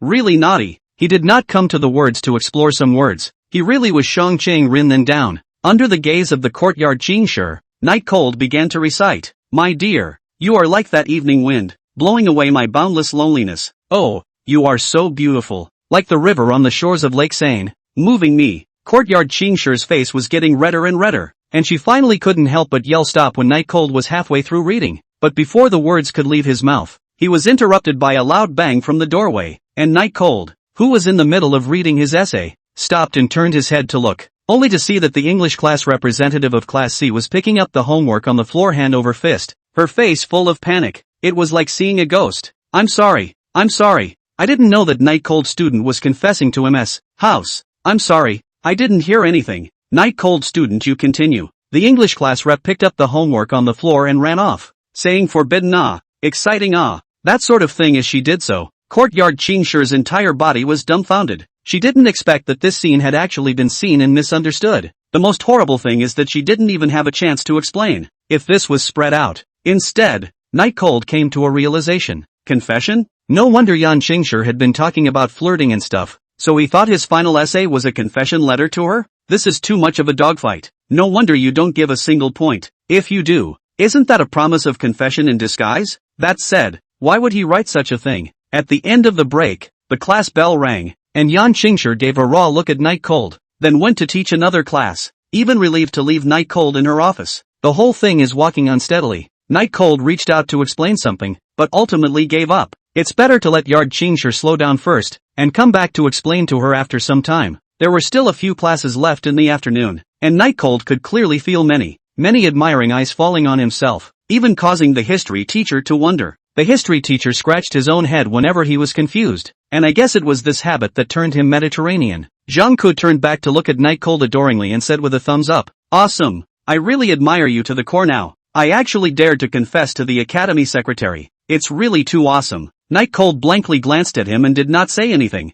Although history was not a very important subject, but in class he still abided by the principle of not talking. Of course, on top of that, he didn't want to answer. They wouldn't believe me if I told them anyway. Just like that, admiration plus envy swept over Night Cold's body until school was about to end. There is still a minute from the end of the school day, but the Night Cold has been ready to go, in accordance with the surrounding situation of the classmates, and so on will certainly be after school to ask him. Just after class he also hid in the bathroom to escape a hijacking. The school bell rings. Today's class. Before the history teacher could finish his sentence, Night Cold fled from the classroom with his own book bag, causing the history teacher to scratch his Mediterranean sea once again. Is my class really too boring? Next time it's better to talk about some wild history. The surrounding students immediately began to gossip. Night Cold, on the other hand, had already reached the entrance of the fire seed department first, because of the reason that his physical strength was very good, so even if he ran very fast, he wasn't very tired. There was only the relaxation of relief. Inexplicable. Saying that, Night Cold went to push the door and found that he couldn't push it. Then he remembered that Shang Qingrin hadn't come yet, and the door was still locked, so he could only crouch on the ground and wait. The scene was rather like that of a homeless tramp. Facing Shang Qingrin, Night Cold was already finding a way to say that he had actually won, and that he had only awarded the wrong paper because the teacher had misunderstood. So Shang Qingrin had to wear a maid's outfit for once, because he blamed Shang Qingrin and Njisa for writing his essay as a love letter. Chapter 131, Wall Throwing? Within a short time, Shang Qingrin walked over from Class A. His tall figure displayed an awe-inspiring temperament, and his indifferent eyes gave a sense of superiority that could only be viewed from afar. The wool knit was blue, but much lighter than the color of the pleated skirt, and the stockings were black, but had the appearance of being less black than the dark strands of hair. The bow on the chest was red and not very big, but the fluttering ribbons on either side were long and meticulous. The school bag was shiny black leather, and at the moment it was straddling under Shang Qingrin's slender arm. As he watched, the dazzling legs came to a stop in front of him, and the owner of the legs made a cold, sarcastic sound. "Ah la, planning to squat here and peek at the panties of passing girls?" Night Cold looked around and said, "It's clearly a bold look. Where is the sneak?" Shang Qingrin blankly glanced at Night Cold before signaling with her eyes for Night Cold to leave the place where she was now crouching. And Night Cold knew that Shang Qingrin was trying to open the door, so she stood up and walked to the side. The door was opened and Shang Qingrin entered first, putting her book bag down and started to make black tea. The winter of the flower sea was still quite cold, and there was no heating within the fire seed department, so Shang Qingrin could only be making a pot of black tea to warm up her body. Night Cold walked in, then closed the door behind him. "Why did you come so early today?" Shang Qingrin asked while making tea. Because there is a heavenly misunderstanding to be resolved." As he spoke, Night Cold placed the test papers that he had secretly stolen from the office in his book bag on the long table, intending to show them to Shang Qingrin. Shang Qingrin just glanced at them while they were busy, without any substantial expression, and immediately turned her head back to focus on making tea.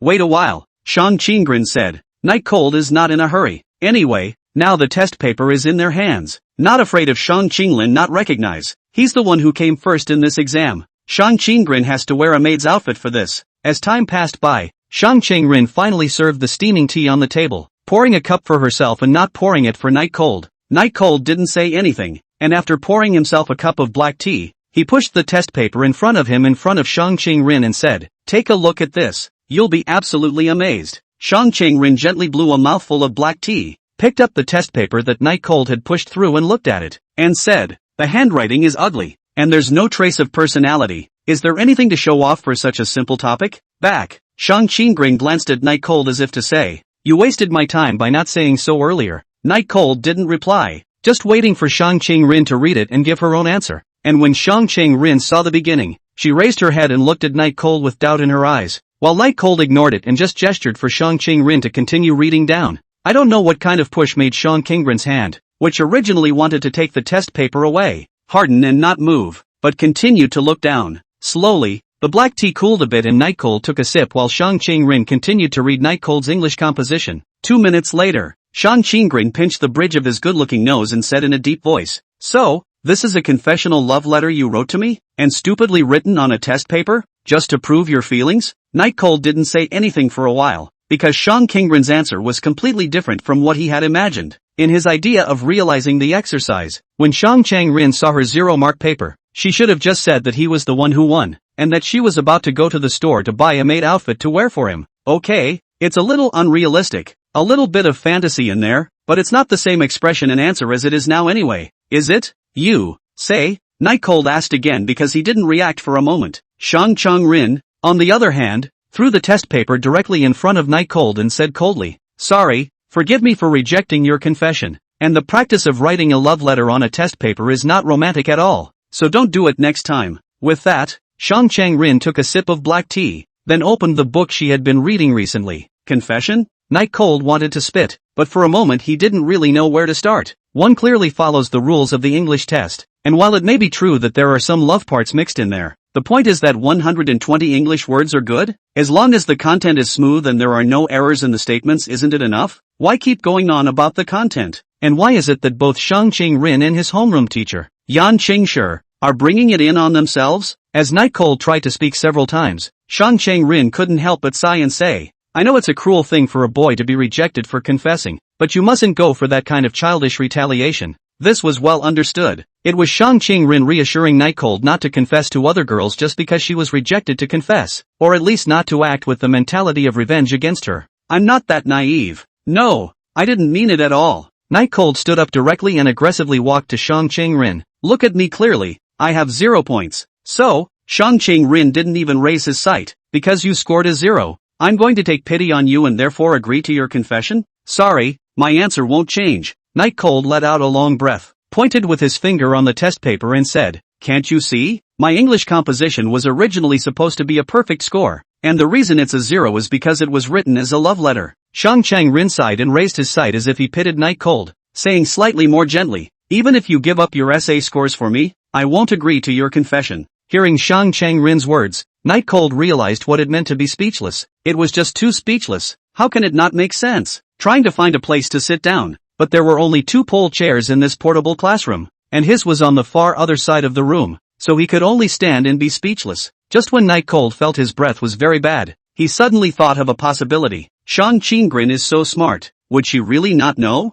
I mean, you didn't do that on purpose, did you? When this sentence came out, Shang Qinggring actually couldn't help but laugh out. To know that Shang Qinggring would rarely laugh, even Night Cold who was with Shang Qinggring every day was seeing it for the 3rd time. Still, as on the 2 previous occasions, his shoulders shook, and the little red leather book he held in his hand hid a large portion of his already small face. The smile was elegant. However, the Shang Qinggring at this moment was very bad in the eyes of Night Cold. Very bad. This damnable beauty girl probably understood him a long time ago, but pretended not to know and teased him, and he was still foolish enough to think that Shang Qinggring really didn't know, and kept explaining. Night Cold really wanted to kill himself just now. It's so humiliating. No, he had to fight back, or he would have even less human rights in this society. Spin. No one can refuse my confession yet. Not even you. Rin. Night Cold looked like the hero of a girl's manga, handsome and captivating, his hands propped up on the table, pinning the smaller Shang Qinggring inside, like a wall thud,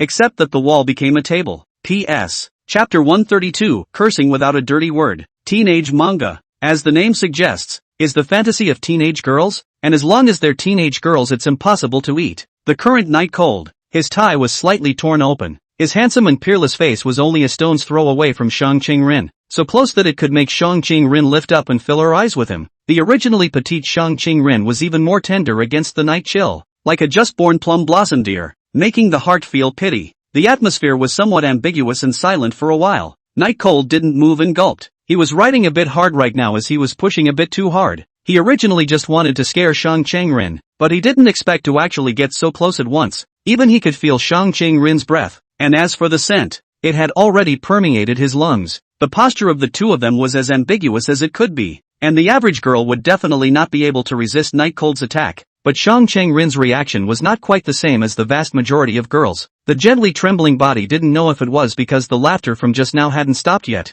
or if it was in fear because of Night Cold's boldness. Anyway, tilting his head slightly to stare at Night Cold's face coldly was different than usual. Dumb egg. A very small voice, as if it were a mosquito, and not even the cherry-pink lips were open. Night Cold, who was extremely nervous inside and whose heart was beating wildly, of course didn't hear clearly and couldn't help but ask with a mouthful of saliva, "What did you say?" The sound was not loud, but it was the biggest sound in this active classroom since Night Cold walloped Shang Chang-rin. It even caused Shang Chang-rin, who was at a loss for words for a moment, to come back to her senses. Shasta, that snow-white skin was like an autumn fruit, gradually tinted with a reddish hue, signaling that she was in a bad mood at this time. Idiot. While Night Cold was shocked that Shang Chang-rin's cold-toned skin changed to a warm tone, Shang Chang-rin pressed the book in her hand directly onto Night Cold's face, and very hard. Obviously should have stayed in the mental hospital. Why is it here? Sewer maggots. Disgusting enough to make you want to vomit. Self-righteous single-celled organisms. Laboratory exodus remnants. Generators of noxious gases.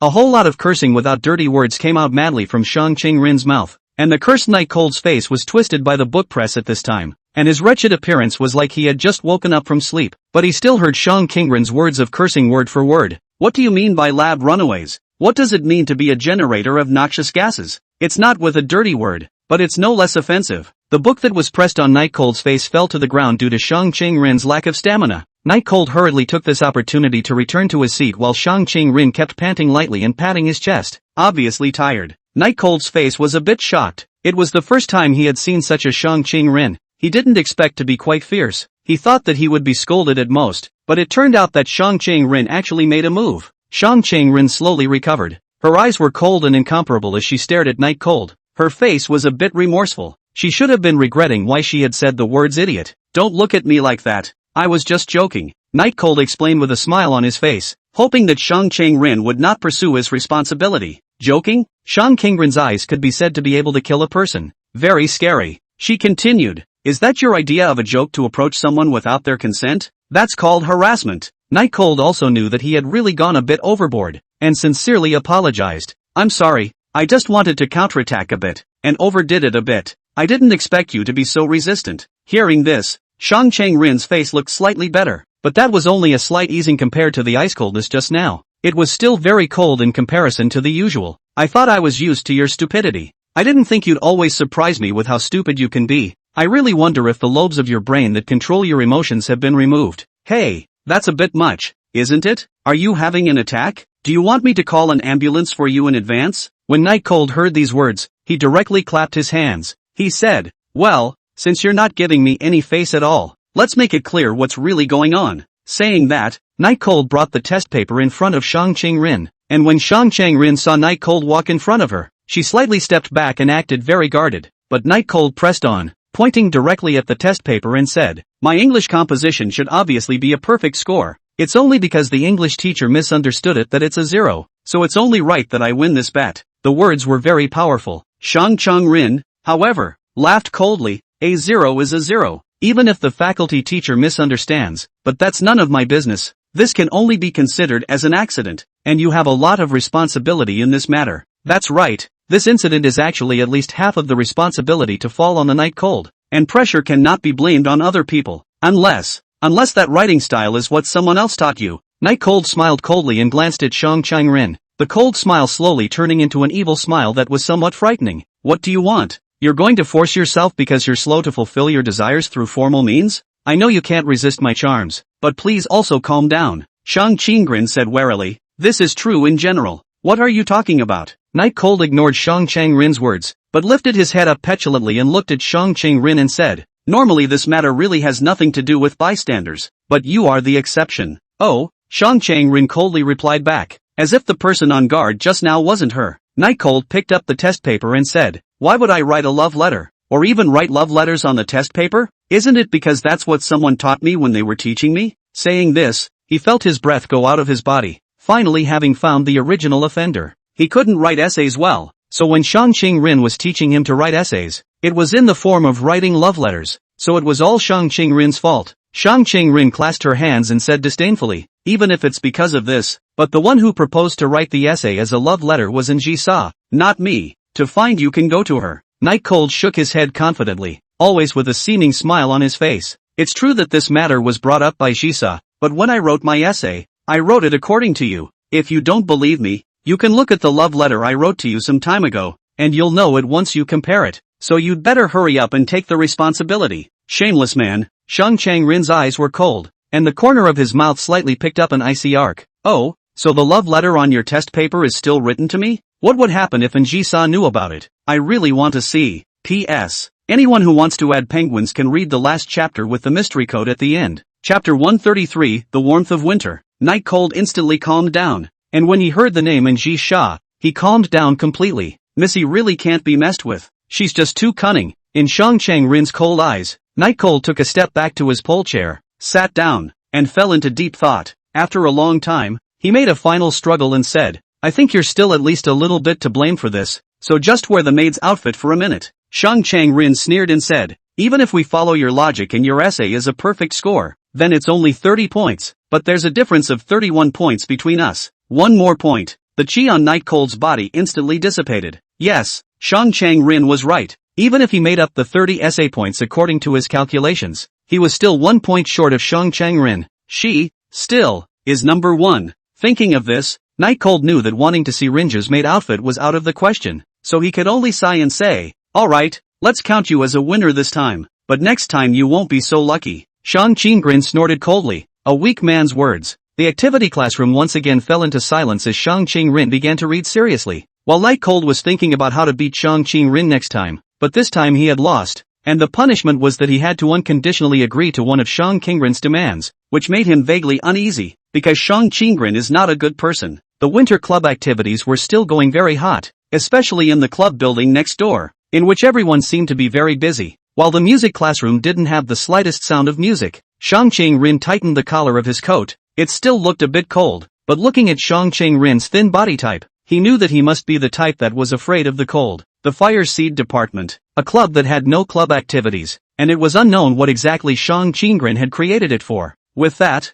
Night Cold began to leave his seat and walk around. Shang Qingren had long since gotten used to the noisy Night Cold, and at this time, even if Night Cold accidentally made a noise, she would not go to reprimand Night Cold other than frowning slightly, unless Night Cold made the commotion too loud. The black tea next to her had gotten a little cold, causing her hands to be icy as well, and she wanted to be on her way to fire up a pot of black tea, which happened to have just seen the better part of it again. What a dilemma. The book was cold, especially since the cover was still leather, and it would stay cold if there wasn't enough body heat to keep it warm. When it was really too cold, Shang Qingren put her two small hands together and blew on them with her mouth to relieve them a little. The school didn't have heaters in this classroom because it wasn't actually cold indoors with the windows closed. It was just that Shang Qingren's physique was really bad and that's why it was cold. When encountering difficulties, Shang Qingren's approach was always to carry it hard, and this time was no exception. But when Shang Qingren picked the book up again with her cold hands, a warm air blew from behind. At first, he didn't feel it, but gradually, the sensitive Shang Qingren noticed that he really wasn't cold anymore, and the warm air was blowing comfortably. Curious, she turned to look, only to see that Night Cold had left the door leading to the student council office open, from which the warm air was blowing. There's no one in the student council, so they'll use it anyway if they're around, Night Cold said with a smile as he stood in the doorway. It looked like even the heating was turned on by Night Cold without authorization. Shang Qingren smiled indifferently, shaking the slightly warm palm of his hand and teasingly said, "What are you going to do when Anna comes back? She's not a good person to get along with. What are you afraid of?" Night Cold walked back to the long table. "She's so competitive. If she loses to me this time, I'm afraid she'll have to keep her head down when she sees me, right? Otherwise, why is there no one in the student council today? You're also cold?" Shang Qingren inexplicably came up with this sentence. Night Cold moved his eyes aside. It was really because the Shang Qingren at this moment was too cute. There was even a bit of a dorky feeling, and it was important to realize that this word was completely at odds with the usual Shang Qingren, relying into someone else's tenderness. That was one of Shang Qingren's unique charms. Cold. Such a cold day. Especially now that it's almost dark, Night Cold said as he looked out the window at the sky that was gradually beginning to dusk. Cold and still pulling the neckline open? Temperature and handsomeness are what I'm looking for. Shang Chang-rin wasn't talking, but continued to start reading. Night Cold knew that Shang Chang-rin was tacitly accepting his good intentions, otherwise it definitely wasn't this expression. Shang Chang-rin doesn't like to rely on others and prefers to be alone, and would consider reliance on others and fear of being alone a sign of weakness. So Night Cold, who had originally helped Shang Chang-rin, who was afraid of the cold, didn't admit it when asked. The purpose of this was so that Shang Chang-rin could accept his good intentions more smoothly, knowing that Shang Chang-rin was very smart and could not possibly not see it. He's so gentle. Time passes minute by minute, just as Night Cold predicted earlier. Today's student council to the beginning and end of the day did not have a person to come, presumably to avoid him. After all, losing so badly. When the time came to 6:30, both of them were ready to go home. And Night Cold not only carried his own school bag as well as Shang Chang-rin's, but even carried in his hand the garbage left behind when he cleaned up earlier. Instead, Shang Chang-rin was locking the door. Go home. The two of them went home together. It wasn't a far trip. It was just an apartment near the school, and the two of them were close together, so it was just a 10-minute trip. While parting, Shang Chang-rin said, "Today, thank you." Night Cold turned back to look at Shang Chang-rin and froze for a second. He knew that Shang Chang-rin was talking about the heating. Maybe he couldn't feel it without being cold. That heating helped Shang Chang-rin a lot. There's no need to say thank you. Wear a maid outfit. I'll turn on the heat for you every day in the future. Night Cold joked in a serious manner, and was ready to be reprimanded. But who knew that Shang Chang-rin was smiling and asked, "You won't open it for me if I don't wear it?" Night Chill would open it. But this situation now was something that could never be said. While walking towards his apartment, he said, "Who knows, maybe it won't be possible. Bye." Instead of saying goodbye, Shang Chang-rin looked in the direction that Night Cold had left and muttered, "You will." After saying this, he left. On the elevator, the corners of Night Cold's mouth curved a bit. Being relied on by Shang Chang-rin was definitely a great thing. There was no argument about it.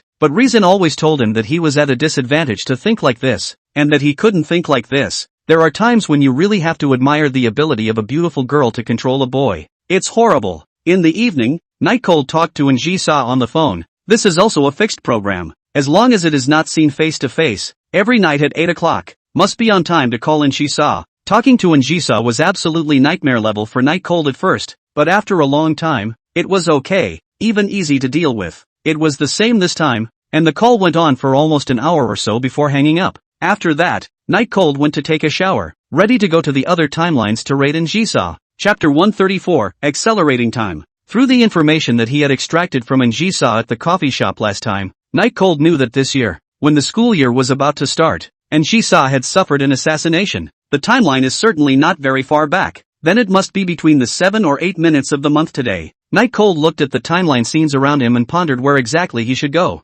Since Ji-sa's narration was only a generalization, Night Cold didn't know exactly which timeline to go to. Night Cold knew that there was no way to ask this thing in detail, because asking this question could be said to be caring about Ji-sa, but asking in detail would be a bit suspicious, and it would be the end of Ji-sa if she was wary of him. Can only be slowly wait. But fortunately in the last night when Night Cold idly researching the ability to travel through the timeline noticed that it can also be accelerated. This point made Night Cold's goal much clearer. He just needed to be able to get as close as he could to exactly that, as long as he was moving forward anyway, and then use his acceleration when the time came. He didn't need to keep waiting around stupidly. In that case, let's start from July 1st. Figuring this out, Night Cold selected a timeline named AS48 to travel through. It was still the same as last time. Night Cold's eyes just blacked out slightly, and when he opened them again, he was in an alleyway in the old town. I don't know why, but every time the respawn point is this alley. It's very incomprehensible, but it doesn't matter. Night Chill walked out of the alley as usual,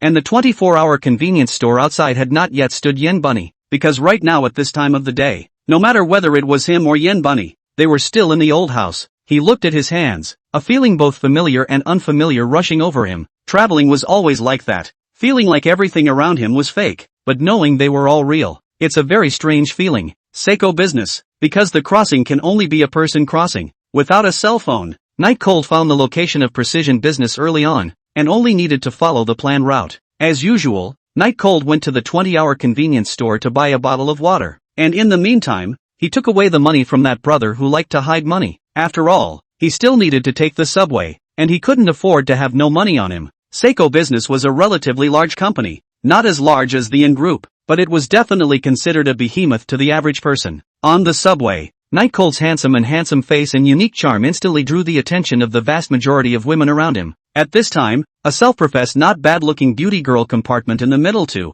Low head, red face, voice as fine mosquito said, can exchange a mailbox? The corners of Night Cold's mouth were slightly upturned, just like a teenage manga, the smile of the male protagonist. First of all, to emphasize, I'm really not looking for excuses, and secondly, I really don't have a cell phone. Night Cold said very seriously to the girl in front of him. The excuse of not having a cell phone clearly hurt the girl, and with tears in her eyes she ran to the rear of the carriage. It was so humiliating to be rejected for such a reason when it was so hard to muster up the courage to do so. Many of the girls in the carriage who had just tried to come forward were now looking sympathetically at the young girl crying at the end of the carriage. After all, it's impossible for a modern person to not have a cell phone, and the reason why they're rejected like that is that people just don't see it at all. Night Cold cannot help but sigh. He is really no cell phone. It's clearly been emphasized, so why don't you believe it? Really? The small interlude came and went quickly. Night Cold didn't put it on his mind at all. He just thought about how exactly he should save Ji-sa when he saw her being assassinated later. It feels better to shed a little blood, or else with Ji-sa's temper, she'll definitely give me a little money and get rid of it. Anyway, it won't really die, so the big deal is to start over again one at a time.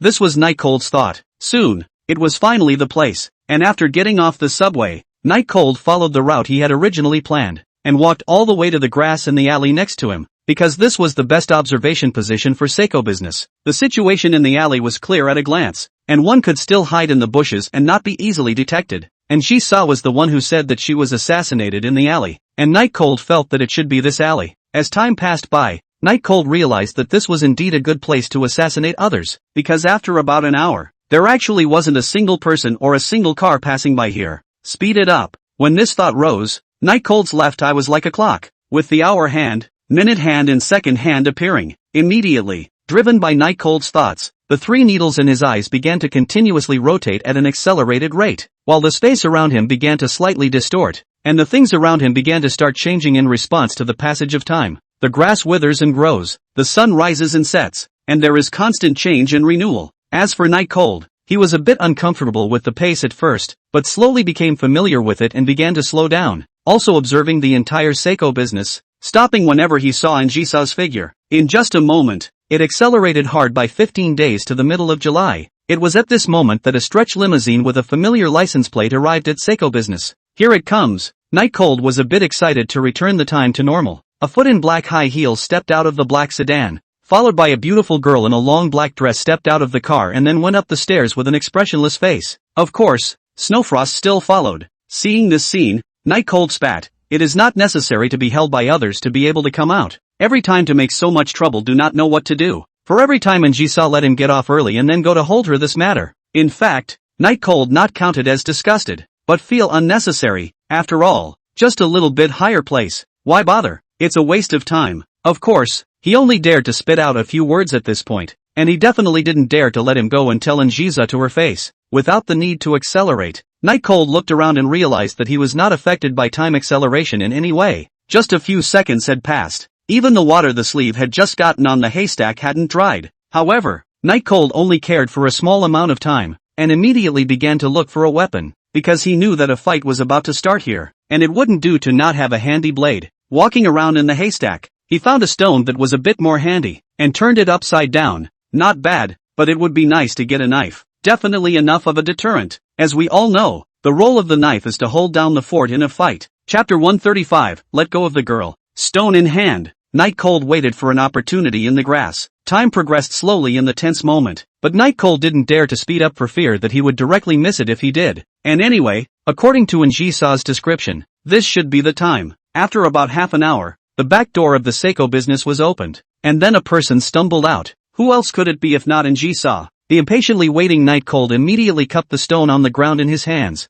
He'll wait for an opportunity. And Ji-sa had never been in such a mess as today. Having just gotten power from her own mother in negotiating her first business deal, someone was actually trying to put her to death. Who the hell is it? The power strugglers in the family? Or was it a competitor in the company who was planning to give her mother a run for her money? The current Ji-sa didn't have time to think that much. She just wanted to hurry. Snowfrost shouldn't be able to hold out for long. We have to leave quickly. And Ji-sa knew that she would definitely die if she stayed, as those people looked like they had no intention of leaving anyone alive. and Jiza stumbled in the direction of the garage. Clearly the regal and beautiful heels were now an undisputed liability. The belief in life drove her. At this time, from time to time, bursts of fighting sounds came from upstairs, and it was constantly going down. It seems that Snowfrost knew that Njisa was not safe, and wanted to hurry over to help. And Njisa took off her high heels. Her delicate and smooth feet directly contacted the ground that was full of small stones, but she didn't have half a bit of pain on her face. Her face only had endless indifference and bloodlust.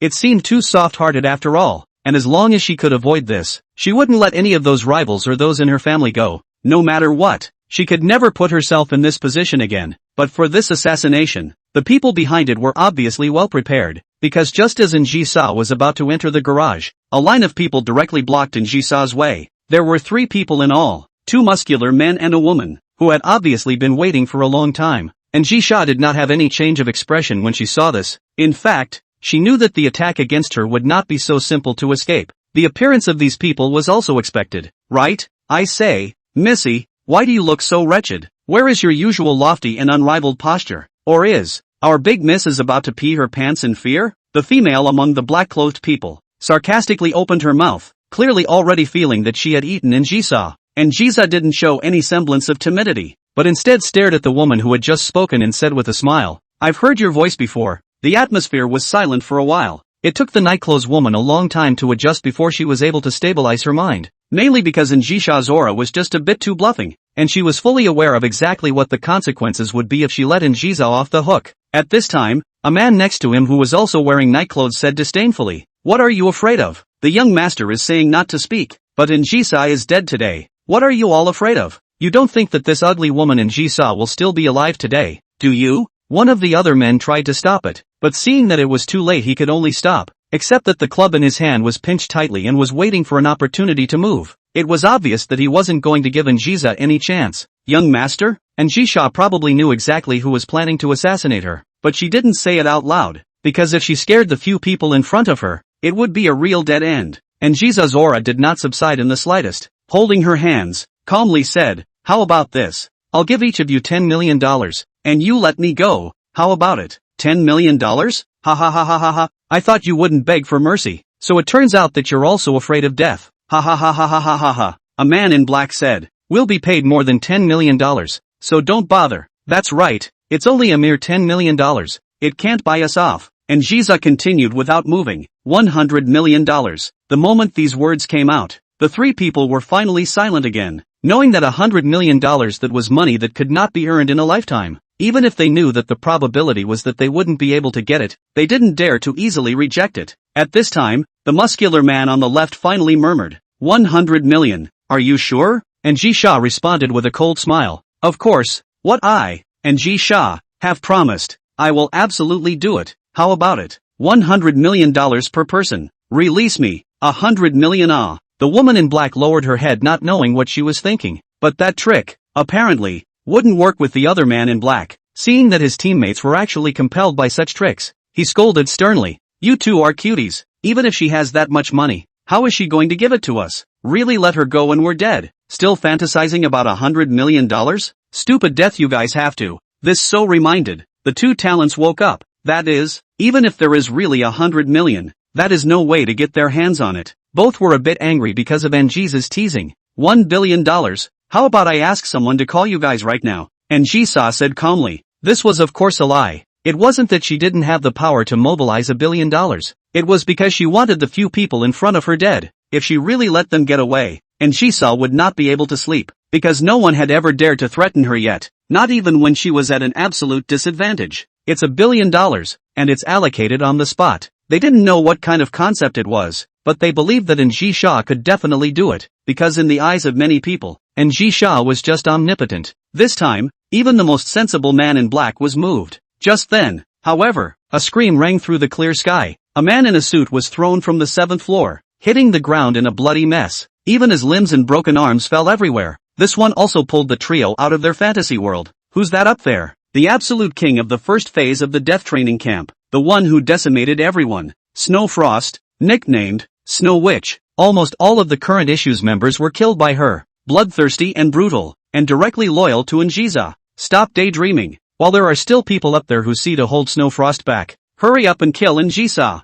Otherwise, when Snowfrost comes down, they all have to die. The sensible one, the man in black, shouted to the other two. By the time the three realized that Njisa was merely stalling for time and angrily turned their eyes over, Njisa had already run out a long way. Chase, never let her escape. I don't know who shouted, and the three of them immediately chased after her. Where was Njisa a match for the three? The difference in physical strength was far, and even Njisa hadn't put on her shoes, so even if she tried her best, it wouldn't help. Seeing that the three were about to catch up, a look of despair finally appeared in Njisa's eyes. Since childhood, she has been taught to be strong. For the first time she feels that she will really die here, really powerless. In the end, or her own soft heart killed her. If she could have survived, she would have transformed into Hell's Yama and burned all her enemies to ashes. However, just when Njisa thought she would surely die, a bright voice rang in the ears of the four. When a beautiful girl is in crisis, I will come in response. I am the partner of the beautiful girl. The mask.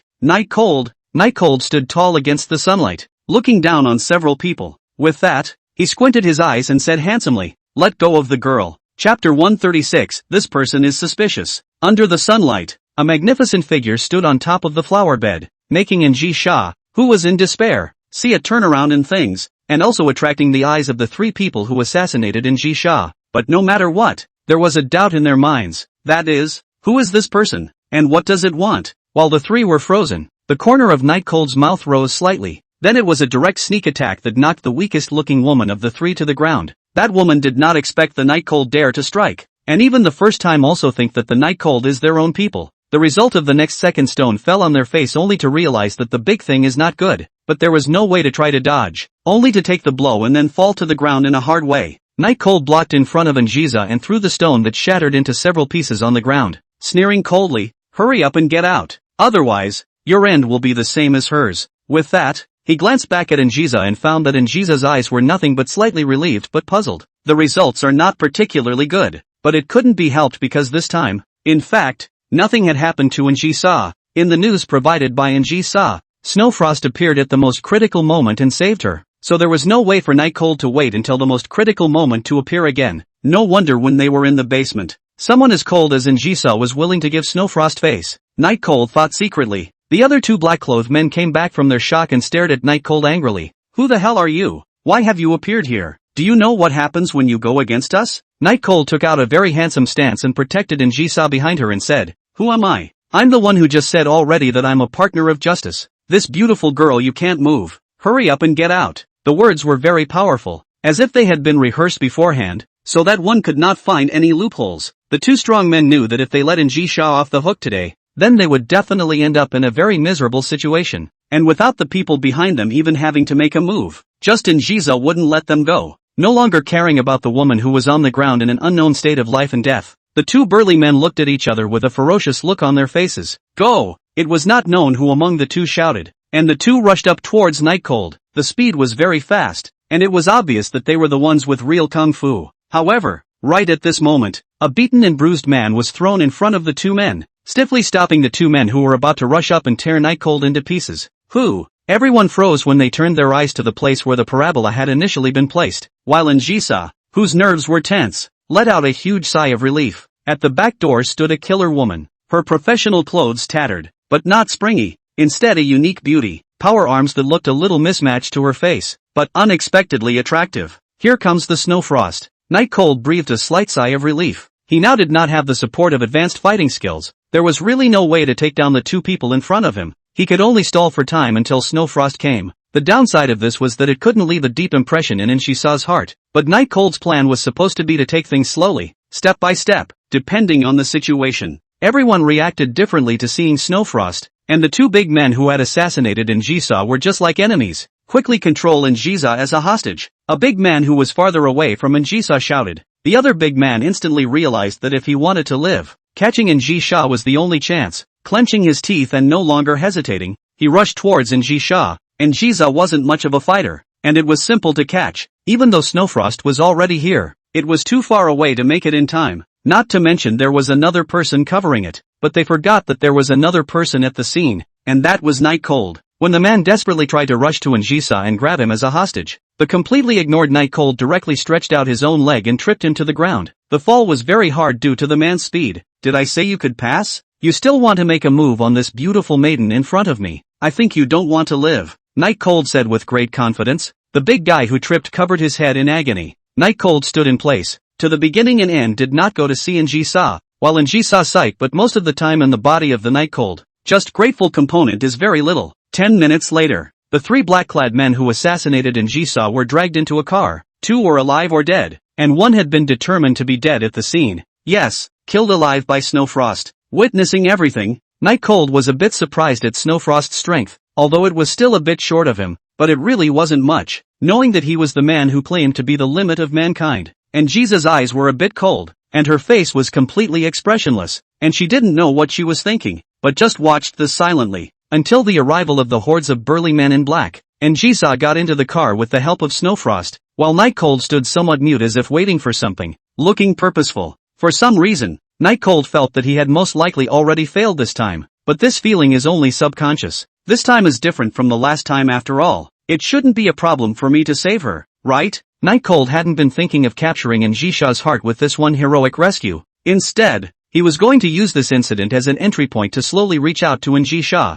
and he was confident that with his knowledge of Ji-sa, he would be able to quickly raid her as long as they were able to talk together. Of course, this was just Night Cold's imagination, and no one knew exactly what it was like. Finally, the moment Ji-sa was about to get into the car, she said to Night Cold, "Let's go together. You get into the car next to you. I want to thank you properly." Snowfrost gave an emotionless look at Night Cold and didn't say anything. Night Cold patted his ass and stood up. "No good. I'm just passing by to help out. You can just give me 1,000,000 or 800,000. Leaving together is unnecessary." Although he wanted to leave with Ji-sa, he couldn't express it so obviously, but instead, he stated his purpose directly to lower Ji-sa's guard. "Who knows?" And Ji-sa sneered. "Get in the car. The benefits won't be less for you." After saying that, Snowfrost slammed the car door shut, in front of Night Cold, then raised her head and left. In the car, Ji-sa's eyes were unusually cold as she said to Schwefrost, "Make a list of all the people who could potentially make a move against me, and then send the people below to capture all of them, leaving no one behind." Snowfrost replied respectfully, "Yes," and Ji-sa looked through the glass at the Night Cold that stood stupidly in place. Her charming eyes narrowed slightly, and she said only after a long time, "Spare a little time to check his bottom line. This person is very suspicious." Chapter 137. Along the way was actually in a trance. In the end, whether or not to obtain the trust of Ji-sa, this matter Night Cold completely do not know. Can only be a step to see a step. In fact, until he saved Ji-sa down, Night Cold felt that he was really too hasty, because he had prepared absolutely nothing beforehand, and he also had no idea at all what kind of debut Ji-sa really liked. At first, I thought that as long as I knew where Ji-sa would be in trouble, I could save her when the time came, but now I realize that it's not that simple. In the car, Night Cold muttered. Arriving at the gate of the villa castle located in Qingza, a security guard saw the license plate and opened the gate, and then entered into the very dreamy and fantastic manner inside. Night Cold looked outside. It was the first time he came here. He didn't expect the place where Ji-sa lived to be so luxurious. The car stopped at the entrance of a castle villa. The maid at the entrance opened the car door. Night Cold saw this and walked down. Then the car drove away. Obviously the person in the car was not qualified to land here. "What did you bring me here for?" Night Cold asked, feigning doubt and unease. The maid was very professional, obviously trained in professionalism. She pursed her lips, shushed her eyes, bowed slightly, and respectfully said to Night Cold, "I'm very sorry that I can't answer your question yet, because the lady gave an account of you only received you well for this one. If there is any doubt, you can ask the lady later." A very generalized answer, and Night Cold knew that the maid did know nothing, or it would have been even more generalized. "Is it going in?" Night Cold asked. "Yes, please also follow me." The maid made a way into the castle villa and respectfully made a gesture of invitation. Night Cold didn't hesitate and walked in, although there was a strong feeling of uneasiness. But anyway, he could start over, even if he was really what happened. Wasn't it still possible to start over? The main entrance living room, as well as all the places where Ji-sa would pass by, Night Cold was not allowed to set foot in, so he could only follow the maid around the path, which felt like a circle around the castle. Eventually, a parlor-looking place was reached, in which tea had actually been made in advance.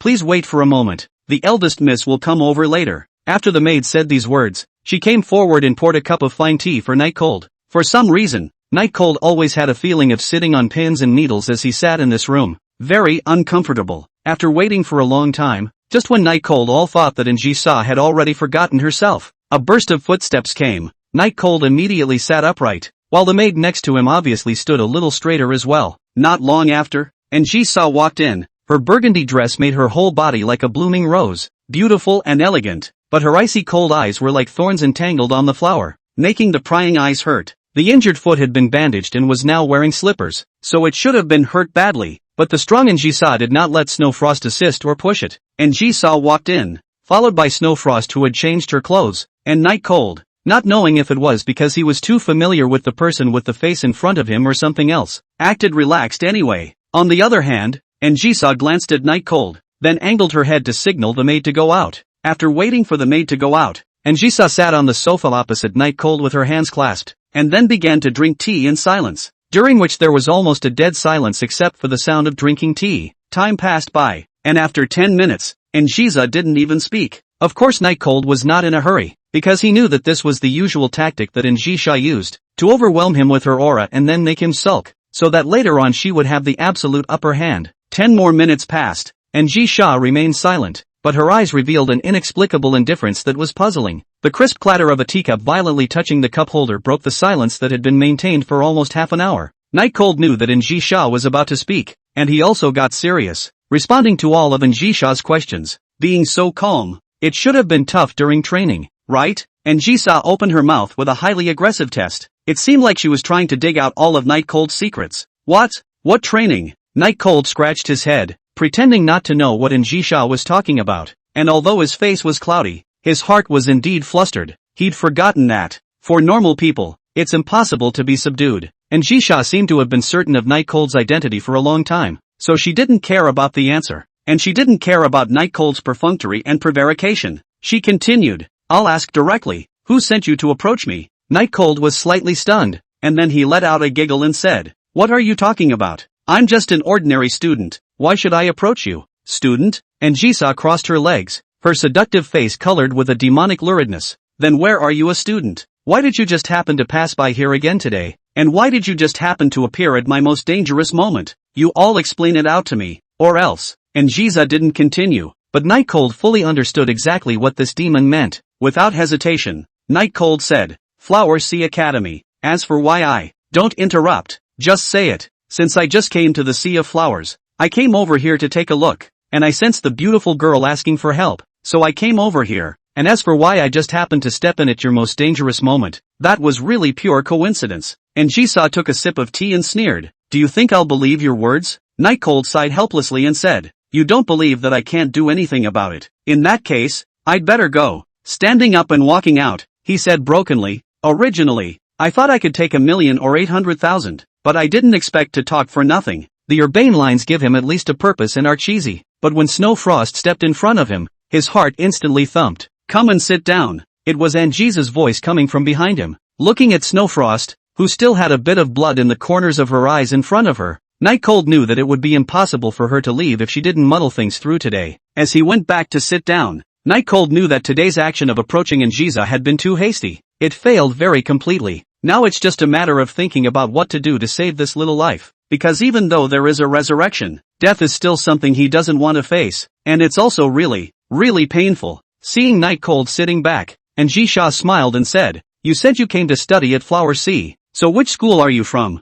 "Flower Sea School," Night Cold said very naturally. It was true that he was indeed a student of the Flower Sea Academy, and it was also true that he had the ability to get in. However, once Jisa's next words came out, Night Cold realized that he had made a huge mistake today. "Flower Sea Academy?" Jisa threw the information on the table at Night Cold. "Then why can't I find out anything about you? There simply isn't a person named Night Cold in this world." Chapter 138, Demons. Night Cold was instantly in a cold sweat. How did he forget about this matter? There wasn't even a Night Cold in this world, and Jisa's suspicion was so heavy that it was impossible not to go and check it out. But even though he was already standing on the edge of the cliff, Night Cold still reacted quickly. "I've already said that I came here by your call to save you from falling into the hands of the evil one. To protect you is my purpose, and now that you're fine, it's time for me to leave." This time Night Cold finished without any intention to stand up, because Snowfrost stood in the doorway like a wall, and the sunglasses made it impossible to see exactly where her sight was, so there was no way to judge the timing even if she wanted to escape. Sharp, short hair cut like a scythe, slightly English. "Leave?" Jisa said with a smile. "If you don't reveal your purpose, your destination today will be the graveyard. If you do, I can still let you off the hook." "Let him off the hook? Don't kid yourself. Even killing Night Cold wouldn't believe that Njisha would let a perceived enemy of hers go away. This was just a means of condescension. Night Cold's brows furrowed. What do you mean by that? And Zysa replied blandly. Literally. Exhaling deeply, Night Cold said again. You suspect me of being a spy for a hostile force, but what about the evidence? It's possible that not being able to find out my identity is because the news from my old home is too closed. It can't be evidence, right? And Njisha poured a cup of tea for herself. The person behind you first arranged for someone to assassinate me. Then you made an appearance to heroically save my life and gain my trust. And then you looked for an opportunity to bring down the entire Yin family. Isn't that a very coherent plan? Night Cold's throat involuntarily rolled a little. He saw Njisha's slightly blood-mist eyes at this time, inexplicably a little doubt that he can really complete the task. Will Njisha raid her? That's a little too alert, isn't it? No, Njisha's alertness was only one aspect. The other was that he had done such a poor job of putting himself in Njisha's shoes, and there was such an awkwardness as not having an identity. Bang! Just as Night Cold froze, a loaded pistol landed on the tabletop. No more words? The blood mist in Njisha's eyes grew more and more intense, like the bloom of a poisonous rose before it kills. Night Cold immediately raised his hand to stop it, but it was instantly pierced by a bullet through the palm of his hand. A sharp pain spread to all parts of his body, making him unable to speak for a moment, and he could only cover his hand in sweat. However, Njisha acted as if she didn't do anything, placing the pistol on the side table once again, picking up the tea and gently taking a sip as she asked once again, tell me who's behind you, and I'll let you die a painful death. Or else there'll be a lot of extra holes in your body and I'll make sure that you won't die before you finish eating all of the bullets. The corners of the devil's mouth slightly upturned, looking at the prey in front of him that he had made a mess. The mouth that is not considered a top-notch red robe had become sweet. The sharp pain in his hand made Night Cold feel like his every nerve was trembling. He didn't know if he was splashed by someone. Anyway, he could feel water constantly dripping from his face onto the ground. Talk. The weak voice was not exchanged for any semblance of softness or even pity from Njisha, even though the man had just saved her life. Even as he raised his hand to fire another shot. Perhaps it was because she had learned it for self-protection. And Njisha's marksmanship wasn't bad, and this shot didn't kill Night Cold, but directly broke one of Night Cold's fingers. A burst of dizziness quickly spread from Night Cold's brain to his whole body. He now had only one thought in his head. Why did he come to this place? What are you doing? Why did you come to mess with this devil? After this time, there's absolutely no way he'll come back. It's just too painful. How he wished that shot Njisha had just taken on his brow, so that he could be relieved instead of continuing to suffer here. On the sidelines, Njisha, she didn't even look at the nearby Night Cold, who was nearly fainted by her own torture, but said to the tea in her hand, still red wine is suitable for this kind of scene. What a pity. Just then, Night Cold forcibly raised his sweat-dampened cheeks, and just as he was about to say something, Njisha made a silencing gesture to him. There's no need to say it anymore, but I'll deal with anyone who's a threat to me one by one. Seeing as there's no substantial evidence that can prove your identity, let's give you a pain in the ass. Njisha said indifferently. Night Cold's entire body was paralyzed on the table, finally relieved. Snowfrost, who got a sign from Njisha's eyes, dragged Night Cold out, and then a gunshot echoed for a long time in the villa castle. It was only later when Night Cold actually went to Njisha's manor that he realized that this room was specially prepared for the dead, and there was no possibility for him to be alive in the first place. At 3:19 in the middle of the night, Night Cold slowly opened his eyes in his own bed. It didn't take much thought to realize that the head was full of sweat, the pajamas were already wet, and the bangs were all clumped together from the sweat, making it very uncomfortable. Extraordinarily tired, Night Cold immediately turned on the light and went to the bathroom to rinse off. He breathed a sigh of relief when the hot water came down in one rush and wrapped Night Cold's entire body in it. Raising his hand and shaking it, there was no problem, but it was a bit stiff, so it should be that he hadn't completely gotten over what had just happened. The devil! Night Cold spat as he turned his face to the shower rod. The current him was very glad that he hadn't done anything to Njisha in the first place, and that he had attracted Njisha to him, or else he wouldn't have dared to think about what would happen to him. This is the real world. There's no such thing as resurrection. And the thing that annoyed Night Cold the most was that he had just tried to forcefully quit, but the ability showed that he could only quit when he was the only one. That made him suffer a lot more. What the hell to do? Sighs helplessly. After taking a bath, the mood calmed down. Night Cold again, thinking in the end should specialize in raiding Njisha. Just now in the face of Njisha, he thought that he will never go again in his life. This mission will rot here. But when he calmed down, he suddenly remembered the words that Shang Qing-rin had said back then, saying that he should cross back and not look for her, but just look for Njisha. Inexplicably, Night Cold felt that he had to complete this mission, or else something serious would happen. Of course, it was just a feeling,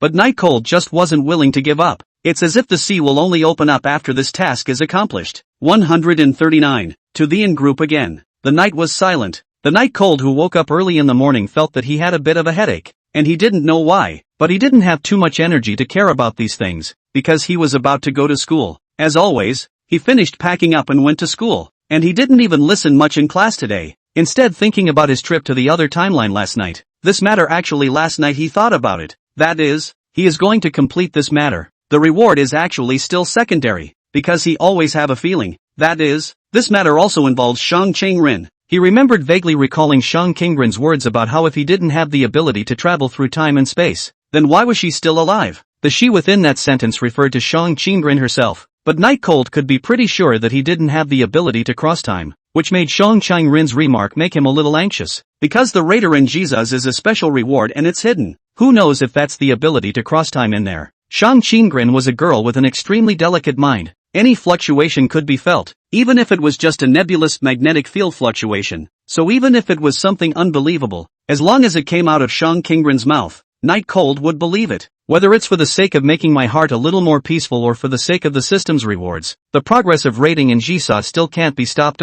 During class, Night Cold spoke to himself. The time passed quickly and in a flash it was lunch break. Night Cold ignored Zhangke who wanted to leave him behind to interrogate him in detail about the matter of confessing to the homeroom teacher, and instead went directly to the fire seed department, mainly because there was something he wanted to find Shang Qingrin. He went to the club only after he had finished eating because Shang Qingrin didn't like things with heavy flavors, and today's soy sauce fried noodles clearly didn't fit that bill. Just entering the door, Shang Qingrin was rarely not reading a book, but pulling his hair, his eyes sadly looking at the distant traffic. The temperament of a literary girl is such that her starting point for emotion will be strange, always inexplicably sentimental, as if she were born a sentimentalist. Coming? Aha! Night Cold closed the door behind him and walked over to his seat to sit down, finding a cup of black tea and a bento box on the table. For me? Well, throw it away for me. Without speaking, Night Cold opened the bento and ate it. It was indeed the same bento that Shang Qingrin had eaten, but only a very small portion of it had been eaten. It was still clean and tasted good,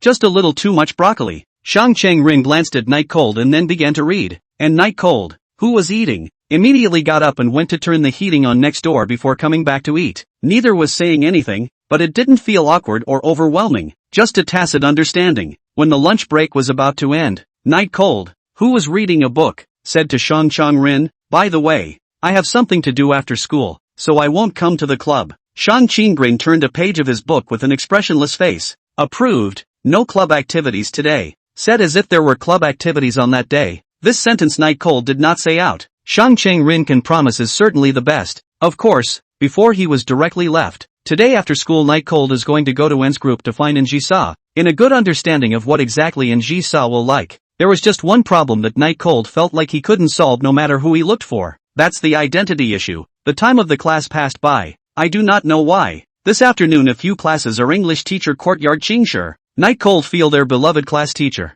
always intentionally or unintentionally avoid their eyes. That's weird. After school, when Yard Qingshi hurriedly fled from class C, Night Cold put on his backpack and walked out of the classroom. Before heading to the in-group, Night Cold still sent a message to Njisa. "Shisa, I want to go find you. Where are you?" 23rd floor. Njisa recovered quickly, and after replying, she immediately sent an address coordinate, which was the in-group. Night Cold, who was on the downhill road in front of the school, saw the message and put his cell phone away, then immediately headed to Anne's group. It was the first time he had ever been to Anne's group in this timeline, and while the other timelines hadn't turned out beautifully, causing him to be a little nervous right now, he knew that he wasn't going to be anything. The cab was quick, about half an hour to the landmark building in the center of the city of Hanahai. The in-group. Approaching the door, Night Cold suddenly remembered the last time he was fed to the fish by Njisa. Amount. Why don't we do it some other time? Mainly because last night had deepened his fear of Njisa, even though he knew it was different. He couldn't be resurrected this time.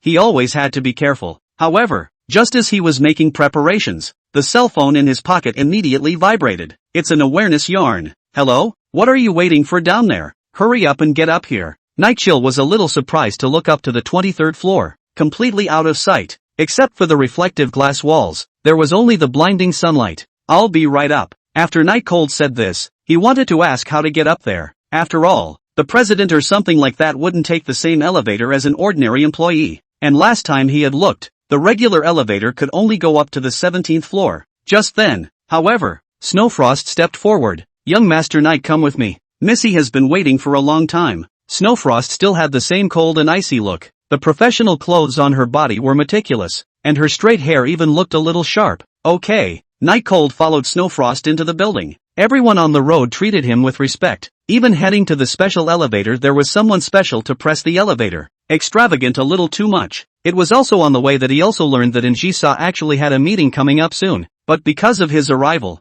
Njisa postponed that meeting. It was at this moment that Night Cold realized that other timelines were other timelines, and were not half as related to his own timeline. When he got off the elevator, there were still a few pretty female secretaries sitting outside, and Snowfrost led him right past them, pushing the door around the corner open a crack. Eldest Miss is inside. You can go in. Snowfrost respectfully retreated to the side and made a gesture of invitation. Night Cold pushed the door in, and before he had time to react, the door behind him was closed by Snowfrost. He took a deep breath and walked over to Njisa, who was at his desk, smiling and laughing. What is it that you want from me? Actually, I'm just going to ask. If a stranger came up to you when you were in danger and said, when a beautiful girl is in a crisis, I'll answer the call. I'm the beautiful girl's partner. In that case, what would you think? Chapter 140, Reasons to Convince Njisa. Njisa was a bit out of her mind for a while, as if she couldn't understand what Night Cold's words actually meant, or what Night Cold's words actually meant. You're saying that I was in danger and then a person came out and recited the words you just said? Njisa seemed to be confirming what Night Cold meant. It's not really necessary. Night Cold awkwardly wanted to say that there was actually no need to answer. Njisa snatched a step ahead of him and answered. I would probably think that there was something wrong with that person's brain at first, and the vast majority of people who still come to my rescue when I'm in danger have other plans. Njisa's expression was serious, as if she had actually been in the situation to feel the question and then was making the answer. Why? Night Cold walked over to Njisa's desk and leaned his butt against it, a move that absolutely no one else could be said to have dared to make. Njisa sneered and blankly glanced at Night Cold, not saying anything about Night Cold's licentious behavior, but instead replied, because I will be in danger. The person behind that is definitely premeditated. So the person who comes to my rescue at a time like this, what kind of person do you think it will be? Not to mention it's still someone I don't recognize. Night Cold nodded, making a mental note of that. With that, Njisa continued, but it actually depends on the situation. Night Cold immediately asked, what's the situation? Njisa smiled slightly at Night Cold. What are you doing sitting on my desk? Get your ass down here and come in front of me. Right now. The original has long been upset. Night Cold thought Njisa does not care, but also, Njisa cleanliness is very serious. Can tolerate their own sit on her desk for so long has been very difficult. He immediately ran to Njisa and stood obediently, while Njisa, who was crossing her long black silk legs, inexplicably had a bit of a teacher's flavor. Njisa pointed her own high heels at Night Cold, so close that it was as if she would step on Night Cold at any moment. It made Night Cold a little uncomfortable, not even knowing if he wanted Njisa to step or resist. Of course, it's useless to resist. The burgundy high heels wobbled as their owner swung her legs, as if they would leave her at any moment, exposing the little black silk-covered feet. Njisa just did it on purpose. This was the answer that Night Cold got after trying his best to control his desire, running towards me as soon as school is over, and coming to ask some inexplicable questions. Say, what exactly is the matter? Njisha's natural winks, even if there was no love contained in her eyes at this time, were still tantalizing. Night Cold inexplicably felt his throat a little dry, and when he heard Njisha ask, he couldn't help but gulp down a mouthful of saliva and said, I'm doing this to get to know you better. Obviously just a student, but she wore this slightly mature outfit so appropriately. Njisa is very talented in this area. It wasn't that he hadn't seen the other girls at school in dresses and heels, and to be honest, without being old enough, there was never that charm. The Njisa in front of him was different, very sensual, and his fiery belly was the best answer. I wonder what Njisa will be like in the future. What are you frothing for? This young lady is asking you. Njisa kicked Night Cold with a very light force, just a light touch. For Night Cold's reaction, Njisa was still very satisfied. Unconsciously, the corners of her mouth rose slightly. Night Cold, on the other hand, was confused. Didn't I just answer that already? Do you think I would believe that kind of excuse? That was the excuse used last time, and wasn't it never acted upon? Njisa said with a slight grudge as she propped her white cheeks with her small hands. Action? What action? Night Cold asked in disbelief. Njisa blushed slightly and switched the hand propped up on her cheek to a different one, and said perfunctorily, it doesn't matter. This reason won't work anyway.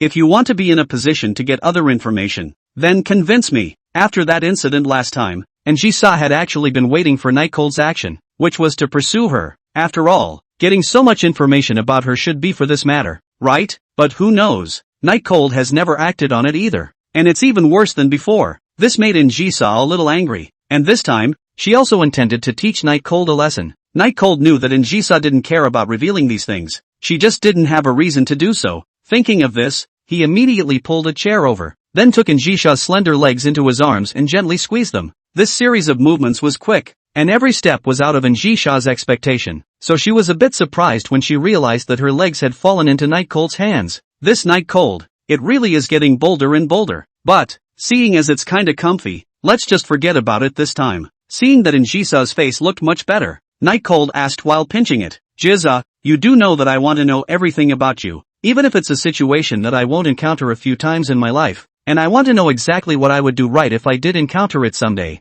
The hand feels good, very good, unbeatable good. It even distracted Night Cold, a gentleman who was not good with women's colors, a little bit, and Jiza's face was dyed with a bit of redness. Her old cold and noble image was no longer there, like a black rose that had lost the protection of its poisonous thorns. It felt strange, but she still tried to maintain her image as a queen. Jiza? Tell me about it. What did you mean when you just said split the situation? And Jisha let out a long breath. I don't know if it's because it's too comfortable or it's a helpless side in Night Cold. This is only known to Injisha herself. With that, I replied, it's really owed to you. In fact, the people who assassinated me fall into just two categories. Enemies in the mall, and others in the family who want to get to the top. Can you understand that? The movements of Night Cold's hands did not stop, pondering the reminder given by Injisha, and then putting his own things into the generation. He immediately knew what Injisha's words just now meant. If it was a business rival who had sent someone to assassinate Injisha, then it was very likely that they would send someone out to act out a heroic rescue to gain Injisha's trust for the purpose of obtaining information in the long run. But if it was someone inside the clan who had assassinated Injisa, then it would definitely be to get rid of her, and would definitely not leave any survivors for Injisa. This also led to the fact that if it was situated that it was someone else from the clan who had sent someone to assassinate Injisha, the probability of the one who had gone to Injisha's rescue in the middle of the process being trusted would be very much higher. Night Cold hand movements unconsciously began to speed up. He is still relatively happy inside. Today this trip is not in vain. Got some very useful news. Chapter 141 Devil's Attribute Explodes. And Jiza's expression was very calm, but from the raised eyebrows you could still tell that she wasn't as unconcerned inside right now as she seemed to be. Wanted to pull her Night Cold destroyed legs out of Night Cold's arms, but then felt that it was not bad and wanted to continue. Seemingly a little carried away, Night Cold once again asked Jiza after he figured out that incident just now. So what kind of stranger can attract you? At least they won't move around and kill people. And Jiza pulled her leg back and asked with sharp eyes, what do you mean? Night Cold pairing laughed. Wasn't I afraid that you'd lose your memory? Preparing in advance. This kind of words to cheat ghosts Injisha naturally could not believe. Her eyes coldly stared at Night Cold. Seriously said, I have never doubted you. You'd better not let me down either. If one day I really find out that your identity is not ordinary, then don't blame me for being ruthless. Is this the beginning of the suspicion that he is a commercial spy? But one's own questioning does seem like something a commercial spy could ask. It would be easy to plant spies if they knew the way to reach Injiza. Night Cold immediately smiled and said, impossible. If you really find out that day that I am some kind of commercial spy, you directly feed me to the fish. I won't resist. You can't resist either. And Jiza clasped her hands and sneered. As for feeding the fish or whatever, it's too cheap for you. There will be a lifetime for you to regret it when the time comes. From Injisha's tone, it appeared that she did not intend to kill Night Cold, even after knowing that Night Cold was a commercial spy. Seeing this, Night Cold was also a bit disbelieving. He didn't realize that his timelines in Jiza actually had such deep feelings for him. Even knowing that he was a spy, he wasn't going to get rid of him. The heart was slightly touched. There were times when Night Cold really felt like he couldn't control his heart very well. Vanity, pride, fulfillment, desire to conquer. These things that often seem vulgar to ordinary people. Night Cold had them from time to time, because a person as outstanding as Shang Qing-rin, who was indifferent to everyone, preferred to quarrel and argue with him, even though most of the time it was Shang Qing-rin who reprimanded him. But this kind of opportunity is something that absolutely everyone wants. And Zhang Huai is the best example of a person like Zhang Huai,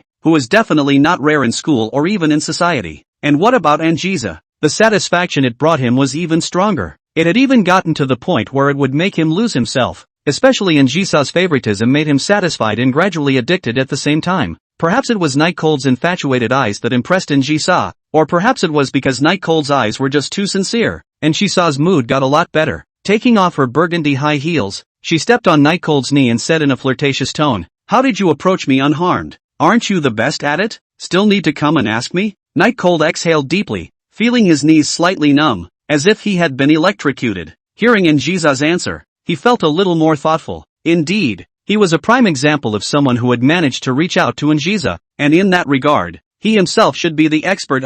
He felt his mind drifting into some confusion and a slight fever. In that case, I'll go back first. I'll come back to you during the weekend. A very dangerous impulse rose in Night Cold's heart, and he wanted to leave immediately. Picking up Njisa's dropped on the floor, tiny burgundy high heels. Just as he was about to put them on Njisa, the latter's feet retracted. "You're rewarded. Take it back and use it." "Use? That's right. What?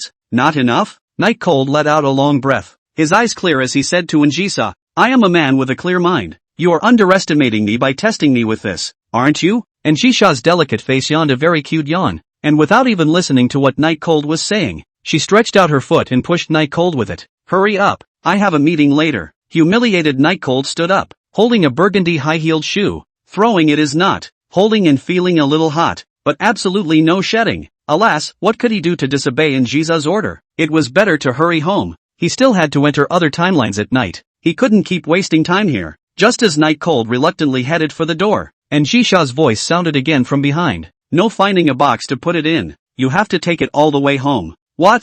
Night Cold was really offended this time, and immediately turned around and said, "Going home with one high-heeled shoe? People will take me for a pervert. No way. I won't agree." And she saw smiling but not smiling eyes looked at Night Cold a little weak, mainly because just now the resistance was not very insistent, and now so insistent. It looks like just now he was in the same way of refusing to welcome. Simply the biggest misunderstanding of him. "You're supposed to be a pervert." "Ah, and a pervert who likes legs. Didn't you just enjoy squeezing my legs?" "What? Not with such a small request?" However, Night Cold was unprecedentedly strong, and he looked Njisa in the eyes and said, "No way. I have to bring it back in a box. I can't compromise on that." The air at the scene went cold all of a sudden, as if time and air had frozen. If someone was unlucky enough to break in here, they would immediately suffocate. "Say that again." The oppressive words couldn't raise the slightest thought of resistance, but Night Cold surprisingly chose to be hard again and said, "I want to put it in a box." Without waiting for Njisa to explode, Night Cold continued, "Because I can't afford to show other men the things that you keep close to you.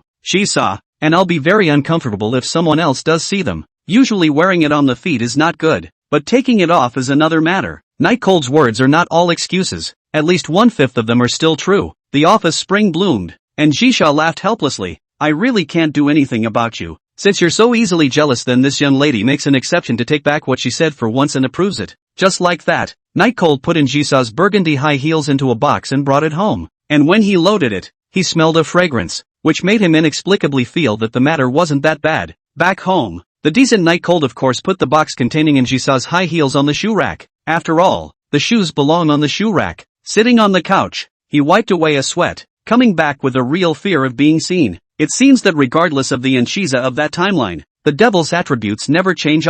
Chapter 142, Confession. Back at home, Night Cold tried his best to keep his mind off the box on the shoe cabinet and instead seriously thought about how to pursue Njisa. From the news he just received, those who assassinated Njisa would be less likely to be suspected even after he saved Njisa as long as they could confirm that they were from the family. Not only that, Night Cold also recalled all the things he and Njisa had gone through, and realized that there were indeed some things that could be learned from them, saying that he would do it, and also to keep himself from doing something perverted. Night Cold finished dinner and took a shower before closing his eyes once more and entering the AS48 timeline. This time there is no need to speed up, because Night Cold knows that Njisa was in the afternoon of the 15th of July. Something happened. In a flash, several days passed, and Night Cold was killed countless times. Even the one that was closest to success was shot because he couldn't tell his identity. Friday, almost the end of school. The surrounding students are a little restless. Only the last row by the window of the Night Cold, looking out the window, face gloomy, failed to count how many times, always is unable to see the way to break the game, even have learned from the previous to kidnap Njisa, but still cannot, as if in the first place is just an accident, and he is trying to replicate simply impossible.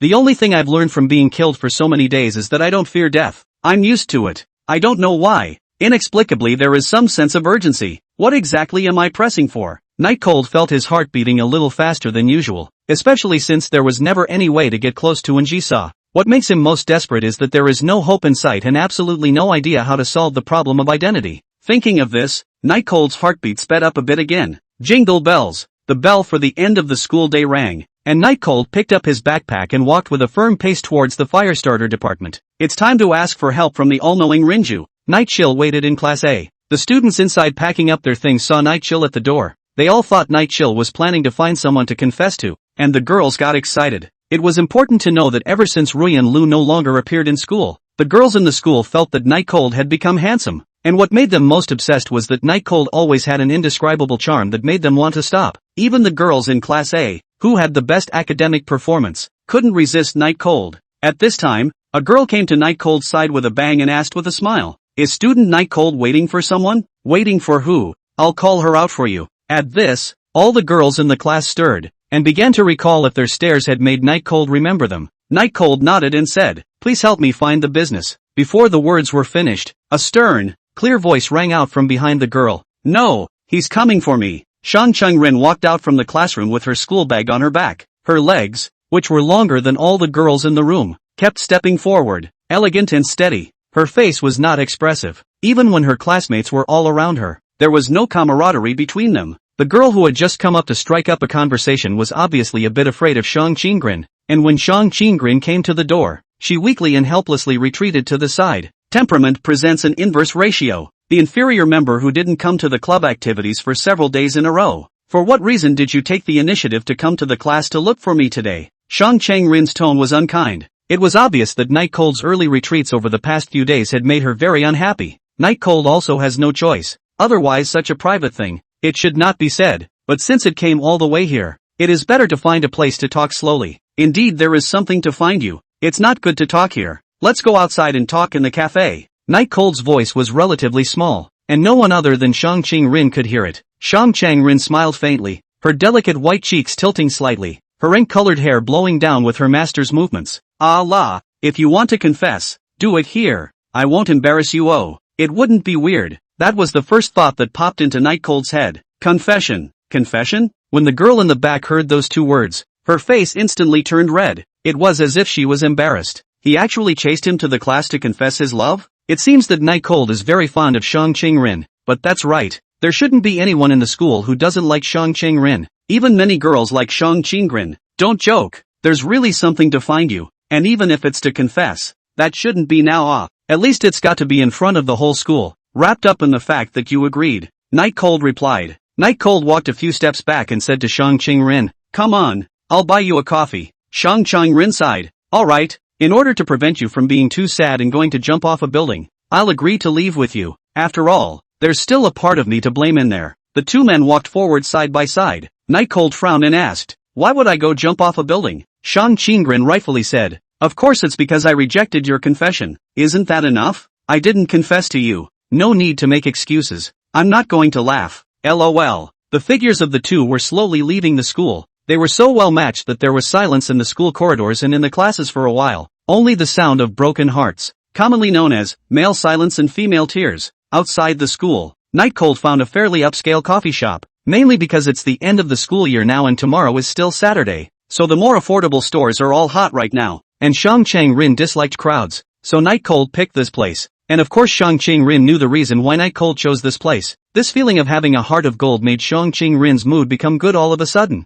And he couldn't help but think about reprimanding Night Cold a little less next time. In the quiet cafe, the two sat opposite each other. Night Cold asked for a cup of black coffee, while Shang Cheng-rin asked for a cup of tea. She didn't have the habit of drinking coffee, while Night Cold was a little bit not so good mentally because he was made to be a little bit not so good in the past few days. Wasting my precious reading time. So your questions better be interesting. Shang Cheng-rin's tone was rarely not bad. Night Cold put the black coffee down and said seriously, "Student Shang Cheng-rin, I actually like you. Sorry, it's too sudden. I refuse." With that, Shang Cheng-rin picked up her book bag and prepared to leave. "Hey, I'm kidding." When Shang Cheng-rin sat down with a smile on her face, Night Cold felt that he had been played by this bad woman from the beginning to the end, and couldn't get half of the benefits at all. Just once he tried to return the favor, he was cut down immediately. "Forget about it. Today is really something to find Shang Cheng-rin, so I won't bother with her. It's definitely not a matter of not being able to play. Actually, I asked you to come here today because I want you to give me some suggestions for my new book." Chapter 143, Long Live Shang Cheng-rin.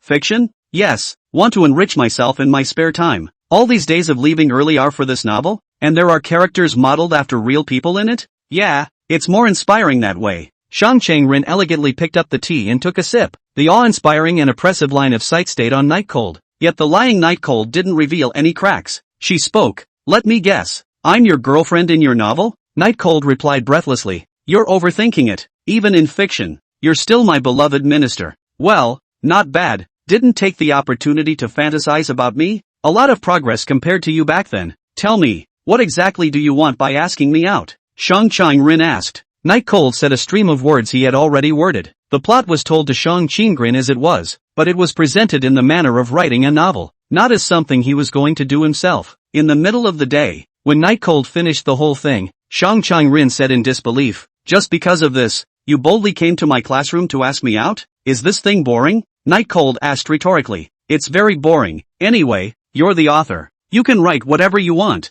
and readers don't have that much time to care whether it makes sense or not. Don't you think? My stupid ministry member. Shang Chang-rin said coldly. Night Cold took a sip of black coffee to refresh himself and said, please, I'm a very strict author. Don't compare me to those third-rate authors who only sell meat, okay? Shang Chang-rin didn't look too good. Perhaps it was because hearing the word selling meat made her a little nauseous. Mr. Minister, can you do it or not? If I can't, this work of mine will be finished. Night Cold said very seriously. Shang Chang-rin sighed. Under those circumstances you mentioned, it would indeed be a bit difficult to rate in Jisa, but since you can start over an unlimited number of times, the chances are still there. Night Cold immediately stretched his neck and looked at Shang Chang-rin with expectant eyes, asking, you have a solution? Shang Chang-rin blankly glanced at Night Cold and didn't say it outright, but took a sip of tea. I can help you solve this problem, but in the future, you are not allowed to leave early. Can you do it? No problem. As long as this dilemma is solved, I'll surround you every day.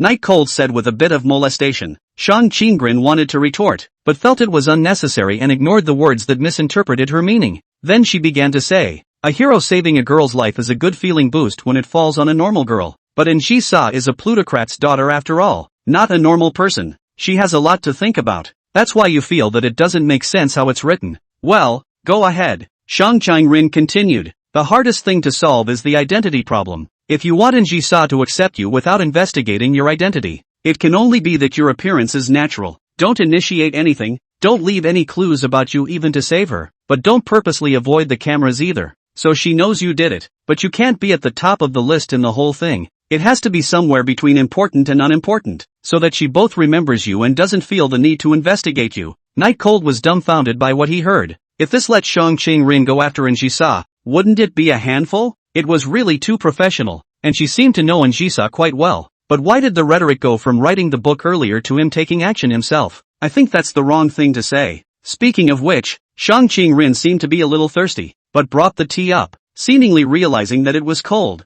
and gave it down again. And in the next second, Night Cold immediately ordered another cup of tea. Take a break first. Aha! When the waiter brought the tea to Shang Chang-rin, and after Shang Chang-rin took a sip, she continued, a person is all balanced, and Jisa has never expressed kindness and love to others, but that doesn't mean she hasn't. So if you can get close to her, then you can rip her off. Hearing Shang Chang-rin's words, Night Cold thought carefully for a moment, and it seemed that it was really like that. Now he didn't dare to say that Jisa liked himself, but the good feeling was definitely there, or else he wouldn't have given him the high heels he had worn. Although this kind of behavior was very much like the behavior towards a plaything is all. Suddenly, an idea popped up in Night Cold. Was Shang Chang-rin also in that situation? There was nowhere to release his feelings, so that's why he wanted to find a compliment. He was inexplicably a little excited at the thought. Right at this moment, Shang Chang-rin's cold voice came again. Don't compare me to Jisa. I'm not the same as her. This bad woman. Guessing what he was thinking again. So scary. Thank you for today. It was really helpful.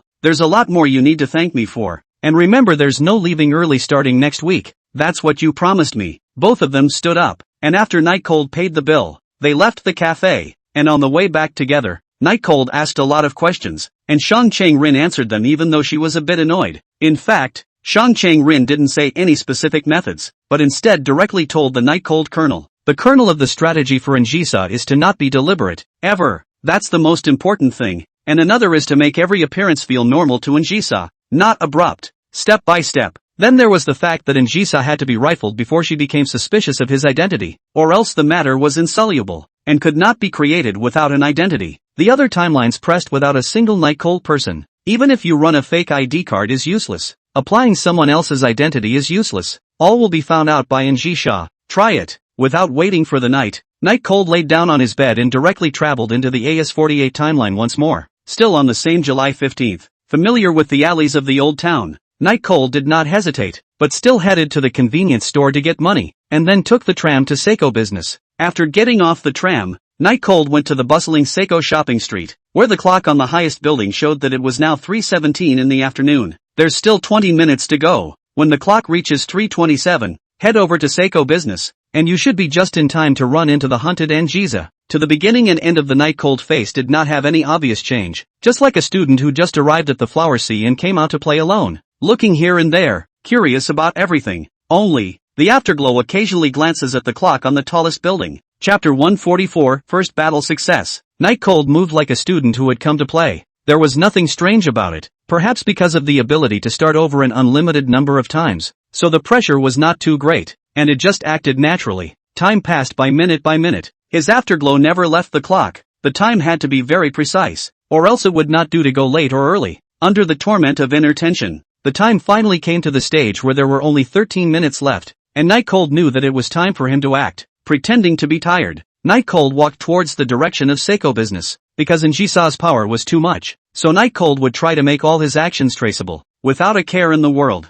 He walked towards Seiko Business with very steady steps until he arrived at the alleyway of Seiko Business, and only after he heard Njisa's voice did he put his heart at ease. The timing was just right. Now that Njisa had pissed off the 3 kidnappers, she was now in the escape phase. A normal person who encounters this kind of thing would definitely watch the show from the sidelines, and would definitely not put themselves in danger. Thinking of the results he had surmised based on Shang Cheng Rin, Night Cold laughed bitterly. It seems like the usual hero rescuing a girl act won't work on Njiza. Thoughts flashing by, Night Cold pretended to freeze at the sound, then tentatively headed towards the alleyway before sticking his head over the pile of grass, then staring down at Njisha and the other 3 with a surprised face. At this time, Njisa had already been pushed to the brink of extinction, but she suddenly saw a handsome face suddenly emerge from a pile of grass on top of the high wall, just staring straight at herself. In an instant, Night Cold, who had figured out the situation, cursed and then quickly shrunk his head back, a scene that caused Njisha's face to become even more ugly. Save me, I'll give you $100 million.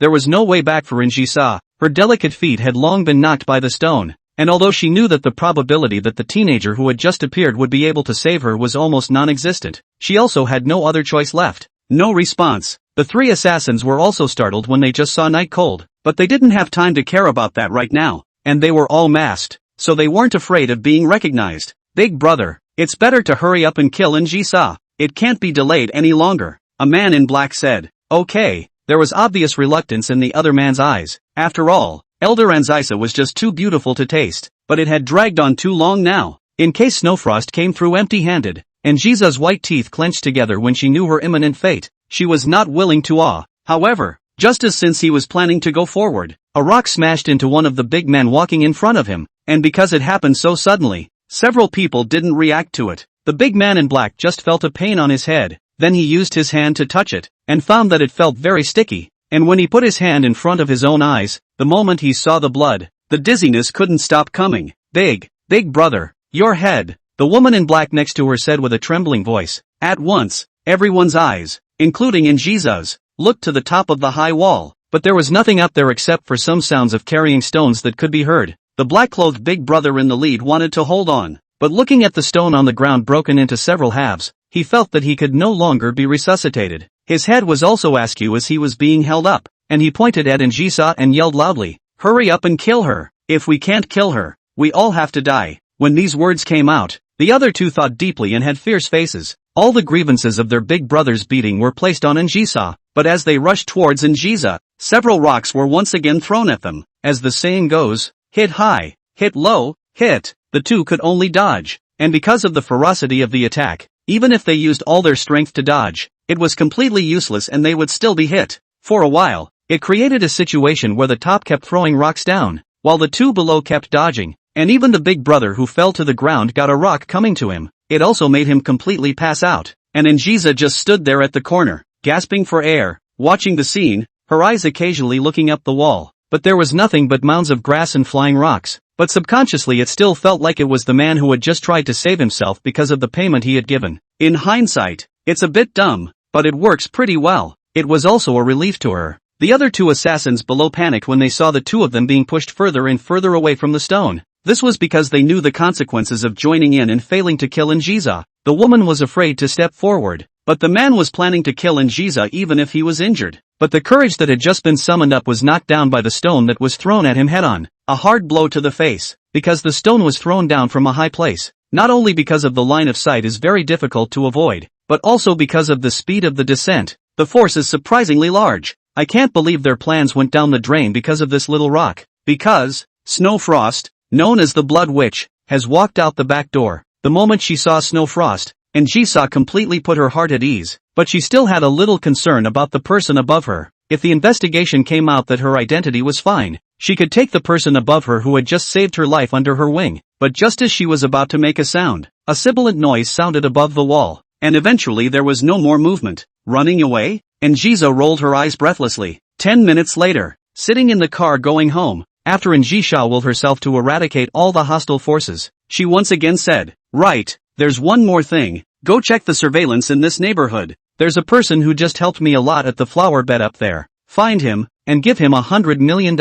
Snowfrost respectfully agreed and asked again, "Do we need to investigate him in passing?" Njiza leaned against the window, thought for a while, and said, "There is no need to investigate. The probability is that he is just an ordinary person, and his guts aren't very big, so don't bother with him after you give him the money." Okay. Riding on the tram back to the old town, Night Cold was in the car, constantly reviewing his behavior just now, feeling that everything was in order, without any suddenness. Running straight away at the end was simply a godsend. Night Cold nodded in satisfaction. It was fine to give Njiza the impression of saving her. It couldn't be too much. If it was too much, Njiza's favor towards him might have increased a lot, but if it was too abrupt, it would lead Njiza to check him out. It wasn't what he wanted to see. Take your time. It had to be so slow that Njiza herself wouldn't be able to feel the change in her feelings, and then when Njiza reacted and tried to find out his identity again, she would be surprised. Where is the Night Chill in this world? Chapter 145, See Him As You See Me. Night Chill returned to the beach house that belonged to him. The house in his timeline had been labeled with a high-risk warning, and this timeline's was still there, and there was no one in it yet. He walked up and removed a brick next to the door,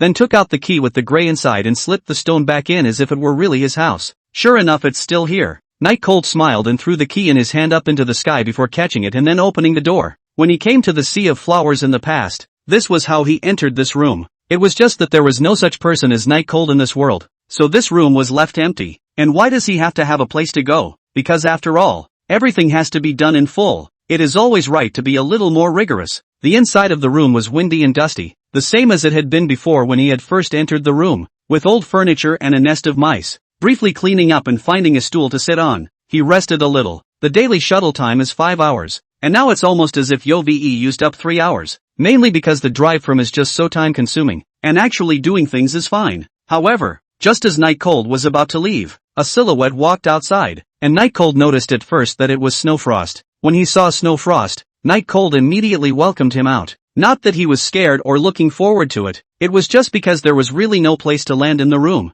It didn't look like someone was living there. Being seen by Snowfrost would be suspicious. Hello. Night Cold walked up, mainly because he was the only one with a room over here, so Snowfrost wouldn't have been the one to go to someone else, according to what a normal person would think as well. After he politely put his hand out, he tried to shake hands with Snowfrost, who of course simply ignored it and instead pulled out a black and gold bank card from his pocket. Here is $100 million. Count it as your reward for helping my Missy. But remember, don't try to get more by going to Missy, or else you'll die a horrible death. The words were still calm, but from Snowfrost's mouth there was a different flavor that made it very convincing. And of course Night Cold, who knew about blood clots, knew that it was also the truth. Before Night Cold could say anything, Snowfrost turned around and walked away, not having any conversation with Night Cold to the end, while Night Cold's outstretched hand was still hanging in midair. But this kind of ignorance is great for Night Chill, that is, because it proves that he succeeded. And Njiza didn't bother to investigate his identity because it was like what Shang Qing Rin instructed him to do,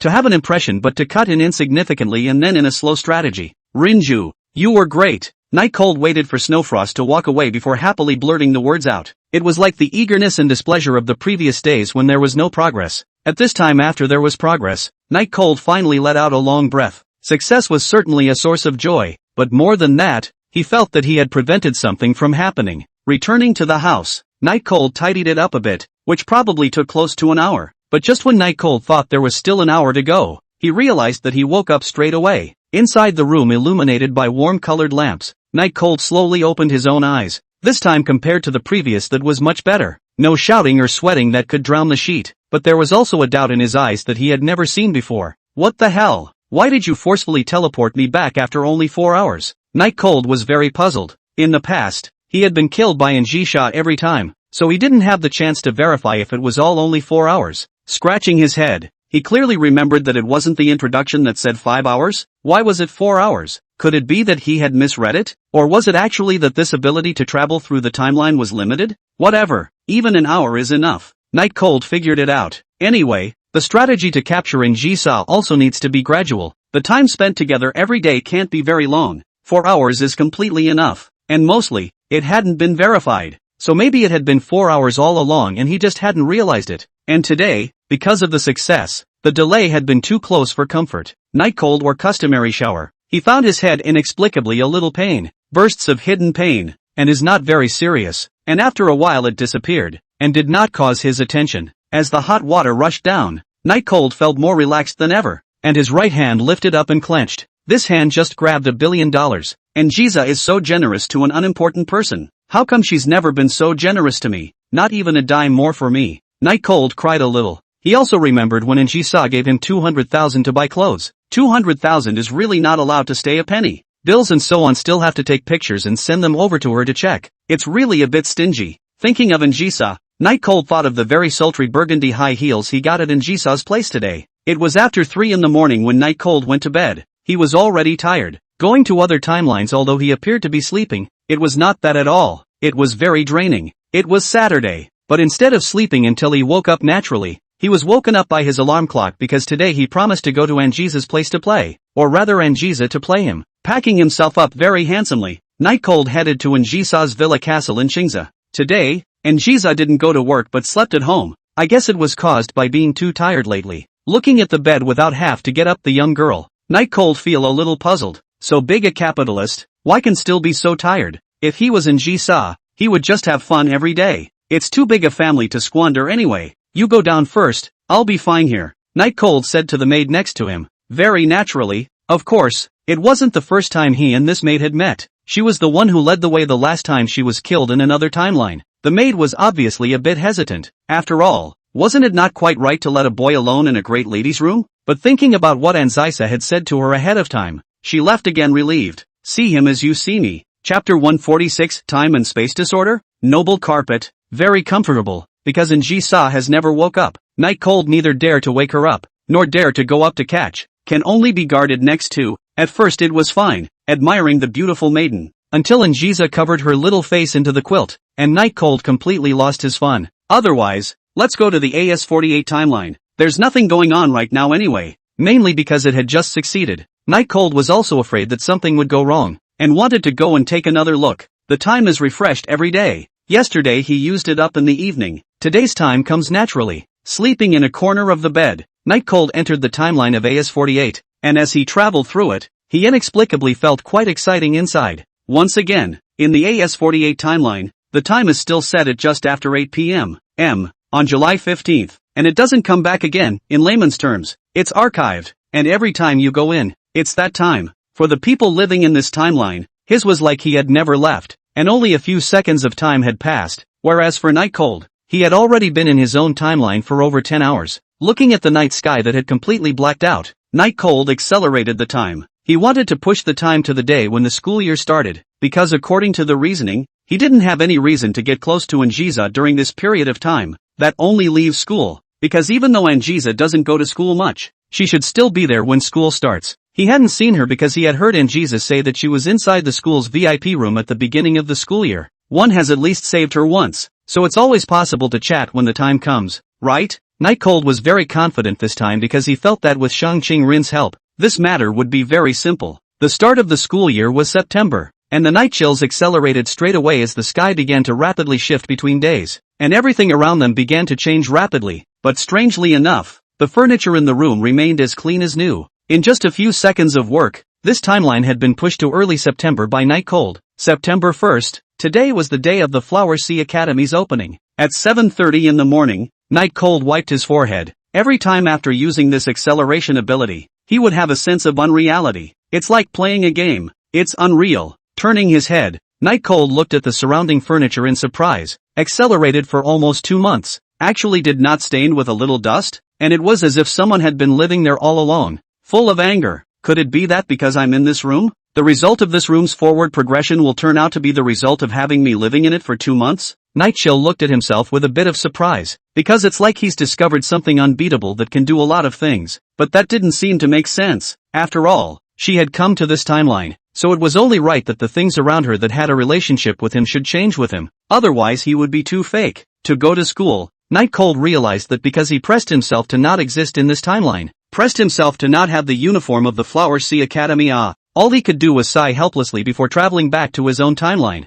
then finding his own uniform at Njisha's house and changing into it before entering Njisha's bedroom to sleep. The maid thought that her family's eldest young lady wanted to play something different, and understandably went out to take care of the greenery. Once again entering the AS48 timeline, Night Cold traveled to Flower Sea Academy without a backpack. As for the money for the tram, where did it come from? Of course it's the $100 million from Anjisa. Came to the school. The Night Cold is half not panic Anyway, who do not know who? They are still wearing a uniform. Think it should not recognize. Mainly no one can be so boring, pretending to be a student to play. Since it was the beginning of the school year today, instead of changing shoes, everyone looked at their classes and then headed to the gym to report to the school, where the principal had to say a few words and sing the school song in unison. Most of all, the best students will also be invited to speak on stage.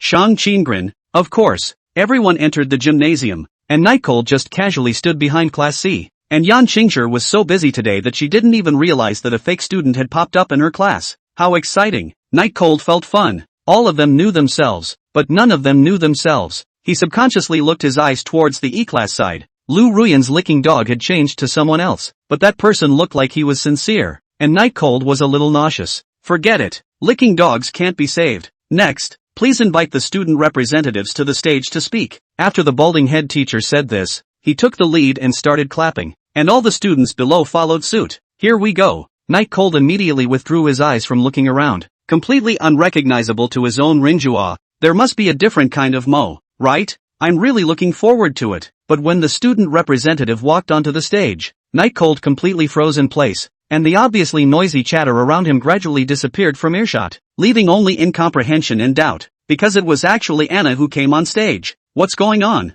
I clearly remember that it was Kiyoshi Rin who was on stage. Why did it turn into Anna? Night Cold's brows furrowed tightly. He could be sure that he hadn't misremembered because the Shang Qing Rin at that time had kinda left him with a fairly deep impression, mainly because she was pretty. That cold and clear voice. Night Cold was sure that he definitely did not remember it wrong. In his timeline, Shang Qing Rin was the one who went on stage as a student representative, and was the best student in the country. The teacher principal was full of praise for him. But why did the student representative of this timeline turn out to be Anna? It shouldn't be. Everything in front of us can be right. Why is it different when it comes to Shang Qing Rin? Night Cold was always puzzled. Whether it's the part-time speech bunny rabbit, the employee at the 24-hour convenience store who likes to hide money, or the afternoon of July 15th when Njisa was in distress. These are all things that can go together. It can also be proven that this timeline is the same as his own timeline. The only difference is that it doesn't have him in it. Unable to figure it out, he didn't listen at all to what Anna was saying up there, and instead used the excuse of going to the restroom to hurry out of here.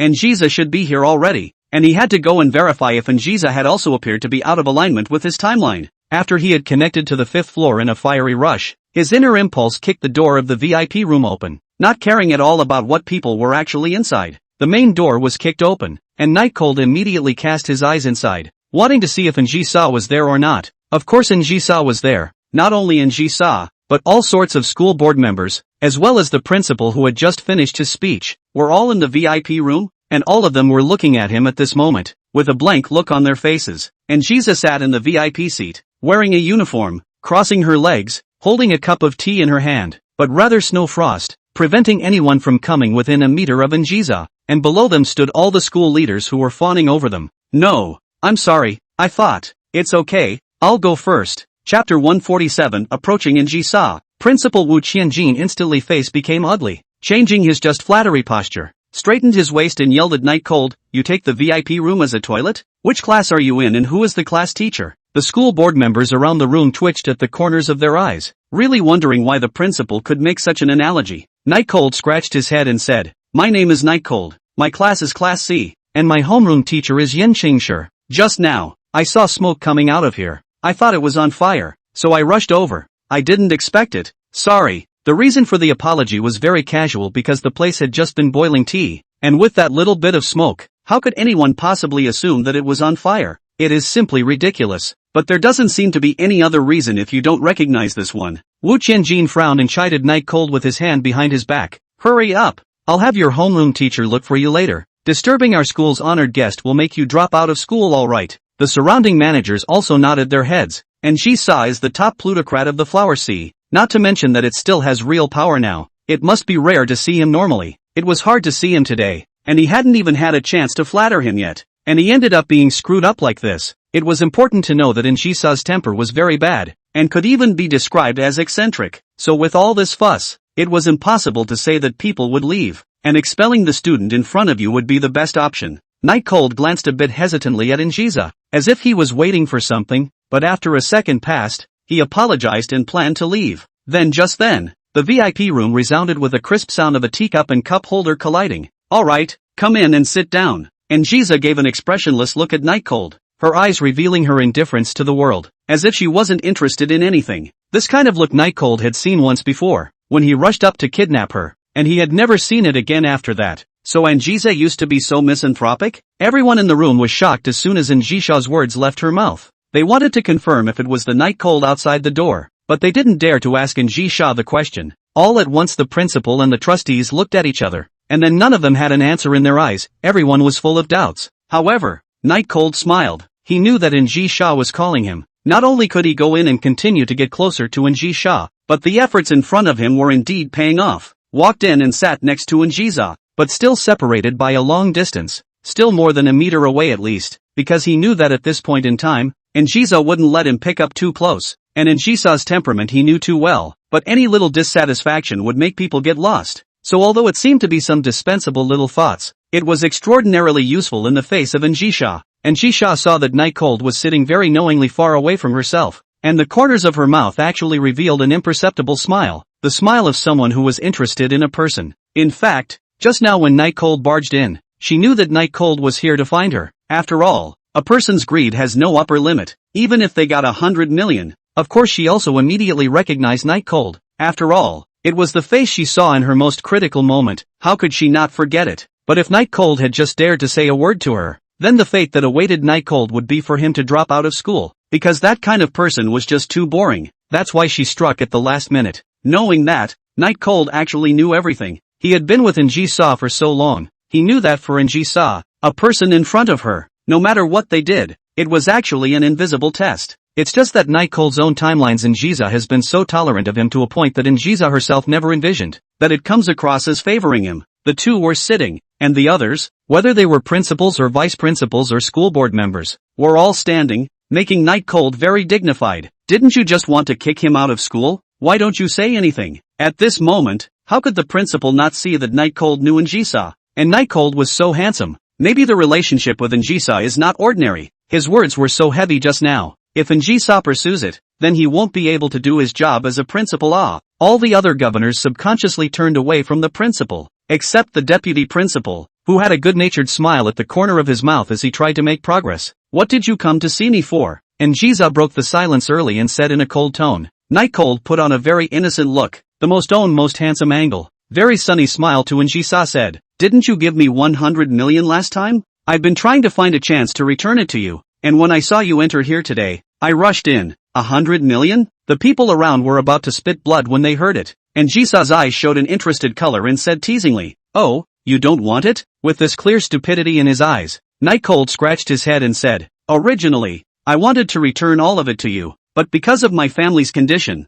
in order to be able to study well, I just need $10,000, enough for my usual daily expenses. If you don't seek small profits, you must have big plans. Tell me about your big plans." And Ji-sa's sight suddenly became oppressive, like the expression that would normally be revealed before killing someone. Very intimidating. But Night Cold had long been immune, and although he still put on a shocked appearance, his words would not be half affected. I don't have any grand schemes. It's just that I feel that it's not much use for me to take so much money as a student, and it might not be a good thing for me. Night Cold's sincere look convinced everyone present, and after staring at Night Cold's eyes for half a day, Jiza smiled and said, if you can still realize that, then it's me who underestimated you. Take the money, that's what you deserve. If there's anything else, you can come to An's mansion to look for me, and I'll take care of it for you. This was referring to the trouble, which in Jisa's opinion was about that $100 million, in order to just shock the others present, and make Night Cold compromise through power. There was also the fact that it was the time of year when a teenager liked to show off, and she could help with that if she let the well-meaning members of the community hit him with $1 billion. Most importantly, she also wanted to see if the Night Cold with this $100 million, after a month, or even after a year, would still be as pure as it is now. It's fun, isn't it? And Shisa left after saying that, and of course Snowfrost followed. Only after the sound of Jisa's car's engine rang out did Wu Qianjin wipe his sweat and walk over to Night Cold, asking, Night Cold little friend, is Missin a friend of yours? Night Cold changed the constraints of a moment ago, crossed his legs, poured himself a cup of tea, and indifferently took a sip. What's a friend if not a friend? Are you blind? Didn't you see I was talking to her just now? Can you talk to her? Can she talk to you? Will she give you $100 million? As Wu Qianjin shook his head repeatedly, all on the verge of crying, Night Cold calmly put down the teacup in his hand and faintly said, no wonder Jisa doesn't like it. It doesn't taste good at all. Jisa? Shouting so intimately? What kind of existence did they just defend? By this time, the vice principal, who was very eager to get ahead, had rebrewed a pot of tea and brought it over. Excellent little red robe. You taste it. Well, that's not bad. I'll say something nice about you the next time I see Jiza. Thanks. You can call me for anything at school. I'll take care of everything for you. Oh, let's get my enrollment paperwork done first then.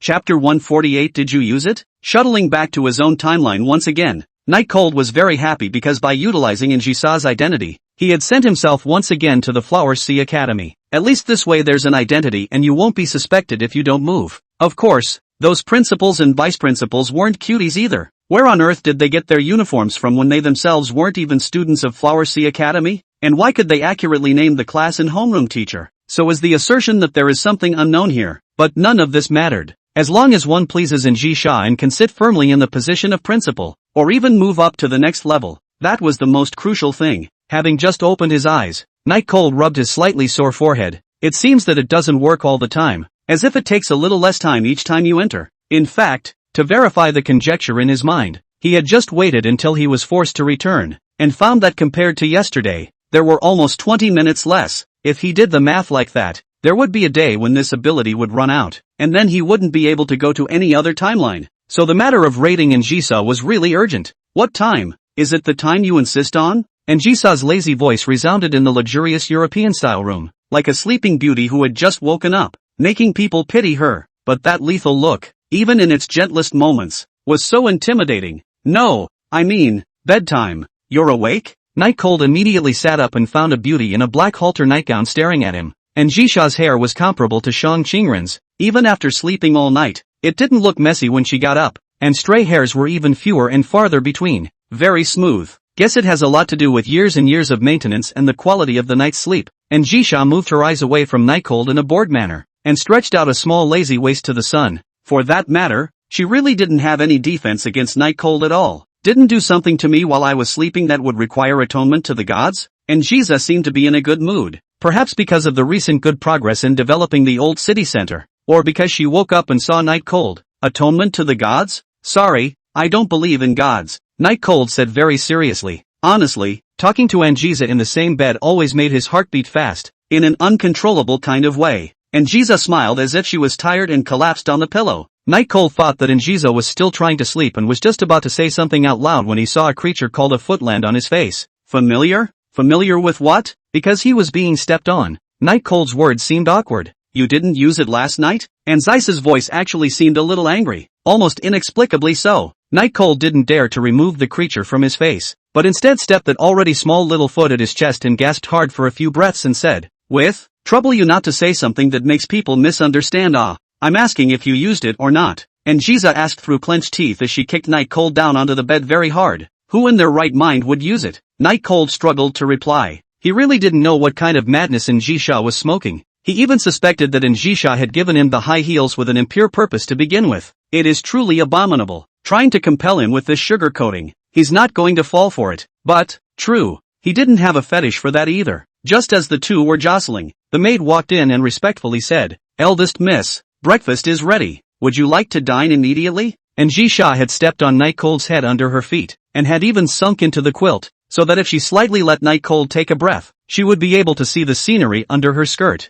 Hearing a voice, she said to the maid, "I'll be right there." When the maid retired, Njisha kicked Night Cold somewhat angrily before getting out of bed to change her clothes, while Night Cold was able to breathe a sigh of relief. Although it was very nice to have the tip of his nose full of Anzisa's scent, the feeling of suffocation was something he didn't want to experience a second time. But Anzisa's strength was very small, and he was just playing along, so he could always roll over and sing if he wanted to. "You're trying to kill me," he spat anyway. Njisa opened the closet to reveal a wide array of clothing, most of which was black and burgundy dresses, with fewer civilian clothes, but it was still a lot compared to the average person. "I want to kill. You're not here playing around with me right now. You're picking your skin at the beach house." Njisa's tone inexplicably had some threats in it. Night Cold stopped talking. Instead he was expecting some fragrant scene could come, but unfortunately, Njisha slanted a glance at him. "Don't get out yet. Do you want to watch me change my clothes?" Nor is it not possible this sentence. Night Cold is definitely not able to say. Of course,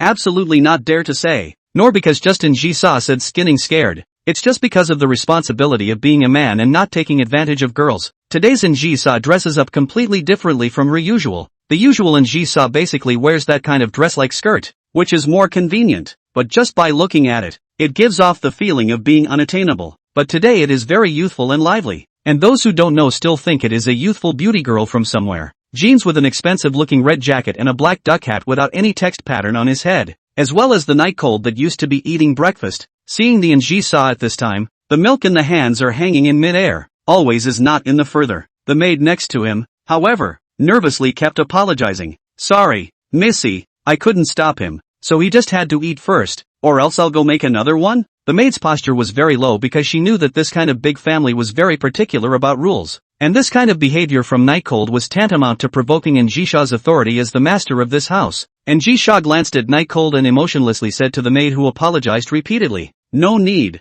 you go down first, just come over and clean up later." Although the maid was a bit puzzled as to why Njisa wasn't angry, but since she could leave unharmed, it was definitely for the best.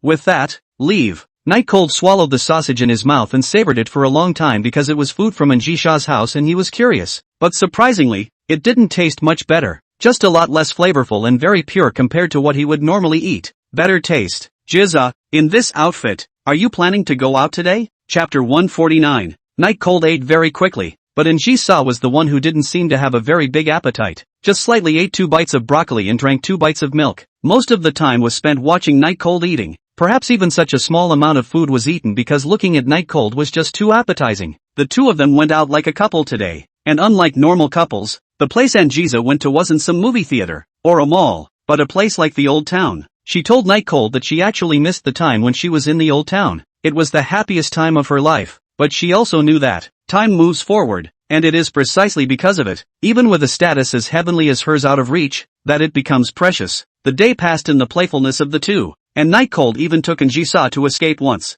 This is something that our Missin has never experienced before, and it makes her feel very exciting, just like when Night Cold ran away from the hospital with her. Tonight, inside Night Cold's apartment, he personally made the food for Njisa that he had made back in the old city, a very simple stir-fry, with most of the flavor relying on seasonings and oil. Of course, since he wasn't short of money right now, he still used the freshest ingredients and whatnot. Njisa ate very happily. Njisa will have to give benefits to Night Cold as soon as she is happy. As soon as she gives out benefits, Night Cold can't eat, and the most important thing is that he can't really do anything to Njisa. Otherwise, perks and all, he still likes it. Just after 9 o'clock at night, lying on the couch watching TV, Njisa was picked up by Yukifrost because she still had a lot of work to do tomorrow. And even Njisa said something very capricious. "It's kinda hard to let go of this." This sentence Njisa was just saying, although now it was just her mother exercising her, and sooner or later the family would be hers. But she also knew that if she was really an ordinary person,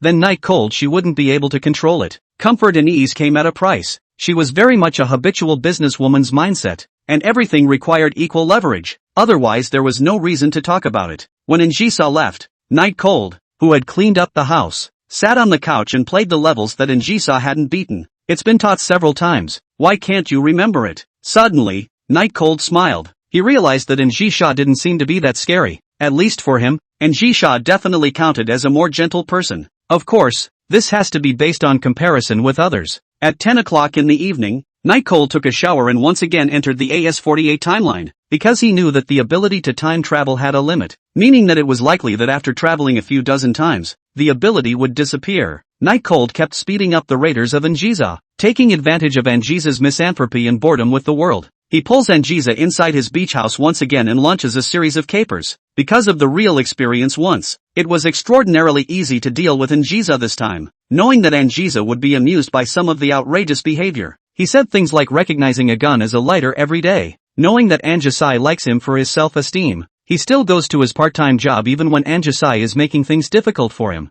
and then buys Anjasai's favorite food. He was smart enough not to say anything, because even though it was all underhanded, he knew that it was Njisa testing him. Time passed, a month passed, and on this day, Night Cold, as the student who had made the most progress in this semester, was about to go up to the stage to speak. December was well and truly in the middle of winter, with snow falling heavily, but the noisy students in the gym couldn't feel it because it was Monday, and they were sharing the week's fun facts. Of course, winter break is in 10 days, and that's what they're excited about. The Ministry of Fire, Night Chill, who was about to go on stage, encountered a very embarrassing thing, that is, his uniform. The buttons on his chest chipped off a button, and even the button that fell off didn't know where it went. Rinju, what should I do? I'm going to be on stage later, so why don't I just pull my clothes off? Night Cold played it cool and pulled his Western-style jacket apart, but the chipped area was still conspicuous, as if an elf in the snow. Shang Chang-rin stood up helplessly. In a month's time, she had long since gotten used to Night Cold's Rin Sauce as a very intimate name. Why are you so stupid?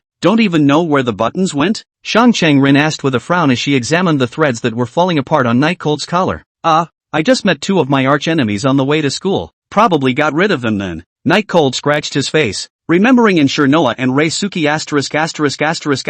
that he met on his way here. These two people, who seemed to be very displeased with him, liked to come up and move their hands and feet when they saw him. He was the one handsome boy in the school. How could he tolerate others to take advantage of him like this? Shang Chang-rin leaned very close to Night Cold, cleaning out the disintegrating threads one by one, and reprimanded with a slight smile. Fighting with a beautiful maiden. You're very proud in your heart, aren't you? Night Cold immediately retorted. How could that be? They are just little kids in my eyes, and the kind of little kids that are extremely childish. The only beautiful girl I want to mess around with is you, Rinju. Full of lies. Before Night Cold could retort, Shang Chang-rin pushed him away and took the first step out of the fire seed department. Minister Sama, don't you care about me anymore? It will soon be your turn to speak on stage, so hurry to the life classroom. Night Cold immediately understood Shang Chang-rin's meaning and flew to follow. It was obviously Monday, but there was no one in the hallways, and inexplicably there was a sense of excitement, like seeing your fellow classmates in class while you got to play. Inside the gymnasium, Principal Wu Qianjin's voice was very loud and clear. This is a collective activity that Flower Sea Academy has once a month, saying that it is to increase cohesion. Night Cold and Shang Chang-rin sneaked into the life classroom. Open sesame, get out of the way. Oh. Shang Chang-rin pulled out the key from the pocket of her pleated skirt, then very skillfully opened the door of the living classroom, then walked in very naturally, as if this was the fire seed department. Night Cold, who followed him in, was dumbfounded. When he came, he thought that he would have to enter violently, but he didn't realize that Shang Chang-rin actually had a key. Where did the key come from? Mr. Minister? Shang Chang-rin smoothed her pleated skirt, then sat on a stool with a sewing machine in front of her, and when she heard Night Cold's question, she tucked her hair, which was so soft that it could go to a shampoo commercial, back behind her ear and said, because I saw you this morning. Like nothing was answered, but Night Cold understood it in seconds. It turned out that when he had been messing around with Anshio Oshat and Reisuki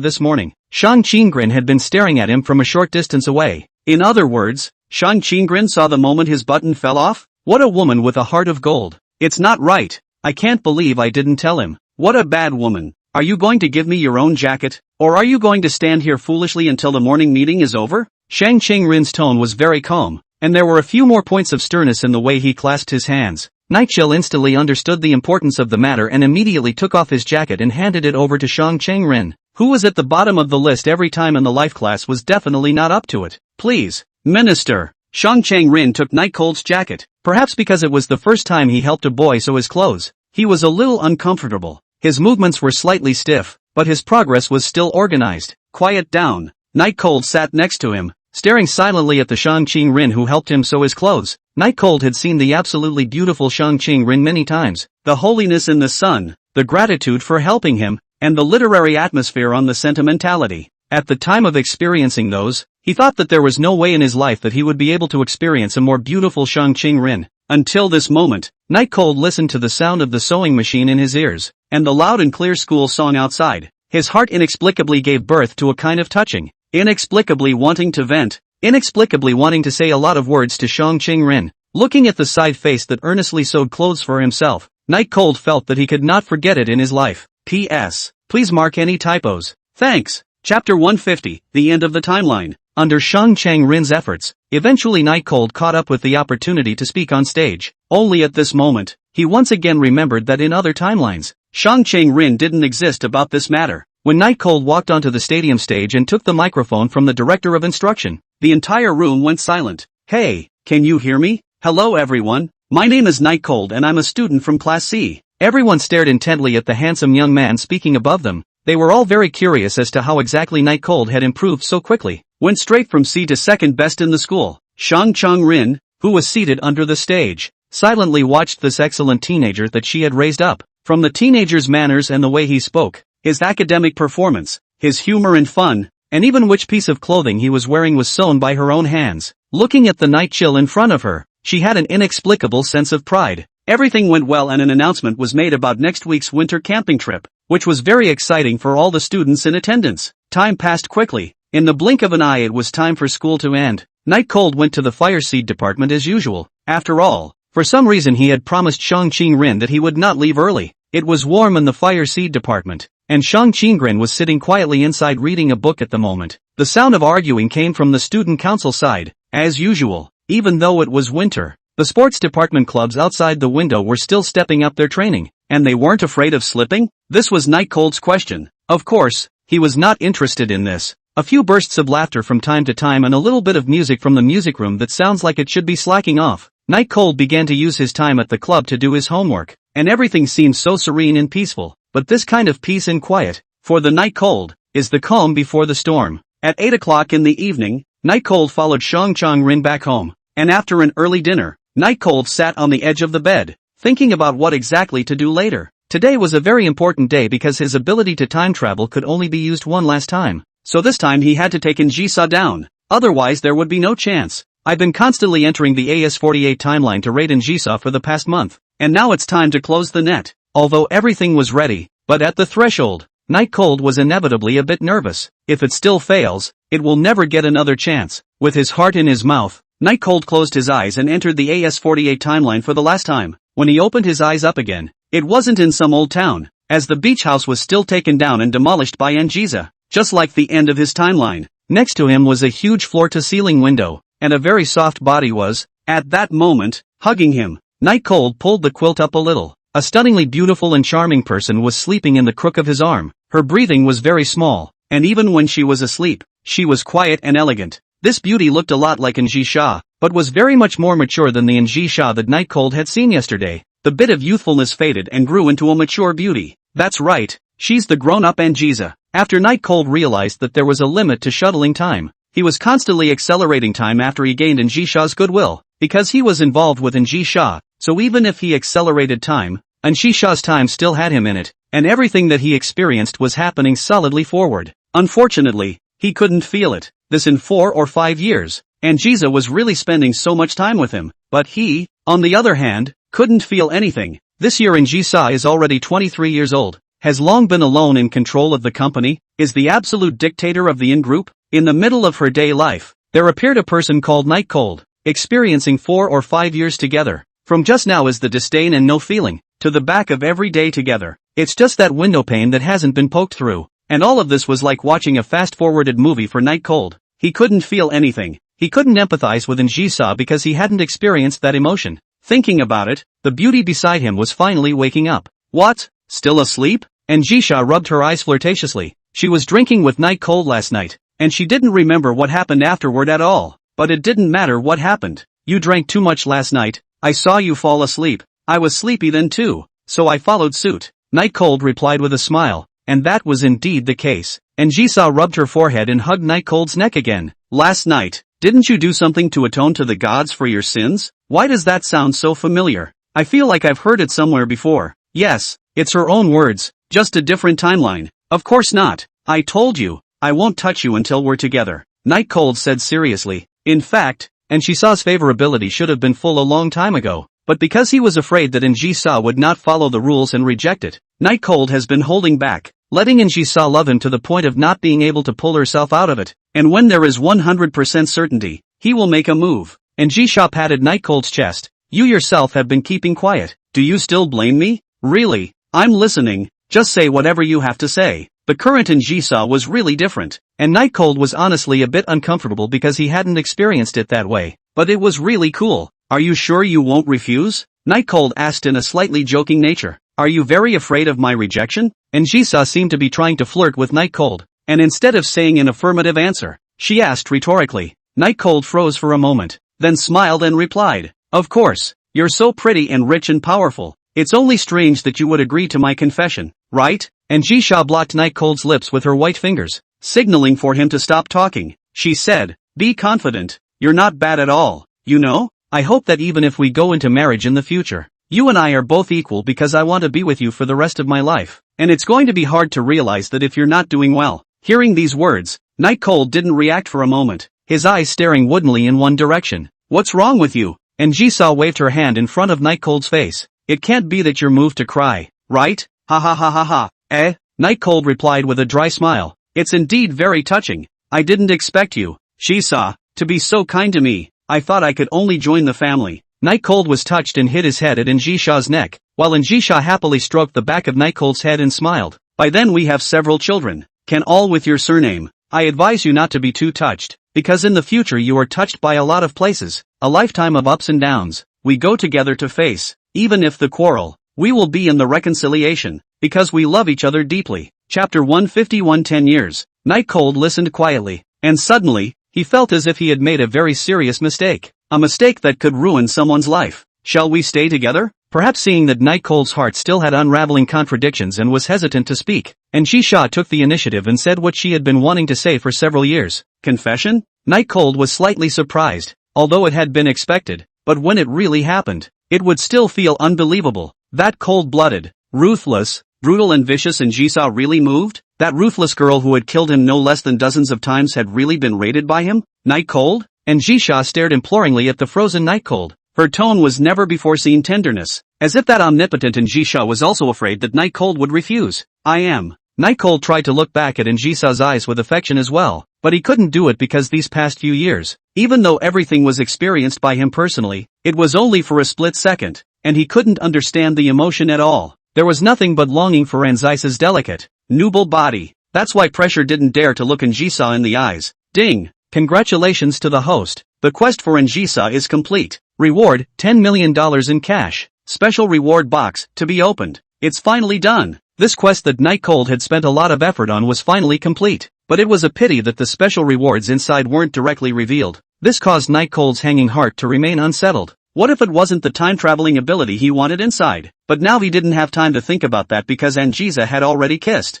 Night Cold did not refuse. The first time he kissed he looked a little rusty, although he had done very intimate things with Jisa before, but the two seemed to have a kind of tacit understanding. Both believed that the first kiss should be saved until after they were really together. It was very engrossing, and Jisa kissed with a lot of emotion and force, which was the same as the personality that wanted to dominate in everything. The topmost floor of Anne's building. Lips split. Nightchill gasped, a little taste of alcohol and sweetness lingering in his mouth, a sensation he'd never felt before, but he loved it. Will we get married? Jisa was like a restless young girl who was constantly questioning her lover. Looking at the countdown with 3 minutes to go, his ability to travel through time was about to disappear. Night Cold smiled bitterly and said, "Will do." Jisa was a bit angry. Why isn't it an affirmative? Do you still want to leave me? Nightchill didn't say anything because he couldn't give the woman in front of him any chenua, because after 3 minutes, this world would no longer have Nightchill as a person. And Jisa wasn't really angry. She was a very good judge of character. She could see that today's Night Cold seemed to have a heavy heart, and wasn't even confident about the future. She pressed herself against Night Cold's chest and said,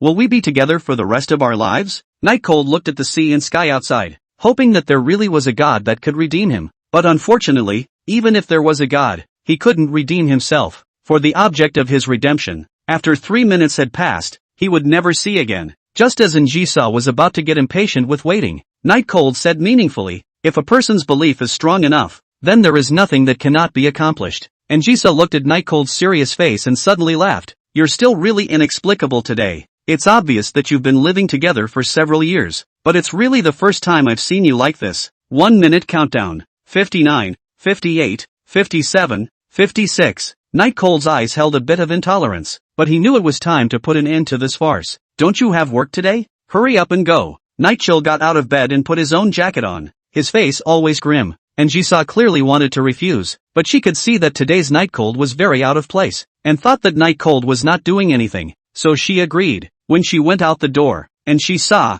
who was wearing a black professional outfit, looked back at Night Cold. "If you can't solve it alone, you can tell me, I'll help you. Remember, we're a couple. Oh, see you tonight. Evening, see you." The moment Njisa closed the door behind him, Night Cold's ability to travel through time also finally reached its limit, and he was forced to return to his own timeline, back to his apartment near the school. It's all over. Looking at the darkened house, Night Cold suddenly felt an unspeakable sadness welling up in his heart. That is, an indescribable bitterness, and also questioning whether it was right for him to do so or not. No, he's wrong. It's not getting the job done because the other person is a living, breathing human being. He's playing with feelings, and after toying with it, it's very irresponsible to just walk away. The linear time-spanning ability is gone, which means that Night Cold will never be able to see the AS48 timelines in Jisa again in his lifetime. And there was no way for Njisa to be able to find him in "See you tonight?" Oh, I lied. This night, the Night Cold is always unable to sleep. The next day to school is also no spirit. Rather than the past few days are like this, always wandering,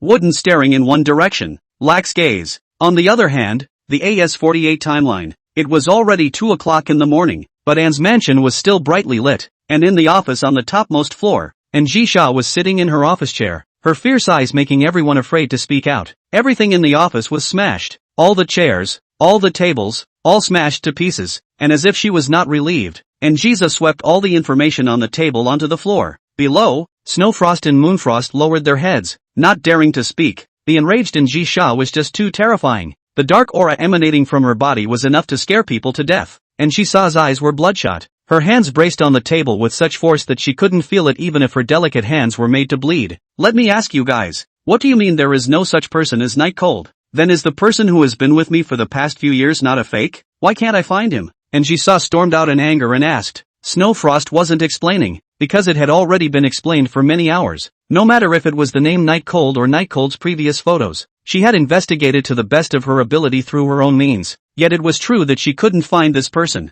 It was as if this person Night Cold didn't exist in this world at all. That, too, was very strange to her, but there it was, and Jiza meditated with her eyes closed, seemingly unwilling to accept this. Then she took out her cell phone, pulled up the number that she had already called hundreds of times, and dialed it again. "Sorry, the cell phone number you have dialed does not exist. Sorry, the cell phone number you have dialed does not exist. Sorry, the cell phone number you have dialed does not exist. Sorry, the cell phone number you have dialed does not exist. I'm sorry, the hand you dialed." Gradually, tears began to form in the corners of Njisha's eyes, misting up and blocking out her vision. This was never seen before. That Njisha, who was known as the Queen of the Sea of Flowers, was actually shedding tears. "We said we'd see you tonight. Why did you lie to me?" Njisa was hysterical. Looking at the phone number that she could never get through to, she grabbed her extremely fragile hair that she maintained and shivered uncomfortably. Snowfrost and Moonfrost looked very uncomfortable, but could do nothing about it. Suddenly,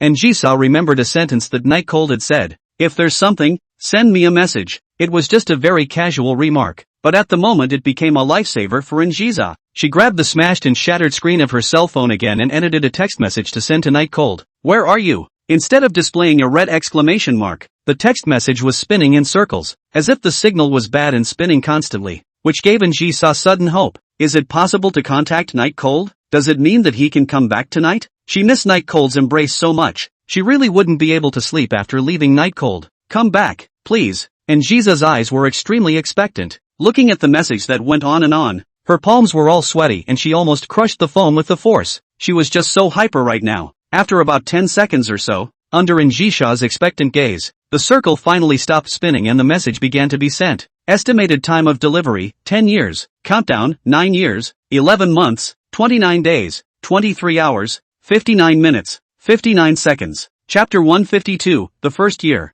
The sadness of two different timelines for each other is the same in this moment. Perhaps knowing that there was no way to ever see each other again, Night Cold began to slowly adapt to all of this. He was always on the sidelines in this farce, so the hard feelings were more out of guilt for Njisa. In the last 60 seconds when he was about to leave, he deeply felt Njisa's love. That unrivaled, sincere and fiery love. As if to punish him, that love was seared into the deepest part of his soul, tormenting him every moment, making him realize that there was no way to play with other people's feelings and be left alone. How Night Cold now wished that he was a cold-blooded and heartless person who wouldn't feel sad and heartbroken about such things. The mission was accomplished, his goal had been reached, and even, he could go after Njisa of his own timeline, and everything was moving in a good direction. But a bitter heart can't be fooled. A few years of time and emotion, and though he was only a bystander, he was, likewise, a pro-lifer. If he is still like that, then, what about Njisa, who loves him like crazy? She should have sensed something by now, right? I wish she wouldn't cry, because tears don't belong to her. She should be the queen of all. She should be in the spotlight all the time. She should be confident and full of pride, and she shouldn't be sad for a man. Of course, this is nothing more than the Night Cold comfort their own ideas. As for the real situation is actually how, he knows in his heart. Day 1. Night Cold pretended to be fine to head to school to read. The snow in winter is very big. He remembers that he and Njisha experienced 4 or 5 times. Once Njisha even froze and caught a cold, and he took care of it on the side. It wasn't until this moment that Night Cold realized that experiencing these years from the perspective of a bystander didn't allow him to forget all of this, but instead, he saw all of the details clearly and wrote them down. AS48 timeline. Since that day, Njisa became very strange, always inexplicably lost in thought, always grumpy, even to the point of never asking about things in the company again, always alone on the very top floor of the inn building, a man with a cell phone, as if waiting for something. In a month's time, she had almost searched the whole world for anyone named Night Cold, printing Night Cold's picture on the streets and alleys in the hope that someone could provide a clue. She wanted to find Night Cold. She wanted to question him, why he left without saying goodbye, why he left her behind, why just promised her confession, and then disappeared in the blink of an eye. To punish Night Cold severely. Let him never dare to leave without saying goodbye like this again. Let him never dare to leave without saying hello. Even the matter of breaking Night Cold's legs had appeared in Njisha's mind countless times, but sadly, it was never to be found, and Night Cold was like a fantasy that never existed, even as those around him began to forget the man. Once, Njisa asked Snowfrost to continue to find Night Cold, but Snowfrost was very puzzled and asked, Missy, who is Night Cold? I don't recognize it. Don't recognize it? Within a few years of being together, Night Cold and Snowfrost's relationship was not considered good, but they at least knew each other, and because they had been together for a long time, the two of them didn't say much, but remembering each other was definitely no problem. The weirdest thing was, obviously yesterday, he was still looking for Night Cold, so why did he not recognize him today? And Jiza did not get angry, because, she was also wondering whether Night Cold was her fantasy or not. Normal timeline. A morning course Night Cold learn a little laborious, because as long as it is forced to concentrate, compared to the usual will be much more tired. Cannot help but stretch a lazy waist. Still eating bread today? Jungkook put his book away inside the drawer and asked Night Cold with a smile. Night Cold replied with his face as usual. Eat bread? How could I possibly eat bread? My dear Minister Sama prepared a bento for me, although it's just leftovers is all. This sentence caused the crowd to laugh. I don't know if it was their illusion. They felt that the recent Night Cold seemed to be more approachable, not as cold as before. Smiling as he walked out of the classroom, Night Cold's smile instantly dissolved into nothing and turned expressionless. Pretending to be normal is really exhausting. After eating the bread, Night Cold went to the fire seed department. The only place he could feel at ease during the day was at the fire seed department, because Shang Qingren was like a god who spoiled him, could tolerate the big mistakes he made, could purify his heart, and could make him feel at ease. Pushing open the door, Shang Qingren was rarely reading a book, but his hand gently lay on the windowsill, looking out at the heavy snowfall. A light sentimentality greeted me. Minister Sama, it's so scrumptious today. Looking at the wagyu beef in the bento box, Night Cold's eyes widened, and it seemed like Shang Qingren hadn't eaten it yet. It was a complete serving. Minister Sama? Rinju? Eat? It was actually really for himself. Night Cold nonchalantly started to eat it, but he couldn't eat any of the flavors inside. In the middle of the day, Shang Qingren looked back and asked, "Is it good?" Night Cold nodded vigorously. "Yummy." Seemingly sensing something, Shang Qingren straightened her sitting position, sighed, and said to Night Cold, "You've encountered something, tell me, what exactly is troubling you?" Night Cold swallowed the rice in his mouth and said with his face as usual, "Why do you ask?" Shang Qingren clasped her hands. "You didn't put any seasoning in that bento of yours, and you still think it's delicious? I've long realized that something is wrong with you. I didn't expect it to be this serious already." Night Cold suddenly some cannot swallow the rice in the mouth. So there is a person has been so concerned about him? But does he really deserve to be noticed? After all, he had done something like that. Not really. Your sense of duty is torturing you, isn't it? AS48 timeline. Half a year passes in the blink of an eye, and Anshisa is stripped of the power in her hands, and her mother tells her to think clearly and stop fantasizing before going back to take over the company. But was she really fantasizing? If it was a fantasy, then why did those memories from before seem like they were burned into her brain? It was like experiencing it firsthand. Happiness, sadness, grief, excitement. Obviously every emotion found its counterpart in something. Obviously everything had Night Cold in it. What makes you say he's fantasizing? Obviously you guys forgot. I didn't forget. I'm not crazy either. And Jisha cloaked herself in her pillows, hysterical on the bed. I remember him. He promised me in the beginning that he would be with me for the rest of my life. He said he cherished me, loved me, and couldn't bear to see me hurt. He, the original queen of the flower sea, at this moment, was like a madman, constantly proving that there was indeed a Night Cold person at one time. But for some reason, the past that was so clear that it hurt to remember it, gradually began to blur in her mind. Chapter 153 Hope. For Shang Qingren, Night Cold always kept his mouth shut because he didn't know how to say it. But even so, Shang Qingren had guessed several points. Under the baptism of the holy goddess, Night Cold was at least asleep last night, although it was not a good sleep. The next day, it was clear that there was no vacation yet, but Night Cold actually ran to an mansion during the noon break. Was it some kind of trouble? Didn't see you come to me at noon. And Jisha took her glasses off and gazed at Night Cold, the corners of her mouth carrying a smile if nothing else. Seeing Anjisa again, Night Cold's guilt came like a tidal wave. Maybe it was in the guilt of Anjisa. Maybe it was in the fact that he really wanted to comfort too much right now. Surprisingly, he didn't say a word and went straight forward to hold Anjisa in his arms. Anjisa froze for a moment. She didn't expect Night Cold to be so proactive. It was something that had never happened before. But she was also keenly aware of the uneasiness of this teenager who was hugging her. What's wrong? Did something happen? Don't be afraid. I'll help you out. Anjisa's tone was never before seen tenderness, as if she was telling a swaddled baby, don't be afraid. As long as I'm here, nothing will hurt you. I'm sorry. Night Cold apologized in a very fragile tone. It's fine. Anjisa gently stroked Night Cold's hair. Her tone was very gentle, and then her eyes signaled the shocked Snowfrost to hurry and leave. Night Cold was a very strong person. Why would he become like this now? He must have encountered something that couldn't be solved, a thing that made him very difficult. What happened? Tell me, okay? Anjisa bore Night Cold's weight, but didn't complain half-heartedly, and would definitely kick Night Cold off according to the usual. Night Chill's thoughts began to gradually turn back. After seeing Anjisa, after receiving Anjisa's comfort, he always felt that he had been forgiven, and his heart began to feel much better, though subconsciously he knew that it was nothing more than his own wishful thinking, because in another timeline, Anjisa might have gone insane. His gaze slowly changed from dull to clear, and he knew that there was no way he could ever return to the AS48 timeline again, even with all his guilt, and even if he did, what could he do? But it was just for the sake of the mission. Everything Anjisa went through, he did not go through, and the moment Anjisa was touched was just an elaborate design by him. Maybe it's like Shang Qingren said, it's just his sense of duty tormenting him. It's okay, you can wait until you want to talk about it. And Jisha was extraordinarily patient today. Night Cold was silent for half a day. She just smiled and came up with such a sentence. Night Cold smiled, as if the gloom had lifted, and the day had to go on.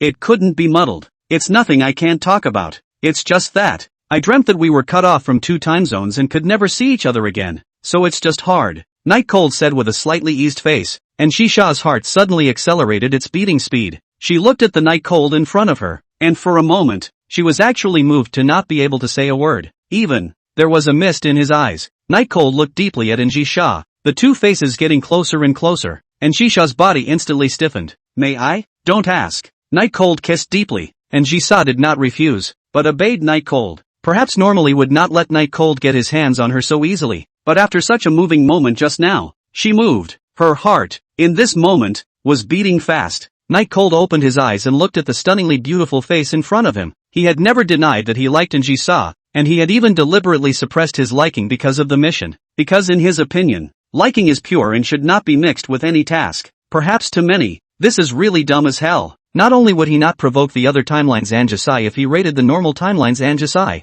and thus he wouldn't feel guilty, but the normal timeline's Anjasai's favorability was still high enough that it didn't even take much effort to pull it off. But that's how things often go, even when it's difficult. In order to keep your heart holy, to keep your faith, to keep what you're defending. If it was really about the mission to raid Njisa, then everything changed flavor. So even if he hurt the Njisa of the other timeline, Night Cold had no regrets because he had never loved the Njisa of the other timeline. Only guilt. Still the words of Shang Qinggren, your sense of responsibility is torturing you. AS48 timeline. In the blink of an eye, a year had passed, and it was said that the In family's eldest young lady had gone crazy, but lately she seemed to have gotten a lot better. That is, she didn't like to talk, or occasionally laughed and cried. These emotions are unpredictable, and in the opinion of the psychiatrist, it is a minor problem before recovery, and slowly, Anjisa will come out of her fantasies. This year, Anjisa is 24 years old, a little more mature than before, but her spirit is very bad. She used to be fond of shouting, but now she is silent. Can't really say which one is better. December 25th,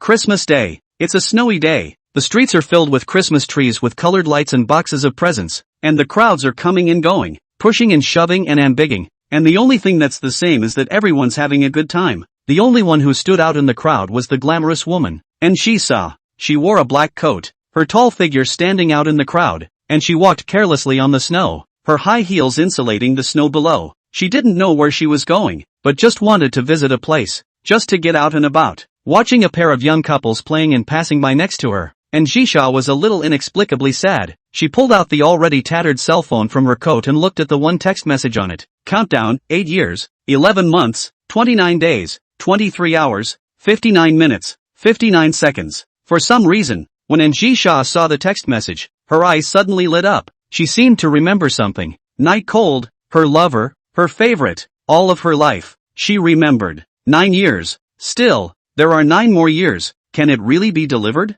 Large crystal clear tears fell from Njisa's eyes. She realized that her memories of Night Cold were becoming more and more fuzzy, as if they would disappear into her brain at any time. She's scared. Really scared. She was afraid that she would forget Night Cold, even if this love would bring unparalleled pain. But she didn't care because she was even more afraid that one day Night Cold would stand in front of her and she wouldn't recognize it. How sad would that night chill be? The extreme pain of loss. In this year, spring, summer, fall, and winter, she experienced it all at once. It was really painful. She didn't want Night Cold to go through this as well. She would be heartbroken. Suddenly, Njisa had the confidence that it could be done. The message will definitely be delivered. It was only 10 years. She could wait. Arriving, Njisa reached the place where her body drove her to. It's a beach house in the old town, but it was like trying to break Njisa's newly mended, fragile heart again. Seaside Cottage. In ruins. Chapter 154, 2 different timelines. Time flew forward, and in the blink of an eye came the third day, and Night Cold's life had begun to gradually get on track, and began to fade away all the things that had happened in AS48.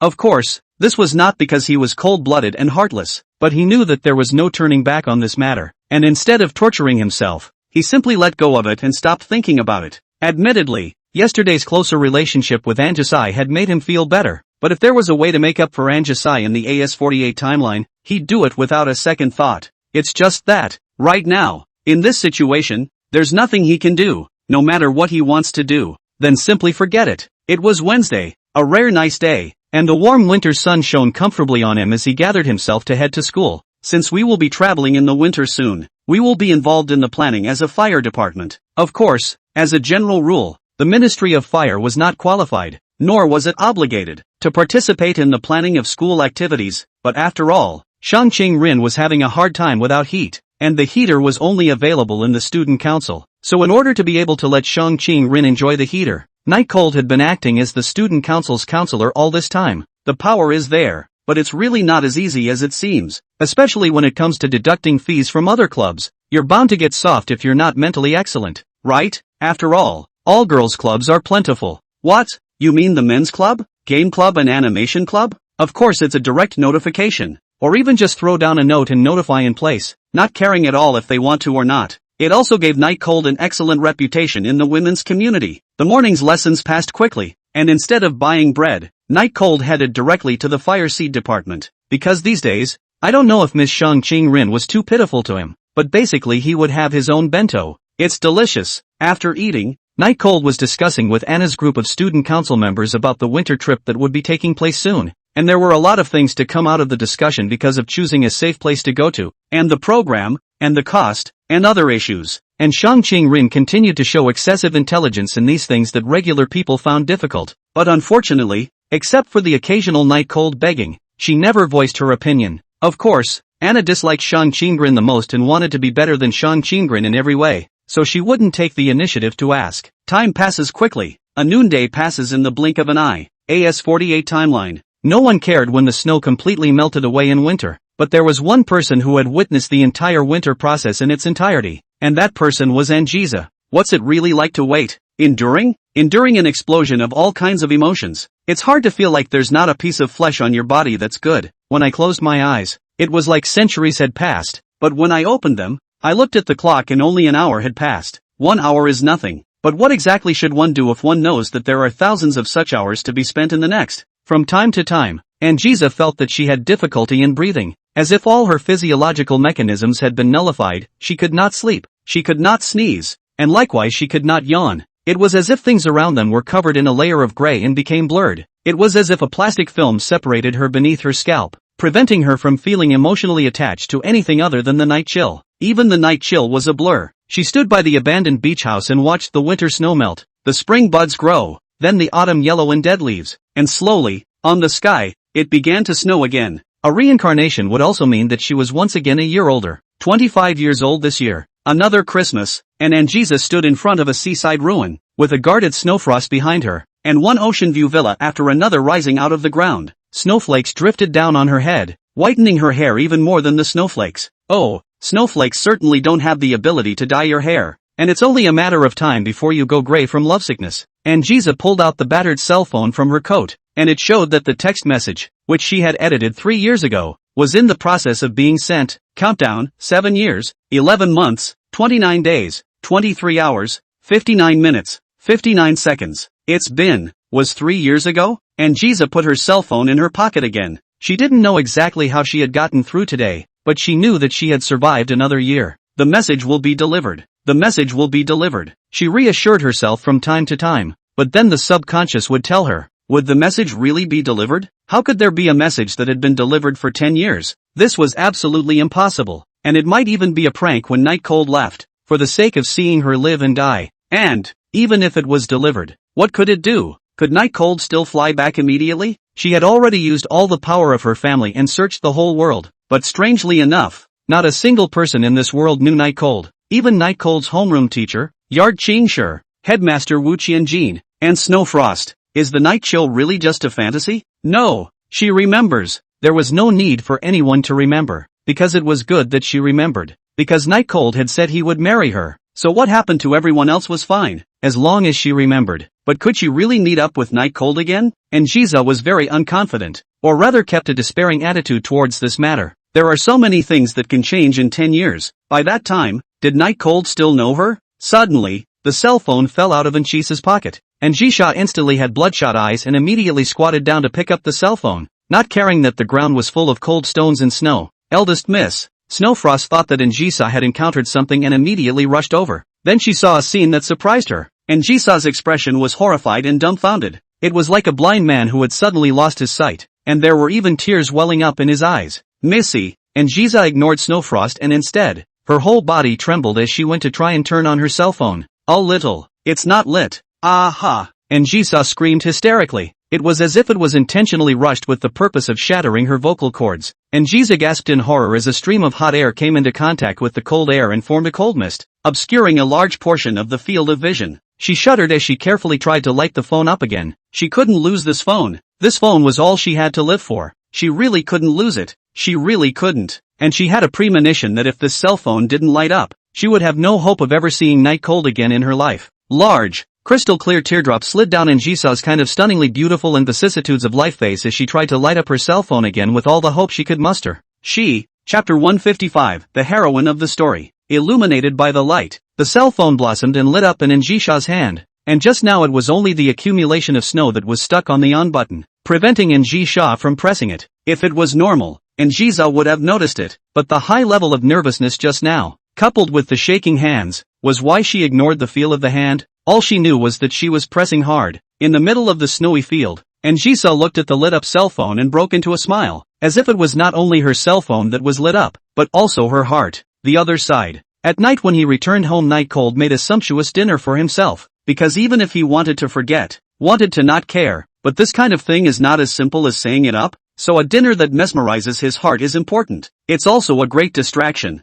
As soon as he was idle, Night Chill's thoughts could not be controlled and began to drift into the distance. What happened to Njisa after she left? The third day was almost over, and Njisa must have been searching for herself like crazy, right? Hey, it should take a month or two for Njisa to forget about me, right? The first few days are the hardest. Night Chill poured a brainful of the Romane Conti from Njisa's cellar onto the steak in the pan. Looking at the brightly colored steak, the corners of Night Cold's mouth rose. It's not badly done. Let Jisa taste it. Then he took out his cell phone and called Njisa. It's another spring. Some time ago, Njisa's mood is much smoother, because the cell phone is once again lit. She is convinced that she can meet with Night Cold again, so her mood is also much better, and even returned to the company to help her mother. It was the only time she had been refreshed in years, and it felt unparalleled relief that she could, at all, meet up with Night Cold again. It's only 10 years. She can afford to wait. Yes, it can. Mid-August and several months had passed. Some of the best months Anzisa had spent in recent years, with white hair that looked like a pixie and a tall, flirty figure that was simply a sight to behold. The stunningly delicate cheeks were like the ultimate work of the creator.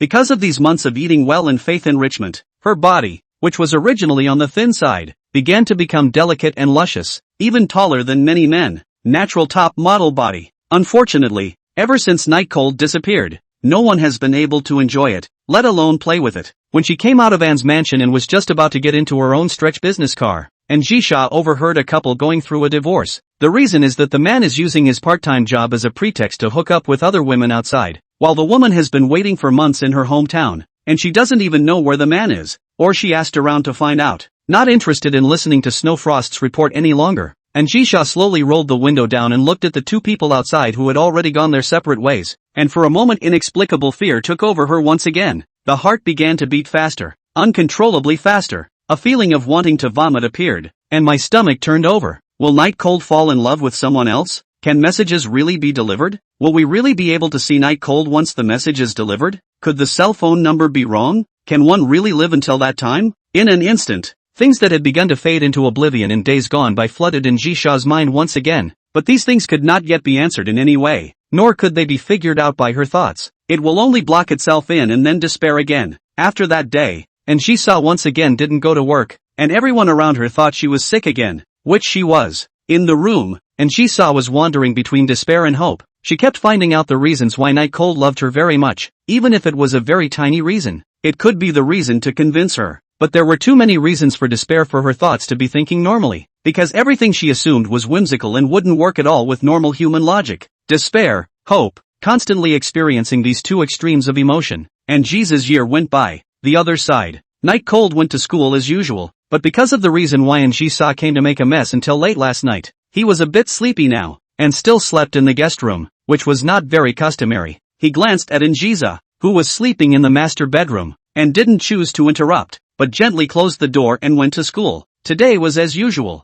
What was different was that Shang Chang-rin said that he was under more pressure, and Night Cold felt that Shang Chang-rin was talking nonsense because in the past 2 days, he was clearly better. Aside from feeling a little lightheaded, AS48 timeline. It's Christmas again, and this year Njisa is 26 years old. This year could be considered the most difficult year for Njisa, always hovering between hope and despair, as if deliberately torturing her, always failing to give her an accurate answer. A few times, Njisa wanted to live lightly, to die and be done with it, but for the sake of that little bit of insignificant hope, Njisa still chose to hold on. In the room, looking out at the hilarity and smiles, Anzisa stiffened and fished the familiar battered cell phone out of her own pocket. Countdown, 6 years, 11 months, 29 days, 23 hours, 59 minutes, 59 seconds. She smiled stiffly and made it through another year. It's spring again, and this year's Njisa is different from all the previous ones, because she realizes that she's actually gradually forgetting about Night Cold, and it's the kind that you can't even catch.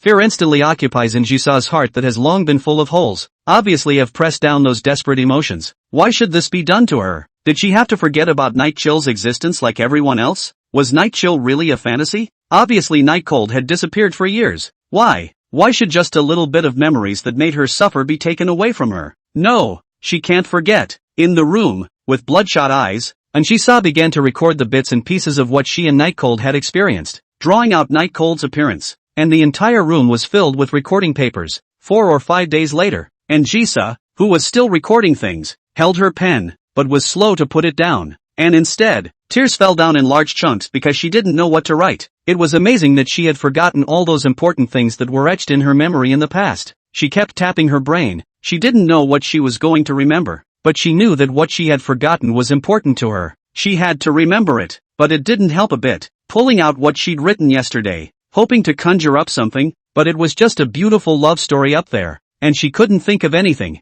Could she be writing a novel? The heroine in the story is so happy. I hope she can be happy forever. P.S. Originally, I wanted to write the follow-up to the AS48 Timelines Anjisai today, but I didn't realize there were so many pages, so I should be able to finish all 10 years tomorrow. The author is very reluctant to procrastinate because this story is just an introduction. Too many pages waste time and the author doesn't like to whet everyone's appetite. Anyway, stay tuned. By the way, a humble request for a favorable review. I can't even think of a gift or anything. Chapter 156, so cute. Rinju. On Thursday, Night Cold went to school as usual, and there were times when it would really be just like what Shang Qing Rin had said. His heart was actually under a lot of pressure, and he often felt dizzy and couldn't see well. This situation would be alleviated after getting close to Shang Chang Rin. Yes, it was Shang Chang Rin, not Anjisa who Night Cold was subconsciously redeeming himself. That feeling of purifying the mind and feeling like nothing was necessary for her to do in front of her made Night Cold feel very comfortable.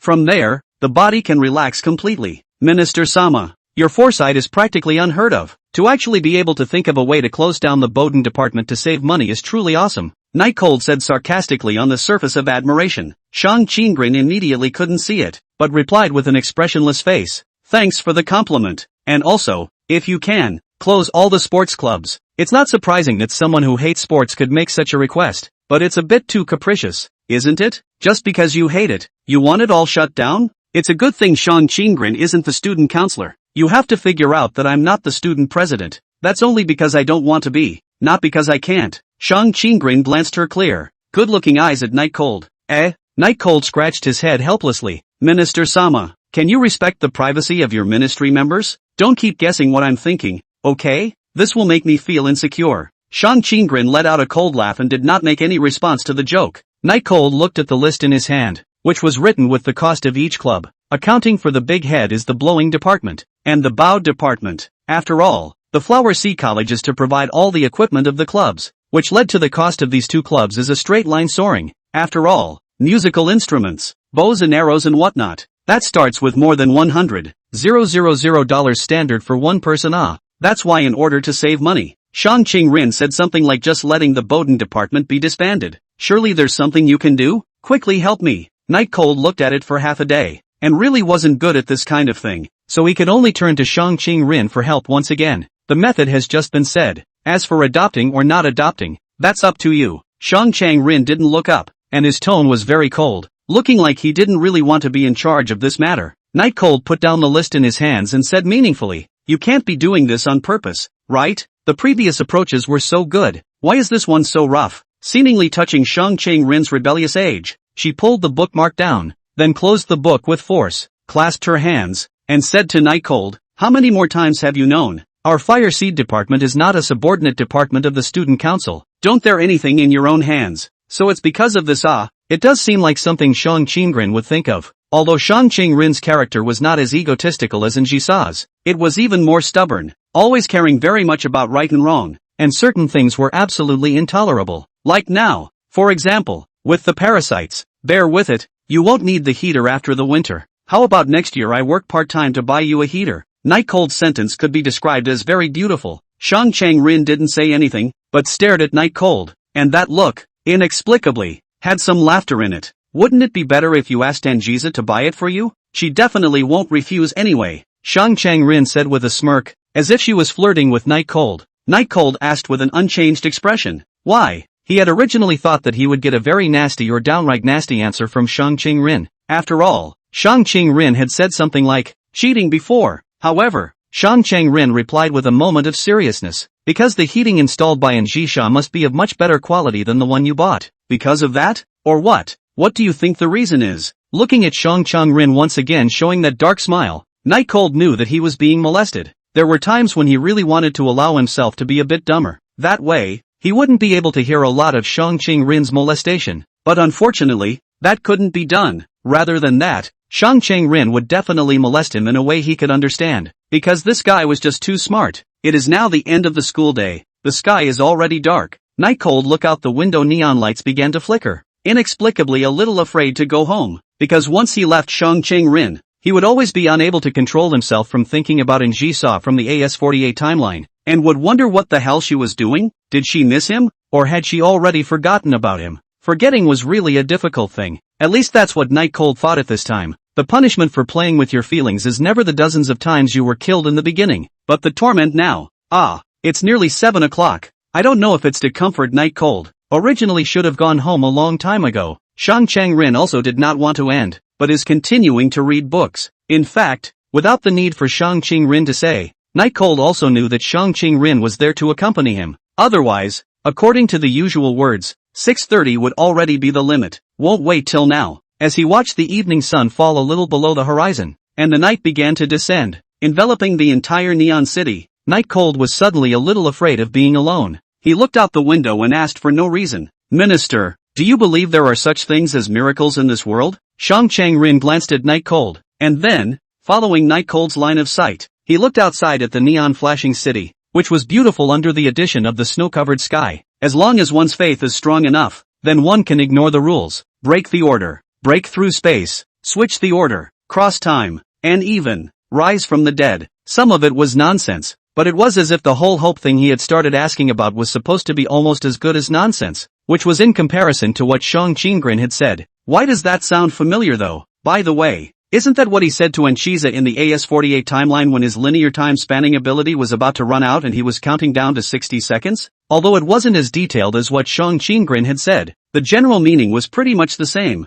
That is, as long as the belief was strong enough, then anything could be done. The canopy came down completely. Shang Qing-rin seemed to be a little tired of his eyes and gently rubbed them, then looked at Night Cold. Go turn on the lights. There's no need. Go home. Night Cold knew that hiding was never a solution to a problem. The only way was to be frank after going to face it thoroughly. Shang Qing-rin nodded without refusing. When they were separating in the upscale apartment district, Shang Qing-rin invited to Night Cold. Want to go to my home to have a cup of tea? Don't get me wrong. It's just that recently my mother gave me some fine tea and I wanted to invite you to try it. After all, you took good care of me in school. Night Cold stared at Shang Qing-rin from start to finish. He could see the latter's shyness, embarrassment.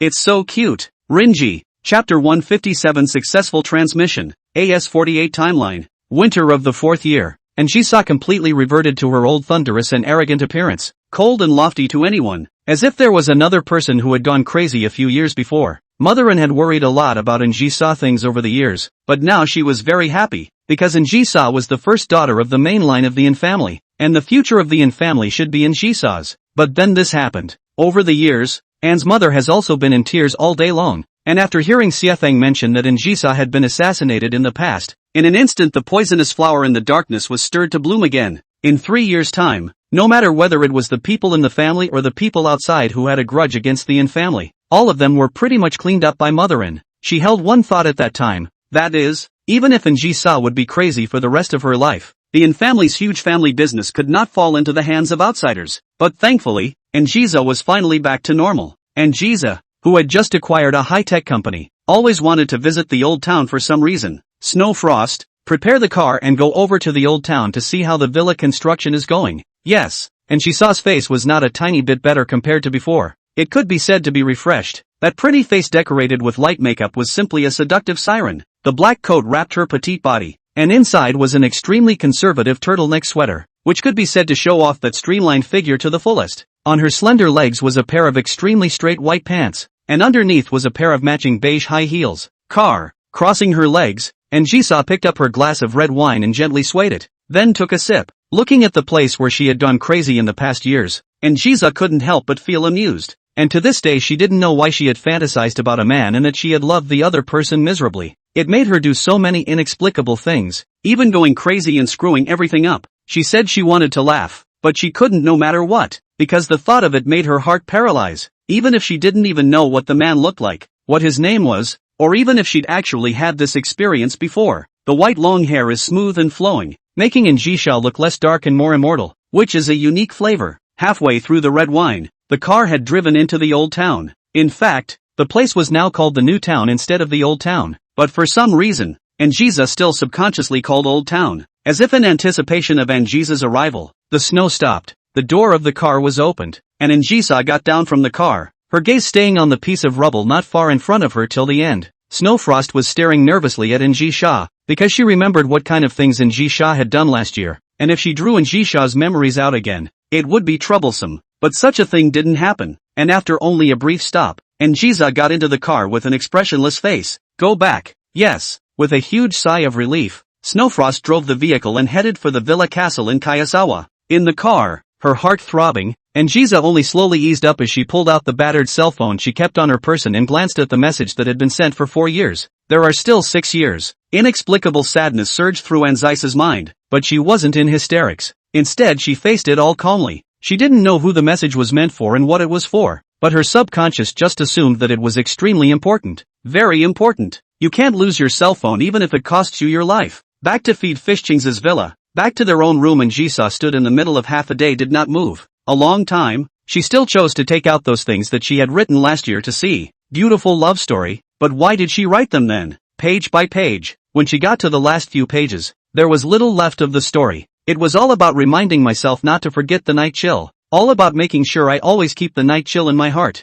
The large exclamation mark marked the importance of this matter. The paper, which had been wet and dried out, indicated that she had written these while in tears at the time. Could it be that the heroine on it is written about me? But, who is Night Cold again? When a tear fell on the paper, and Njisa froze. Looking up at the mirror in the corner, she actually cried without a sound. Normal timeline. After having dinner at Shang Ching Rin's place last night, and after almost 2 hours of psychological counseling, Night Cold felt like he was really starting to look away from what was going on regarding the AS48 timeline in Njisa. The world is always full of all kinds of regrets, but Njisa's regret was caused by him, and if there is a day of reunion, he will make up for it. Life is finally getting on track. AS48 timeline. This year's Njisa is already 27 years old. She is really very powerful, holding the company's power firmly in her hands, and with a sharp eye, she can always see the trend of future development very clearly. Artificial intelligence, hydrogen energy, relying on these in the new technology, the sea of flowers began to turn into a dominant situation,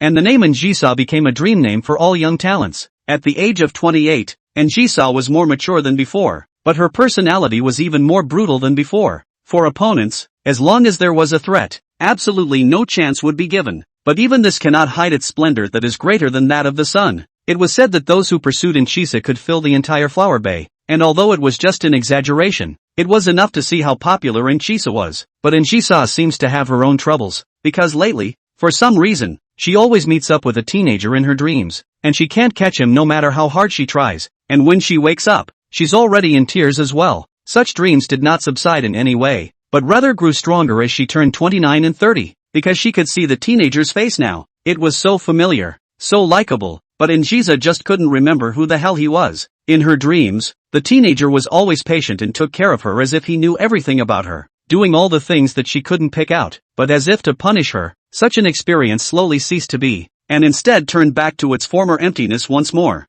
31 years old. It is said that after 30 is middle-aged, and Njisa sometimes always have a sense of unreality. She always feel that she is only 20 years old. These years are like a dream that will wake up soon. 32. Njia often feel heartache unbearable, often feel that they forget what extremely important things, but no matter how she thought about it, she couldn't recall it, as if her brain had been covered with a black cloth for all those memories. But perhaps accustomed to pain and suffering, Njisa didn't stagnate, but fought the pain and continued on. Of course, even a mind as strong as Njisa's couldn't carry it if there was no hope, and hope is that message that's a year away from being delivered. 33 years old the day before Christmas, Njisa stood on the rooftop next to a glass of red wine. There was no snow today and many people were complaining that it wasn't a white Christmas and found it uninteresting. In a few minutes, The message that had been sent for 10 years was going to be delivered, and Anzisa's heart was at peace because she had forgotten why she had waited for this message. It's just a subconscious feeling that it's important to you. 10 years, a snap of the fingers. How she felt back then when she just saw that the message was going to be sent for 10 years.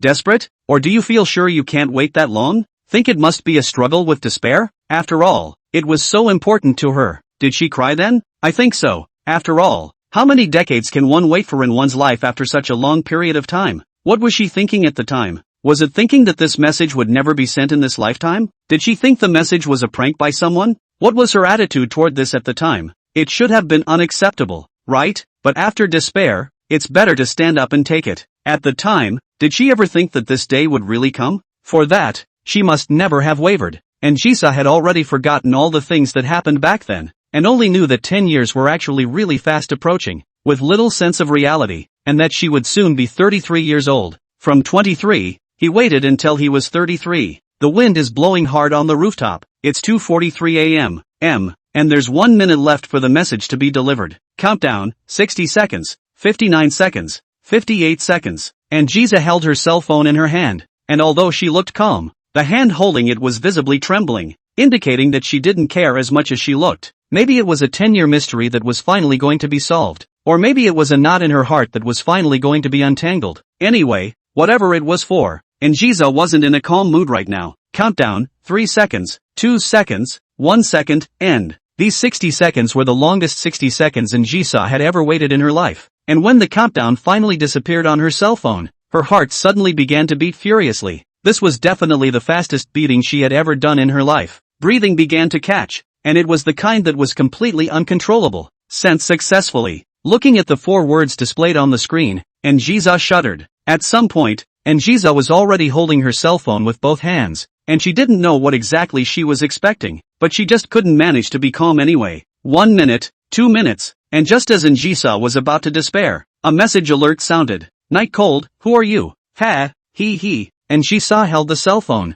Suddenly tears could not control the large drops, as if losing strength like backward, bracing the railing before barely stabilizing the body. Why did she forget it? Why did she forget her most important person? She remembered. All of it came back to her. A scene from before, an experience that came to her like a tidal wave. Every face of Night Cold kept playing in her brain. They said they would never be separated for the rest of their lives. They said they would remember him for the rest of their lives, and they both broke their word. And Jisa cried out loud. The release of emotions in that moment made her feel more pain and relief of release than she had ever felt before. How many decades can there be in life? Not to mention that for Jisa, these 10 years seemed like 100 years. After the sadness and self-reproach, Jisa broke into tears again. She finally despaired countless times before she received a message from Night Cold again. Although the other party no longer recognized her, but at least wait until there are results. She was right to insist. After slowing down for nearly 3 minutes, Jisa trembled before picking up the cell phone again. Her slender fingers were as if they were wrongly coded at this moment, completely disobedient to the master's commands. It took about 3 minutes again for Jisa to edit the 3 words and send them.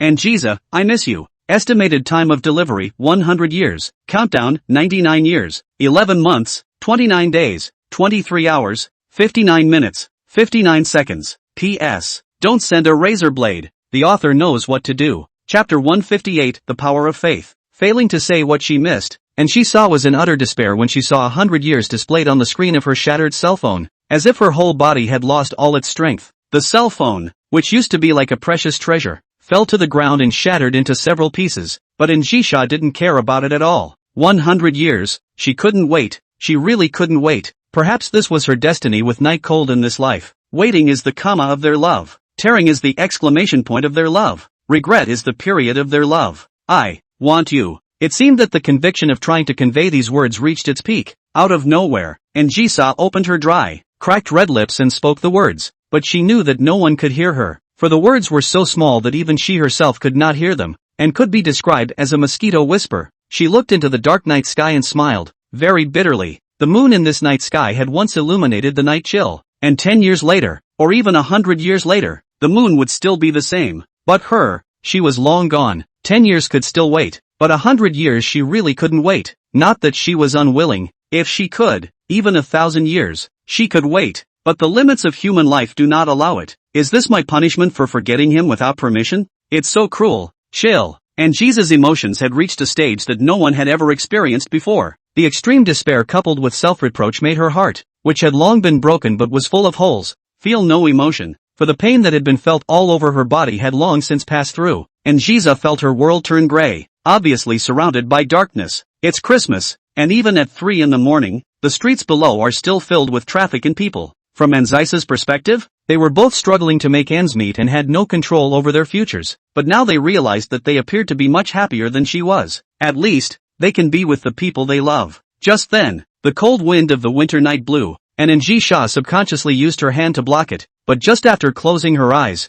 her brain went sky high. Her whole body unconsciously fell toward the ground. 23 floors, certain death. In mid-air, Anjisa calmly opened her eyes, and after noticing her situation, she didn't have the slightest bit of fear or trepidation, because perhaps she subconsciously wanted to do so. 10 years of torture was really painful for her. She didn't want to go through it again, not to mention that this time there wasn't even a little bit of hope. When a person doesn't have a little bit of hope, then death is no longer a painful choice. It's the living that counts. It was just that it seemed as if she was meeting Night Cold and telling him that she didn't blame him, that she still loved him, even if it was 10 years after the fact, or even if it was even 100 years, she would love him, even if the price of seeing her was going to hell. She wanted to see Night Cold one more time. 10 years of waiting shouldn't end like this. It should end better. Seeing one side is good. She really does not have any other ideas anymore. Just simply see one side. See whether Night Cold is thin or fat, whether Night Cold still loves her, or also like her to forget each other. 10 years, she had accumulated so many words she wanted to say to Night Cold. How could 1 minute be enough? 10 minutes? No. An hour? No. 1 day? It wasn't enough. None of it was enough. She wanted to be with Night Cold all the time. Forever. Even if there were more obstacles in front of her, it didn't matter. She could bear them all. And Shisa's thoughts were 1,000. Only without the fear of facing death. Only the strong wind whistled past in her ears. In addition, there was no more sound. Oh, and there seemed to be the voice of Night Cold. The voice of the old Night Cold coaxing her. It's good to think of you. It's good to know you. It's good to love you. So good. And Jisa slowly closed her own eyes. However, just as she had accepted the end of her death, a white light wrapped around her and then disappeared. Normal timeline. 10 days had passed since the linear time-spanning ability had failed, and Night Cold felt that after 10 days had passed, and Jisa should have calmed down, right? Should have started a new life already? These days, under Shang Cheng Rin's comfort, and his atonement for Anjisa, he had already sort of completely walked away from that incident. Today, in the early hours of the morning, Night Cold woke up, and he heard what sounded like someone calling out to him, and it was the kind of extremely sad voice that makes you want to cry. I don't know why, but for no reason. Night Cold thought of Anjisa from the AS48 timeline at the first moment. That's right, at the first moment. Aside from the fact that there was some resemblance in the voice, it was all instinctive realization of the night chill. In trying to sleep is already impossible to do. Night Cold pour a cup of milk for himself. After drinking it is completely unable to sleep. At 3 o'clock in the morning, sitting in front of the computer, Night Cold was thinking a lot and didn't know what he was thinking. He tried to force himself not to think about the AS48 timeline and Shiza, but he just couldn't. Suddenly, he recalled the reward he received some time ago, when he was given $10 million in cash and a special gift package, and because he had been guilty of what happened to AS48 and Jisa, he had never thought about it. After thinking about it, Night Cold didn't hesitate and directly opened that special gift pack. The host opens the special gift package. Congratulations to the host for the reward, time travel ability +1, limited to 1 use. Finally it was there. Night Cold had endured being killed so many times just for this, and although he didn't know why, having this item just made him feel at ease. At least what Shang Cheng Rin described wouldn't happen. After all, he already had the spatial traversal ability, and although he only had one chance to use it, at least it was there. This thing is about Shang Cheng Rin. It can't be used lightly, Night Cold said as he clenched his fists. Of course, even if one wanted to use this ability to meet Anchiza from the AS48 timeline, it would be impossible, as this item is a prop that alters one's own space, allowing one to travel to the future once, or to the past once. There's only one chance anyway. In other words, Night Cold could travel back to when he was a child, get himself a slash, and then travel back and he'd have an extra scar in the same place. However, just as Night Cold was getting excited, he suddenly realized that his system storehouse had become empty. Nothing. Where's my old man's prop that can travel through time and space? Night Cold immediately stood up and frantically searched for it, but it was completely nowhere to be found, as if it had never appeared. It's really gone. His heart inexplicably throbbed, and not far from each other, the sleeping Shang Cheng Rin slowly opened his eyes and revealed a bitter smile. It was at the same moment that a white light flashed in Night Cold's room, piercing the eyes. When Night Cold confusedly opened his eyes up, a white-haired Anjisa stood so tearfully in front of him. Shell, is that you? Shell, Chapter 159, Meeting at Last. Anjisa had already done the necessary mental preparation, but she didn't expect that a white light would actually wrap her up at the last moment, and then she was inexplicably sent to an apartment. What she didn't expect was that inside the apartment sat the man she'd been thinking about for so long. He hadn't changed, he was still so young. 10 years had passed for himself and only 10 days for him. But these things didn't matter, because the very fact that she could see Night Cold again had completely taken away her ability to think. It turned out that there was a god in this world, who had heard his cries, and who had allowed himself to see that familiar and unfamiliar face again. Shell, is it really you? That Anjisa who reigned over business was like a little woman at this time. Her crying voice was truly heartbreaking, and made people want to immediately hold her in their arms to comfort her. Night Chill slowly got up from the gaming chair. He didn't figure out what the situation was now for a while. Who was the person standing in front of him? Undoubtedly, it was the grown-up Anjisa. You could tell from her figure and appearance that she had a lot more womanly charm than the youthful Anjisa, but the abnormally gray hair indicated that she was in constant anxiety. You are Jisa? He had wanted to ask Jisa from the AS48 timeline, but knew that would be too abrupt, and the other person wouldn't necessarily know. Hearing that familiar voice, Anjisa finally couldn't help herself and directly jumped into Night Cold's arms, crying loudly, Why did you leave me? Is the promise of being together for the rest of your life a lie to me? Do you know how much I miss you? You big bad guy. Spoiled. Perhaps using words like venting would be more appropriate, but the side of Anjisa that showed her softness, Night Cold had really never seen it before. Anjisa's body was very fragrant, and in addition to the light perfume smell, there was also the gardenia scent that Night Cold was very familiar with a little bit of ethereal fragrance. It's Anjisa's flavor. Night Cold, who was barely able to make sense of the situation, was faced with Anjisa's shell-shocked questioning, and his already guilty heart made him unsure of how to answer. He barely had a general guess as to why Anjisa had traveled to his own timeline. He wasn't sure, but it shouldn't be far off. Say something. Anjisa's face was filled with tears as she looked up at the person she had longed for. It was rare for her to cry, but she had forgotten exactly how many times she had cried because of what happened to Night Cold. And what often broke through her tear ducts was the thought of Night Cold and the despair of never seeing him again. And this time, it was unparalleled joy and excitement.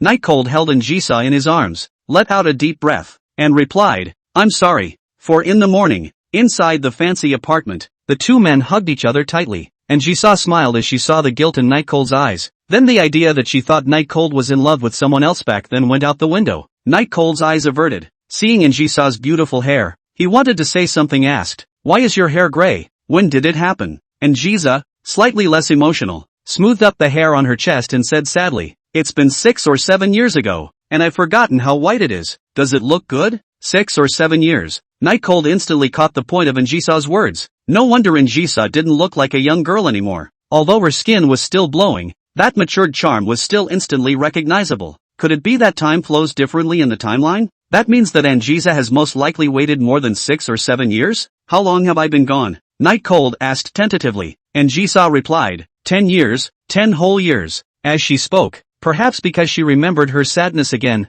Anjisa's eyes reddened once more. 10 years? Night Cold had been shocked beyond words. Originally, he thought that even if Anjisa was in love with him, at most half a month, she would completely get out of the haze of love. But by the looks of it, Anjisa not only didn't manage to get out of the haze in half a month, but even waited for a decade long alive. 10 years? What a long wait. What kind of noble love is this? Did he, a man who toyed with other people's feelings, really deserve it? Night Cold's hand gently stroked Anjisa's cheek and asked in an incredulous tone, 10 years you're willing to wait? Why are you so stupid? Anjisa was very flattered by Night Cold's touch. She firmly said, a future without you is not the future I want. Not to mention 10 years, even if it's 20 years I'm willing to wait, but I just don't know if I'll be able to live that long. The wait was agonizing, and 9 years ago, Anjisa thought countless times that she might not be able to wait 10 years, or even live to see the next month, and I don't know why, but it feels like there's a fear of the unknown. From Anjisa's words and demeanor, Night Cold could capture that she had had a bad time over the years, and suddenly, his heart began to ache. He's the one who's to blame for what Anjisa has become. I'm sorry. Night Cold didn't know what to do but to apologize. I'm really scared. I'm so scared that text didn't make it. I'm so scared that you won't reply to my text. I'm so scared that by the time I see you again, you'll already have another woman next to you. I'm so scared that of course you won't recognize me by the time I'm standing in front of you. and I'm scared most of all that I won't be in love with me. And Jisha lay down in front of Night Cold's chest and told all the uncertainties that had tormented her over the years, her crying voice still very much attracting pity. After about half an hour had passed, the lights in the living room were all turned on, and Night Cold poured a cup of hot water for Njisa, who was sitting on the sofa. Next to him, Night Cold looked at Njisa, who was drinking water, and in his heart, he probably guessed why she was here. The prop of time travel ability, and Njisa should have used this prop to come to her side, and this explanation was the most reasonable. When his time-traveling prop had just disappeared, Njisa from the AS48 timeline came to his side, but why could Njisa use his props? That was something he couldn't figure out. Suddenly, Night Cold remembered what Shang Qing-rin had told him some time ago, that as long as one's beliefs were strong enough, then there was nothing that could not be done, and Njisa loved him so much that in that moment, the thought of seeing him must have exceeded the limits of the universe, right? That's why the props were used by Njisa. Night Cold smiled slightly at Njisa, who returned a smile. Immediately, his face sank once again, because this time-traveling ability was reserved for Shang Qing-rin, but it was used by Njisa in advance, and he always had a bad feeling about it. But can you really blame Njisa? No, and he can't afford to. P.S. A chapter that was posted in the wee hours of the morning. Chapter 160, like it or not, Njisa was always in a dreamlike state, not surprised by anything around her. Why did she obviously fall from the top floor of Anne's building but didn't die? Why is the night chill still as it was 10 years ago? Why had he come to such a place? All of these things that could not be recognized or explained by common sense. And Njisa did not care. Perhaps it was because her emotions were difficult to fluctuate after being tormented by longing all these years. Or perhaps it was that when she was convinced 10 years ago that Night Cold was real but couldn't find it in any way. Or even when people around her started to forget about Night Cold in droves, she knew that anything that happened in this world was possible. Night Cold looked at Njisa, then got up and went to the kitchen, took out the half bottle of Romane Conti that was still left and poured a glass for Njisa. Have a drink. A slightly drunken state might be better for taking in what I'm going to tell you later. Night Chill similarly poured himself a glass, which was still left over from the cooking beef, knowing that Night Cold was going to clear up her confusion. Njisa picked up the wine glass and shook it. She could see that the wine was indeed genuine, and it was the kind with a long vintage. I didn't expect Night Cold to turn out to be so rich, to actually be able to afford to drink this kind of wine. Of course, this kind of wine is certainly not worth mentioning to her, but in her impression, isn't Night Cold broke? Night Cold very amateurish sip of wine. He also do not know will be the truth out in Njisa exactly what kind of reaction, but Njisa is already poor enough, if in the deception, he really in the heart. 10 years of waiting, he felt suffocated just thinking about it. Spin, under the watchful eyes of Njisa, Night Cold began to explain the causes and consequences of the matter in its entirety. It's very vague though, no mention of systems or anything like that, just that he accidentally traveled to some other timeline and that later her would be able to go back, and that things were very simple. After Night Cold finished speaking, his eyes looked into Njisha's eyes, and to his surprise, the latter wasn't too surprised, but only slightly stunned. You mean, like a light novel? Rating me will allow you to return to your own timeline? Njisa shook the red wine in her hand and said meaningfully, that's pretty much it. That said, you know about light novels? Rather something I never learned about. Night Cold said with some embarrassment. Njisa took a sip of red wine. That means it's the year 2024? And there's another Njisa in this world? And you still like her? Her eyes began to become bloodthirsty, and for some reason, the sense of oppression was much stronger than that of the teenage Njisa, perhaps as a result of years of repression. Night Cold sucked in a breath of cool air. He didn't say he liked Njisa. Why did she just guess it? Isn't it? Njisa asked sternly.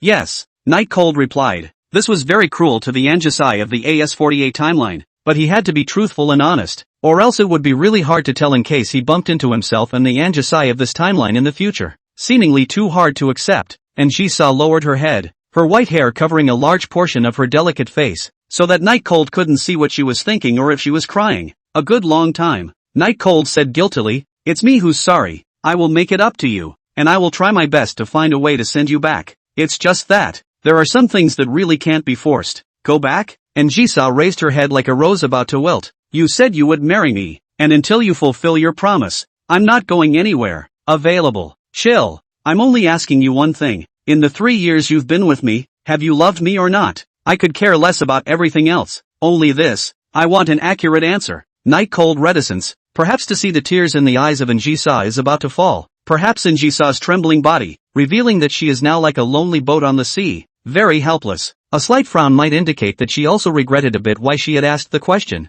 Fear of not getting the answers you want. Night Cold slowly closed his eyes. Did he love Njisa in front of him? The answer was no. But it was undeniable to know that Njisa had waited for himself for 10 years. Thought about himself for 10 years. Even for himself a night whitehead. How could he possibly let this infatuated girl be hurt again? 3 or 4 years had flicked by for him, but for the woman in front of him it was 0.4% of her life, which really had been a lot. Maybe the psychological touch was really strong, because at this point, Night Cold had gone soft. The waiting, and the silence. Made Njisa's tears slide down, silently. Not only did Night Cold not notice, but Njisa herself didn't notice either. She was inwardly praying that as long as Night Cold loved her, she could accept anything. As long as she could be at peace with Night Cold, she didn't bother with anything else. God, if you really exist, please show your spirit in this moment. I, Njisa, am willing to give everything in exchange for Night Cold's true heart. Night Cold had already figured it out. He subconsciously looked at Njisa. The latter's eyes had been on him, and she also gave him a slight smile.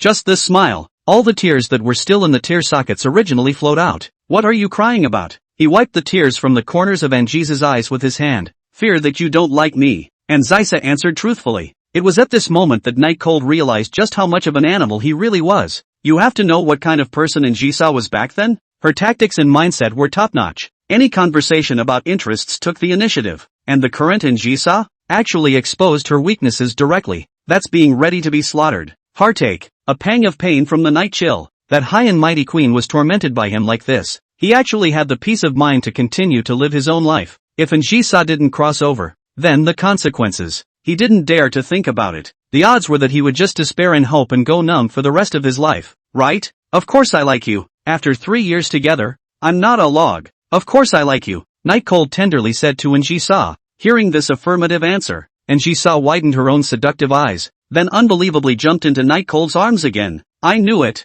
I knew that the 10 years of waiting would be fruitful. I knew that you definitely still love me. Night Cold gently soothed the wounded rose in his arms, while also thinking about what to do in the future. Chapter 161 Assumption of Responsibility. Are you sure you want to stay here all the time? Night Cold asked as he lifted Njisa's head up and looked into the other party's eyes. Of course. Njisa smiled and nodded. She had waited for 10 years. Within 10 years she was as if she was a walking corpse. Although living here might be inconvenient, but it was fine to be with Night Cold. That's what she wanted before she died. Since the gods had really given her the chance to see Night Cold again, she would never let it go. Good. Night Cold replied with a deep breath. This good was more than just an answer. It was more like a kind of chinua, because Njisa had no one to turn to in this world but him, and then he was going to go and sort everything out. Njisa's clothing, food, housing and transportation are just the basics, such as identity, and he has to take care of it in the future. So leaving Njisa here was definitely a thankless task, but Night Cold really owed this woman too much, and really didn't want to see Njisa cry or feel sad anymore.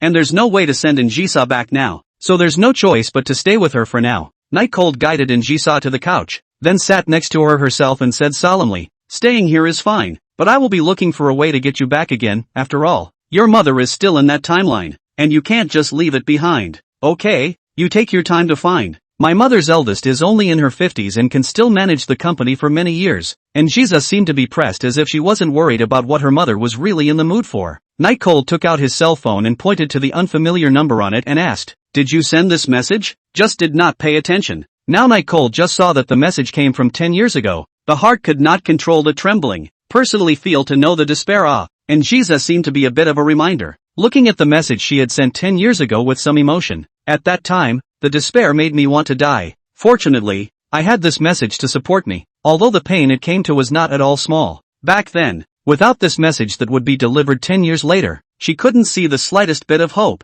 and really didn't know what she could have done during the craziest of times. It could only be that, as painful as it was, it at least gave her hope and it ended well. Messages arrive in seconds if I send them, or else I'll send a few messages over. At that time, your mother can also feel more at ease if she sees it? Night Cold asked tentatively. Mother-sama shouldn't be able to see it because the cell phone has been shattered by me. Njisa seemed to be a bit embarrassed, mainly because she felt a bit embarrassed about letting Night Cold's mind fall. At this moment, Night Cold does really feel the change of Njisa 10 years, although it cannot talk about how gentle and kind, but compared to 10 years ago that is too much vulnerability. Regardless, Night Cold sent a message to the cell phone in the other timeline, just in case Njisa's mother had fixed the phone in order to find out the truth about her daughter. My daughter is well and will return in a few years. Do not miss her. It was already past 5 in the morning after everything was finished. and while Njisha was taking a shower inside the bathroom, Night Cold was already too tired to think about anything else. He didn't tell Njisha about how he crossed over, and Njisha didn't ask,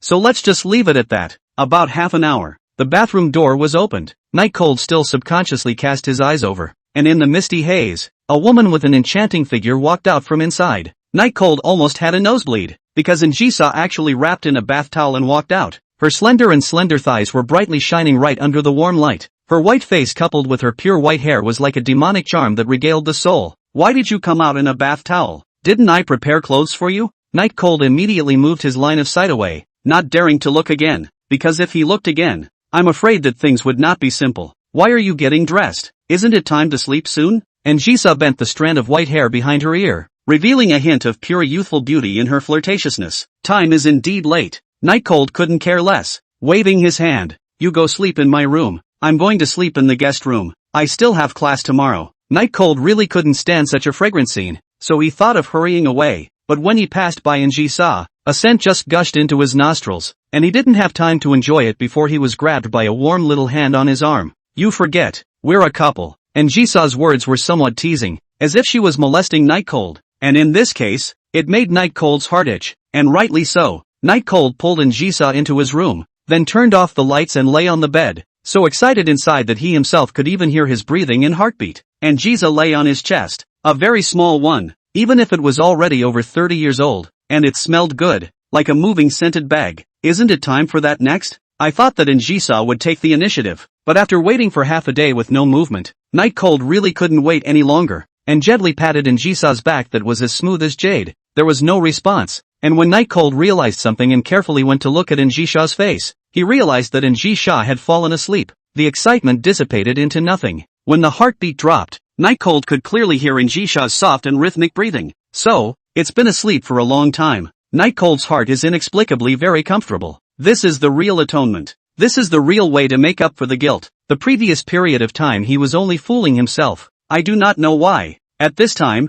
the Night Cold is like settled in the general, warm and soft jade in the arms. He actually felt a faint warmth. Just the desire impulse all gone. Njisa redeemed herself and came to Night Cold's side with the belief of breaking through the universe. But how is this not redeeming Night Cold himself? Night Chill's body slowly began to relax and his eyelids began to fight. Something that had never happened before in the past few days. These days he had been losing sleep and his nerves were tense every moment because he always wondered what would happen to Njisa. And wouldn't it be the day he left after feeling how much Njisa loved him? Suddenly, Night Cold felt that it wasn't a bad thing for AS48 timeline Njisa to find her. Just like what Shang Qinggren said, his sense of responsibility was just too strong. Although it would make him very popular with the girls, he would also be tortured by the overly strong sense of responsibility. Night Chill fell asleep, never more comfortable. P.S. Gifts people just measure up and ask for a little free 5-star review. On a side note, before we get to the next part of the plot, there will be a small routine, a reprieve to give you a break, which the author personally feels is still fun.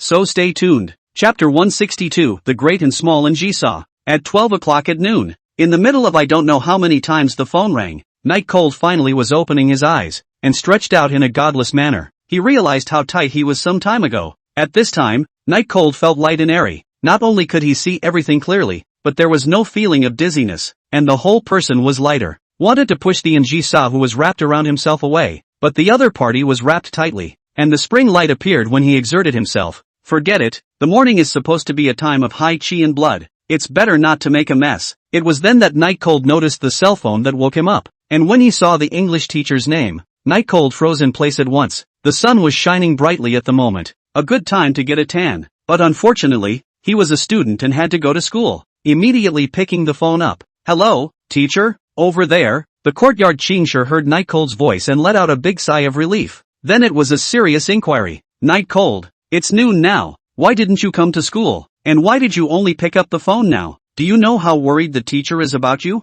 Night Cold looked at Njisa, who was still sleeping, and for a moment he actually didn't know how to answer. But he who had been in the Shura for many years still responded immediately. Straight to the king of leave reasons, sickness. Teacher, I should be sick. I just woke up from a nap, and my head is still dizzy and uncomfortable. Night Cold's voice matched the performance and was immediately weak. Yard Chingsher of course will believe and originally she thought that Night Cold might be in trouble. Now that she knows that Night Cold is just sick, from the heart level, she is very happy that it is such a result. And Night Cold was a good boy. She thought, seriously? Weren't you alone at the flower sea? Do you want teacher to bring someone to check on you? Courtyard Chingshi's tone didn't seem like a fake casual remark, but rather as long as Night Cold agreed, she would be right back. No, I'm feeling about as well as I can, and it's winter now, with the high incidence of the flu, so it wouldn't be good to be spreading it around then. Then take care of yourself, and you don't have to come in tomorrow, so get some rest. Courtyard Chingshi also did not force. Perhaps it is the Night Cold in English in the composition to confess to her thing still has a stigma in her heart, perhaps because of the real fear of being infected. That is not known. Hanging up the phone, Night Cold breathed a sigh of relief. Fortunately, he was usually very good and wouldn't take time off indiscriminately.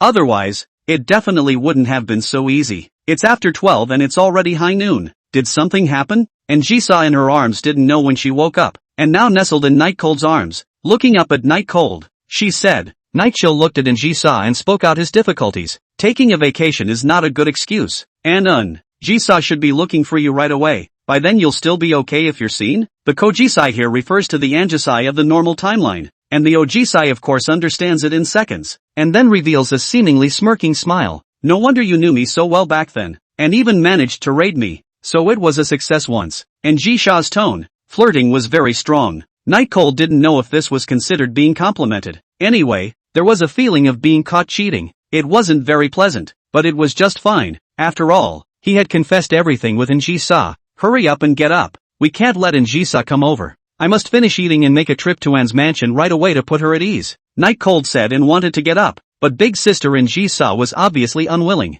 Anne's mansion, huh? I know how to get there too. Oh, might as well say that place is mine. And Jisa's smile was very strange, perhaps because she found this matter very interesting. Until now, she was still dreamlike, still felt like she was dreaming, but the real touch and clear thinking were telling her that it was all true. Stop it. You still have to rely on Jisa to solve the problem of your identity. I'll ask for you on the side later. Night Cold struggled again. Still not much use. Of course, although at this time Jisa and Night Cold were of average height, their strength was still much worse, and Night Cold, who had advanced fighting techniques added, could easily pull Jisa away, but that would hurt Jisa, and he wouldn't do that. So scared? Wouldn't she listen to you if you told her directly that you were going to help another woman with no status? And Jisa asked meaningfully. Night Cold looked at his big sister speechlessly. What kind of temper you yourself had 14 years ago? Don't you know yourself? And you're still telling her directly? By then the two of us could probably be buried together. That's serious? The older sister covered her sexy lips in mock surprise, and then giggled, perhaps because she found it amusing, or more likely because she remembered herself. Just then, the phone at the bedside rang, and without looking Night Cold knew that it was Jisha, as he had set up an exclusive incoming call alert for Jisha. In an instant, Night Cold was like a man caught cheating. The body directly froze in place. Big sister Jisa found it interesting, turned over to look at the caller ID, and when she saw the name on it, she instantly became interested as well, and found it interesting, so she brought the phone to Night Cold. Aren't you going to answer it? Answer the phone later and all your punishments will be doubled. Big sister Jisa said as if she knew the person on the other side of the phone very well. Night Cold blankly glanced at his big sister, and Jisa, don't talk, said in a forceful and very low voice, then brought the cell phone over, cleared his throat, and picked the call up. The big sister next to her, and Jisa, inexplicably wanted to laugh when she saw Night Cold in this state, but she eventually held back. Hey, Shiza. Night Cold's voice had just sounded, and the sound of a fountain pen tapping on a sandalwood table came from over there, followed by an indifferent voice that could crush a person to death. Why did you take so long to answer the phone? He couldn't control his eyes from looking at his big sister Jisa next to him, who was propped up and full of smiles, without any remorse about the incident. I went to take a shower, just woke up well, sick, body sticky. Night Cold found a reason that was still reliable, rather than saying that he had long been prepared in case Jisa's call came. A bath? And Jisa's tone was slightly gentler. After all, she wasn't the kind of unreasonable teenager who needed to return a message if she asked someone to take a bath. Yeah, it's just a shower. Alright, let's forget about it this time. And Jisa's tone was completely gentle. I heard that you're sick? Is it serious? Do you need to go to the hospital to recuperate? Night Cold was touched. It's just a common cold, nothing major. And Jisa unexpectedly continued. Okay, you don't have to cook for yourself. I'll bring it for you when I come over later. In about an hour. Hang up.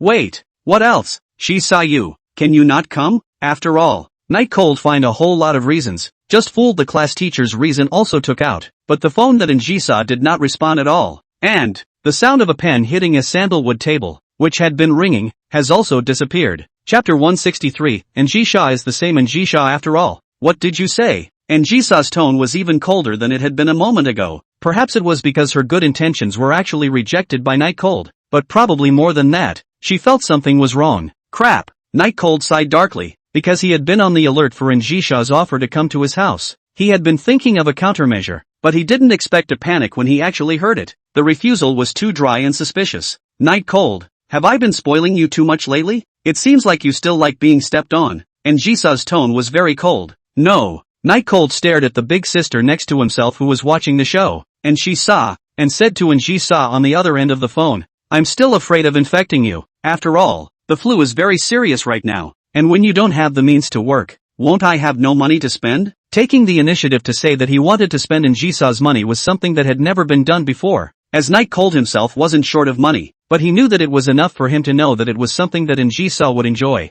As expected, after Night Cold said these words, Jisha was silent for a moment. Seeing as you're looking out for me, forget it, I'm very busy with work and didn't have the time to look for you in the first place. Since you're not happy about it, it's just right. And Jisa didn't make things too difficult for Night Cold. At the same time, the sound of the pen sounded again. So, shall I go to you? Because of the reason of Big Sister and Jisa's identity, so Night Cold still wanted to go find Jisa. Otherwise, Big Sister and Jisa wouldn't become a black household? Money won't help in this case. You have to have power. People like Big Sister and Jisa, who had no trace in this world, even if they looked for connections, it was useless. They had to have the right to force an identity. You want to give me the flu? And Jisa came up with this. Don't want to. Absolutely not. In 2 days it just happens to be the weekend. Then I'll come and play with you. Night Cold said very attentively. He just wanted to act like he wanted to see Jisa very much right now. That way, the queenly attribute of Jisa would keep him away because she had to temper the puppy. Advancement for retreat. This was the conclusion that Night Cold and Jisa had come to after being together for so long.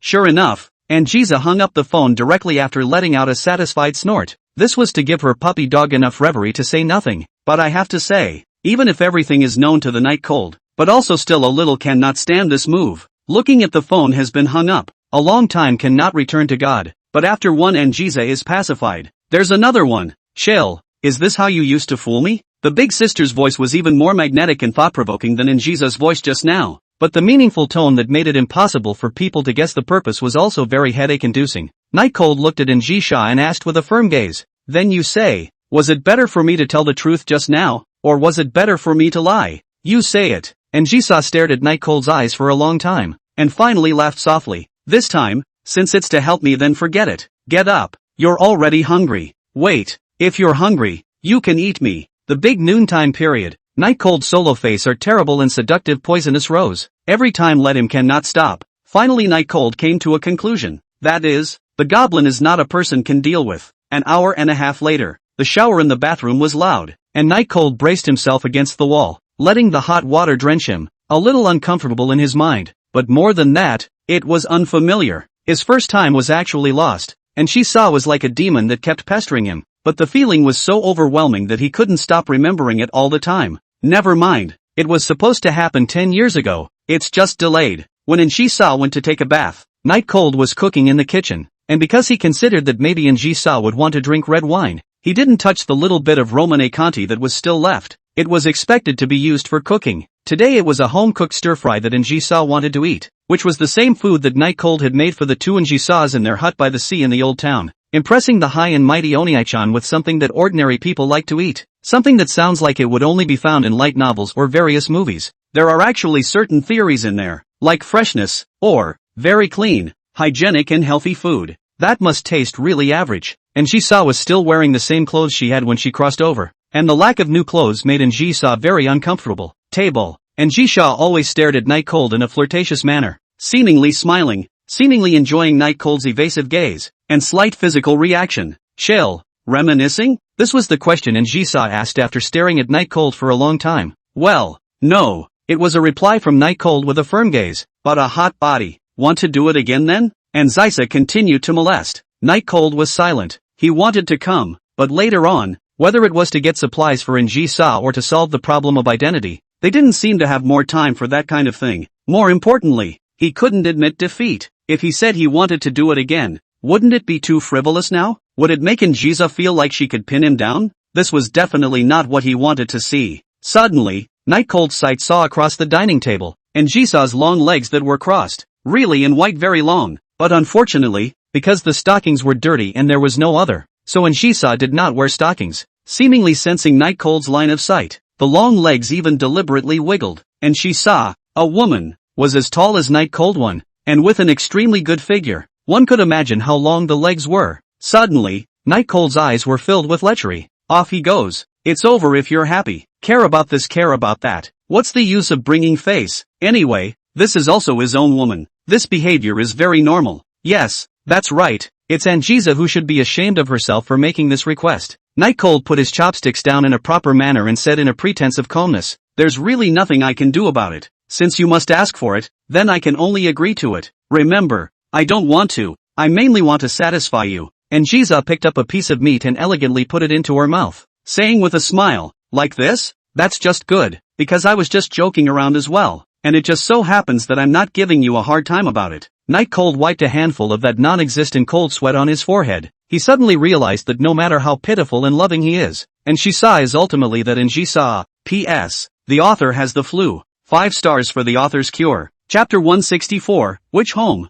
It was already 2:30 after dinner, and Night Cold clearly wanted to take Njiza to buy some daily necessities and clothes, but Njiza shook her head. What do you wear if you don't buy clothes? Wear a bath towel every day. Ha! I don't have a problem with that. Night Cold drank a glass of water and looked at Njiza suspiciously and asked, a trip to my house. Njiza replied with a very clear goal. Night Cold's eyes became odd. Her home? Now her home was here, an apartment located near the Flower Sea Academy. But Night Cold knew that Njiza was definitely not talking about this place. Could it be the castle villa located in Kayasawa? Tentatively, he asked, the home you're referring to is the one in Kayasawa. Ah, you don't know? We've obviously been there together many times. Njiza looked at Night Cold with a sultry look, as if she was saying that Night Cold was a scumbag who lifted his pants and flipped out. Night Cold was a bit embarrassed by the look, but he immediately realized that something was wrong. You know, the Njiza in front of him was a traveler from the AS48 timeline, and there was another Njiza in his timeline, and even though Saizawa's Villa Castle could be said to be her home as well, the reasoning still didn't make sense unfaced, right? I managed to avoid you and Njiza from bumping into each other, and you still want to rush over there? Night Cold looked at Njiza in a very speechless manner. The issue of the two timelines Njiza meeting up had actually been on Night Cold's mind since he knew Njiza's identity, but still never found a way to deal with it, so the best solution was to keep the two Njiza from meeting. And the outcome after the meeting was honestly predictable. After all, the AS48 timeline's Njiza has arguably no power in this timeline. The dining table was cleaned up by Night Cold, and Njiza sipped the cellar for many years of Romane Conti. That look, elegant with flirtation. For Night Cold, this adolescent teenager, the temptation is full. Chill, did you get one thing wrong? Even for this timeline, I don't intend to settle for less. I want to dominate everything. Do you understand? Njiza's words revealed absolute confidence. Might as well say that at this point, Njiza is a reborn person who has passed through her timeline to 2034, and it's now 2024, which means that she knows everything about what makes money in this decade. The open life made the corners of Night Cold's mouth twitch slightly, and for a while he couldn't tell who was actually the protagonist. Are you trying to use your experience from your last life and start over? At that time, you won't have to be afraid of Njiza? Night Cold asked curiously, and Njiza smiled helplessly at Night Cold. Night Cold could tell at a glance that this expression was helplessness. In the place of the smaller Njiza, or Shang Chang Rin, it would have been a blank stare instead, but that faint feeling of being spoiled made Night Cold instantly recognize that Big Sister was just wonderful. What, Auntie? Sorry, that's even better. Wait a minute. In the future, if Njiza became the queen of the business world again, wouldn't he have a stronger desire to conquer and sense of accomplishment when he did that kind of thing? At least he did when facing Njiza. Night Cold retrieved his thoughts, coughed lightly twice, and said with a straight face, let it go. I still have some money of my own that I can invest in you, and I will support you unconditionally. The current Night Cold card should have more than $20 million in it, all of which he got after completing the system mission. And honestly, it wasn't like he didn't have a sudden burst of desire to buy a yacht or an airplane, but unfortunately, he didn't dare to spend too much or else he would attract Njiza's attention. Moreover, normally, but anything that cost more money, Njiza would pay for it, and he didn't have to buy it, whether it was a yacht or an airplane, Njiza wouldn't say no. AI, how stupid. Njiza sighed and smiled as she looked at Night Cold with very doting eyes. If you want to be on par with the Yin family just by being successful in business, you're just dreaming. A heritage of hundreds of years is not something that any entrepreneur can shake. Is that so? Night Cold was a bit surprised. He used to think that the Yin family just had a lot of money, but now it seemed like that wasn't the case. Let's go. When the time comes, you'll know. From now on you'll be the one person who'll make sure you're much better than following that little girl you're with now. And Jisoo's tall figure stood up. While hearing this, Night Cold was a bit angry. The kind that was really angry. Instead of standing up along with Jisoo, she placed her cup on the table with a little force to express her dissatisfaction, and then looked at Jisoo seriously and said, I don't care what you're thinking, but I don't want to hear that kind of words again just now, and I don't want to say something threatening, but I hope you pay attention to it. Perhaps it was because she expected Night Cold to get angry, so Jisoo's expression was nothing but playfulness with a joking look.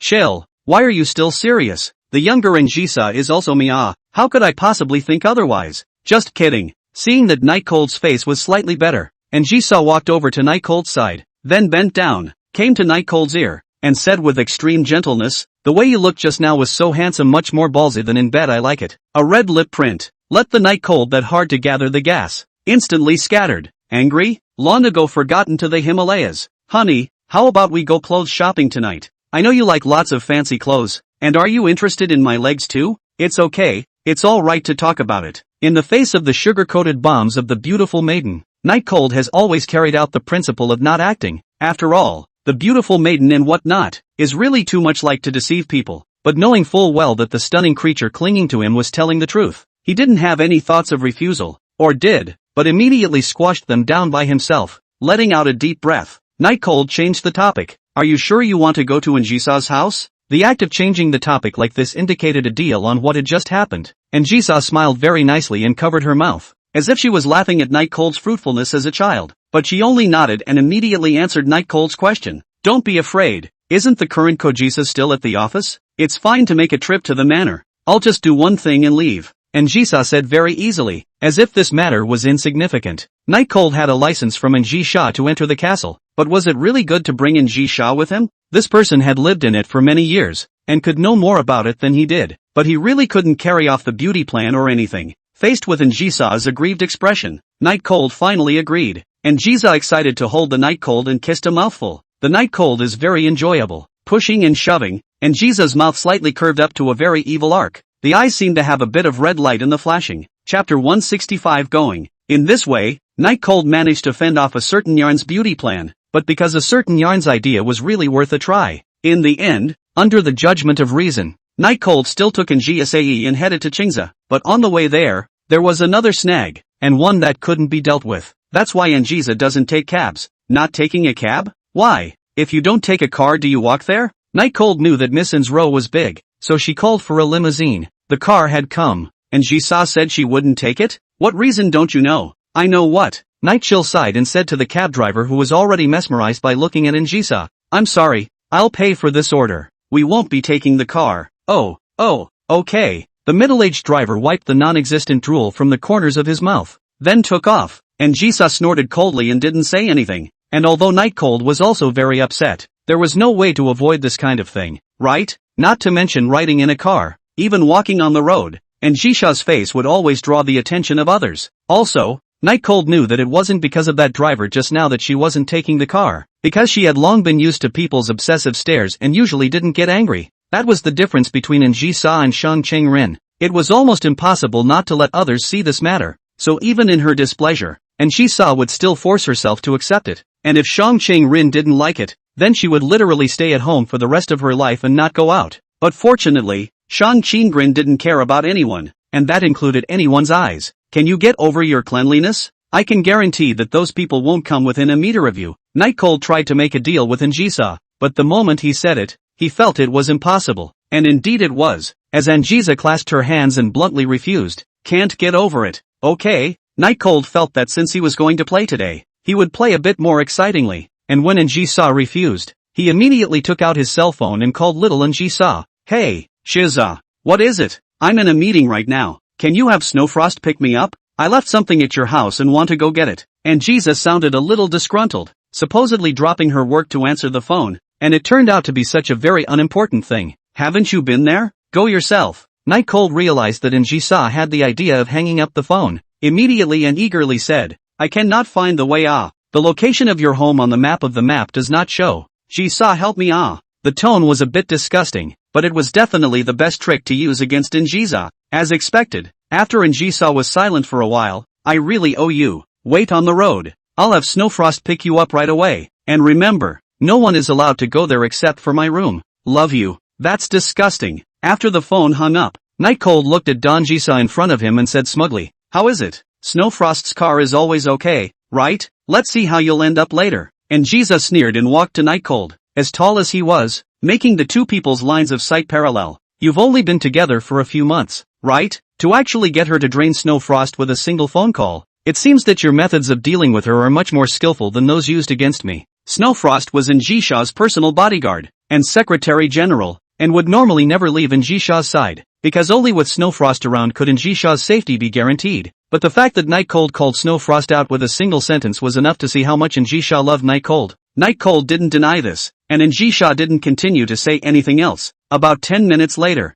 she saw exclusive that a lengthened version of the business car parked in front of the Night Cold, and in the meantime put on sunglasses Ji-sa see this car. Inexplicably some melancholy, because she hadn't been in this car since Night Cold left. Snowfrost in the driver's seat is also very young, 10 years, she put herself in this bodyguard is also tortured Sitting in the back seat, Snowfrost didn't turn around, but kept checking the time, supposedly wanting to hurry up and dump Night Cold over there and return to her boss. However, the moment Ji-sa sat in the car, Snowfrost still couldn't help but turn around, because for some reason, she felt that this person was familiar, very familiar. It was like she had seen it somewhere, but the shape and place and location were all wrong, and again, it struck Snowfrost as unfamiliar. Introducing, she is my sister, her name is Ning. Night Cold smiled and introduced Ji-sa to Snowfrost. As for why Ning? Because Ji-sa was too cranky, needed some peace and quiet. Of course, the main thing is that it's not very quiet, just be peaceful, not quiet.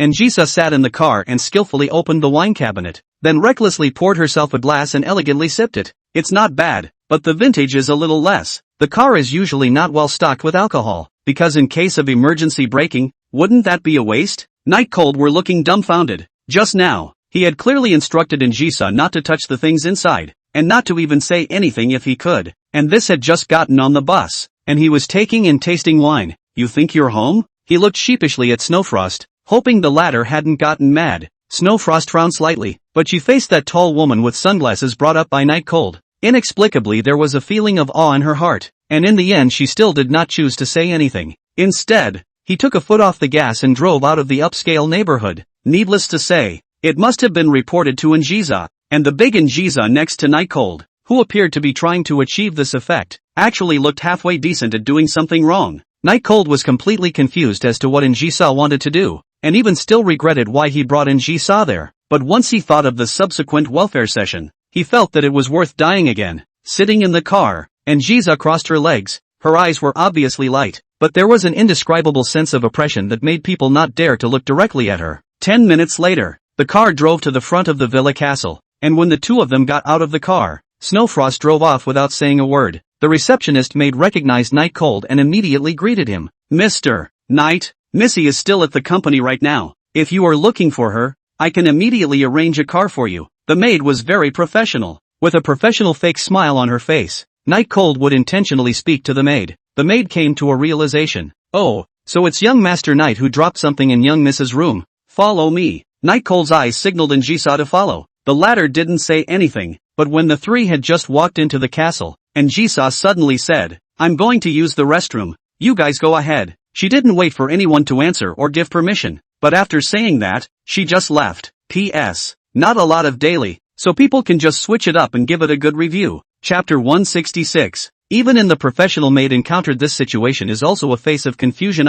After all, in this place, no one has dared to such a haphazard trespassing. She wanted to speak out to reprimand, but remembered that this person is the Night Cold brought, and then entangled closed his mouth, until that tall figure completely disappeared within the two's line of sight. The maid guided Night Cold to sit down in a smaller parlor next to her and waited for Ji-sa's return, but Night Cold had already finished a pot of tea and there was still no sign of Ji-sa. Night Cold didn't know what Ji-sa was preparing to do, and being secretive before he came, he did guess that Ji-sa was preparing to mess things up a bit, but what exactly it was, that was unknown. This current situation of not being able to control anything made Night Cold inexplicably a little nervous, and the maid standing at the side that was even more panicked. After all, if anything was lost here, it would be her responsibility. So at this time she regretted why she hadn't just followed along. After about half an hour, Anjiza walked back. Yes, Anjiza had been gone for a whole half hour. Inside the small parlor, Night Cold's eyes looked strangely at the smiling Anjiza and asked, "Where did you go?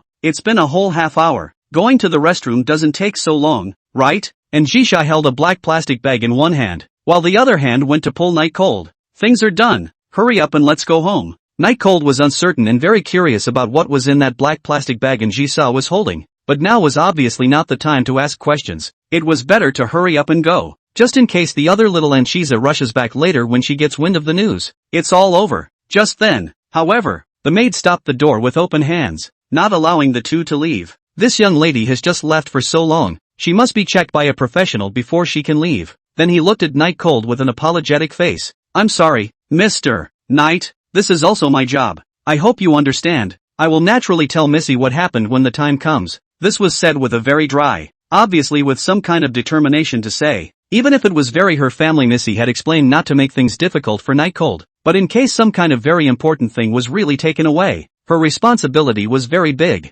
Night Cold glanced at Anjiza next to him. The latter was not as gentle and friendly as when she was with Night Cold, and in the face of the maid's words about her intention to search the matter, she clearly did not have any desire to cooperate. Anjiza was a cleanliness freak, and having someone else search her was obviously out of the question. But to just freeze here? What if the other, smaller Anjiza came back later? That one wasn't one to be messed with. "We came to look for something and found it, so we're going back now," Night Cold voiced a reminder, wanting to use the order Anjiza had given earlier to threaten the maid. But unfortunately, it was of little use. "No." The maid's voice was loud and her head was bowed, clearly not intending to leave the moment she stepped forward. Next to Anjiza's face was getting worse and worse, as if Her Majesty had received a provocation, and her hostile look was indeed something that Night Cold had never seen before. Night Cold tried to comfort, but it seemed like it was too late. Anjiza walked up and stared at the maid who was blocking the doorway and asked, "What did you say? Do you know who else you're talking to? Now get out of the way and I'll pretend nothing happened. Or else." Anjiza's voice had gotten lower by the end of the day, and it was obvious that she was really angry. Or maybe that was some Anant's technique for dealing with people.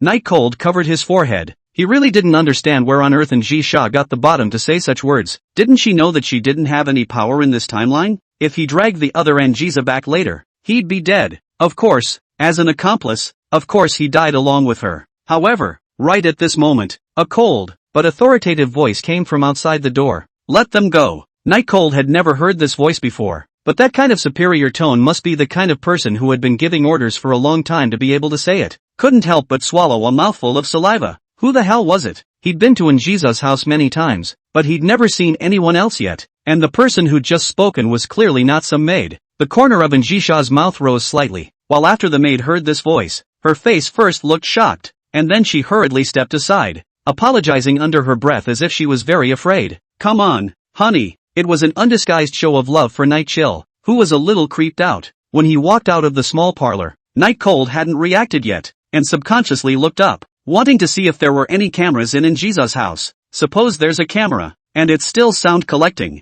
Then, he could practice swimming ahead of time, since he shouldn't be shot straight according to his bond with Anjiza. But the item of feeding the fish was still unavoidable. Thankfully, no, out of the villa castle, got into the car to go home. During the time, Night Cold had been looking back, wanting to see who the person who had just spoken was, but in addition to seeing a graceful and luxurious back, he did not see anything. For just a moment, the purple back walks into the darkness. In the car, Anjiza once again took out the wine from the wine cabinet and tasted it. Of course, the wine equipped in this car was certainly not as good as Romane Conti, but the price was still high, making the general public look up and out of reach. Silence, Anjiza's usual tactic for dealing with others, was now used on Night Cold. She knew that Night Cold had a lot of things she wanted to ask, but she just didn't open her mouth, and didn't even say anything to avoid being introduced to the topic by Night Cold, just waiting for Night Cold to speak. This will take the initiative. It was an abominable practice, and Night Cold, who had seen everything out, could only curse abominable beauty maiden in his heart before it was gone. "Want a drink, honey? I can feed you with my mouth." The voice was completely flirtatious. It should be that the thing that was plotted just now had succeeded, so the mood now was very good. Wine in the mouth of a beauty, that was a treatment only available to emperors. In normal times, Night Cold would still taste it critically, but there were too many doubts in his mind right now, so he was not in the mood to think about this at all. What the hell is going on? This was the first question Night Cold asked after he got on the bus, and Night Cold, whose patience for beauty had already reached an extreme point, opened his mouth in a slightly comical manner. Let's talk about it at home. People have prepared a surprise for you. Oh, please look forward to it. And Jisoo's expression was like a big sister who lured a small child, causing Night Cold to inexplicably get some chills down his back. The Jisoo of 10 years ago. That mind is also 10 years more than the current one. Just then, the last thing Night Cold wanted to happen still happened. The cell phone call in my pocket rings. Take it out a little. It's N. Chapter 167, The Beauty Out of the Bath. Holding the cell phone, Night Cold's gaze grudgingly looked at the playful Jisoo next to him, who just took a sip of red wine and had absolutely no intention of taking responsibility for it, not being able to go too long without answering the phone. This was the rule that Jisoo had set for him, so now even though he very much didn't want to answer the phone, Night Cold still had to pick up the phone with a stiff upper hand. Hello? Night Cold, you are getting more and more arrogant lately. How dare you bring a woman to my house? If it's because you want to die, you can tell me. Don't be afraid that I won't fulfill you. The gentle greeting was rewarded with a furious response, and Night Cold felt his eardrums hurting a little, but because he was afraid of the person on the other end of the phone, he didn't dare to take the phone away even so. No, he's my sister. Your sister? I know better than you how many people are in your family. You are an only child. Where did you get a sister? And Jisoo's tone was very dangerous, as if she was about to destroy the world. And Jisoo had investigated the population of Night Cold's family very carefully, and of course, she knew that there was only one son in Night Cold's family, and there was no one else at all. My cousin. Really? Next time I'll take you to meet her and you'll know. Night Cold explained again. Would Jisoo eat this? Obviously not. She said word for word. Immediately. Come back to me immediately. Right now. I'm at the entrance of Ziching's villa. I want to see you in 30 minutes. Night Cold lifted his head up to look at Jisoo, who was watching the scene next to him, and asked with his eyes what to do. If he just took Jisoo back, what would happen then? That was anyone's guess, but Night Cold knew that it would definitely not be easy, and death would be the easiest punishment, because he could have been killed by Jisoo for I don't know how many times, and he was very convinced about that. Hearing Jisoo say that she was already at Chingze's villa, for some reason, a layer of cold sweat broke out behind Night Cold. If she had left a little later, wouldn't she have bumped into him? By the time Jisoo saw herself with an enchanting figure and charming-looking demonic woman, it would be a volcanic eruption like disaster in an instant. But things aren't much better now. Jisoo listened to my explanation. She is really my sister. God's sister. The very dry kind. Because he was nervous. So Night Cold himself didn't even know what he was saying. Yi Han, are you telling me a cold joke? Or are you deliberately being sarcastic? And Jisoo's voice was like a frozen lake in a waxing moon. The kind that could freeze a person to death. Very scary. Is today a disaster day? I should have known it was. Not to mention what to wear in a costume. Even if it's not a costume. No clothes. That's still something to consider. Anyway, as it is now, Night Cold is regretting it a bit. Perhaps having seen enough of Night Cold's defeat, the large Jisoo put the red wine glass down, then smiled and snatched the cell phone from Night Cold's hand. If you have any questions, go ask your mother. Then under the gaze of Night Cold's clueless eyes, he hung up the phone. When the cell phone returned to Night Cold's hand, Night Cold of course wasn't looking at the cell phone, but staring at the flirtatious figure in front of him. He was a bit bewildered. He had hung up on Jisoo's phone? Isn't that a death wish? What are you doing? Do you know that you will die? Night Cold knew Jisoo's terror, which was why he was so flustered at this moment. Don't be afraid. She can't do anything to you again from now on with me around. And Jisoo said very confidently, as if she had once again returned to her own timeline. Can't what? Night Cold suddenly caught the point of what Big Jisoo had just said in response to Little Jisoo. Ask mother? Could it be that just now? And Jisoo had gone to find her mother in this world. That is, the real person in charge of the family. Did you go looking for Jisoo's mom? Night Cold asked in surprise. That's right, if you want the right. Of course and must go to Mother-sama. And Jisoo replied very dryly, without a hint of reservation. Night Cold's mouth opened, but half a day didn't say a word. He really couldn't figure out. What on earth did Jisoo dare to go to the mother of this world? Obviously not even from this world. Perhaps seeing his doubts, and Jisoo took a sip of red wine and replied, Mother-sama is a very legendary woman. She has seen many transcendent things in her life, and she has even seen a mountain god before. So this matter is still something she accepts very quickly. The answer was very specific, and basically the Night Chill doubtful spots were solved. So this matter of crossing over, which you accepted so quickly, was also because of your mother? Night Cold asked what was on his mind. In fact, He had always been curious as to why Njisa was still calm when she encountered this supernatural phenomenon. Pretty much. Mainly, seeing you is more important than anything else, so as for the reason or whatever, it doesn't matter. And Jisa's words were light, as if she was talking about an insignificant matter. But for Night Cold, the words were instead more moving than the tears in his voice, because it's very real. Under the repeated consolation of Jisa, although Night Cold did not completely put down his heart, but at least he was quite at ease, mainly because there is no other way to be at ease. Let's listen to God's destiny. Dying will be tomorrow. There's a lot more to do tonight. When the moment of getting out of the car, the Night Cold just suddenly remembered. Has not gone to buy strange clothes it? This night still play Jisa, aren't we forgetting something? Night Cold asked as he stopped where he was and didn't want to move forward. And Jisa smiled faintly. No, I'm remembering all of it. Let's go. You're guaranteed to be satisfied. Night Chill sighed. Since Jisa had said so, there was nothing more he could say, because Big Sister and all that was just too much of a good idea. He couldn't top it at all. And if he had the addition of a uniform, then, in order to get up tomorrow, Night Cold followed. In the evening, Night Cold's words had been few,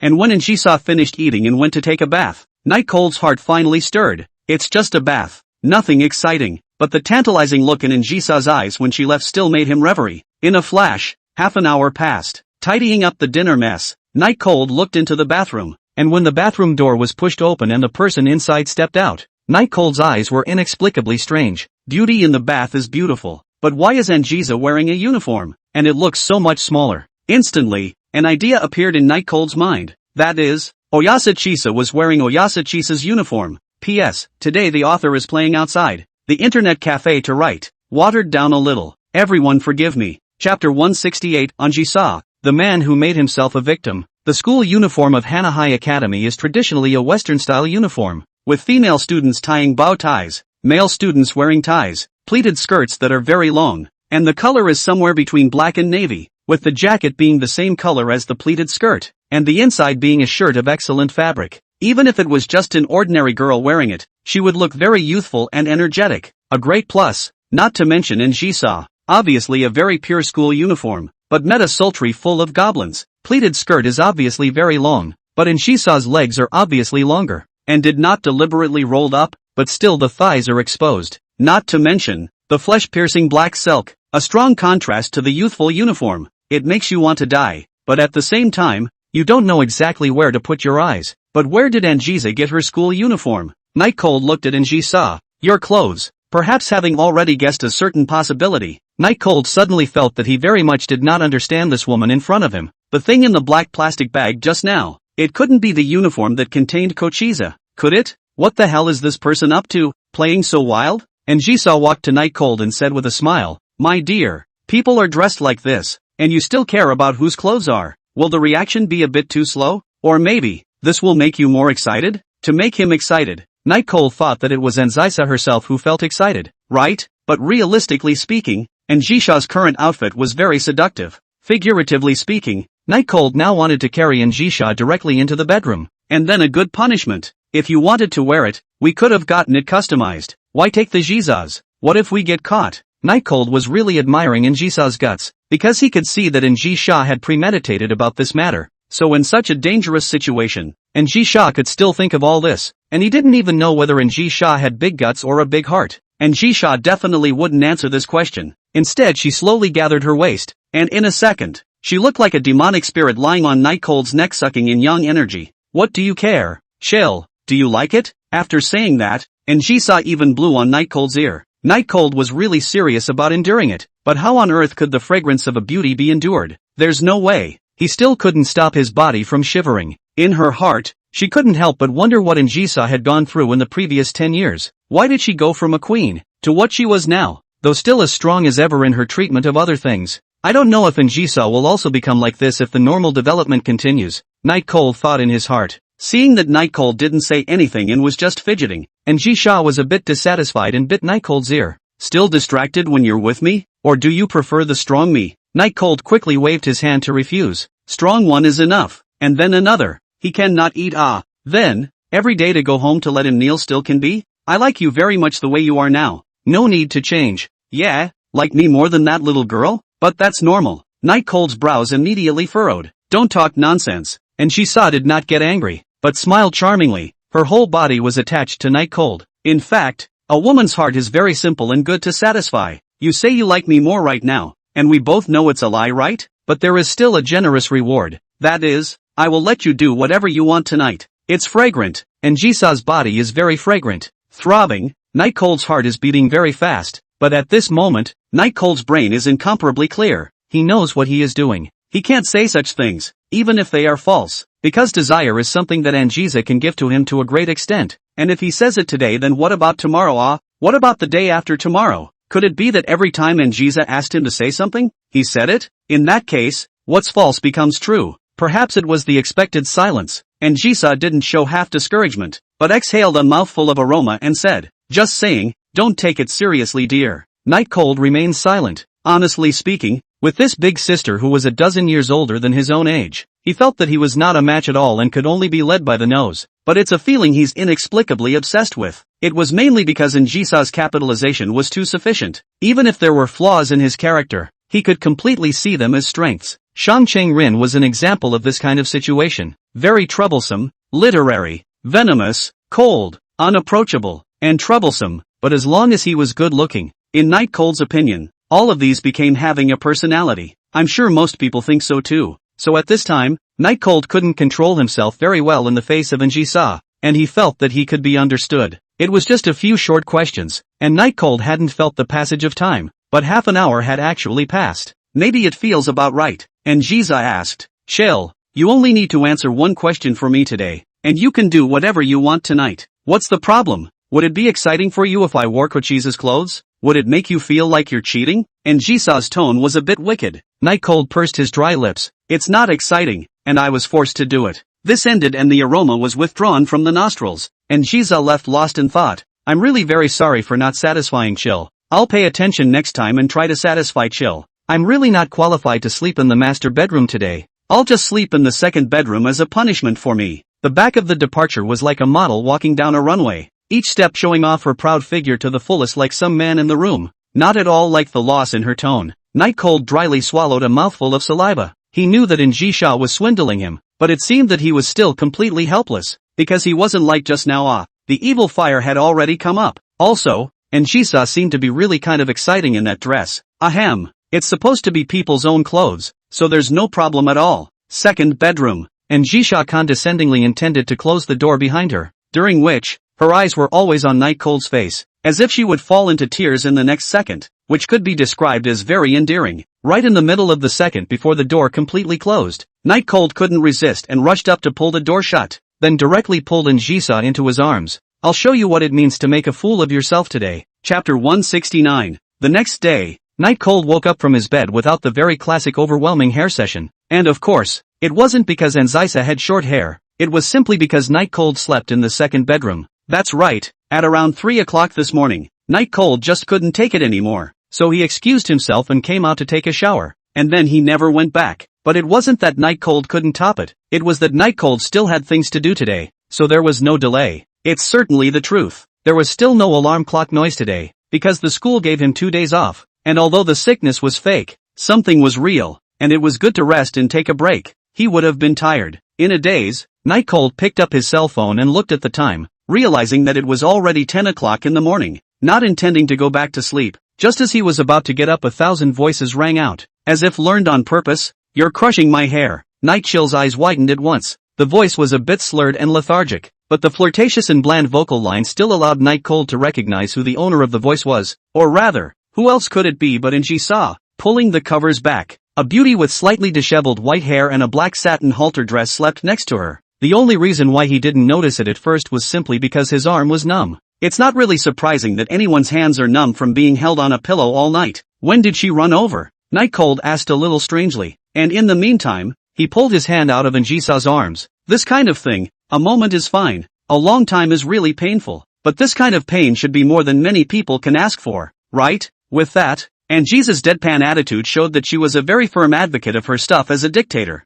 The arm wasn't pulled out, but the change in position and blood flow was slowly easing. Night Cold laid down again, no matter when Anjisa came. Anyway, what had to be done had already been done, so consider today as a rest. With a beautiful woman in her arms, her mood was still very soothing. only that she would still be inexplicably worried about what was happening on the side of little Anjisa. Will he be able to get out of it himself or not? Did Anjisai's mother convince Anjisai or not? And frankly, he was still a little shaken up from hanging up Anjisai's phone yesterday. Pick up the cell phone, thinking again and again. Night Cold is still sending a text message to Anjisa. Jisa, yesterday's matter really is not what you think. That woman has nothing to do with me at all. The last few words were spoken by another Anjisa, and when Night Cold looked up out of shock, that familiar, but just now clearly sleeping face was on top of his cell phone, staring at him with a smirk at the moment. Night Cold reflexively took the cell phone away, looked at Anjisa in horror, and asked, "Aren't you sleeping? You didn't even say anything when you woke up.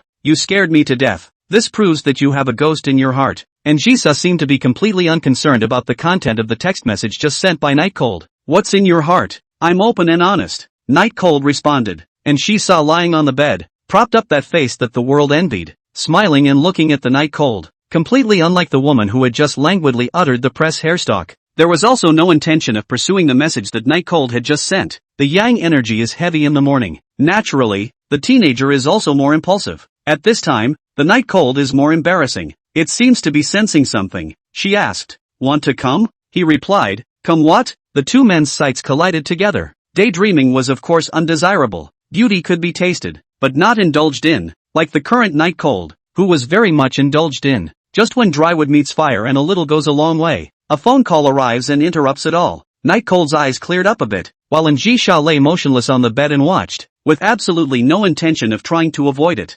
Exhaling deeply, he prepared to receive the baptism of Anjisa's raging storm. Of course, the excuse he had found. Let's say that Anjisa was found by her mother, not him, so that although he would be scolded for meddling, at least this matter would not affect him. Well, that's it. But when he saw the caller ID on his cell phone, he was surprised to find that it wasn't actually Anjisa, but Shang Chang-rin, who he had never contacted since exchanging contact information. And next to her, Anjisa gave a spoiled look as if to say that there was no good show. Shang Chang-rin rarely took the initiative to contact Night Cold, or basically never did. So Night Cold judged that Shang Chang-rin should be looking for him for something. The phone picked up. "Hello, Minister Sama. Did you miss me? Where are you?" The light and cold voice. A period of time without hearing, Night Cold kinda misses. Recovering at home. "Say, isn't it only 11 o'clock? You're not in class? Gym class? Looks like a good guess." Night Cold did not speculate further on Shang Chang-rin's situation. After all, it wasn't like he was like someone who invaded other people's privacy every day. "What did the Minister Sama want to see me about?" Shang Chang-rin's voice sounded again.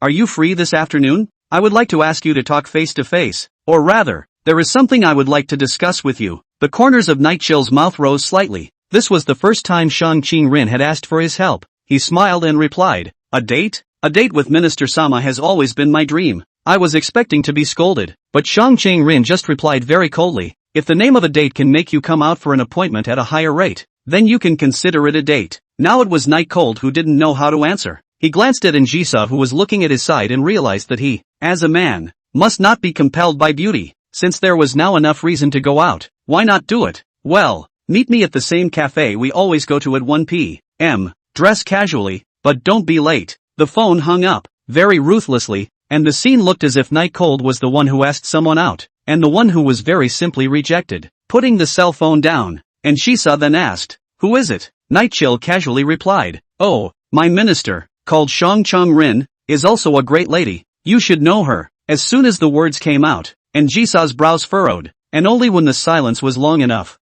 for Night Cold to curiously turn his eyes toward Anjisa, did Anjisa say in a strange tone, "There's only one family in Hanahai with the surname Shang, and it's on par with the Yin family, the old nobility." "Yeah, what's wrong? But the merchant's daughter died over 10 years ago? P.S. Immediately 8 out of 10, so give it a good review. People." Chapter 170, Shang Chang-rin's words. Hearing these words, Night Cold obviously didn't understand what Anjisa meant and asked, "The merchant's daughter you said died? What do you mean by that? Could it be that Shang Chang-rin has a sister?" When he said those words, the incident when Shang Chang-rin did not speak on stage as the most outstanding student when he attended the opening ceremony in the AS48 timeline reappeared in Night Cold's mind. The heart was steeped in shock. "No way." Anjisa said seriously, "The relationship between the Yin family and the merchants is good, but I don't understand the merchants. I only know that from the time I remember, that daughter of the merchants died. As for what the name is that I don't know, and as far as I understand, the merchants don't seem to have a second daughter."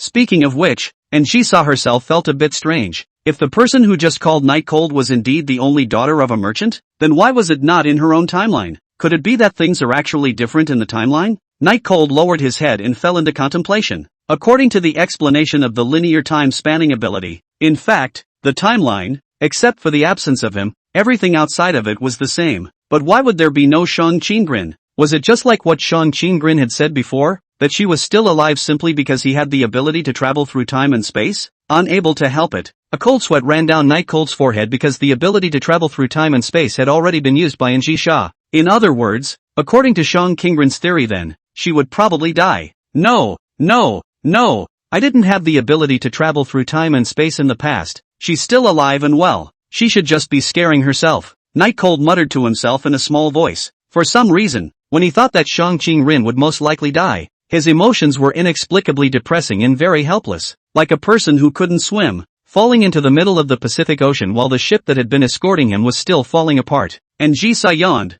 I don't know exactly. Maybe there's some kind of misunderstanding involved. Night Cold glanced at the tired Jisoo, but decided to go and meet Shang Qinggren before saying anything. Getting up, he said as he dressed, get some rest. I'll be back to make dinner tonight. Probably very tired indeed. And Jisoo softly agreed, and then rested on the pillow of the Night Cold and closed her eyes, slowly entering the dreamland. Night Chill's apartment would have been in the vicinity of the school, arriving at the cafe just at 12 o'clock, and there was still half an hour before Shang Qinggren arrived at the time agreed upon by Shang Qinggren. Drinking a mouthful of coffee that had just been brought up and was steaming hot, Night Cold looked at the pedestrians outside the window with some inexplicable sadness. The ability to travel through time was gone, but there was no way he could blame Jisoo of the AS48 timeline for what happened, since he was the one who should be responsible for all of this. Shang Qinggren was a very spiritual person with a delicate nature, like a little elf that grew up in the forest and was sensitive to everything. Just like the birds of the forest, when disasters strike, such as floods, earthquakes and hill fires, they are always keenly aware of them and react to them before they even happen. And Shang Qinggren also had this trait. To ordinary people, she was like a god. Night Cold's mood was apprehensive.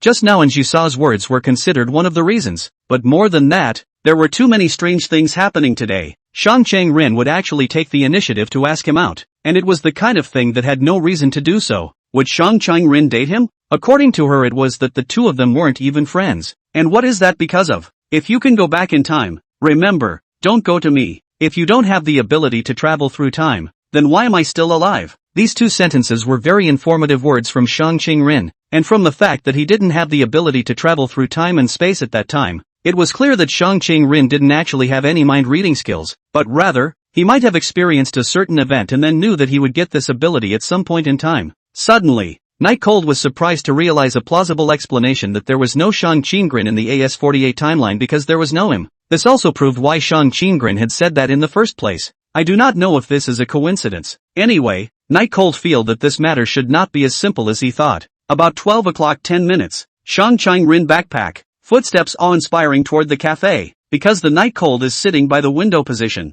so see very clear place. Shang Qinggren is still so beautiful, but not the hair. Even Jisoo's hair feel not as good as Shang Qinggren's. Shang Qinggren's hair in the sunlight is really glowing. There is no anymore Sue's hair. Each one is very neat, as if each one of them are measured with a ruler and cut. Today was a rare good weather, although it was still very cold, but the sun still came out very big at noon, and Shang Qinggren was glowing like a goddess descending as she walked on the street. However, I don't know if it was because of the sunlight, but the Shang Qinggren that Night Cold saw seemed to be a little bit transparent. Is it possible to really become a god? When Night Cold wiped his eyes in disbelief, he realized that Shang Qinggren had changed back to his familiar appearance, transparent or whatever. It was all just an illusion refracted by the sun, right? In the midst of her thoughts, Shang Qinggren walked into the cafe and placed her book bag on the sofa facing Night Cold, then smoothed her skirt to avoid a situation where it got stuck before sitting down. Something to drink? As he asked, Night Cold called the waiter over. The low hair strands fell with her. Shang Qinggren pulled her hair back before going to look at the menu on the table. A glass of milk would be fine.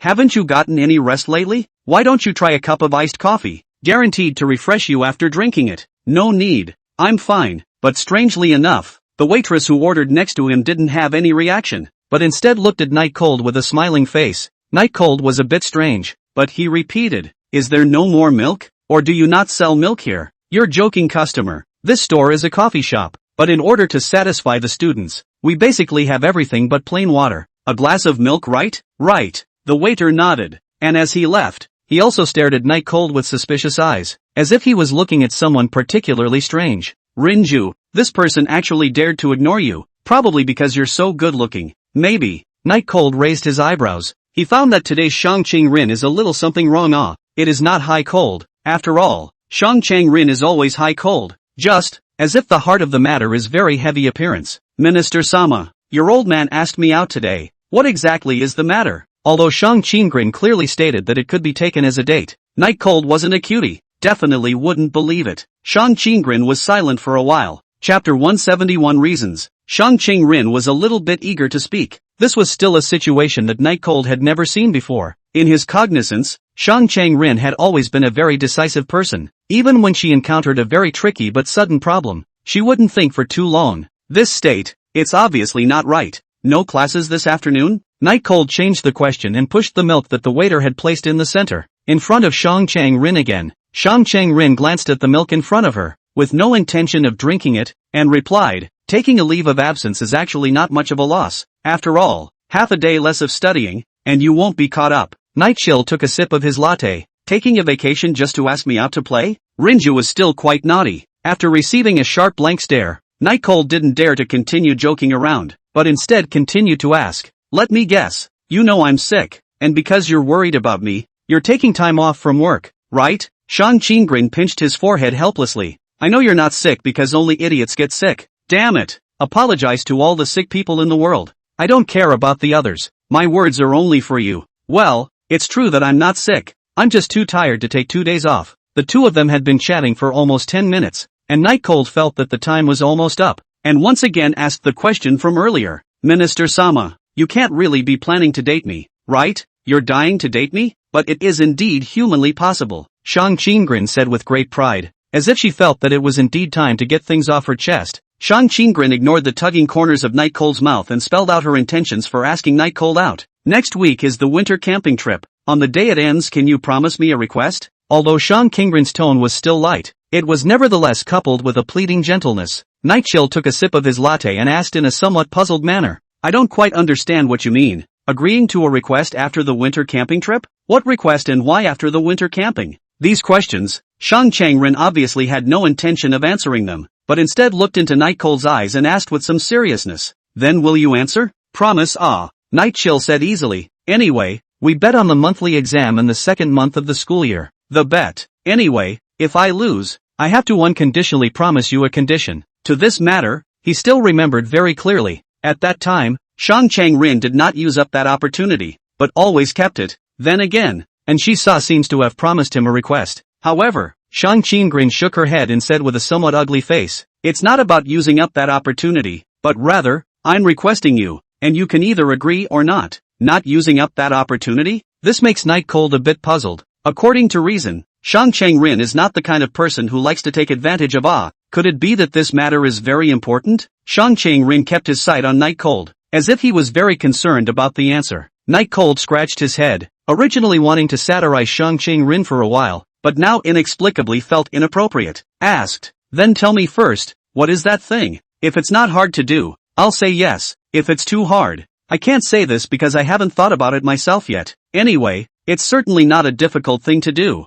and no matter what it is, we'll be together. Shang Qingren explained in this way, seemingly sensing that Shang Qingren did not look like she was joking, but really had something important to do. Night Cold placed the latte he had picked up back on the table. Alright, I promise. But there's one thing I'm curious about. Looking at you, this matter is very important. So why don't you use the opportunity one promised you? Night Cold asked. Shang Qingren let out a deep breath, her delicate face looking out the window at the sun. And when she looked at Night Cold again, she was already wearing a sad smile characteristic of a literary girl. I don't know. There are some kinks, although the probability is that I won't be able to use it. But I still want to stay. Maybe it will be able to make up for a lot of regrets. But right now I still think that it's better to let things develop normally. This was Shang Qingren's reply, leaving Night Cold a little uncertain. What do you mean? The probability of not using it? Why do you say that? Without waiting for Night Cold to ask, Shang Qingren continued to ask with a sad smile. Student Night Cold, what do you think is the most important thing for a person to live in this world?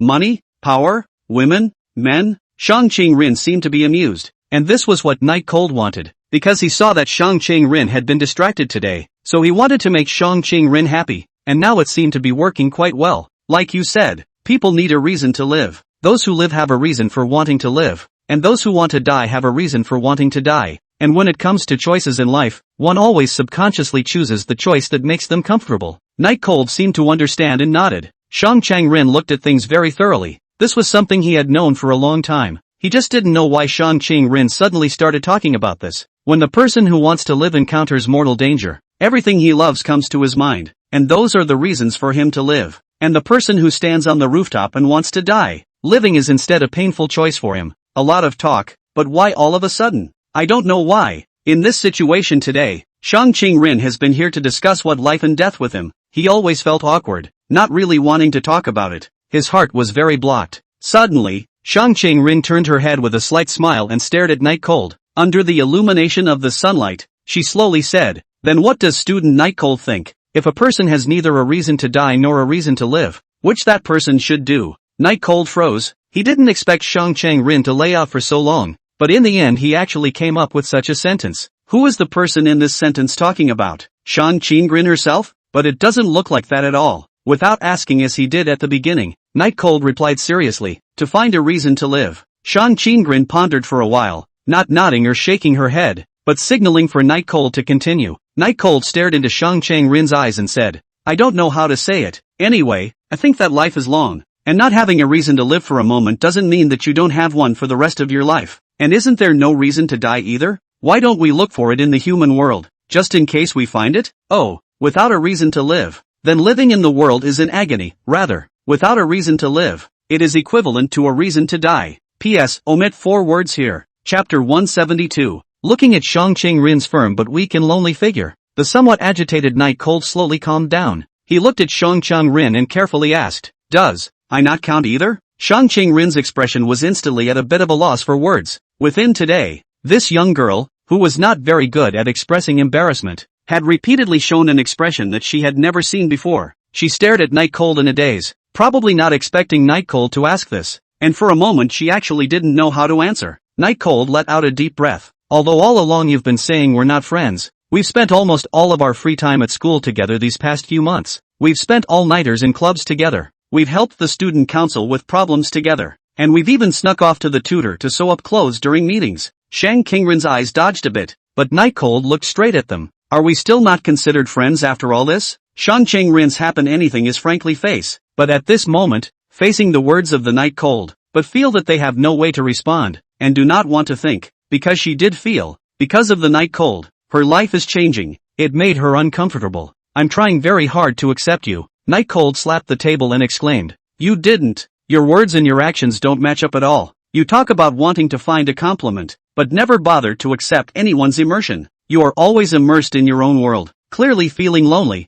but taking pleasure in torturing yourself, thinking that you can look down on everyone with such a self." Shang Ching-rin was truly shocked and overwhelmed this time. She didn't expect that the teenager in front of her, who had only known her for less than 4 months, would actually understand her so well. Slowly, she had a release. Yeah, 4 months was already a long time since she had grown up living with the expectations of her parents and had never made friends with anyone. After 4 months of knowing, interacting, and bickering with the teenager in front of her, she had thought that she was the god who ruled the relationship and controlled everything. She had thought she was merely playing along, and while there was no pretense involved, it was a great challenge to allow herself to accept this particular person. But one is getting to know him at the same time he is getting to know himself. Shang Chang-rin elegantly slung her school bag across her shoulder. Before she left, she said to Night Cold, "You're right, we are friends, very close friends, but I don't know if this reason is enough. Maybe it's because since I was a child I knew that it would end like this, and had long been mentally prepared for it. Or maybe it's because the parting hadn't come yet." Looking at Shang Ching-rin, who left with a bitter smile,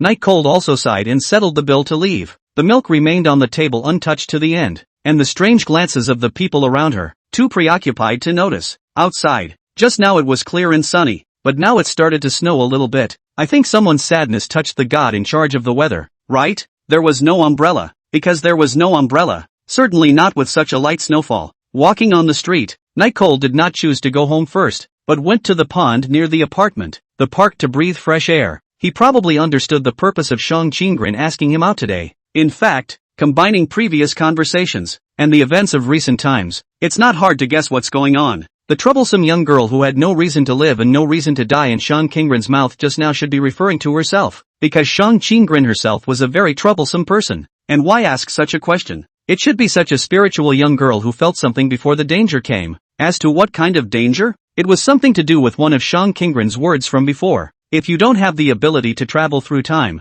then why am I still alive? The current night cold was truly gone, and there wasn't even a way to obtain it. So did that mean Shang Qingren would die? The two echoed each other, because the ability to travel through time and space was used, and that ability was originally something he had saved for Shang Qingren just in case, and as a result, it was used, and the young girl with the slender mind felt some kind of nebulous destiny, and that was why she felt like she was going to die soon. As for why she was looking for a reason to live, Night Cold was of the opinion that Shang Qingren was just looking for a reason to live, or else she would never have asked. And to understand it in this way would mean that Shang Qingren also wanted to live. That means there's some kind of way to stay alive? Night Cold threw a cold stone that he had picked up from the ground into the water with force. The Shang Qingren of the other timelines are all dead. In my timeline, because of my existence, Shang Qingren is still alive? But because the props that saved Shang Qingren are gone, so now Shang Qingren is also dying? Suddenly, Night Cold had the feeling that he was playing a game, and nothing less would do to save the princess. In fact, until now, Night Cold didn't even know why his time-traveling ability was being used by Njisa.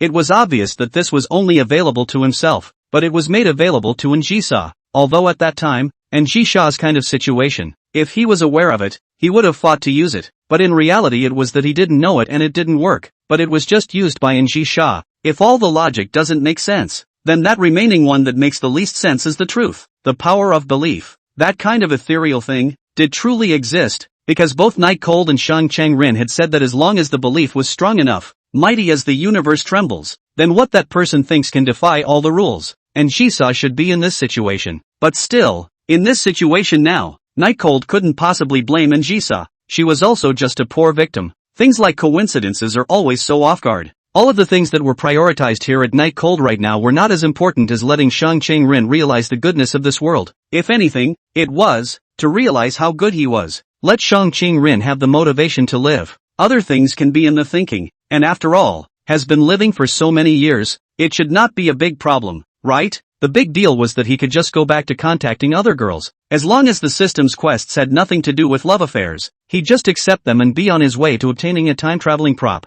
That's right. Let's do it. Figured it all out. Night Cold turned around and strutted toward the apartment. He thought he still had a lot of time, but what he didn't know was that the day Shang Qingren disappeared was much faster than he expected, and he would know how difficult it was to solve problems without Shang Qingren. P.S. I was going to write it in a very cryptic way, but I saw that everyone was completely confused, so I explained it all. Chapter 173, Something Wrong with Njisa? Before going home, Night Cold also went to the supermarket to buy today's dinner. Well, lunch wasn't even fixed yet, and Njisa should still be asleep right now. On the elevator, Night Cold glanced at his watch. He had just chatted with Shang Qingren for about half an hour, and now it was already 1 in the afternoon. Big sister should be hungry. Last night, Njisha's physical strength was also greatly depleted, but there was no way to replenish it by sleeping, and she would only get hungrier and hungrier. After returning home, Night Cold opened the door of the second bedroom and found that Njisa was indeed still lying inside sleeping. How the current Night Cold wished that the system was sending him a mission about Njisa. In that case, the process of obtaining rewards would be very easy. After all, the 2 times he had completed the system's quests, he had found that it was either giving something away or pursuing the other person, and it was actually not difficult as long as the relationship was close.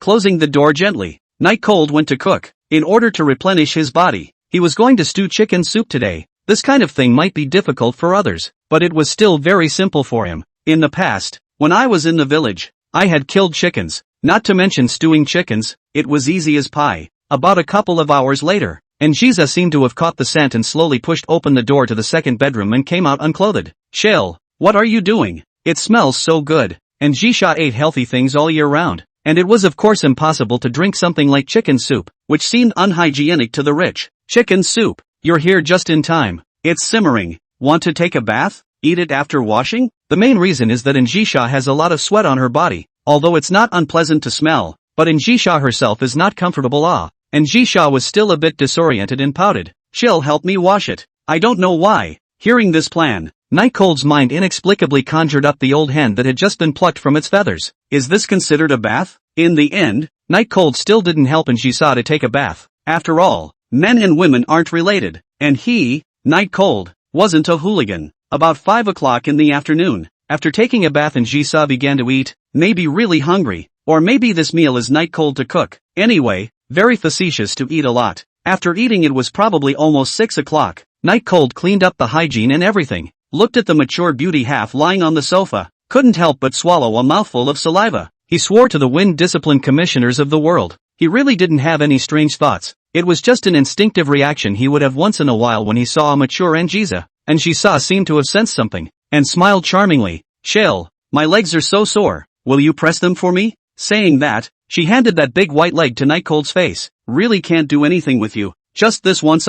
Night Cold sat down and took Njisa's leg into his arms. Instead, thoughts drifted off into the distance, thinking about what he had just seen Shang Chang-rin. It was clearly all his guess. Shang Chang-rin hadn't said anything, but now he was just very worried and always felt that he should do something. Going on a thing after a winter camping trip? What is it? Could it have anything to do with her life? Wouldn't play the melodrama and let him collect her body, would he? It shouldn't. Night Cold sighed. He realized that since the last time he experienced what happened to Oyasa Chisa, he had started to become a bit of an anxiety attack, always expecting the worst outcome of things that hadn't happened yet. Suddenly, he stared at Njisa, looking at the latter in bewilderment. What's wrong? You didn't even go out today. Why are your feet sore? It can't be that you're lying to me, can it? Njisa froze for a moment, then replied with a wink. Someone licked it. Night Cold didn't know why he was asking this question. Perhaps to distract himself from the fact that always thinking about Shang Chang-rin made him feel miserable. Mainly, there wasn't a concrete answer. Everything was left to him to guess, and he didn't know if he was guessing the right things. Ignoring Njisa's flirting, Night Cold asked, "What do you want to do tonight?" This sentence didn't really have any other meaning. It was simply because there was time tonight. When Night Cold reacted, he thought he would get a very teasing reply, but who knew that Njisa would just pull her foot out of his hand. "I'm sorry, I have something to do tonight. I can't stay with you, if I really can't help it. Honey, the clothes I just changed are in the bathroom." Still very teasing, but Night Cold ignored Njisa's joke and asked with a frown, "You have something to do? What can you have something to do? What could you possibly be up to? Most people in this world don't know you. Are you kidding?" It had been less than 2 days since Oyasa Chisa had crossed over, and she had gone out once in those 2 days, or he had taken her out, so now something could happen? Njisa seemed not to be joking, walked to the entrance hall, stuffed her small feet, which had just been pressed a bit tingly by Night Cold, into the black high-heeled shoes, and also stomped slightly harder. "As I said, even here, I don't intend to be subservient, and while it's nice to be with Chill every day, this kind of life that I can't control is not what I want." Njisa was smiling at this moment, but the expression of the smile was very wrong. It was ambitious and morbidly strong. "Where are you going?" That was the question Night Cold asked. "Don't worry about this. Anyway, in a short while, in the sea of flowers you will be the existence of one person under 10,000 people. No longer need to look at the face of anyone in the day." Without waiting for Night Cold to reply, Njisa left with her long legs that were longer than a supermodel. It wasn't until the door closed completely that Njisa's eyes revealed a madness and a faint red mist that was completely absent when she was with Night Cold. There can only be one Njisa in this world, and that's me. Striding into the elevator, Njisa's smile was very bizarre, as if there was a demonic red blood mist looming in her eyes, and the corners of her mouth were raised to an extremely extreme angle. The whole thing looked, actually, inexplicably scary. Night Cold had a good relationship with many girls. He thought that after 10 years of pain Njisa no longer cared about that, and wouldn't be like the younger Njisa who would be extremely hostile to the females around him. After all, the older Njisa no longer had that queenly demeanor towards him either, and as long as they were together,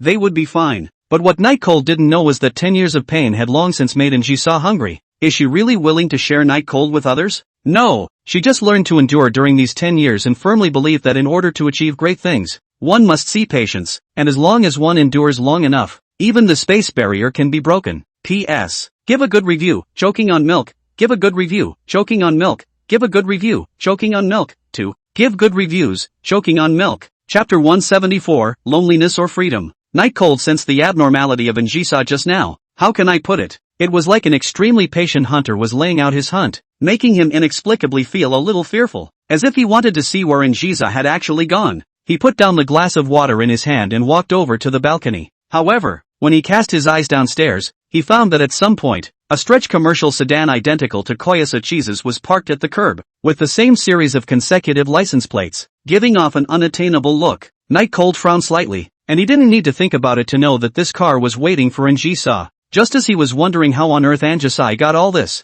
Anjisa herself finally mid-stepped out of the apartment and into his field of vision. It was also at this moment that a person who was both familiar and unfamiliar stepped down from the driver's seat and opened the rear door, with the appearance of respectfully welcoming Anjisa into the car. Night Cold was surprised. Moonfrost? Yes. The more petite professional dress girl at the intersection was the Moonfrost who had mistakenly kidnapped him in the first place. He remembered that he had been kidnapped by Moonfrost in the first place, and then he had also suffered abuse. And after Anjisa had found out about it, she had intended to kill Moonfrost directly. Later, it was only because Snowfrost, a great meritocracy, pleaded for her sister, Moonfrost, that Anjisa only severely punished Moonfrost. After throwing Moonfrost into the death training camp, Night Cold was actually on the verge of forgetting about this person. I didn't expect to become Oyasachisa's bodyguard. It's really drama. Under the apartment, on the side of the road, it seems to be sensing something, and Jisha, who had one foot on the car, actually subconsciously looked up,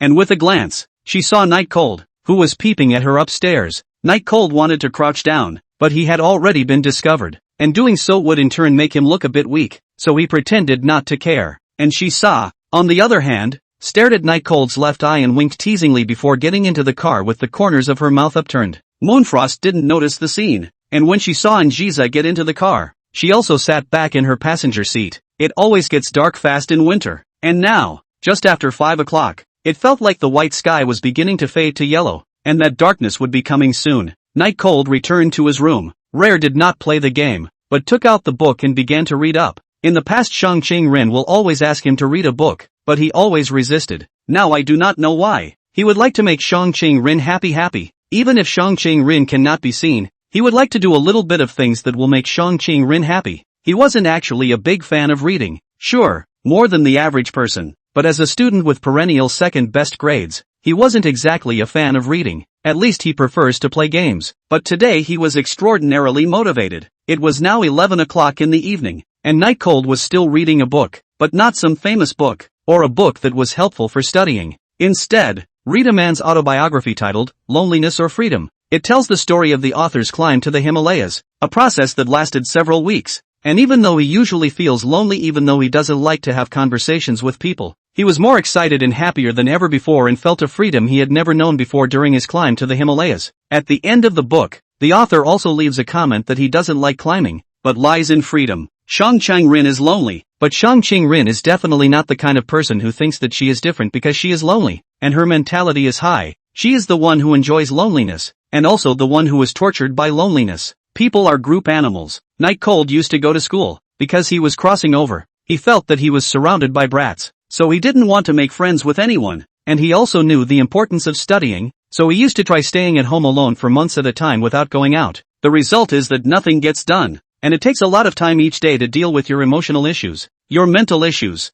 and very little time is actually spent on studying. At that time, he often wondered, can I really live to see tomorrow? But once in a while it's really nice to not have to deal with anything, to be able to accomplish everything on your own, which is the reward of solitude. But it's only a handful of strokes in the whole long journey of solitude. A lot of people will think that loneliness is a cool thing, and people often think that to be out of touch is to be out of touch with the lowly, and that the pursuit of differentiation is what people do all their lives. However, Shang Qing-rin is not. She has her own understanding of loneliness, and living under her parents' expectations has made her develop an extremely strong character and a mindset that she needs to accomplish everything on her own. If being alone equaled freedom, then Shang Qing-rin was definitely a very free person. But it's clear from her desire to find complementarity that Shang Qing-rin knows she can't stay like this, thinks she can't be strong forever, thinks that even in her omnipotence there will be things she's not good at. But she does this not by divorcing herself from her solitude, but by drawing into the same solitude as her the one person with whom she thinks she can form a complementary relationship.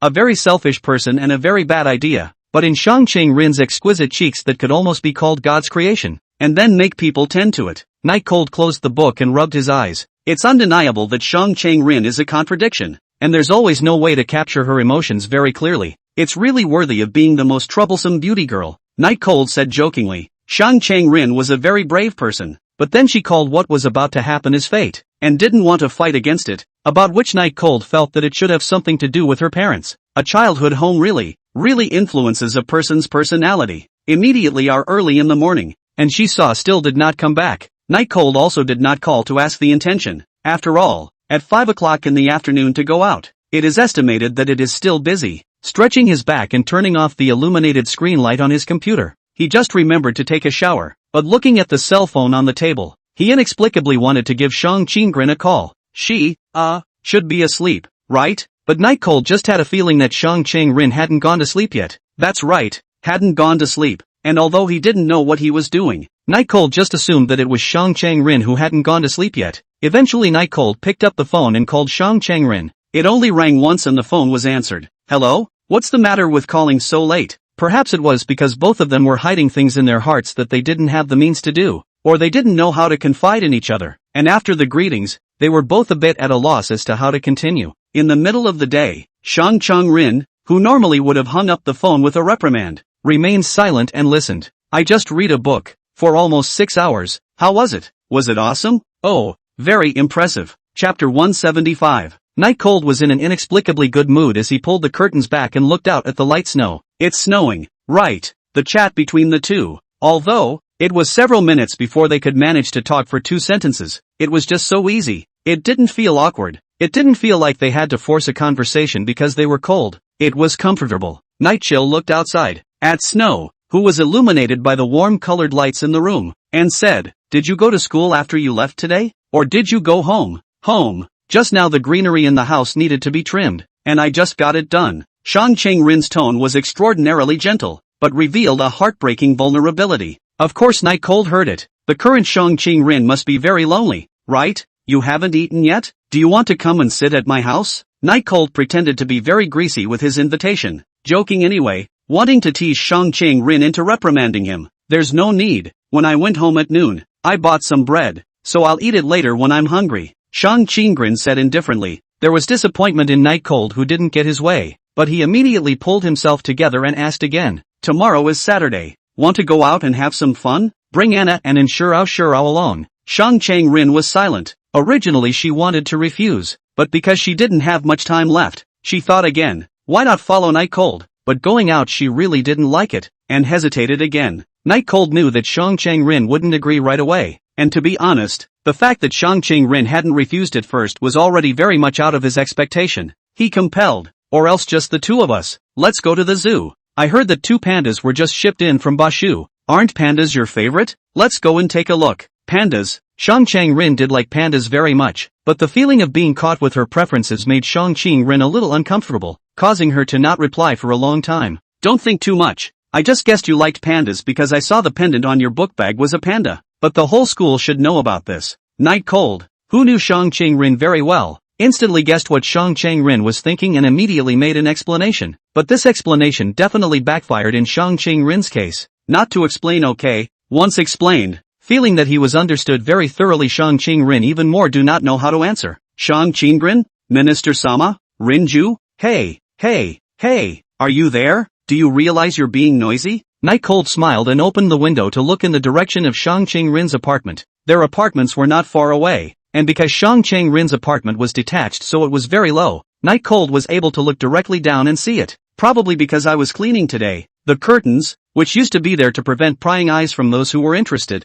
were actually open today, and Shang Qinggren was sitting on her knees on a blanket in the living room, holding her cell phone to make a call. At this time, Shang Qinggren's hair was bundled up, compared to the usual is definitely more competent and youthful. White t-shirt is very small, like the uniform issued by the school sportswear, should be to pack things more convenient. Seemingly sensing something, Shang Qinggren's line of sight met with Night Cold in the light snow, only froze for a short time, and immediately got up to pull the curtains closed. Immediately on the other end of the phone came Shang Qinggren's icy voice. Don't think that if you have a good relationship with me, I won't call the police. Criminal behavior. Even if you're a friend, I won't hesitate to send you to jail. For some reason, it was clearly a reprimand, but Night Cold was still happy because Shang Qinggren was finally following her heart and acknowledging the relationship between the two as friends. Night Cold replied, I'm just reminding you with practical actions. Don't open the curtains. There are a lot of peeping toms nowadays. A beautiful girl like you need to pay more attention to it. You mean, I still have to thank you?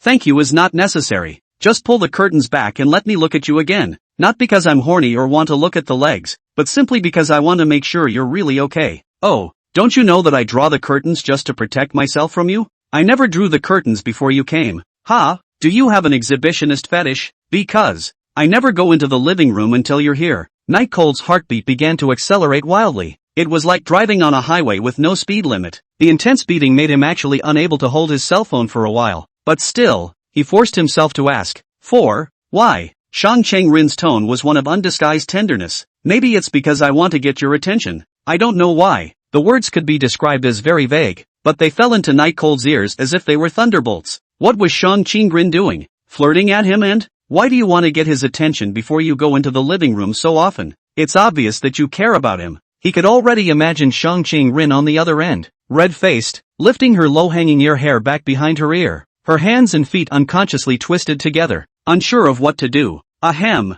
tomorrow I'll wait for you downstairs at your house, 8:30. If you don't come out, then I'll wait for a day until you do. Clearing his throat, Night Cold finished the sentence and then hung up the phone. Looking at the hung-up cell phone, Night Cold gasped, "That's so cute, oh Rinju." On the other side, Shang Cheng-rin, who was just about to agree to Night Cold's request, looked at the cell phone that had already hung up in a trance, and a faint smile appeared at the corner of her mouth. "That's just not cute." She turned around and pulled the curtains back a little, peeking into the room above her that had gone out, her heart racing from the confession she had just made, her whole body turning a little pink, a sign of throbbing. I don't know why she said those things to Night Cold, but she wanted to let Night Cold know that she actually cared about him. Fate is what you change, so what are you going to do this time? Will you let nature take its course and let me die? Or will you do everything you can to bring me back? I'm really looking forward to it. Shang Cheng-rin pulled the black, opaque curtains closed. That night, her heart beat violently, and she knew that Night Cold's time-traveling ability was gone, and it was only natural that she, who had barely survived by relying on Night Cold's time-traveling ability, was going to die.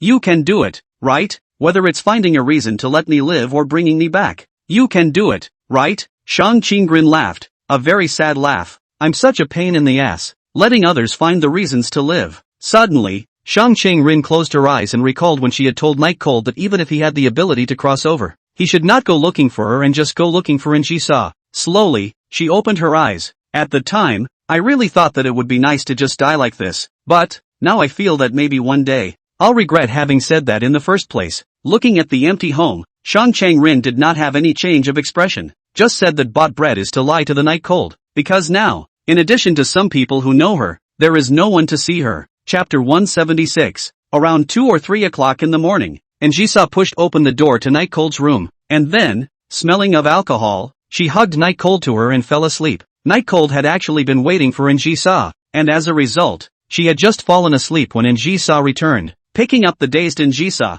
the action turned out to be a bit awkward because of the tightness of the latter's embrace. Don't pretend. Can you get drunk with some red wine? Night Cold really knows Injisa too well. Of course, it's not Injisa's drinking capacity, but because Injisa never socializes with others to drink, so it must be that she has been drinking red wine herself, and now she is only a little bit slightly drunk. And it is true, but red wine, even if the degree is low, it is still wine after all. Injisa is like a child whose mischief has been discovered in advance. A small smile opened her attractive foxy eyes, because the tail of her eyes is long and curved, causing her to just gently smile, but it makes people feel like they are very happy. I'm drunk, darling, quickly heartake me. Injisa's tone was like she was pampering herself, but it gave Night Cold a different experience. What kind of person gets drunk and finds a home, and still say they're not faking it? Night Cold himself couldn't help what he said and laughed out when he finished. Injisa should be slightly drunk, but there is a saying that wine doesn't make you drunk. To be drunk or not to be drunk, it depends largely on who the person is dealing with. And Injisa faced Night Cold. Even if she didn't want to get drunk,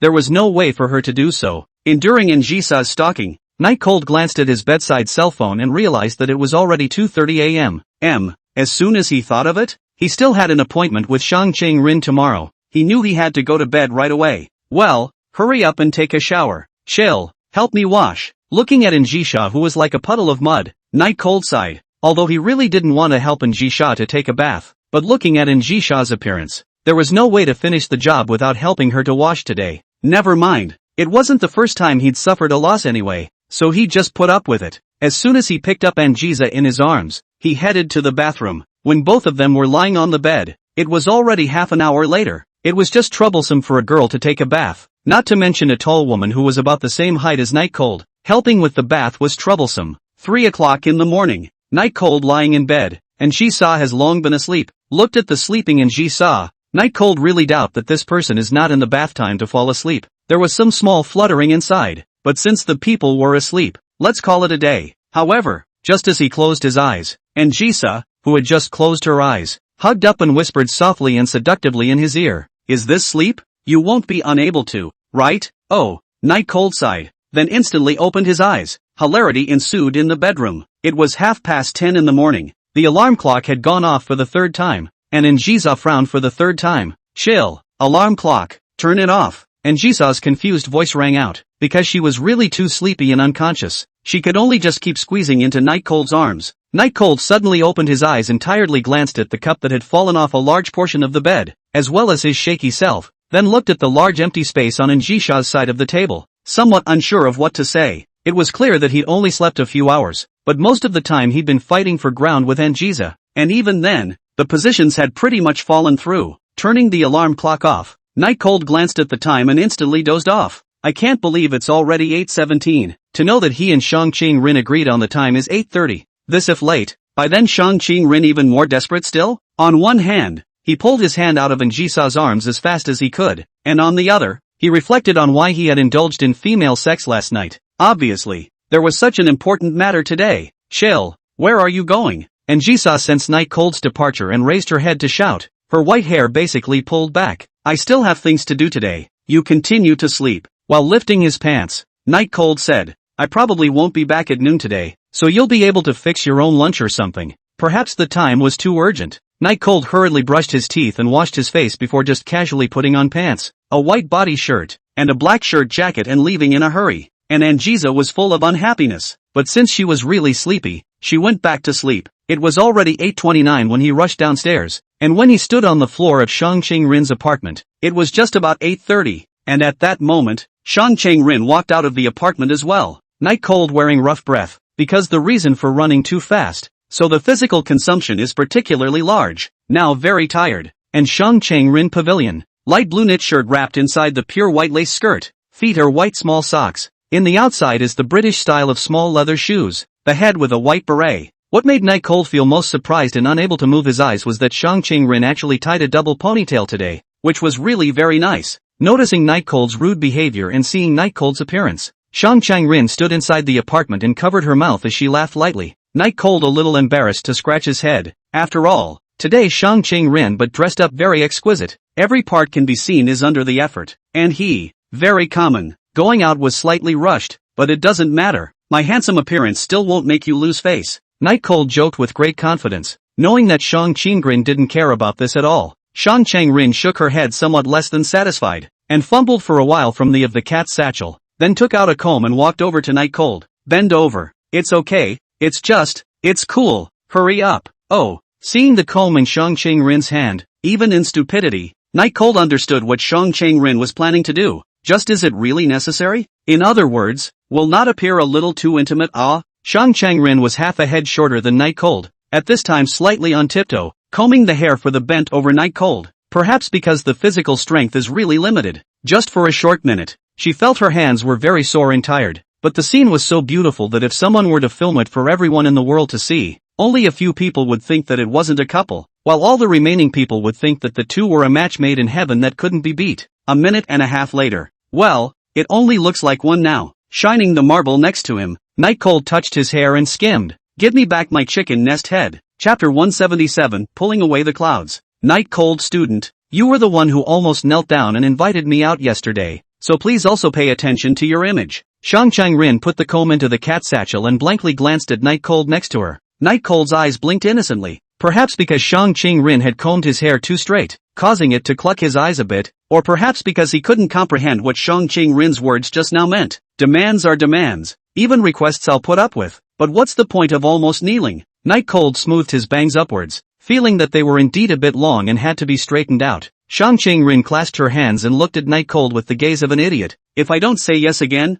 are you sure you won't get down on your knees and beg me to say yes? As much as I don't want to face it, I will still agree if you really use that trick." Without bothering to weigh in on the origin and reasonableness of the statement, and the sophistry of whether he would do it or not, he was now curious as to why he had agreed to Shang Qing Rin by kneeling down. He asked, "Why?" As if the reason was a bit difficult to explain, Shang Qing Rin pulled her hair back behind her ear. revealing the side of her face with a bit of pink and blood color. Because we are friends after all. Night Cold also moved his eyes away, feeling his face a little red. Obviously within Ji saw how excessive things have been done, and Shang Qing-rin he even just held his hand once, but it couldn't be helped. This guy was just too cute, obviously very high and mighty, but once in a while he just got cute and said things that could easily be misunderstood, and actions that could be misunderstood. Night Cold really couldn't stand this move, and he couldn't find any words that were compatible with Shang Qing-rin other than cute, because, well, it's just too cute. The squirming look of the two of them was very much the flavor of the youthful and green years, except that this scene was now inexplicably weird in the eyes of the others, as they could only see a handsome teenager being shy.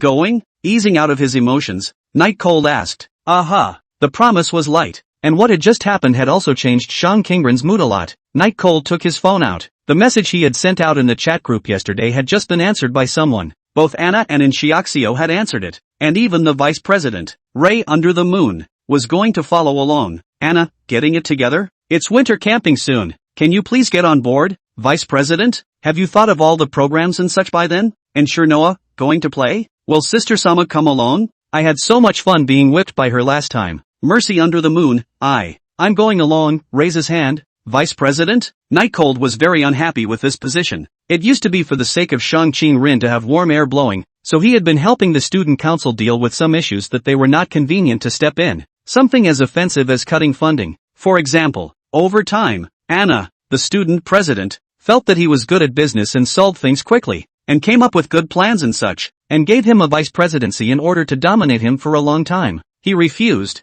of course, and waited until the coming spring to block the door that connected him to the student body. Night Cold replied, "Where are you?" He was just about to raise his head to ask Shang Qing-rin where he was going, when he saw that, at some point, Shang Qing-rin was actually right behind him. Looking at his cell phone screen, the message had long since looked away, and now his expression was one of a smirk, as if to say, the people I've trained, of course they're good. After all, if I'm this good, my men naturally won't be bad. Such boastful petulance. Although Shang Qing-rin was still going to solve the problem at Night Cold's begging, she generally did not take the initiative, so she was not in this student council group. Where do you want to go? Night Cold asked without caring about Shang Qing-rin staring at his cell phone. Shang Qing-rin said with great dissatisfaction, "Someone next time." Saying this, Shang Qing-rin paused for a moment and continued, "Go study in the library. Don't Anna and the girls want to discuss winter camping?" With that, he turned away and stopped staring at Night Cold. And Night Cold can clearly feel Shang Qing-rin's sadness, although I do not know why, but this is definitely considered a good news, because as long as it is able to feel sadness, then there is still motivation to live. People will not be able to produce powerful emotions for things they do not care about.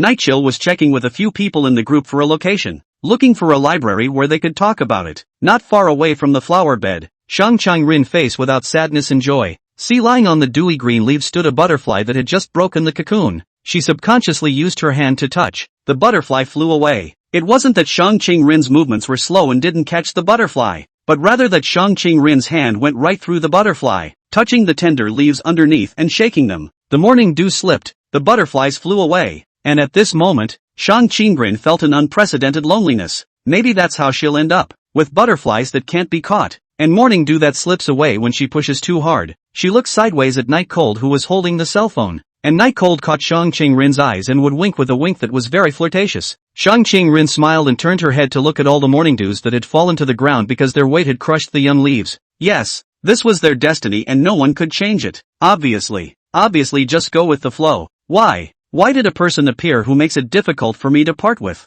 Obviously I will not be afraid. Why did a person appear who makes me anticipate leaving for the rest of my life? Obviously I can accept my destiny openly, but why? Why did it have to be you who told me to resist? Shang Qing-rin once again looked vaguely in the direction of Night Cold, smiled bitterly, and crouched down to give herself a little security. What kind of strong man am I compared to you? Shang Qing-rin never thought she was very strong. Other people cannot do things she can do. Other people feel difficult things she can do. But when the real destiny of the great calamity, she felt no need to resist. Anyway, in the end, there is no hope. And do not frankly accept everything? This will at least prove that you are brave and fearless. In case it still doesn't work after the struggle, won't it all be for nothing? Night Chill, save me. What? Are your legs numb? Although I know that your stamina is poor, but I didn't expect it to be this bad. Don't squat. Get up. Night Cold's sunny smile was like a dose of heart-strengthening agent, and the big hand that reached over was like a giant hand that tore apart the haze in Shang Qingrin's heart, pulled her out of the mire. Ghostly, Shang Qingrin also extended her hand to Night Cold. P.S. I command you to give me favorable reviews. Chapter 178, Going to Anna's House. Perhaps sensing that Shang Qingrin's mood was not quite right, Night Cold frowned slightly and asked, "What's wrong with you? Where are you uncomfortable?" Shang Qingrin smiled and shook her head. Right, where to next? She hid her emotions well. A moment of sadness had just overwhelmed her because she likely wouldn't get another chance to come out with Night Cold again. But she'd sorted it out quickly and was fine now. Seeing that Shang Qingrin was really fine, Night Cold loosened his grip on Shang Qingrin's hand and said, "There seems to be no library where we can talk, but Anna said that we can go to her house, so that the two of us can go together, and then after lunch, in the afternoon, we can go to the zoo together to see the pandas. What do you think?" Shang Qingrin nodded gently. In fact, the only reason why she came out today was purely because she was afraid there wouldn't be a next time, so she was going to go wherever she wanted, even just sitting in the park downstairs for the day. There's really no need to do anything on purpose. When Night Cold saw Shang Qingrin agree, although he felt a little surprised, he was still happy to take Shang Qingrin to have fun today, and then let Shang Qingrin find a reason to live. In that case, even if they did encounter problems in the future, Shang Qingrin would still resist. Looking at the navigation on his cell phone, he found that Anna's apartment was also not far from the school, or actually behind the school, and it was considered to be a more upscale apartment, but it was definitely not comparable to the apartment that he and Shang Qingrin lived in. Along the asphalt path, Night Cold led Shang Qingrin to Anna's home, though knowing that Anna had a purpose for bringing the two of them there, which was to help prepare for the winter trip in a few days. But it's good to let Shang Qingrin out to have some fun. Today's weather is a bit colder than yesterday's. After all, although it was a light snow, but it was a full-blown night, and also in the early hours of the morning before it stopped. Shang Qingrin's little face was very white, basically without a bit of blood color, and it was different than the usual kind of crystal clear white. It was the kind of white with some sickness. It gives a feeling of weakness. Sick? Night Cold asked with concern. No, it's just that I haven't eaten anything recently, Shang Qingrin replied with a strong grip. Night Cold recalled that when he called last night, Shang Qingrin said that she just ate bread. Suddenly some heartache. He took off his own jacket to put it on Shang Qingrin, although it was just a relatively thin jacket, but after all, it was still thickened, and it could make Shang Qingrin a lot warmer. Shang Qingrin was a bit stunned, and it was only when the clothes, which were already warm with body heat,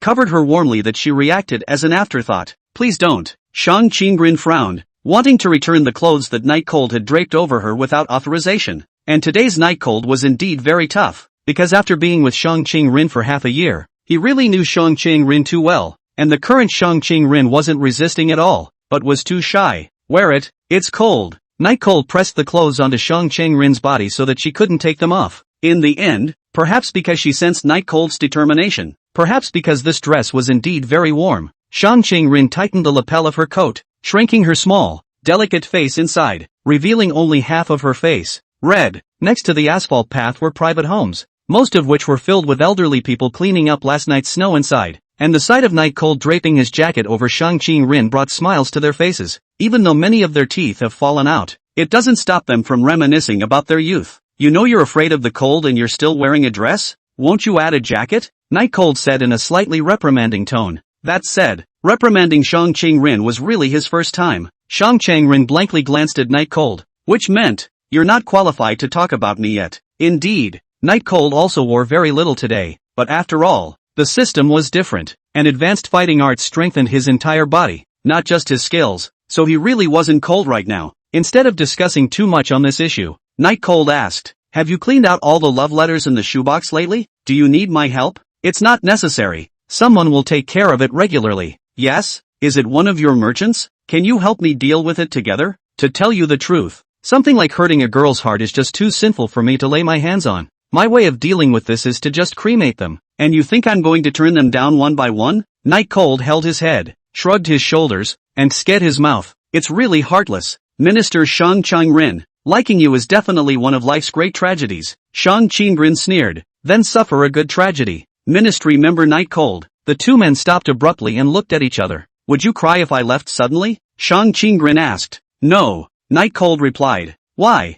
Shang Qingrin asked. Because even if you hide to the ends of the earth and the borders of the world, I will find you. Night Cold replied. Can you keep your word? Shang Qingrin asked. It must count. Night Cold replied. The two of them let out a soft laugh in unison, then continued to walk towards the front, but for a while they were both silent, not knowing what they were thinking, but it was certain that both of them had their own thoughts. After a long time, Shang Qinggren was the first to speak. I want to hide so that no one can find me. Night Cold laughed and did not answer. Shang Qinggren looked at Night Cold and asked with a frown, "What are you laughing at? Are you thinking that you can find me no matter where I hide? You're too arrogant yet." No. Night Cold waved his hand back and forth and continued. It's just that if the person looking for you was me, you wouldn't be hiding, so it would be easy to find.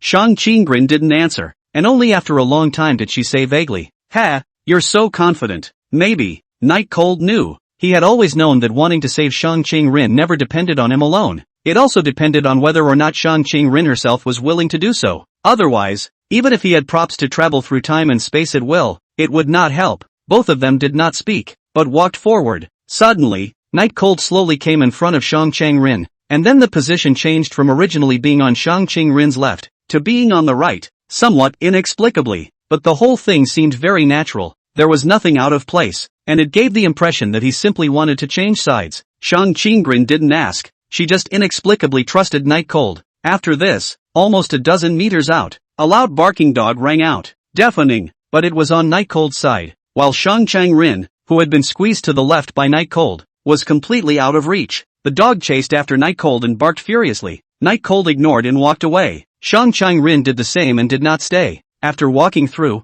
Night Cold breathed a sigh of relief. The dog owner in this house keeps his leash that long for some reason. He spat, knowing about it also because he had been in the neighborhood before. Shang Qinggren looked back at the big dog and said slowly, "Actually, I'm not afraid of dogs." Night Cold replied blandly, "Actually, I'm afraid of dogs." Chapter 179. Silence is the theme of the two today. Once again the silence. The Night Cold is okay. Shang Qinggren is very happy, cannot say, but is very happy. The back of the school not far from the door of an apartment building. Anna dressed in civilian clothes in the lower door waiting very impatient. See the Night Cold and Shang Qinggren too talent to come. Very dissatisfied beeped up his mouth. What took you so long to get here now? Do you realize that I came down 3 minutes after sending the message? Didn't you say you were near the school? Anna crossed her arms and shouted at Night Cold. Night Cold raised a hand, even if it was a greeting, and said with a slight apology, "Sorry, mainly because it took more time to find the location. And it's also very cold. You have to understand.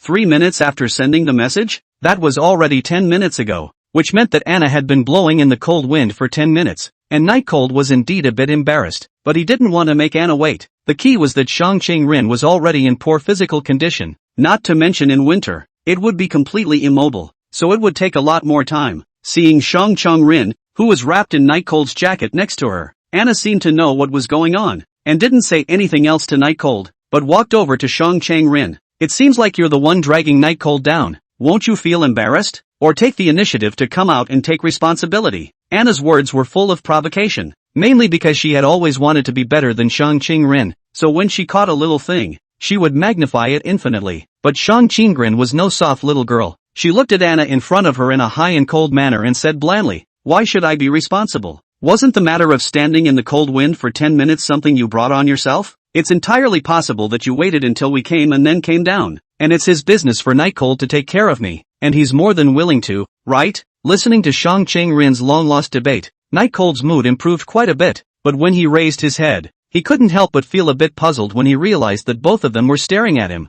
"What's wrong?" Shang Qinggren let out a helpless sigh and repeated, "I said you'd be happy to take care of me, right?" "Right," Night Cold replied bluntly with some uncertainty. Shang Qinggren didn't have any victor's condescension. Instead, she directly ignored Anna in front of her after getting the answer, while Anna's fists were clenched tightly. Of course she knew that Night Cold would definitely be towards Shang Qinggren. After all, working for her at the school was nothing more than a trade for the student council's heating for Shang Qinggren. Knowing she wouldn't get any favors, Anna guided the two into the apartment. In the room, and sure Noah had arrived long ago, as well as the vice president of the student council, Reisuke *****A, all of whom were in the room on the second floor. This apartment of Anna's was very similar to Shang Qinggren's. It was a two-story apartment in the form of a small villa, not the kind like Night Cold's, a building with one person on one floor design. However, the furniture inside or the sunlight, or the location, there was still a gap compared to the kind of the most upscale apartments that Shang Qinggren and Night Cold lived in. Room, and Shiaxio disdainfully glanced at Night Cold, indicating that she disliked Night Cold. while Rin under the moon gave the two of them a very gentle look, especially Shang Qingren. What's that look in your eyes? Your sister didn't hurt you enough last time, did she? Still want to try again? Night Cold walked into the room. His body warmed up a lot because of the heater inside. I still want to, but my sister Sama said that if I do it again, I have to be sent away, or else I'll bully you every day. And Shirao raised her small fists and said indignantly, bullying him? It was really a rather ridiculous statement. Night Cold really couldn't remember when he had been bullied by Shirao. Hadn't he always been the one to bully her? Forget it, there's no point in paying attention to these things. Shang Rin sitting on the sofa, will be on the body of the Night Cold jacket off, and then folded together, placed on his knees. The whole picture can be said to be aesthetically pleasing to the extreme. Show everyone in the room what it means to be a great lady. But the behavior of not returning the jacket to Night Cold still caused the three young girls present to frown. And even Night Cold was a bit incomprehensible. Shang Rin-san, are you cold? Reisuki asked with concern. Aha. Shang Rin replied very softly. She obviously didn't like such a crowded place very much, so she spoke very little. The old Shang Rin's first thing to do anywhere was to read a book, as long as it wasn't particularly crowded, but now she basically wouldn't be reading a book, as if there was something troubling her, and she was sad, and the mouth isn't as poisonous as it used to be. This made Night Cold worried about Shang Qingren's condition. Night Cold drew the crowd's attention to himself. Well, what's the matter that took so much effort to get me to your house? If it's about the winter trip, then let's get started. It was now past 9 o'clock in the morning, and Night Cold suddenly remembered something. And before Anna answered, he asked once again, do you have any cake or something like that at your house? I'm a little hungry right now. Anna froze in her tracks for a moment. They say boys are hard to eat, so it's true, she replied. The last time I went to the mall, I bought 7 or 8 boxes of cakes, and I think there are 4 left now. Night Cold put on a very hungry look. Take it out. Discuss things, at least you should be fed. Otherwise,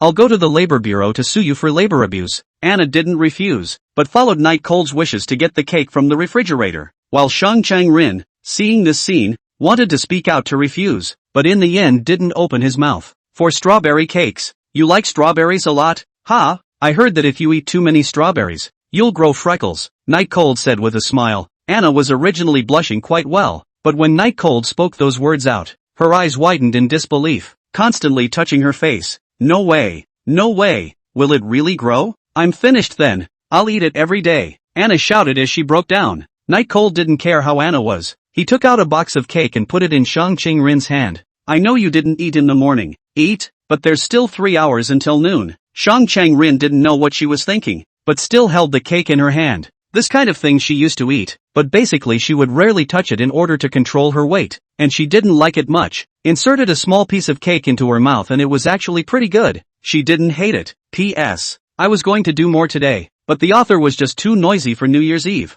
No way to write. Either fireworks, firecrackers, or other sounds, cannot be quiet, and New Year's Eve. The author's heart is also throbbing.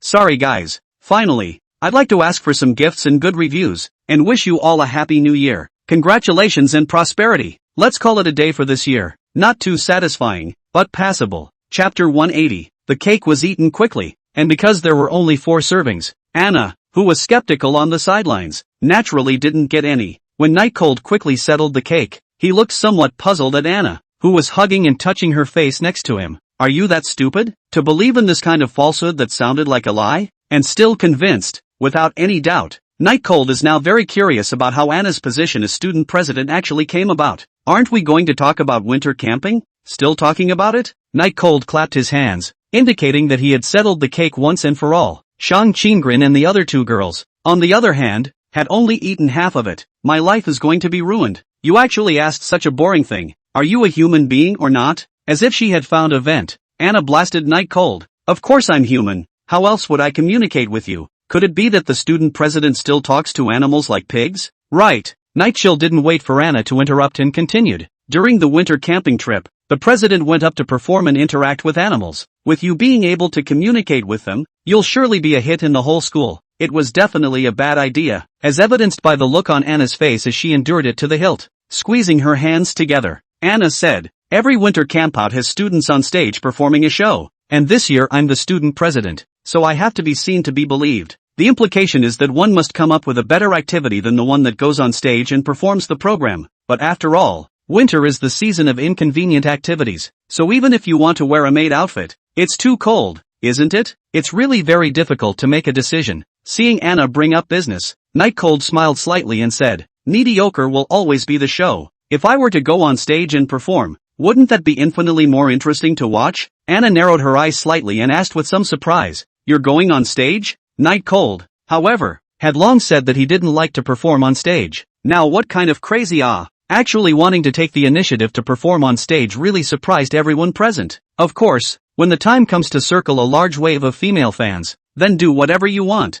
Night Cold said. Anna's mouth grew to its maximum. It seemed like she didn't expect Night Cold to actually be playing with such an idea, but if it was true that Night Cold was planning to perform on stage, it was really possible to do so, because Night Cold was indeed very handsome and had an inexplicable charm. Usually standing in front of Shang Qing-rin, a great lady, would not make people feel unworthy or inappropriate. Available at, Anna said with some anger, how could you? As the vice president of the student council, you need to set an example. Cheating on girls and all that is forbidden. A gesture of prohibition followed. Night Cold thought very carefully and finally nodded seriously. Indeed, seeing that Night Cold was lost, Anna patted her own chest and let go of the heart she had just lifted up. Not bad, at least she still knows to repent. Not worthy of being her chosen vice president. Right at this moment, Night Cold suddenly turned his head to Shang Chang-rin, who was still eating the cake and hadn't changed her expression much, and said, the person I want to attract has always been just Rin sauce. Shang Chang-rin looked at Night Cold and did not speak, nor did he stop the fork in his hand.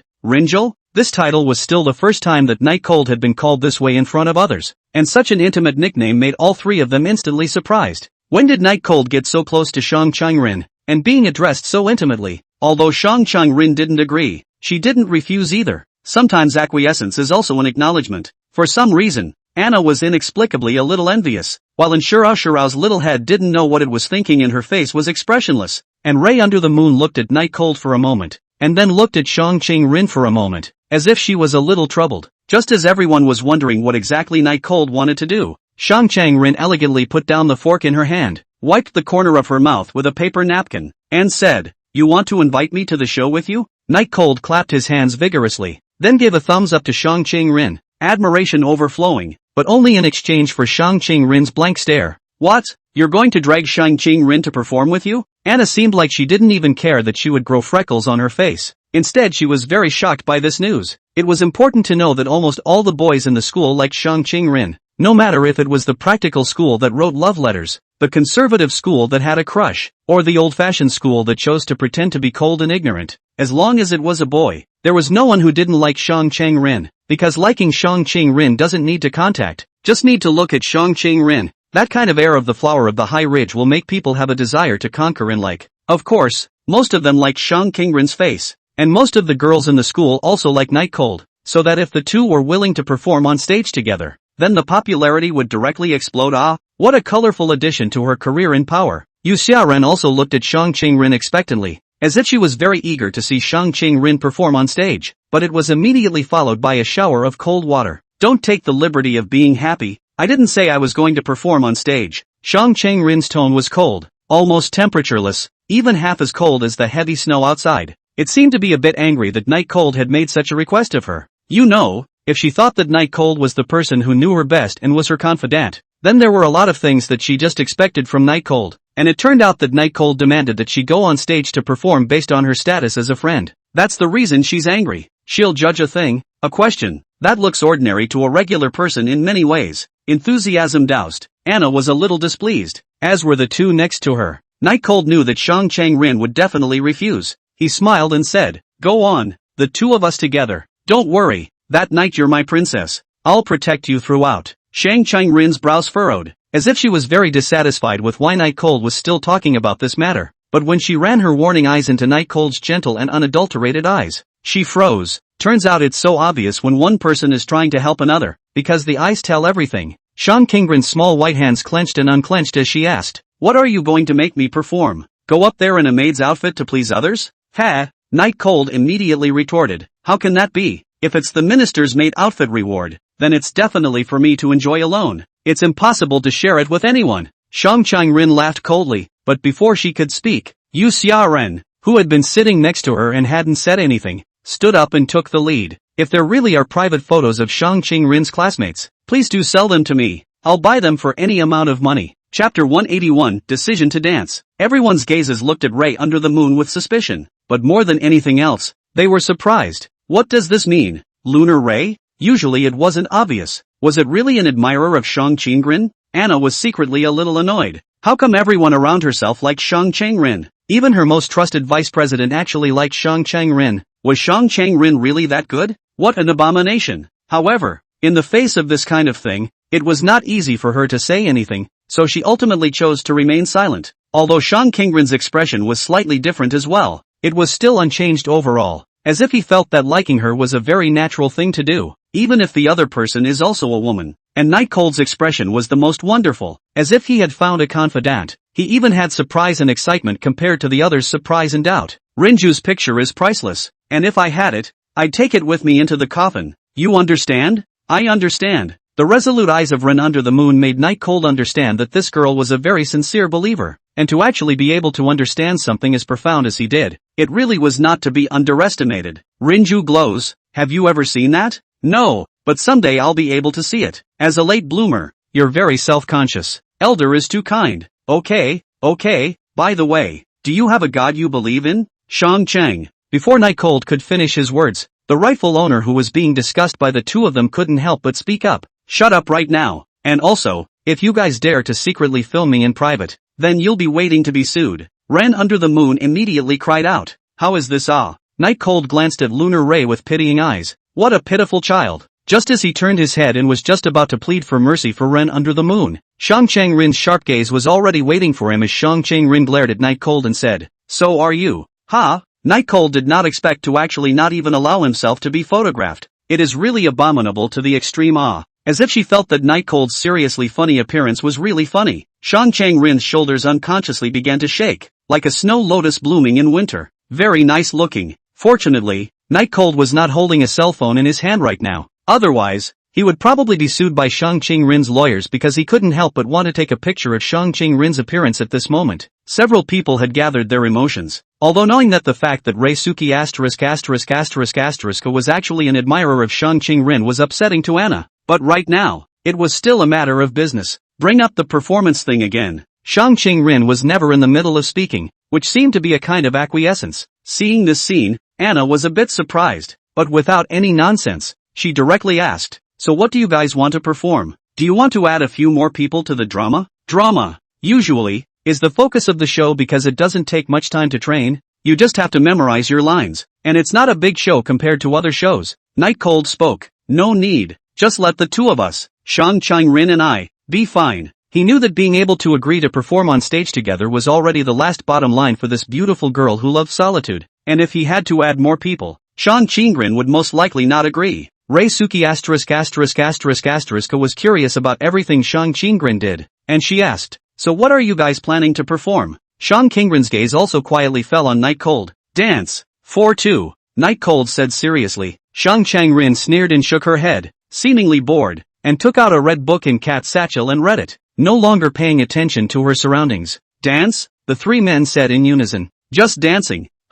What's wrong? What's the problem? Night Cold spread his hands out and looked at the three people around him in great confusion, as if he had committed something unforgivable. Anna clasped her hands, looked at Night Cold with a contemptuous gaze, and opened her mouth to ask, You can't really be holding any impure thoughts about participating in this event, can you? Ren under the moon was also vigilantly looking at Night Cold, as if she was planning to be ready to call the police at any time. Night Cold stared with wide eyes, not understanding why the three thought so, but he had thought for a long time before he came up with such a way to create more feelings with Shang Qingrin. As long as Shang Qingrin's feelings for him were deep enough, wouldn't that be a reason to live? Although the idea was simple, it was the best thing Night Cold could think of at the moment. After all, he was Shang Qingrin's only friend, and dancing would inevitably lead to physical contact, increasing feelings for sure. As for what unforeseen consequences there would be, Night Cold couldn't care less. Who knew that they would actually be subjected to unwarranted accusations? You're just trying to take advantage of fellow student Shang Qingrin. As the president of Shang Qingrin's fan support club,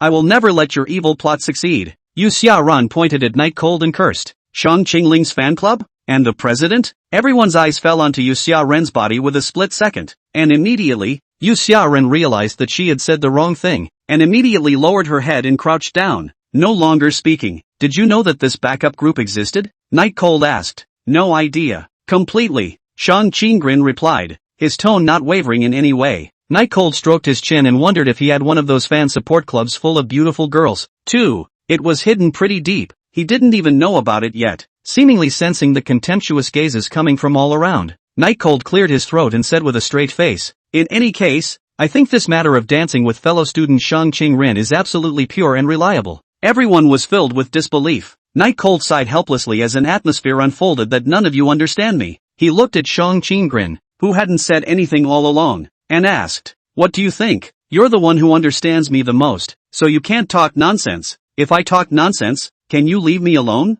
Can't. Shang Qinggren sighed, pulled the book on the bookmark, then closed it and said to Night Cold, today is Saturday. There are only 2 to 3 days until Tuesday. As far as I know you don't know how to dance. May I ask, does Night Cold student intend to learn it on the spot or learn it when the time comes? Night Cold revealed a hard look, obviously never having considered this. Shang Qinggren sneered, intending to flip the book over and continue reading. It was also at this time that Night Cold pressed down Shang Qinggren's small hand that was planning to turn the pages of the book. The contrast was so great. Night Cold's skin, which was originally quite white, started to become yellow in front of Shang Qinggren, and one of Night Cold's hands was even as big as two Shang Qinggren's hands. Shang Qinggren didn't say anything, but stared at the person who was holding down his hand. Night Cold scratched his head and said with some embarrassment, although it's a short time, but aren't there still you to teach me? Chapter 182. You're still young. A very simple sentence, but it contained trust, as if, Night Cold felt that even if there were only 2 days, the world could not possibly accomplish the task, but Shang Qinggren could. Shang Qinggren looked into Night Cold's eyes for a long time before he finally smiled lightly and opened Night Cold's hand.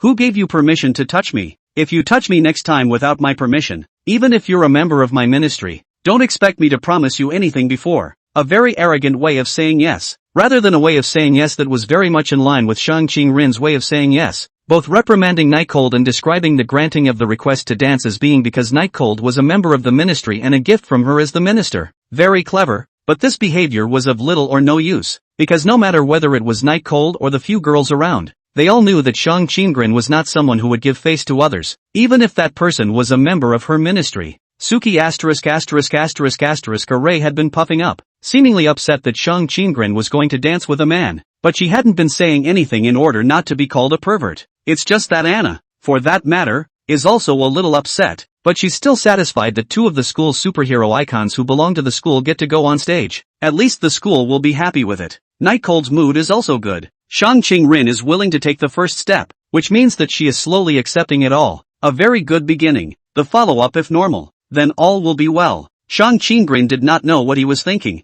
Once again took out the red book and read it. Time flew by. Night Cold and the other 3 discussed the specifics of the winter camping program while Shang Qinggren had been reading a book during that time, and it would soon be noon. Anna's mother entertained the crowd warmly, and after dinner, the group planned to go to the nearest park. Walking out of the warm room, Shang Qinggren's body temperature dropped very quickly. Night Cold didn't hesitate to drape his own jacket over Shang Qinggren's body. Thanks, Shang Qinggren replied very quietly. Taking care of a beautiful girl is what I should do. Night Cold replied very immodestly. Shang Qinggren blankly glanced at Night Cold, just wanting to say something, and Xiaoxiao immediately rushed up. The little loli was wearing a cotton jacket and bundled up with a scarf, like a little dumpling, but it was also cute. She hugged Night Cold's hand and shook it vigorously, saying, what about me? People are also beautiful girls. Why don't you have a jacket to wear? Ah, you're biased. I'm going to tell my sister Sama. Towards the end, and Shirao's eyes were a bit treacherous, as if she was threatening Night Cold. How could Night Cold not hear it? This little girl was trying to threaten him.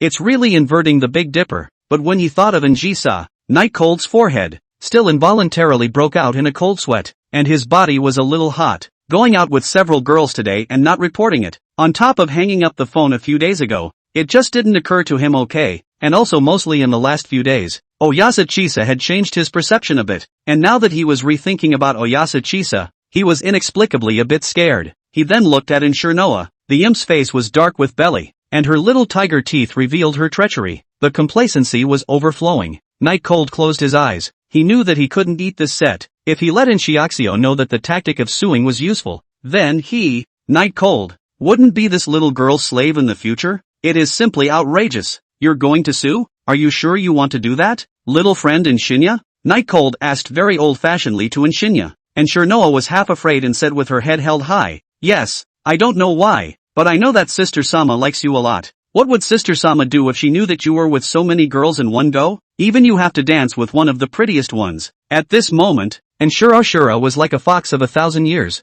completely devoid of any semblance of loveliness, and sure enough, the people of the Yin family couldn't possibly be oil-saving lamps. However, he couldn't pin down Njisa, but a small Nshiaxio could still be difficult for him? Oh, go ahead then, don't explain too much, being emboldened is the way to go. And Nshiaxio was a bit dumbfounded when she saw that Night Cold didn't panic at all. In her thought, if she said these words, Night Cold would definitely panic and then fulfill all her conditions and take her to her elder sister. Now it seems that Night Cold is not afraid of threats at all. Night Cold yawned, completely indifferent to paying attention to Nshiaxio, calm and collected, and Shurao stepped back, disbelievingly holstered her cell phone, and shouted to Night Cold, I've recorded everything you guys just said. I'm going to send it to Lord Sister. Do you believe it or not? Seeing that Night Cold still looked unconcerned, and Nshiaxio tuned her phone to Njisa's chat screen and tapped her finger to where to send it. It was like seeing two little cuties. In the scuffle, Shang Qinggren boredly moved his eyes away, even felt too noisy, while slightly frowning.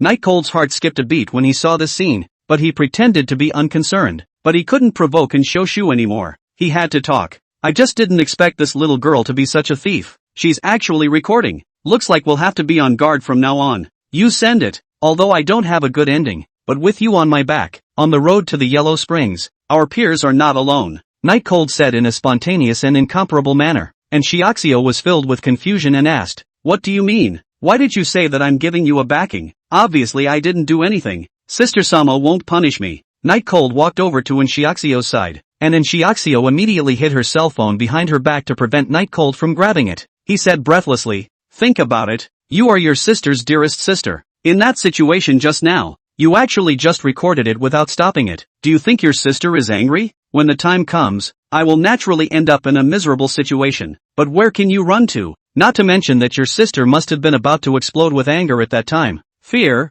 dread, nagging, and other emotions bubbled up in Shinoa's not-so-little head. She enjoyed being punished by her sister Sama, but too severe a punishment was still too much to bear. Just as Nshiaxio was getting tangled up, Night Cold came to its ear and said, what your sister is, I don't think I need to tell you, right? And Shinoa's entire body was abruptly shaken, and she saw as what people, and family there is no one who does not know. Ruthless and ferocious style of action is deeply criticized. Therefore, the family many people who do not like Njisa died. Everyone knows that it is Njisa did, but did not dare to come out to risk their heads, because Njisa is really half of the reasoning is not to speak of. Thinking back to the family gradually only left to support Njisa, and Xiao was afraid, trembling all over. Chapter 183 Shang Changren is still Shang Changren. Night Cold looked provocatively at Nshoshu and asked, still sending? He was pretty sure that Nshurnoa wouldn't dare, because Nshurnoa, as a member of the Orthodoxan family, must have knowledge of what Njisa did, even if it wasn't that clear, but more or less, he still knew.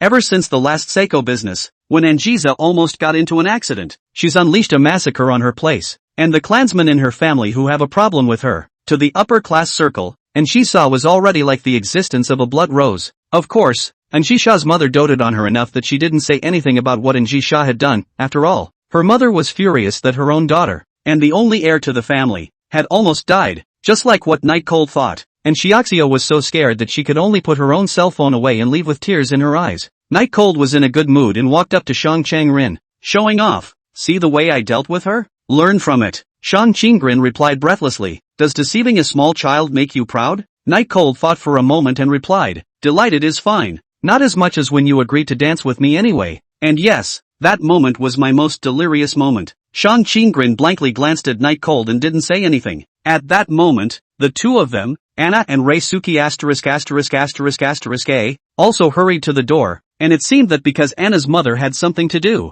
the job of washing the dishes fell to the two of them. Night Cold frowned, just that if he had known earlier, Shang Changren wouldn't have had to be out in the wind for so long. Let's go. I'm fine. Shang Changren seemed to understand what Night Cold meant and pulled Night Cold's sleeve a little. Anna, a little embarrassed that she hadn't been able to get out for so long, smiled and said sorry before leading the way to the nearest zoo. Walking together on the road caused quite a stir, because this was a school neighborhood, and even though it was very cold, there were still a lot of students playing outside, and Night Cold's line of people are almost all the school's popular figures. Anna, the student president, Shang Chang-rin, the flower of the high ridge, and then there's the dream of thousands of young girls, Night Cold. Of course, the crowd was so used to being mobbed that they didn't really care. Only the moon has mercy. She appeared to be very concerned about the sight of others, and kept hiding next to Anna, hoping to keep the sight of others from falling on her. Seeing this scene, the corners of Night Cold's mouth turned upwards, and he quickened his pace to walk next to Lunar Ray, and even turned back to give Shang Ching-rin a slight smile. Then to Ray Suki ******A,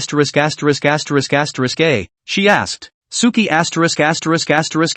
*****A-san, may I ask if you, as the president of Shang Ching-rin's fan support club, have you seen any support club members around? As soon as this question came out, Shang Chang-rin helplessly turned her face away and pretended not to recognize Night Cold, while Anna seemed to be curious about this question as well, mainly because she wanted to see the size of this backing club. What are you asking for? Ray Suki ***** was a bit surprised, but immediately reacted and asked, it's just to see what kind of people are in the backup club. Those kind of very lewd and nasty geeks are not allowed to enter, and is Shang Chang-rin's classmate's only good friend. I have to be a gatekeeper for her before I can do that. Ren under the moon looked her puzzled eyes towards Shang Chang-rin in the back, who did not react in any way. His face was as usual, the only thing that was there was a bit of faint dislike between his eyebrows, seeming to get the acquiescence that Fearland's friends were indeed qualified to be in charge of this. Ray under the moon said, yes, there are several. Night Cold was a bit surprised. There are really some, and there are still several of them. It seems to be quite large. Pretty is an abomination. As Ray under the moon pointed out several people, Night Cold realized that not only were there many people, but they were all beautiful girls. Although there weren't any pretty ones, they couldn't help but be numerous. That's it. Our backup club is now at 137 members, with 12 members, and Suki *****Karen also seemed happy to be able to do these things for Shang Ching-rin. Although she hadn't been able to say a word to Shang Ching-rin yet, she felt that Shang Ching-rin would be happy, right? After all, people like to be popular. Anna was surprised too. She didn't think there would be so many people, if only it was her support group. Night Cold mopped his chin for a while, before asking, are there any conditions for joining? I want to join. It's best if I'm a member straight away. The kind that's more advanced than those cute girls. Ray Suki ***** was so happy that her eyes even widened, because the people in the backing club knew that Night Cold was the person who had the best relationship with Shang Ching-rin, and had a lot of things they didn't have, and access to them, and if Night Cold could really join the backing club, then photos and things like that, they could really get them. Good. Although there's no precedent of letting any boys join yet, but if it's you, Night Cold, I can directly give you a vice president position if you join. Ray Suki ***** said happily. Anna gritted her teeth. What on earth is so good about Shang Chang-rin? Yeah, before Night Cold shouted twice, he felt an itchy pain coming from his feet. He lowered his head and saw that, without knowing when, Shang Ching-rin had already walked to him with his hands clasped. It was staring back at him at the moment. Don't get me wrong, Rinju, I'm just trying to protect you better, so please untie your foot, or maybe, let's go somewhere where no one's around for you to step on, okay? Shang Ching-rin increased the force on her foot. Stomping on you? Isn't this a reward? Protecting me? Would you still go in if there were all geeks in some backup club? Don't think I don't know what the hell you're thinking. Night Cold was a little embarrassed to see that his caution had been recognized, but Shang Ching-rin ignored it and drove him behind her with her eyes. Shang Ching-rin clasped her hands and stared at Ray under the moon with an imposing air. What you guys do, that's your freedom, and I could care less what kind of banner you wear, but it's best if you don't let me find out that you're secretly filming me. Shang Chang-rin's face was icy cold as she continued. Although from time to time I talk to Night Cold about suing him, in the end it all ends up in vain. But your words, I definitely won't be soft. When the time comes, please don't use the so-called friendship of classmates to get me to withdraw the lawsuit, because it's useless. During that time, Lunar Ren had been wanting to say something, as if she wanted to explain something, but in the end, she was unable to say anything. Of course, Shang Ching-rin didn't give her a chance. After saying this, she turned around and walked away, and several steps out, she stopped and did not turn around, and said icily, "You're going to stay here with them?" Night Cold sighed and followed suit, leaving the three of them to stare at each other. Chapter 184, Apologize to solve everything. Snowflakes falling, far away, the sky is a white, the world is also silver. Christmas is still a period of time, but a lot of shopping malls and other places has begun to place the Christmas tree. Under the white snow, Night Cold walked slower and slower. He reached out his hand to catch a snowflake, as if such a move was very interesting. He smiled, but that white figure, like an elf in the snow. Shang Chang-rin was aware of his stopping and turned her head. Can you not be so childish, Night Cold student? For others to see, They would think that you are a child coming out of kindergarten. Seeing Night Cold's childish behavior, Shang Chang-rin joked. I'm the little friend, big sister. I'm already in the big class this year. Oh. Night Cold's mouth curled up and said in a pretentious manner. Shang Chang-rin touched her forehead as if she couldn't stand it. Then seeing Night Cold's smile, she really couldn't help it and still laughed out. In an instant, the white snow was colored. Night Cold looked dumbfounded. At this moment, he really felt that Shang Chang-rin was the elf in the snow. Seeing that Night Cold kept staring at herself, Shang Chang-rin clasped her hands and asked with feigned seriousness, "Which school are you from? Sister is going to find your teacher and ask you why you are so naughty and horny."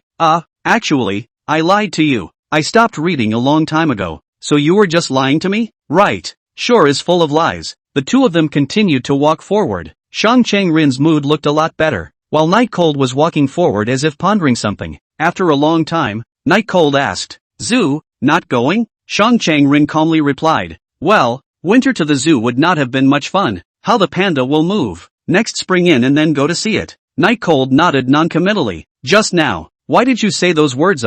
Actually, isn't it quite good to have a backup club or something? And it's all girls again. Everyone just likes you." These words sounded like they were caring about Shang Chang-rin, but in reality, they had a feeling of reproach in them. Because Night Cold wanted to make it possible for Shang Chang-rin to accept all the things outside, but there didn't seem to be any semblance of progress. How could the smart Shang Chang-rin not hear it, as she ruffled her ear hair, which had been blown to the front by the wind, back behind her ear? "I don't have to make anyone like it." When he said these words, Shang Chang-rin's heart beat violently for no reason, as if he felt that he should explain himself, but subconsciously, she's never thought of it that way, and yes, it must be followed through. Night Cold nodded. By now he had come to the place where the apartments were parted. He stood in place. "Hurry back, since you're not going to the zoo. Think about dancing." Shang Chang-rin nodded and walked forward. She felt like she should have to explain. What if Yenny Yenhan was stupid and didn't understand? What if Yenny Yenhan felt that she had everyone wrapped up in it, just when she didn't know how to turn around and express herself to Night Cold? Night Cold's voice rang out behind her. "Don't think too much. I understand everything. Come on." Shang Chang-rin that slightly stiff body stops. She returned to the Night Cold a smile, and then pace austere leave. She thought, in fact, the Night Cold to be more than she thought to understand her. Watching Shang Chang-rin enter his apartment, Night Cold realized that his jacket was still on Shang Chang-rin's body and could only shake his head and go home. Let Shang Chang-rin calm down first today. Night Cold looked at his reflection in the elevator and said, in fact, today Night Cold had been pulling Shang Chang-rin towards the collective, but it seemed that the effect was very bad. Shang Chang-rin did not fit in. Not only did she not get along, but she was very resistant. That last pointed statement should have been a long simmering outburst as well. Night Chill stepped out of the elevator and leaned against the parapet, inexplicably wanting one. He hadn't smoked in a long time. Maybe his strategies were wrong from the start, because he thought that if Shang Chang-rin was allowed to like more things in this world, wouldn't that be a few more reasons to live in this world? When the time comes, if he's not important enough, won't there be others? Now it seems that Shang Chang-rin is very resistant to anything else. Even her favorite panda cannot go to sea, just to go home early. Looks like we'll have to think of something else. Night Cold tapped the guardrail, his eyes glowing. He was at this point like he had been sent on a mission from above to get close to a rich woman and was always ready to give his life. Opened the door of the room. Originally thought that Ji-sa was still there, but it was different from what he thought. Ji-sa had long since disappeared. The only thing on the sofa, next to the TV, but it was all red wine. And it was the excellent kind of red wine, not only Romane Conti, but even Lafite, and the vintages were all very old. Night Chill walked over and kicked over a bottle of red wine priced in the millions and up, picking up the game cassette he had bought for almost 10 years. What the hell? Can you clean it up? Night Cold let out a very dissatisfied voice. These things don't need to think to know that it must be Don Ji-sa's. The main thing is that other people can't get in either. What's the point of dumping it here? But these things are really hard currency in high society. And it's still a good deal to take them and sell them. Gathering her things together, Night Cold spat. Where did she get so much red wine? It can't be that she emptied Kojisa's wine store, right? Night Cold was really curious if the two and Ji-sa had already met. And now that the situation was like this, it was really hard for him not to think in that direction. Okaisa came here penniless, with only one dress left. And now that he was carrying home this red wine worth nearly a couple $100 million, something must have happened that he didn't know about. As for the likelihood that all the wine on the floor was watered down was almost non-existent. After all, it was unlikely that Ji-sa would degrade herself. At lunchtime, Night Cold opened a bottle for himself. Although it is out of place with the fried food, but it is still very good to drink it as juice. Just a little astringent. It's a very extravagant drink. I don't think anyone in all of Flora has ever done that. After eating, Night Cold wanted to continue reading, but he suddenly remembered that it had been a long time since he had contacted Xiao Jiasei, and because of the last time he took the initiative to hang up the phone, there was still a bit of fear in his heart, but it had been so long, he kinda missed Anjisa. Moreover, after such a long period of no contact, it was very odd that Anjisa hadn't contacted him. Glancing at the time, about 1 o'clock in the afternoon, Night Cold bought a bouquet of flowers, intending to go to see Anjisa.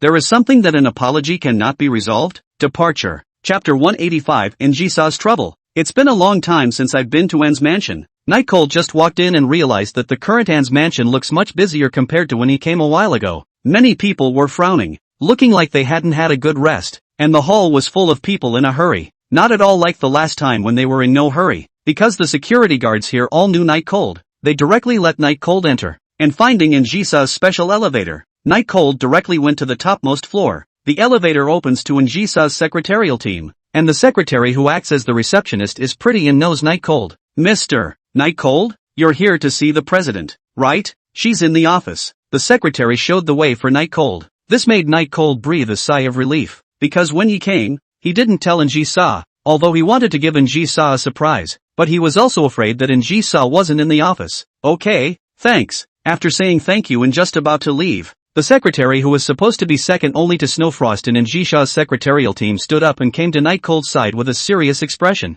Recently, Missy is not in a good mood and is under a lot of pressure. Later on when you see Missy and after, please try your best to make her happy, or at least let her have a good meal. She is really working too hard these days. Instead of answering, Night Cold nodded and headed for the office door. In fact, before he came, he had this mental expectation. After all, according to the general situation, it was impossible for Anjisa to keep not contacting him when he made a mistake, and even if it was a Cold War, it was not possible to stay out of contact for so long. The only thing that's possible is that Anjisa is in trouble. This really made Night Cold feel curious. What kind of trouble could N Group, the biggest company in the Flower Sea, encounter? Pushing the door slowly open, the impatient voice rang out. Didn't I say, don't bother me about the meal, have someone bring it in later? Anjisa's impatient voice was very intimidating, as if she was going to eat someone in the next second. The door opened anyway, and Anjisa looked up unhappily, only to see the teenager she had longed for looking at her with a smile. Eating can wait, but you have to hurry up to enjoy the flowers. Night Cold closed the gate behind him, then walked towards Anjisa step by step. Anjisa put down the work on her hands and rubbed her tired eyes and said breathlessly to Night Cold, why do you have to hurry up to enjoy the flowers? It's already noon now. Night Cold placed the flowers on the desk, attentively squeezed Anjisa's shoulders, and casually said, because I bought the flowers cheaply, and if I don't enjoy the flowers, they might wither. Anjisa blanked this man who was full of lies, and said disgustedly to the flowers, put the flowers down. Maybe there are still worms in them. Are they dirty? Put it down quickly. It's fine. It's noon anyway, so having bugs is a bonus. Although Night Cold said this, he still put the flowers he bought under the table. Anjisa gave a disgusted look, perhaps because she had noticed Night Cold coming long ago. Snowfrost had gone to prepare lunch very early, and now that Night Cold had just arrived, Snowfrost's lunch was already advancing. Looking at Lin Liang's eyes full of food, Night Cold was surprised and said to Anjisa, you haven't eaten yet? Anjisa asked in dissatisfaction, you ate it? Go to the restroom right now and vomit it out, then come back to eat with me. Night Chill made a slightly disgusted expression and replied, actually, I didn't eat it. And Zisa laughed, it had better be. The two of them came to the position of the sofa, as there was a table here. Usually Anjisa was still very careful not to drink red wine in the office place. Today this place became the place for the two of them to eat. After taking 2 bites, Night Cold asked, did you encounter something recently? He was very curious as to what kind of difficulty Anjisa had encountered to reach this point of sleeplessness. Anjisa didn't intend to hide it, but said, things on the company. Recently a company with a deep background came out, and it's doing something very cutting edge. There's a lot of pressure. Night Cold put the chopsticks down and asked in surprise, it's just a small fledgling company. Why do you feel pressurized? With so many entrepreneurs in the Flower Sea, it's normal to have 1 or 2 very powerful ones, right? Awesome companies are okay, but the product technology is so cutting edge that if left unchecked, it could be disruptive and reshuffle the sea of flowers. It wasn't until Anjisa said these words that Night Cold realized what those words just now actually represented. Reform. If you can't keep up with the trend of the times, even a behemoth like the N Group will fall in the torrent of history without any room to turn around. This is the situation Anjisa is facing right now. Can't you acquire it? After all, it's a small company. You're driving more money. Night Cold tried to come up with ideas, while Njisa shook her head. The other party is very mysterious. How can I not find out any useful information? And my mother is still involved in this aspect of the company's registration. This is also the point that Njisa can't figure out the most. Why her mother is still a partner of the company. Knowing that her mother's name alone is enough to pull in trillions of dollars in financing unless it's someone with very deep pockets and a very big face. No way. Hearing this, Night Cold's face instantly became strange, as he appeared to know who created that company. What's the name of that company, may I ask? Night Cold wanted to double check. It's called, and Night Group. Quite an odd name, because Njisa's own surname was An. That's why she didn't feel much about such a name, and didn't even notice any abnormalities in it. But as soon as Night Cold heard the name, he was basically sure that the founder of this company was Oyasa Chisa, learning from Shang Chang Rin, helplessly holding his forehead. He didn't know how to comfort Njisa because the opposite party was not from this world at all. It was an abominable traveler. She knows everything, what makes money in the next few years and what not to touch. She knows it all. Just an abominable opener. Even, this person didn't know what method he used, but he actually gained the trust of Njisha's mother, providing her with a large amount of financial support while protecting her. At this moment, Night Cold wanted to ask out loud, who on earth is the main character? Njisa, who had taken in all the changes in Night Cold's expression under her eyes, put her chopsticks down at this time, her eyes narrowed slightly, and asked, it can't be that this Night character of the Night group has something to do with you, right? What kind of person is Night Cold? Maintaining a high-intensity cultivation field all year round. At this time, facing Njisa's cross-examination, it was not panicked at all. Probably has a crush on me. I don't know. First time I've heard the name. That said, why don't you go back and ask your mother? She must know something about it. P.S. I've been a bit watered down lately, so I'll try to adjust as much as I can because I'm in really bad shape, and New Year's Eve is really annoying. Chapter 186 Chain Reaction. Regarding Night Cold's suggestion, it seemed that Njisa had already considered it, and replied bluntly, I don't want to disappoint my mother. I want to deal with it on my own, and since this matter is known to my mother, it should still be under control, and she should be trying to test me. Having never seen Njisa like this before, Night Cold was a little heartbroken. Oyasa Chiza that was a traveler with her own hang-ups, getting things that must have been very ahead of their time. After all, she had lived an extra 10 years, and seemed to have done pretty well during those 10 years. Seeing Night Cold's silence, Njisa's heart warmed up, thinking that she still hadn't hurt this guy for nothing in the past few months. Smiling, he said, don't worry, even if that company really develops, it's just one more rival. The In Group's heritage in the Flower Sea is not something anyone can shake yet. Night Cold nodded trustingly and asked again, why don't you try to imitate it? What she does, won't you still be able to get ahead of her if you use more resources to do it? Njisa shook her head indifferently. No, that company's technological power is ahead of its time. It can't be reproduced at all. Doing what? Artificial intelligence is, simply put, robotics. A meal passed in chatting, and Njisa obviously hadn't rested for a long time, and after eating, she actually laid on Night Cold's lap and let Night Cold pull out her ears. Did you come to find me today for something? Njisa asked lazily as she closed her eyes and rested on Night Cold's lap. Didn't I hang up on you last time? Came to explain to you. Night Cold didn't hesitate to speak. He knew that it was impossible for Njisa to forget this matter, which meant that taking advantage of the fact that Njisa had more things to do and was quieter now, he hurriedly talked about this matter, and only then would this matter be considered to be really over. Otherwise, pretend you don't know and you'll still get the old story later. Njisa wasn't speaking, waiting in silence for Night Cold's explanation. This is to let the Night Cold made difficult. After all, the day said but Njisa's mother to explain to her. He and Njisa's mother can not yet to the statement it. This if in case of leakage of words? The clever Night Cold said directly, Auntie, it should have been explained to you, right? As soon as these words left her mouth, Njisha's foxy eyes closed slightly as she slowly sat up and stared at Night Cold with an oppressive feeling. What happened? Night Cold asked. Who is Auntie? Settlement 4 asked. Until this moment, the Night Colder still did not understand what Njisa in the end want to do. Thought he said something wrong again. After all, would have been a thief's heart, and now was interrupted. Where can still judge what exactly is the meaning? Auntie is talking about your mother. I don't know what your mother's name is. It must be called Auntie.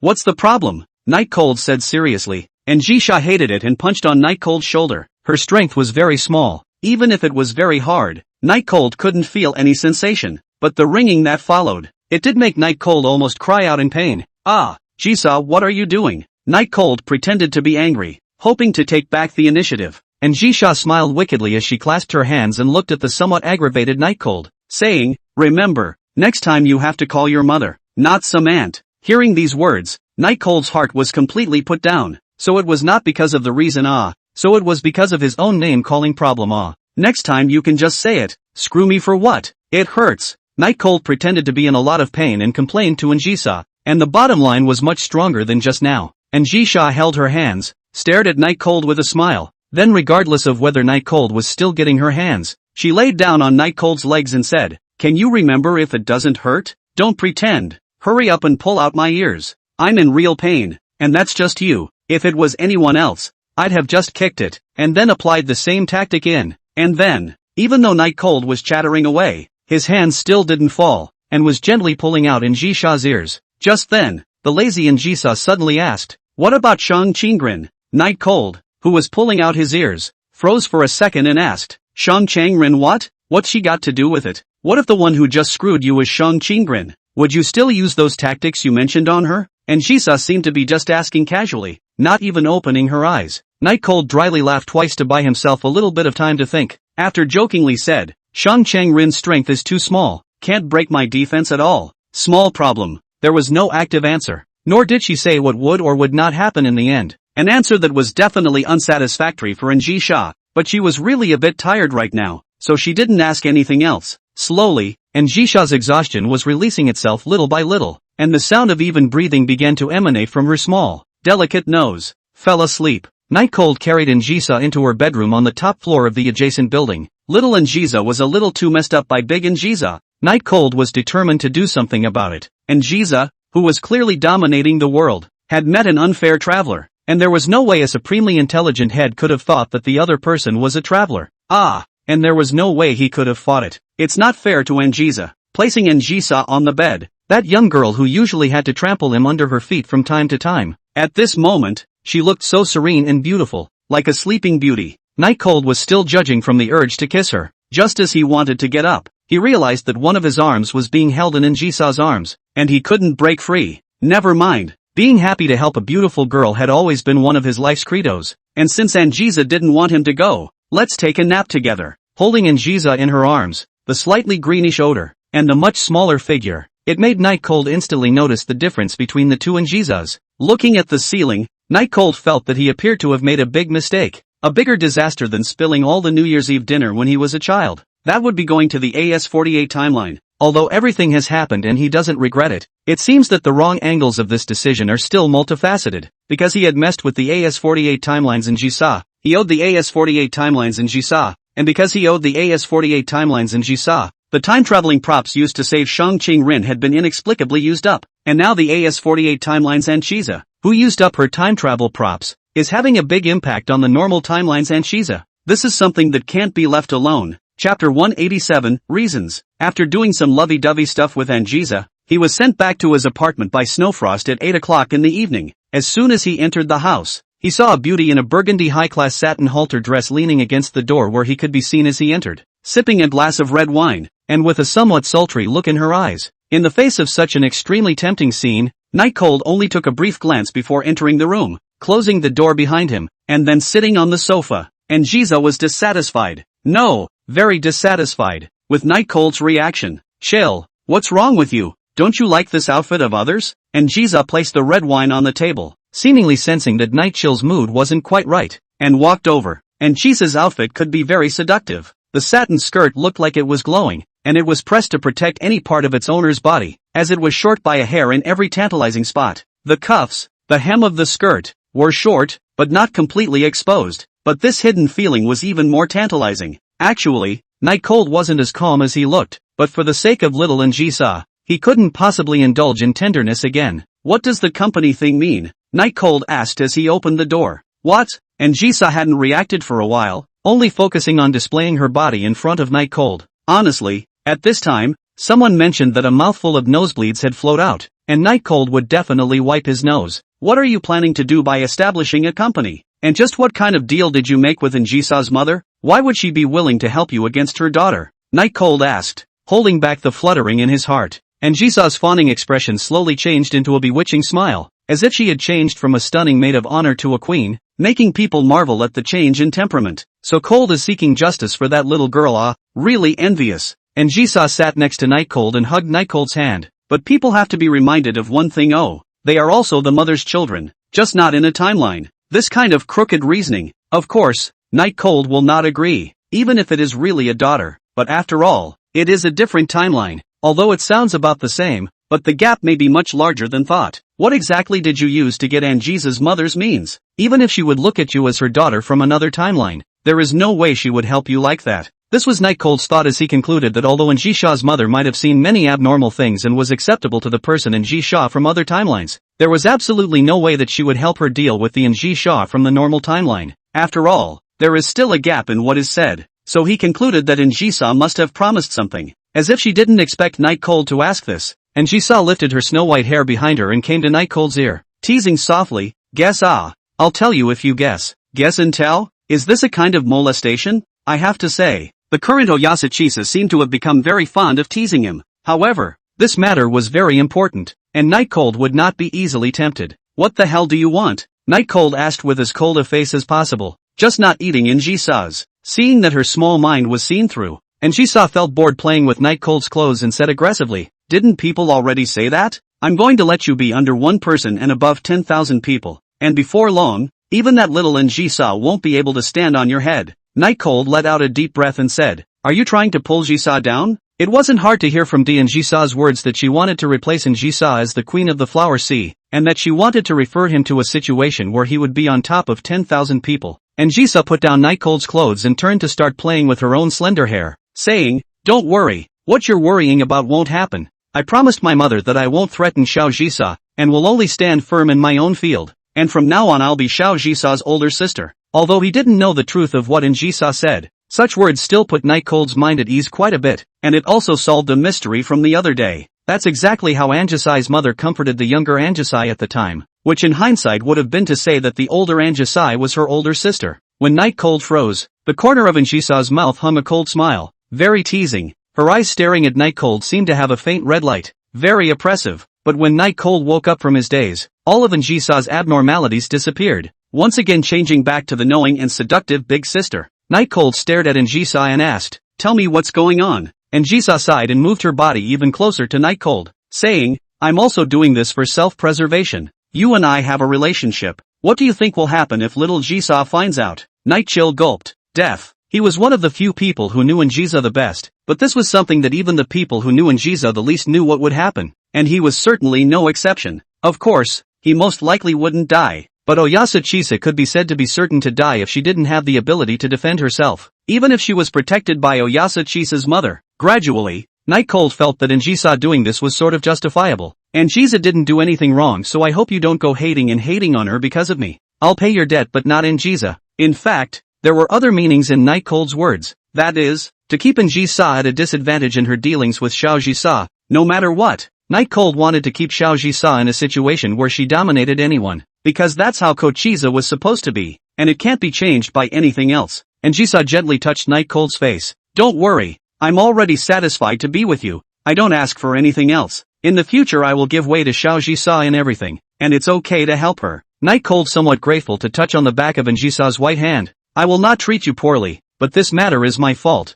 so do not implicate others. I am really afraid of another Anjisa to lose the sharpness." Anjisa laid directly on Night Cold's chest and very gently patted Night Cold's head as if to comfort. Feeling that reassuring sensation, Night Cold felt relaxed. At least Xiao Anjisa's side was accounted for, and it really surprised him that Anjisa was still so good at talking. Since the beginning, Night Cold thinks he knows Anjisa very well, but he forgot that there is an Anjisa is no longer the Anjisa he knows. Chapter 188, Suspicious Instruments at Home. Putting his heart at ease, Night Cold's face looked much better, and Anjisa's smile was also much kinder. "Have you had dinner yet? I'll go make it right away." Night Cold said to Anjisa, "Do you still have the heart to eat when people are dressed like this? Can I interpret what you just said as a reason to reject me?" Anjisa's tone was a bit grumpy, as if she was very dissatisfied with Night Cold's words. Night Cold scratched his head. "It's better to eat first." Saying that, Night Cold pushed the Anjisa on top of him to the sofa, and then he himself headed to the kitchen to cook, and even, he could feel Anjisa's grudging eyes behind him. There's no way around it, not trying to be a saint, but the matter of controlling one's desires is true at all times. Night Chill recently felt that he was indeed a little too addicted. This will not work. When you can control it, when it is time to do something at night, that is another matter. When he went into the storage room to get some canned goods, he suddenly realized that there were a lot more things in there, and at first glance he felt that they were those instruments from the hospital. Poking his head out the door, Night Cold asked, "Big sister, is everything in the storage room yours?" White small hands propped up her flirtatious face, not knowing what she was thinking about, and Ji-sa seemed to have anticipated that Night Cold would ask. Straightforwardly answered, "Company confidentiality." The words are very ambiguous. Just say it's a company secret, and it doesn't say whether to let or not to let Night Cold touch it, or warning or reminder or anything. It's just a sentence that very much arouses suspicion. Night Cold skimmed his lips and stopped caring about these things, taking 2 cans of tomatoes from the cabinet. Night Cold still couldn't help but move his eyes to those machines. Looking closely,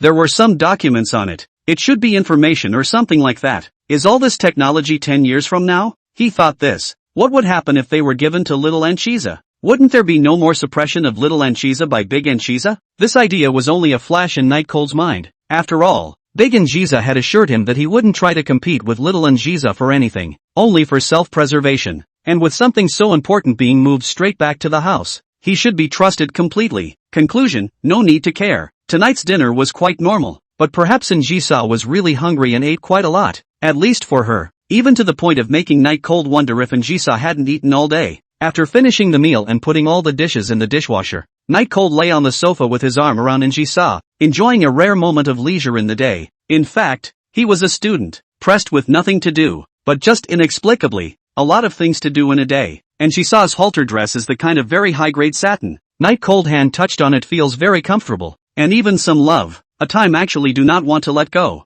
The living room has only a very small warm-colored light on, which at this point of course does not have the effect of lighting, but only has an effect of adding to the atmosphere. And Zisa closed her eyes, enjoying the moment all the same. Night Cold's eyes looked out the window. He felt that he had to find some time to make a trip to Anchisa's mother and ask what was going on. Anchisa's mother was known as the most powerful woman in the Flower Sea. Her character shouldn't be too good, as could be seen from Anchisa. Her temper could be said to be very bad, but even so, he wanted to meet and ask about Anchisa. He tilted his head slightly. The lights in Shang Ching-rin's room didn't seem to be on tonight, which made him increasingly worried about Shang Chang-rin. Recently, as long as he saw Shang Chang-rin, or heard Shang Chang-rin's name, his heart would be inexplicably irritated and very uncomfortable, as if something was about to happen. He tried desperately to organize everything, but he simply couldn't catch where the source was, couldn't even find the worry to begin with. I don't know who's playing the piano in the apartment. It's Rachmaninoff's Piano Concerto No. 2, something melancholy in it, very quietly, but still audible in the now quiet environment where you can only hear breathing. The piano ended and Anchisa's voice came on. "Shell,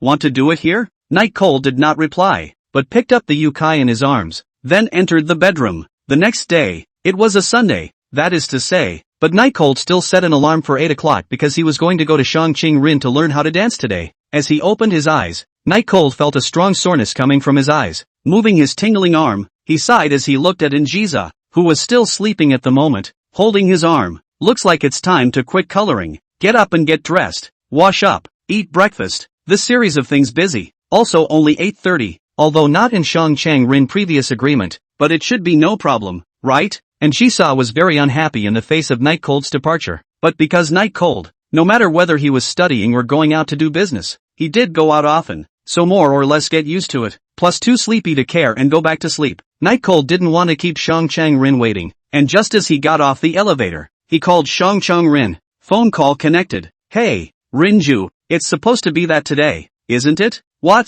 That? Look ahead." Hearing this, Night Cold seemed to hear a little echo, and he covered the handset of the cell phone, and then looked expectantly at the door of Shang Chang-rin's apartment. There was not a single person. When he pressed his ear to the phone again, Shang Chang-rin's slightly mocking voice came through. "Didn't you say you've been reading lately? It seems like it's not helping." As stupid as ever. Night Cold's face turned a little red and retorted, "I'm trusting you. I don't understand why being teased by such a small trick." Why would Night Cold feel so embarrassed? It was mainly because he trusted Shang Ching-rin too much, wasn't it? Otherwise, it wouldn't be like this. Suddenly, with his head lowered, a pair of white sneakers appeared in Night Cold's line of sight, and his socks were also pure white short socks, looking very youthful and energetic. Before he could look up, he literally heard a voice. "Since you believe in me, how could I possibly let you down?" It was Shang Chang-rin's voice, a very cold and clear voice that could make a person float up to fairyland in an instant, or fall into an ice cave in an instant. It turned out that Shang Chang-rin had already prepared, and by the looks of it, she should be looking forward to it. Otherwise she wouldn't have matched the clothes and shoes and such things on her own before Night Cold had even notified her. Night Cold slipped his cell phone into his pocket as he looked at Shang Qing-rin. Mr. Minister, I've guessed this little trick for a long time. Chapter 189, the first time. It's only been a day since I've seen you. Your ability to sophistry has increased, but unfortunately, I've already appreciated your embarrassed look just now. Shang Qing-rin clasped her hands and said in a compassionate tone. Night Cold said breathlessly, don't people generally try to avoid other people's embarrassment? The self-proclaimed high-quality Shang Qing-rin student wouldn't not understand, right? Sure. Shang Qing-rin stared condescendingly at Night Cold and said with a cold smile, I don't care about people in general, so it doesn't matter to me if other people are embarrassed or not. But your embarrassment, I still like to see it because we are friends, aren't we? This was the first time that Shang Qing-rin had taken the initiative to admit that the two were friends when they were together, making Night Cold a bit surprised. Before it was basically him saying it and Shang Qing-rin not denying it. He walked over to Shang Qing-rin and spat. It's really bad luck to make friends with you. Shang Qing-rin wasn't angry, but blankly glanced at Night Cold and asked, so you regret it? The two walked together towards the school, their steps very relaxed, like a pair of close friends, but that was just what they thought. How can that be? A beautiful beauty like Rinju, even if she does scold me, I won't get angry. It's better to say that I can have more of it. Well, it's a disgusting fetish, but it's within my range. As much as it's tempting to spit out the nausea bit, I'm now more interested in asking just how acceptable is that to you? Nothing else, mostly to avoid pissing you off later. I refuse to answer that question. Why? I refuse to answer. Although he didn't know why Shang Qing-rin refused to answer where his bottom line of acceptance was, Night Cold still decided that he would slowly test the bottom line. In case Shang Qing-rin's bottom line was very low, wouldn't that make it possible to do some pretty outrageous things? On the way to the school, Shang Qing-rin asked Night Cold to buy both today's lunch and dinner. Although Night Cold wanted to go out to eat at the time, but because of Shang Qing-rin's insistence, he agreed. Of course, in order to be able to keep it for a long time. Foods that are easily perishable such as bento or disregarded, but more like noodle treasures and fruits. On the uphill section of the school, Night Cold was carrying 2 plastic bags,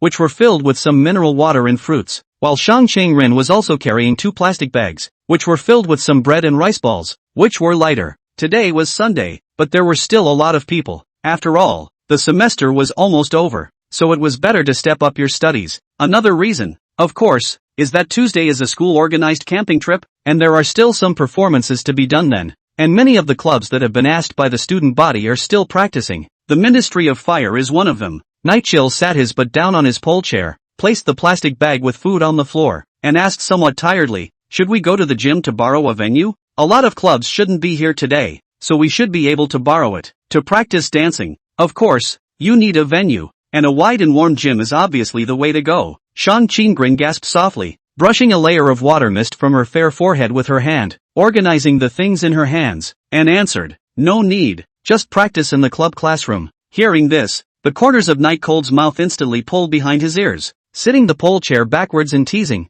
Cood, Rinju is this shy? It's really rare, but a shy Rinju is also very cute. Shang Qing-rin, who was organizing her things, did not pay attention to Night Cold, and after she finished organizing, she clapped her hands and said blandly, the fact that I'm cute doesn't need to be repeated too much anymore. Anyone who meets me knows that. The corners of Night Cold's mouth twitched breathlessly. Please add the point of narcissism as well. Before Shang Qing-rin could react to these words, Night Cold covered his mouth in an exaggerated manner before pointing at Shang Qing-rin and asking, Rinju is so afraid of being seen. Could it be that she's planning to dance Latin with me? As we all know, Latin dance may not matter to people abroad. Call it art, but people at home can never accept it, because it is too ambiguous if 2 people dance Latin dance. Not only are the 2 dressed very snugly, but when they dance, their bodies are pressed together at all times, which can be very ambiguous. In this country, it's never allowed to dance like this if you're not a couple. At least that's what the general male population thinks. How could Shang Qing-rin not hear the flirtation in Night Cold's mouth and sneered, how do you know I haven't skipped? After all, we've only known each other for less than 5 months. This time it was Night Cold's turn to not be able to laugh. He looked stupidly at Shang Qing-rin, his mouth slightly open. Rinju, you're kidding, right? However, Shang Qing-rin ignored Night Cold's question and started planning the day on his own, writing and drawing in his notebook. It seemed to feel like squeezing the time to the limit in order to teach Night Cold to dance in 2 days, but Night Cold couldn't control his jealous heart at all, knowing that what he had in front of him was Shang Qing-rin, an existence that he didn't even dare to fantasize about. Had actually danced Latin with someone else? Night Chill ran next to Shang Qing-rin, squatted down, and sincerely apologized. Rinjio, No, my dear Minister Sama. Your ministry member Night Cold was wrong. So wrong. Please forgive me, Shang Qinggren said without a care in the world. Well, I forgive you. Night Chill was overjoyed and asked again. So, Latin dance thing is going on? Tentative questions were once again ignored. Shang Qinggren seemed as if she was punishing Night Cold, or was very satisfied with Night Cold's performance at this moment, so she wasn't in a hurry to explain anything for a moment. Minister, ignore again. Night Cold squatted by Shang Qinggren's legs. His heart was inexplicably very uncomfortable. Very much more uncomfortable. He is not someone else. Others can accept. He cannot accept but what kind of position does he have that he can't accept? Rinju? Rin? Minister? Minister Sama. Minister Shang Kiyoshi Rin. You're annoying. Shang Qinggren turned his sight to Night Cold. Even though he had already been fully prepared, he was still made to laugh by Night Cold's aggrieved look. At this moment Night Cold was like a small child who had suffered some great wrongdoing. His entire face was collapsed. In the end, Shang Qinggren really couldn't hold it in. The corners of his rounded cherry-pink lips still rose slightly, and he sighed again. Jealous? Night Cold was silent, just waiting for an answer. There's really nothing for you to be jealous of because you don't even have anyone to be jealous of. I tried to learn it back in the day for my own enrichment, solo, but it really wasn't for me, so I don't really know how to do it because I just watched it a few times. A holy light emanated from behind Shang Qinggren's back, and his eyes looked at Night Cold with a slightly doting look. So there's no reason for you to be jealous, because my first male partner in the dance was you. P.S. Status restored. Chapter 190, Role-Playing. Looking at Shang Qinggren's compassionate and somewhat doting eyes, at this moment, Night Cold felt like he was like Shang Qinggren's son and was making her very helpless but patiently explaining because of his feelings. Unable to hang on. A bit unable to hang on to his face. Night Cold recalled his behavior just now and felt that he was indeed a bit too humiliated. He's just a friend. What's it got to do with what they've danced? Why are you so excited? Coughing lightly twice, Night Cold stood up and blandly said, so that's what it is. Pretty much what I guessed. Well, pretty much. But I'm with you on one thing. You're not at all suited for Latin dancing. Very much so. Seemingly to take care of Night Cold's emotions. Or perhaps he had already noticed that Night Cold was out of sorts. Shang Qinggren did not have any reaction to Night Cold's words in the form of a joke. The retort was even less so, just concentrating on planning the rest of the day. Walked to a seat to sit down. The Night Cold stared at Shang Qinggren. Although the face is serious, but the heart is still very comfortable. Shang Qinggren's answer: he is very satisfied, although very reluctant to use in the friend to have this possessive, but the fact is that he is very happy that Shang Qinggren did not have contact with anyone. It's a little strange, but makes sense, because it's an obsession in every man's heart to protect something beautiful from any harm. Whether or not one qualifies, of course, is another matter. Night Cold lay on the table, staring at Shang Qinggren for 10 minutes, and finally couldn't hold back any longer and asked, Rinjio, is it done yet? If this keeps up, I'm going to imprint you in my brain. There's still a while. Shang Qinggren replied normally, his pen like the wind, not affected by the night chill in any way. After another 3 or 4 minutes, Night Cold laid down on the table, really running out of patience, and began to continuously make strange noises to attract Shang Qinggren's attention, just like a small child really, with the idea that as long as his strange behavior made Shang Qinggren stop writing, the corners of his mouth would grin, feeling very happy that his prank had succeeded. It wasn't that he didn't want to help. It was mainly because in his understanding, wasn't the most important thing about dancing the practical? What good could writing a program do? Could he even read it? So after a burst of inexplicable strange noises, Shang Qinggren fatally put the ballpoint pen on the cap and looked at Night Cold with cold eyes, as if she was finally planning to punish this person who was disturbing her. Night Cold was surprised. You're done? Shang Qinggren replied. Yes. What exactly is it that took you so long to write? A planner. I'm not like some people who put the idea forward and then leave everything after that alone, leaving it all to me, thinking that if they just practice, everything will be fine. And what's a person who thinks like that if not a fool? Being scolded. It is not considered to be inflection. Anyway, Night Cold immediately heard it, but he is not a little cute. Scolding words have to be recognized, since Shang Qinggren did not name, then play dumb. Then, Minister Sama, who is not an idiot, can we start practicing now? Although Night Cold forced himself to suppress it, his expectant gaze remained unhidden. Shang Qinggren nodded, got up, and said to Night Cold, move the tables and such to the side, and leave the center spot for practicing. I didn't realize that you were planning to do this. Also, small, just enough for the two of us to swing our bodies. The corner of Night Cold's mouth slightly upward. Finished the sentence, waited until Shang Qinggren will be plastic bags, hot water bottles and other things put down after the table. Very easy long angle table and steel pipe chair moved to the edge of the activity classroom. Night Cold stood in the center, and the broadness that he had never felt before made Night Cold look a little excited. Shang Qingren, on the other hand, was holding his chin with one hand, as if he was considering whether this little space was enough. Space isn't an issue. After all, none of us are fat and we basically cuddle together. There isn't that high of a need for space. That was a thought-provoking statement. Shang Qingren blankly glanced at Night Cold, but she clearly had no intention of picking up the yellow accent, and instead nodded. It should be about the same. After all, you're still learning the movements first, and there's not much need for space. The floor was a bit dirty, and after Shang Qingren finished, she swept it again with a broom, and at the same time, Night Cold asked, should we turn on the heat? After all, it will still be cold when the clothes are taken off later. Dancing of course involves undressing. After all, the jacket is still too bulky. Although Shang Qingren was a bit dissatisfied with what Night Cold had said, he still nodded sensibly. Receiving Shang Qingren's answer, Night Cold opened the door and turned on the student union's heater before walking back again, removing his jacket and placing it on the table. Shang Qingren hadn't finished his business and was still meticulously sweeping the floor, and because of the addition of the heater, Night Cold felt like he was instantly warmed up,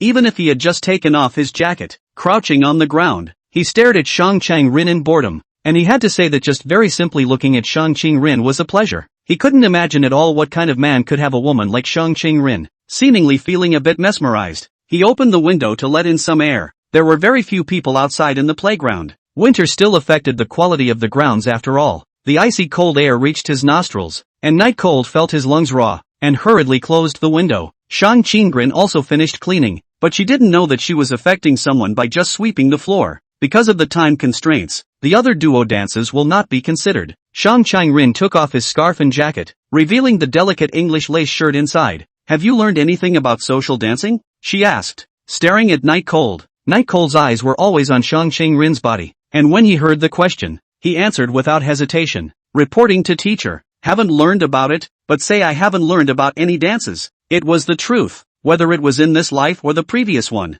Night Cold had never understood dancing, let alone any ballroom dancing. Shang Qingren placed the clothes he took off next to Night Cold's clothes and said helplessly, "Don't make your incompetence sound so remarkable." Then he drew a stick out of nowhere and flung it onto the table. "Since you can't do anything, you'll have to follow my orders unconditionally later. Do you hear me?" It seemed that Night Cold's sentence of teacher had worked. The current Shang Qingren was just a pair of glasses away from being a teacher, and with that look, it seemed that she was completely in character. Night Cold felt so exciting. "Please teacher, feel free to temper me to your heart's content, even if it's a very excessive request. I will still agree to it." Although it was indeed like this, but for some reason, it changed flavor when it came out of Night Cold's mouth. Shang Qingren really cannot help it. Cold face. A stick fell on the shoulders of the Night Cold. Chapter 191, Temptation? It didn't hurt because Shang Qingren's strength was considered very small by the standards of a delicate girl, and not to mention the fact that Shang Qingren herself hadn't exerted much force, so it couldn't possibly hurt. But this is still the first time Shang Qingren has hit someone, right?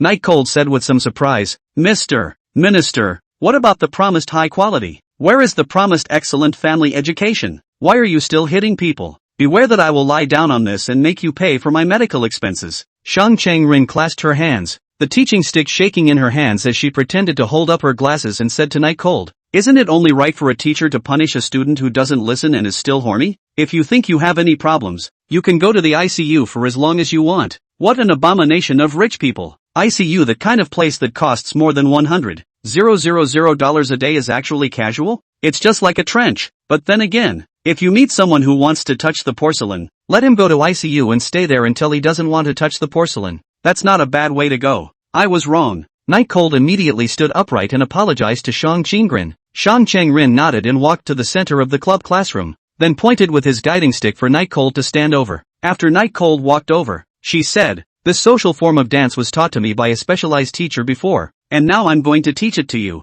but you won't be able to do any of it at all in the beginning, so it's better to focus on practicing the movements." Can't we both practice together? Night Cold asked with some disappointment. Shang Qingren of course knew what Night Cold was thinking. She replied, "You don't even know the most basic moves. How can you practice? You master the most basic movements first, and I will of course follow up with you, and then you will be able to touch my hand as you wish." Sure. Shang Qingren sneered. "Let's start by posing. Posing as if you're about to embrace someone. In fact, cotillion is a kind of dance most often seen in TV dramas or light novels and movies. The role is to enhance the relationship between the male and female protagonists, and often, The male protagonist accidentally stepped on the feet of the female protagonist thing. Very interesting. It was this kind of dance that Night Cold was practicing right now. Shang Qinggren was very serious about everything she did. Even if it was something that sounded very unrealistic, she would still be very serious about it. Now it is the same. Even if there are only 2 days to teach Night Cold to dance, she is still very serious. If it were anyone else, I guess they would have thought it was impossible and given up, right? Step out with your feet to the outside. Remember, it doesn't matter even if the movement is not that standard. Never step on the woman's feet. Don't gather your hands there hard. It's not really for you to floor the female side. What are you doing? Sorry, couldn't help it. Couldn't help it. Just now, Night Cold, who was presenting a semi-hugging posture according to Shang Qingren's standards, suddenly felt that the Shang Qingren in front of him was so small, so very small that he wanted to hold it in his arms and play with it properly. It was a bit of a no-holds-barred moment, but thankfully, it was stopped in time. Shang Qingren was of course aware of what kind of temptation she held for an adolescent, and the fact that she chose to stay alone in a room with Night Cold then meant that she had expected this or something similar. Continue to. Time passed by. Shang Qingren followed the footwork movements and practice methods she had just planned for Night Cold, step by step, but Night Cold's talent also surprised her a bit. The practice was very fast, just over 2 hours, and the movements were already standardized. The person who surprised her the most, Night Cold's terrifying body coordination. Many of the movements, because they were practiced, needed to be held for a period of time before moving on to the next movement, and the average person would surely be constantly wobbling, or even outright collapsing, but Night Cold wouldn't. He's solid. The time has come to noon, and the snow is getting heavier outside, so it's time to take a break. Take a break. Shang Qinggren would actually rarely take a break within the allotted time, and most of the time, she would still play the role of a procrastinating teacher, constantly squeezing her students to their limits, all enough to see how strong Night Cold's learning ability was, making even the harsh Shang Qingren satisfied with the progress. Night Cold shook his arms, a little tired. He had been fiddling with poses for hours all morning, and now that the poses and movements were memorized, his body was tired and needed to be replenished. Taking a bite of the bread Shang Qingren handed him, he glanced out the window at the heavy snowfall. No wonder the camping has to be rescheduled to Tuesday. This snow will definitely not stop tomorrow, for bad weather. The weather forecast is still very accurate. Night Cold spit out. Shang Qinggren glanced at snow and took a small bite of bread. Don't talk while you're eating. In fact, Night Cold would like to go out to eat. After all, after practicing all morning, still eating bread here, it is really a bit shabby, but the snow is falling too much, and can only give up. After a few mouthfuls of the bread, Night Cold looked to Shang Qingren, who was still chewing on the bread in small bites, and asked, Minister Sama, is it possible to practice together in the afternoon? Silence. It's been quiet a little too long. Shang Qingren swallowed the food in her mouth and said, practice your consistency this afternoon, connect all the movements you've learned, and tomorrow we'll practice together. If you perform well. Night Cold lowered his head and pondered for a while, but eventually he couldn't help but ask, at the risk of asking, is this a means to tempt me to make an effort? If it is, then will you honor it? Dancing and all that wasn't much fun. Nurturing his relationship with Shang Qinggren was the top priority, so this has to be confirmed properly before you can do it. Shang Qinggren did not answer positively, but wrapped up the leftover bread and placed it on the table. Don't you know if it's true if you try it? What if it's true? Night Cold hated his teeth, not ashamed to be the offspring of capitalists, knowing that you have sunk costs after the infinite pie, and you really have to eat. However, this matter was originally brought up by him, and it was a good thing that Shang Qingren was so attached to it, and as for the reward or not, it really didn't matter. Night Cold saw Shang Qingren put the bread down and asked, shall we start now? Shang Qingren took a sip of water. Well, we don't have much time. We must use all the time we can get up. It's for the best. Night Cold thought so. In the morning it was practiced moves, and in the afternoon it was connecting all the moves together. Shang Qingren shouting out the beats from the side, while Night Cold kept changing his moves to the beats. With the snow falling outside the classroom, it seemed like that classroom was the only place in the world that was still warm. P.S. Ask for a gift. Chapter 192, A Self-Learning Robot. Today's Night Cold had been very cooperative in accomplishing all the instructions issued by Shang Qingren. From 8 in the morning to 8 in the evening, both of them were too tired to say anything more. When the sun had completely disappeared, the sky of snow had a feeling of trapping people in place, and although there was some fear in their hearts, there was more excitement. Practicing is good. According to this progress, tomorrow we'll practice together, and the camping trip the day after tomorrow should be manageable. Shang Qingren was also tired today, but because of the gains, she was in a pretty good mood. I'll look forward to it. Night Cold was also tired, and at this time, he took a sip of water and said, at the end of this statement, the club classroom, and indeed the entire school, fell silent, as it was snowing heavily between today and tomorrow, or else the school wouldn't have pushed back the camping trip, because of the weather. The students of the school basically all went back at 6 o'clock, leaving only Night Cold and Shang Chang-rin who had been practicing. It's quiet all of a sudden, and there's a feeling that we're the only ones left in the world, Shang Chang-rin and Night Cold said as they sat side by side on chairs, looking out the window at the heavy snow. Night Cold glanced at Shang Chang-rin and screwed the cap on the bottle. It doesn't matter if only we're left, because we're a man and a woman. We can still be reproducing offspring, and in the future, the two of us will be the ancestors of the human race. Shang Chang-rin blankly glanced at Night Cold, but did not spit anything out, and even the corners of her mouth were slightly curled. Obviously should have gone home a long time ago. Shang Chang-rin did not open her mouth. I do not know why. Maybe this inner strong girl will also be afraid of loneliness. All this talk about liking freedom is just an excuse to maintain self-respect. If I disappear one day, will you remember me for the rest of your life? Night Cold did not answer, but placed the bottle of pure water in his hand on the ground and said to Shang Chang-rin, "It's already dark. I'll send you home. Hurry up. It might be dangerous when it snows heavily." Maybe he didn't know how to answer. Maybe it was because he was worried about Shang Chang-rin's safety. Anyway, the current Night Cold was planning to send Shang Chang-rin home first, and then think about the rest. Shang Chang-rin didn't seem to dwell on this issue either, nodding gently and standing up to follow Night Cold out of the Fireseed Department's club classroom.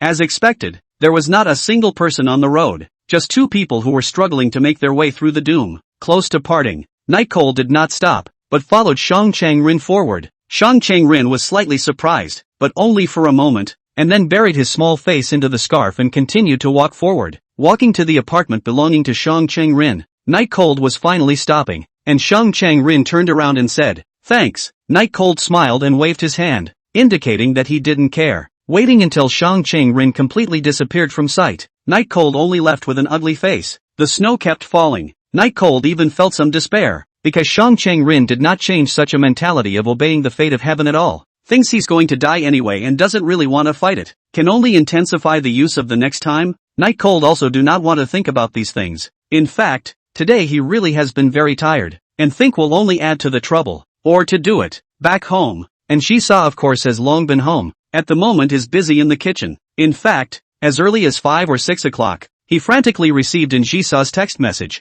At that time, just a placating reply. "I do not know what is the situation now. The Night Cold heart is not bottom. I'm back." Night Cold called out from the doorway, alerting for Ji-sa, before changing his shoes and entering the house. "Chill, wait a minute. Dinner will be ready soon." And Ji-sa's sage voice came from the kitchen. However, when Night Cold moved his eyes to the kitchen, the whole person was not good, because the kitchen was dirty beyond recognition, except for Ji-sa, who was wearing an apron, which was clean. There were unidentified stains everywhere else. And Ji-sa cooks. A very bad memory suddenly flooded his heart, because Night Cold remembered that Ji-sa had actually cooked before, and it was even if it was very hard to eat, but it could also mix a variety of seasonings into a stain that was hard to remove, but it's not too dirty on its own, which is kind of the only good thing about it. "Why don't I do it later? You just got home from work after all?" Night Cold asked tentatively, and Ji-sa managed where awesome money company, and now she came home to cook for him. "Wait, that seems pretty cool. No need, it'll be ready soon. Today's dish is cola chicken wings. I used red wine instead of cola. It definitely tastes better." And Ji-sa's tone was very confident. Night Chill shrugged his shoulders, thinking forget it, big deal, let's eat delivery tonight. Anyway, he was too tired today to have any idea of cooking, and of course, he didn't want to clean up. Just as Night Cold was planning to turn on the TV and play the game for a while, something similar to a trash robot ran out from the bedroom and came next to Night Cold. What surprised Night Cold even more was that the robot kept headbutting him, as if it was pampering him, and there were love hearts blooming on top of the display in front of it. This bizarre scene caused the corners of Night Cold's mouth to tug as he looked to the kitchen and asked, "Ji-sa, what does this garbage collection robot do? You got it back, huh?" It seemed to understand what Night Cold was saying, and being called a garbage collector obviously made the little robot very unhappy, and there were constantly tears raging on the small screen before it went to hit Night Cold again. At that moment, Ji-sa, who was tall to the point that even in her loungewear she looked like she was on the catwalk, walked out with her cola chicken wings, looking very satisfied. "This is not a junk robot. This is a crystallization of human intelligence created back then in my timeline. You can think of it as a human child that will learn everything on its own. Can you learn on your own?" Although Night Cold didn't quite understand what kind of doorway was in this, but once he heard it, he knew that it must be very powerful, because if machines could all learn like humans, Wouldn't it really be possible to train humans to think logically? No wonder little Anjiza seemed so helpless against the Night group. So it turned out that Big Anjiza's technology was already powerful to such an extent. Night Cold took a deep look at the little robot next to him who cried endlessly but didn't make any noise. Just as he was observing what was so great about this robot, it seemed to have sensed something, and after stopping crying it flew in the direction of Anjiza. Anjiza explained, its language model also relies on learning. Right now it only knows some very basic language. Crying or suing or something like that is still a bit too difficult for it. Night Cold nodded. Now he really understood. Never mind that much, chill, hurry up and try it. Anjiza didn't care about the little robot that kept chasing her under her feet, and came to Night Cold's side, placing the cola chicken wings in front of Night Cold. Night Cold looked at the cola chicken wings in front of him as if they were smeared with pots of gray, and swallowed deeply as he tried to think of a way to escape. But Anjiza said very seriously, looks don't matter, it's really delicious. Seeing Anjiza's repeated assurances, Night Cold summoned up the courage to plan to try it out, and under Anjiza's expectant gaze, Night Cold extended his chopsticks to a piece of cola chicken wings that looked slightly less dark. Yet just then, the piece of the stomach of the little robot that had just been running after Anjiza directly opened up, revealing a space inside, and then something similar to a robotic arm stretched out on both sides, lifting up the cola chicken wings on the table and pouring them into its stomach in a single gulp. The mechanical arm retracted and closed on his stomach, during which he continued to shout, toxic, toxic, toxic. The two of them looked at each other for an unknown reason, and then they both coincidentally looked at the small screen of the little robot, and in an instant, the ingredients of the cola chicken wings that they had just eaten were analyzed on it. Hazardous substances 78%. Chapter 193, The Wonderful Use of Robots. 78% harmful substances, 2% animal fat, 1% animal muscle, percent edible parts. As Night Cold and Anjiza listened to the robot's test report, their eyes once again coincidentally locked. Only this time it was different from earlier. Anjiza's eyes were apologetic and embarrassed while Night Cold's were horrified. He couldn't help but gulp down another mouthful of saliva and asked in disbelief, that's what you're planning? Ha? Poison me to death and turn me into a robot, then control me for the rest of my life? Anjiza's long, slender, and graceful index finger poked her extremely collagen-prone cheek, and although her face was apologetic, she seemed to be very interested in the plan he was talking about, and was considering whether or not it would work. Night Cold pointed a trembling finger at Anjiza. Are you really thinking about it? I'm moving out. Saying that, Night Cold intended to get up and leave, mainly because Anjiza was just a little too scary. Inexplicably get a smart learning robot out. Now he doubted that Anjiza was planning to let this robot learn his habits. Wait until the learning was almost done. Completely replace him. It's a very likely thing if you go by Anjiza's controlling nature. Anjiza definitely wouldn't let Night Cold leave, and as soon as she pressed Night Cold onto the sofa, she sat on Night Cold's lap face to face. Honey, what are you talking about? How could I possibly let a robot replace you? Don't you know that you are irreplaceable? Anjiza was truly afraid that Night Cold would misunderstand and hurriedly explained. Night Cold was pressed to lie on the sofa, staring at Anjiza above himself. Then how do you explain the chicken wings just now? 78% hazardous material. Are you going to give it to me to eat? Anjiza scratched her head a little embarrassed and explained. Maybe this stupid robot detected it wrong. How could there be so many harmful substances? It's all from the kitchen. Speaking of which, in fact, Night Cold was already convinced, because Anjiza's cooking was like this. Eating dead people was really just a very normal operation, and now the kitchen was probably already in a mess. The little robot next to him was actually shy when he saw his mistress pinning his mistress down, and two hands emerged from the screen to cover it up and hide his ears. Supposedly sensing Anjiza's sincerity, Night Cold slowly calmed down. Get up first. Anjiza didn't get up, but bent her hands that were holding down Night Cold, and her whole body fell into Night Cold's arms, while Night Cold sat up holding Anjiza, in a very ambiguous position, looking at the somewhat embarrassed Anjiza in her arms, and then looking at the robot beside her who was shyly covering her eyes. Night Cold was in a bit of a trance for a while. Is that the only way it can be styled? It's not much different from the current delivery robots. It's just an extra screen. Is it that it can't be done? Night Cold asked curiously. The cutting-edge technology 10 years from now can be much more powerful than you can imagine. Right now it's just training the memory card inside. That's the key. As for the shape, it can be changed at any time. As long as the memory card inside is taken out, then it can be the same robot in any shape. And Zeiss's explanation was very easy to understand. A memory card was the equivalent of a human brain, except that it could be constantly transported to other carriers, whereas a brain could not at the moment. How real can that carrier be? Can a beautiful girl like the one in the anime do it? Night Cold didn't know why he asked this question. Perhaps it was because some of his previous ideas now had a chance to be realized. so he asked without thinking, and Jisa somewhat jealously patted Night Cold's shoulder. A very pampered kind of thing, not at all hard. It's just curiosity, wanting to see how far the technology has developed after 10 years.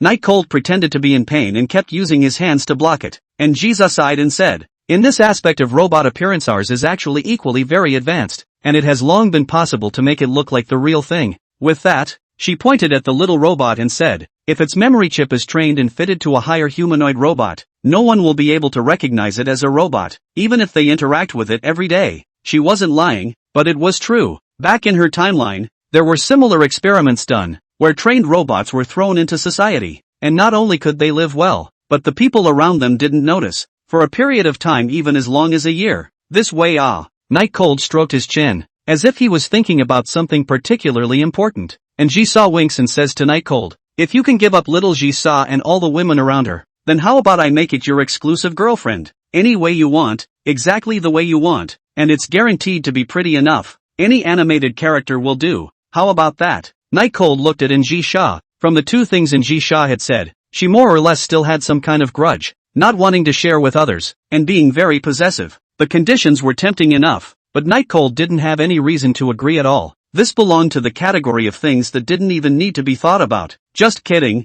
I'm not happy if you want me to. And Jisa pretended to be joking, but Night Cold knew that just now it was a test. If he really agreed, and Jisa wouldn't refuse, because the robot was hers, and even if it did become his robot girlfriend, it was still completely under her control. Night Cold looked at the little robot and pondered, why don't you put it in the company for specialized training? It's not like there are people at home all the time. Wouldn't it be a waste of time? And Jisa also moved her eyes to the little robot and said seriously, going specifically to train it will easily make it break down. I want to train it to become a human being, an independent thinker, and it has a strong ability to learn. It must not be instilled with extreme ideas, or the robot's inertial rigidity will polarize the extremes even more, such as, if you make it realize that the world needs to be destroyed, for example, then it will do the job against all odds, and its rigidity prevents it from being communicated with. Hearing this explanation, Night Cold suddenly had the feeling of watching a movie, where the robots rigidly executed everything they thought they had to, and then the humans would organize it. Suddenly, he looked at Jisa,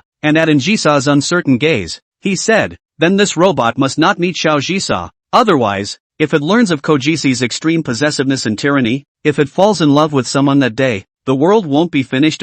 As far-fetched as it is for a robot to fall in love with a human, isn't that how it plays out in the movies? Big Anchiza is more stable and less possessive. Nothing much, but little Anchiza's possessive and controlling are pulling out all the stops.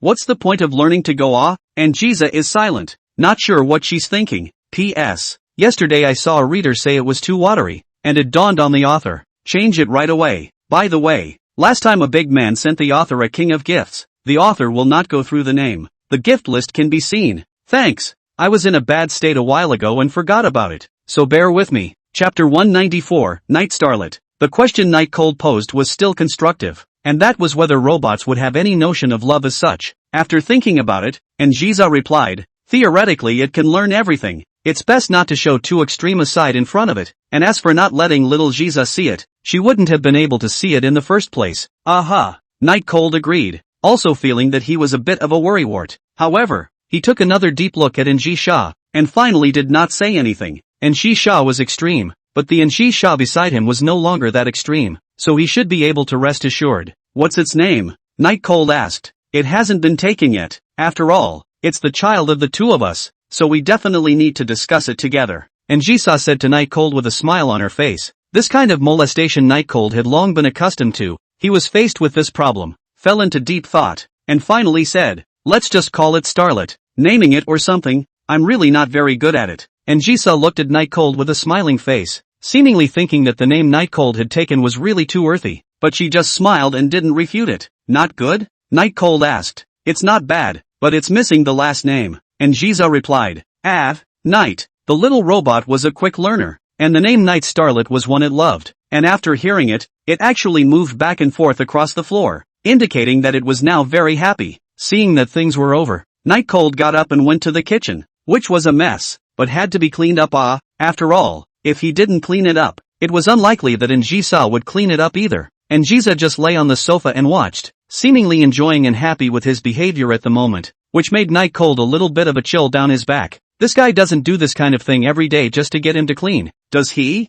Looks like a reminder is in order. In about 10 minutes, Night Cold cleaned up the kitchen and took out his cell phone to order one of the more upscale sushi restaurants in the neighborhood. Did not look at what exactly ordered, because in fact the Night Cold personally do not like to eat sushi. Today is really a little too tired. Casually eat it. Hard work. Beside the sofa, Njisa had long poured a glass of top-quality Romane Conti for Night Cold, and when Night Cold sat down, she attentively pinched Night Cold's shoulders. This behavior made Night Cold's heart that originally wanted to open his mouth to teach Njisa's lesson also retracted, and he never had the heart to open his mouth. Will you always love me? Will. Then come and do it. Haven't eaten yet. No, the couch is dirty. Night Chill didn't know what exactly happened last night, but he still woke up as usual. It was Monday and he had to go to school to get there. And Njisa is staying in bed as usual. The big president is good. You can sleep every day. Night Cold's somewhat envious speech was very low, but it still woke up the sleeping Njisa, rather than the moment Night Cold pulled his hand out. Njisa woke up. Chill, if you don't want to go to school, then don't go. I'll support you for the rest of your life. Oh. Njisa's voice was very lazy, like a low love song. Let's just forget about it. A life of dependence on her people is not for me. When I've taken enough beatings from society, maybe one day I'll come around. Night Cold said so as he tied his collar back on, and Njisa had originally been joking, and at this time, in the face of Night Cold's words, she just said very simply that she would always wait, and went into dreamland once again. This caused Night Cold to fill his head with black lines, sighing that the world was truly too unfair. Breakfast was of course bought randomly at the convenience store. Night Cold was getting lazy and had no intention of cooking at home, but it still wasn't good to not eat in the morning. After last night's heavy snowfall, there's significantly more snow on the ground today, but the sun is shining, so apparently the snow, which has been falling for days, was wrapping up last night. Today, he was going to train with Shang Chang-rin, and for some reason, Night Cold was still a bit excited and looking forward to it. Really, a beautiful girl or something is too much of a temptation for a teenager, isn't it? Entering the classroom and throwing his book bag into the drawer, Night Cold immediately headed to the homeroom teacher's office because he was going to perform on stage tomorrow and time was running out. So he wanted to take a vacation today. With his excellent grades, it shouldn't be a problem, right? Standing at the door of the office of the courtyard Qingshi, Night Cold hesitated again and again, but still knocked on the door, mainly because the last time, because of the matter of confession, made a big mess. Since then, the courtyard Qingshi has been intentionally avoiding him. Enter. The voice of Yan Qingshi came from inside, pushing the door in. When Yard Qingshi saw Night Cold, her face was inexplicably a bit surprised, and asked, "Student Night Cold, what are you looking for from your teacher?" On the surface, he looked like nothing was wrong, but in his mind, he kept emphasizing that he was a teacher and must not show any untimely expression. It's hard to endure. Oh, it's like this. I'd like to take a leave of absence today because I have to go to rehearsal for tomorrow's program. Night Cold directly stated his intentions, even making himself look as upright as possible. It was mainly because the yard secretary's poem had misunderstood him so much. Upon hearing Night Cold's reply, Yard Qingshi then relaxed her hand that was squeezing the pen tightly. She didn't know why. After experiencing what happened last time, she was getting more and more nervous when facing Night Cold. This matter just now Class A Shang Chang-rin student has already come to tell me. You go directly. Courtyard Qingshi said. Shang Chang-rin? That means she's already taken my vacation? Night Cold asked with some surprise. Right. You hurry up and go. Right. Cheer up. Oh. Courtyard Qingshi made a cheering gesture to Night Cold, obviously telling Night Cold to step up his game for tomorrow's performance. Oh, I'll sure. Night Chill exited the office after saying that. Without any hesitation, after walking out of the office, Night Cold immediately headed to the fire seed department, and there was no need to doubt that Shang Chang-rin was inside reading a book, as if she was back to that comfortable morning from before. You took my vacation? Nightshade closed the door behind him. Night Chills didn't knock on the door for once, but the beautiful girl inside didn't reprimand her because she had long been used to it. Yes, I'm afraid that the Night Cold student who was full of lies and molesting the teacher won't be able to take his leave, so I as the minister will step in and help you just give a testimony. There's no need to thank me, Shang Chang-rin blandly said. Thank you? Night Cold sat in his seat, disgruntled. I think you're nosy. What's there to thank you for? Shang Chang-rin raised her head, as if she couldn't quite understand what exactly Night Cold meant by this sentence. Just now it was the moment for me to repair the relationship between teacher and student. You took my leave in advance, so won't I not have the chance to talk to the hospital teacher? You say, aren't you meddling? Shang Chang-rin glared at Night Cold, whose voice grew smaller and smaller until the sound completely disappeared in the fire seed department. Chapter 195 Close Physical Contact. Shang Chang-rin closed the book in her hand and held her forehead. then sighed deeply for Night Cold's stupidity. We're running out of time, so if you want to turn tomorrow's show into a talk show, then you can bowl ***** all day today, don't you think? She suggested bashfully, but as long as one is an emotionally intelligent person, this is definitely not a suggestion. Night Cold likewise knew that if he agreed, then he might be expelled from the fire seed department in the next second. After all, he had let down someone's good intentions. Are we practicing together today? Night Cold asked with a shrug. Yes. Night Cold nodded, seemingly considering something, but Shang Chang-rin was already standing up, and under the light, she was beautiful beyond compare. A bit of hair fell from the roots of the rosy ear, and its owner reached out and gathered it back again. As Shang Chang-rin said with some hesitation, "Did you forget the dance I taught you yesterday to invite the lady?" Night Cold immediately sat up straight, his breathing slowly starting to get a little more rapid as he stood up after sorting out the mess in his mind for a second. "Beautiful lady, may I invite you to a dance?" Night Cold bent down deeply and extended his hand to Shang Chang-rin, his head lowered, quietly waiting for a reply that would definitely not be refused. 1 second, 2 seconds, 3 seconds, the time was long as if a whole century had passed. Night Cold's hands were full of sweat as he waited quietly. Obviously, he was so familiar with Shang Chang-rin, but he was still nervous at this moment. Very nervous. It was like being afraid of being rejected. But would Shang Chang-rin reject it? From all angles of possibility, it was impossible, not to mention it's still practice. Unable to stop himself from gulping, then a small hand as warm as jade fell into his hands like a small rabbit that had intruded into a wolf's den. For a moment, he miraculously stopped being nervous, because Shang Chang-rin was actually nervous as well. Her small hands were full of sweat, and she couldn't control her trembling, tentatively burrowing into his hands. But because of her fear, she tried to escape several more times. Oh, so the all-powerful Shang Chang-rin is also nervous and scared? With this thought, Night Cold directly clutched Shang Chang-rin's hand in his hand, and then came to the position in the middle of the Ministry of Fire, and Shang Chang-rin, like a princess at a ball, taken away by a knight, although it looked like she was forced, but in her heart she was willing to be like this, so much so that a smile appeared on her face. The hands of the two were finally imprinted together. Shang Chang-rin's eyes were beautiful, clear and light, with the belief that the world was all cuties mixed in. The icy coldness. Shang Chang-rin's hands were small, like two just-born plum blossom deer, warm and tender, and would touch slightly, as if they were afraid of coming into this world. Shang Chang-rin smelled good, and Night Cold himself couldn't describe what kind of scent it was, but it was a scent that could always put him at ease. In the most anxious moments, usually everyone looks at Shang Chang-rin from afar, thinking that Shang Chang-rin must be very beautiful, but only after really getting their hands on it and playing with it, do they realize that the feeling is unimaginable by fantasizing about it. Are all men's hands this big? Shang Chang-rin felt like her hands were imprisoned in a dungeon full of flames, so hot that she couldn't afford to put up any resistance because it was just too big and too powerful. Did it turn out that Night Cold's body was so wide? Obviously it still looks a bit thin. The smell on the night chill. Well, not like it nor hate it, but it was surprising to her. It didn't stink. Even though Night Cold seemed to love cleanliness, it should stink, right? After all, eating so much every day and moving so fast and exercising so much. But it was unexpectedly nice and quite refreshing. Shang Chang-rin kept telling herself inwardly that this was just practicing dancing. A normal thing to do, nothing to be ashamed of. But on second thought, if the person in front of her wasn't Night Cold, would she still be willing? The answer was no, she was not willing. But why is it that when it's also all about dancing, Night Cold is fine and others aren't? Shang Chang-rin didn't know. It's starting. Night Cold's voice broke her thoughts and she began practicing her ballroom dancing. The two keep changing positions inside the Ministry of Fire. In fact, this kind of dance is only on the ball dance. As the name suggests, is used to make friends. Used to perform is not quite appropriate. But there is no way. The plan cannot catch up with the change. The Night Cold want to dance with Shang Chang-rin, but because of the relationship between the time, can only choose this kind of simple and also two-person dance. In fact, the nature of the performance how can be, because the Night Cold pressure does not care about the audience. The most important thing is Shang Chang-rin want to make her realize the beauty of the world, or to stay with him. Time slowly passed. Night Cold and Shang Chang-rin gradually got used to each other's physical contact, and even became more and more intimate, making people feel that the two were a couple when they saw them. Of course, the two men at the door did think so.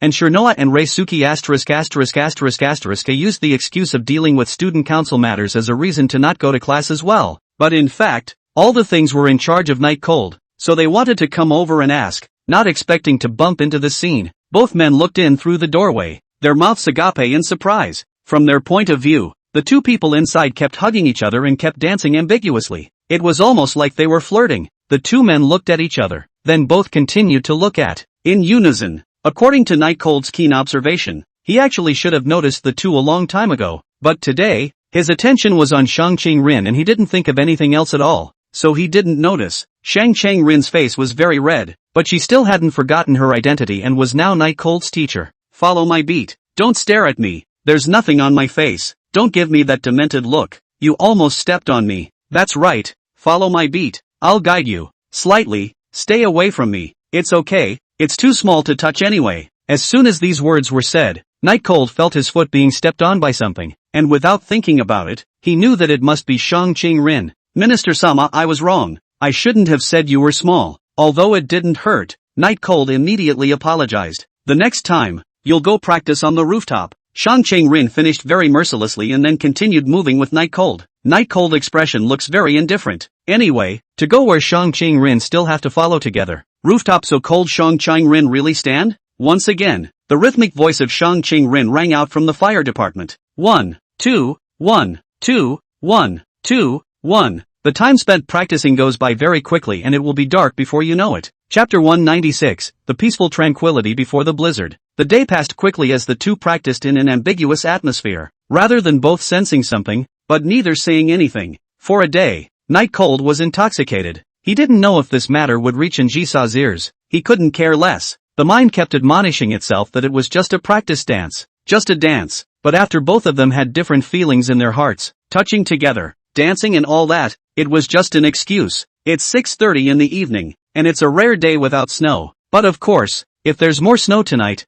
then tomorrow's camping trip will have to be cancelled. Both of them in the club classroom were resting in silence, as they had just practiced continuously for 2 hours and were physically exhausted. Especially Shang Qingren. Do we have to do it again? It feels like every time there's a not-so-small mistake, and none of them are perfect. Night Cold suggested. Shang Qingren held onto her lithe waist. Beads of crystalline sweat on her forehead dampened the silky hair as she gasped. No need. If there really is perfection in the world, I think it's only once, so it's better to save it for tomorrow. Night Cold shrugged his shoulders, although he didn't really understand what exactly Shang Qingren meant by this. But since Shang Qingren didn't want to come, it didn't matter. Although the dancing wasn't very good, it was enough to cope with the performance. Going home? He asked again. Well, I have to get up early tomorrow, Shang Qingren replied. The two of them in silence to pack their own things, and then go home. The way not like before the general constant chatting, but silence. Night Cold also do not know why. The heart is a little uncomfortable. He, who was usually the most garrulous, unprecedentedly didn't say a word today, and Shang Qingren,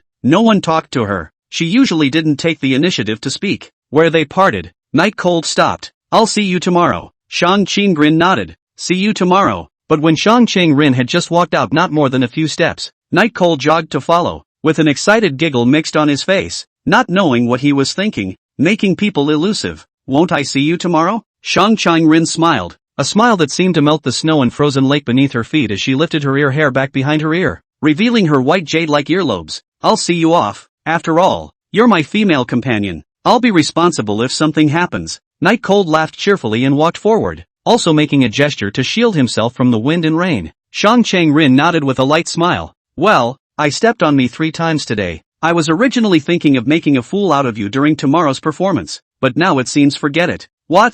Night Cold looked at Shang Qingren incredulously and questioned. We're a gang, don't you understand? The face I lost by making a fool of myself is both of ours. First of all, you can say team or teammate. Secondly, I'm not afraid of losing face. Anyway, I'm not really interested in the matter of letting other people like me. And you're different. Don't you want to be popular with the girls? Shang Qingren's words could be described as a determination to hurt the enemy 1,000 times and lose 800 times. I say you are. Night Cold helplessly covered his face. The arrogant look is too cute, right? How can you let others live if you're so cute? You're so cute, even if you don't want to be popular? That's impossible, right? Of course Shang Qingren knew that she was cute, but there was always a feeling of being tricked when she was spoken to like this by Night Cold, making her inexplicably upset. Are you teasing me? Of course. Is there any need to question it? Very well. You'll wait to make a fool of yourself in front of everyone tomorrow, and hold up your pants then. Don't pretend Shang Qingren-san. Even if I were to untie it and let you take it off, you wouldn't dare to do it. Shang Qingren's face reddened slightly. She had never realized that the original Night Cold understood her so well, but this understanding made her a little upset. Being seen through, Night Cold continued. Actually,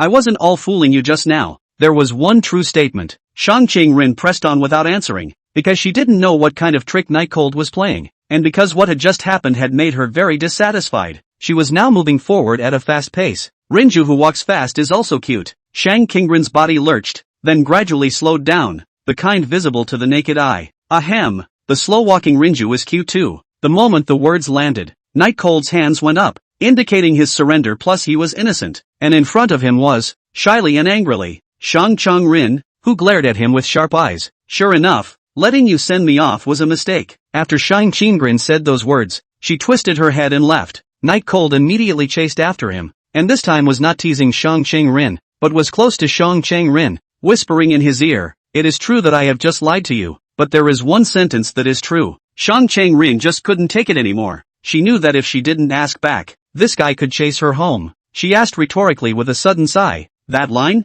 Anything that says you're cute is true." Suddenly the world went quiet, as if the pause button had been pressed and God had fallen asleep in the moment, and the two men looked at each other without any distraction, without any movement. Shy, should be, but not yet reacted. Shang Qingren cherry pink lips slightly open, lips thin as if transparent, will also reflect. After a long time, Shang Qingren let out a long breath and said, "I admit that you have a talent for writing love letters." Getting Shang Qingren's affirmation, Night Cold laughed even more indulgently as he said, "In the matter of writing love letters, I'm only inspired by you. Others? No way." Cold expression coupled with deep love eyes. The average girl would probably have already sunk into Night Cold's words, because at this moment it was like a scene from a teenage manga, making it irresistible to girls. However, was Shang Qingren an ordinary girl? Obviously not. Not only was she not mesmerized by this kind of scene talk, but she held her hands and asked rhetorically, "Well, a very good line. I just don't know what Injisha's reaction is when she hears it." With that, she fished her cell phone out of her pocket and waved it around in the night chill. Night Cold's eyes widened like bronze bells, staring at the cell phone in Shang Qingren's hands, his face full of unbelief. You actually recorded it. You are too. To what?" Shang Qingren proudly shook her cell phone again. "Want to go to point?" Shang Qingren's hand down. Night Cold, served completely convinced, immediately changed in expression, respectfully said, "For the sake of I send you home, delete it?" As the two continued to walk forward, Shang Qingren said disdainfully, "Are you sending me home or sexually harassing me? If it wasn't for the fact that you're a member of my ministry, I'd send you to jail right away. You've said that many times already," Night Cold said in a bored voice. Shang Qingren glanced at Night Cold, who wimped out in seconds. Yeah, I'm sexually harassing you. Okay, do you want to continue?" That said, weren't you very happy just now? Night Cold was helplessly forced to obey. That's me being surprised why there are such stupid people in the world. Chapter 197, The Vanishing Snow. On the way to the apartment, both of them were actually subconsciously slowing down their speed, because the distance from Night Cold's apartment to Shang Qingren's apartment was really short, so short that they could get there in 3 sentences at most. But with all the talking the two did, they were still far apart, and it was an effort for both. Night Cold smiled happily, but was in fear. He was afraid that even if he walked slowly, he would soon reach the door of the apartment, and that there was no longer any reason for him to follow Shang Qingren and continue onward. He really tried. Arrived. See you tomorrow. Night Cold stopped and waved his hand towards Shang Qingren, who was standing in front of the apartment. Well, see you tomorrow. Shang Qingren's tone was gentle instead of the arrogance she had just shown. There was an inexplicable sadness in both of them, always thinking that time like this was running out, that there would be very little time to stay together. But before it happened, they both thought it was nothing more than wishful thinking on their part. Night Cold watched Shang Qingren disappear in front of the apartment, sighed and turned to leave. In fact, he was waiting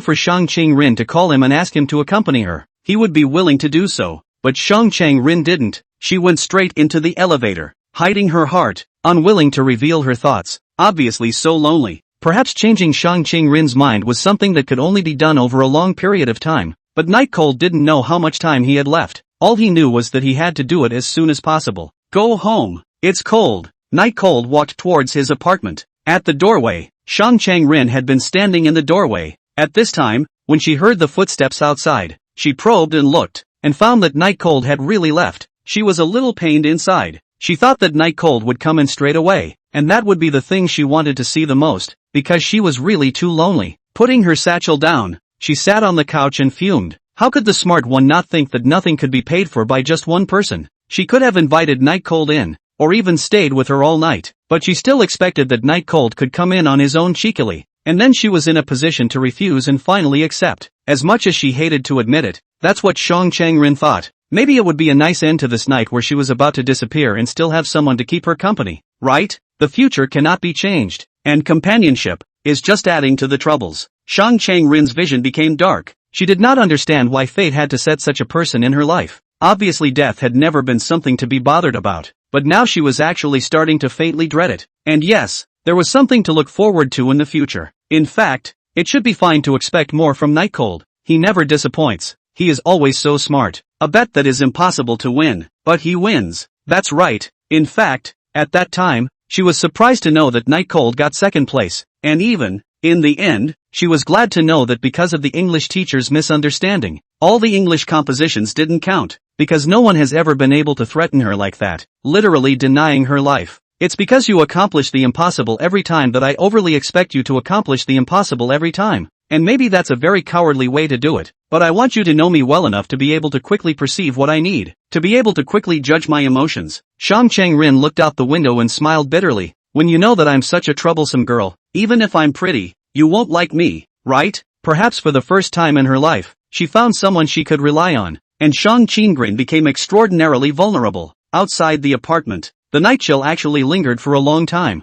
but in the end, there was a limit to what one person could give. And anything that concerned two people needed to be worked on together. Back to his apartment. Today's Night Cold mood is extraordinarily low, very unexpectedly, and Jisha is not at home. Night Xiaoxing saw him but immediately walked over, bumped his knee to express excitement. Alright, go play by yourself. Night Cold had little interest in playing around with Starlet today, as he felt that he had never been able to impress Shang Chang-rin, and even wondered if everything he had done was useless or not. He knew that Shang Chang-rin's character should be caused by her parents' too high expectations when she was a child, always pushing herself to be independent and fulfill her family's expectations, completely ignoring her own feelings, thus becoming extremely arrogant and believing that there was no one in the world she could be friends with. Yes, Shang Chang-rin did treat anyone with courtesy, but it was scornful and disdainful, as evidenced by the fact that she had never had any friends since she was a child. Many times Night Cold himself wondered why Shang Chang-rin would treat him differently than she treated the others, and why she had rejected everyone's request to join the club in the first place, but only agreed to his. He didn't ask because he knew it was impossible to get an answer. The more I learn about Shang Chang-rin, the more mysteries I feel about her. At that moment, the cell phone rang, and it was Oyasa Chisa calling. Hello? Night Cold gathered himself and answered. Honey, I'll be back later today. There's a breakthrough in the company, so you don't have to wait for me for dinner. And Jisa's voice was a bit hoarse, obviously tired. It's fine, it just so happens that I have something tomorrow and I need to go to bed early today. The two of them chatted for a while longer, and Jisa said that she might not be back until 9 o'clock, looking like she should be in a hurry but didn't want to not go home. And although Night Cold tried his best to dissuade her, and Jisa said that she would be back, putting down his cell phone, Night Cold found something random in the fridge to eat, as he really didn't have much of an appetite. At 7 o'clock almost to 8 o'clock, Night Cold called Little and Jisa. Recently she was very busy. Basically Night Cold took the initiative to call over. Unlike in the past, it was Jisa who called over. Hello? Jisa? What?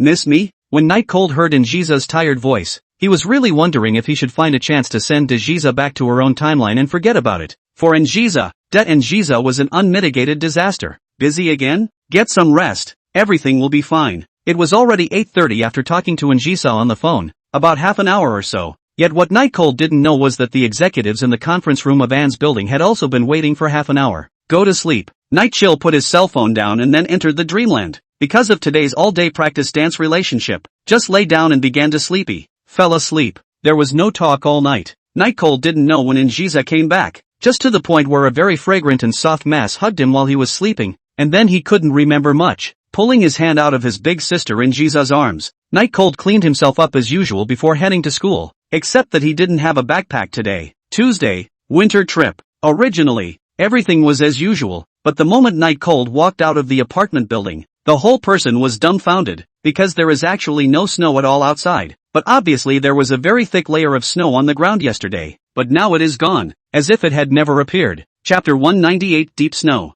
The snow melted, and Night Cold froze in place not knowing what to do, his mind a mess. Obviously yesterday there was a thick layer of snow on the ground. Why did it melt this morning? Night Cold really didn't understand why. He couldn't figure it out, and he even felt a little headache. He remembers very clearly the scene when he was going home last night, when it was very difficult to advance because of the snow, and remembers very clearly the snowy, apocalyptic scene of the night before. Logically speaking, even if the snow would melt away in winter, that couldn't be so fast, right? And he clearly remembered that it had been snowing all of the previous days, and it was only sunny today, obviously. Walking down the street, Nightcold's vision never stopped constantly scanning around, hoping to see traces left behind by the snow, but sadly, there were none. The branches still have bright green buds, and those lawns that were crushed by the snow are still standing tall now. Could it be that he had misremembered? Nightcold couldn't help but ask himself. With such doubts, Nightcold unconsciously walked to the school. Originally he thought that the students in the school would have the same doubts as him, and would wonder why the snow had disappeared.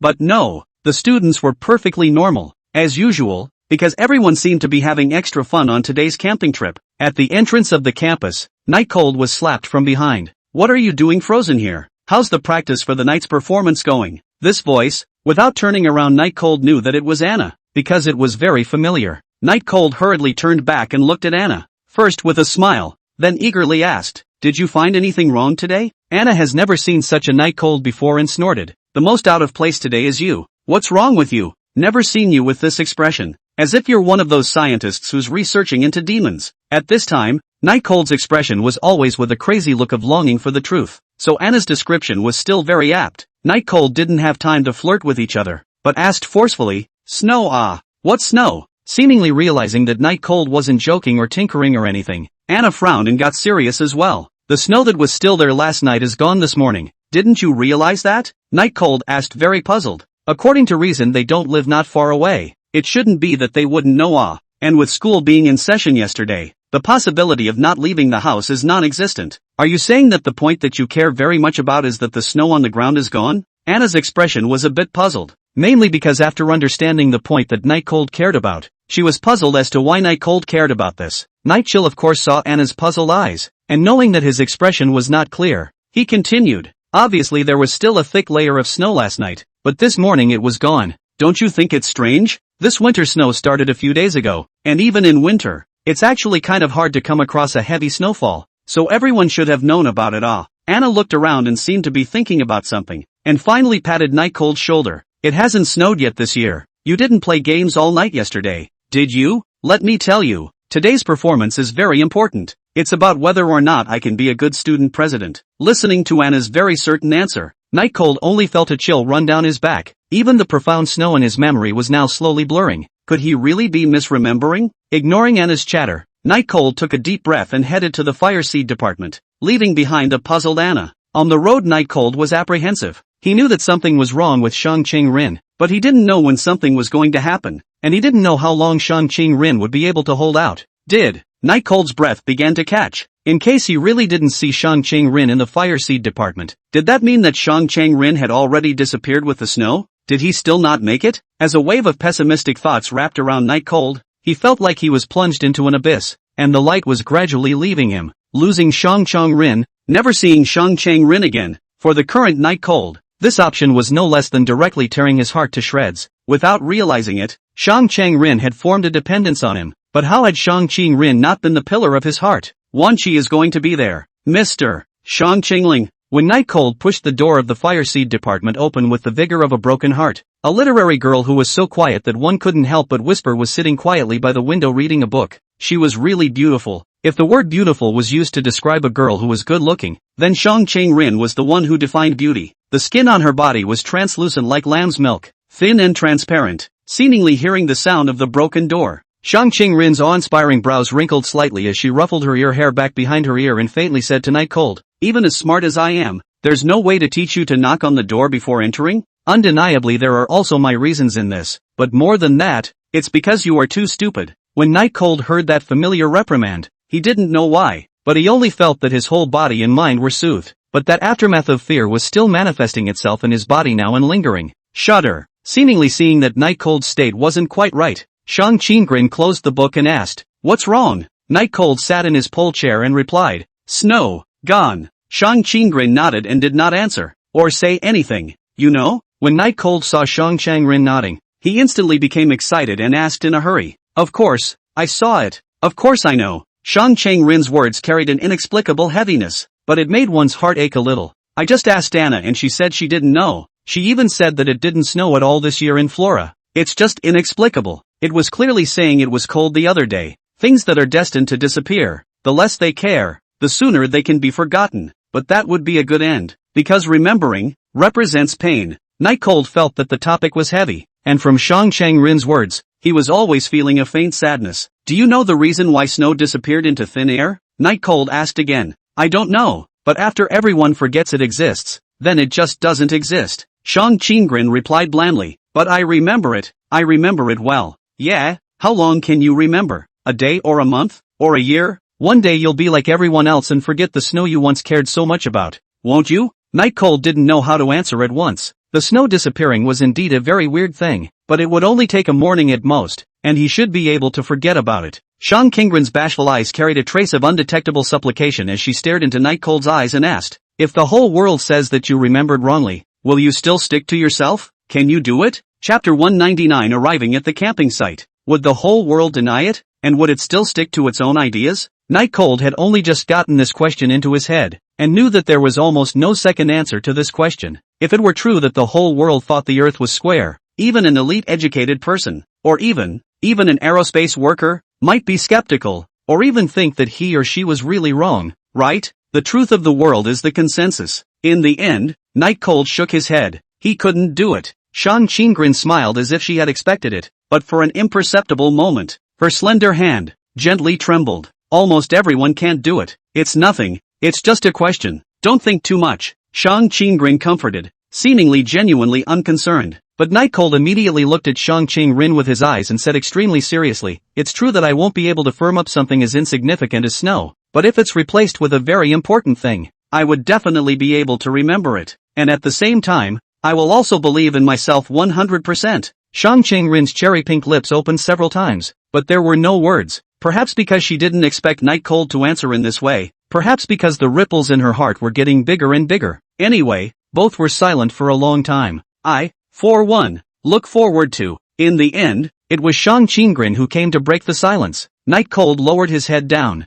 feeling that saying handsome words is more or less a bit of a middle child, usually even if it's not enough. This time it's serious, inexplicably a bit of shame, and can even feel the back itch. But after asking so many questions, it was still unknown why the snow had disappeared. It was a very strange thing. At least that's what Night Cold thought. Shang Chang-rin was also a bit strange. However, for the current Night Cold, it seemed as if there was no more except for the strange bit of snow disappearing, so there was really no need to care too much. There wasn't much time to chat today, as it was about to be time to unify the high-speed train to the camping site, the Green Hills. Night Cold is Class C, while Shang Chang-rin is Class A. Although they go together, they are in different compartments. After all, they are in different classes, so they still don't spend most of the time together when traveling. The school directly chartered an entire high-speed train. Of course, it didn't have to do this, but the high end of the Flower and Sea Academy is reflected in the fact that it's just more extravagant than the rest of the schools. Night Chill also do not know how many carriages he is in. Anyway, a class of one carriage. The extra can of course go to other carriages to make up for it.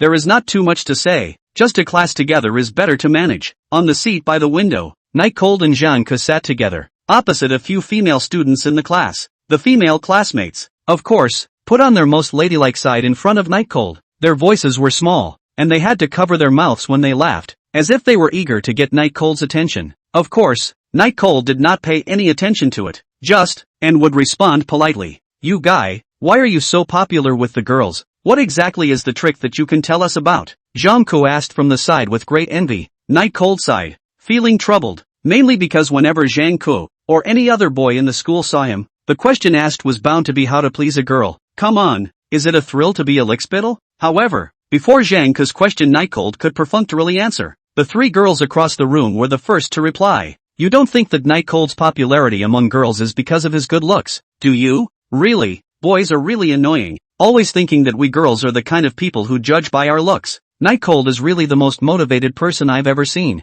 His family used to be in a bad situation, and he would go to part-time jobs after school or on weekends, and his academic performance is just top of the list. Every time he's in the top 10. One of the girls on the far side had her eyes glowing because she was finally finding a chance to chat with Night Cold. Immediately, he said, yeah, now, because I don't need to work part-time, I'm second in every monthly exam. Ah, that's awesome. The girl in the center looked to the one next to her and asked, Say, why doesn't Night Cold need a part-time job anymore? Could it be that you found funding? Because several girls jabbed their fingers in desire to speak, and then looked at Night Cold, who had been staring out the window, with no intention of saying anything. The girl in the center got anxious and hurriedly asked, "Is it hard to be adopted?" After all, Night Cold was handsome, and this reason could be said to be completely justified, and was also the first of the difficult reasons that could be thought of. As expected, when the girl said this, the whole room was silent, and everyone acquiesced to this matter. In fact, the rumor of Night Cold being adopted was no longer recently on the rise, but had been recirculated a few months earlier, because many people had been implicated for this time. So many people in the school concluded that they had been warned and cleaned up because of their previous bullying of Night Cold. Even Rui and Lu may be dead. At this moment, on the high-speed train, the Night Cold opposite, and behind the girls, look at his eyes, are revealed to be unspeakably strange. Zhang Ko patted Night Cold's shoulder. "I am not going to look down on you. How about being able to get a good-looking rich woman to adopt you is also a skill. No less than earning $1 million a year." $1 million? The condo Angiza bought him was already way over that price, right? For all the flirting and strange looks from these people, Night Cold pretended not to see. But of course, he himself really didn't care. What's going on with him and Angiza? He knows best. It's an absolute equal relationship. Probably. It was only half a day's journey to the Green Hills. Qingqiu is a very famous camping location, especially in winter. There is no shortage of hot springs and skiing, and the sites, equipment and so on are relatively high-end, very much in line with the requirements of the Flower and Sea Academy, especially the stadium that accommodates several hundred people. This is not available in other camping business areas. The performance program was in the evening,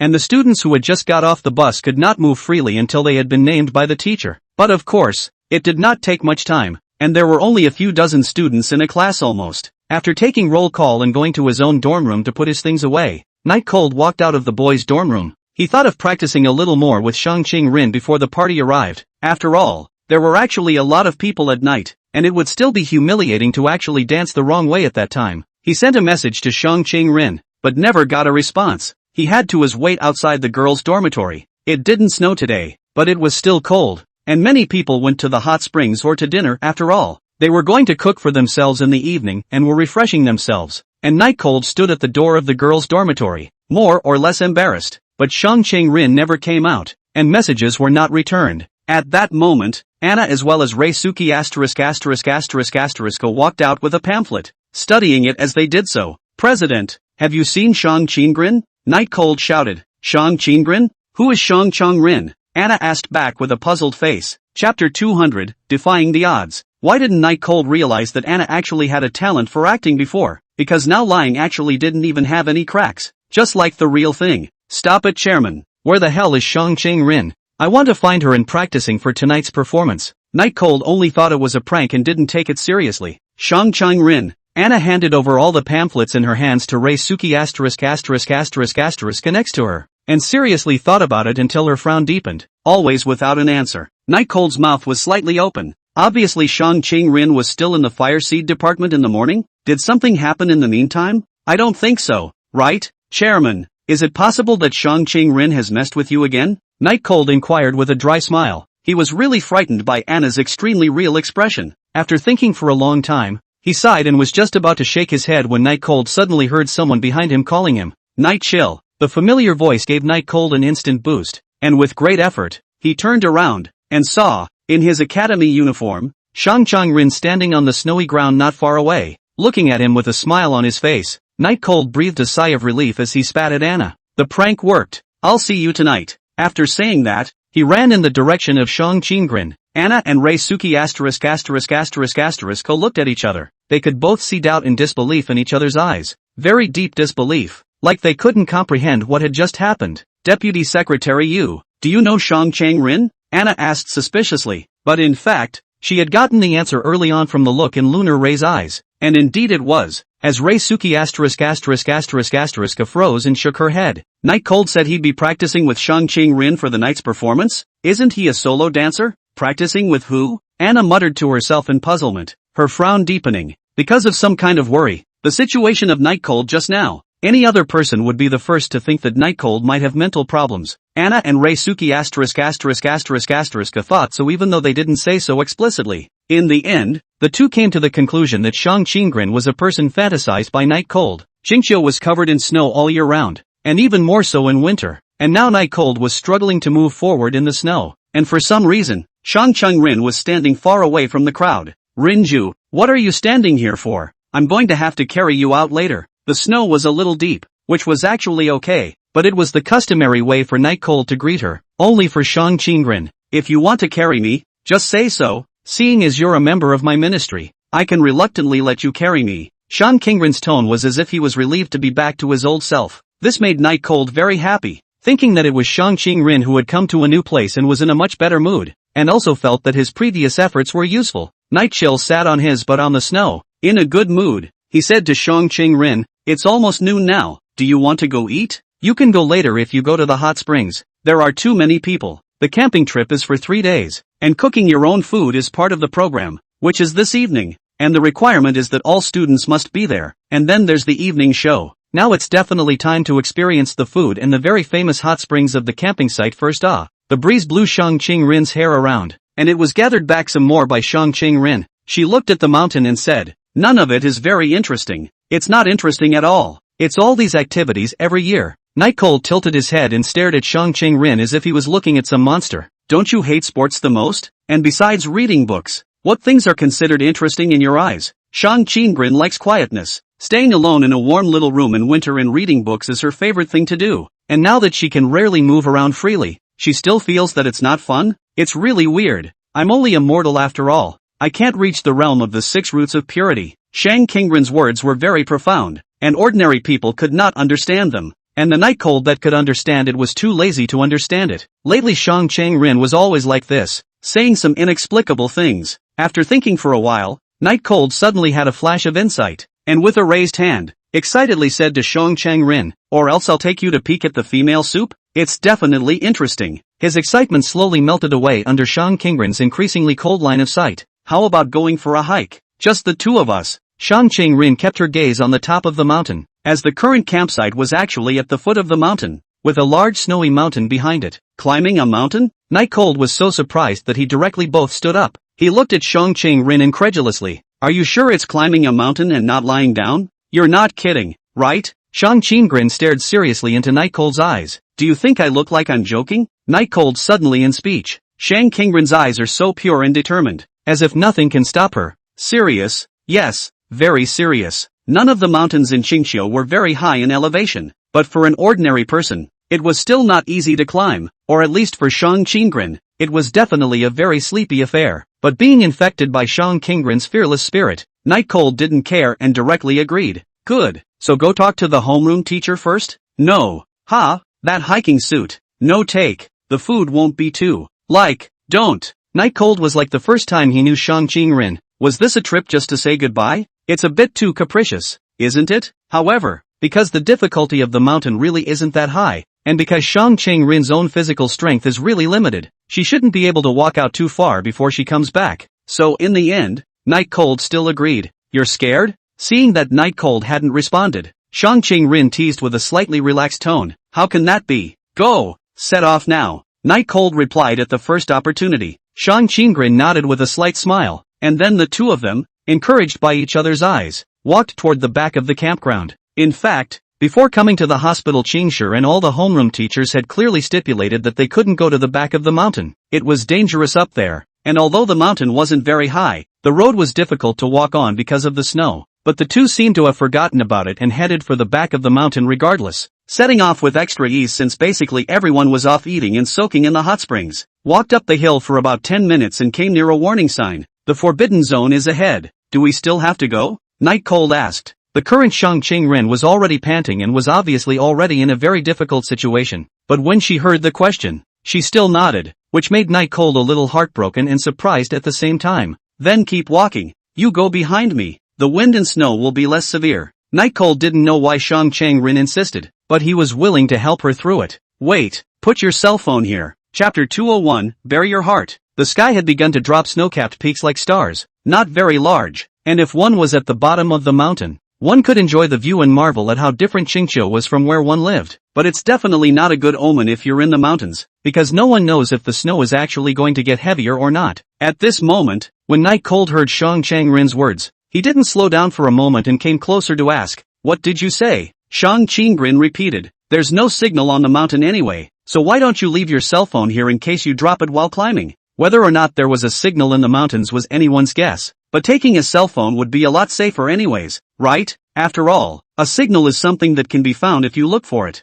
What exactly does Shang Changrin mean? Without further prodding, Shang Changrin pulled his own cell phone out of his pocket and placed it underneath the no advance warning sign, as it was the only dry one there right now. Staring, Night Cold was a bit overwhelmed by Shang Changrin's bland and cold sight, and in the end, there was really no way out. So he pulled out his cell phone and handed it over to Shang Changrin. Later, he would leave as soon as there was a sign of danger, he thought to himself, holding the cell phone handed over by Night Cold. The corners of Shang Changrin's mouth rose slightly. She didn't have any explanation, but Night Cold was still willing to believe her. It was absolute belief. At the same time, it made her feel, well, not guilty. After the two of them smiled at each other, they continued to walk forward, but Night Cold's face was visibly worried, his eyes noting the surroundings, always staring at the dots of snow stars in the sky. His physical quality was extremely high. It was almost at the limit of human beings, which was why he dared to bring Shang Changrin up the mountain. If something were to go wrong, he could cope with it.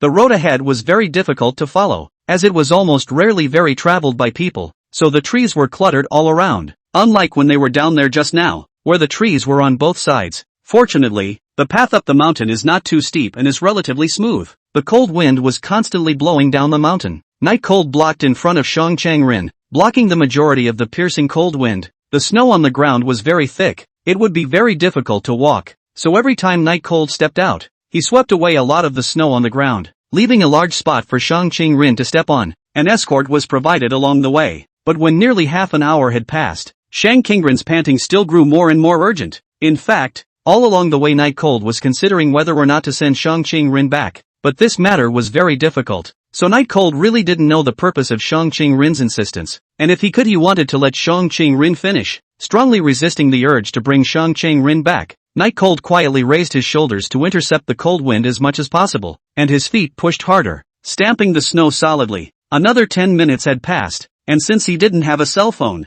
he didn't know the time, but it should be 1 o'clock in the afternoon now, right? If he had a cell phone, he would have received a call from the collection of the classroom teachers of the Yanhaiang Shi. Unfortunately no. In this instant, he appeared to understand what Shang Changrin was asking him to hand over his cell phone for. After about 10 more minutes, the snow in the sky was getting heavier and heavier, and the sound of Shang Changrin's panting behind her had changed from urgent to weak, but it was still more than halfway to the top of the mountain, because the further back you go, the steeper the mountain gets, so the road back there can be very difficult. Take a break? Night Cold turned back and said to Shang Changrin, who was already a dozen meters behind him, but Shang Changrin walked forward as if she hadn't heard him until she wobbled to Night Cold's side. The little face was pale, less bloody than usual, and looked like a terminally ill patient, and there was a little bit of ice scum on his forehead, which should have been ice formed by sweat. To Night Cold's surprise, even after this, Shang Changrin still had no intention of stopping, passing through him and continuing forward, but with no one to block the wind or step on the solid snow surface, she struggled to make her steps. Rest for a while. Night Cold stopped Shang Changrin and said with increased volume. Shang Changrin looked up at the snowy road that could not be seen at a glance, and feeling the irregular beating of her heart,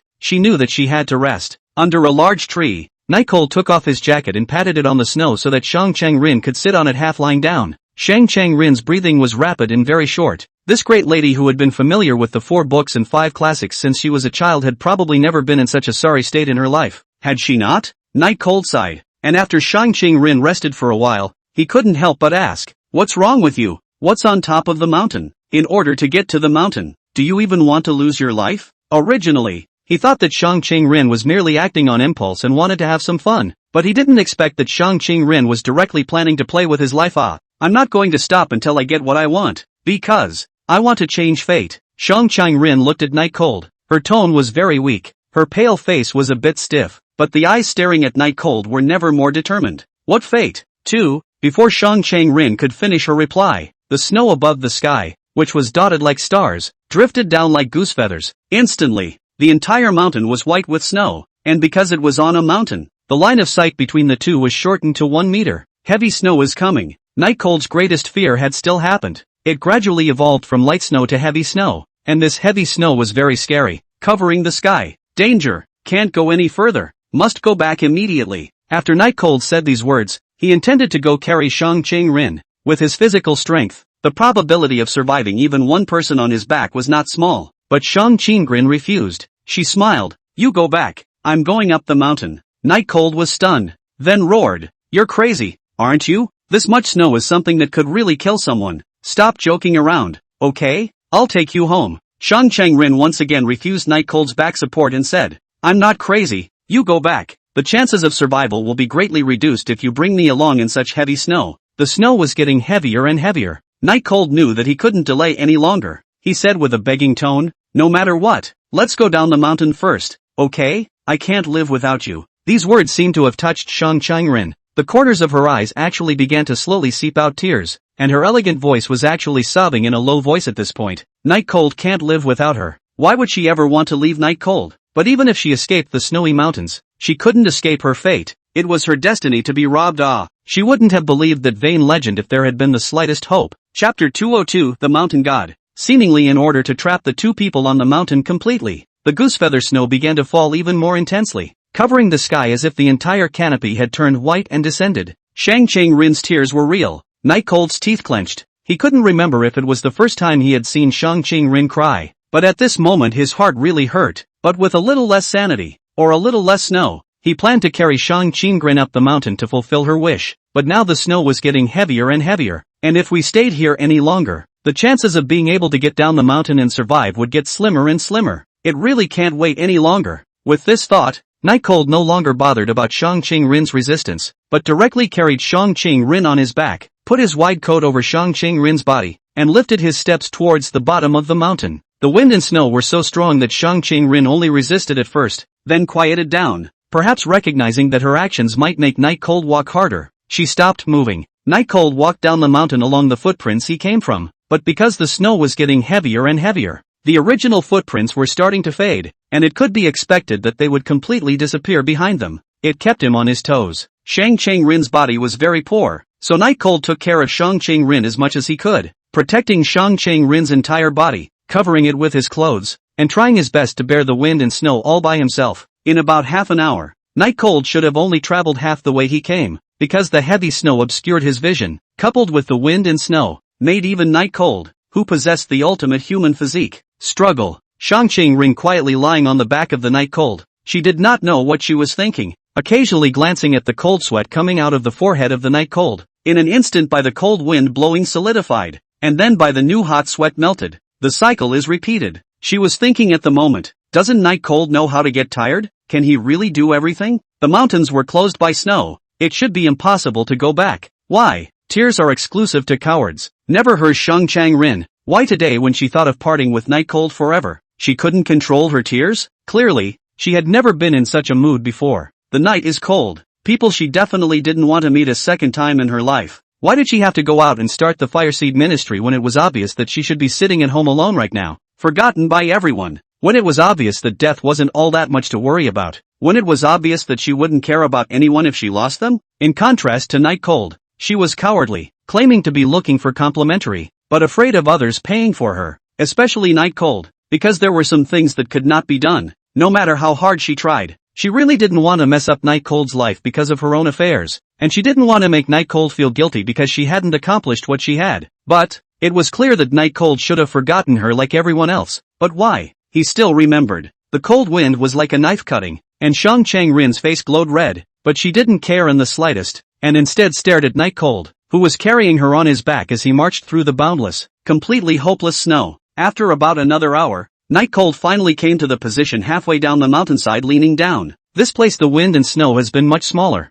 The line of sight also opened up a lot, so that Night Cold breathed a sigh of relief. It wasn't until now that Night Cold could catch his breath while caring for Shang Ching-rin. Just now Shang Ching-rin's stance that she would rather die than go up the mountain let Night Cold know that there must be something that attracted Shang Ching-rin, or else a simple climb up the mountain couldn't possibly be like this. He laughed dryly and said, "Today's luck is really bad, but it's okay. Next time I'll bring you to climb the mountain, and I promise to go up to the top of the most mountain. How about it?" This method of coaxing children was also caused by the fact that he didn't know what kind of mood Shang Qinggren was in at the moment. Shang Qinggren's voice was as usual, except for a bit of relief. It is said that there is a mountain god on every mountain, and as long as one can withstand the wind and snow to reach the top, the mountain god will listen to the climber's heart, and help the climber to fulfill an impossible wish, or, alternatively, to change one's destiny. The sound of feet treading on the snow was still resounding, and Shang Qinggren's voice fell into Nightcold's ears, and a wave of sadness inexplicably flooded his heart. Mountain god, Shang Qinggren actually believe in this thing?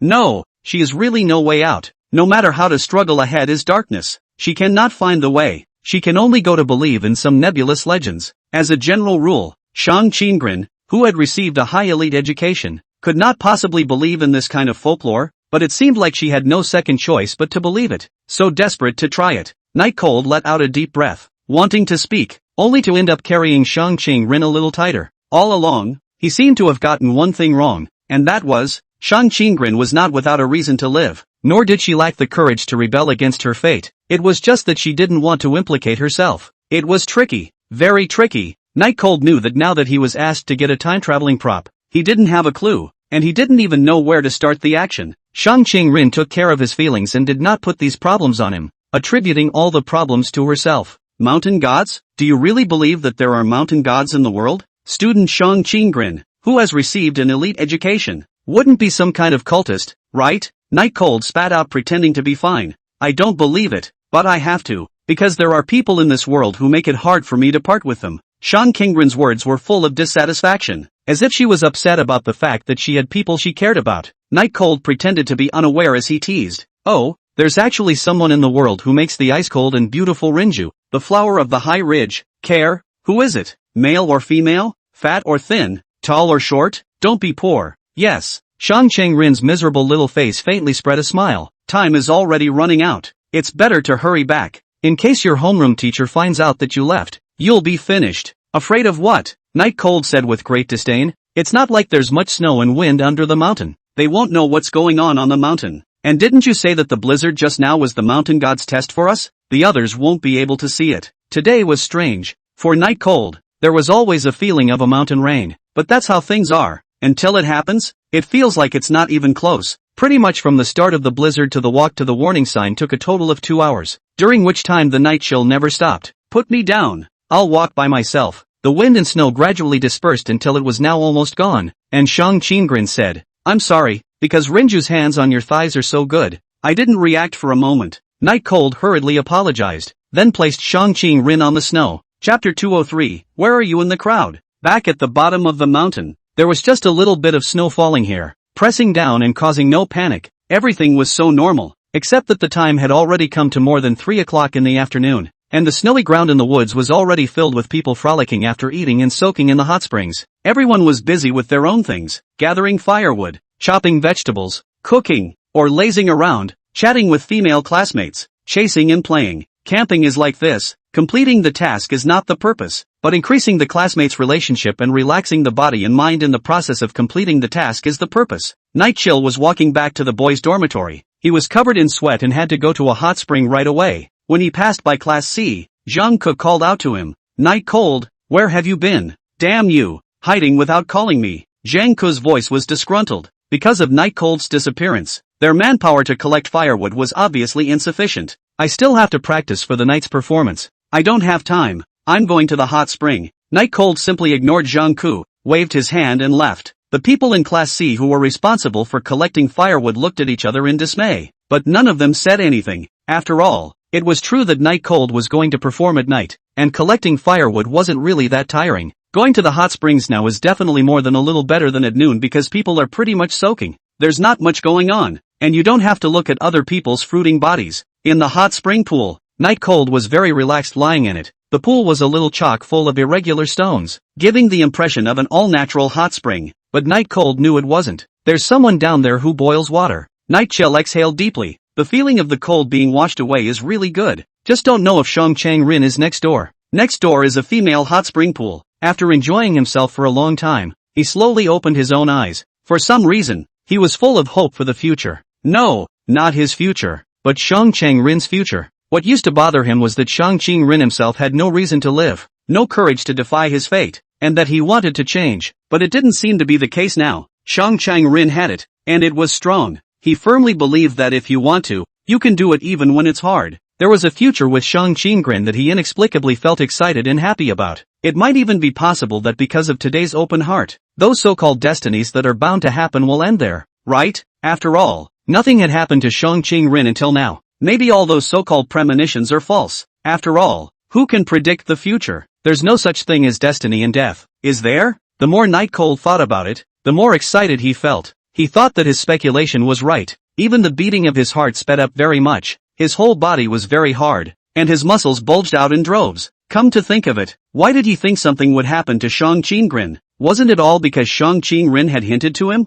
From the very beginning at school, to now, it was all Shang Chang-rin's wishful thinking. He's been led on for so long, why is he just now figuring this out? Shang Chang-rin's mind was delicate and sensitive. To use the medical terminology, there was a psychological problem, and that was Shang Chang-rin's problem. She didn't have a problem in herself. That's right, Shang Chang-rin is fine. How could it be that strange? Foreseeing one's own death in advance? It's simply inexplicable. At this time, Night Cold completely trusted his own judgment, even subconsciously ignoring how many things had happened to himself that were not in line with common sense, not thinking about the reasonableness of this matter at all. He really doesn't want to lose Shang Chang-rin. Instead of soaking for too long, Night Cold tried to go out to find Shang Chang-rin after changing his clothes, but didn't go back to the entrance of the girls' dormitory, instead using the excuse of collecting firewood to wander around the campground. Unfortunately, he didn't see Shang Chang-rin, which made him more than a little disappointed. Could it be that the heavy snowfall just now had given her a cold? He couldn't help but worry this much. Wandering around the campsite,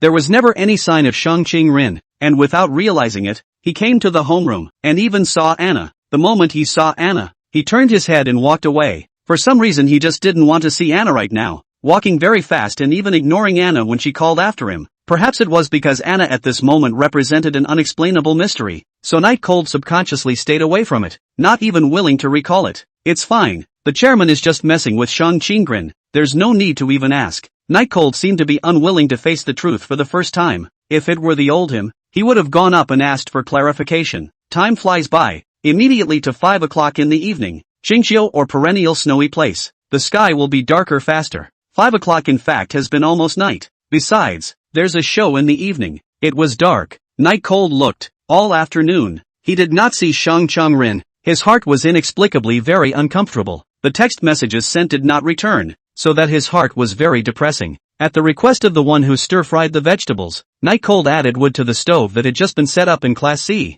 Just after answering a thank you, she helped a female student to carry the pots and cut the vegetables. In the end, Night Cold sat on a snowbank and looked at the busy everyone, feeling like he was outside the world. An inexplicable loneliness arose. Shang Chang-rin was lonely. He was the only friend in school, but how could he not be? There were many people he knew in school, but the only one he could truly call a close friend was Shang Chang-rin. The line of sight looked towards class more than once. Shang Chang-rin was not there, and no one even cared if Shang Chang-rin was there or not. Only him. Shang Chang-rin was so pretty. Why didn't anyone realize that Shang Chang-rin wasn't there? Don't those boys usually like to ask about Shang Chang-lin? Don't they like to show themselves in front of Shang Chang-lin? This is clearly the best opportunity, so why does no one care? Night Cold, what are you doing sitting so high up? Come down and eat. The female class president yelled at Night Cold. Night Cold froze slightly, and the crowd below laughed as Night Cold's laziness was discovered by the class president. Everyone had a great time on this camping trip, and Yan Qingshi was watching the crowd from the sidelines with a very satisfied smile. And some of the school's leaders took turns eating each class's dish and then grading it, and everyone was happy as could be. The only thing he tasted like was the night chill. Because of the cold weather, the camping didn't last long,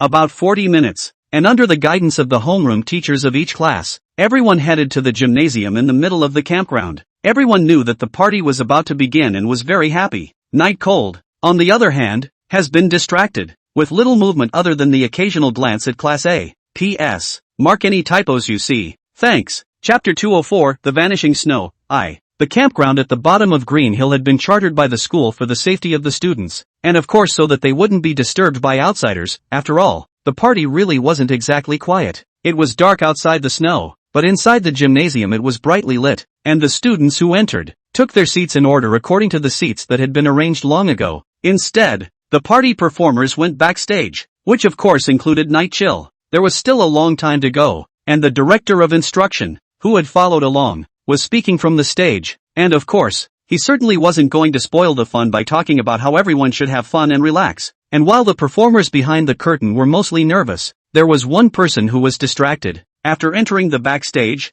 Night Cold thought he could see Shang Chang-rin, but strangely enough, Shang Chang-rin wasn't in there, and even the performers in Class A had changed. What's going on? Where did Shang Chang-rin go? Night Cold's brows couldn't control his frown as he impatiently took his cell phone out and confirmed once again that Shang Chang-rin indeed hadn't replied to the message. The bad feeling in his heart grew even stronger. Snow disappeared. Was it never there? Or was it because everyone forgot about it? Night Cold couldn't get an accurate answer. If Shang Chang-rin was there, she must know the answer, right? After all, she was so smart. Are you nervous? I'm really nervous. It's my first time performing on stage, and in front of so many people. It would be bad if I don't perform well. Don't be afraid. It's everyone's first time, and in case you put on a good show, don't all the boys at school have to fall in love with you? Breathe deep, breathe deep. In fact, because the location is not in a school and the main purpose is to relax, the programs are all about keeping things simple, not big productions, fun, or just performances. That's why singing and dancing, or skits, shows that don't require much practice are the norm. Time passed by, and through the curtain, you could vaguely see the bald head instructor outside waving, and the audience below applauding the send-off. At this moment, Reisuke walked over with a copy of this pamphlet. The program is about to start. A few of you from the light voice department, hurry up and get ready to go on stage. I'll give you one last minute. As the words fell, a few of the budding beauty girls in the corner immediately stood up and clumsily began organizing their instruments. Even one of them, a short maroon-haired girl in black pantyhose, tripped over the keyboard cord because she was so nervous, making the backstage a joyful place to be. A few people brought all the instruments on stage, and then when the lights dimmed, the show started. Seeing that the show had started, Night Cold turned around and walked over to Ren Under the Moon. When do I go on stage? Have all the people arrived? Is there anyone else out there? Reisuke held up her glasses and looked at the pamphlet in her hand and said, everyone's here. But if you have something to do, you can go and work on your own first. Since you have the highest popularity, you're the grand finale. About an hour from now. Oh, Night Cold's heart felt like it had been pried out hard by a shovel. Then it was placed in the cold snow and left to be covered by the wind and snow unattended. Because through his height advantage, he saw the program while Reisuke was talking to him. Just like Reisuke said, he was the last one on the stage, and he was the only name on the program. Are you okay? Why are you acting weird today? Are you not adapting to the altitude? Ren Under the Moon said to Night Cold with concern. Her tone was full of worry about waiting for Night Cold to wait or not to wait for the stage. Night Cold waved his hand. It's fine. You go about your business. Ren Under the Moon nodded, not lingering too long, and went on to inform the time. Night Cold sat powerlessly on the side closest to the stage. He could even see the audience outside cheering, but there were no waves in his heart. It could even be said that his heart was as dead as ash. The corners of his mouth rose slightly, but they were bitter. Obviously he could have guessed the truth long ago. Obviously everything pointed to the fact that Shang Chang-rin was dying. Why is he still optimistic that Shang Chang-rin is fine? Now he could be sure that Anna wasn't pretending not to recognize Shang Chang-rin today, making a scene or anything like that. She had truly forgotten about Shang Chang-rin's existence, just like Shang Chang-rin had predicted. Things that are forgotten by everyone, and things that are destined to disappear, just don't exist for this world. Night Cold lowered his head so that everyone couldn't see his eyes, and he suddenly wanted to slap himself. Today Shang Chang-rin has clearly been saving herself. Obviously, she was already asking for help. Why did he carry Shang Chang-lin down the mountain? Why didn't he carry her up the mountain? Why was he afraid then? Yes, he was a coward, and at that time he was afraid that Shang Chang-rin would die. But more than that, he was afraid that he would die as well. So he backed off. Program after program, personnel went on one team after another. And Night Cold couldn't feel the passage of time at all. It was as if he was caught in a strange circle of self-condemnation. Regret and remorse are a form of torture when faced with something that has no remedy. It's no less than being hacked and slashed to hell. At this moment, Night Cold was facing this ordeal. What to do? What do we do? What to do? What on earth is he going to do? Shang Chang-rin was gone, disappeared. Who would give him ideas? Who will comfort him? Who will purify his heart? Night Cold's arms began to tremble. The thought of never seeing Shang Chang-rin again, the fear within his heart was like a tidal wave coming towards him, and it was only at this moment that he truly realized what Shang Chang-rin really meant to him, and how important an existence she was, even if he had already thought that Shang Chang-rin was very important to him before. Night Cold covered his forehead as he felt a burst of brainwaves spreading under his cerebral cortex, swelling his head with pain. This was not the first time he had experienced this feeling, but the last time he had Shang-Chi Rin beside him. He was able to quiet down and still his mind, and now he was like a fish out of water. Breathing was a luxury. The feeling of unreality lingers in the heart of the Night Cold. He is always unable to accept the business. Qinglin really disappeared this matter. Clearly in the afternoon also climbed the mountain together. How can you say disappeared on the disappearance of the disappeared? No way. Night Cold's weirdness attracted the attention of everyone backstage, and they were all curious as to what was wrong with Night Cold. Constantly sweating falsely, and as if he had ADHD, he looked uncomfortable in any position. Of course, Night Cold didn't notice these gazes. He didn't want to care about the show. He wanted to go out and find Shang-Chi Rin, to beg the mountain god. Didn't they say every mountain has a mountain god? He went to beg the mountain god and agreed to any conditions, only asking for Shang-Chi Rin to come back. As long as Shang-Chi Rin could come back, he believed in everything. Night Chill, it's your turn on stage. The gentle voice of Run Under the Moon rings in the ears of Night Cold. Chapter 205, The Vanishing Snow, 2. This was the first time that someone had spoken to Night Cold after he had fallen into the nightmare, and it was also the first time that he knew how real those echo special effects actually were in the movie, because the echoes were echoing in his head at that moment. What?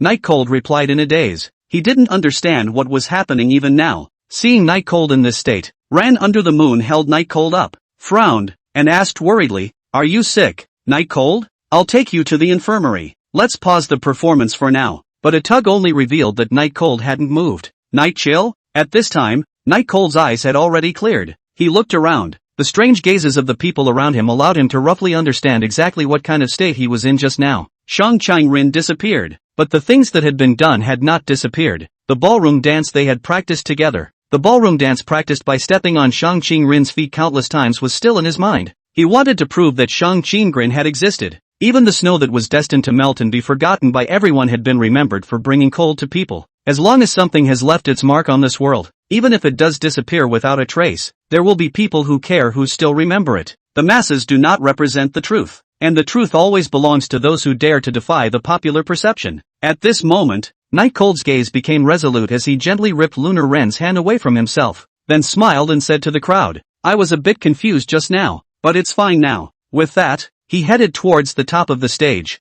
In the moon under the mercy of the surprised eyes and the crowd's unbelievable gaze, Night Cold will pull the curtain. The back cannot be said to be firm, but the loneliness in it is heartbreaking, and under the fine taste, it is actually a compulsion to grow up. Cheers like a tsunami came as expected. Night Cold's popularity in the school was very high, not only because of good looking and good grades, but also because it was very mysterious, and few people would know about him. As we all know, mystery is not a bad thing, so the popularity among girls is very exaggerated. Night Cold students present a solo dance. Wait a minute. The cheers gradually subsided, and Anna's voice was interrupted by Night Chill just as it sounded. The words landed, and that tone of announcing things caused the eyes of everyone present to fall on him, even the director of instruction who was dozing off to the side. Night Chill took 2 steps forward, picked up the microphone fixed in front of him, and said in a low voice, "What I want to dance is not a single dance, but a duo dance." The moment these words came out, everyone present was shocked beyond belief, especially the girls. They were really curious as to which girl would be so lucky to dance with Night Cold in such an occasion. After today, the girl who danced with Night Cold will surely be popular. The boys, on the other hand, were wondering how pretty a girl must be to be able to dance with Night Cold, but without exception,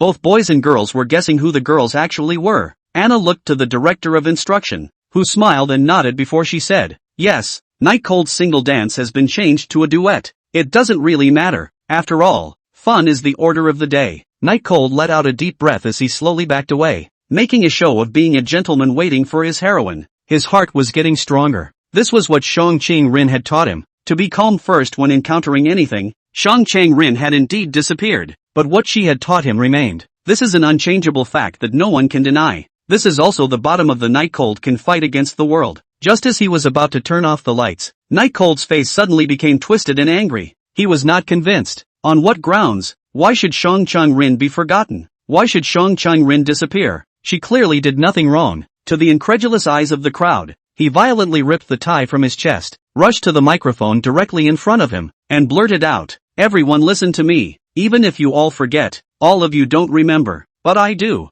and I can tell you all loud and clear. On Earth, in the sea of flowers, next door to my apartment, There was a young girl named Shang Qingrin. She was very good. She scored perfect marks on every test. She was always in first place. She created the fire seed department. And although she just drank tea and read books every day, everything that happened in there was real. Your forgetfulness doesn't change the fact that she existed. You guys, you're a bunch of liars. You clearly remember. Why do you? To bully her like this. My was cut off. But this is already the result of the fastest action after reacting. The people below looked at each other in disbelief, dumbfounded, because their first judgment when they heard these words from Night Cold was that Night Cold was crazy. It's obvious that the first place winner is Night Cold. And who is Shang Qingrin? These questions echoed in the minds of the crowd, but even if they thought through their brains, they couldn't get an answer. The head of the fire seed department is obviously Night Cold? What the hell was that hysterical person on stage talking about? The crowd of students were talking about whether or not Night Cold's speech was part of the show, while the student president Anna rushed to the stage and pulled Night Cold behind her. She had been feeling very out of sorts with Night Cold today, not asking where someone she didn't even know was, and avoiding her when she saw her. But I didn't realize it had gotten this bad. She was just about to say something, but she was surprised to find that tears were actually hanging from the corners of Night Cold's eyes. This, Reisuke also rushed up from the backstage, looking at Night Cold who was gasping for air due to the lack of oxygen, not knowing what to do, and eagerly casting her eyes towards Anna. President, what should we do? Send it to the campground's temporary health center. Immediately notify the car to pick up Night Cold and take him out for treatment. It looks like he won't be able to perform in this condition. Although Anna was also anxious. After all, she was the student president and immediately responded. However, just as Run Under the Moon was about to go backstage to make a call, Night Cold reacted. No, I'm fine. Saying that, he also pushed Anna away from him, and then made a pose for the beginning of the ballroom dance. A gentleman waiting for the woman to make her entrance. Reisuke held the phone and looked at Anna in a tangled way, while Anna clenched her teeth. She didn't understand, but she saw the sadness and longing in Night Cold's eyes, very focused. That's not the kind of look someone with mental problems could muster. Torn again and again. Anna smiled, and after explaining to the students below, she walked off the stage, leaving Night Cold alone up there. After a lot of drama, the crowd's clamor had been non-stop. Some people said that Night Cold had gone crazy, and some people said that Night Cold's fantasized girlfriend was very unrealistic. The girls, on the other hand, are more heartbroken about the night chill. The noise grew louder and louder, but Night Cold was completely unaffected by it. He quietly maintained his gentlemanly posture, his head slightly lowered. No one could see his expression. When the music started, Night Cold also extended his hand to the backstage behind the curtain, inviting the woman. P.S. Gifts are not to be thought of, and positive reviews are given in abundance. Chapter 206, The Vanishing Snow, 3. Because of the infected atmosphere, the people under the stage who were originally clamoring slowly quieted down, and they quietly looked at the handsome young man on the stage who was shrouded by the spotlight. The teenager's hand reaches backstage, but it's empty at this point. But the intro is almost over. Who was his date? No one in the room knew, including the party planners, Anna and Reisuke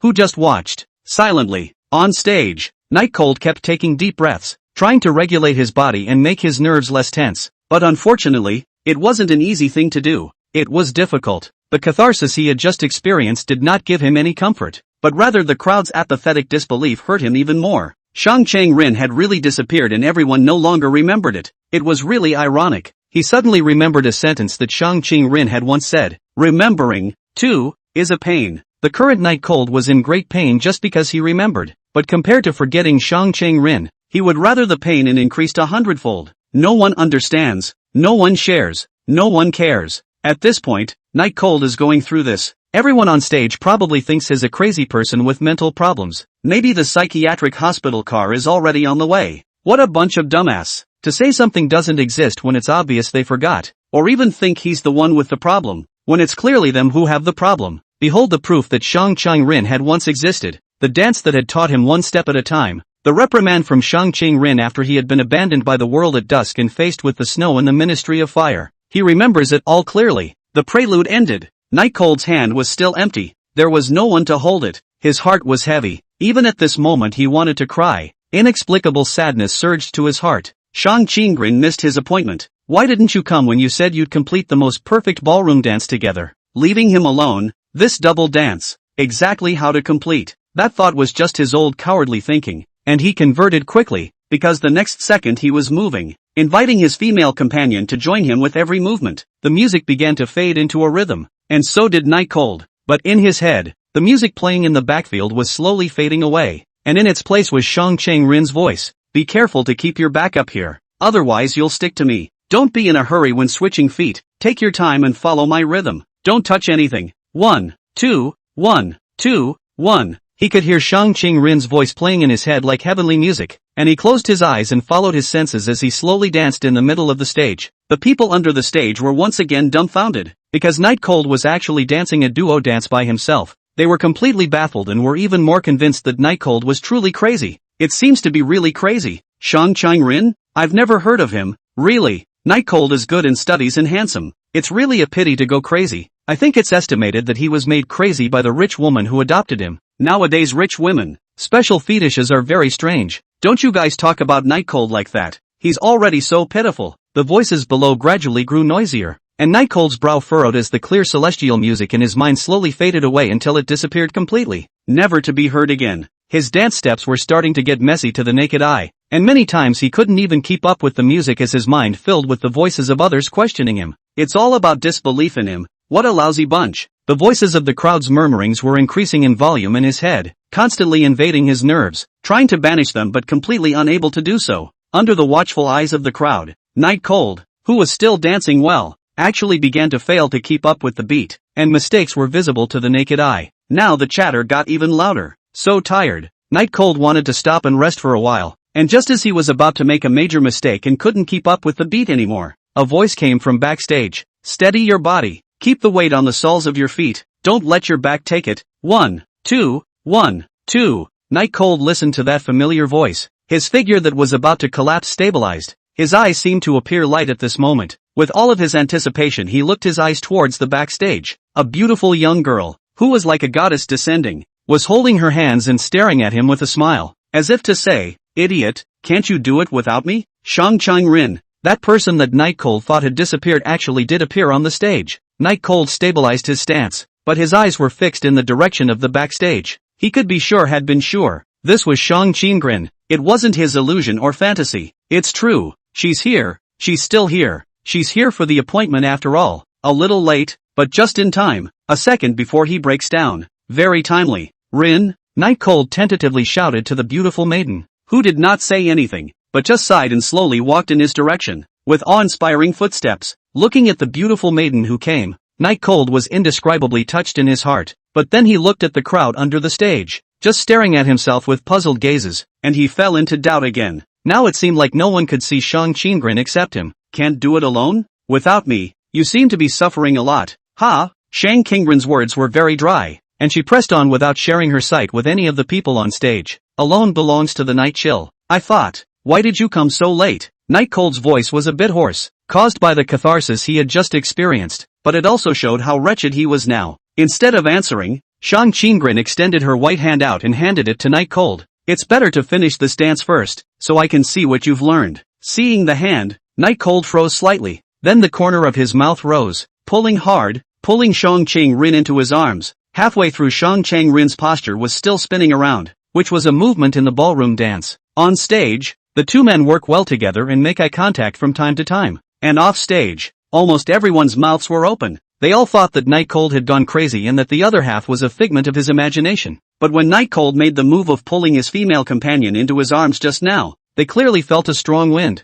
Even the dust on the ground next to Night Cold was swirling. This is a bit of a mind-boggling if not a prank. But no matter what, today's party was definitely a day that everyone present will remember for the rest of their lives. Chapter 207, The Vanishing Snow. 4. A person dancing as a duo, but extraordinarily harmonious and powerful. I do not know why. For a certain second, the crowd under the stage really felt that there was a female partner they could not see dancing with Night Cold. The idea startled them all to themselves, fearing that they would go as crazy as Night Cold. After about 3 minutes, the dance ended and Night Cold made a curtain call pose. Of course, next to Night Cold, which the crowd couldn't see. Shang Chang-rin also made the same curtain call pose. It wasn't until 3 seconds later that the stadium erupted in sparse applause. The outside of the gym was brightly lit, and because of the many students, all the lights outside were on, and the bright lights illuminated the white snow as if it were glowing. Night Chill could only say that he had just been joking in the face of Anna's and the bald head instructor's concern, but surely no one would believe him, because even he himself knew how crazy he had just been. But seeing as he's already normal, Plus the fact that there really isn't a medical condition right now either. He ends up letting Night Cold go. Outside the door, Shang Qing-rin was sitting on the steps looking at the snow that filled the sky, her eyes confused, not knowing what she was thinking. Is Shang Qing-rin no longer afraid of the cold, turning into something similar to a ghost? Although he knew that the current situation of Shang Qing-rin was already not optimistic, but because he had just thought that he had lost Shang Qing-rin, the current Night Cold was in a pretty good mood. It wasn't until he got closer that he saw, where Shang Qing-rin wasn't afraid of the cold or the dirt, but instead, he patted his jacket that he took off because of the heat under his buttocks. The two had seen each other long ago under the streetlight, but neither spoke first. The jacket that Rinjio has made. I'll be sure to cuddle and sleep with it tonight. It'll be very sweet. Night Cold broke the silence with a joking tone, and as expected, he also attracted a disgusted look from Shang Qing-rin. For a pervert, your ambitions are also small. Shang Qing-rin's words were as cold and pleasant as usual. Night Cold came over and sat directly on the snow. After so many things happened, both of them felt that the other must have a lot to say, but they also both had a lot to say, but they didn't know how to open their mouths. After a long time, it was Night Cold that broke the silence. Where did you go just now? I was so worried about you. I thought you missed your appointment. Night Cold did not indicate the time, but look at you. Shang Qing-rin's reply was very short. I'm asking where you've just been. Why didn't you even show up when the show started? Night Cold asked Shang Qing-rin a bit reproachfully, his tone mixed with a strong sense of afterthought. Where I can see you. Once again, Shang Qing-rin answered simply. Night Cold was silent, pinched his somewhat cold pinky. The warmth was only a little bit, completely insufficient to combat this cold wind. He sighed and asked directly, since when? Shang Qing-rin replied, about a day before I asked you out. The question was of course when exactly did this matter of Shang Qing-rin being forgotten begin? And the corners of Night Cold's mouth that received the answer spread into a bitter smile. Sure enough, it was because the time-traveling prop had been used by Anjiza, resulting in the current and pending disappearance of Shang Qing-rin. It was because the day before Shang Qing-rin had asked him to go out was exactly the time when Anji had come to him through the time-travel prop. Night Cold closed his eyes, tilted his head up and let out a long breath, trying to spit out the pent-up depression that had built up inside. But it didn't work, and there was nothing to do but get cold lungfuls of air. How could there be such a coincidence in the world? On the contrary, both Don Jisa and Shang Qing-rin needed this time-traveling prop, and he only had one, and no matter what, he had to give up one. It was cruel, and if this was human manipulation teasing him, he vowed to die to get the other side. While Night Cold was depressed, Shang Qing-rin smiled and continued to talk. In fact, you don't need to be too concerned about this matter, although I don't know why everyone has forgotten me, but you still remember. But sooner or later one day you will also forget me, and there will no longer be Shang Qing-rin this person in the world. Were such words a relief? At least for the current Night Cold. It was tantamount to adding fuel to the fire. It made his entire person tense up. Why? Night Cold really didn't understand why Shang Qing-rin had to disappear when he lost his ability to travel through time and space. Shang Qing-rin looked toward the darkened sky slowly falling white dots and said posthumously, haven't you always been curious as to why I rejected everyone from joining the Fire Seed department but only let you join? This incident is related to what we're going through? Night Cold asked after coming closer. Shang Qing-rin continued, because I had seen you at a very young age. You saved me, and I was very grateful. But when I used all my means to investigate, even going so far as to use my family's power to find you, I realized that there is no such person in the world.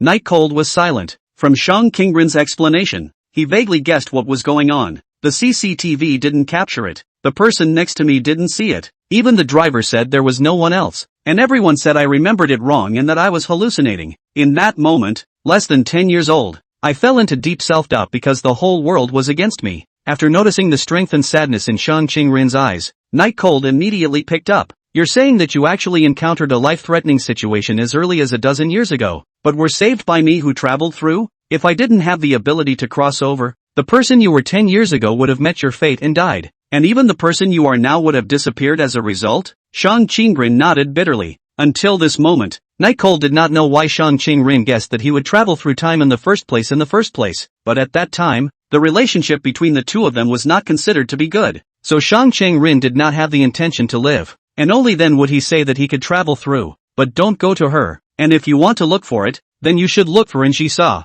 The previous doubts were finally answered, but Night Cold couldn't be happy. Because according to Shang Qing-rin, the Shang Qing-rin of more than 10 years ago was already dead and could not be undone, unless one can get a time travel prop in. Perhaps seeing that Night Cold was again troubled by his own affairs, Shang Qing-rin's beautiful little face blossomed into a smile and flirted. Just now on the stage looks very handsome. if the average girl may really be captured by you, but here in my place will still add some good feelings. Seeing that Shang Qinggren had pulled away from the topic, and that this matter was not immediately resolved, Night Cold relaxed. He replied with some embarrassment, I thought you had disappeared and was in a bit of a panic. No, did you really just keep looking at me? It was inexplicably embarrassing. I think it's handsome, more handsome than you've ever been. Chapter 208, The Vanishing Snow, v. Everything that had just happened. In fact, Shang Qinggren had seen it all in her eyes. She looked at the Night Cold who was in pain to the point of near collapse because of her disappearance, and also saw the Night Cold who had hissed in order to prove that she existed. In fact, she really wanted to just walk away. Wait until Night Cold completely forget her. Wait until none of the people in this world know her after.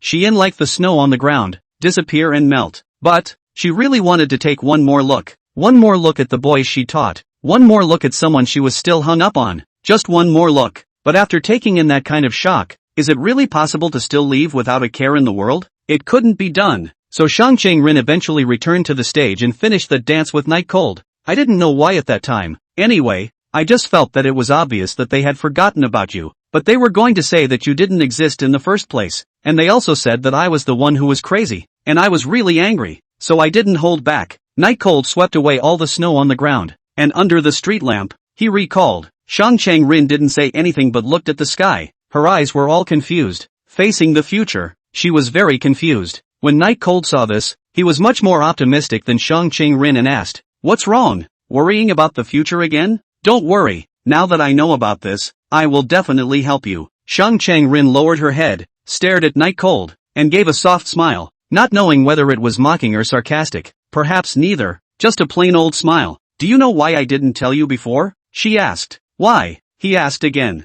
Shang Qinggren let out a long breath. Because the thing I'm most afraid of is you paying too much attention to my affairs. That's why I've never told you about my situation. Do you understand? Night Cold was a little confused, and even as a drop of ice ran down his neck, he couldn't tell if it was melted snow or a bead of sweat that had cooled from his exposure to the air. Why? Aren't we friends? Night Cold asked with a frown. Originally he thought he had understood Shang Qinggren well enough, but now it seemed that not only did he not understand, but he didn't understand at all why Shang Qinggren didn't want him to meddle in her affairs. Even if he didn't admit it outright, the fact that he could save her was clearly something that both people knew. Hearing this sentence from Shang Qinggren, the Night Cold was even a little sad. The heart was inexplicably very uncomfortable. The dots of snowstars falling from the sky rendered the already dreary atmosphere even sadder. Shang Qinggren replied with a bitter smile. Don't you understand? If I must disappear now, it will prove that you didn't save me at all in the future. And keeping your mind on me is just wasting your own time. Give up. I really don't want to see you do it for me. What are you talking about? Night Cold stood up and interrupted Shang Qinggren.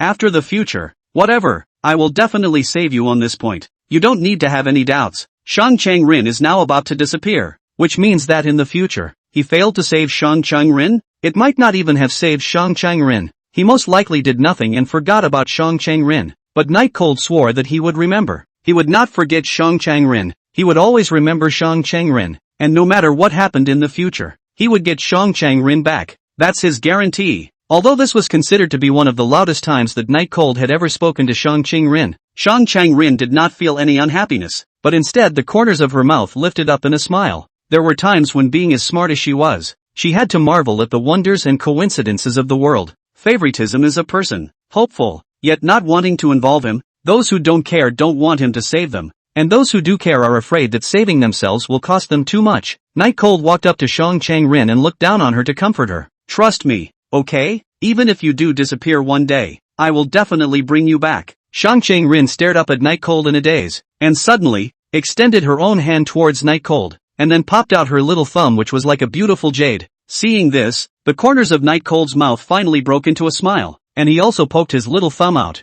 then hooked it. After experiencing a physical contact, it was as if the relationship between the two grew as if it had exploded. It made both of them a little embarrassed. Isn't there something else to recite when you pull the hook? Shang Qinggren blushed a little as she tucked her ear hair back behind her ear, not knowing if she was changing the subject or not. Which, one more time? After all, the spell won't work if you don't recite the incantation. Night Cold had strange thoughts about the small thumbs of the goddess like Shang Qinggren. Shang Qinggren hesitated for a moment, but still refused. Forget it, like a child. That's all. That won't do. Night Cold forcefully extended his pinky towards Shang Qinggren, just to do it again. In the end, Shang Qingren had no choice but to pull the hook with Night Cold once more. Hook, line and sinker for 100 years. After it was over, Shang Qingren covered her face, not knowing if it was because of the contact with the opposite sex or because the hook-pulling spell she had just done was just too shameful. Night Cold also sat down at this time, but this time in Shang Qingren close enough to sit on his own jacket. Shang Qingren slightly resisted, but finally accepted. Suddenly, Night Cold thought of a question and he asked,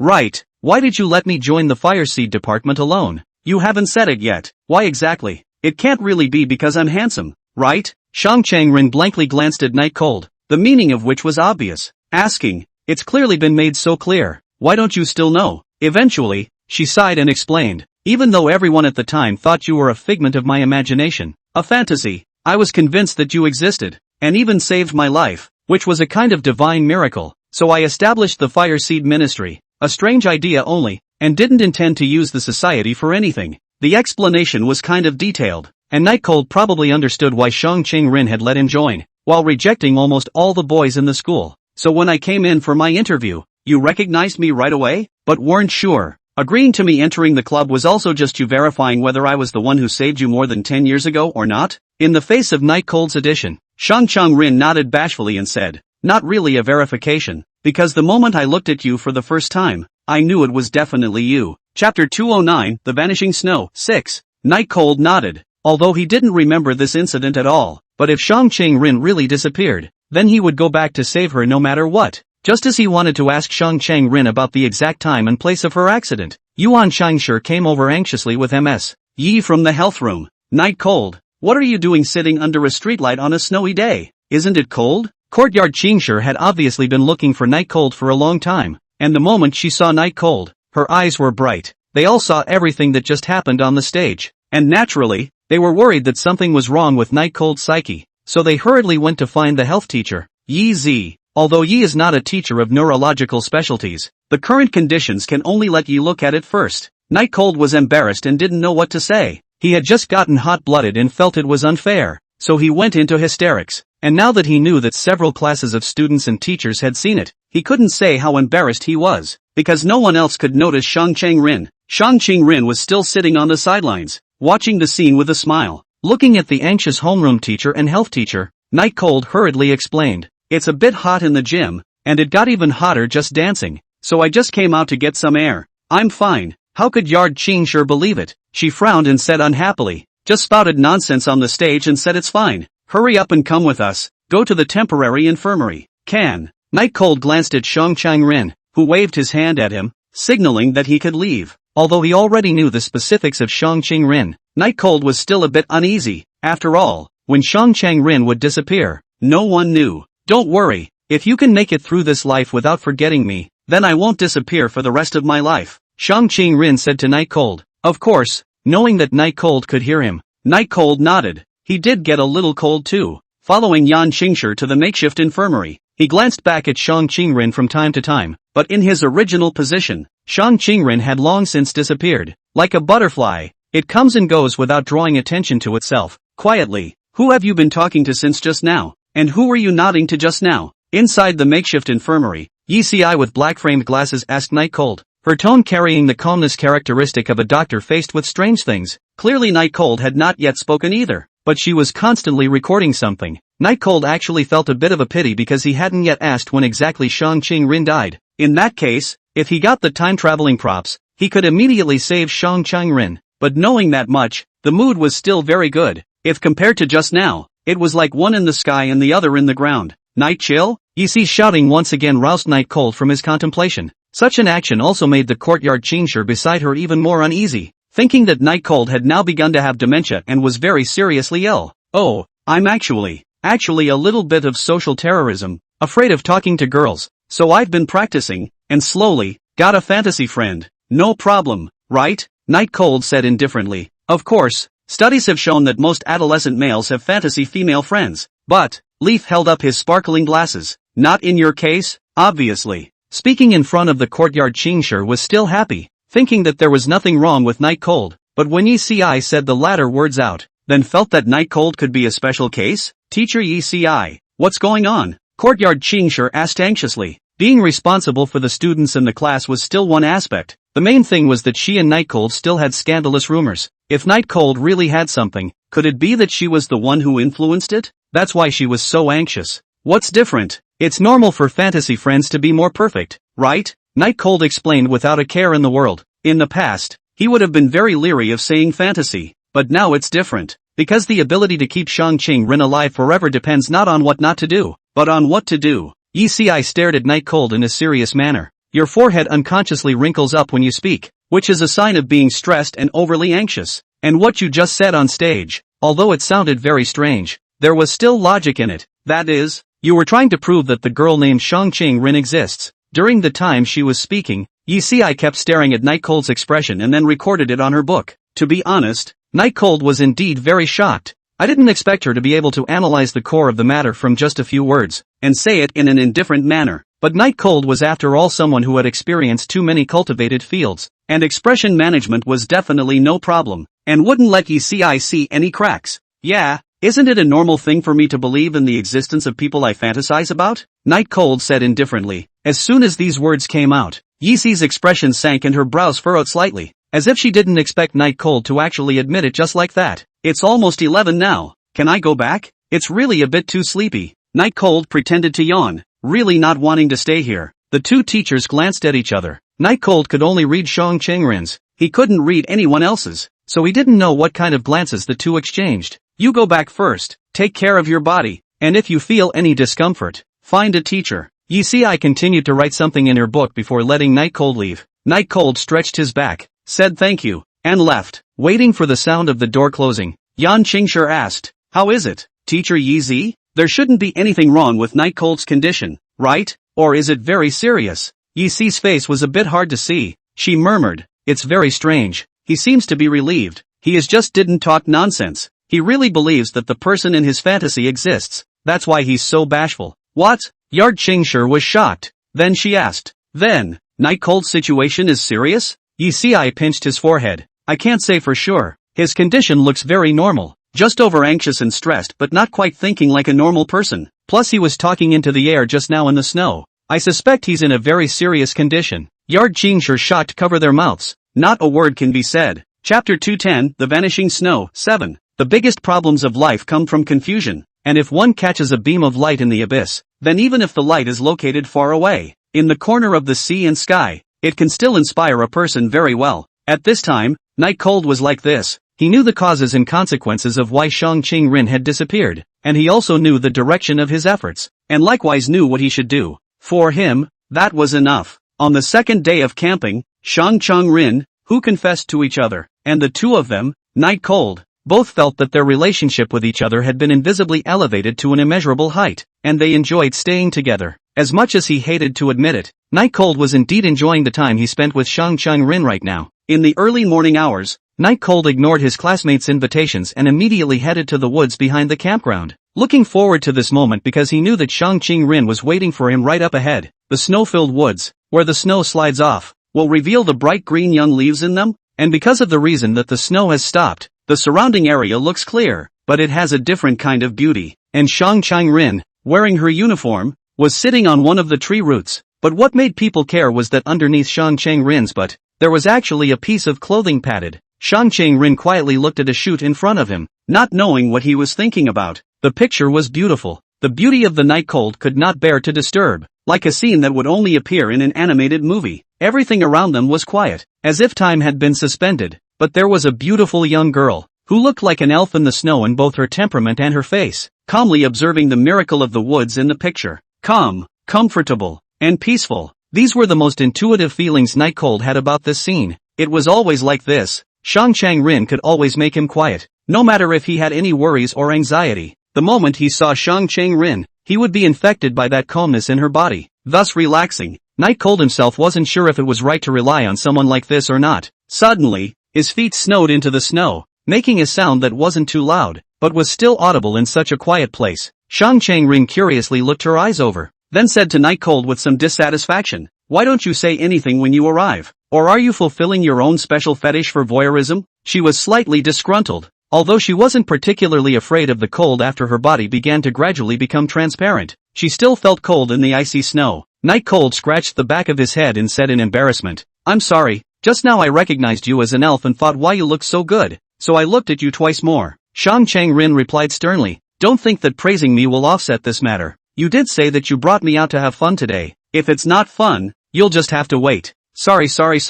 Promise to finish." Night Cold pulled his body straight, and the corners of Shang Ching-rin's mouth were finally unable to hold back a smile. Yes, feelings increase for each other, not for Night Cold alone. Time was short, but it couldn't all be wasted on worries. That's what Night Cold thought. So why not have a good time while there was still not much to go on right now? Maybe a way would be found on that basis? That's why Night Cold sent a message to Shang Ching-rin early in the morning, telling her to meet up in the woods behind her. On the road, the distance between the two has never been closer. In fact, Shang Chang-rin is refused, because if the feelings with the Night Cold deepen, then the future parting of the Night Cold will be more and more painful. But she couldn't help herself. She wanted to make herself refuse Night Cold's invitation, but when the words of refusal were actually typed on her cell phone and then hastily deleted, she agreed, though she knew it would be like upping the ante on her execution. She really couldn't help it. That's it. Indulge this one time if you must leave. Where the hell are we going? Don't tell me it's a movie theater. Shang Ching-rin's tone was odd as it had never been before, cold with a hint of anticipation,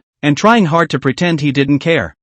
Night Cold, who was guest, was a bit puzzled and once again wondered if Shang Ching-rin really had the ability to read minds. Seemingly seeing Night Cold's doubts, Shang Chang-rin sighed helplessly. Boys with little taste who go out with girls are usually formulaic movie theaters. Night Cold was dissatisfied. Are you mocking me for being very tasteless? And let me tell you, I'm not taking you to a movie theater, but a breakfast place, to eat breakfast first. Shang Chang-rin helplessly followed Night Cold, holding her forehead with her hand as if she couldn't stand Night Cold very much. In fact, when two people are together, they don't have to play anything, but simply sit together and feel happy, so it really doesn't matter what they actually play. The two of them chatted and passed by a very simple haunted house, when Night Cold suddenly looked at Shang Chang-rin and asked, "Now that they can't even see you, if it was used for a prank, wouldn't they still be scared to death?" This time, Shang Chang-rin didn't even give a glance to Night Cold, holding his hands and leaving quickly. Night Cold immediately went after them. "I'm just kidding. Don't take it seriously. Even if you really have the interest to scare them, I won't agree." Shang Chang-rin twisted her head with a mysterious smile.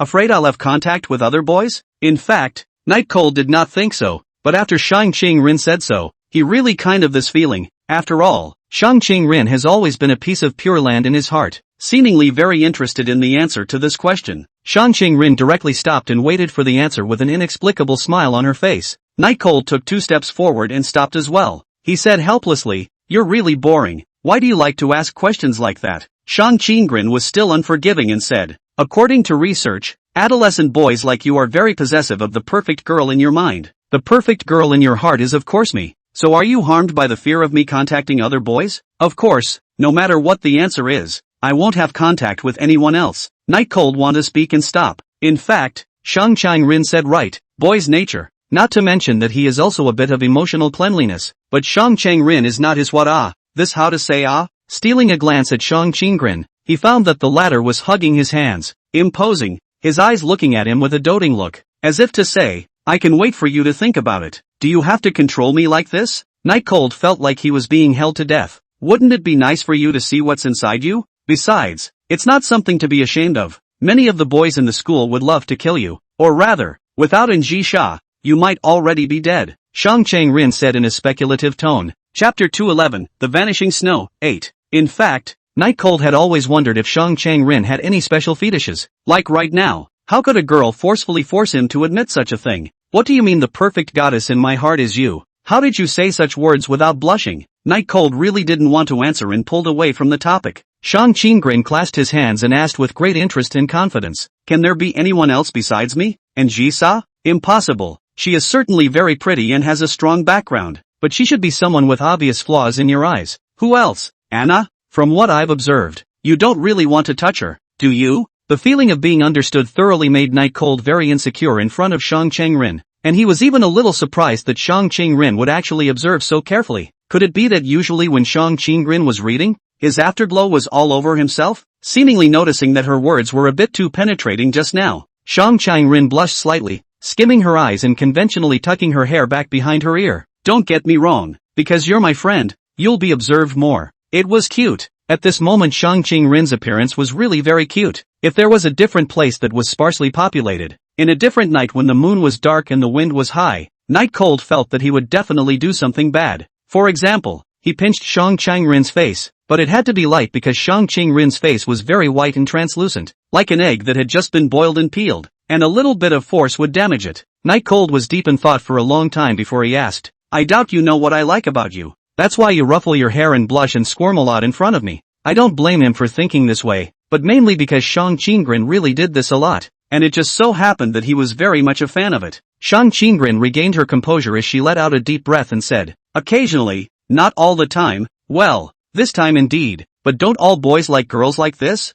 Night Cold felt slightly wicked. Shang Qingrin's sinister intentions were unknown for the time being, but even now that he knew that Shang Qingrin's appearance was mostly feigned, he still wanted to see it. One is so incorrigible. "Alright," Shang Qingrin said to Night Cold in the tone of giving an ultimatum. "Say it, you're still not afraid or not, although I know the answer. I want to hear you say it, never before strong," so that the Night Cold a little caught off guard. But anyway, how secret things Shang Qingrin is not unaware of. Even now Shang Qingrin cannot be considered a complete person. What's there to be embarrassed about? With a wave of his hand, Night Chill made himself as suave as possible. "Well, I admit, it does scare me," Shang Qingrin pursued with interest. "What are you afraid of? Speak out." "I don't know why." Night Cold inexplicably thought of the movie that he would open late at night, and Shang Qingrin's lines, "If you change them and then change the scene, the tone and meaning would be exactly the same."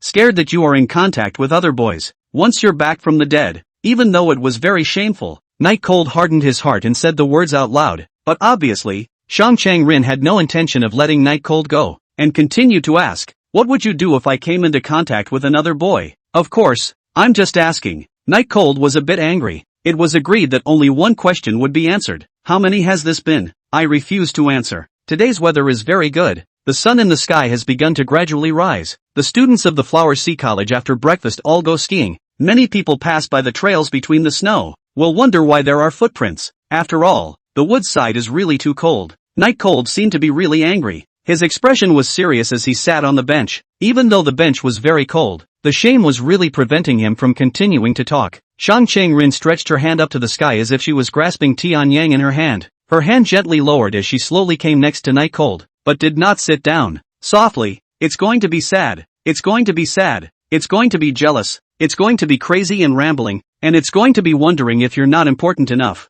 isn't it?" "Right." But Night Cold, who was poked and prodded, clearly wasn't going to answer this very shameful question. And Shang Qingrin didn't care and just looked at Night Cold and smiled. Shang Qingrin's face was gentle and serene. The corners of her mouth carried a little arc as she once again softly said, "Knowing this, it's not that I understand you so well, but, if you were to go and touch other girls, I would feel the same way." At this moment, when that pleasant and very pleasant voice fell into Night Cold's ears, he suddenly had a feeling like a spring breeze. It was obviously in winter, but the wind blowing towards him was not harsh at all, but rather comfortable. Reality certainly doesn't have this gust of wind. It's in the mind. He looked up in a daze and froze as he looked at the stunningly beautiful young girl facing the rising sun. The young girl's small face was flushed. Her small white hands gathered the wind-blown hair behind her ears. Her eyes held a strange look. Her eyelashes were long and erect, and the corners of her mouth held a coy smile, like a young girl who had just uttered the lines of her confession and was waiting for the result. If the blush just now, Night Cold did not know if it was from the heart. The blush now, he could be sure that it was definitely from the heart. It's a big difference.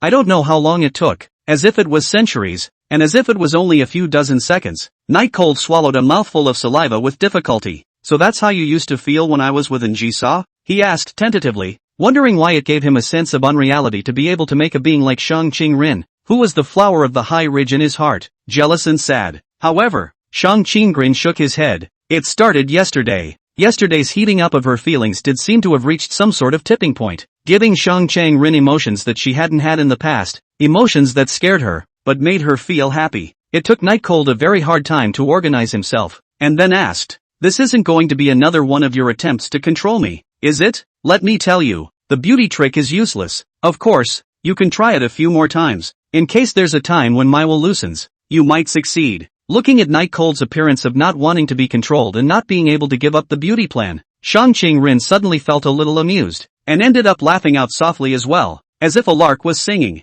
Night Cold was somewhat speechless as he continued to ask, "What's there to be proud of? You exposed your own weaknesses to me. So in the future I won't just control you? Shang Chang-rin shook her head and said easily. You won't. You'll only care more about my feelings when you know this, thus distancing yourself from the other girls. Have you forgotten? I know you best in this world. Chapter 212, The Vanishing Snow, 9. A somewhat ambiguous vignette ended there, and both of them were in a somewhat difficult mood. Many students in the cafeteria were eating collectively, and Night Cold walked in and instantly attracted everyone's attention. Everyone looked at him with strange eyes as if they were looking at some rare animal. As for the reason, Night Cold himself knew, so he wasn't too surprised and was curious. Was what he did last night really that strange? Because Shang Ching-rin was still waiting for him outside. He simply took 2 loaves of bread and 2 bottles of milk before leaving. Boys eating 2 servings of food isn't something that arouses suspicion. After the 2 of them had eaten breakfast, Night Cold had actually been thinking on the way about where exactly to take Shang Ching-rin to play. But unfortunately, he really didn't have much of a thought process in a place like this. In fact, the main thing was, his purpose of inviting Shang Ching-rin was to see how Shang Ching-rin was doing, to help Shang Ching-rin, to ask some questions, and going to play was just a poor excuse. Shang Chang-rin on the bench was still drinking milk, but seemed to have known that Night Cold was in distress, and took the initiative to say, there's really no need to play. It's quite nice to find a place to read a book. Night Cold found a step, and smoothly picked up the conversation. So originally thought of going to play it. Since you want to read a book then, I can't refuse. After all, the world iron law can't imprison the readers. Shang Ching-rin blankly glanced at Night Cold, but did not say anything. If you want to read a book, the weather right now is not bad, but the snow has melted and many places are wet, so it would be better to read a book indoors. But now Shang Ching-rin can't be seen by other people, so in order to avoid some misunderstandings and troublesome things, Night Cold thought it would be better to find a place in the field. Many people passed in front of Night Cold. Of course there were also people from Class C. Most of them told Night Cold to go and gather immediately. There was a group activity today. It seemed that they were going to visit the nearby places of interest. Night Cold promised well, and when the people had all left, he eagerly said to Shang Ching-rin, it's better to hurry up. I'd rather stare at you for a day than look at any antiques. Shang Ching-rin put the milk down and said with a pitiful tone, Student Night Cold, it seems like you haven't learned anything at all from what I usually teach you. Places of interest aren't antiques, and you're very unhappy about staring at me for a day? To actually use the word rather. Night Cold really admired Shang Ching-rin's carefulness, as if she would analyze every word she said properly. Isn't that a description? And staring at Shang Ching-rin all day his eyes were sore. I'm not going to follow them anyway. Then please come up with some decent entertainment. Night Cold put his hand against his chin and made a contemplative look. Then he stared at Shang Ching-rin with strange eyes and said, logically speaking, there should be a lot of things that we, a man and a woman, can play with. That immodest look made Shang Chang-rin feel very insecure, and she stepped back slightly, protecting her chest with both hands in a protective manner. Then he said quickly, I know I can't get help from the police or my family right now, and you can do whatever you want to me, but I'm sure you can control yourself, and I know that I'm both beautiful, cute, and smart myself, all of which are number 1 in the world, but I don't want to somehow be violated by you when I'm this perfect. Night Cold was dumbfounded and dazed. Taking advantage of the fact that Night Cold hadn't reacted yet, Shang Chang-rin said again, come on, you can control yourself, you have to believe in yourself. Being encouraged in an inexplicable place made Night Cold a bit disgruntled, but before he had time to whine, it occurred to him that it seemed like he could really do whatever he wanted with Shang Ching-rin right now. Rin sauce, usually you bully me every day based on your status as a minister. Now I'm going to return a tooth for a tooth and an eye for an eye. Night Cold grinned wickedly, rubbing his hands at Shang Ching-rin in a badass manner. Seeing this scene, Shang Ching-rin kept moving her body, finally leaning against the railing of the bench before stopping. You, what do you want? What for? What do you think? At this time the Night Cold has stood up. He looked at Shang Ching-rin. The more he looked at it, the more beautiful he felt. Usually do not have this opportunity. That is Shang Ching-rin. If you can touch it, wouldn't it be too unprofitable? Shang Ching-rin's expression feigned indifference, wanting her aura to overwhelm Night Cold. But unfortunately, Night Cold's body almost covered Shang Ching-rin, making it appear as if Shang Ching-rin was a rabbit amongst the wolves. Very soft and weak. What do you want? Hurry up and sit down. Shang Ching-rin still looked clear and cold, but the trembling in her tone betrayed her fiercely. She panicked. When I was in school, I was reprimanded every day, and I was forced to study, and I was threatened with injisa. I never thought that this day would come at that time, right? Night Cold's expression was very evil. I was doing that for your own good, Shang Chang-rin explained. The line of sight with Night Cold didn't loosen in any way, but the aura was clearly being pushed down little by little. For my own good? Night Cold braced his left hand on the railing next to Shang Qingren, completely cutting off Shang Qingren's possible escape route, and because of the bending, he was very much closer to Shang Qingren all of a sudden. The two could even feel the breathing this time. Is it still a spoof and a joke? No. Both men looked into each other's eyes and for a moment they actually couldn't take their eyes off each other. They were both staring at each other, their thoughts racing. Shang Qingren's skin is really good.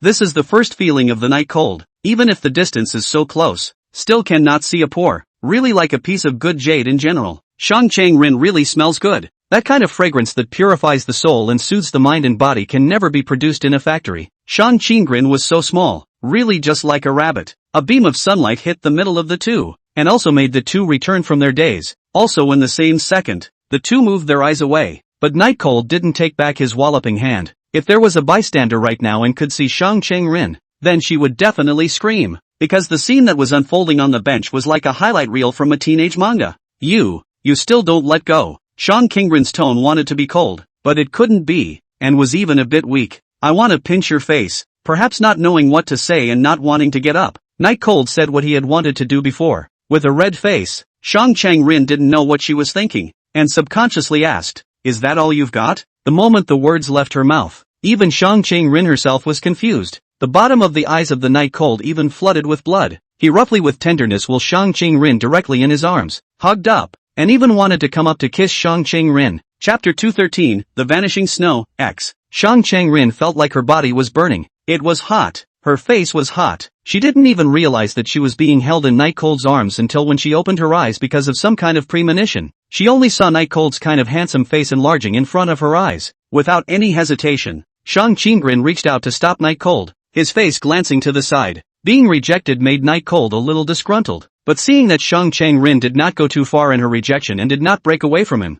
thinking that Shang Qingren was just shy, he once again came up to him. It's gentle this time. He originally thought that it would be accepted, but at the last minute, Shang Qingren still stopped him, and just when he was a bit annoyed, Shang Qingren's voice rang out worriedly. What about Njisa? Njisa? This name made Night Cold instantly regain his senses. Yes, what about Njisa? Although he didn't have a confirmed relationship with Njisa now, the intimate demeanor, and Njisa's possessiveness and love for him all bound the two together for the future. There's even a big Njisa in the house that does all that needs to be done. Sorry. Night Cold reluctantly put Shang Qingren back on the chair, and Shang Qingren's expression was a bit strange. It could not be said whether it was happy or unhappy, but if you savor it, you could see the loss in Shang Qingren's eyes. The wind wasn't as cold today, but it was only just after 9 o'clock. The sun had just been born, and both of them were wearing thicker clothes, so they didn't care, even because the temperature left from their behavior just now made them not feel cold even through the cold wind. Night Cold sat next to Shang Qingren,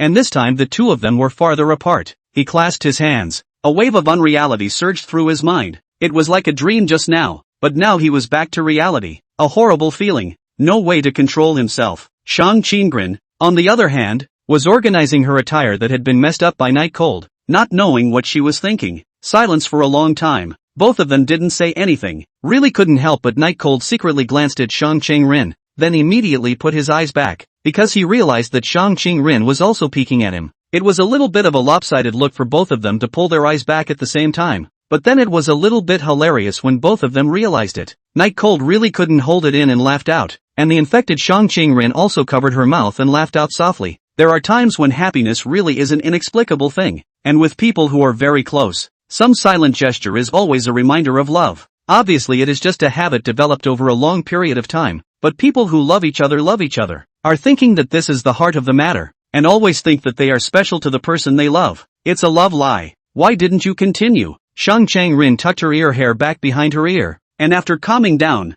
her small face was still a little red, but compared to just now, it was already much better. Didn't you refuse? Night Cold said in a somewhat irritated tone. Shang Qingren looked at Night Cold with some dissatisfaction. Her expression was very much like seeing Night Cold enter without knocking as she said, "If you insist, I won't refuse." Night Cold was silent. He really didn't know how to answer. Because of Njisa, he didn't even know how to face Shang Qingren in the future. Bench. Shang Qingren straightened her dark blue pleated skirt and faintly said, "In fact, don't worry about how Njisa is doing. She doesn't remember me at all right now. She doesn't even know that I'll completely disappear on that day, so don't worry about her. Don't you want to desecrate the most holy place in your heart?" At this moment, in Night Cold's heart, Shang Qingren, who had always been the image of a sacred goddess, became just like a little witch, constantly hitting his weakest point. The temptation was so great that Night Cold didn't even know how he managed to hold back, or even regretted it immensely every time he didn't think about it later. He took a deep breath and exhaled again, smiling and saying to Shang Qinggren,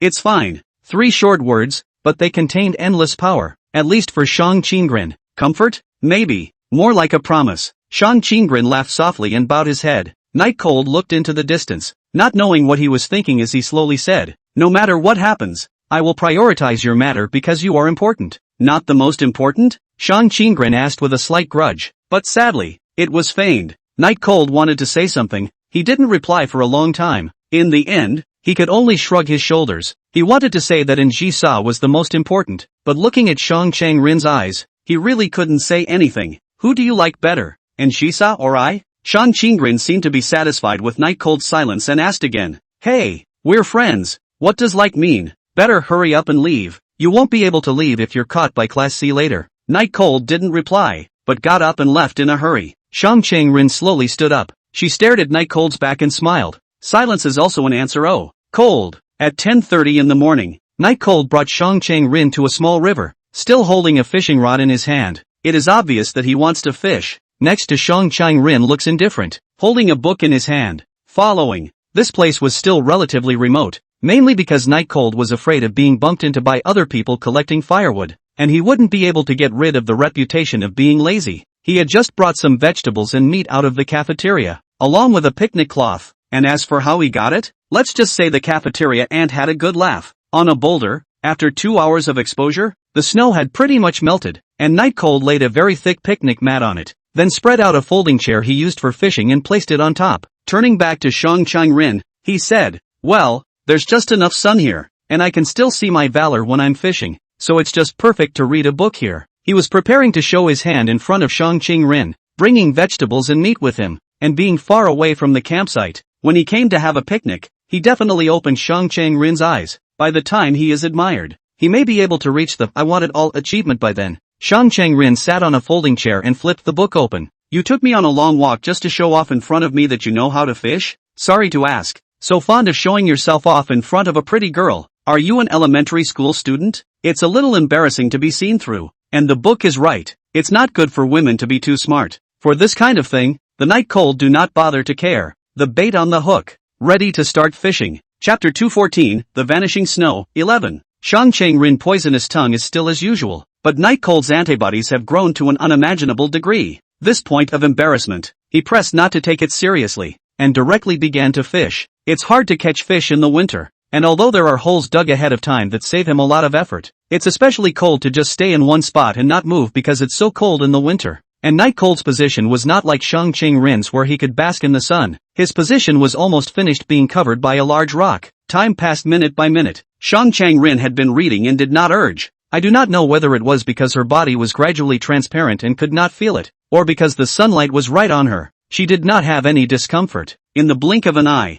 2 hours had passed and it was time for lunch. Shang Chang-rin somewhat tiredly closed the book in her hand, glanced at Night Cold who was squatting below and fishing, and said in an inopportune manner, "Actually, I kinda want to eat fish, but it's a pity." When Night Cold under the boulder heard these words, his body stiffened, then he pretended to be indifferent and picked up. "Right, such a big river, actually there are no fish, it's really a good pity." Shang Chang-rin smiled gently, stretched her waist gracefully, and said with interest, "I don't know who was so excited to bring me here to fish, but it's a pity. It's disappointing not to show yourself in front of your favorite person, isn't it?" Favorite person? Night Cold instantly grasped the core of Shang Chang-rin's sentence. Shang Chang-rin meant that she was his favorite person? I don't know if it was because of the intimate actions in the early morning, but now Shang Chang-rin was getting more and more unrestrained, no longer hiding her heart, and even intentionally teasing him. Damn it! However, he ultimately didn't retort, and he didn't know if he agreed with Shang Qinggren's words or if it was just too much of a hassle. But of course, Shang Qinggren must have been very happy with his silence. After another half hour, Night Cold's stomach had been growling for a long time, but it was still grainy. Eventually,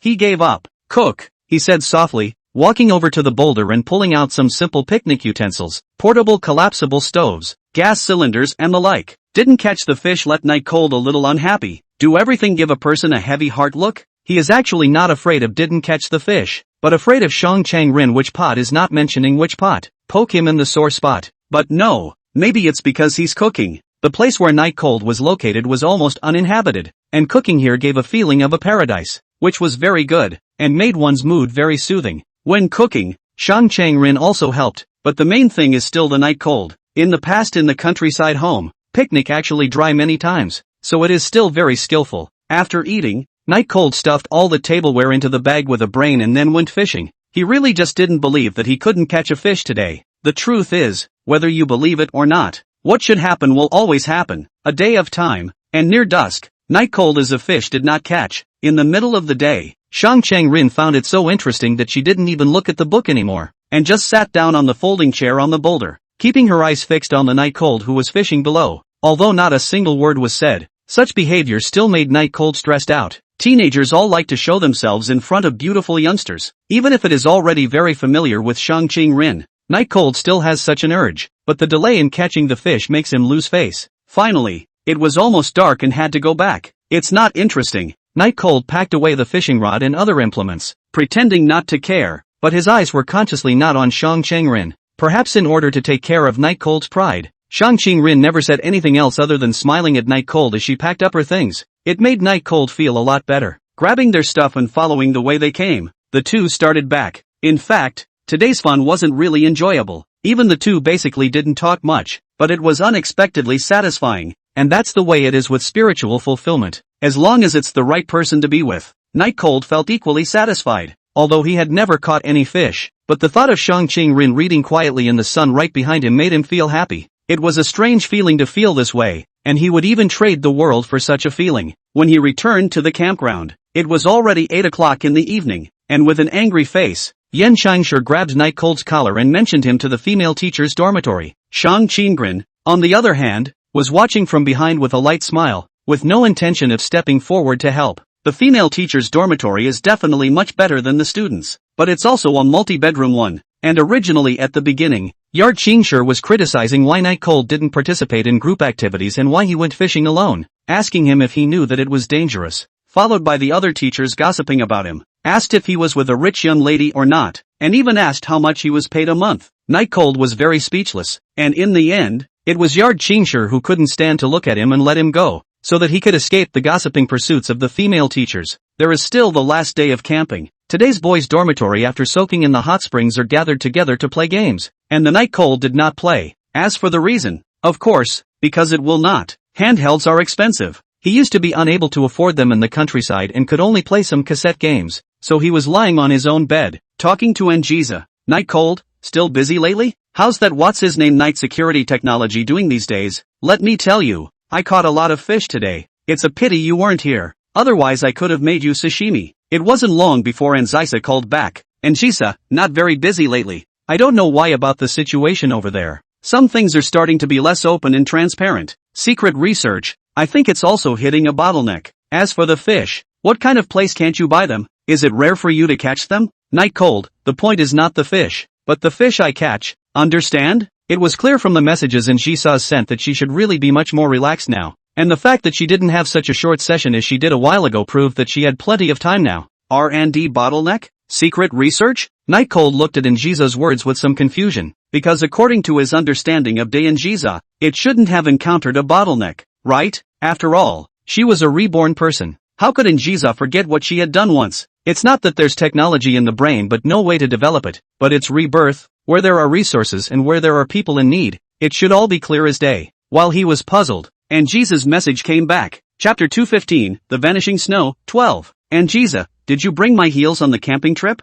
Night Cold was immediately sweating profusely. Not having seen Anjiza for several days, he was a bit uncomfortable with her tiger and wolf words, even looking to the side sheepishly for fear of being noticed by others. Seeing that the crowd was playing the game and didn't notice him, he quietly replied, "Why am I carrying your high heels? That's a really weird question." Anjiza seemed to be aroused and replied without pause, "It's been several days, don't you have any physiological needs? Or are you holding back? It's best not to suppress yourself too much. Camping is also just 3 days." This is said like how horny he is. It is simply inexplicable. This is the first thought of Night Cold, but looking at the message sent by Anjiza above the cell phone, he inexplicably really remembered the burgundy high heel shoes that were in the shoe cabinet. It gave him a bit of a strange feeling. There was no reply, but Anjiza did not continue to wait, but continued to send a message. Is it because there is no flavor of me on it that you can't raise your excitement? It's all your fault. Why didn't you come to me before you left? Remember not to forget next time. Otherwise, how hard it will be for you. Night Cold closed his eyes. He knew that In-ji Sha was teasing him. Knowing that he had done everything with Da In-ji Sha, he wouldn't be tempted by such a little benefit. But even though they were both Anchiza,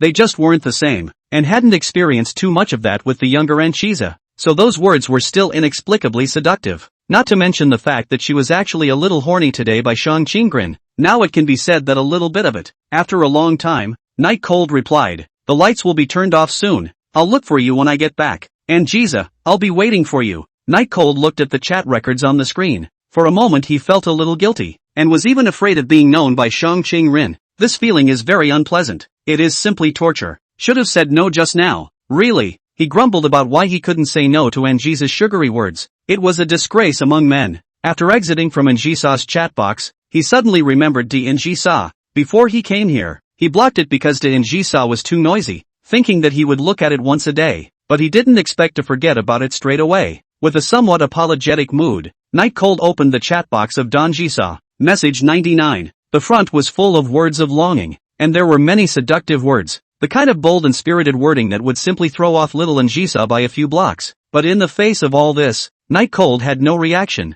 Moving on, it's just some words complaining about why he doesn't return messages. Night Chill continued to speed things up, pulling the message up to some pictures that had been posted 2 minutes earlier, and he immediately put his phone to rest, then looked around warily, realizing that the people around him were still very focused on the game. He quietly tucked his head under the covers, turning his cell phone on again. His heartbeat had already reached 150 at this point. When he thought of the shocking glimpse just now, Night Cold felt some burning sensation in his belly. After letting out a deep breath and confirming that only she could see it, she began to enjoy the bold photo Anjisa had sent. In fact, the photo is not much excessive. Just the temptation is really too strong, because Anjisa seemed to understand very well what he wanted. It looked like it was going to show, but it didn't. At first glance it didn't look like it was wearing a very cool dress, but at a closer look, it turned out that it was just normal clothes, just a smaller one, and the angle, although it did not reveal too much, but could not help Anjisa's body is really too good, with the same height as the Night Cold, well-proportioned body, legs are extremely long, coupled with a pair of fox charming eyes, simply do not be too seductive. The photos were 7 in total, all selfies,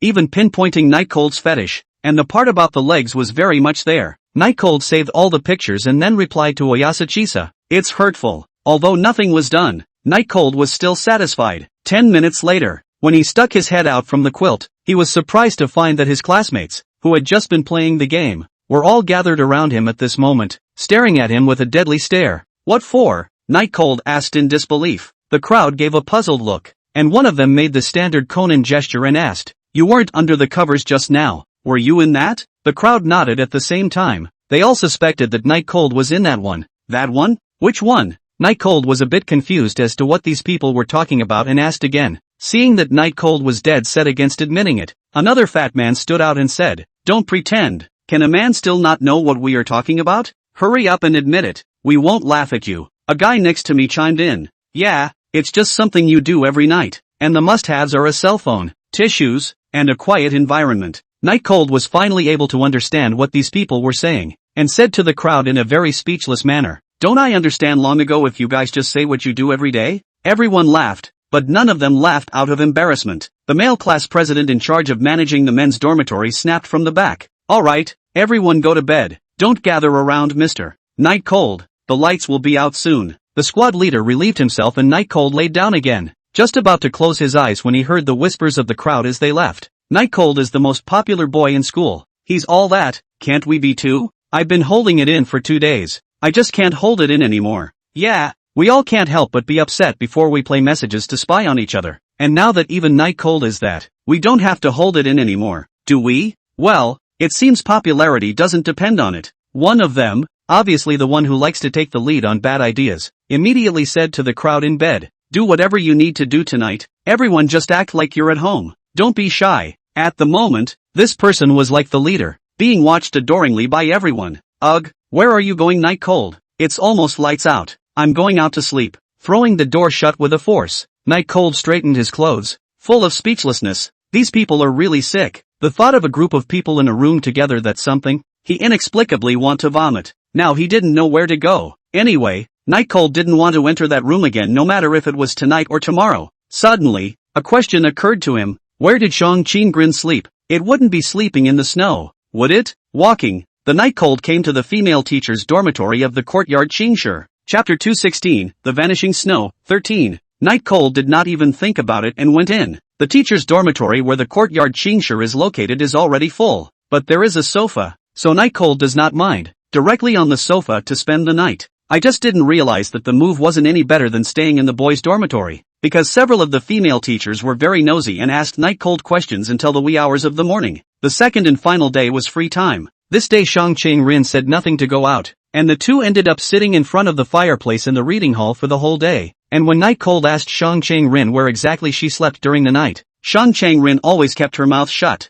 The day went by quickly. It was almost time to go home. The train was still a bit cold in the early morning. Many people didn't even wake up, but it was still a vacation after they went home, and the thought of it made the crowd feel a bit better. The school's gymnasium, where everyone who had gone to camp was present, waited until the principal had finished his speech before the crowd left. Night Chill was the last to walk out of the gym, because after his incident was reported, the principal felt it was necessary for Night Chill to get a checkup to see if he was mentally challenged. However, under Night Cold's strict refusal, the principal, fearful of Ji-sa, finally did not dare to say too much and let go. It was still a beautiful day, with many students anxious to get home for dinner after 2 p.m. The sun was shining brightly, making it very comfortable, especially after 3 days of being snowed in. After Night Cold stepped out of the gymnasium, he looked around as if he was searching for anyone, but unfortunately, he didn't find any. With that he went out of the school gates, and on the downhill stretch of road, a beautiful young girl stood under a cherry blossom tree in all its beauty. Unfortunately,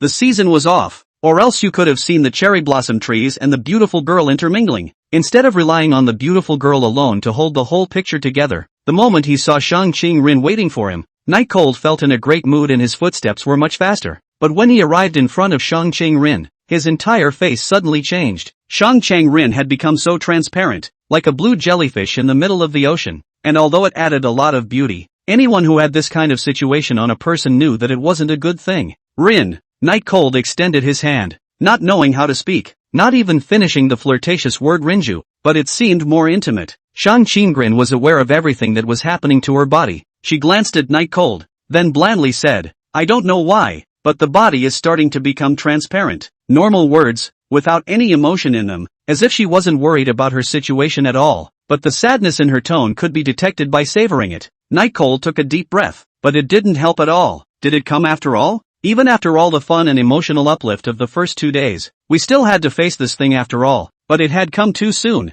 hadn't it? He really wasn't prepared for this. A leaf passed through Shang Qinggren's hand as she said softly, although there is a little bit of regret, I'm really satisfied. These 2 days were the happiest in my life, and disappearing with memories like these is already the best outcome. Night Cold's eyes are a little red, not want to cry, but cannot do anything to blame himself. He is trying to think of a way, but his brain is a mess, simply do not know where to start. Shang Qinggren noticed Night Cold's expression and smiled as she persuaded, after I completely disappear, you will also completely forget about me, so bear with me a little longer. There was no response. Night Cold threw his book bag on the ground and stepped forward to grab Shang Qinggren, who was visibly stunned, not knowing why Night Cold could still grab her. You tell me, how exactly did you die in the first place? Where was the location? And what was the exact time? Night Cold inquired eagerly with red eyes. He was going to save Shang Qinggren, no matter what the situation was, no matter what time it was, no matter how many difficulties lay ahead. Shang Qinggren turned her face away, not wanting to see Night Cold's saddened appearance, because she was afraid that if she cried out,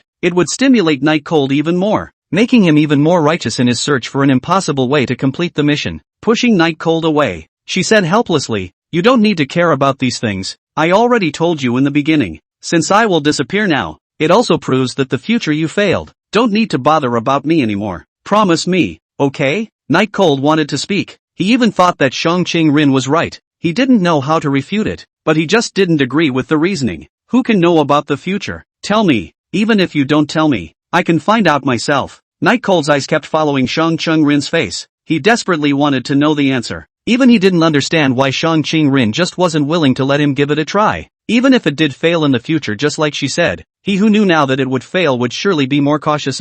Night Cold. The excited Night Cold was stunned by Shang Qinggren's shout. He froze and looked at Shang Chang-rin. This was probably the biggest sound that Shang Chang-rin had ever made since he had known her. Shang Chang-rin faced Night Cold. Her expression was cold and tender. Cold was her face, and the corners of her mouth. Tender were her eyes, and the mist in her eyes. Don't get busy with my business anymore. Just give up, okay? Shang Chang-rin's tone was almost pleading. She really didn't want Night Cold to spend too much effort on this matter, although it may also want to live. But who will bear the price that Night Cold will pay for this? Shang Chang-rin knew that with Night Cold's feelings for her, even if it really came to the point of exchanging life for life, Night Cold would not hesitate. So, who cared about Night Cold's feelings? Even if it was painful now, when this memory was completely erased from his mind, everything would return to its original state. It's like snow that no one cares about. I don't care. Night Cold's eyes were bloodshot. His fists clenched as he stared at Shang Chang-rin. I don't care if I'll be so busy about you that I'll lose my life. I don't care if I'll pay a heavy price for it. I don't care if I'll encounter trials and tribulations I won't be able to overcome. All I want is for you to live. I care. Shang Chang-rin's calm words were like a thunderbolt rising from the flat ground, blowing up the lake of Night Cold's heart and pouring it out. He looked at Shang Chang-rin in a daze for a long time, no longer paying attention to Shang Chang-rin, turned back to pick up his own school bag, then staggered past Shang Chang-rin and walked straight in the direction of his apartment. Shang Chang-rin didn't turn around because she didn't know if Night Cold was turning back. She was afraid that the two lines of sight would collide again and she really wouldn't be able to hold back her selfishness. That's good. Sooner or later it will be like this. It's just ahead of schedule. She was really afraid that if she didn't show her cards and continue to spend time with Night Cold, she would really want to be with Night Cold for the rest of her life. It's going to be a pain in the ass when it comes to Chapter 217, The Vanishing Snow, 14. On the way back to the apartment, Night Cold's brain felt like it was about to explode. Even his forehead was bruised and a little sore. What exactly did Shang Chang-rin mean by what he just said? What do you mean you don't want to bother him? What do you mean wait until after you forget and just hold back for now? He couldn't figure it out and didn't want to not figure it out. If it was like what Shang Chang-rin said,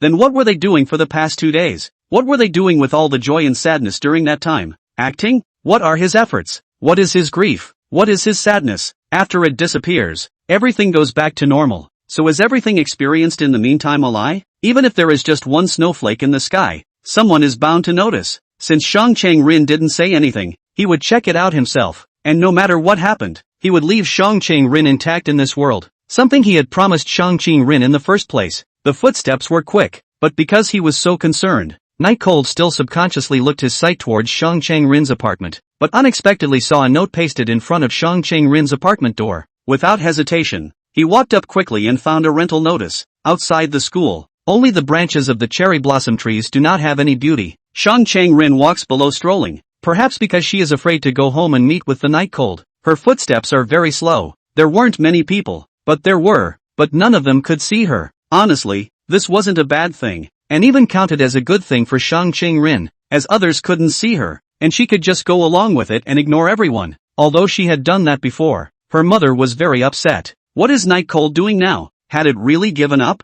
This was good, although her words just now were indeed a bit too much. The corners of her mouth curled up again at the thought that Night Cold didn't have to suffer the guilt of failure. As she strolled under the cherry blossom trees, she looked at the fish in the pond from time to time, and an inexplicable touch of envy grew in her eyes. If memories could really be reset, then both she and Night Cold should feel a lot better, right? Tick. A tear fell to the ground. Shang Chang-rin stared blankly, for a long time before she trembled and touched her hand to the corner of her eye. It was already a wet mess. She tried to make a sound, but when she did it was a sob, and she had to control herself again. It was such a cowardly act, but she really couldn't help herself. Making such a decision to die without fear was not a troublesome thing for the previous Shang Chang-rin, but for the current Shang Chang-rin, it was an extremely painful thing. The day she just camped out, because she was afraid that she was too involved with Night Cold, and when she parted, Night Cold would be too painful, so she planned to just leave, find a place where no one was, and quietly wait for death to come. But in the end, she couldn't hold back, wanting to see how the Night Cold she had taught herself danced. Would he change his female partner? Shang Chang-rin wasn't sure. Maybe it didn't matter if she watched the dancing or not, but the matter of confirming whether Night Cold had any other female companions was important.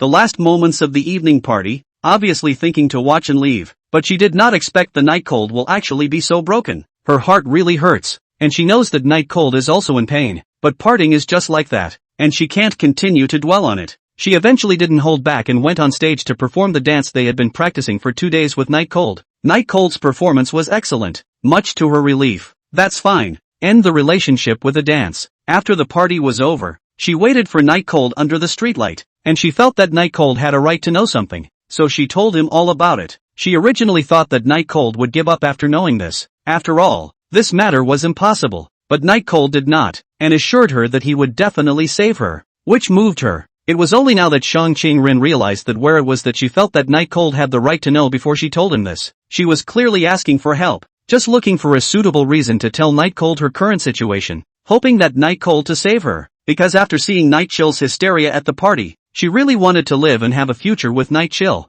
On the second day of camping, she and Night Cold played alone all day, not even talking much, and she was so happy that her happiness skyrocketed while realizing that it really couldn't go on like this, and that the emotion of last night had calmed down. On the third day of the camping trip, determined that she could not continue with Night Cold, she refused the request to go out and play, and instead spent the day reading in the library. But it was definitely not a good idea, because Thing Cluck realized that as long as she stayed with Night Cold, she actually didn't need to do anything on purpose to be happy. As long as Night Cold is around, that's when she felt fear. Fear of the pain of the Night Chill at parting. Fear of not being able to make up one's mind to die, thus making the Night Chill worry about oneself or even pay some price, even life. It was time to say everything, to make her attitude known. She didn't wait a moment. In the first moment after she came back, she told Night Cold about her attitude. It was only then that the scene just happened. The look in Night Cold's eyes when he left was still playing in Shang Qingren's mind over and over now. She knew that Night Cold was in pain. How could she not be? But if it was just pain, at least it didn't bring substantial harm to Night Cold, and that was enough. After taking a few more steps, Shang Qingren gasped breathlessly and covered her chest. At this moment, she realized that a person's heart could hurt so much, like being stuck with 1,000 needles at the same time,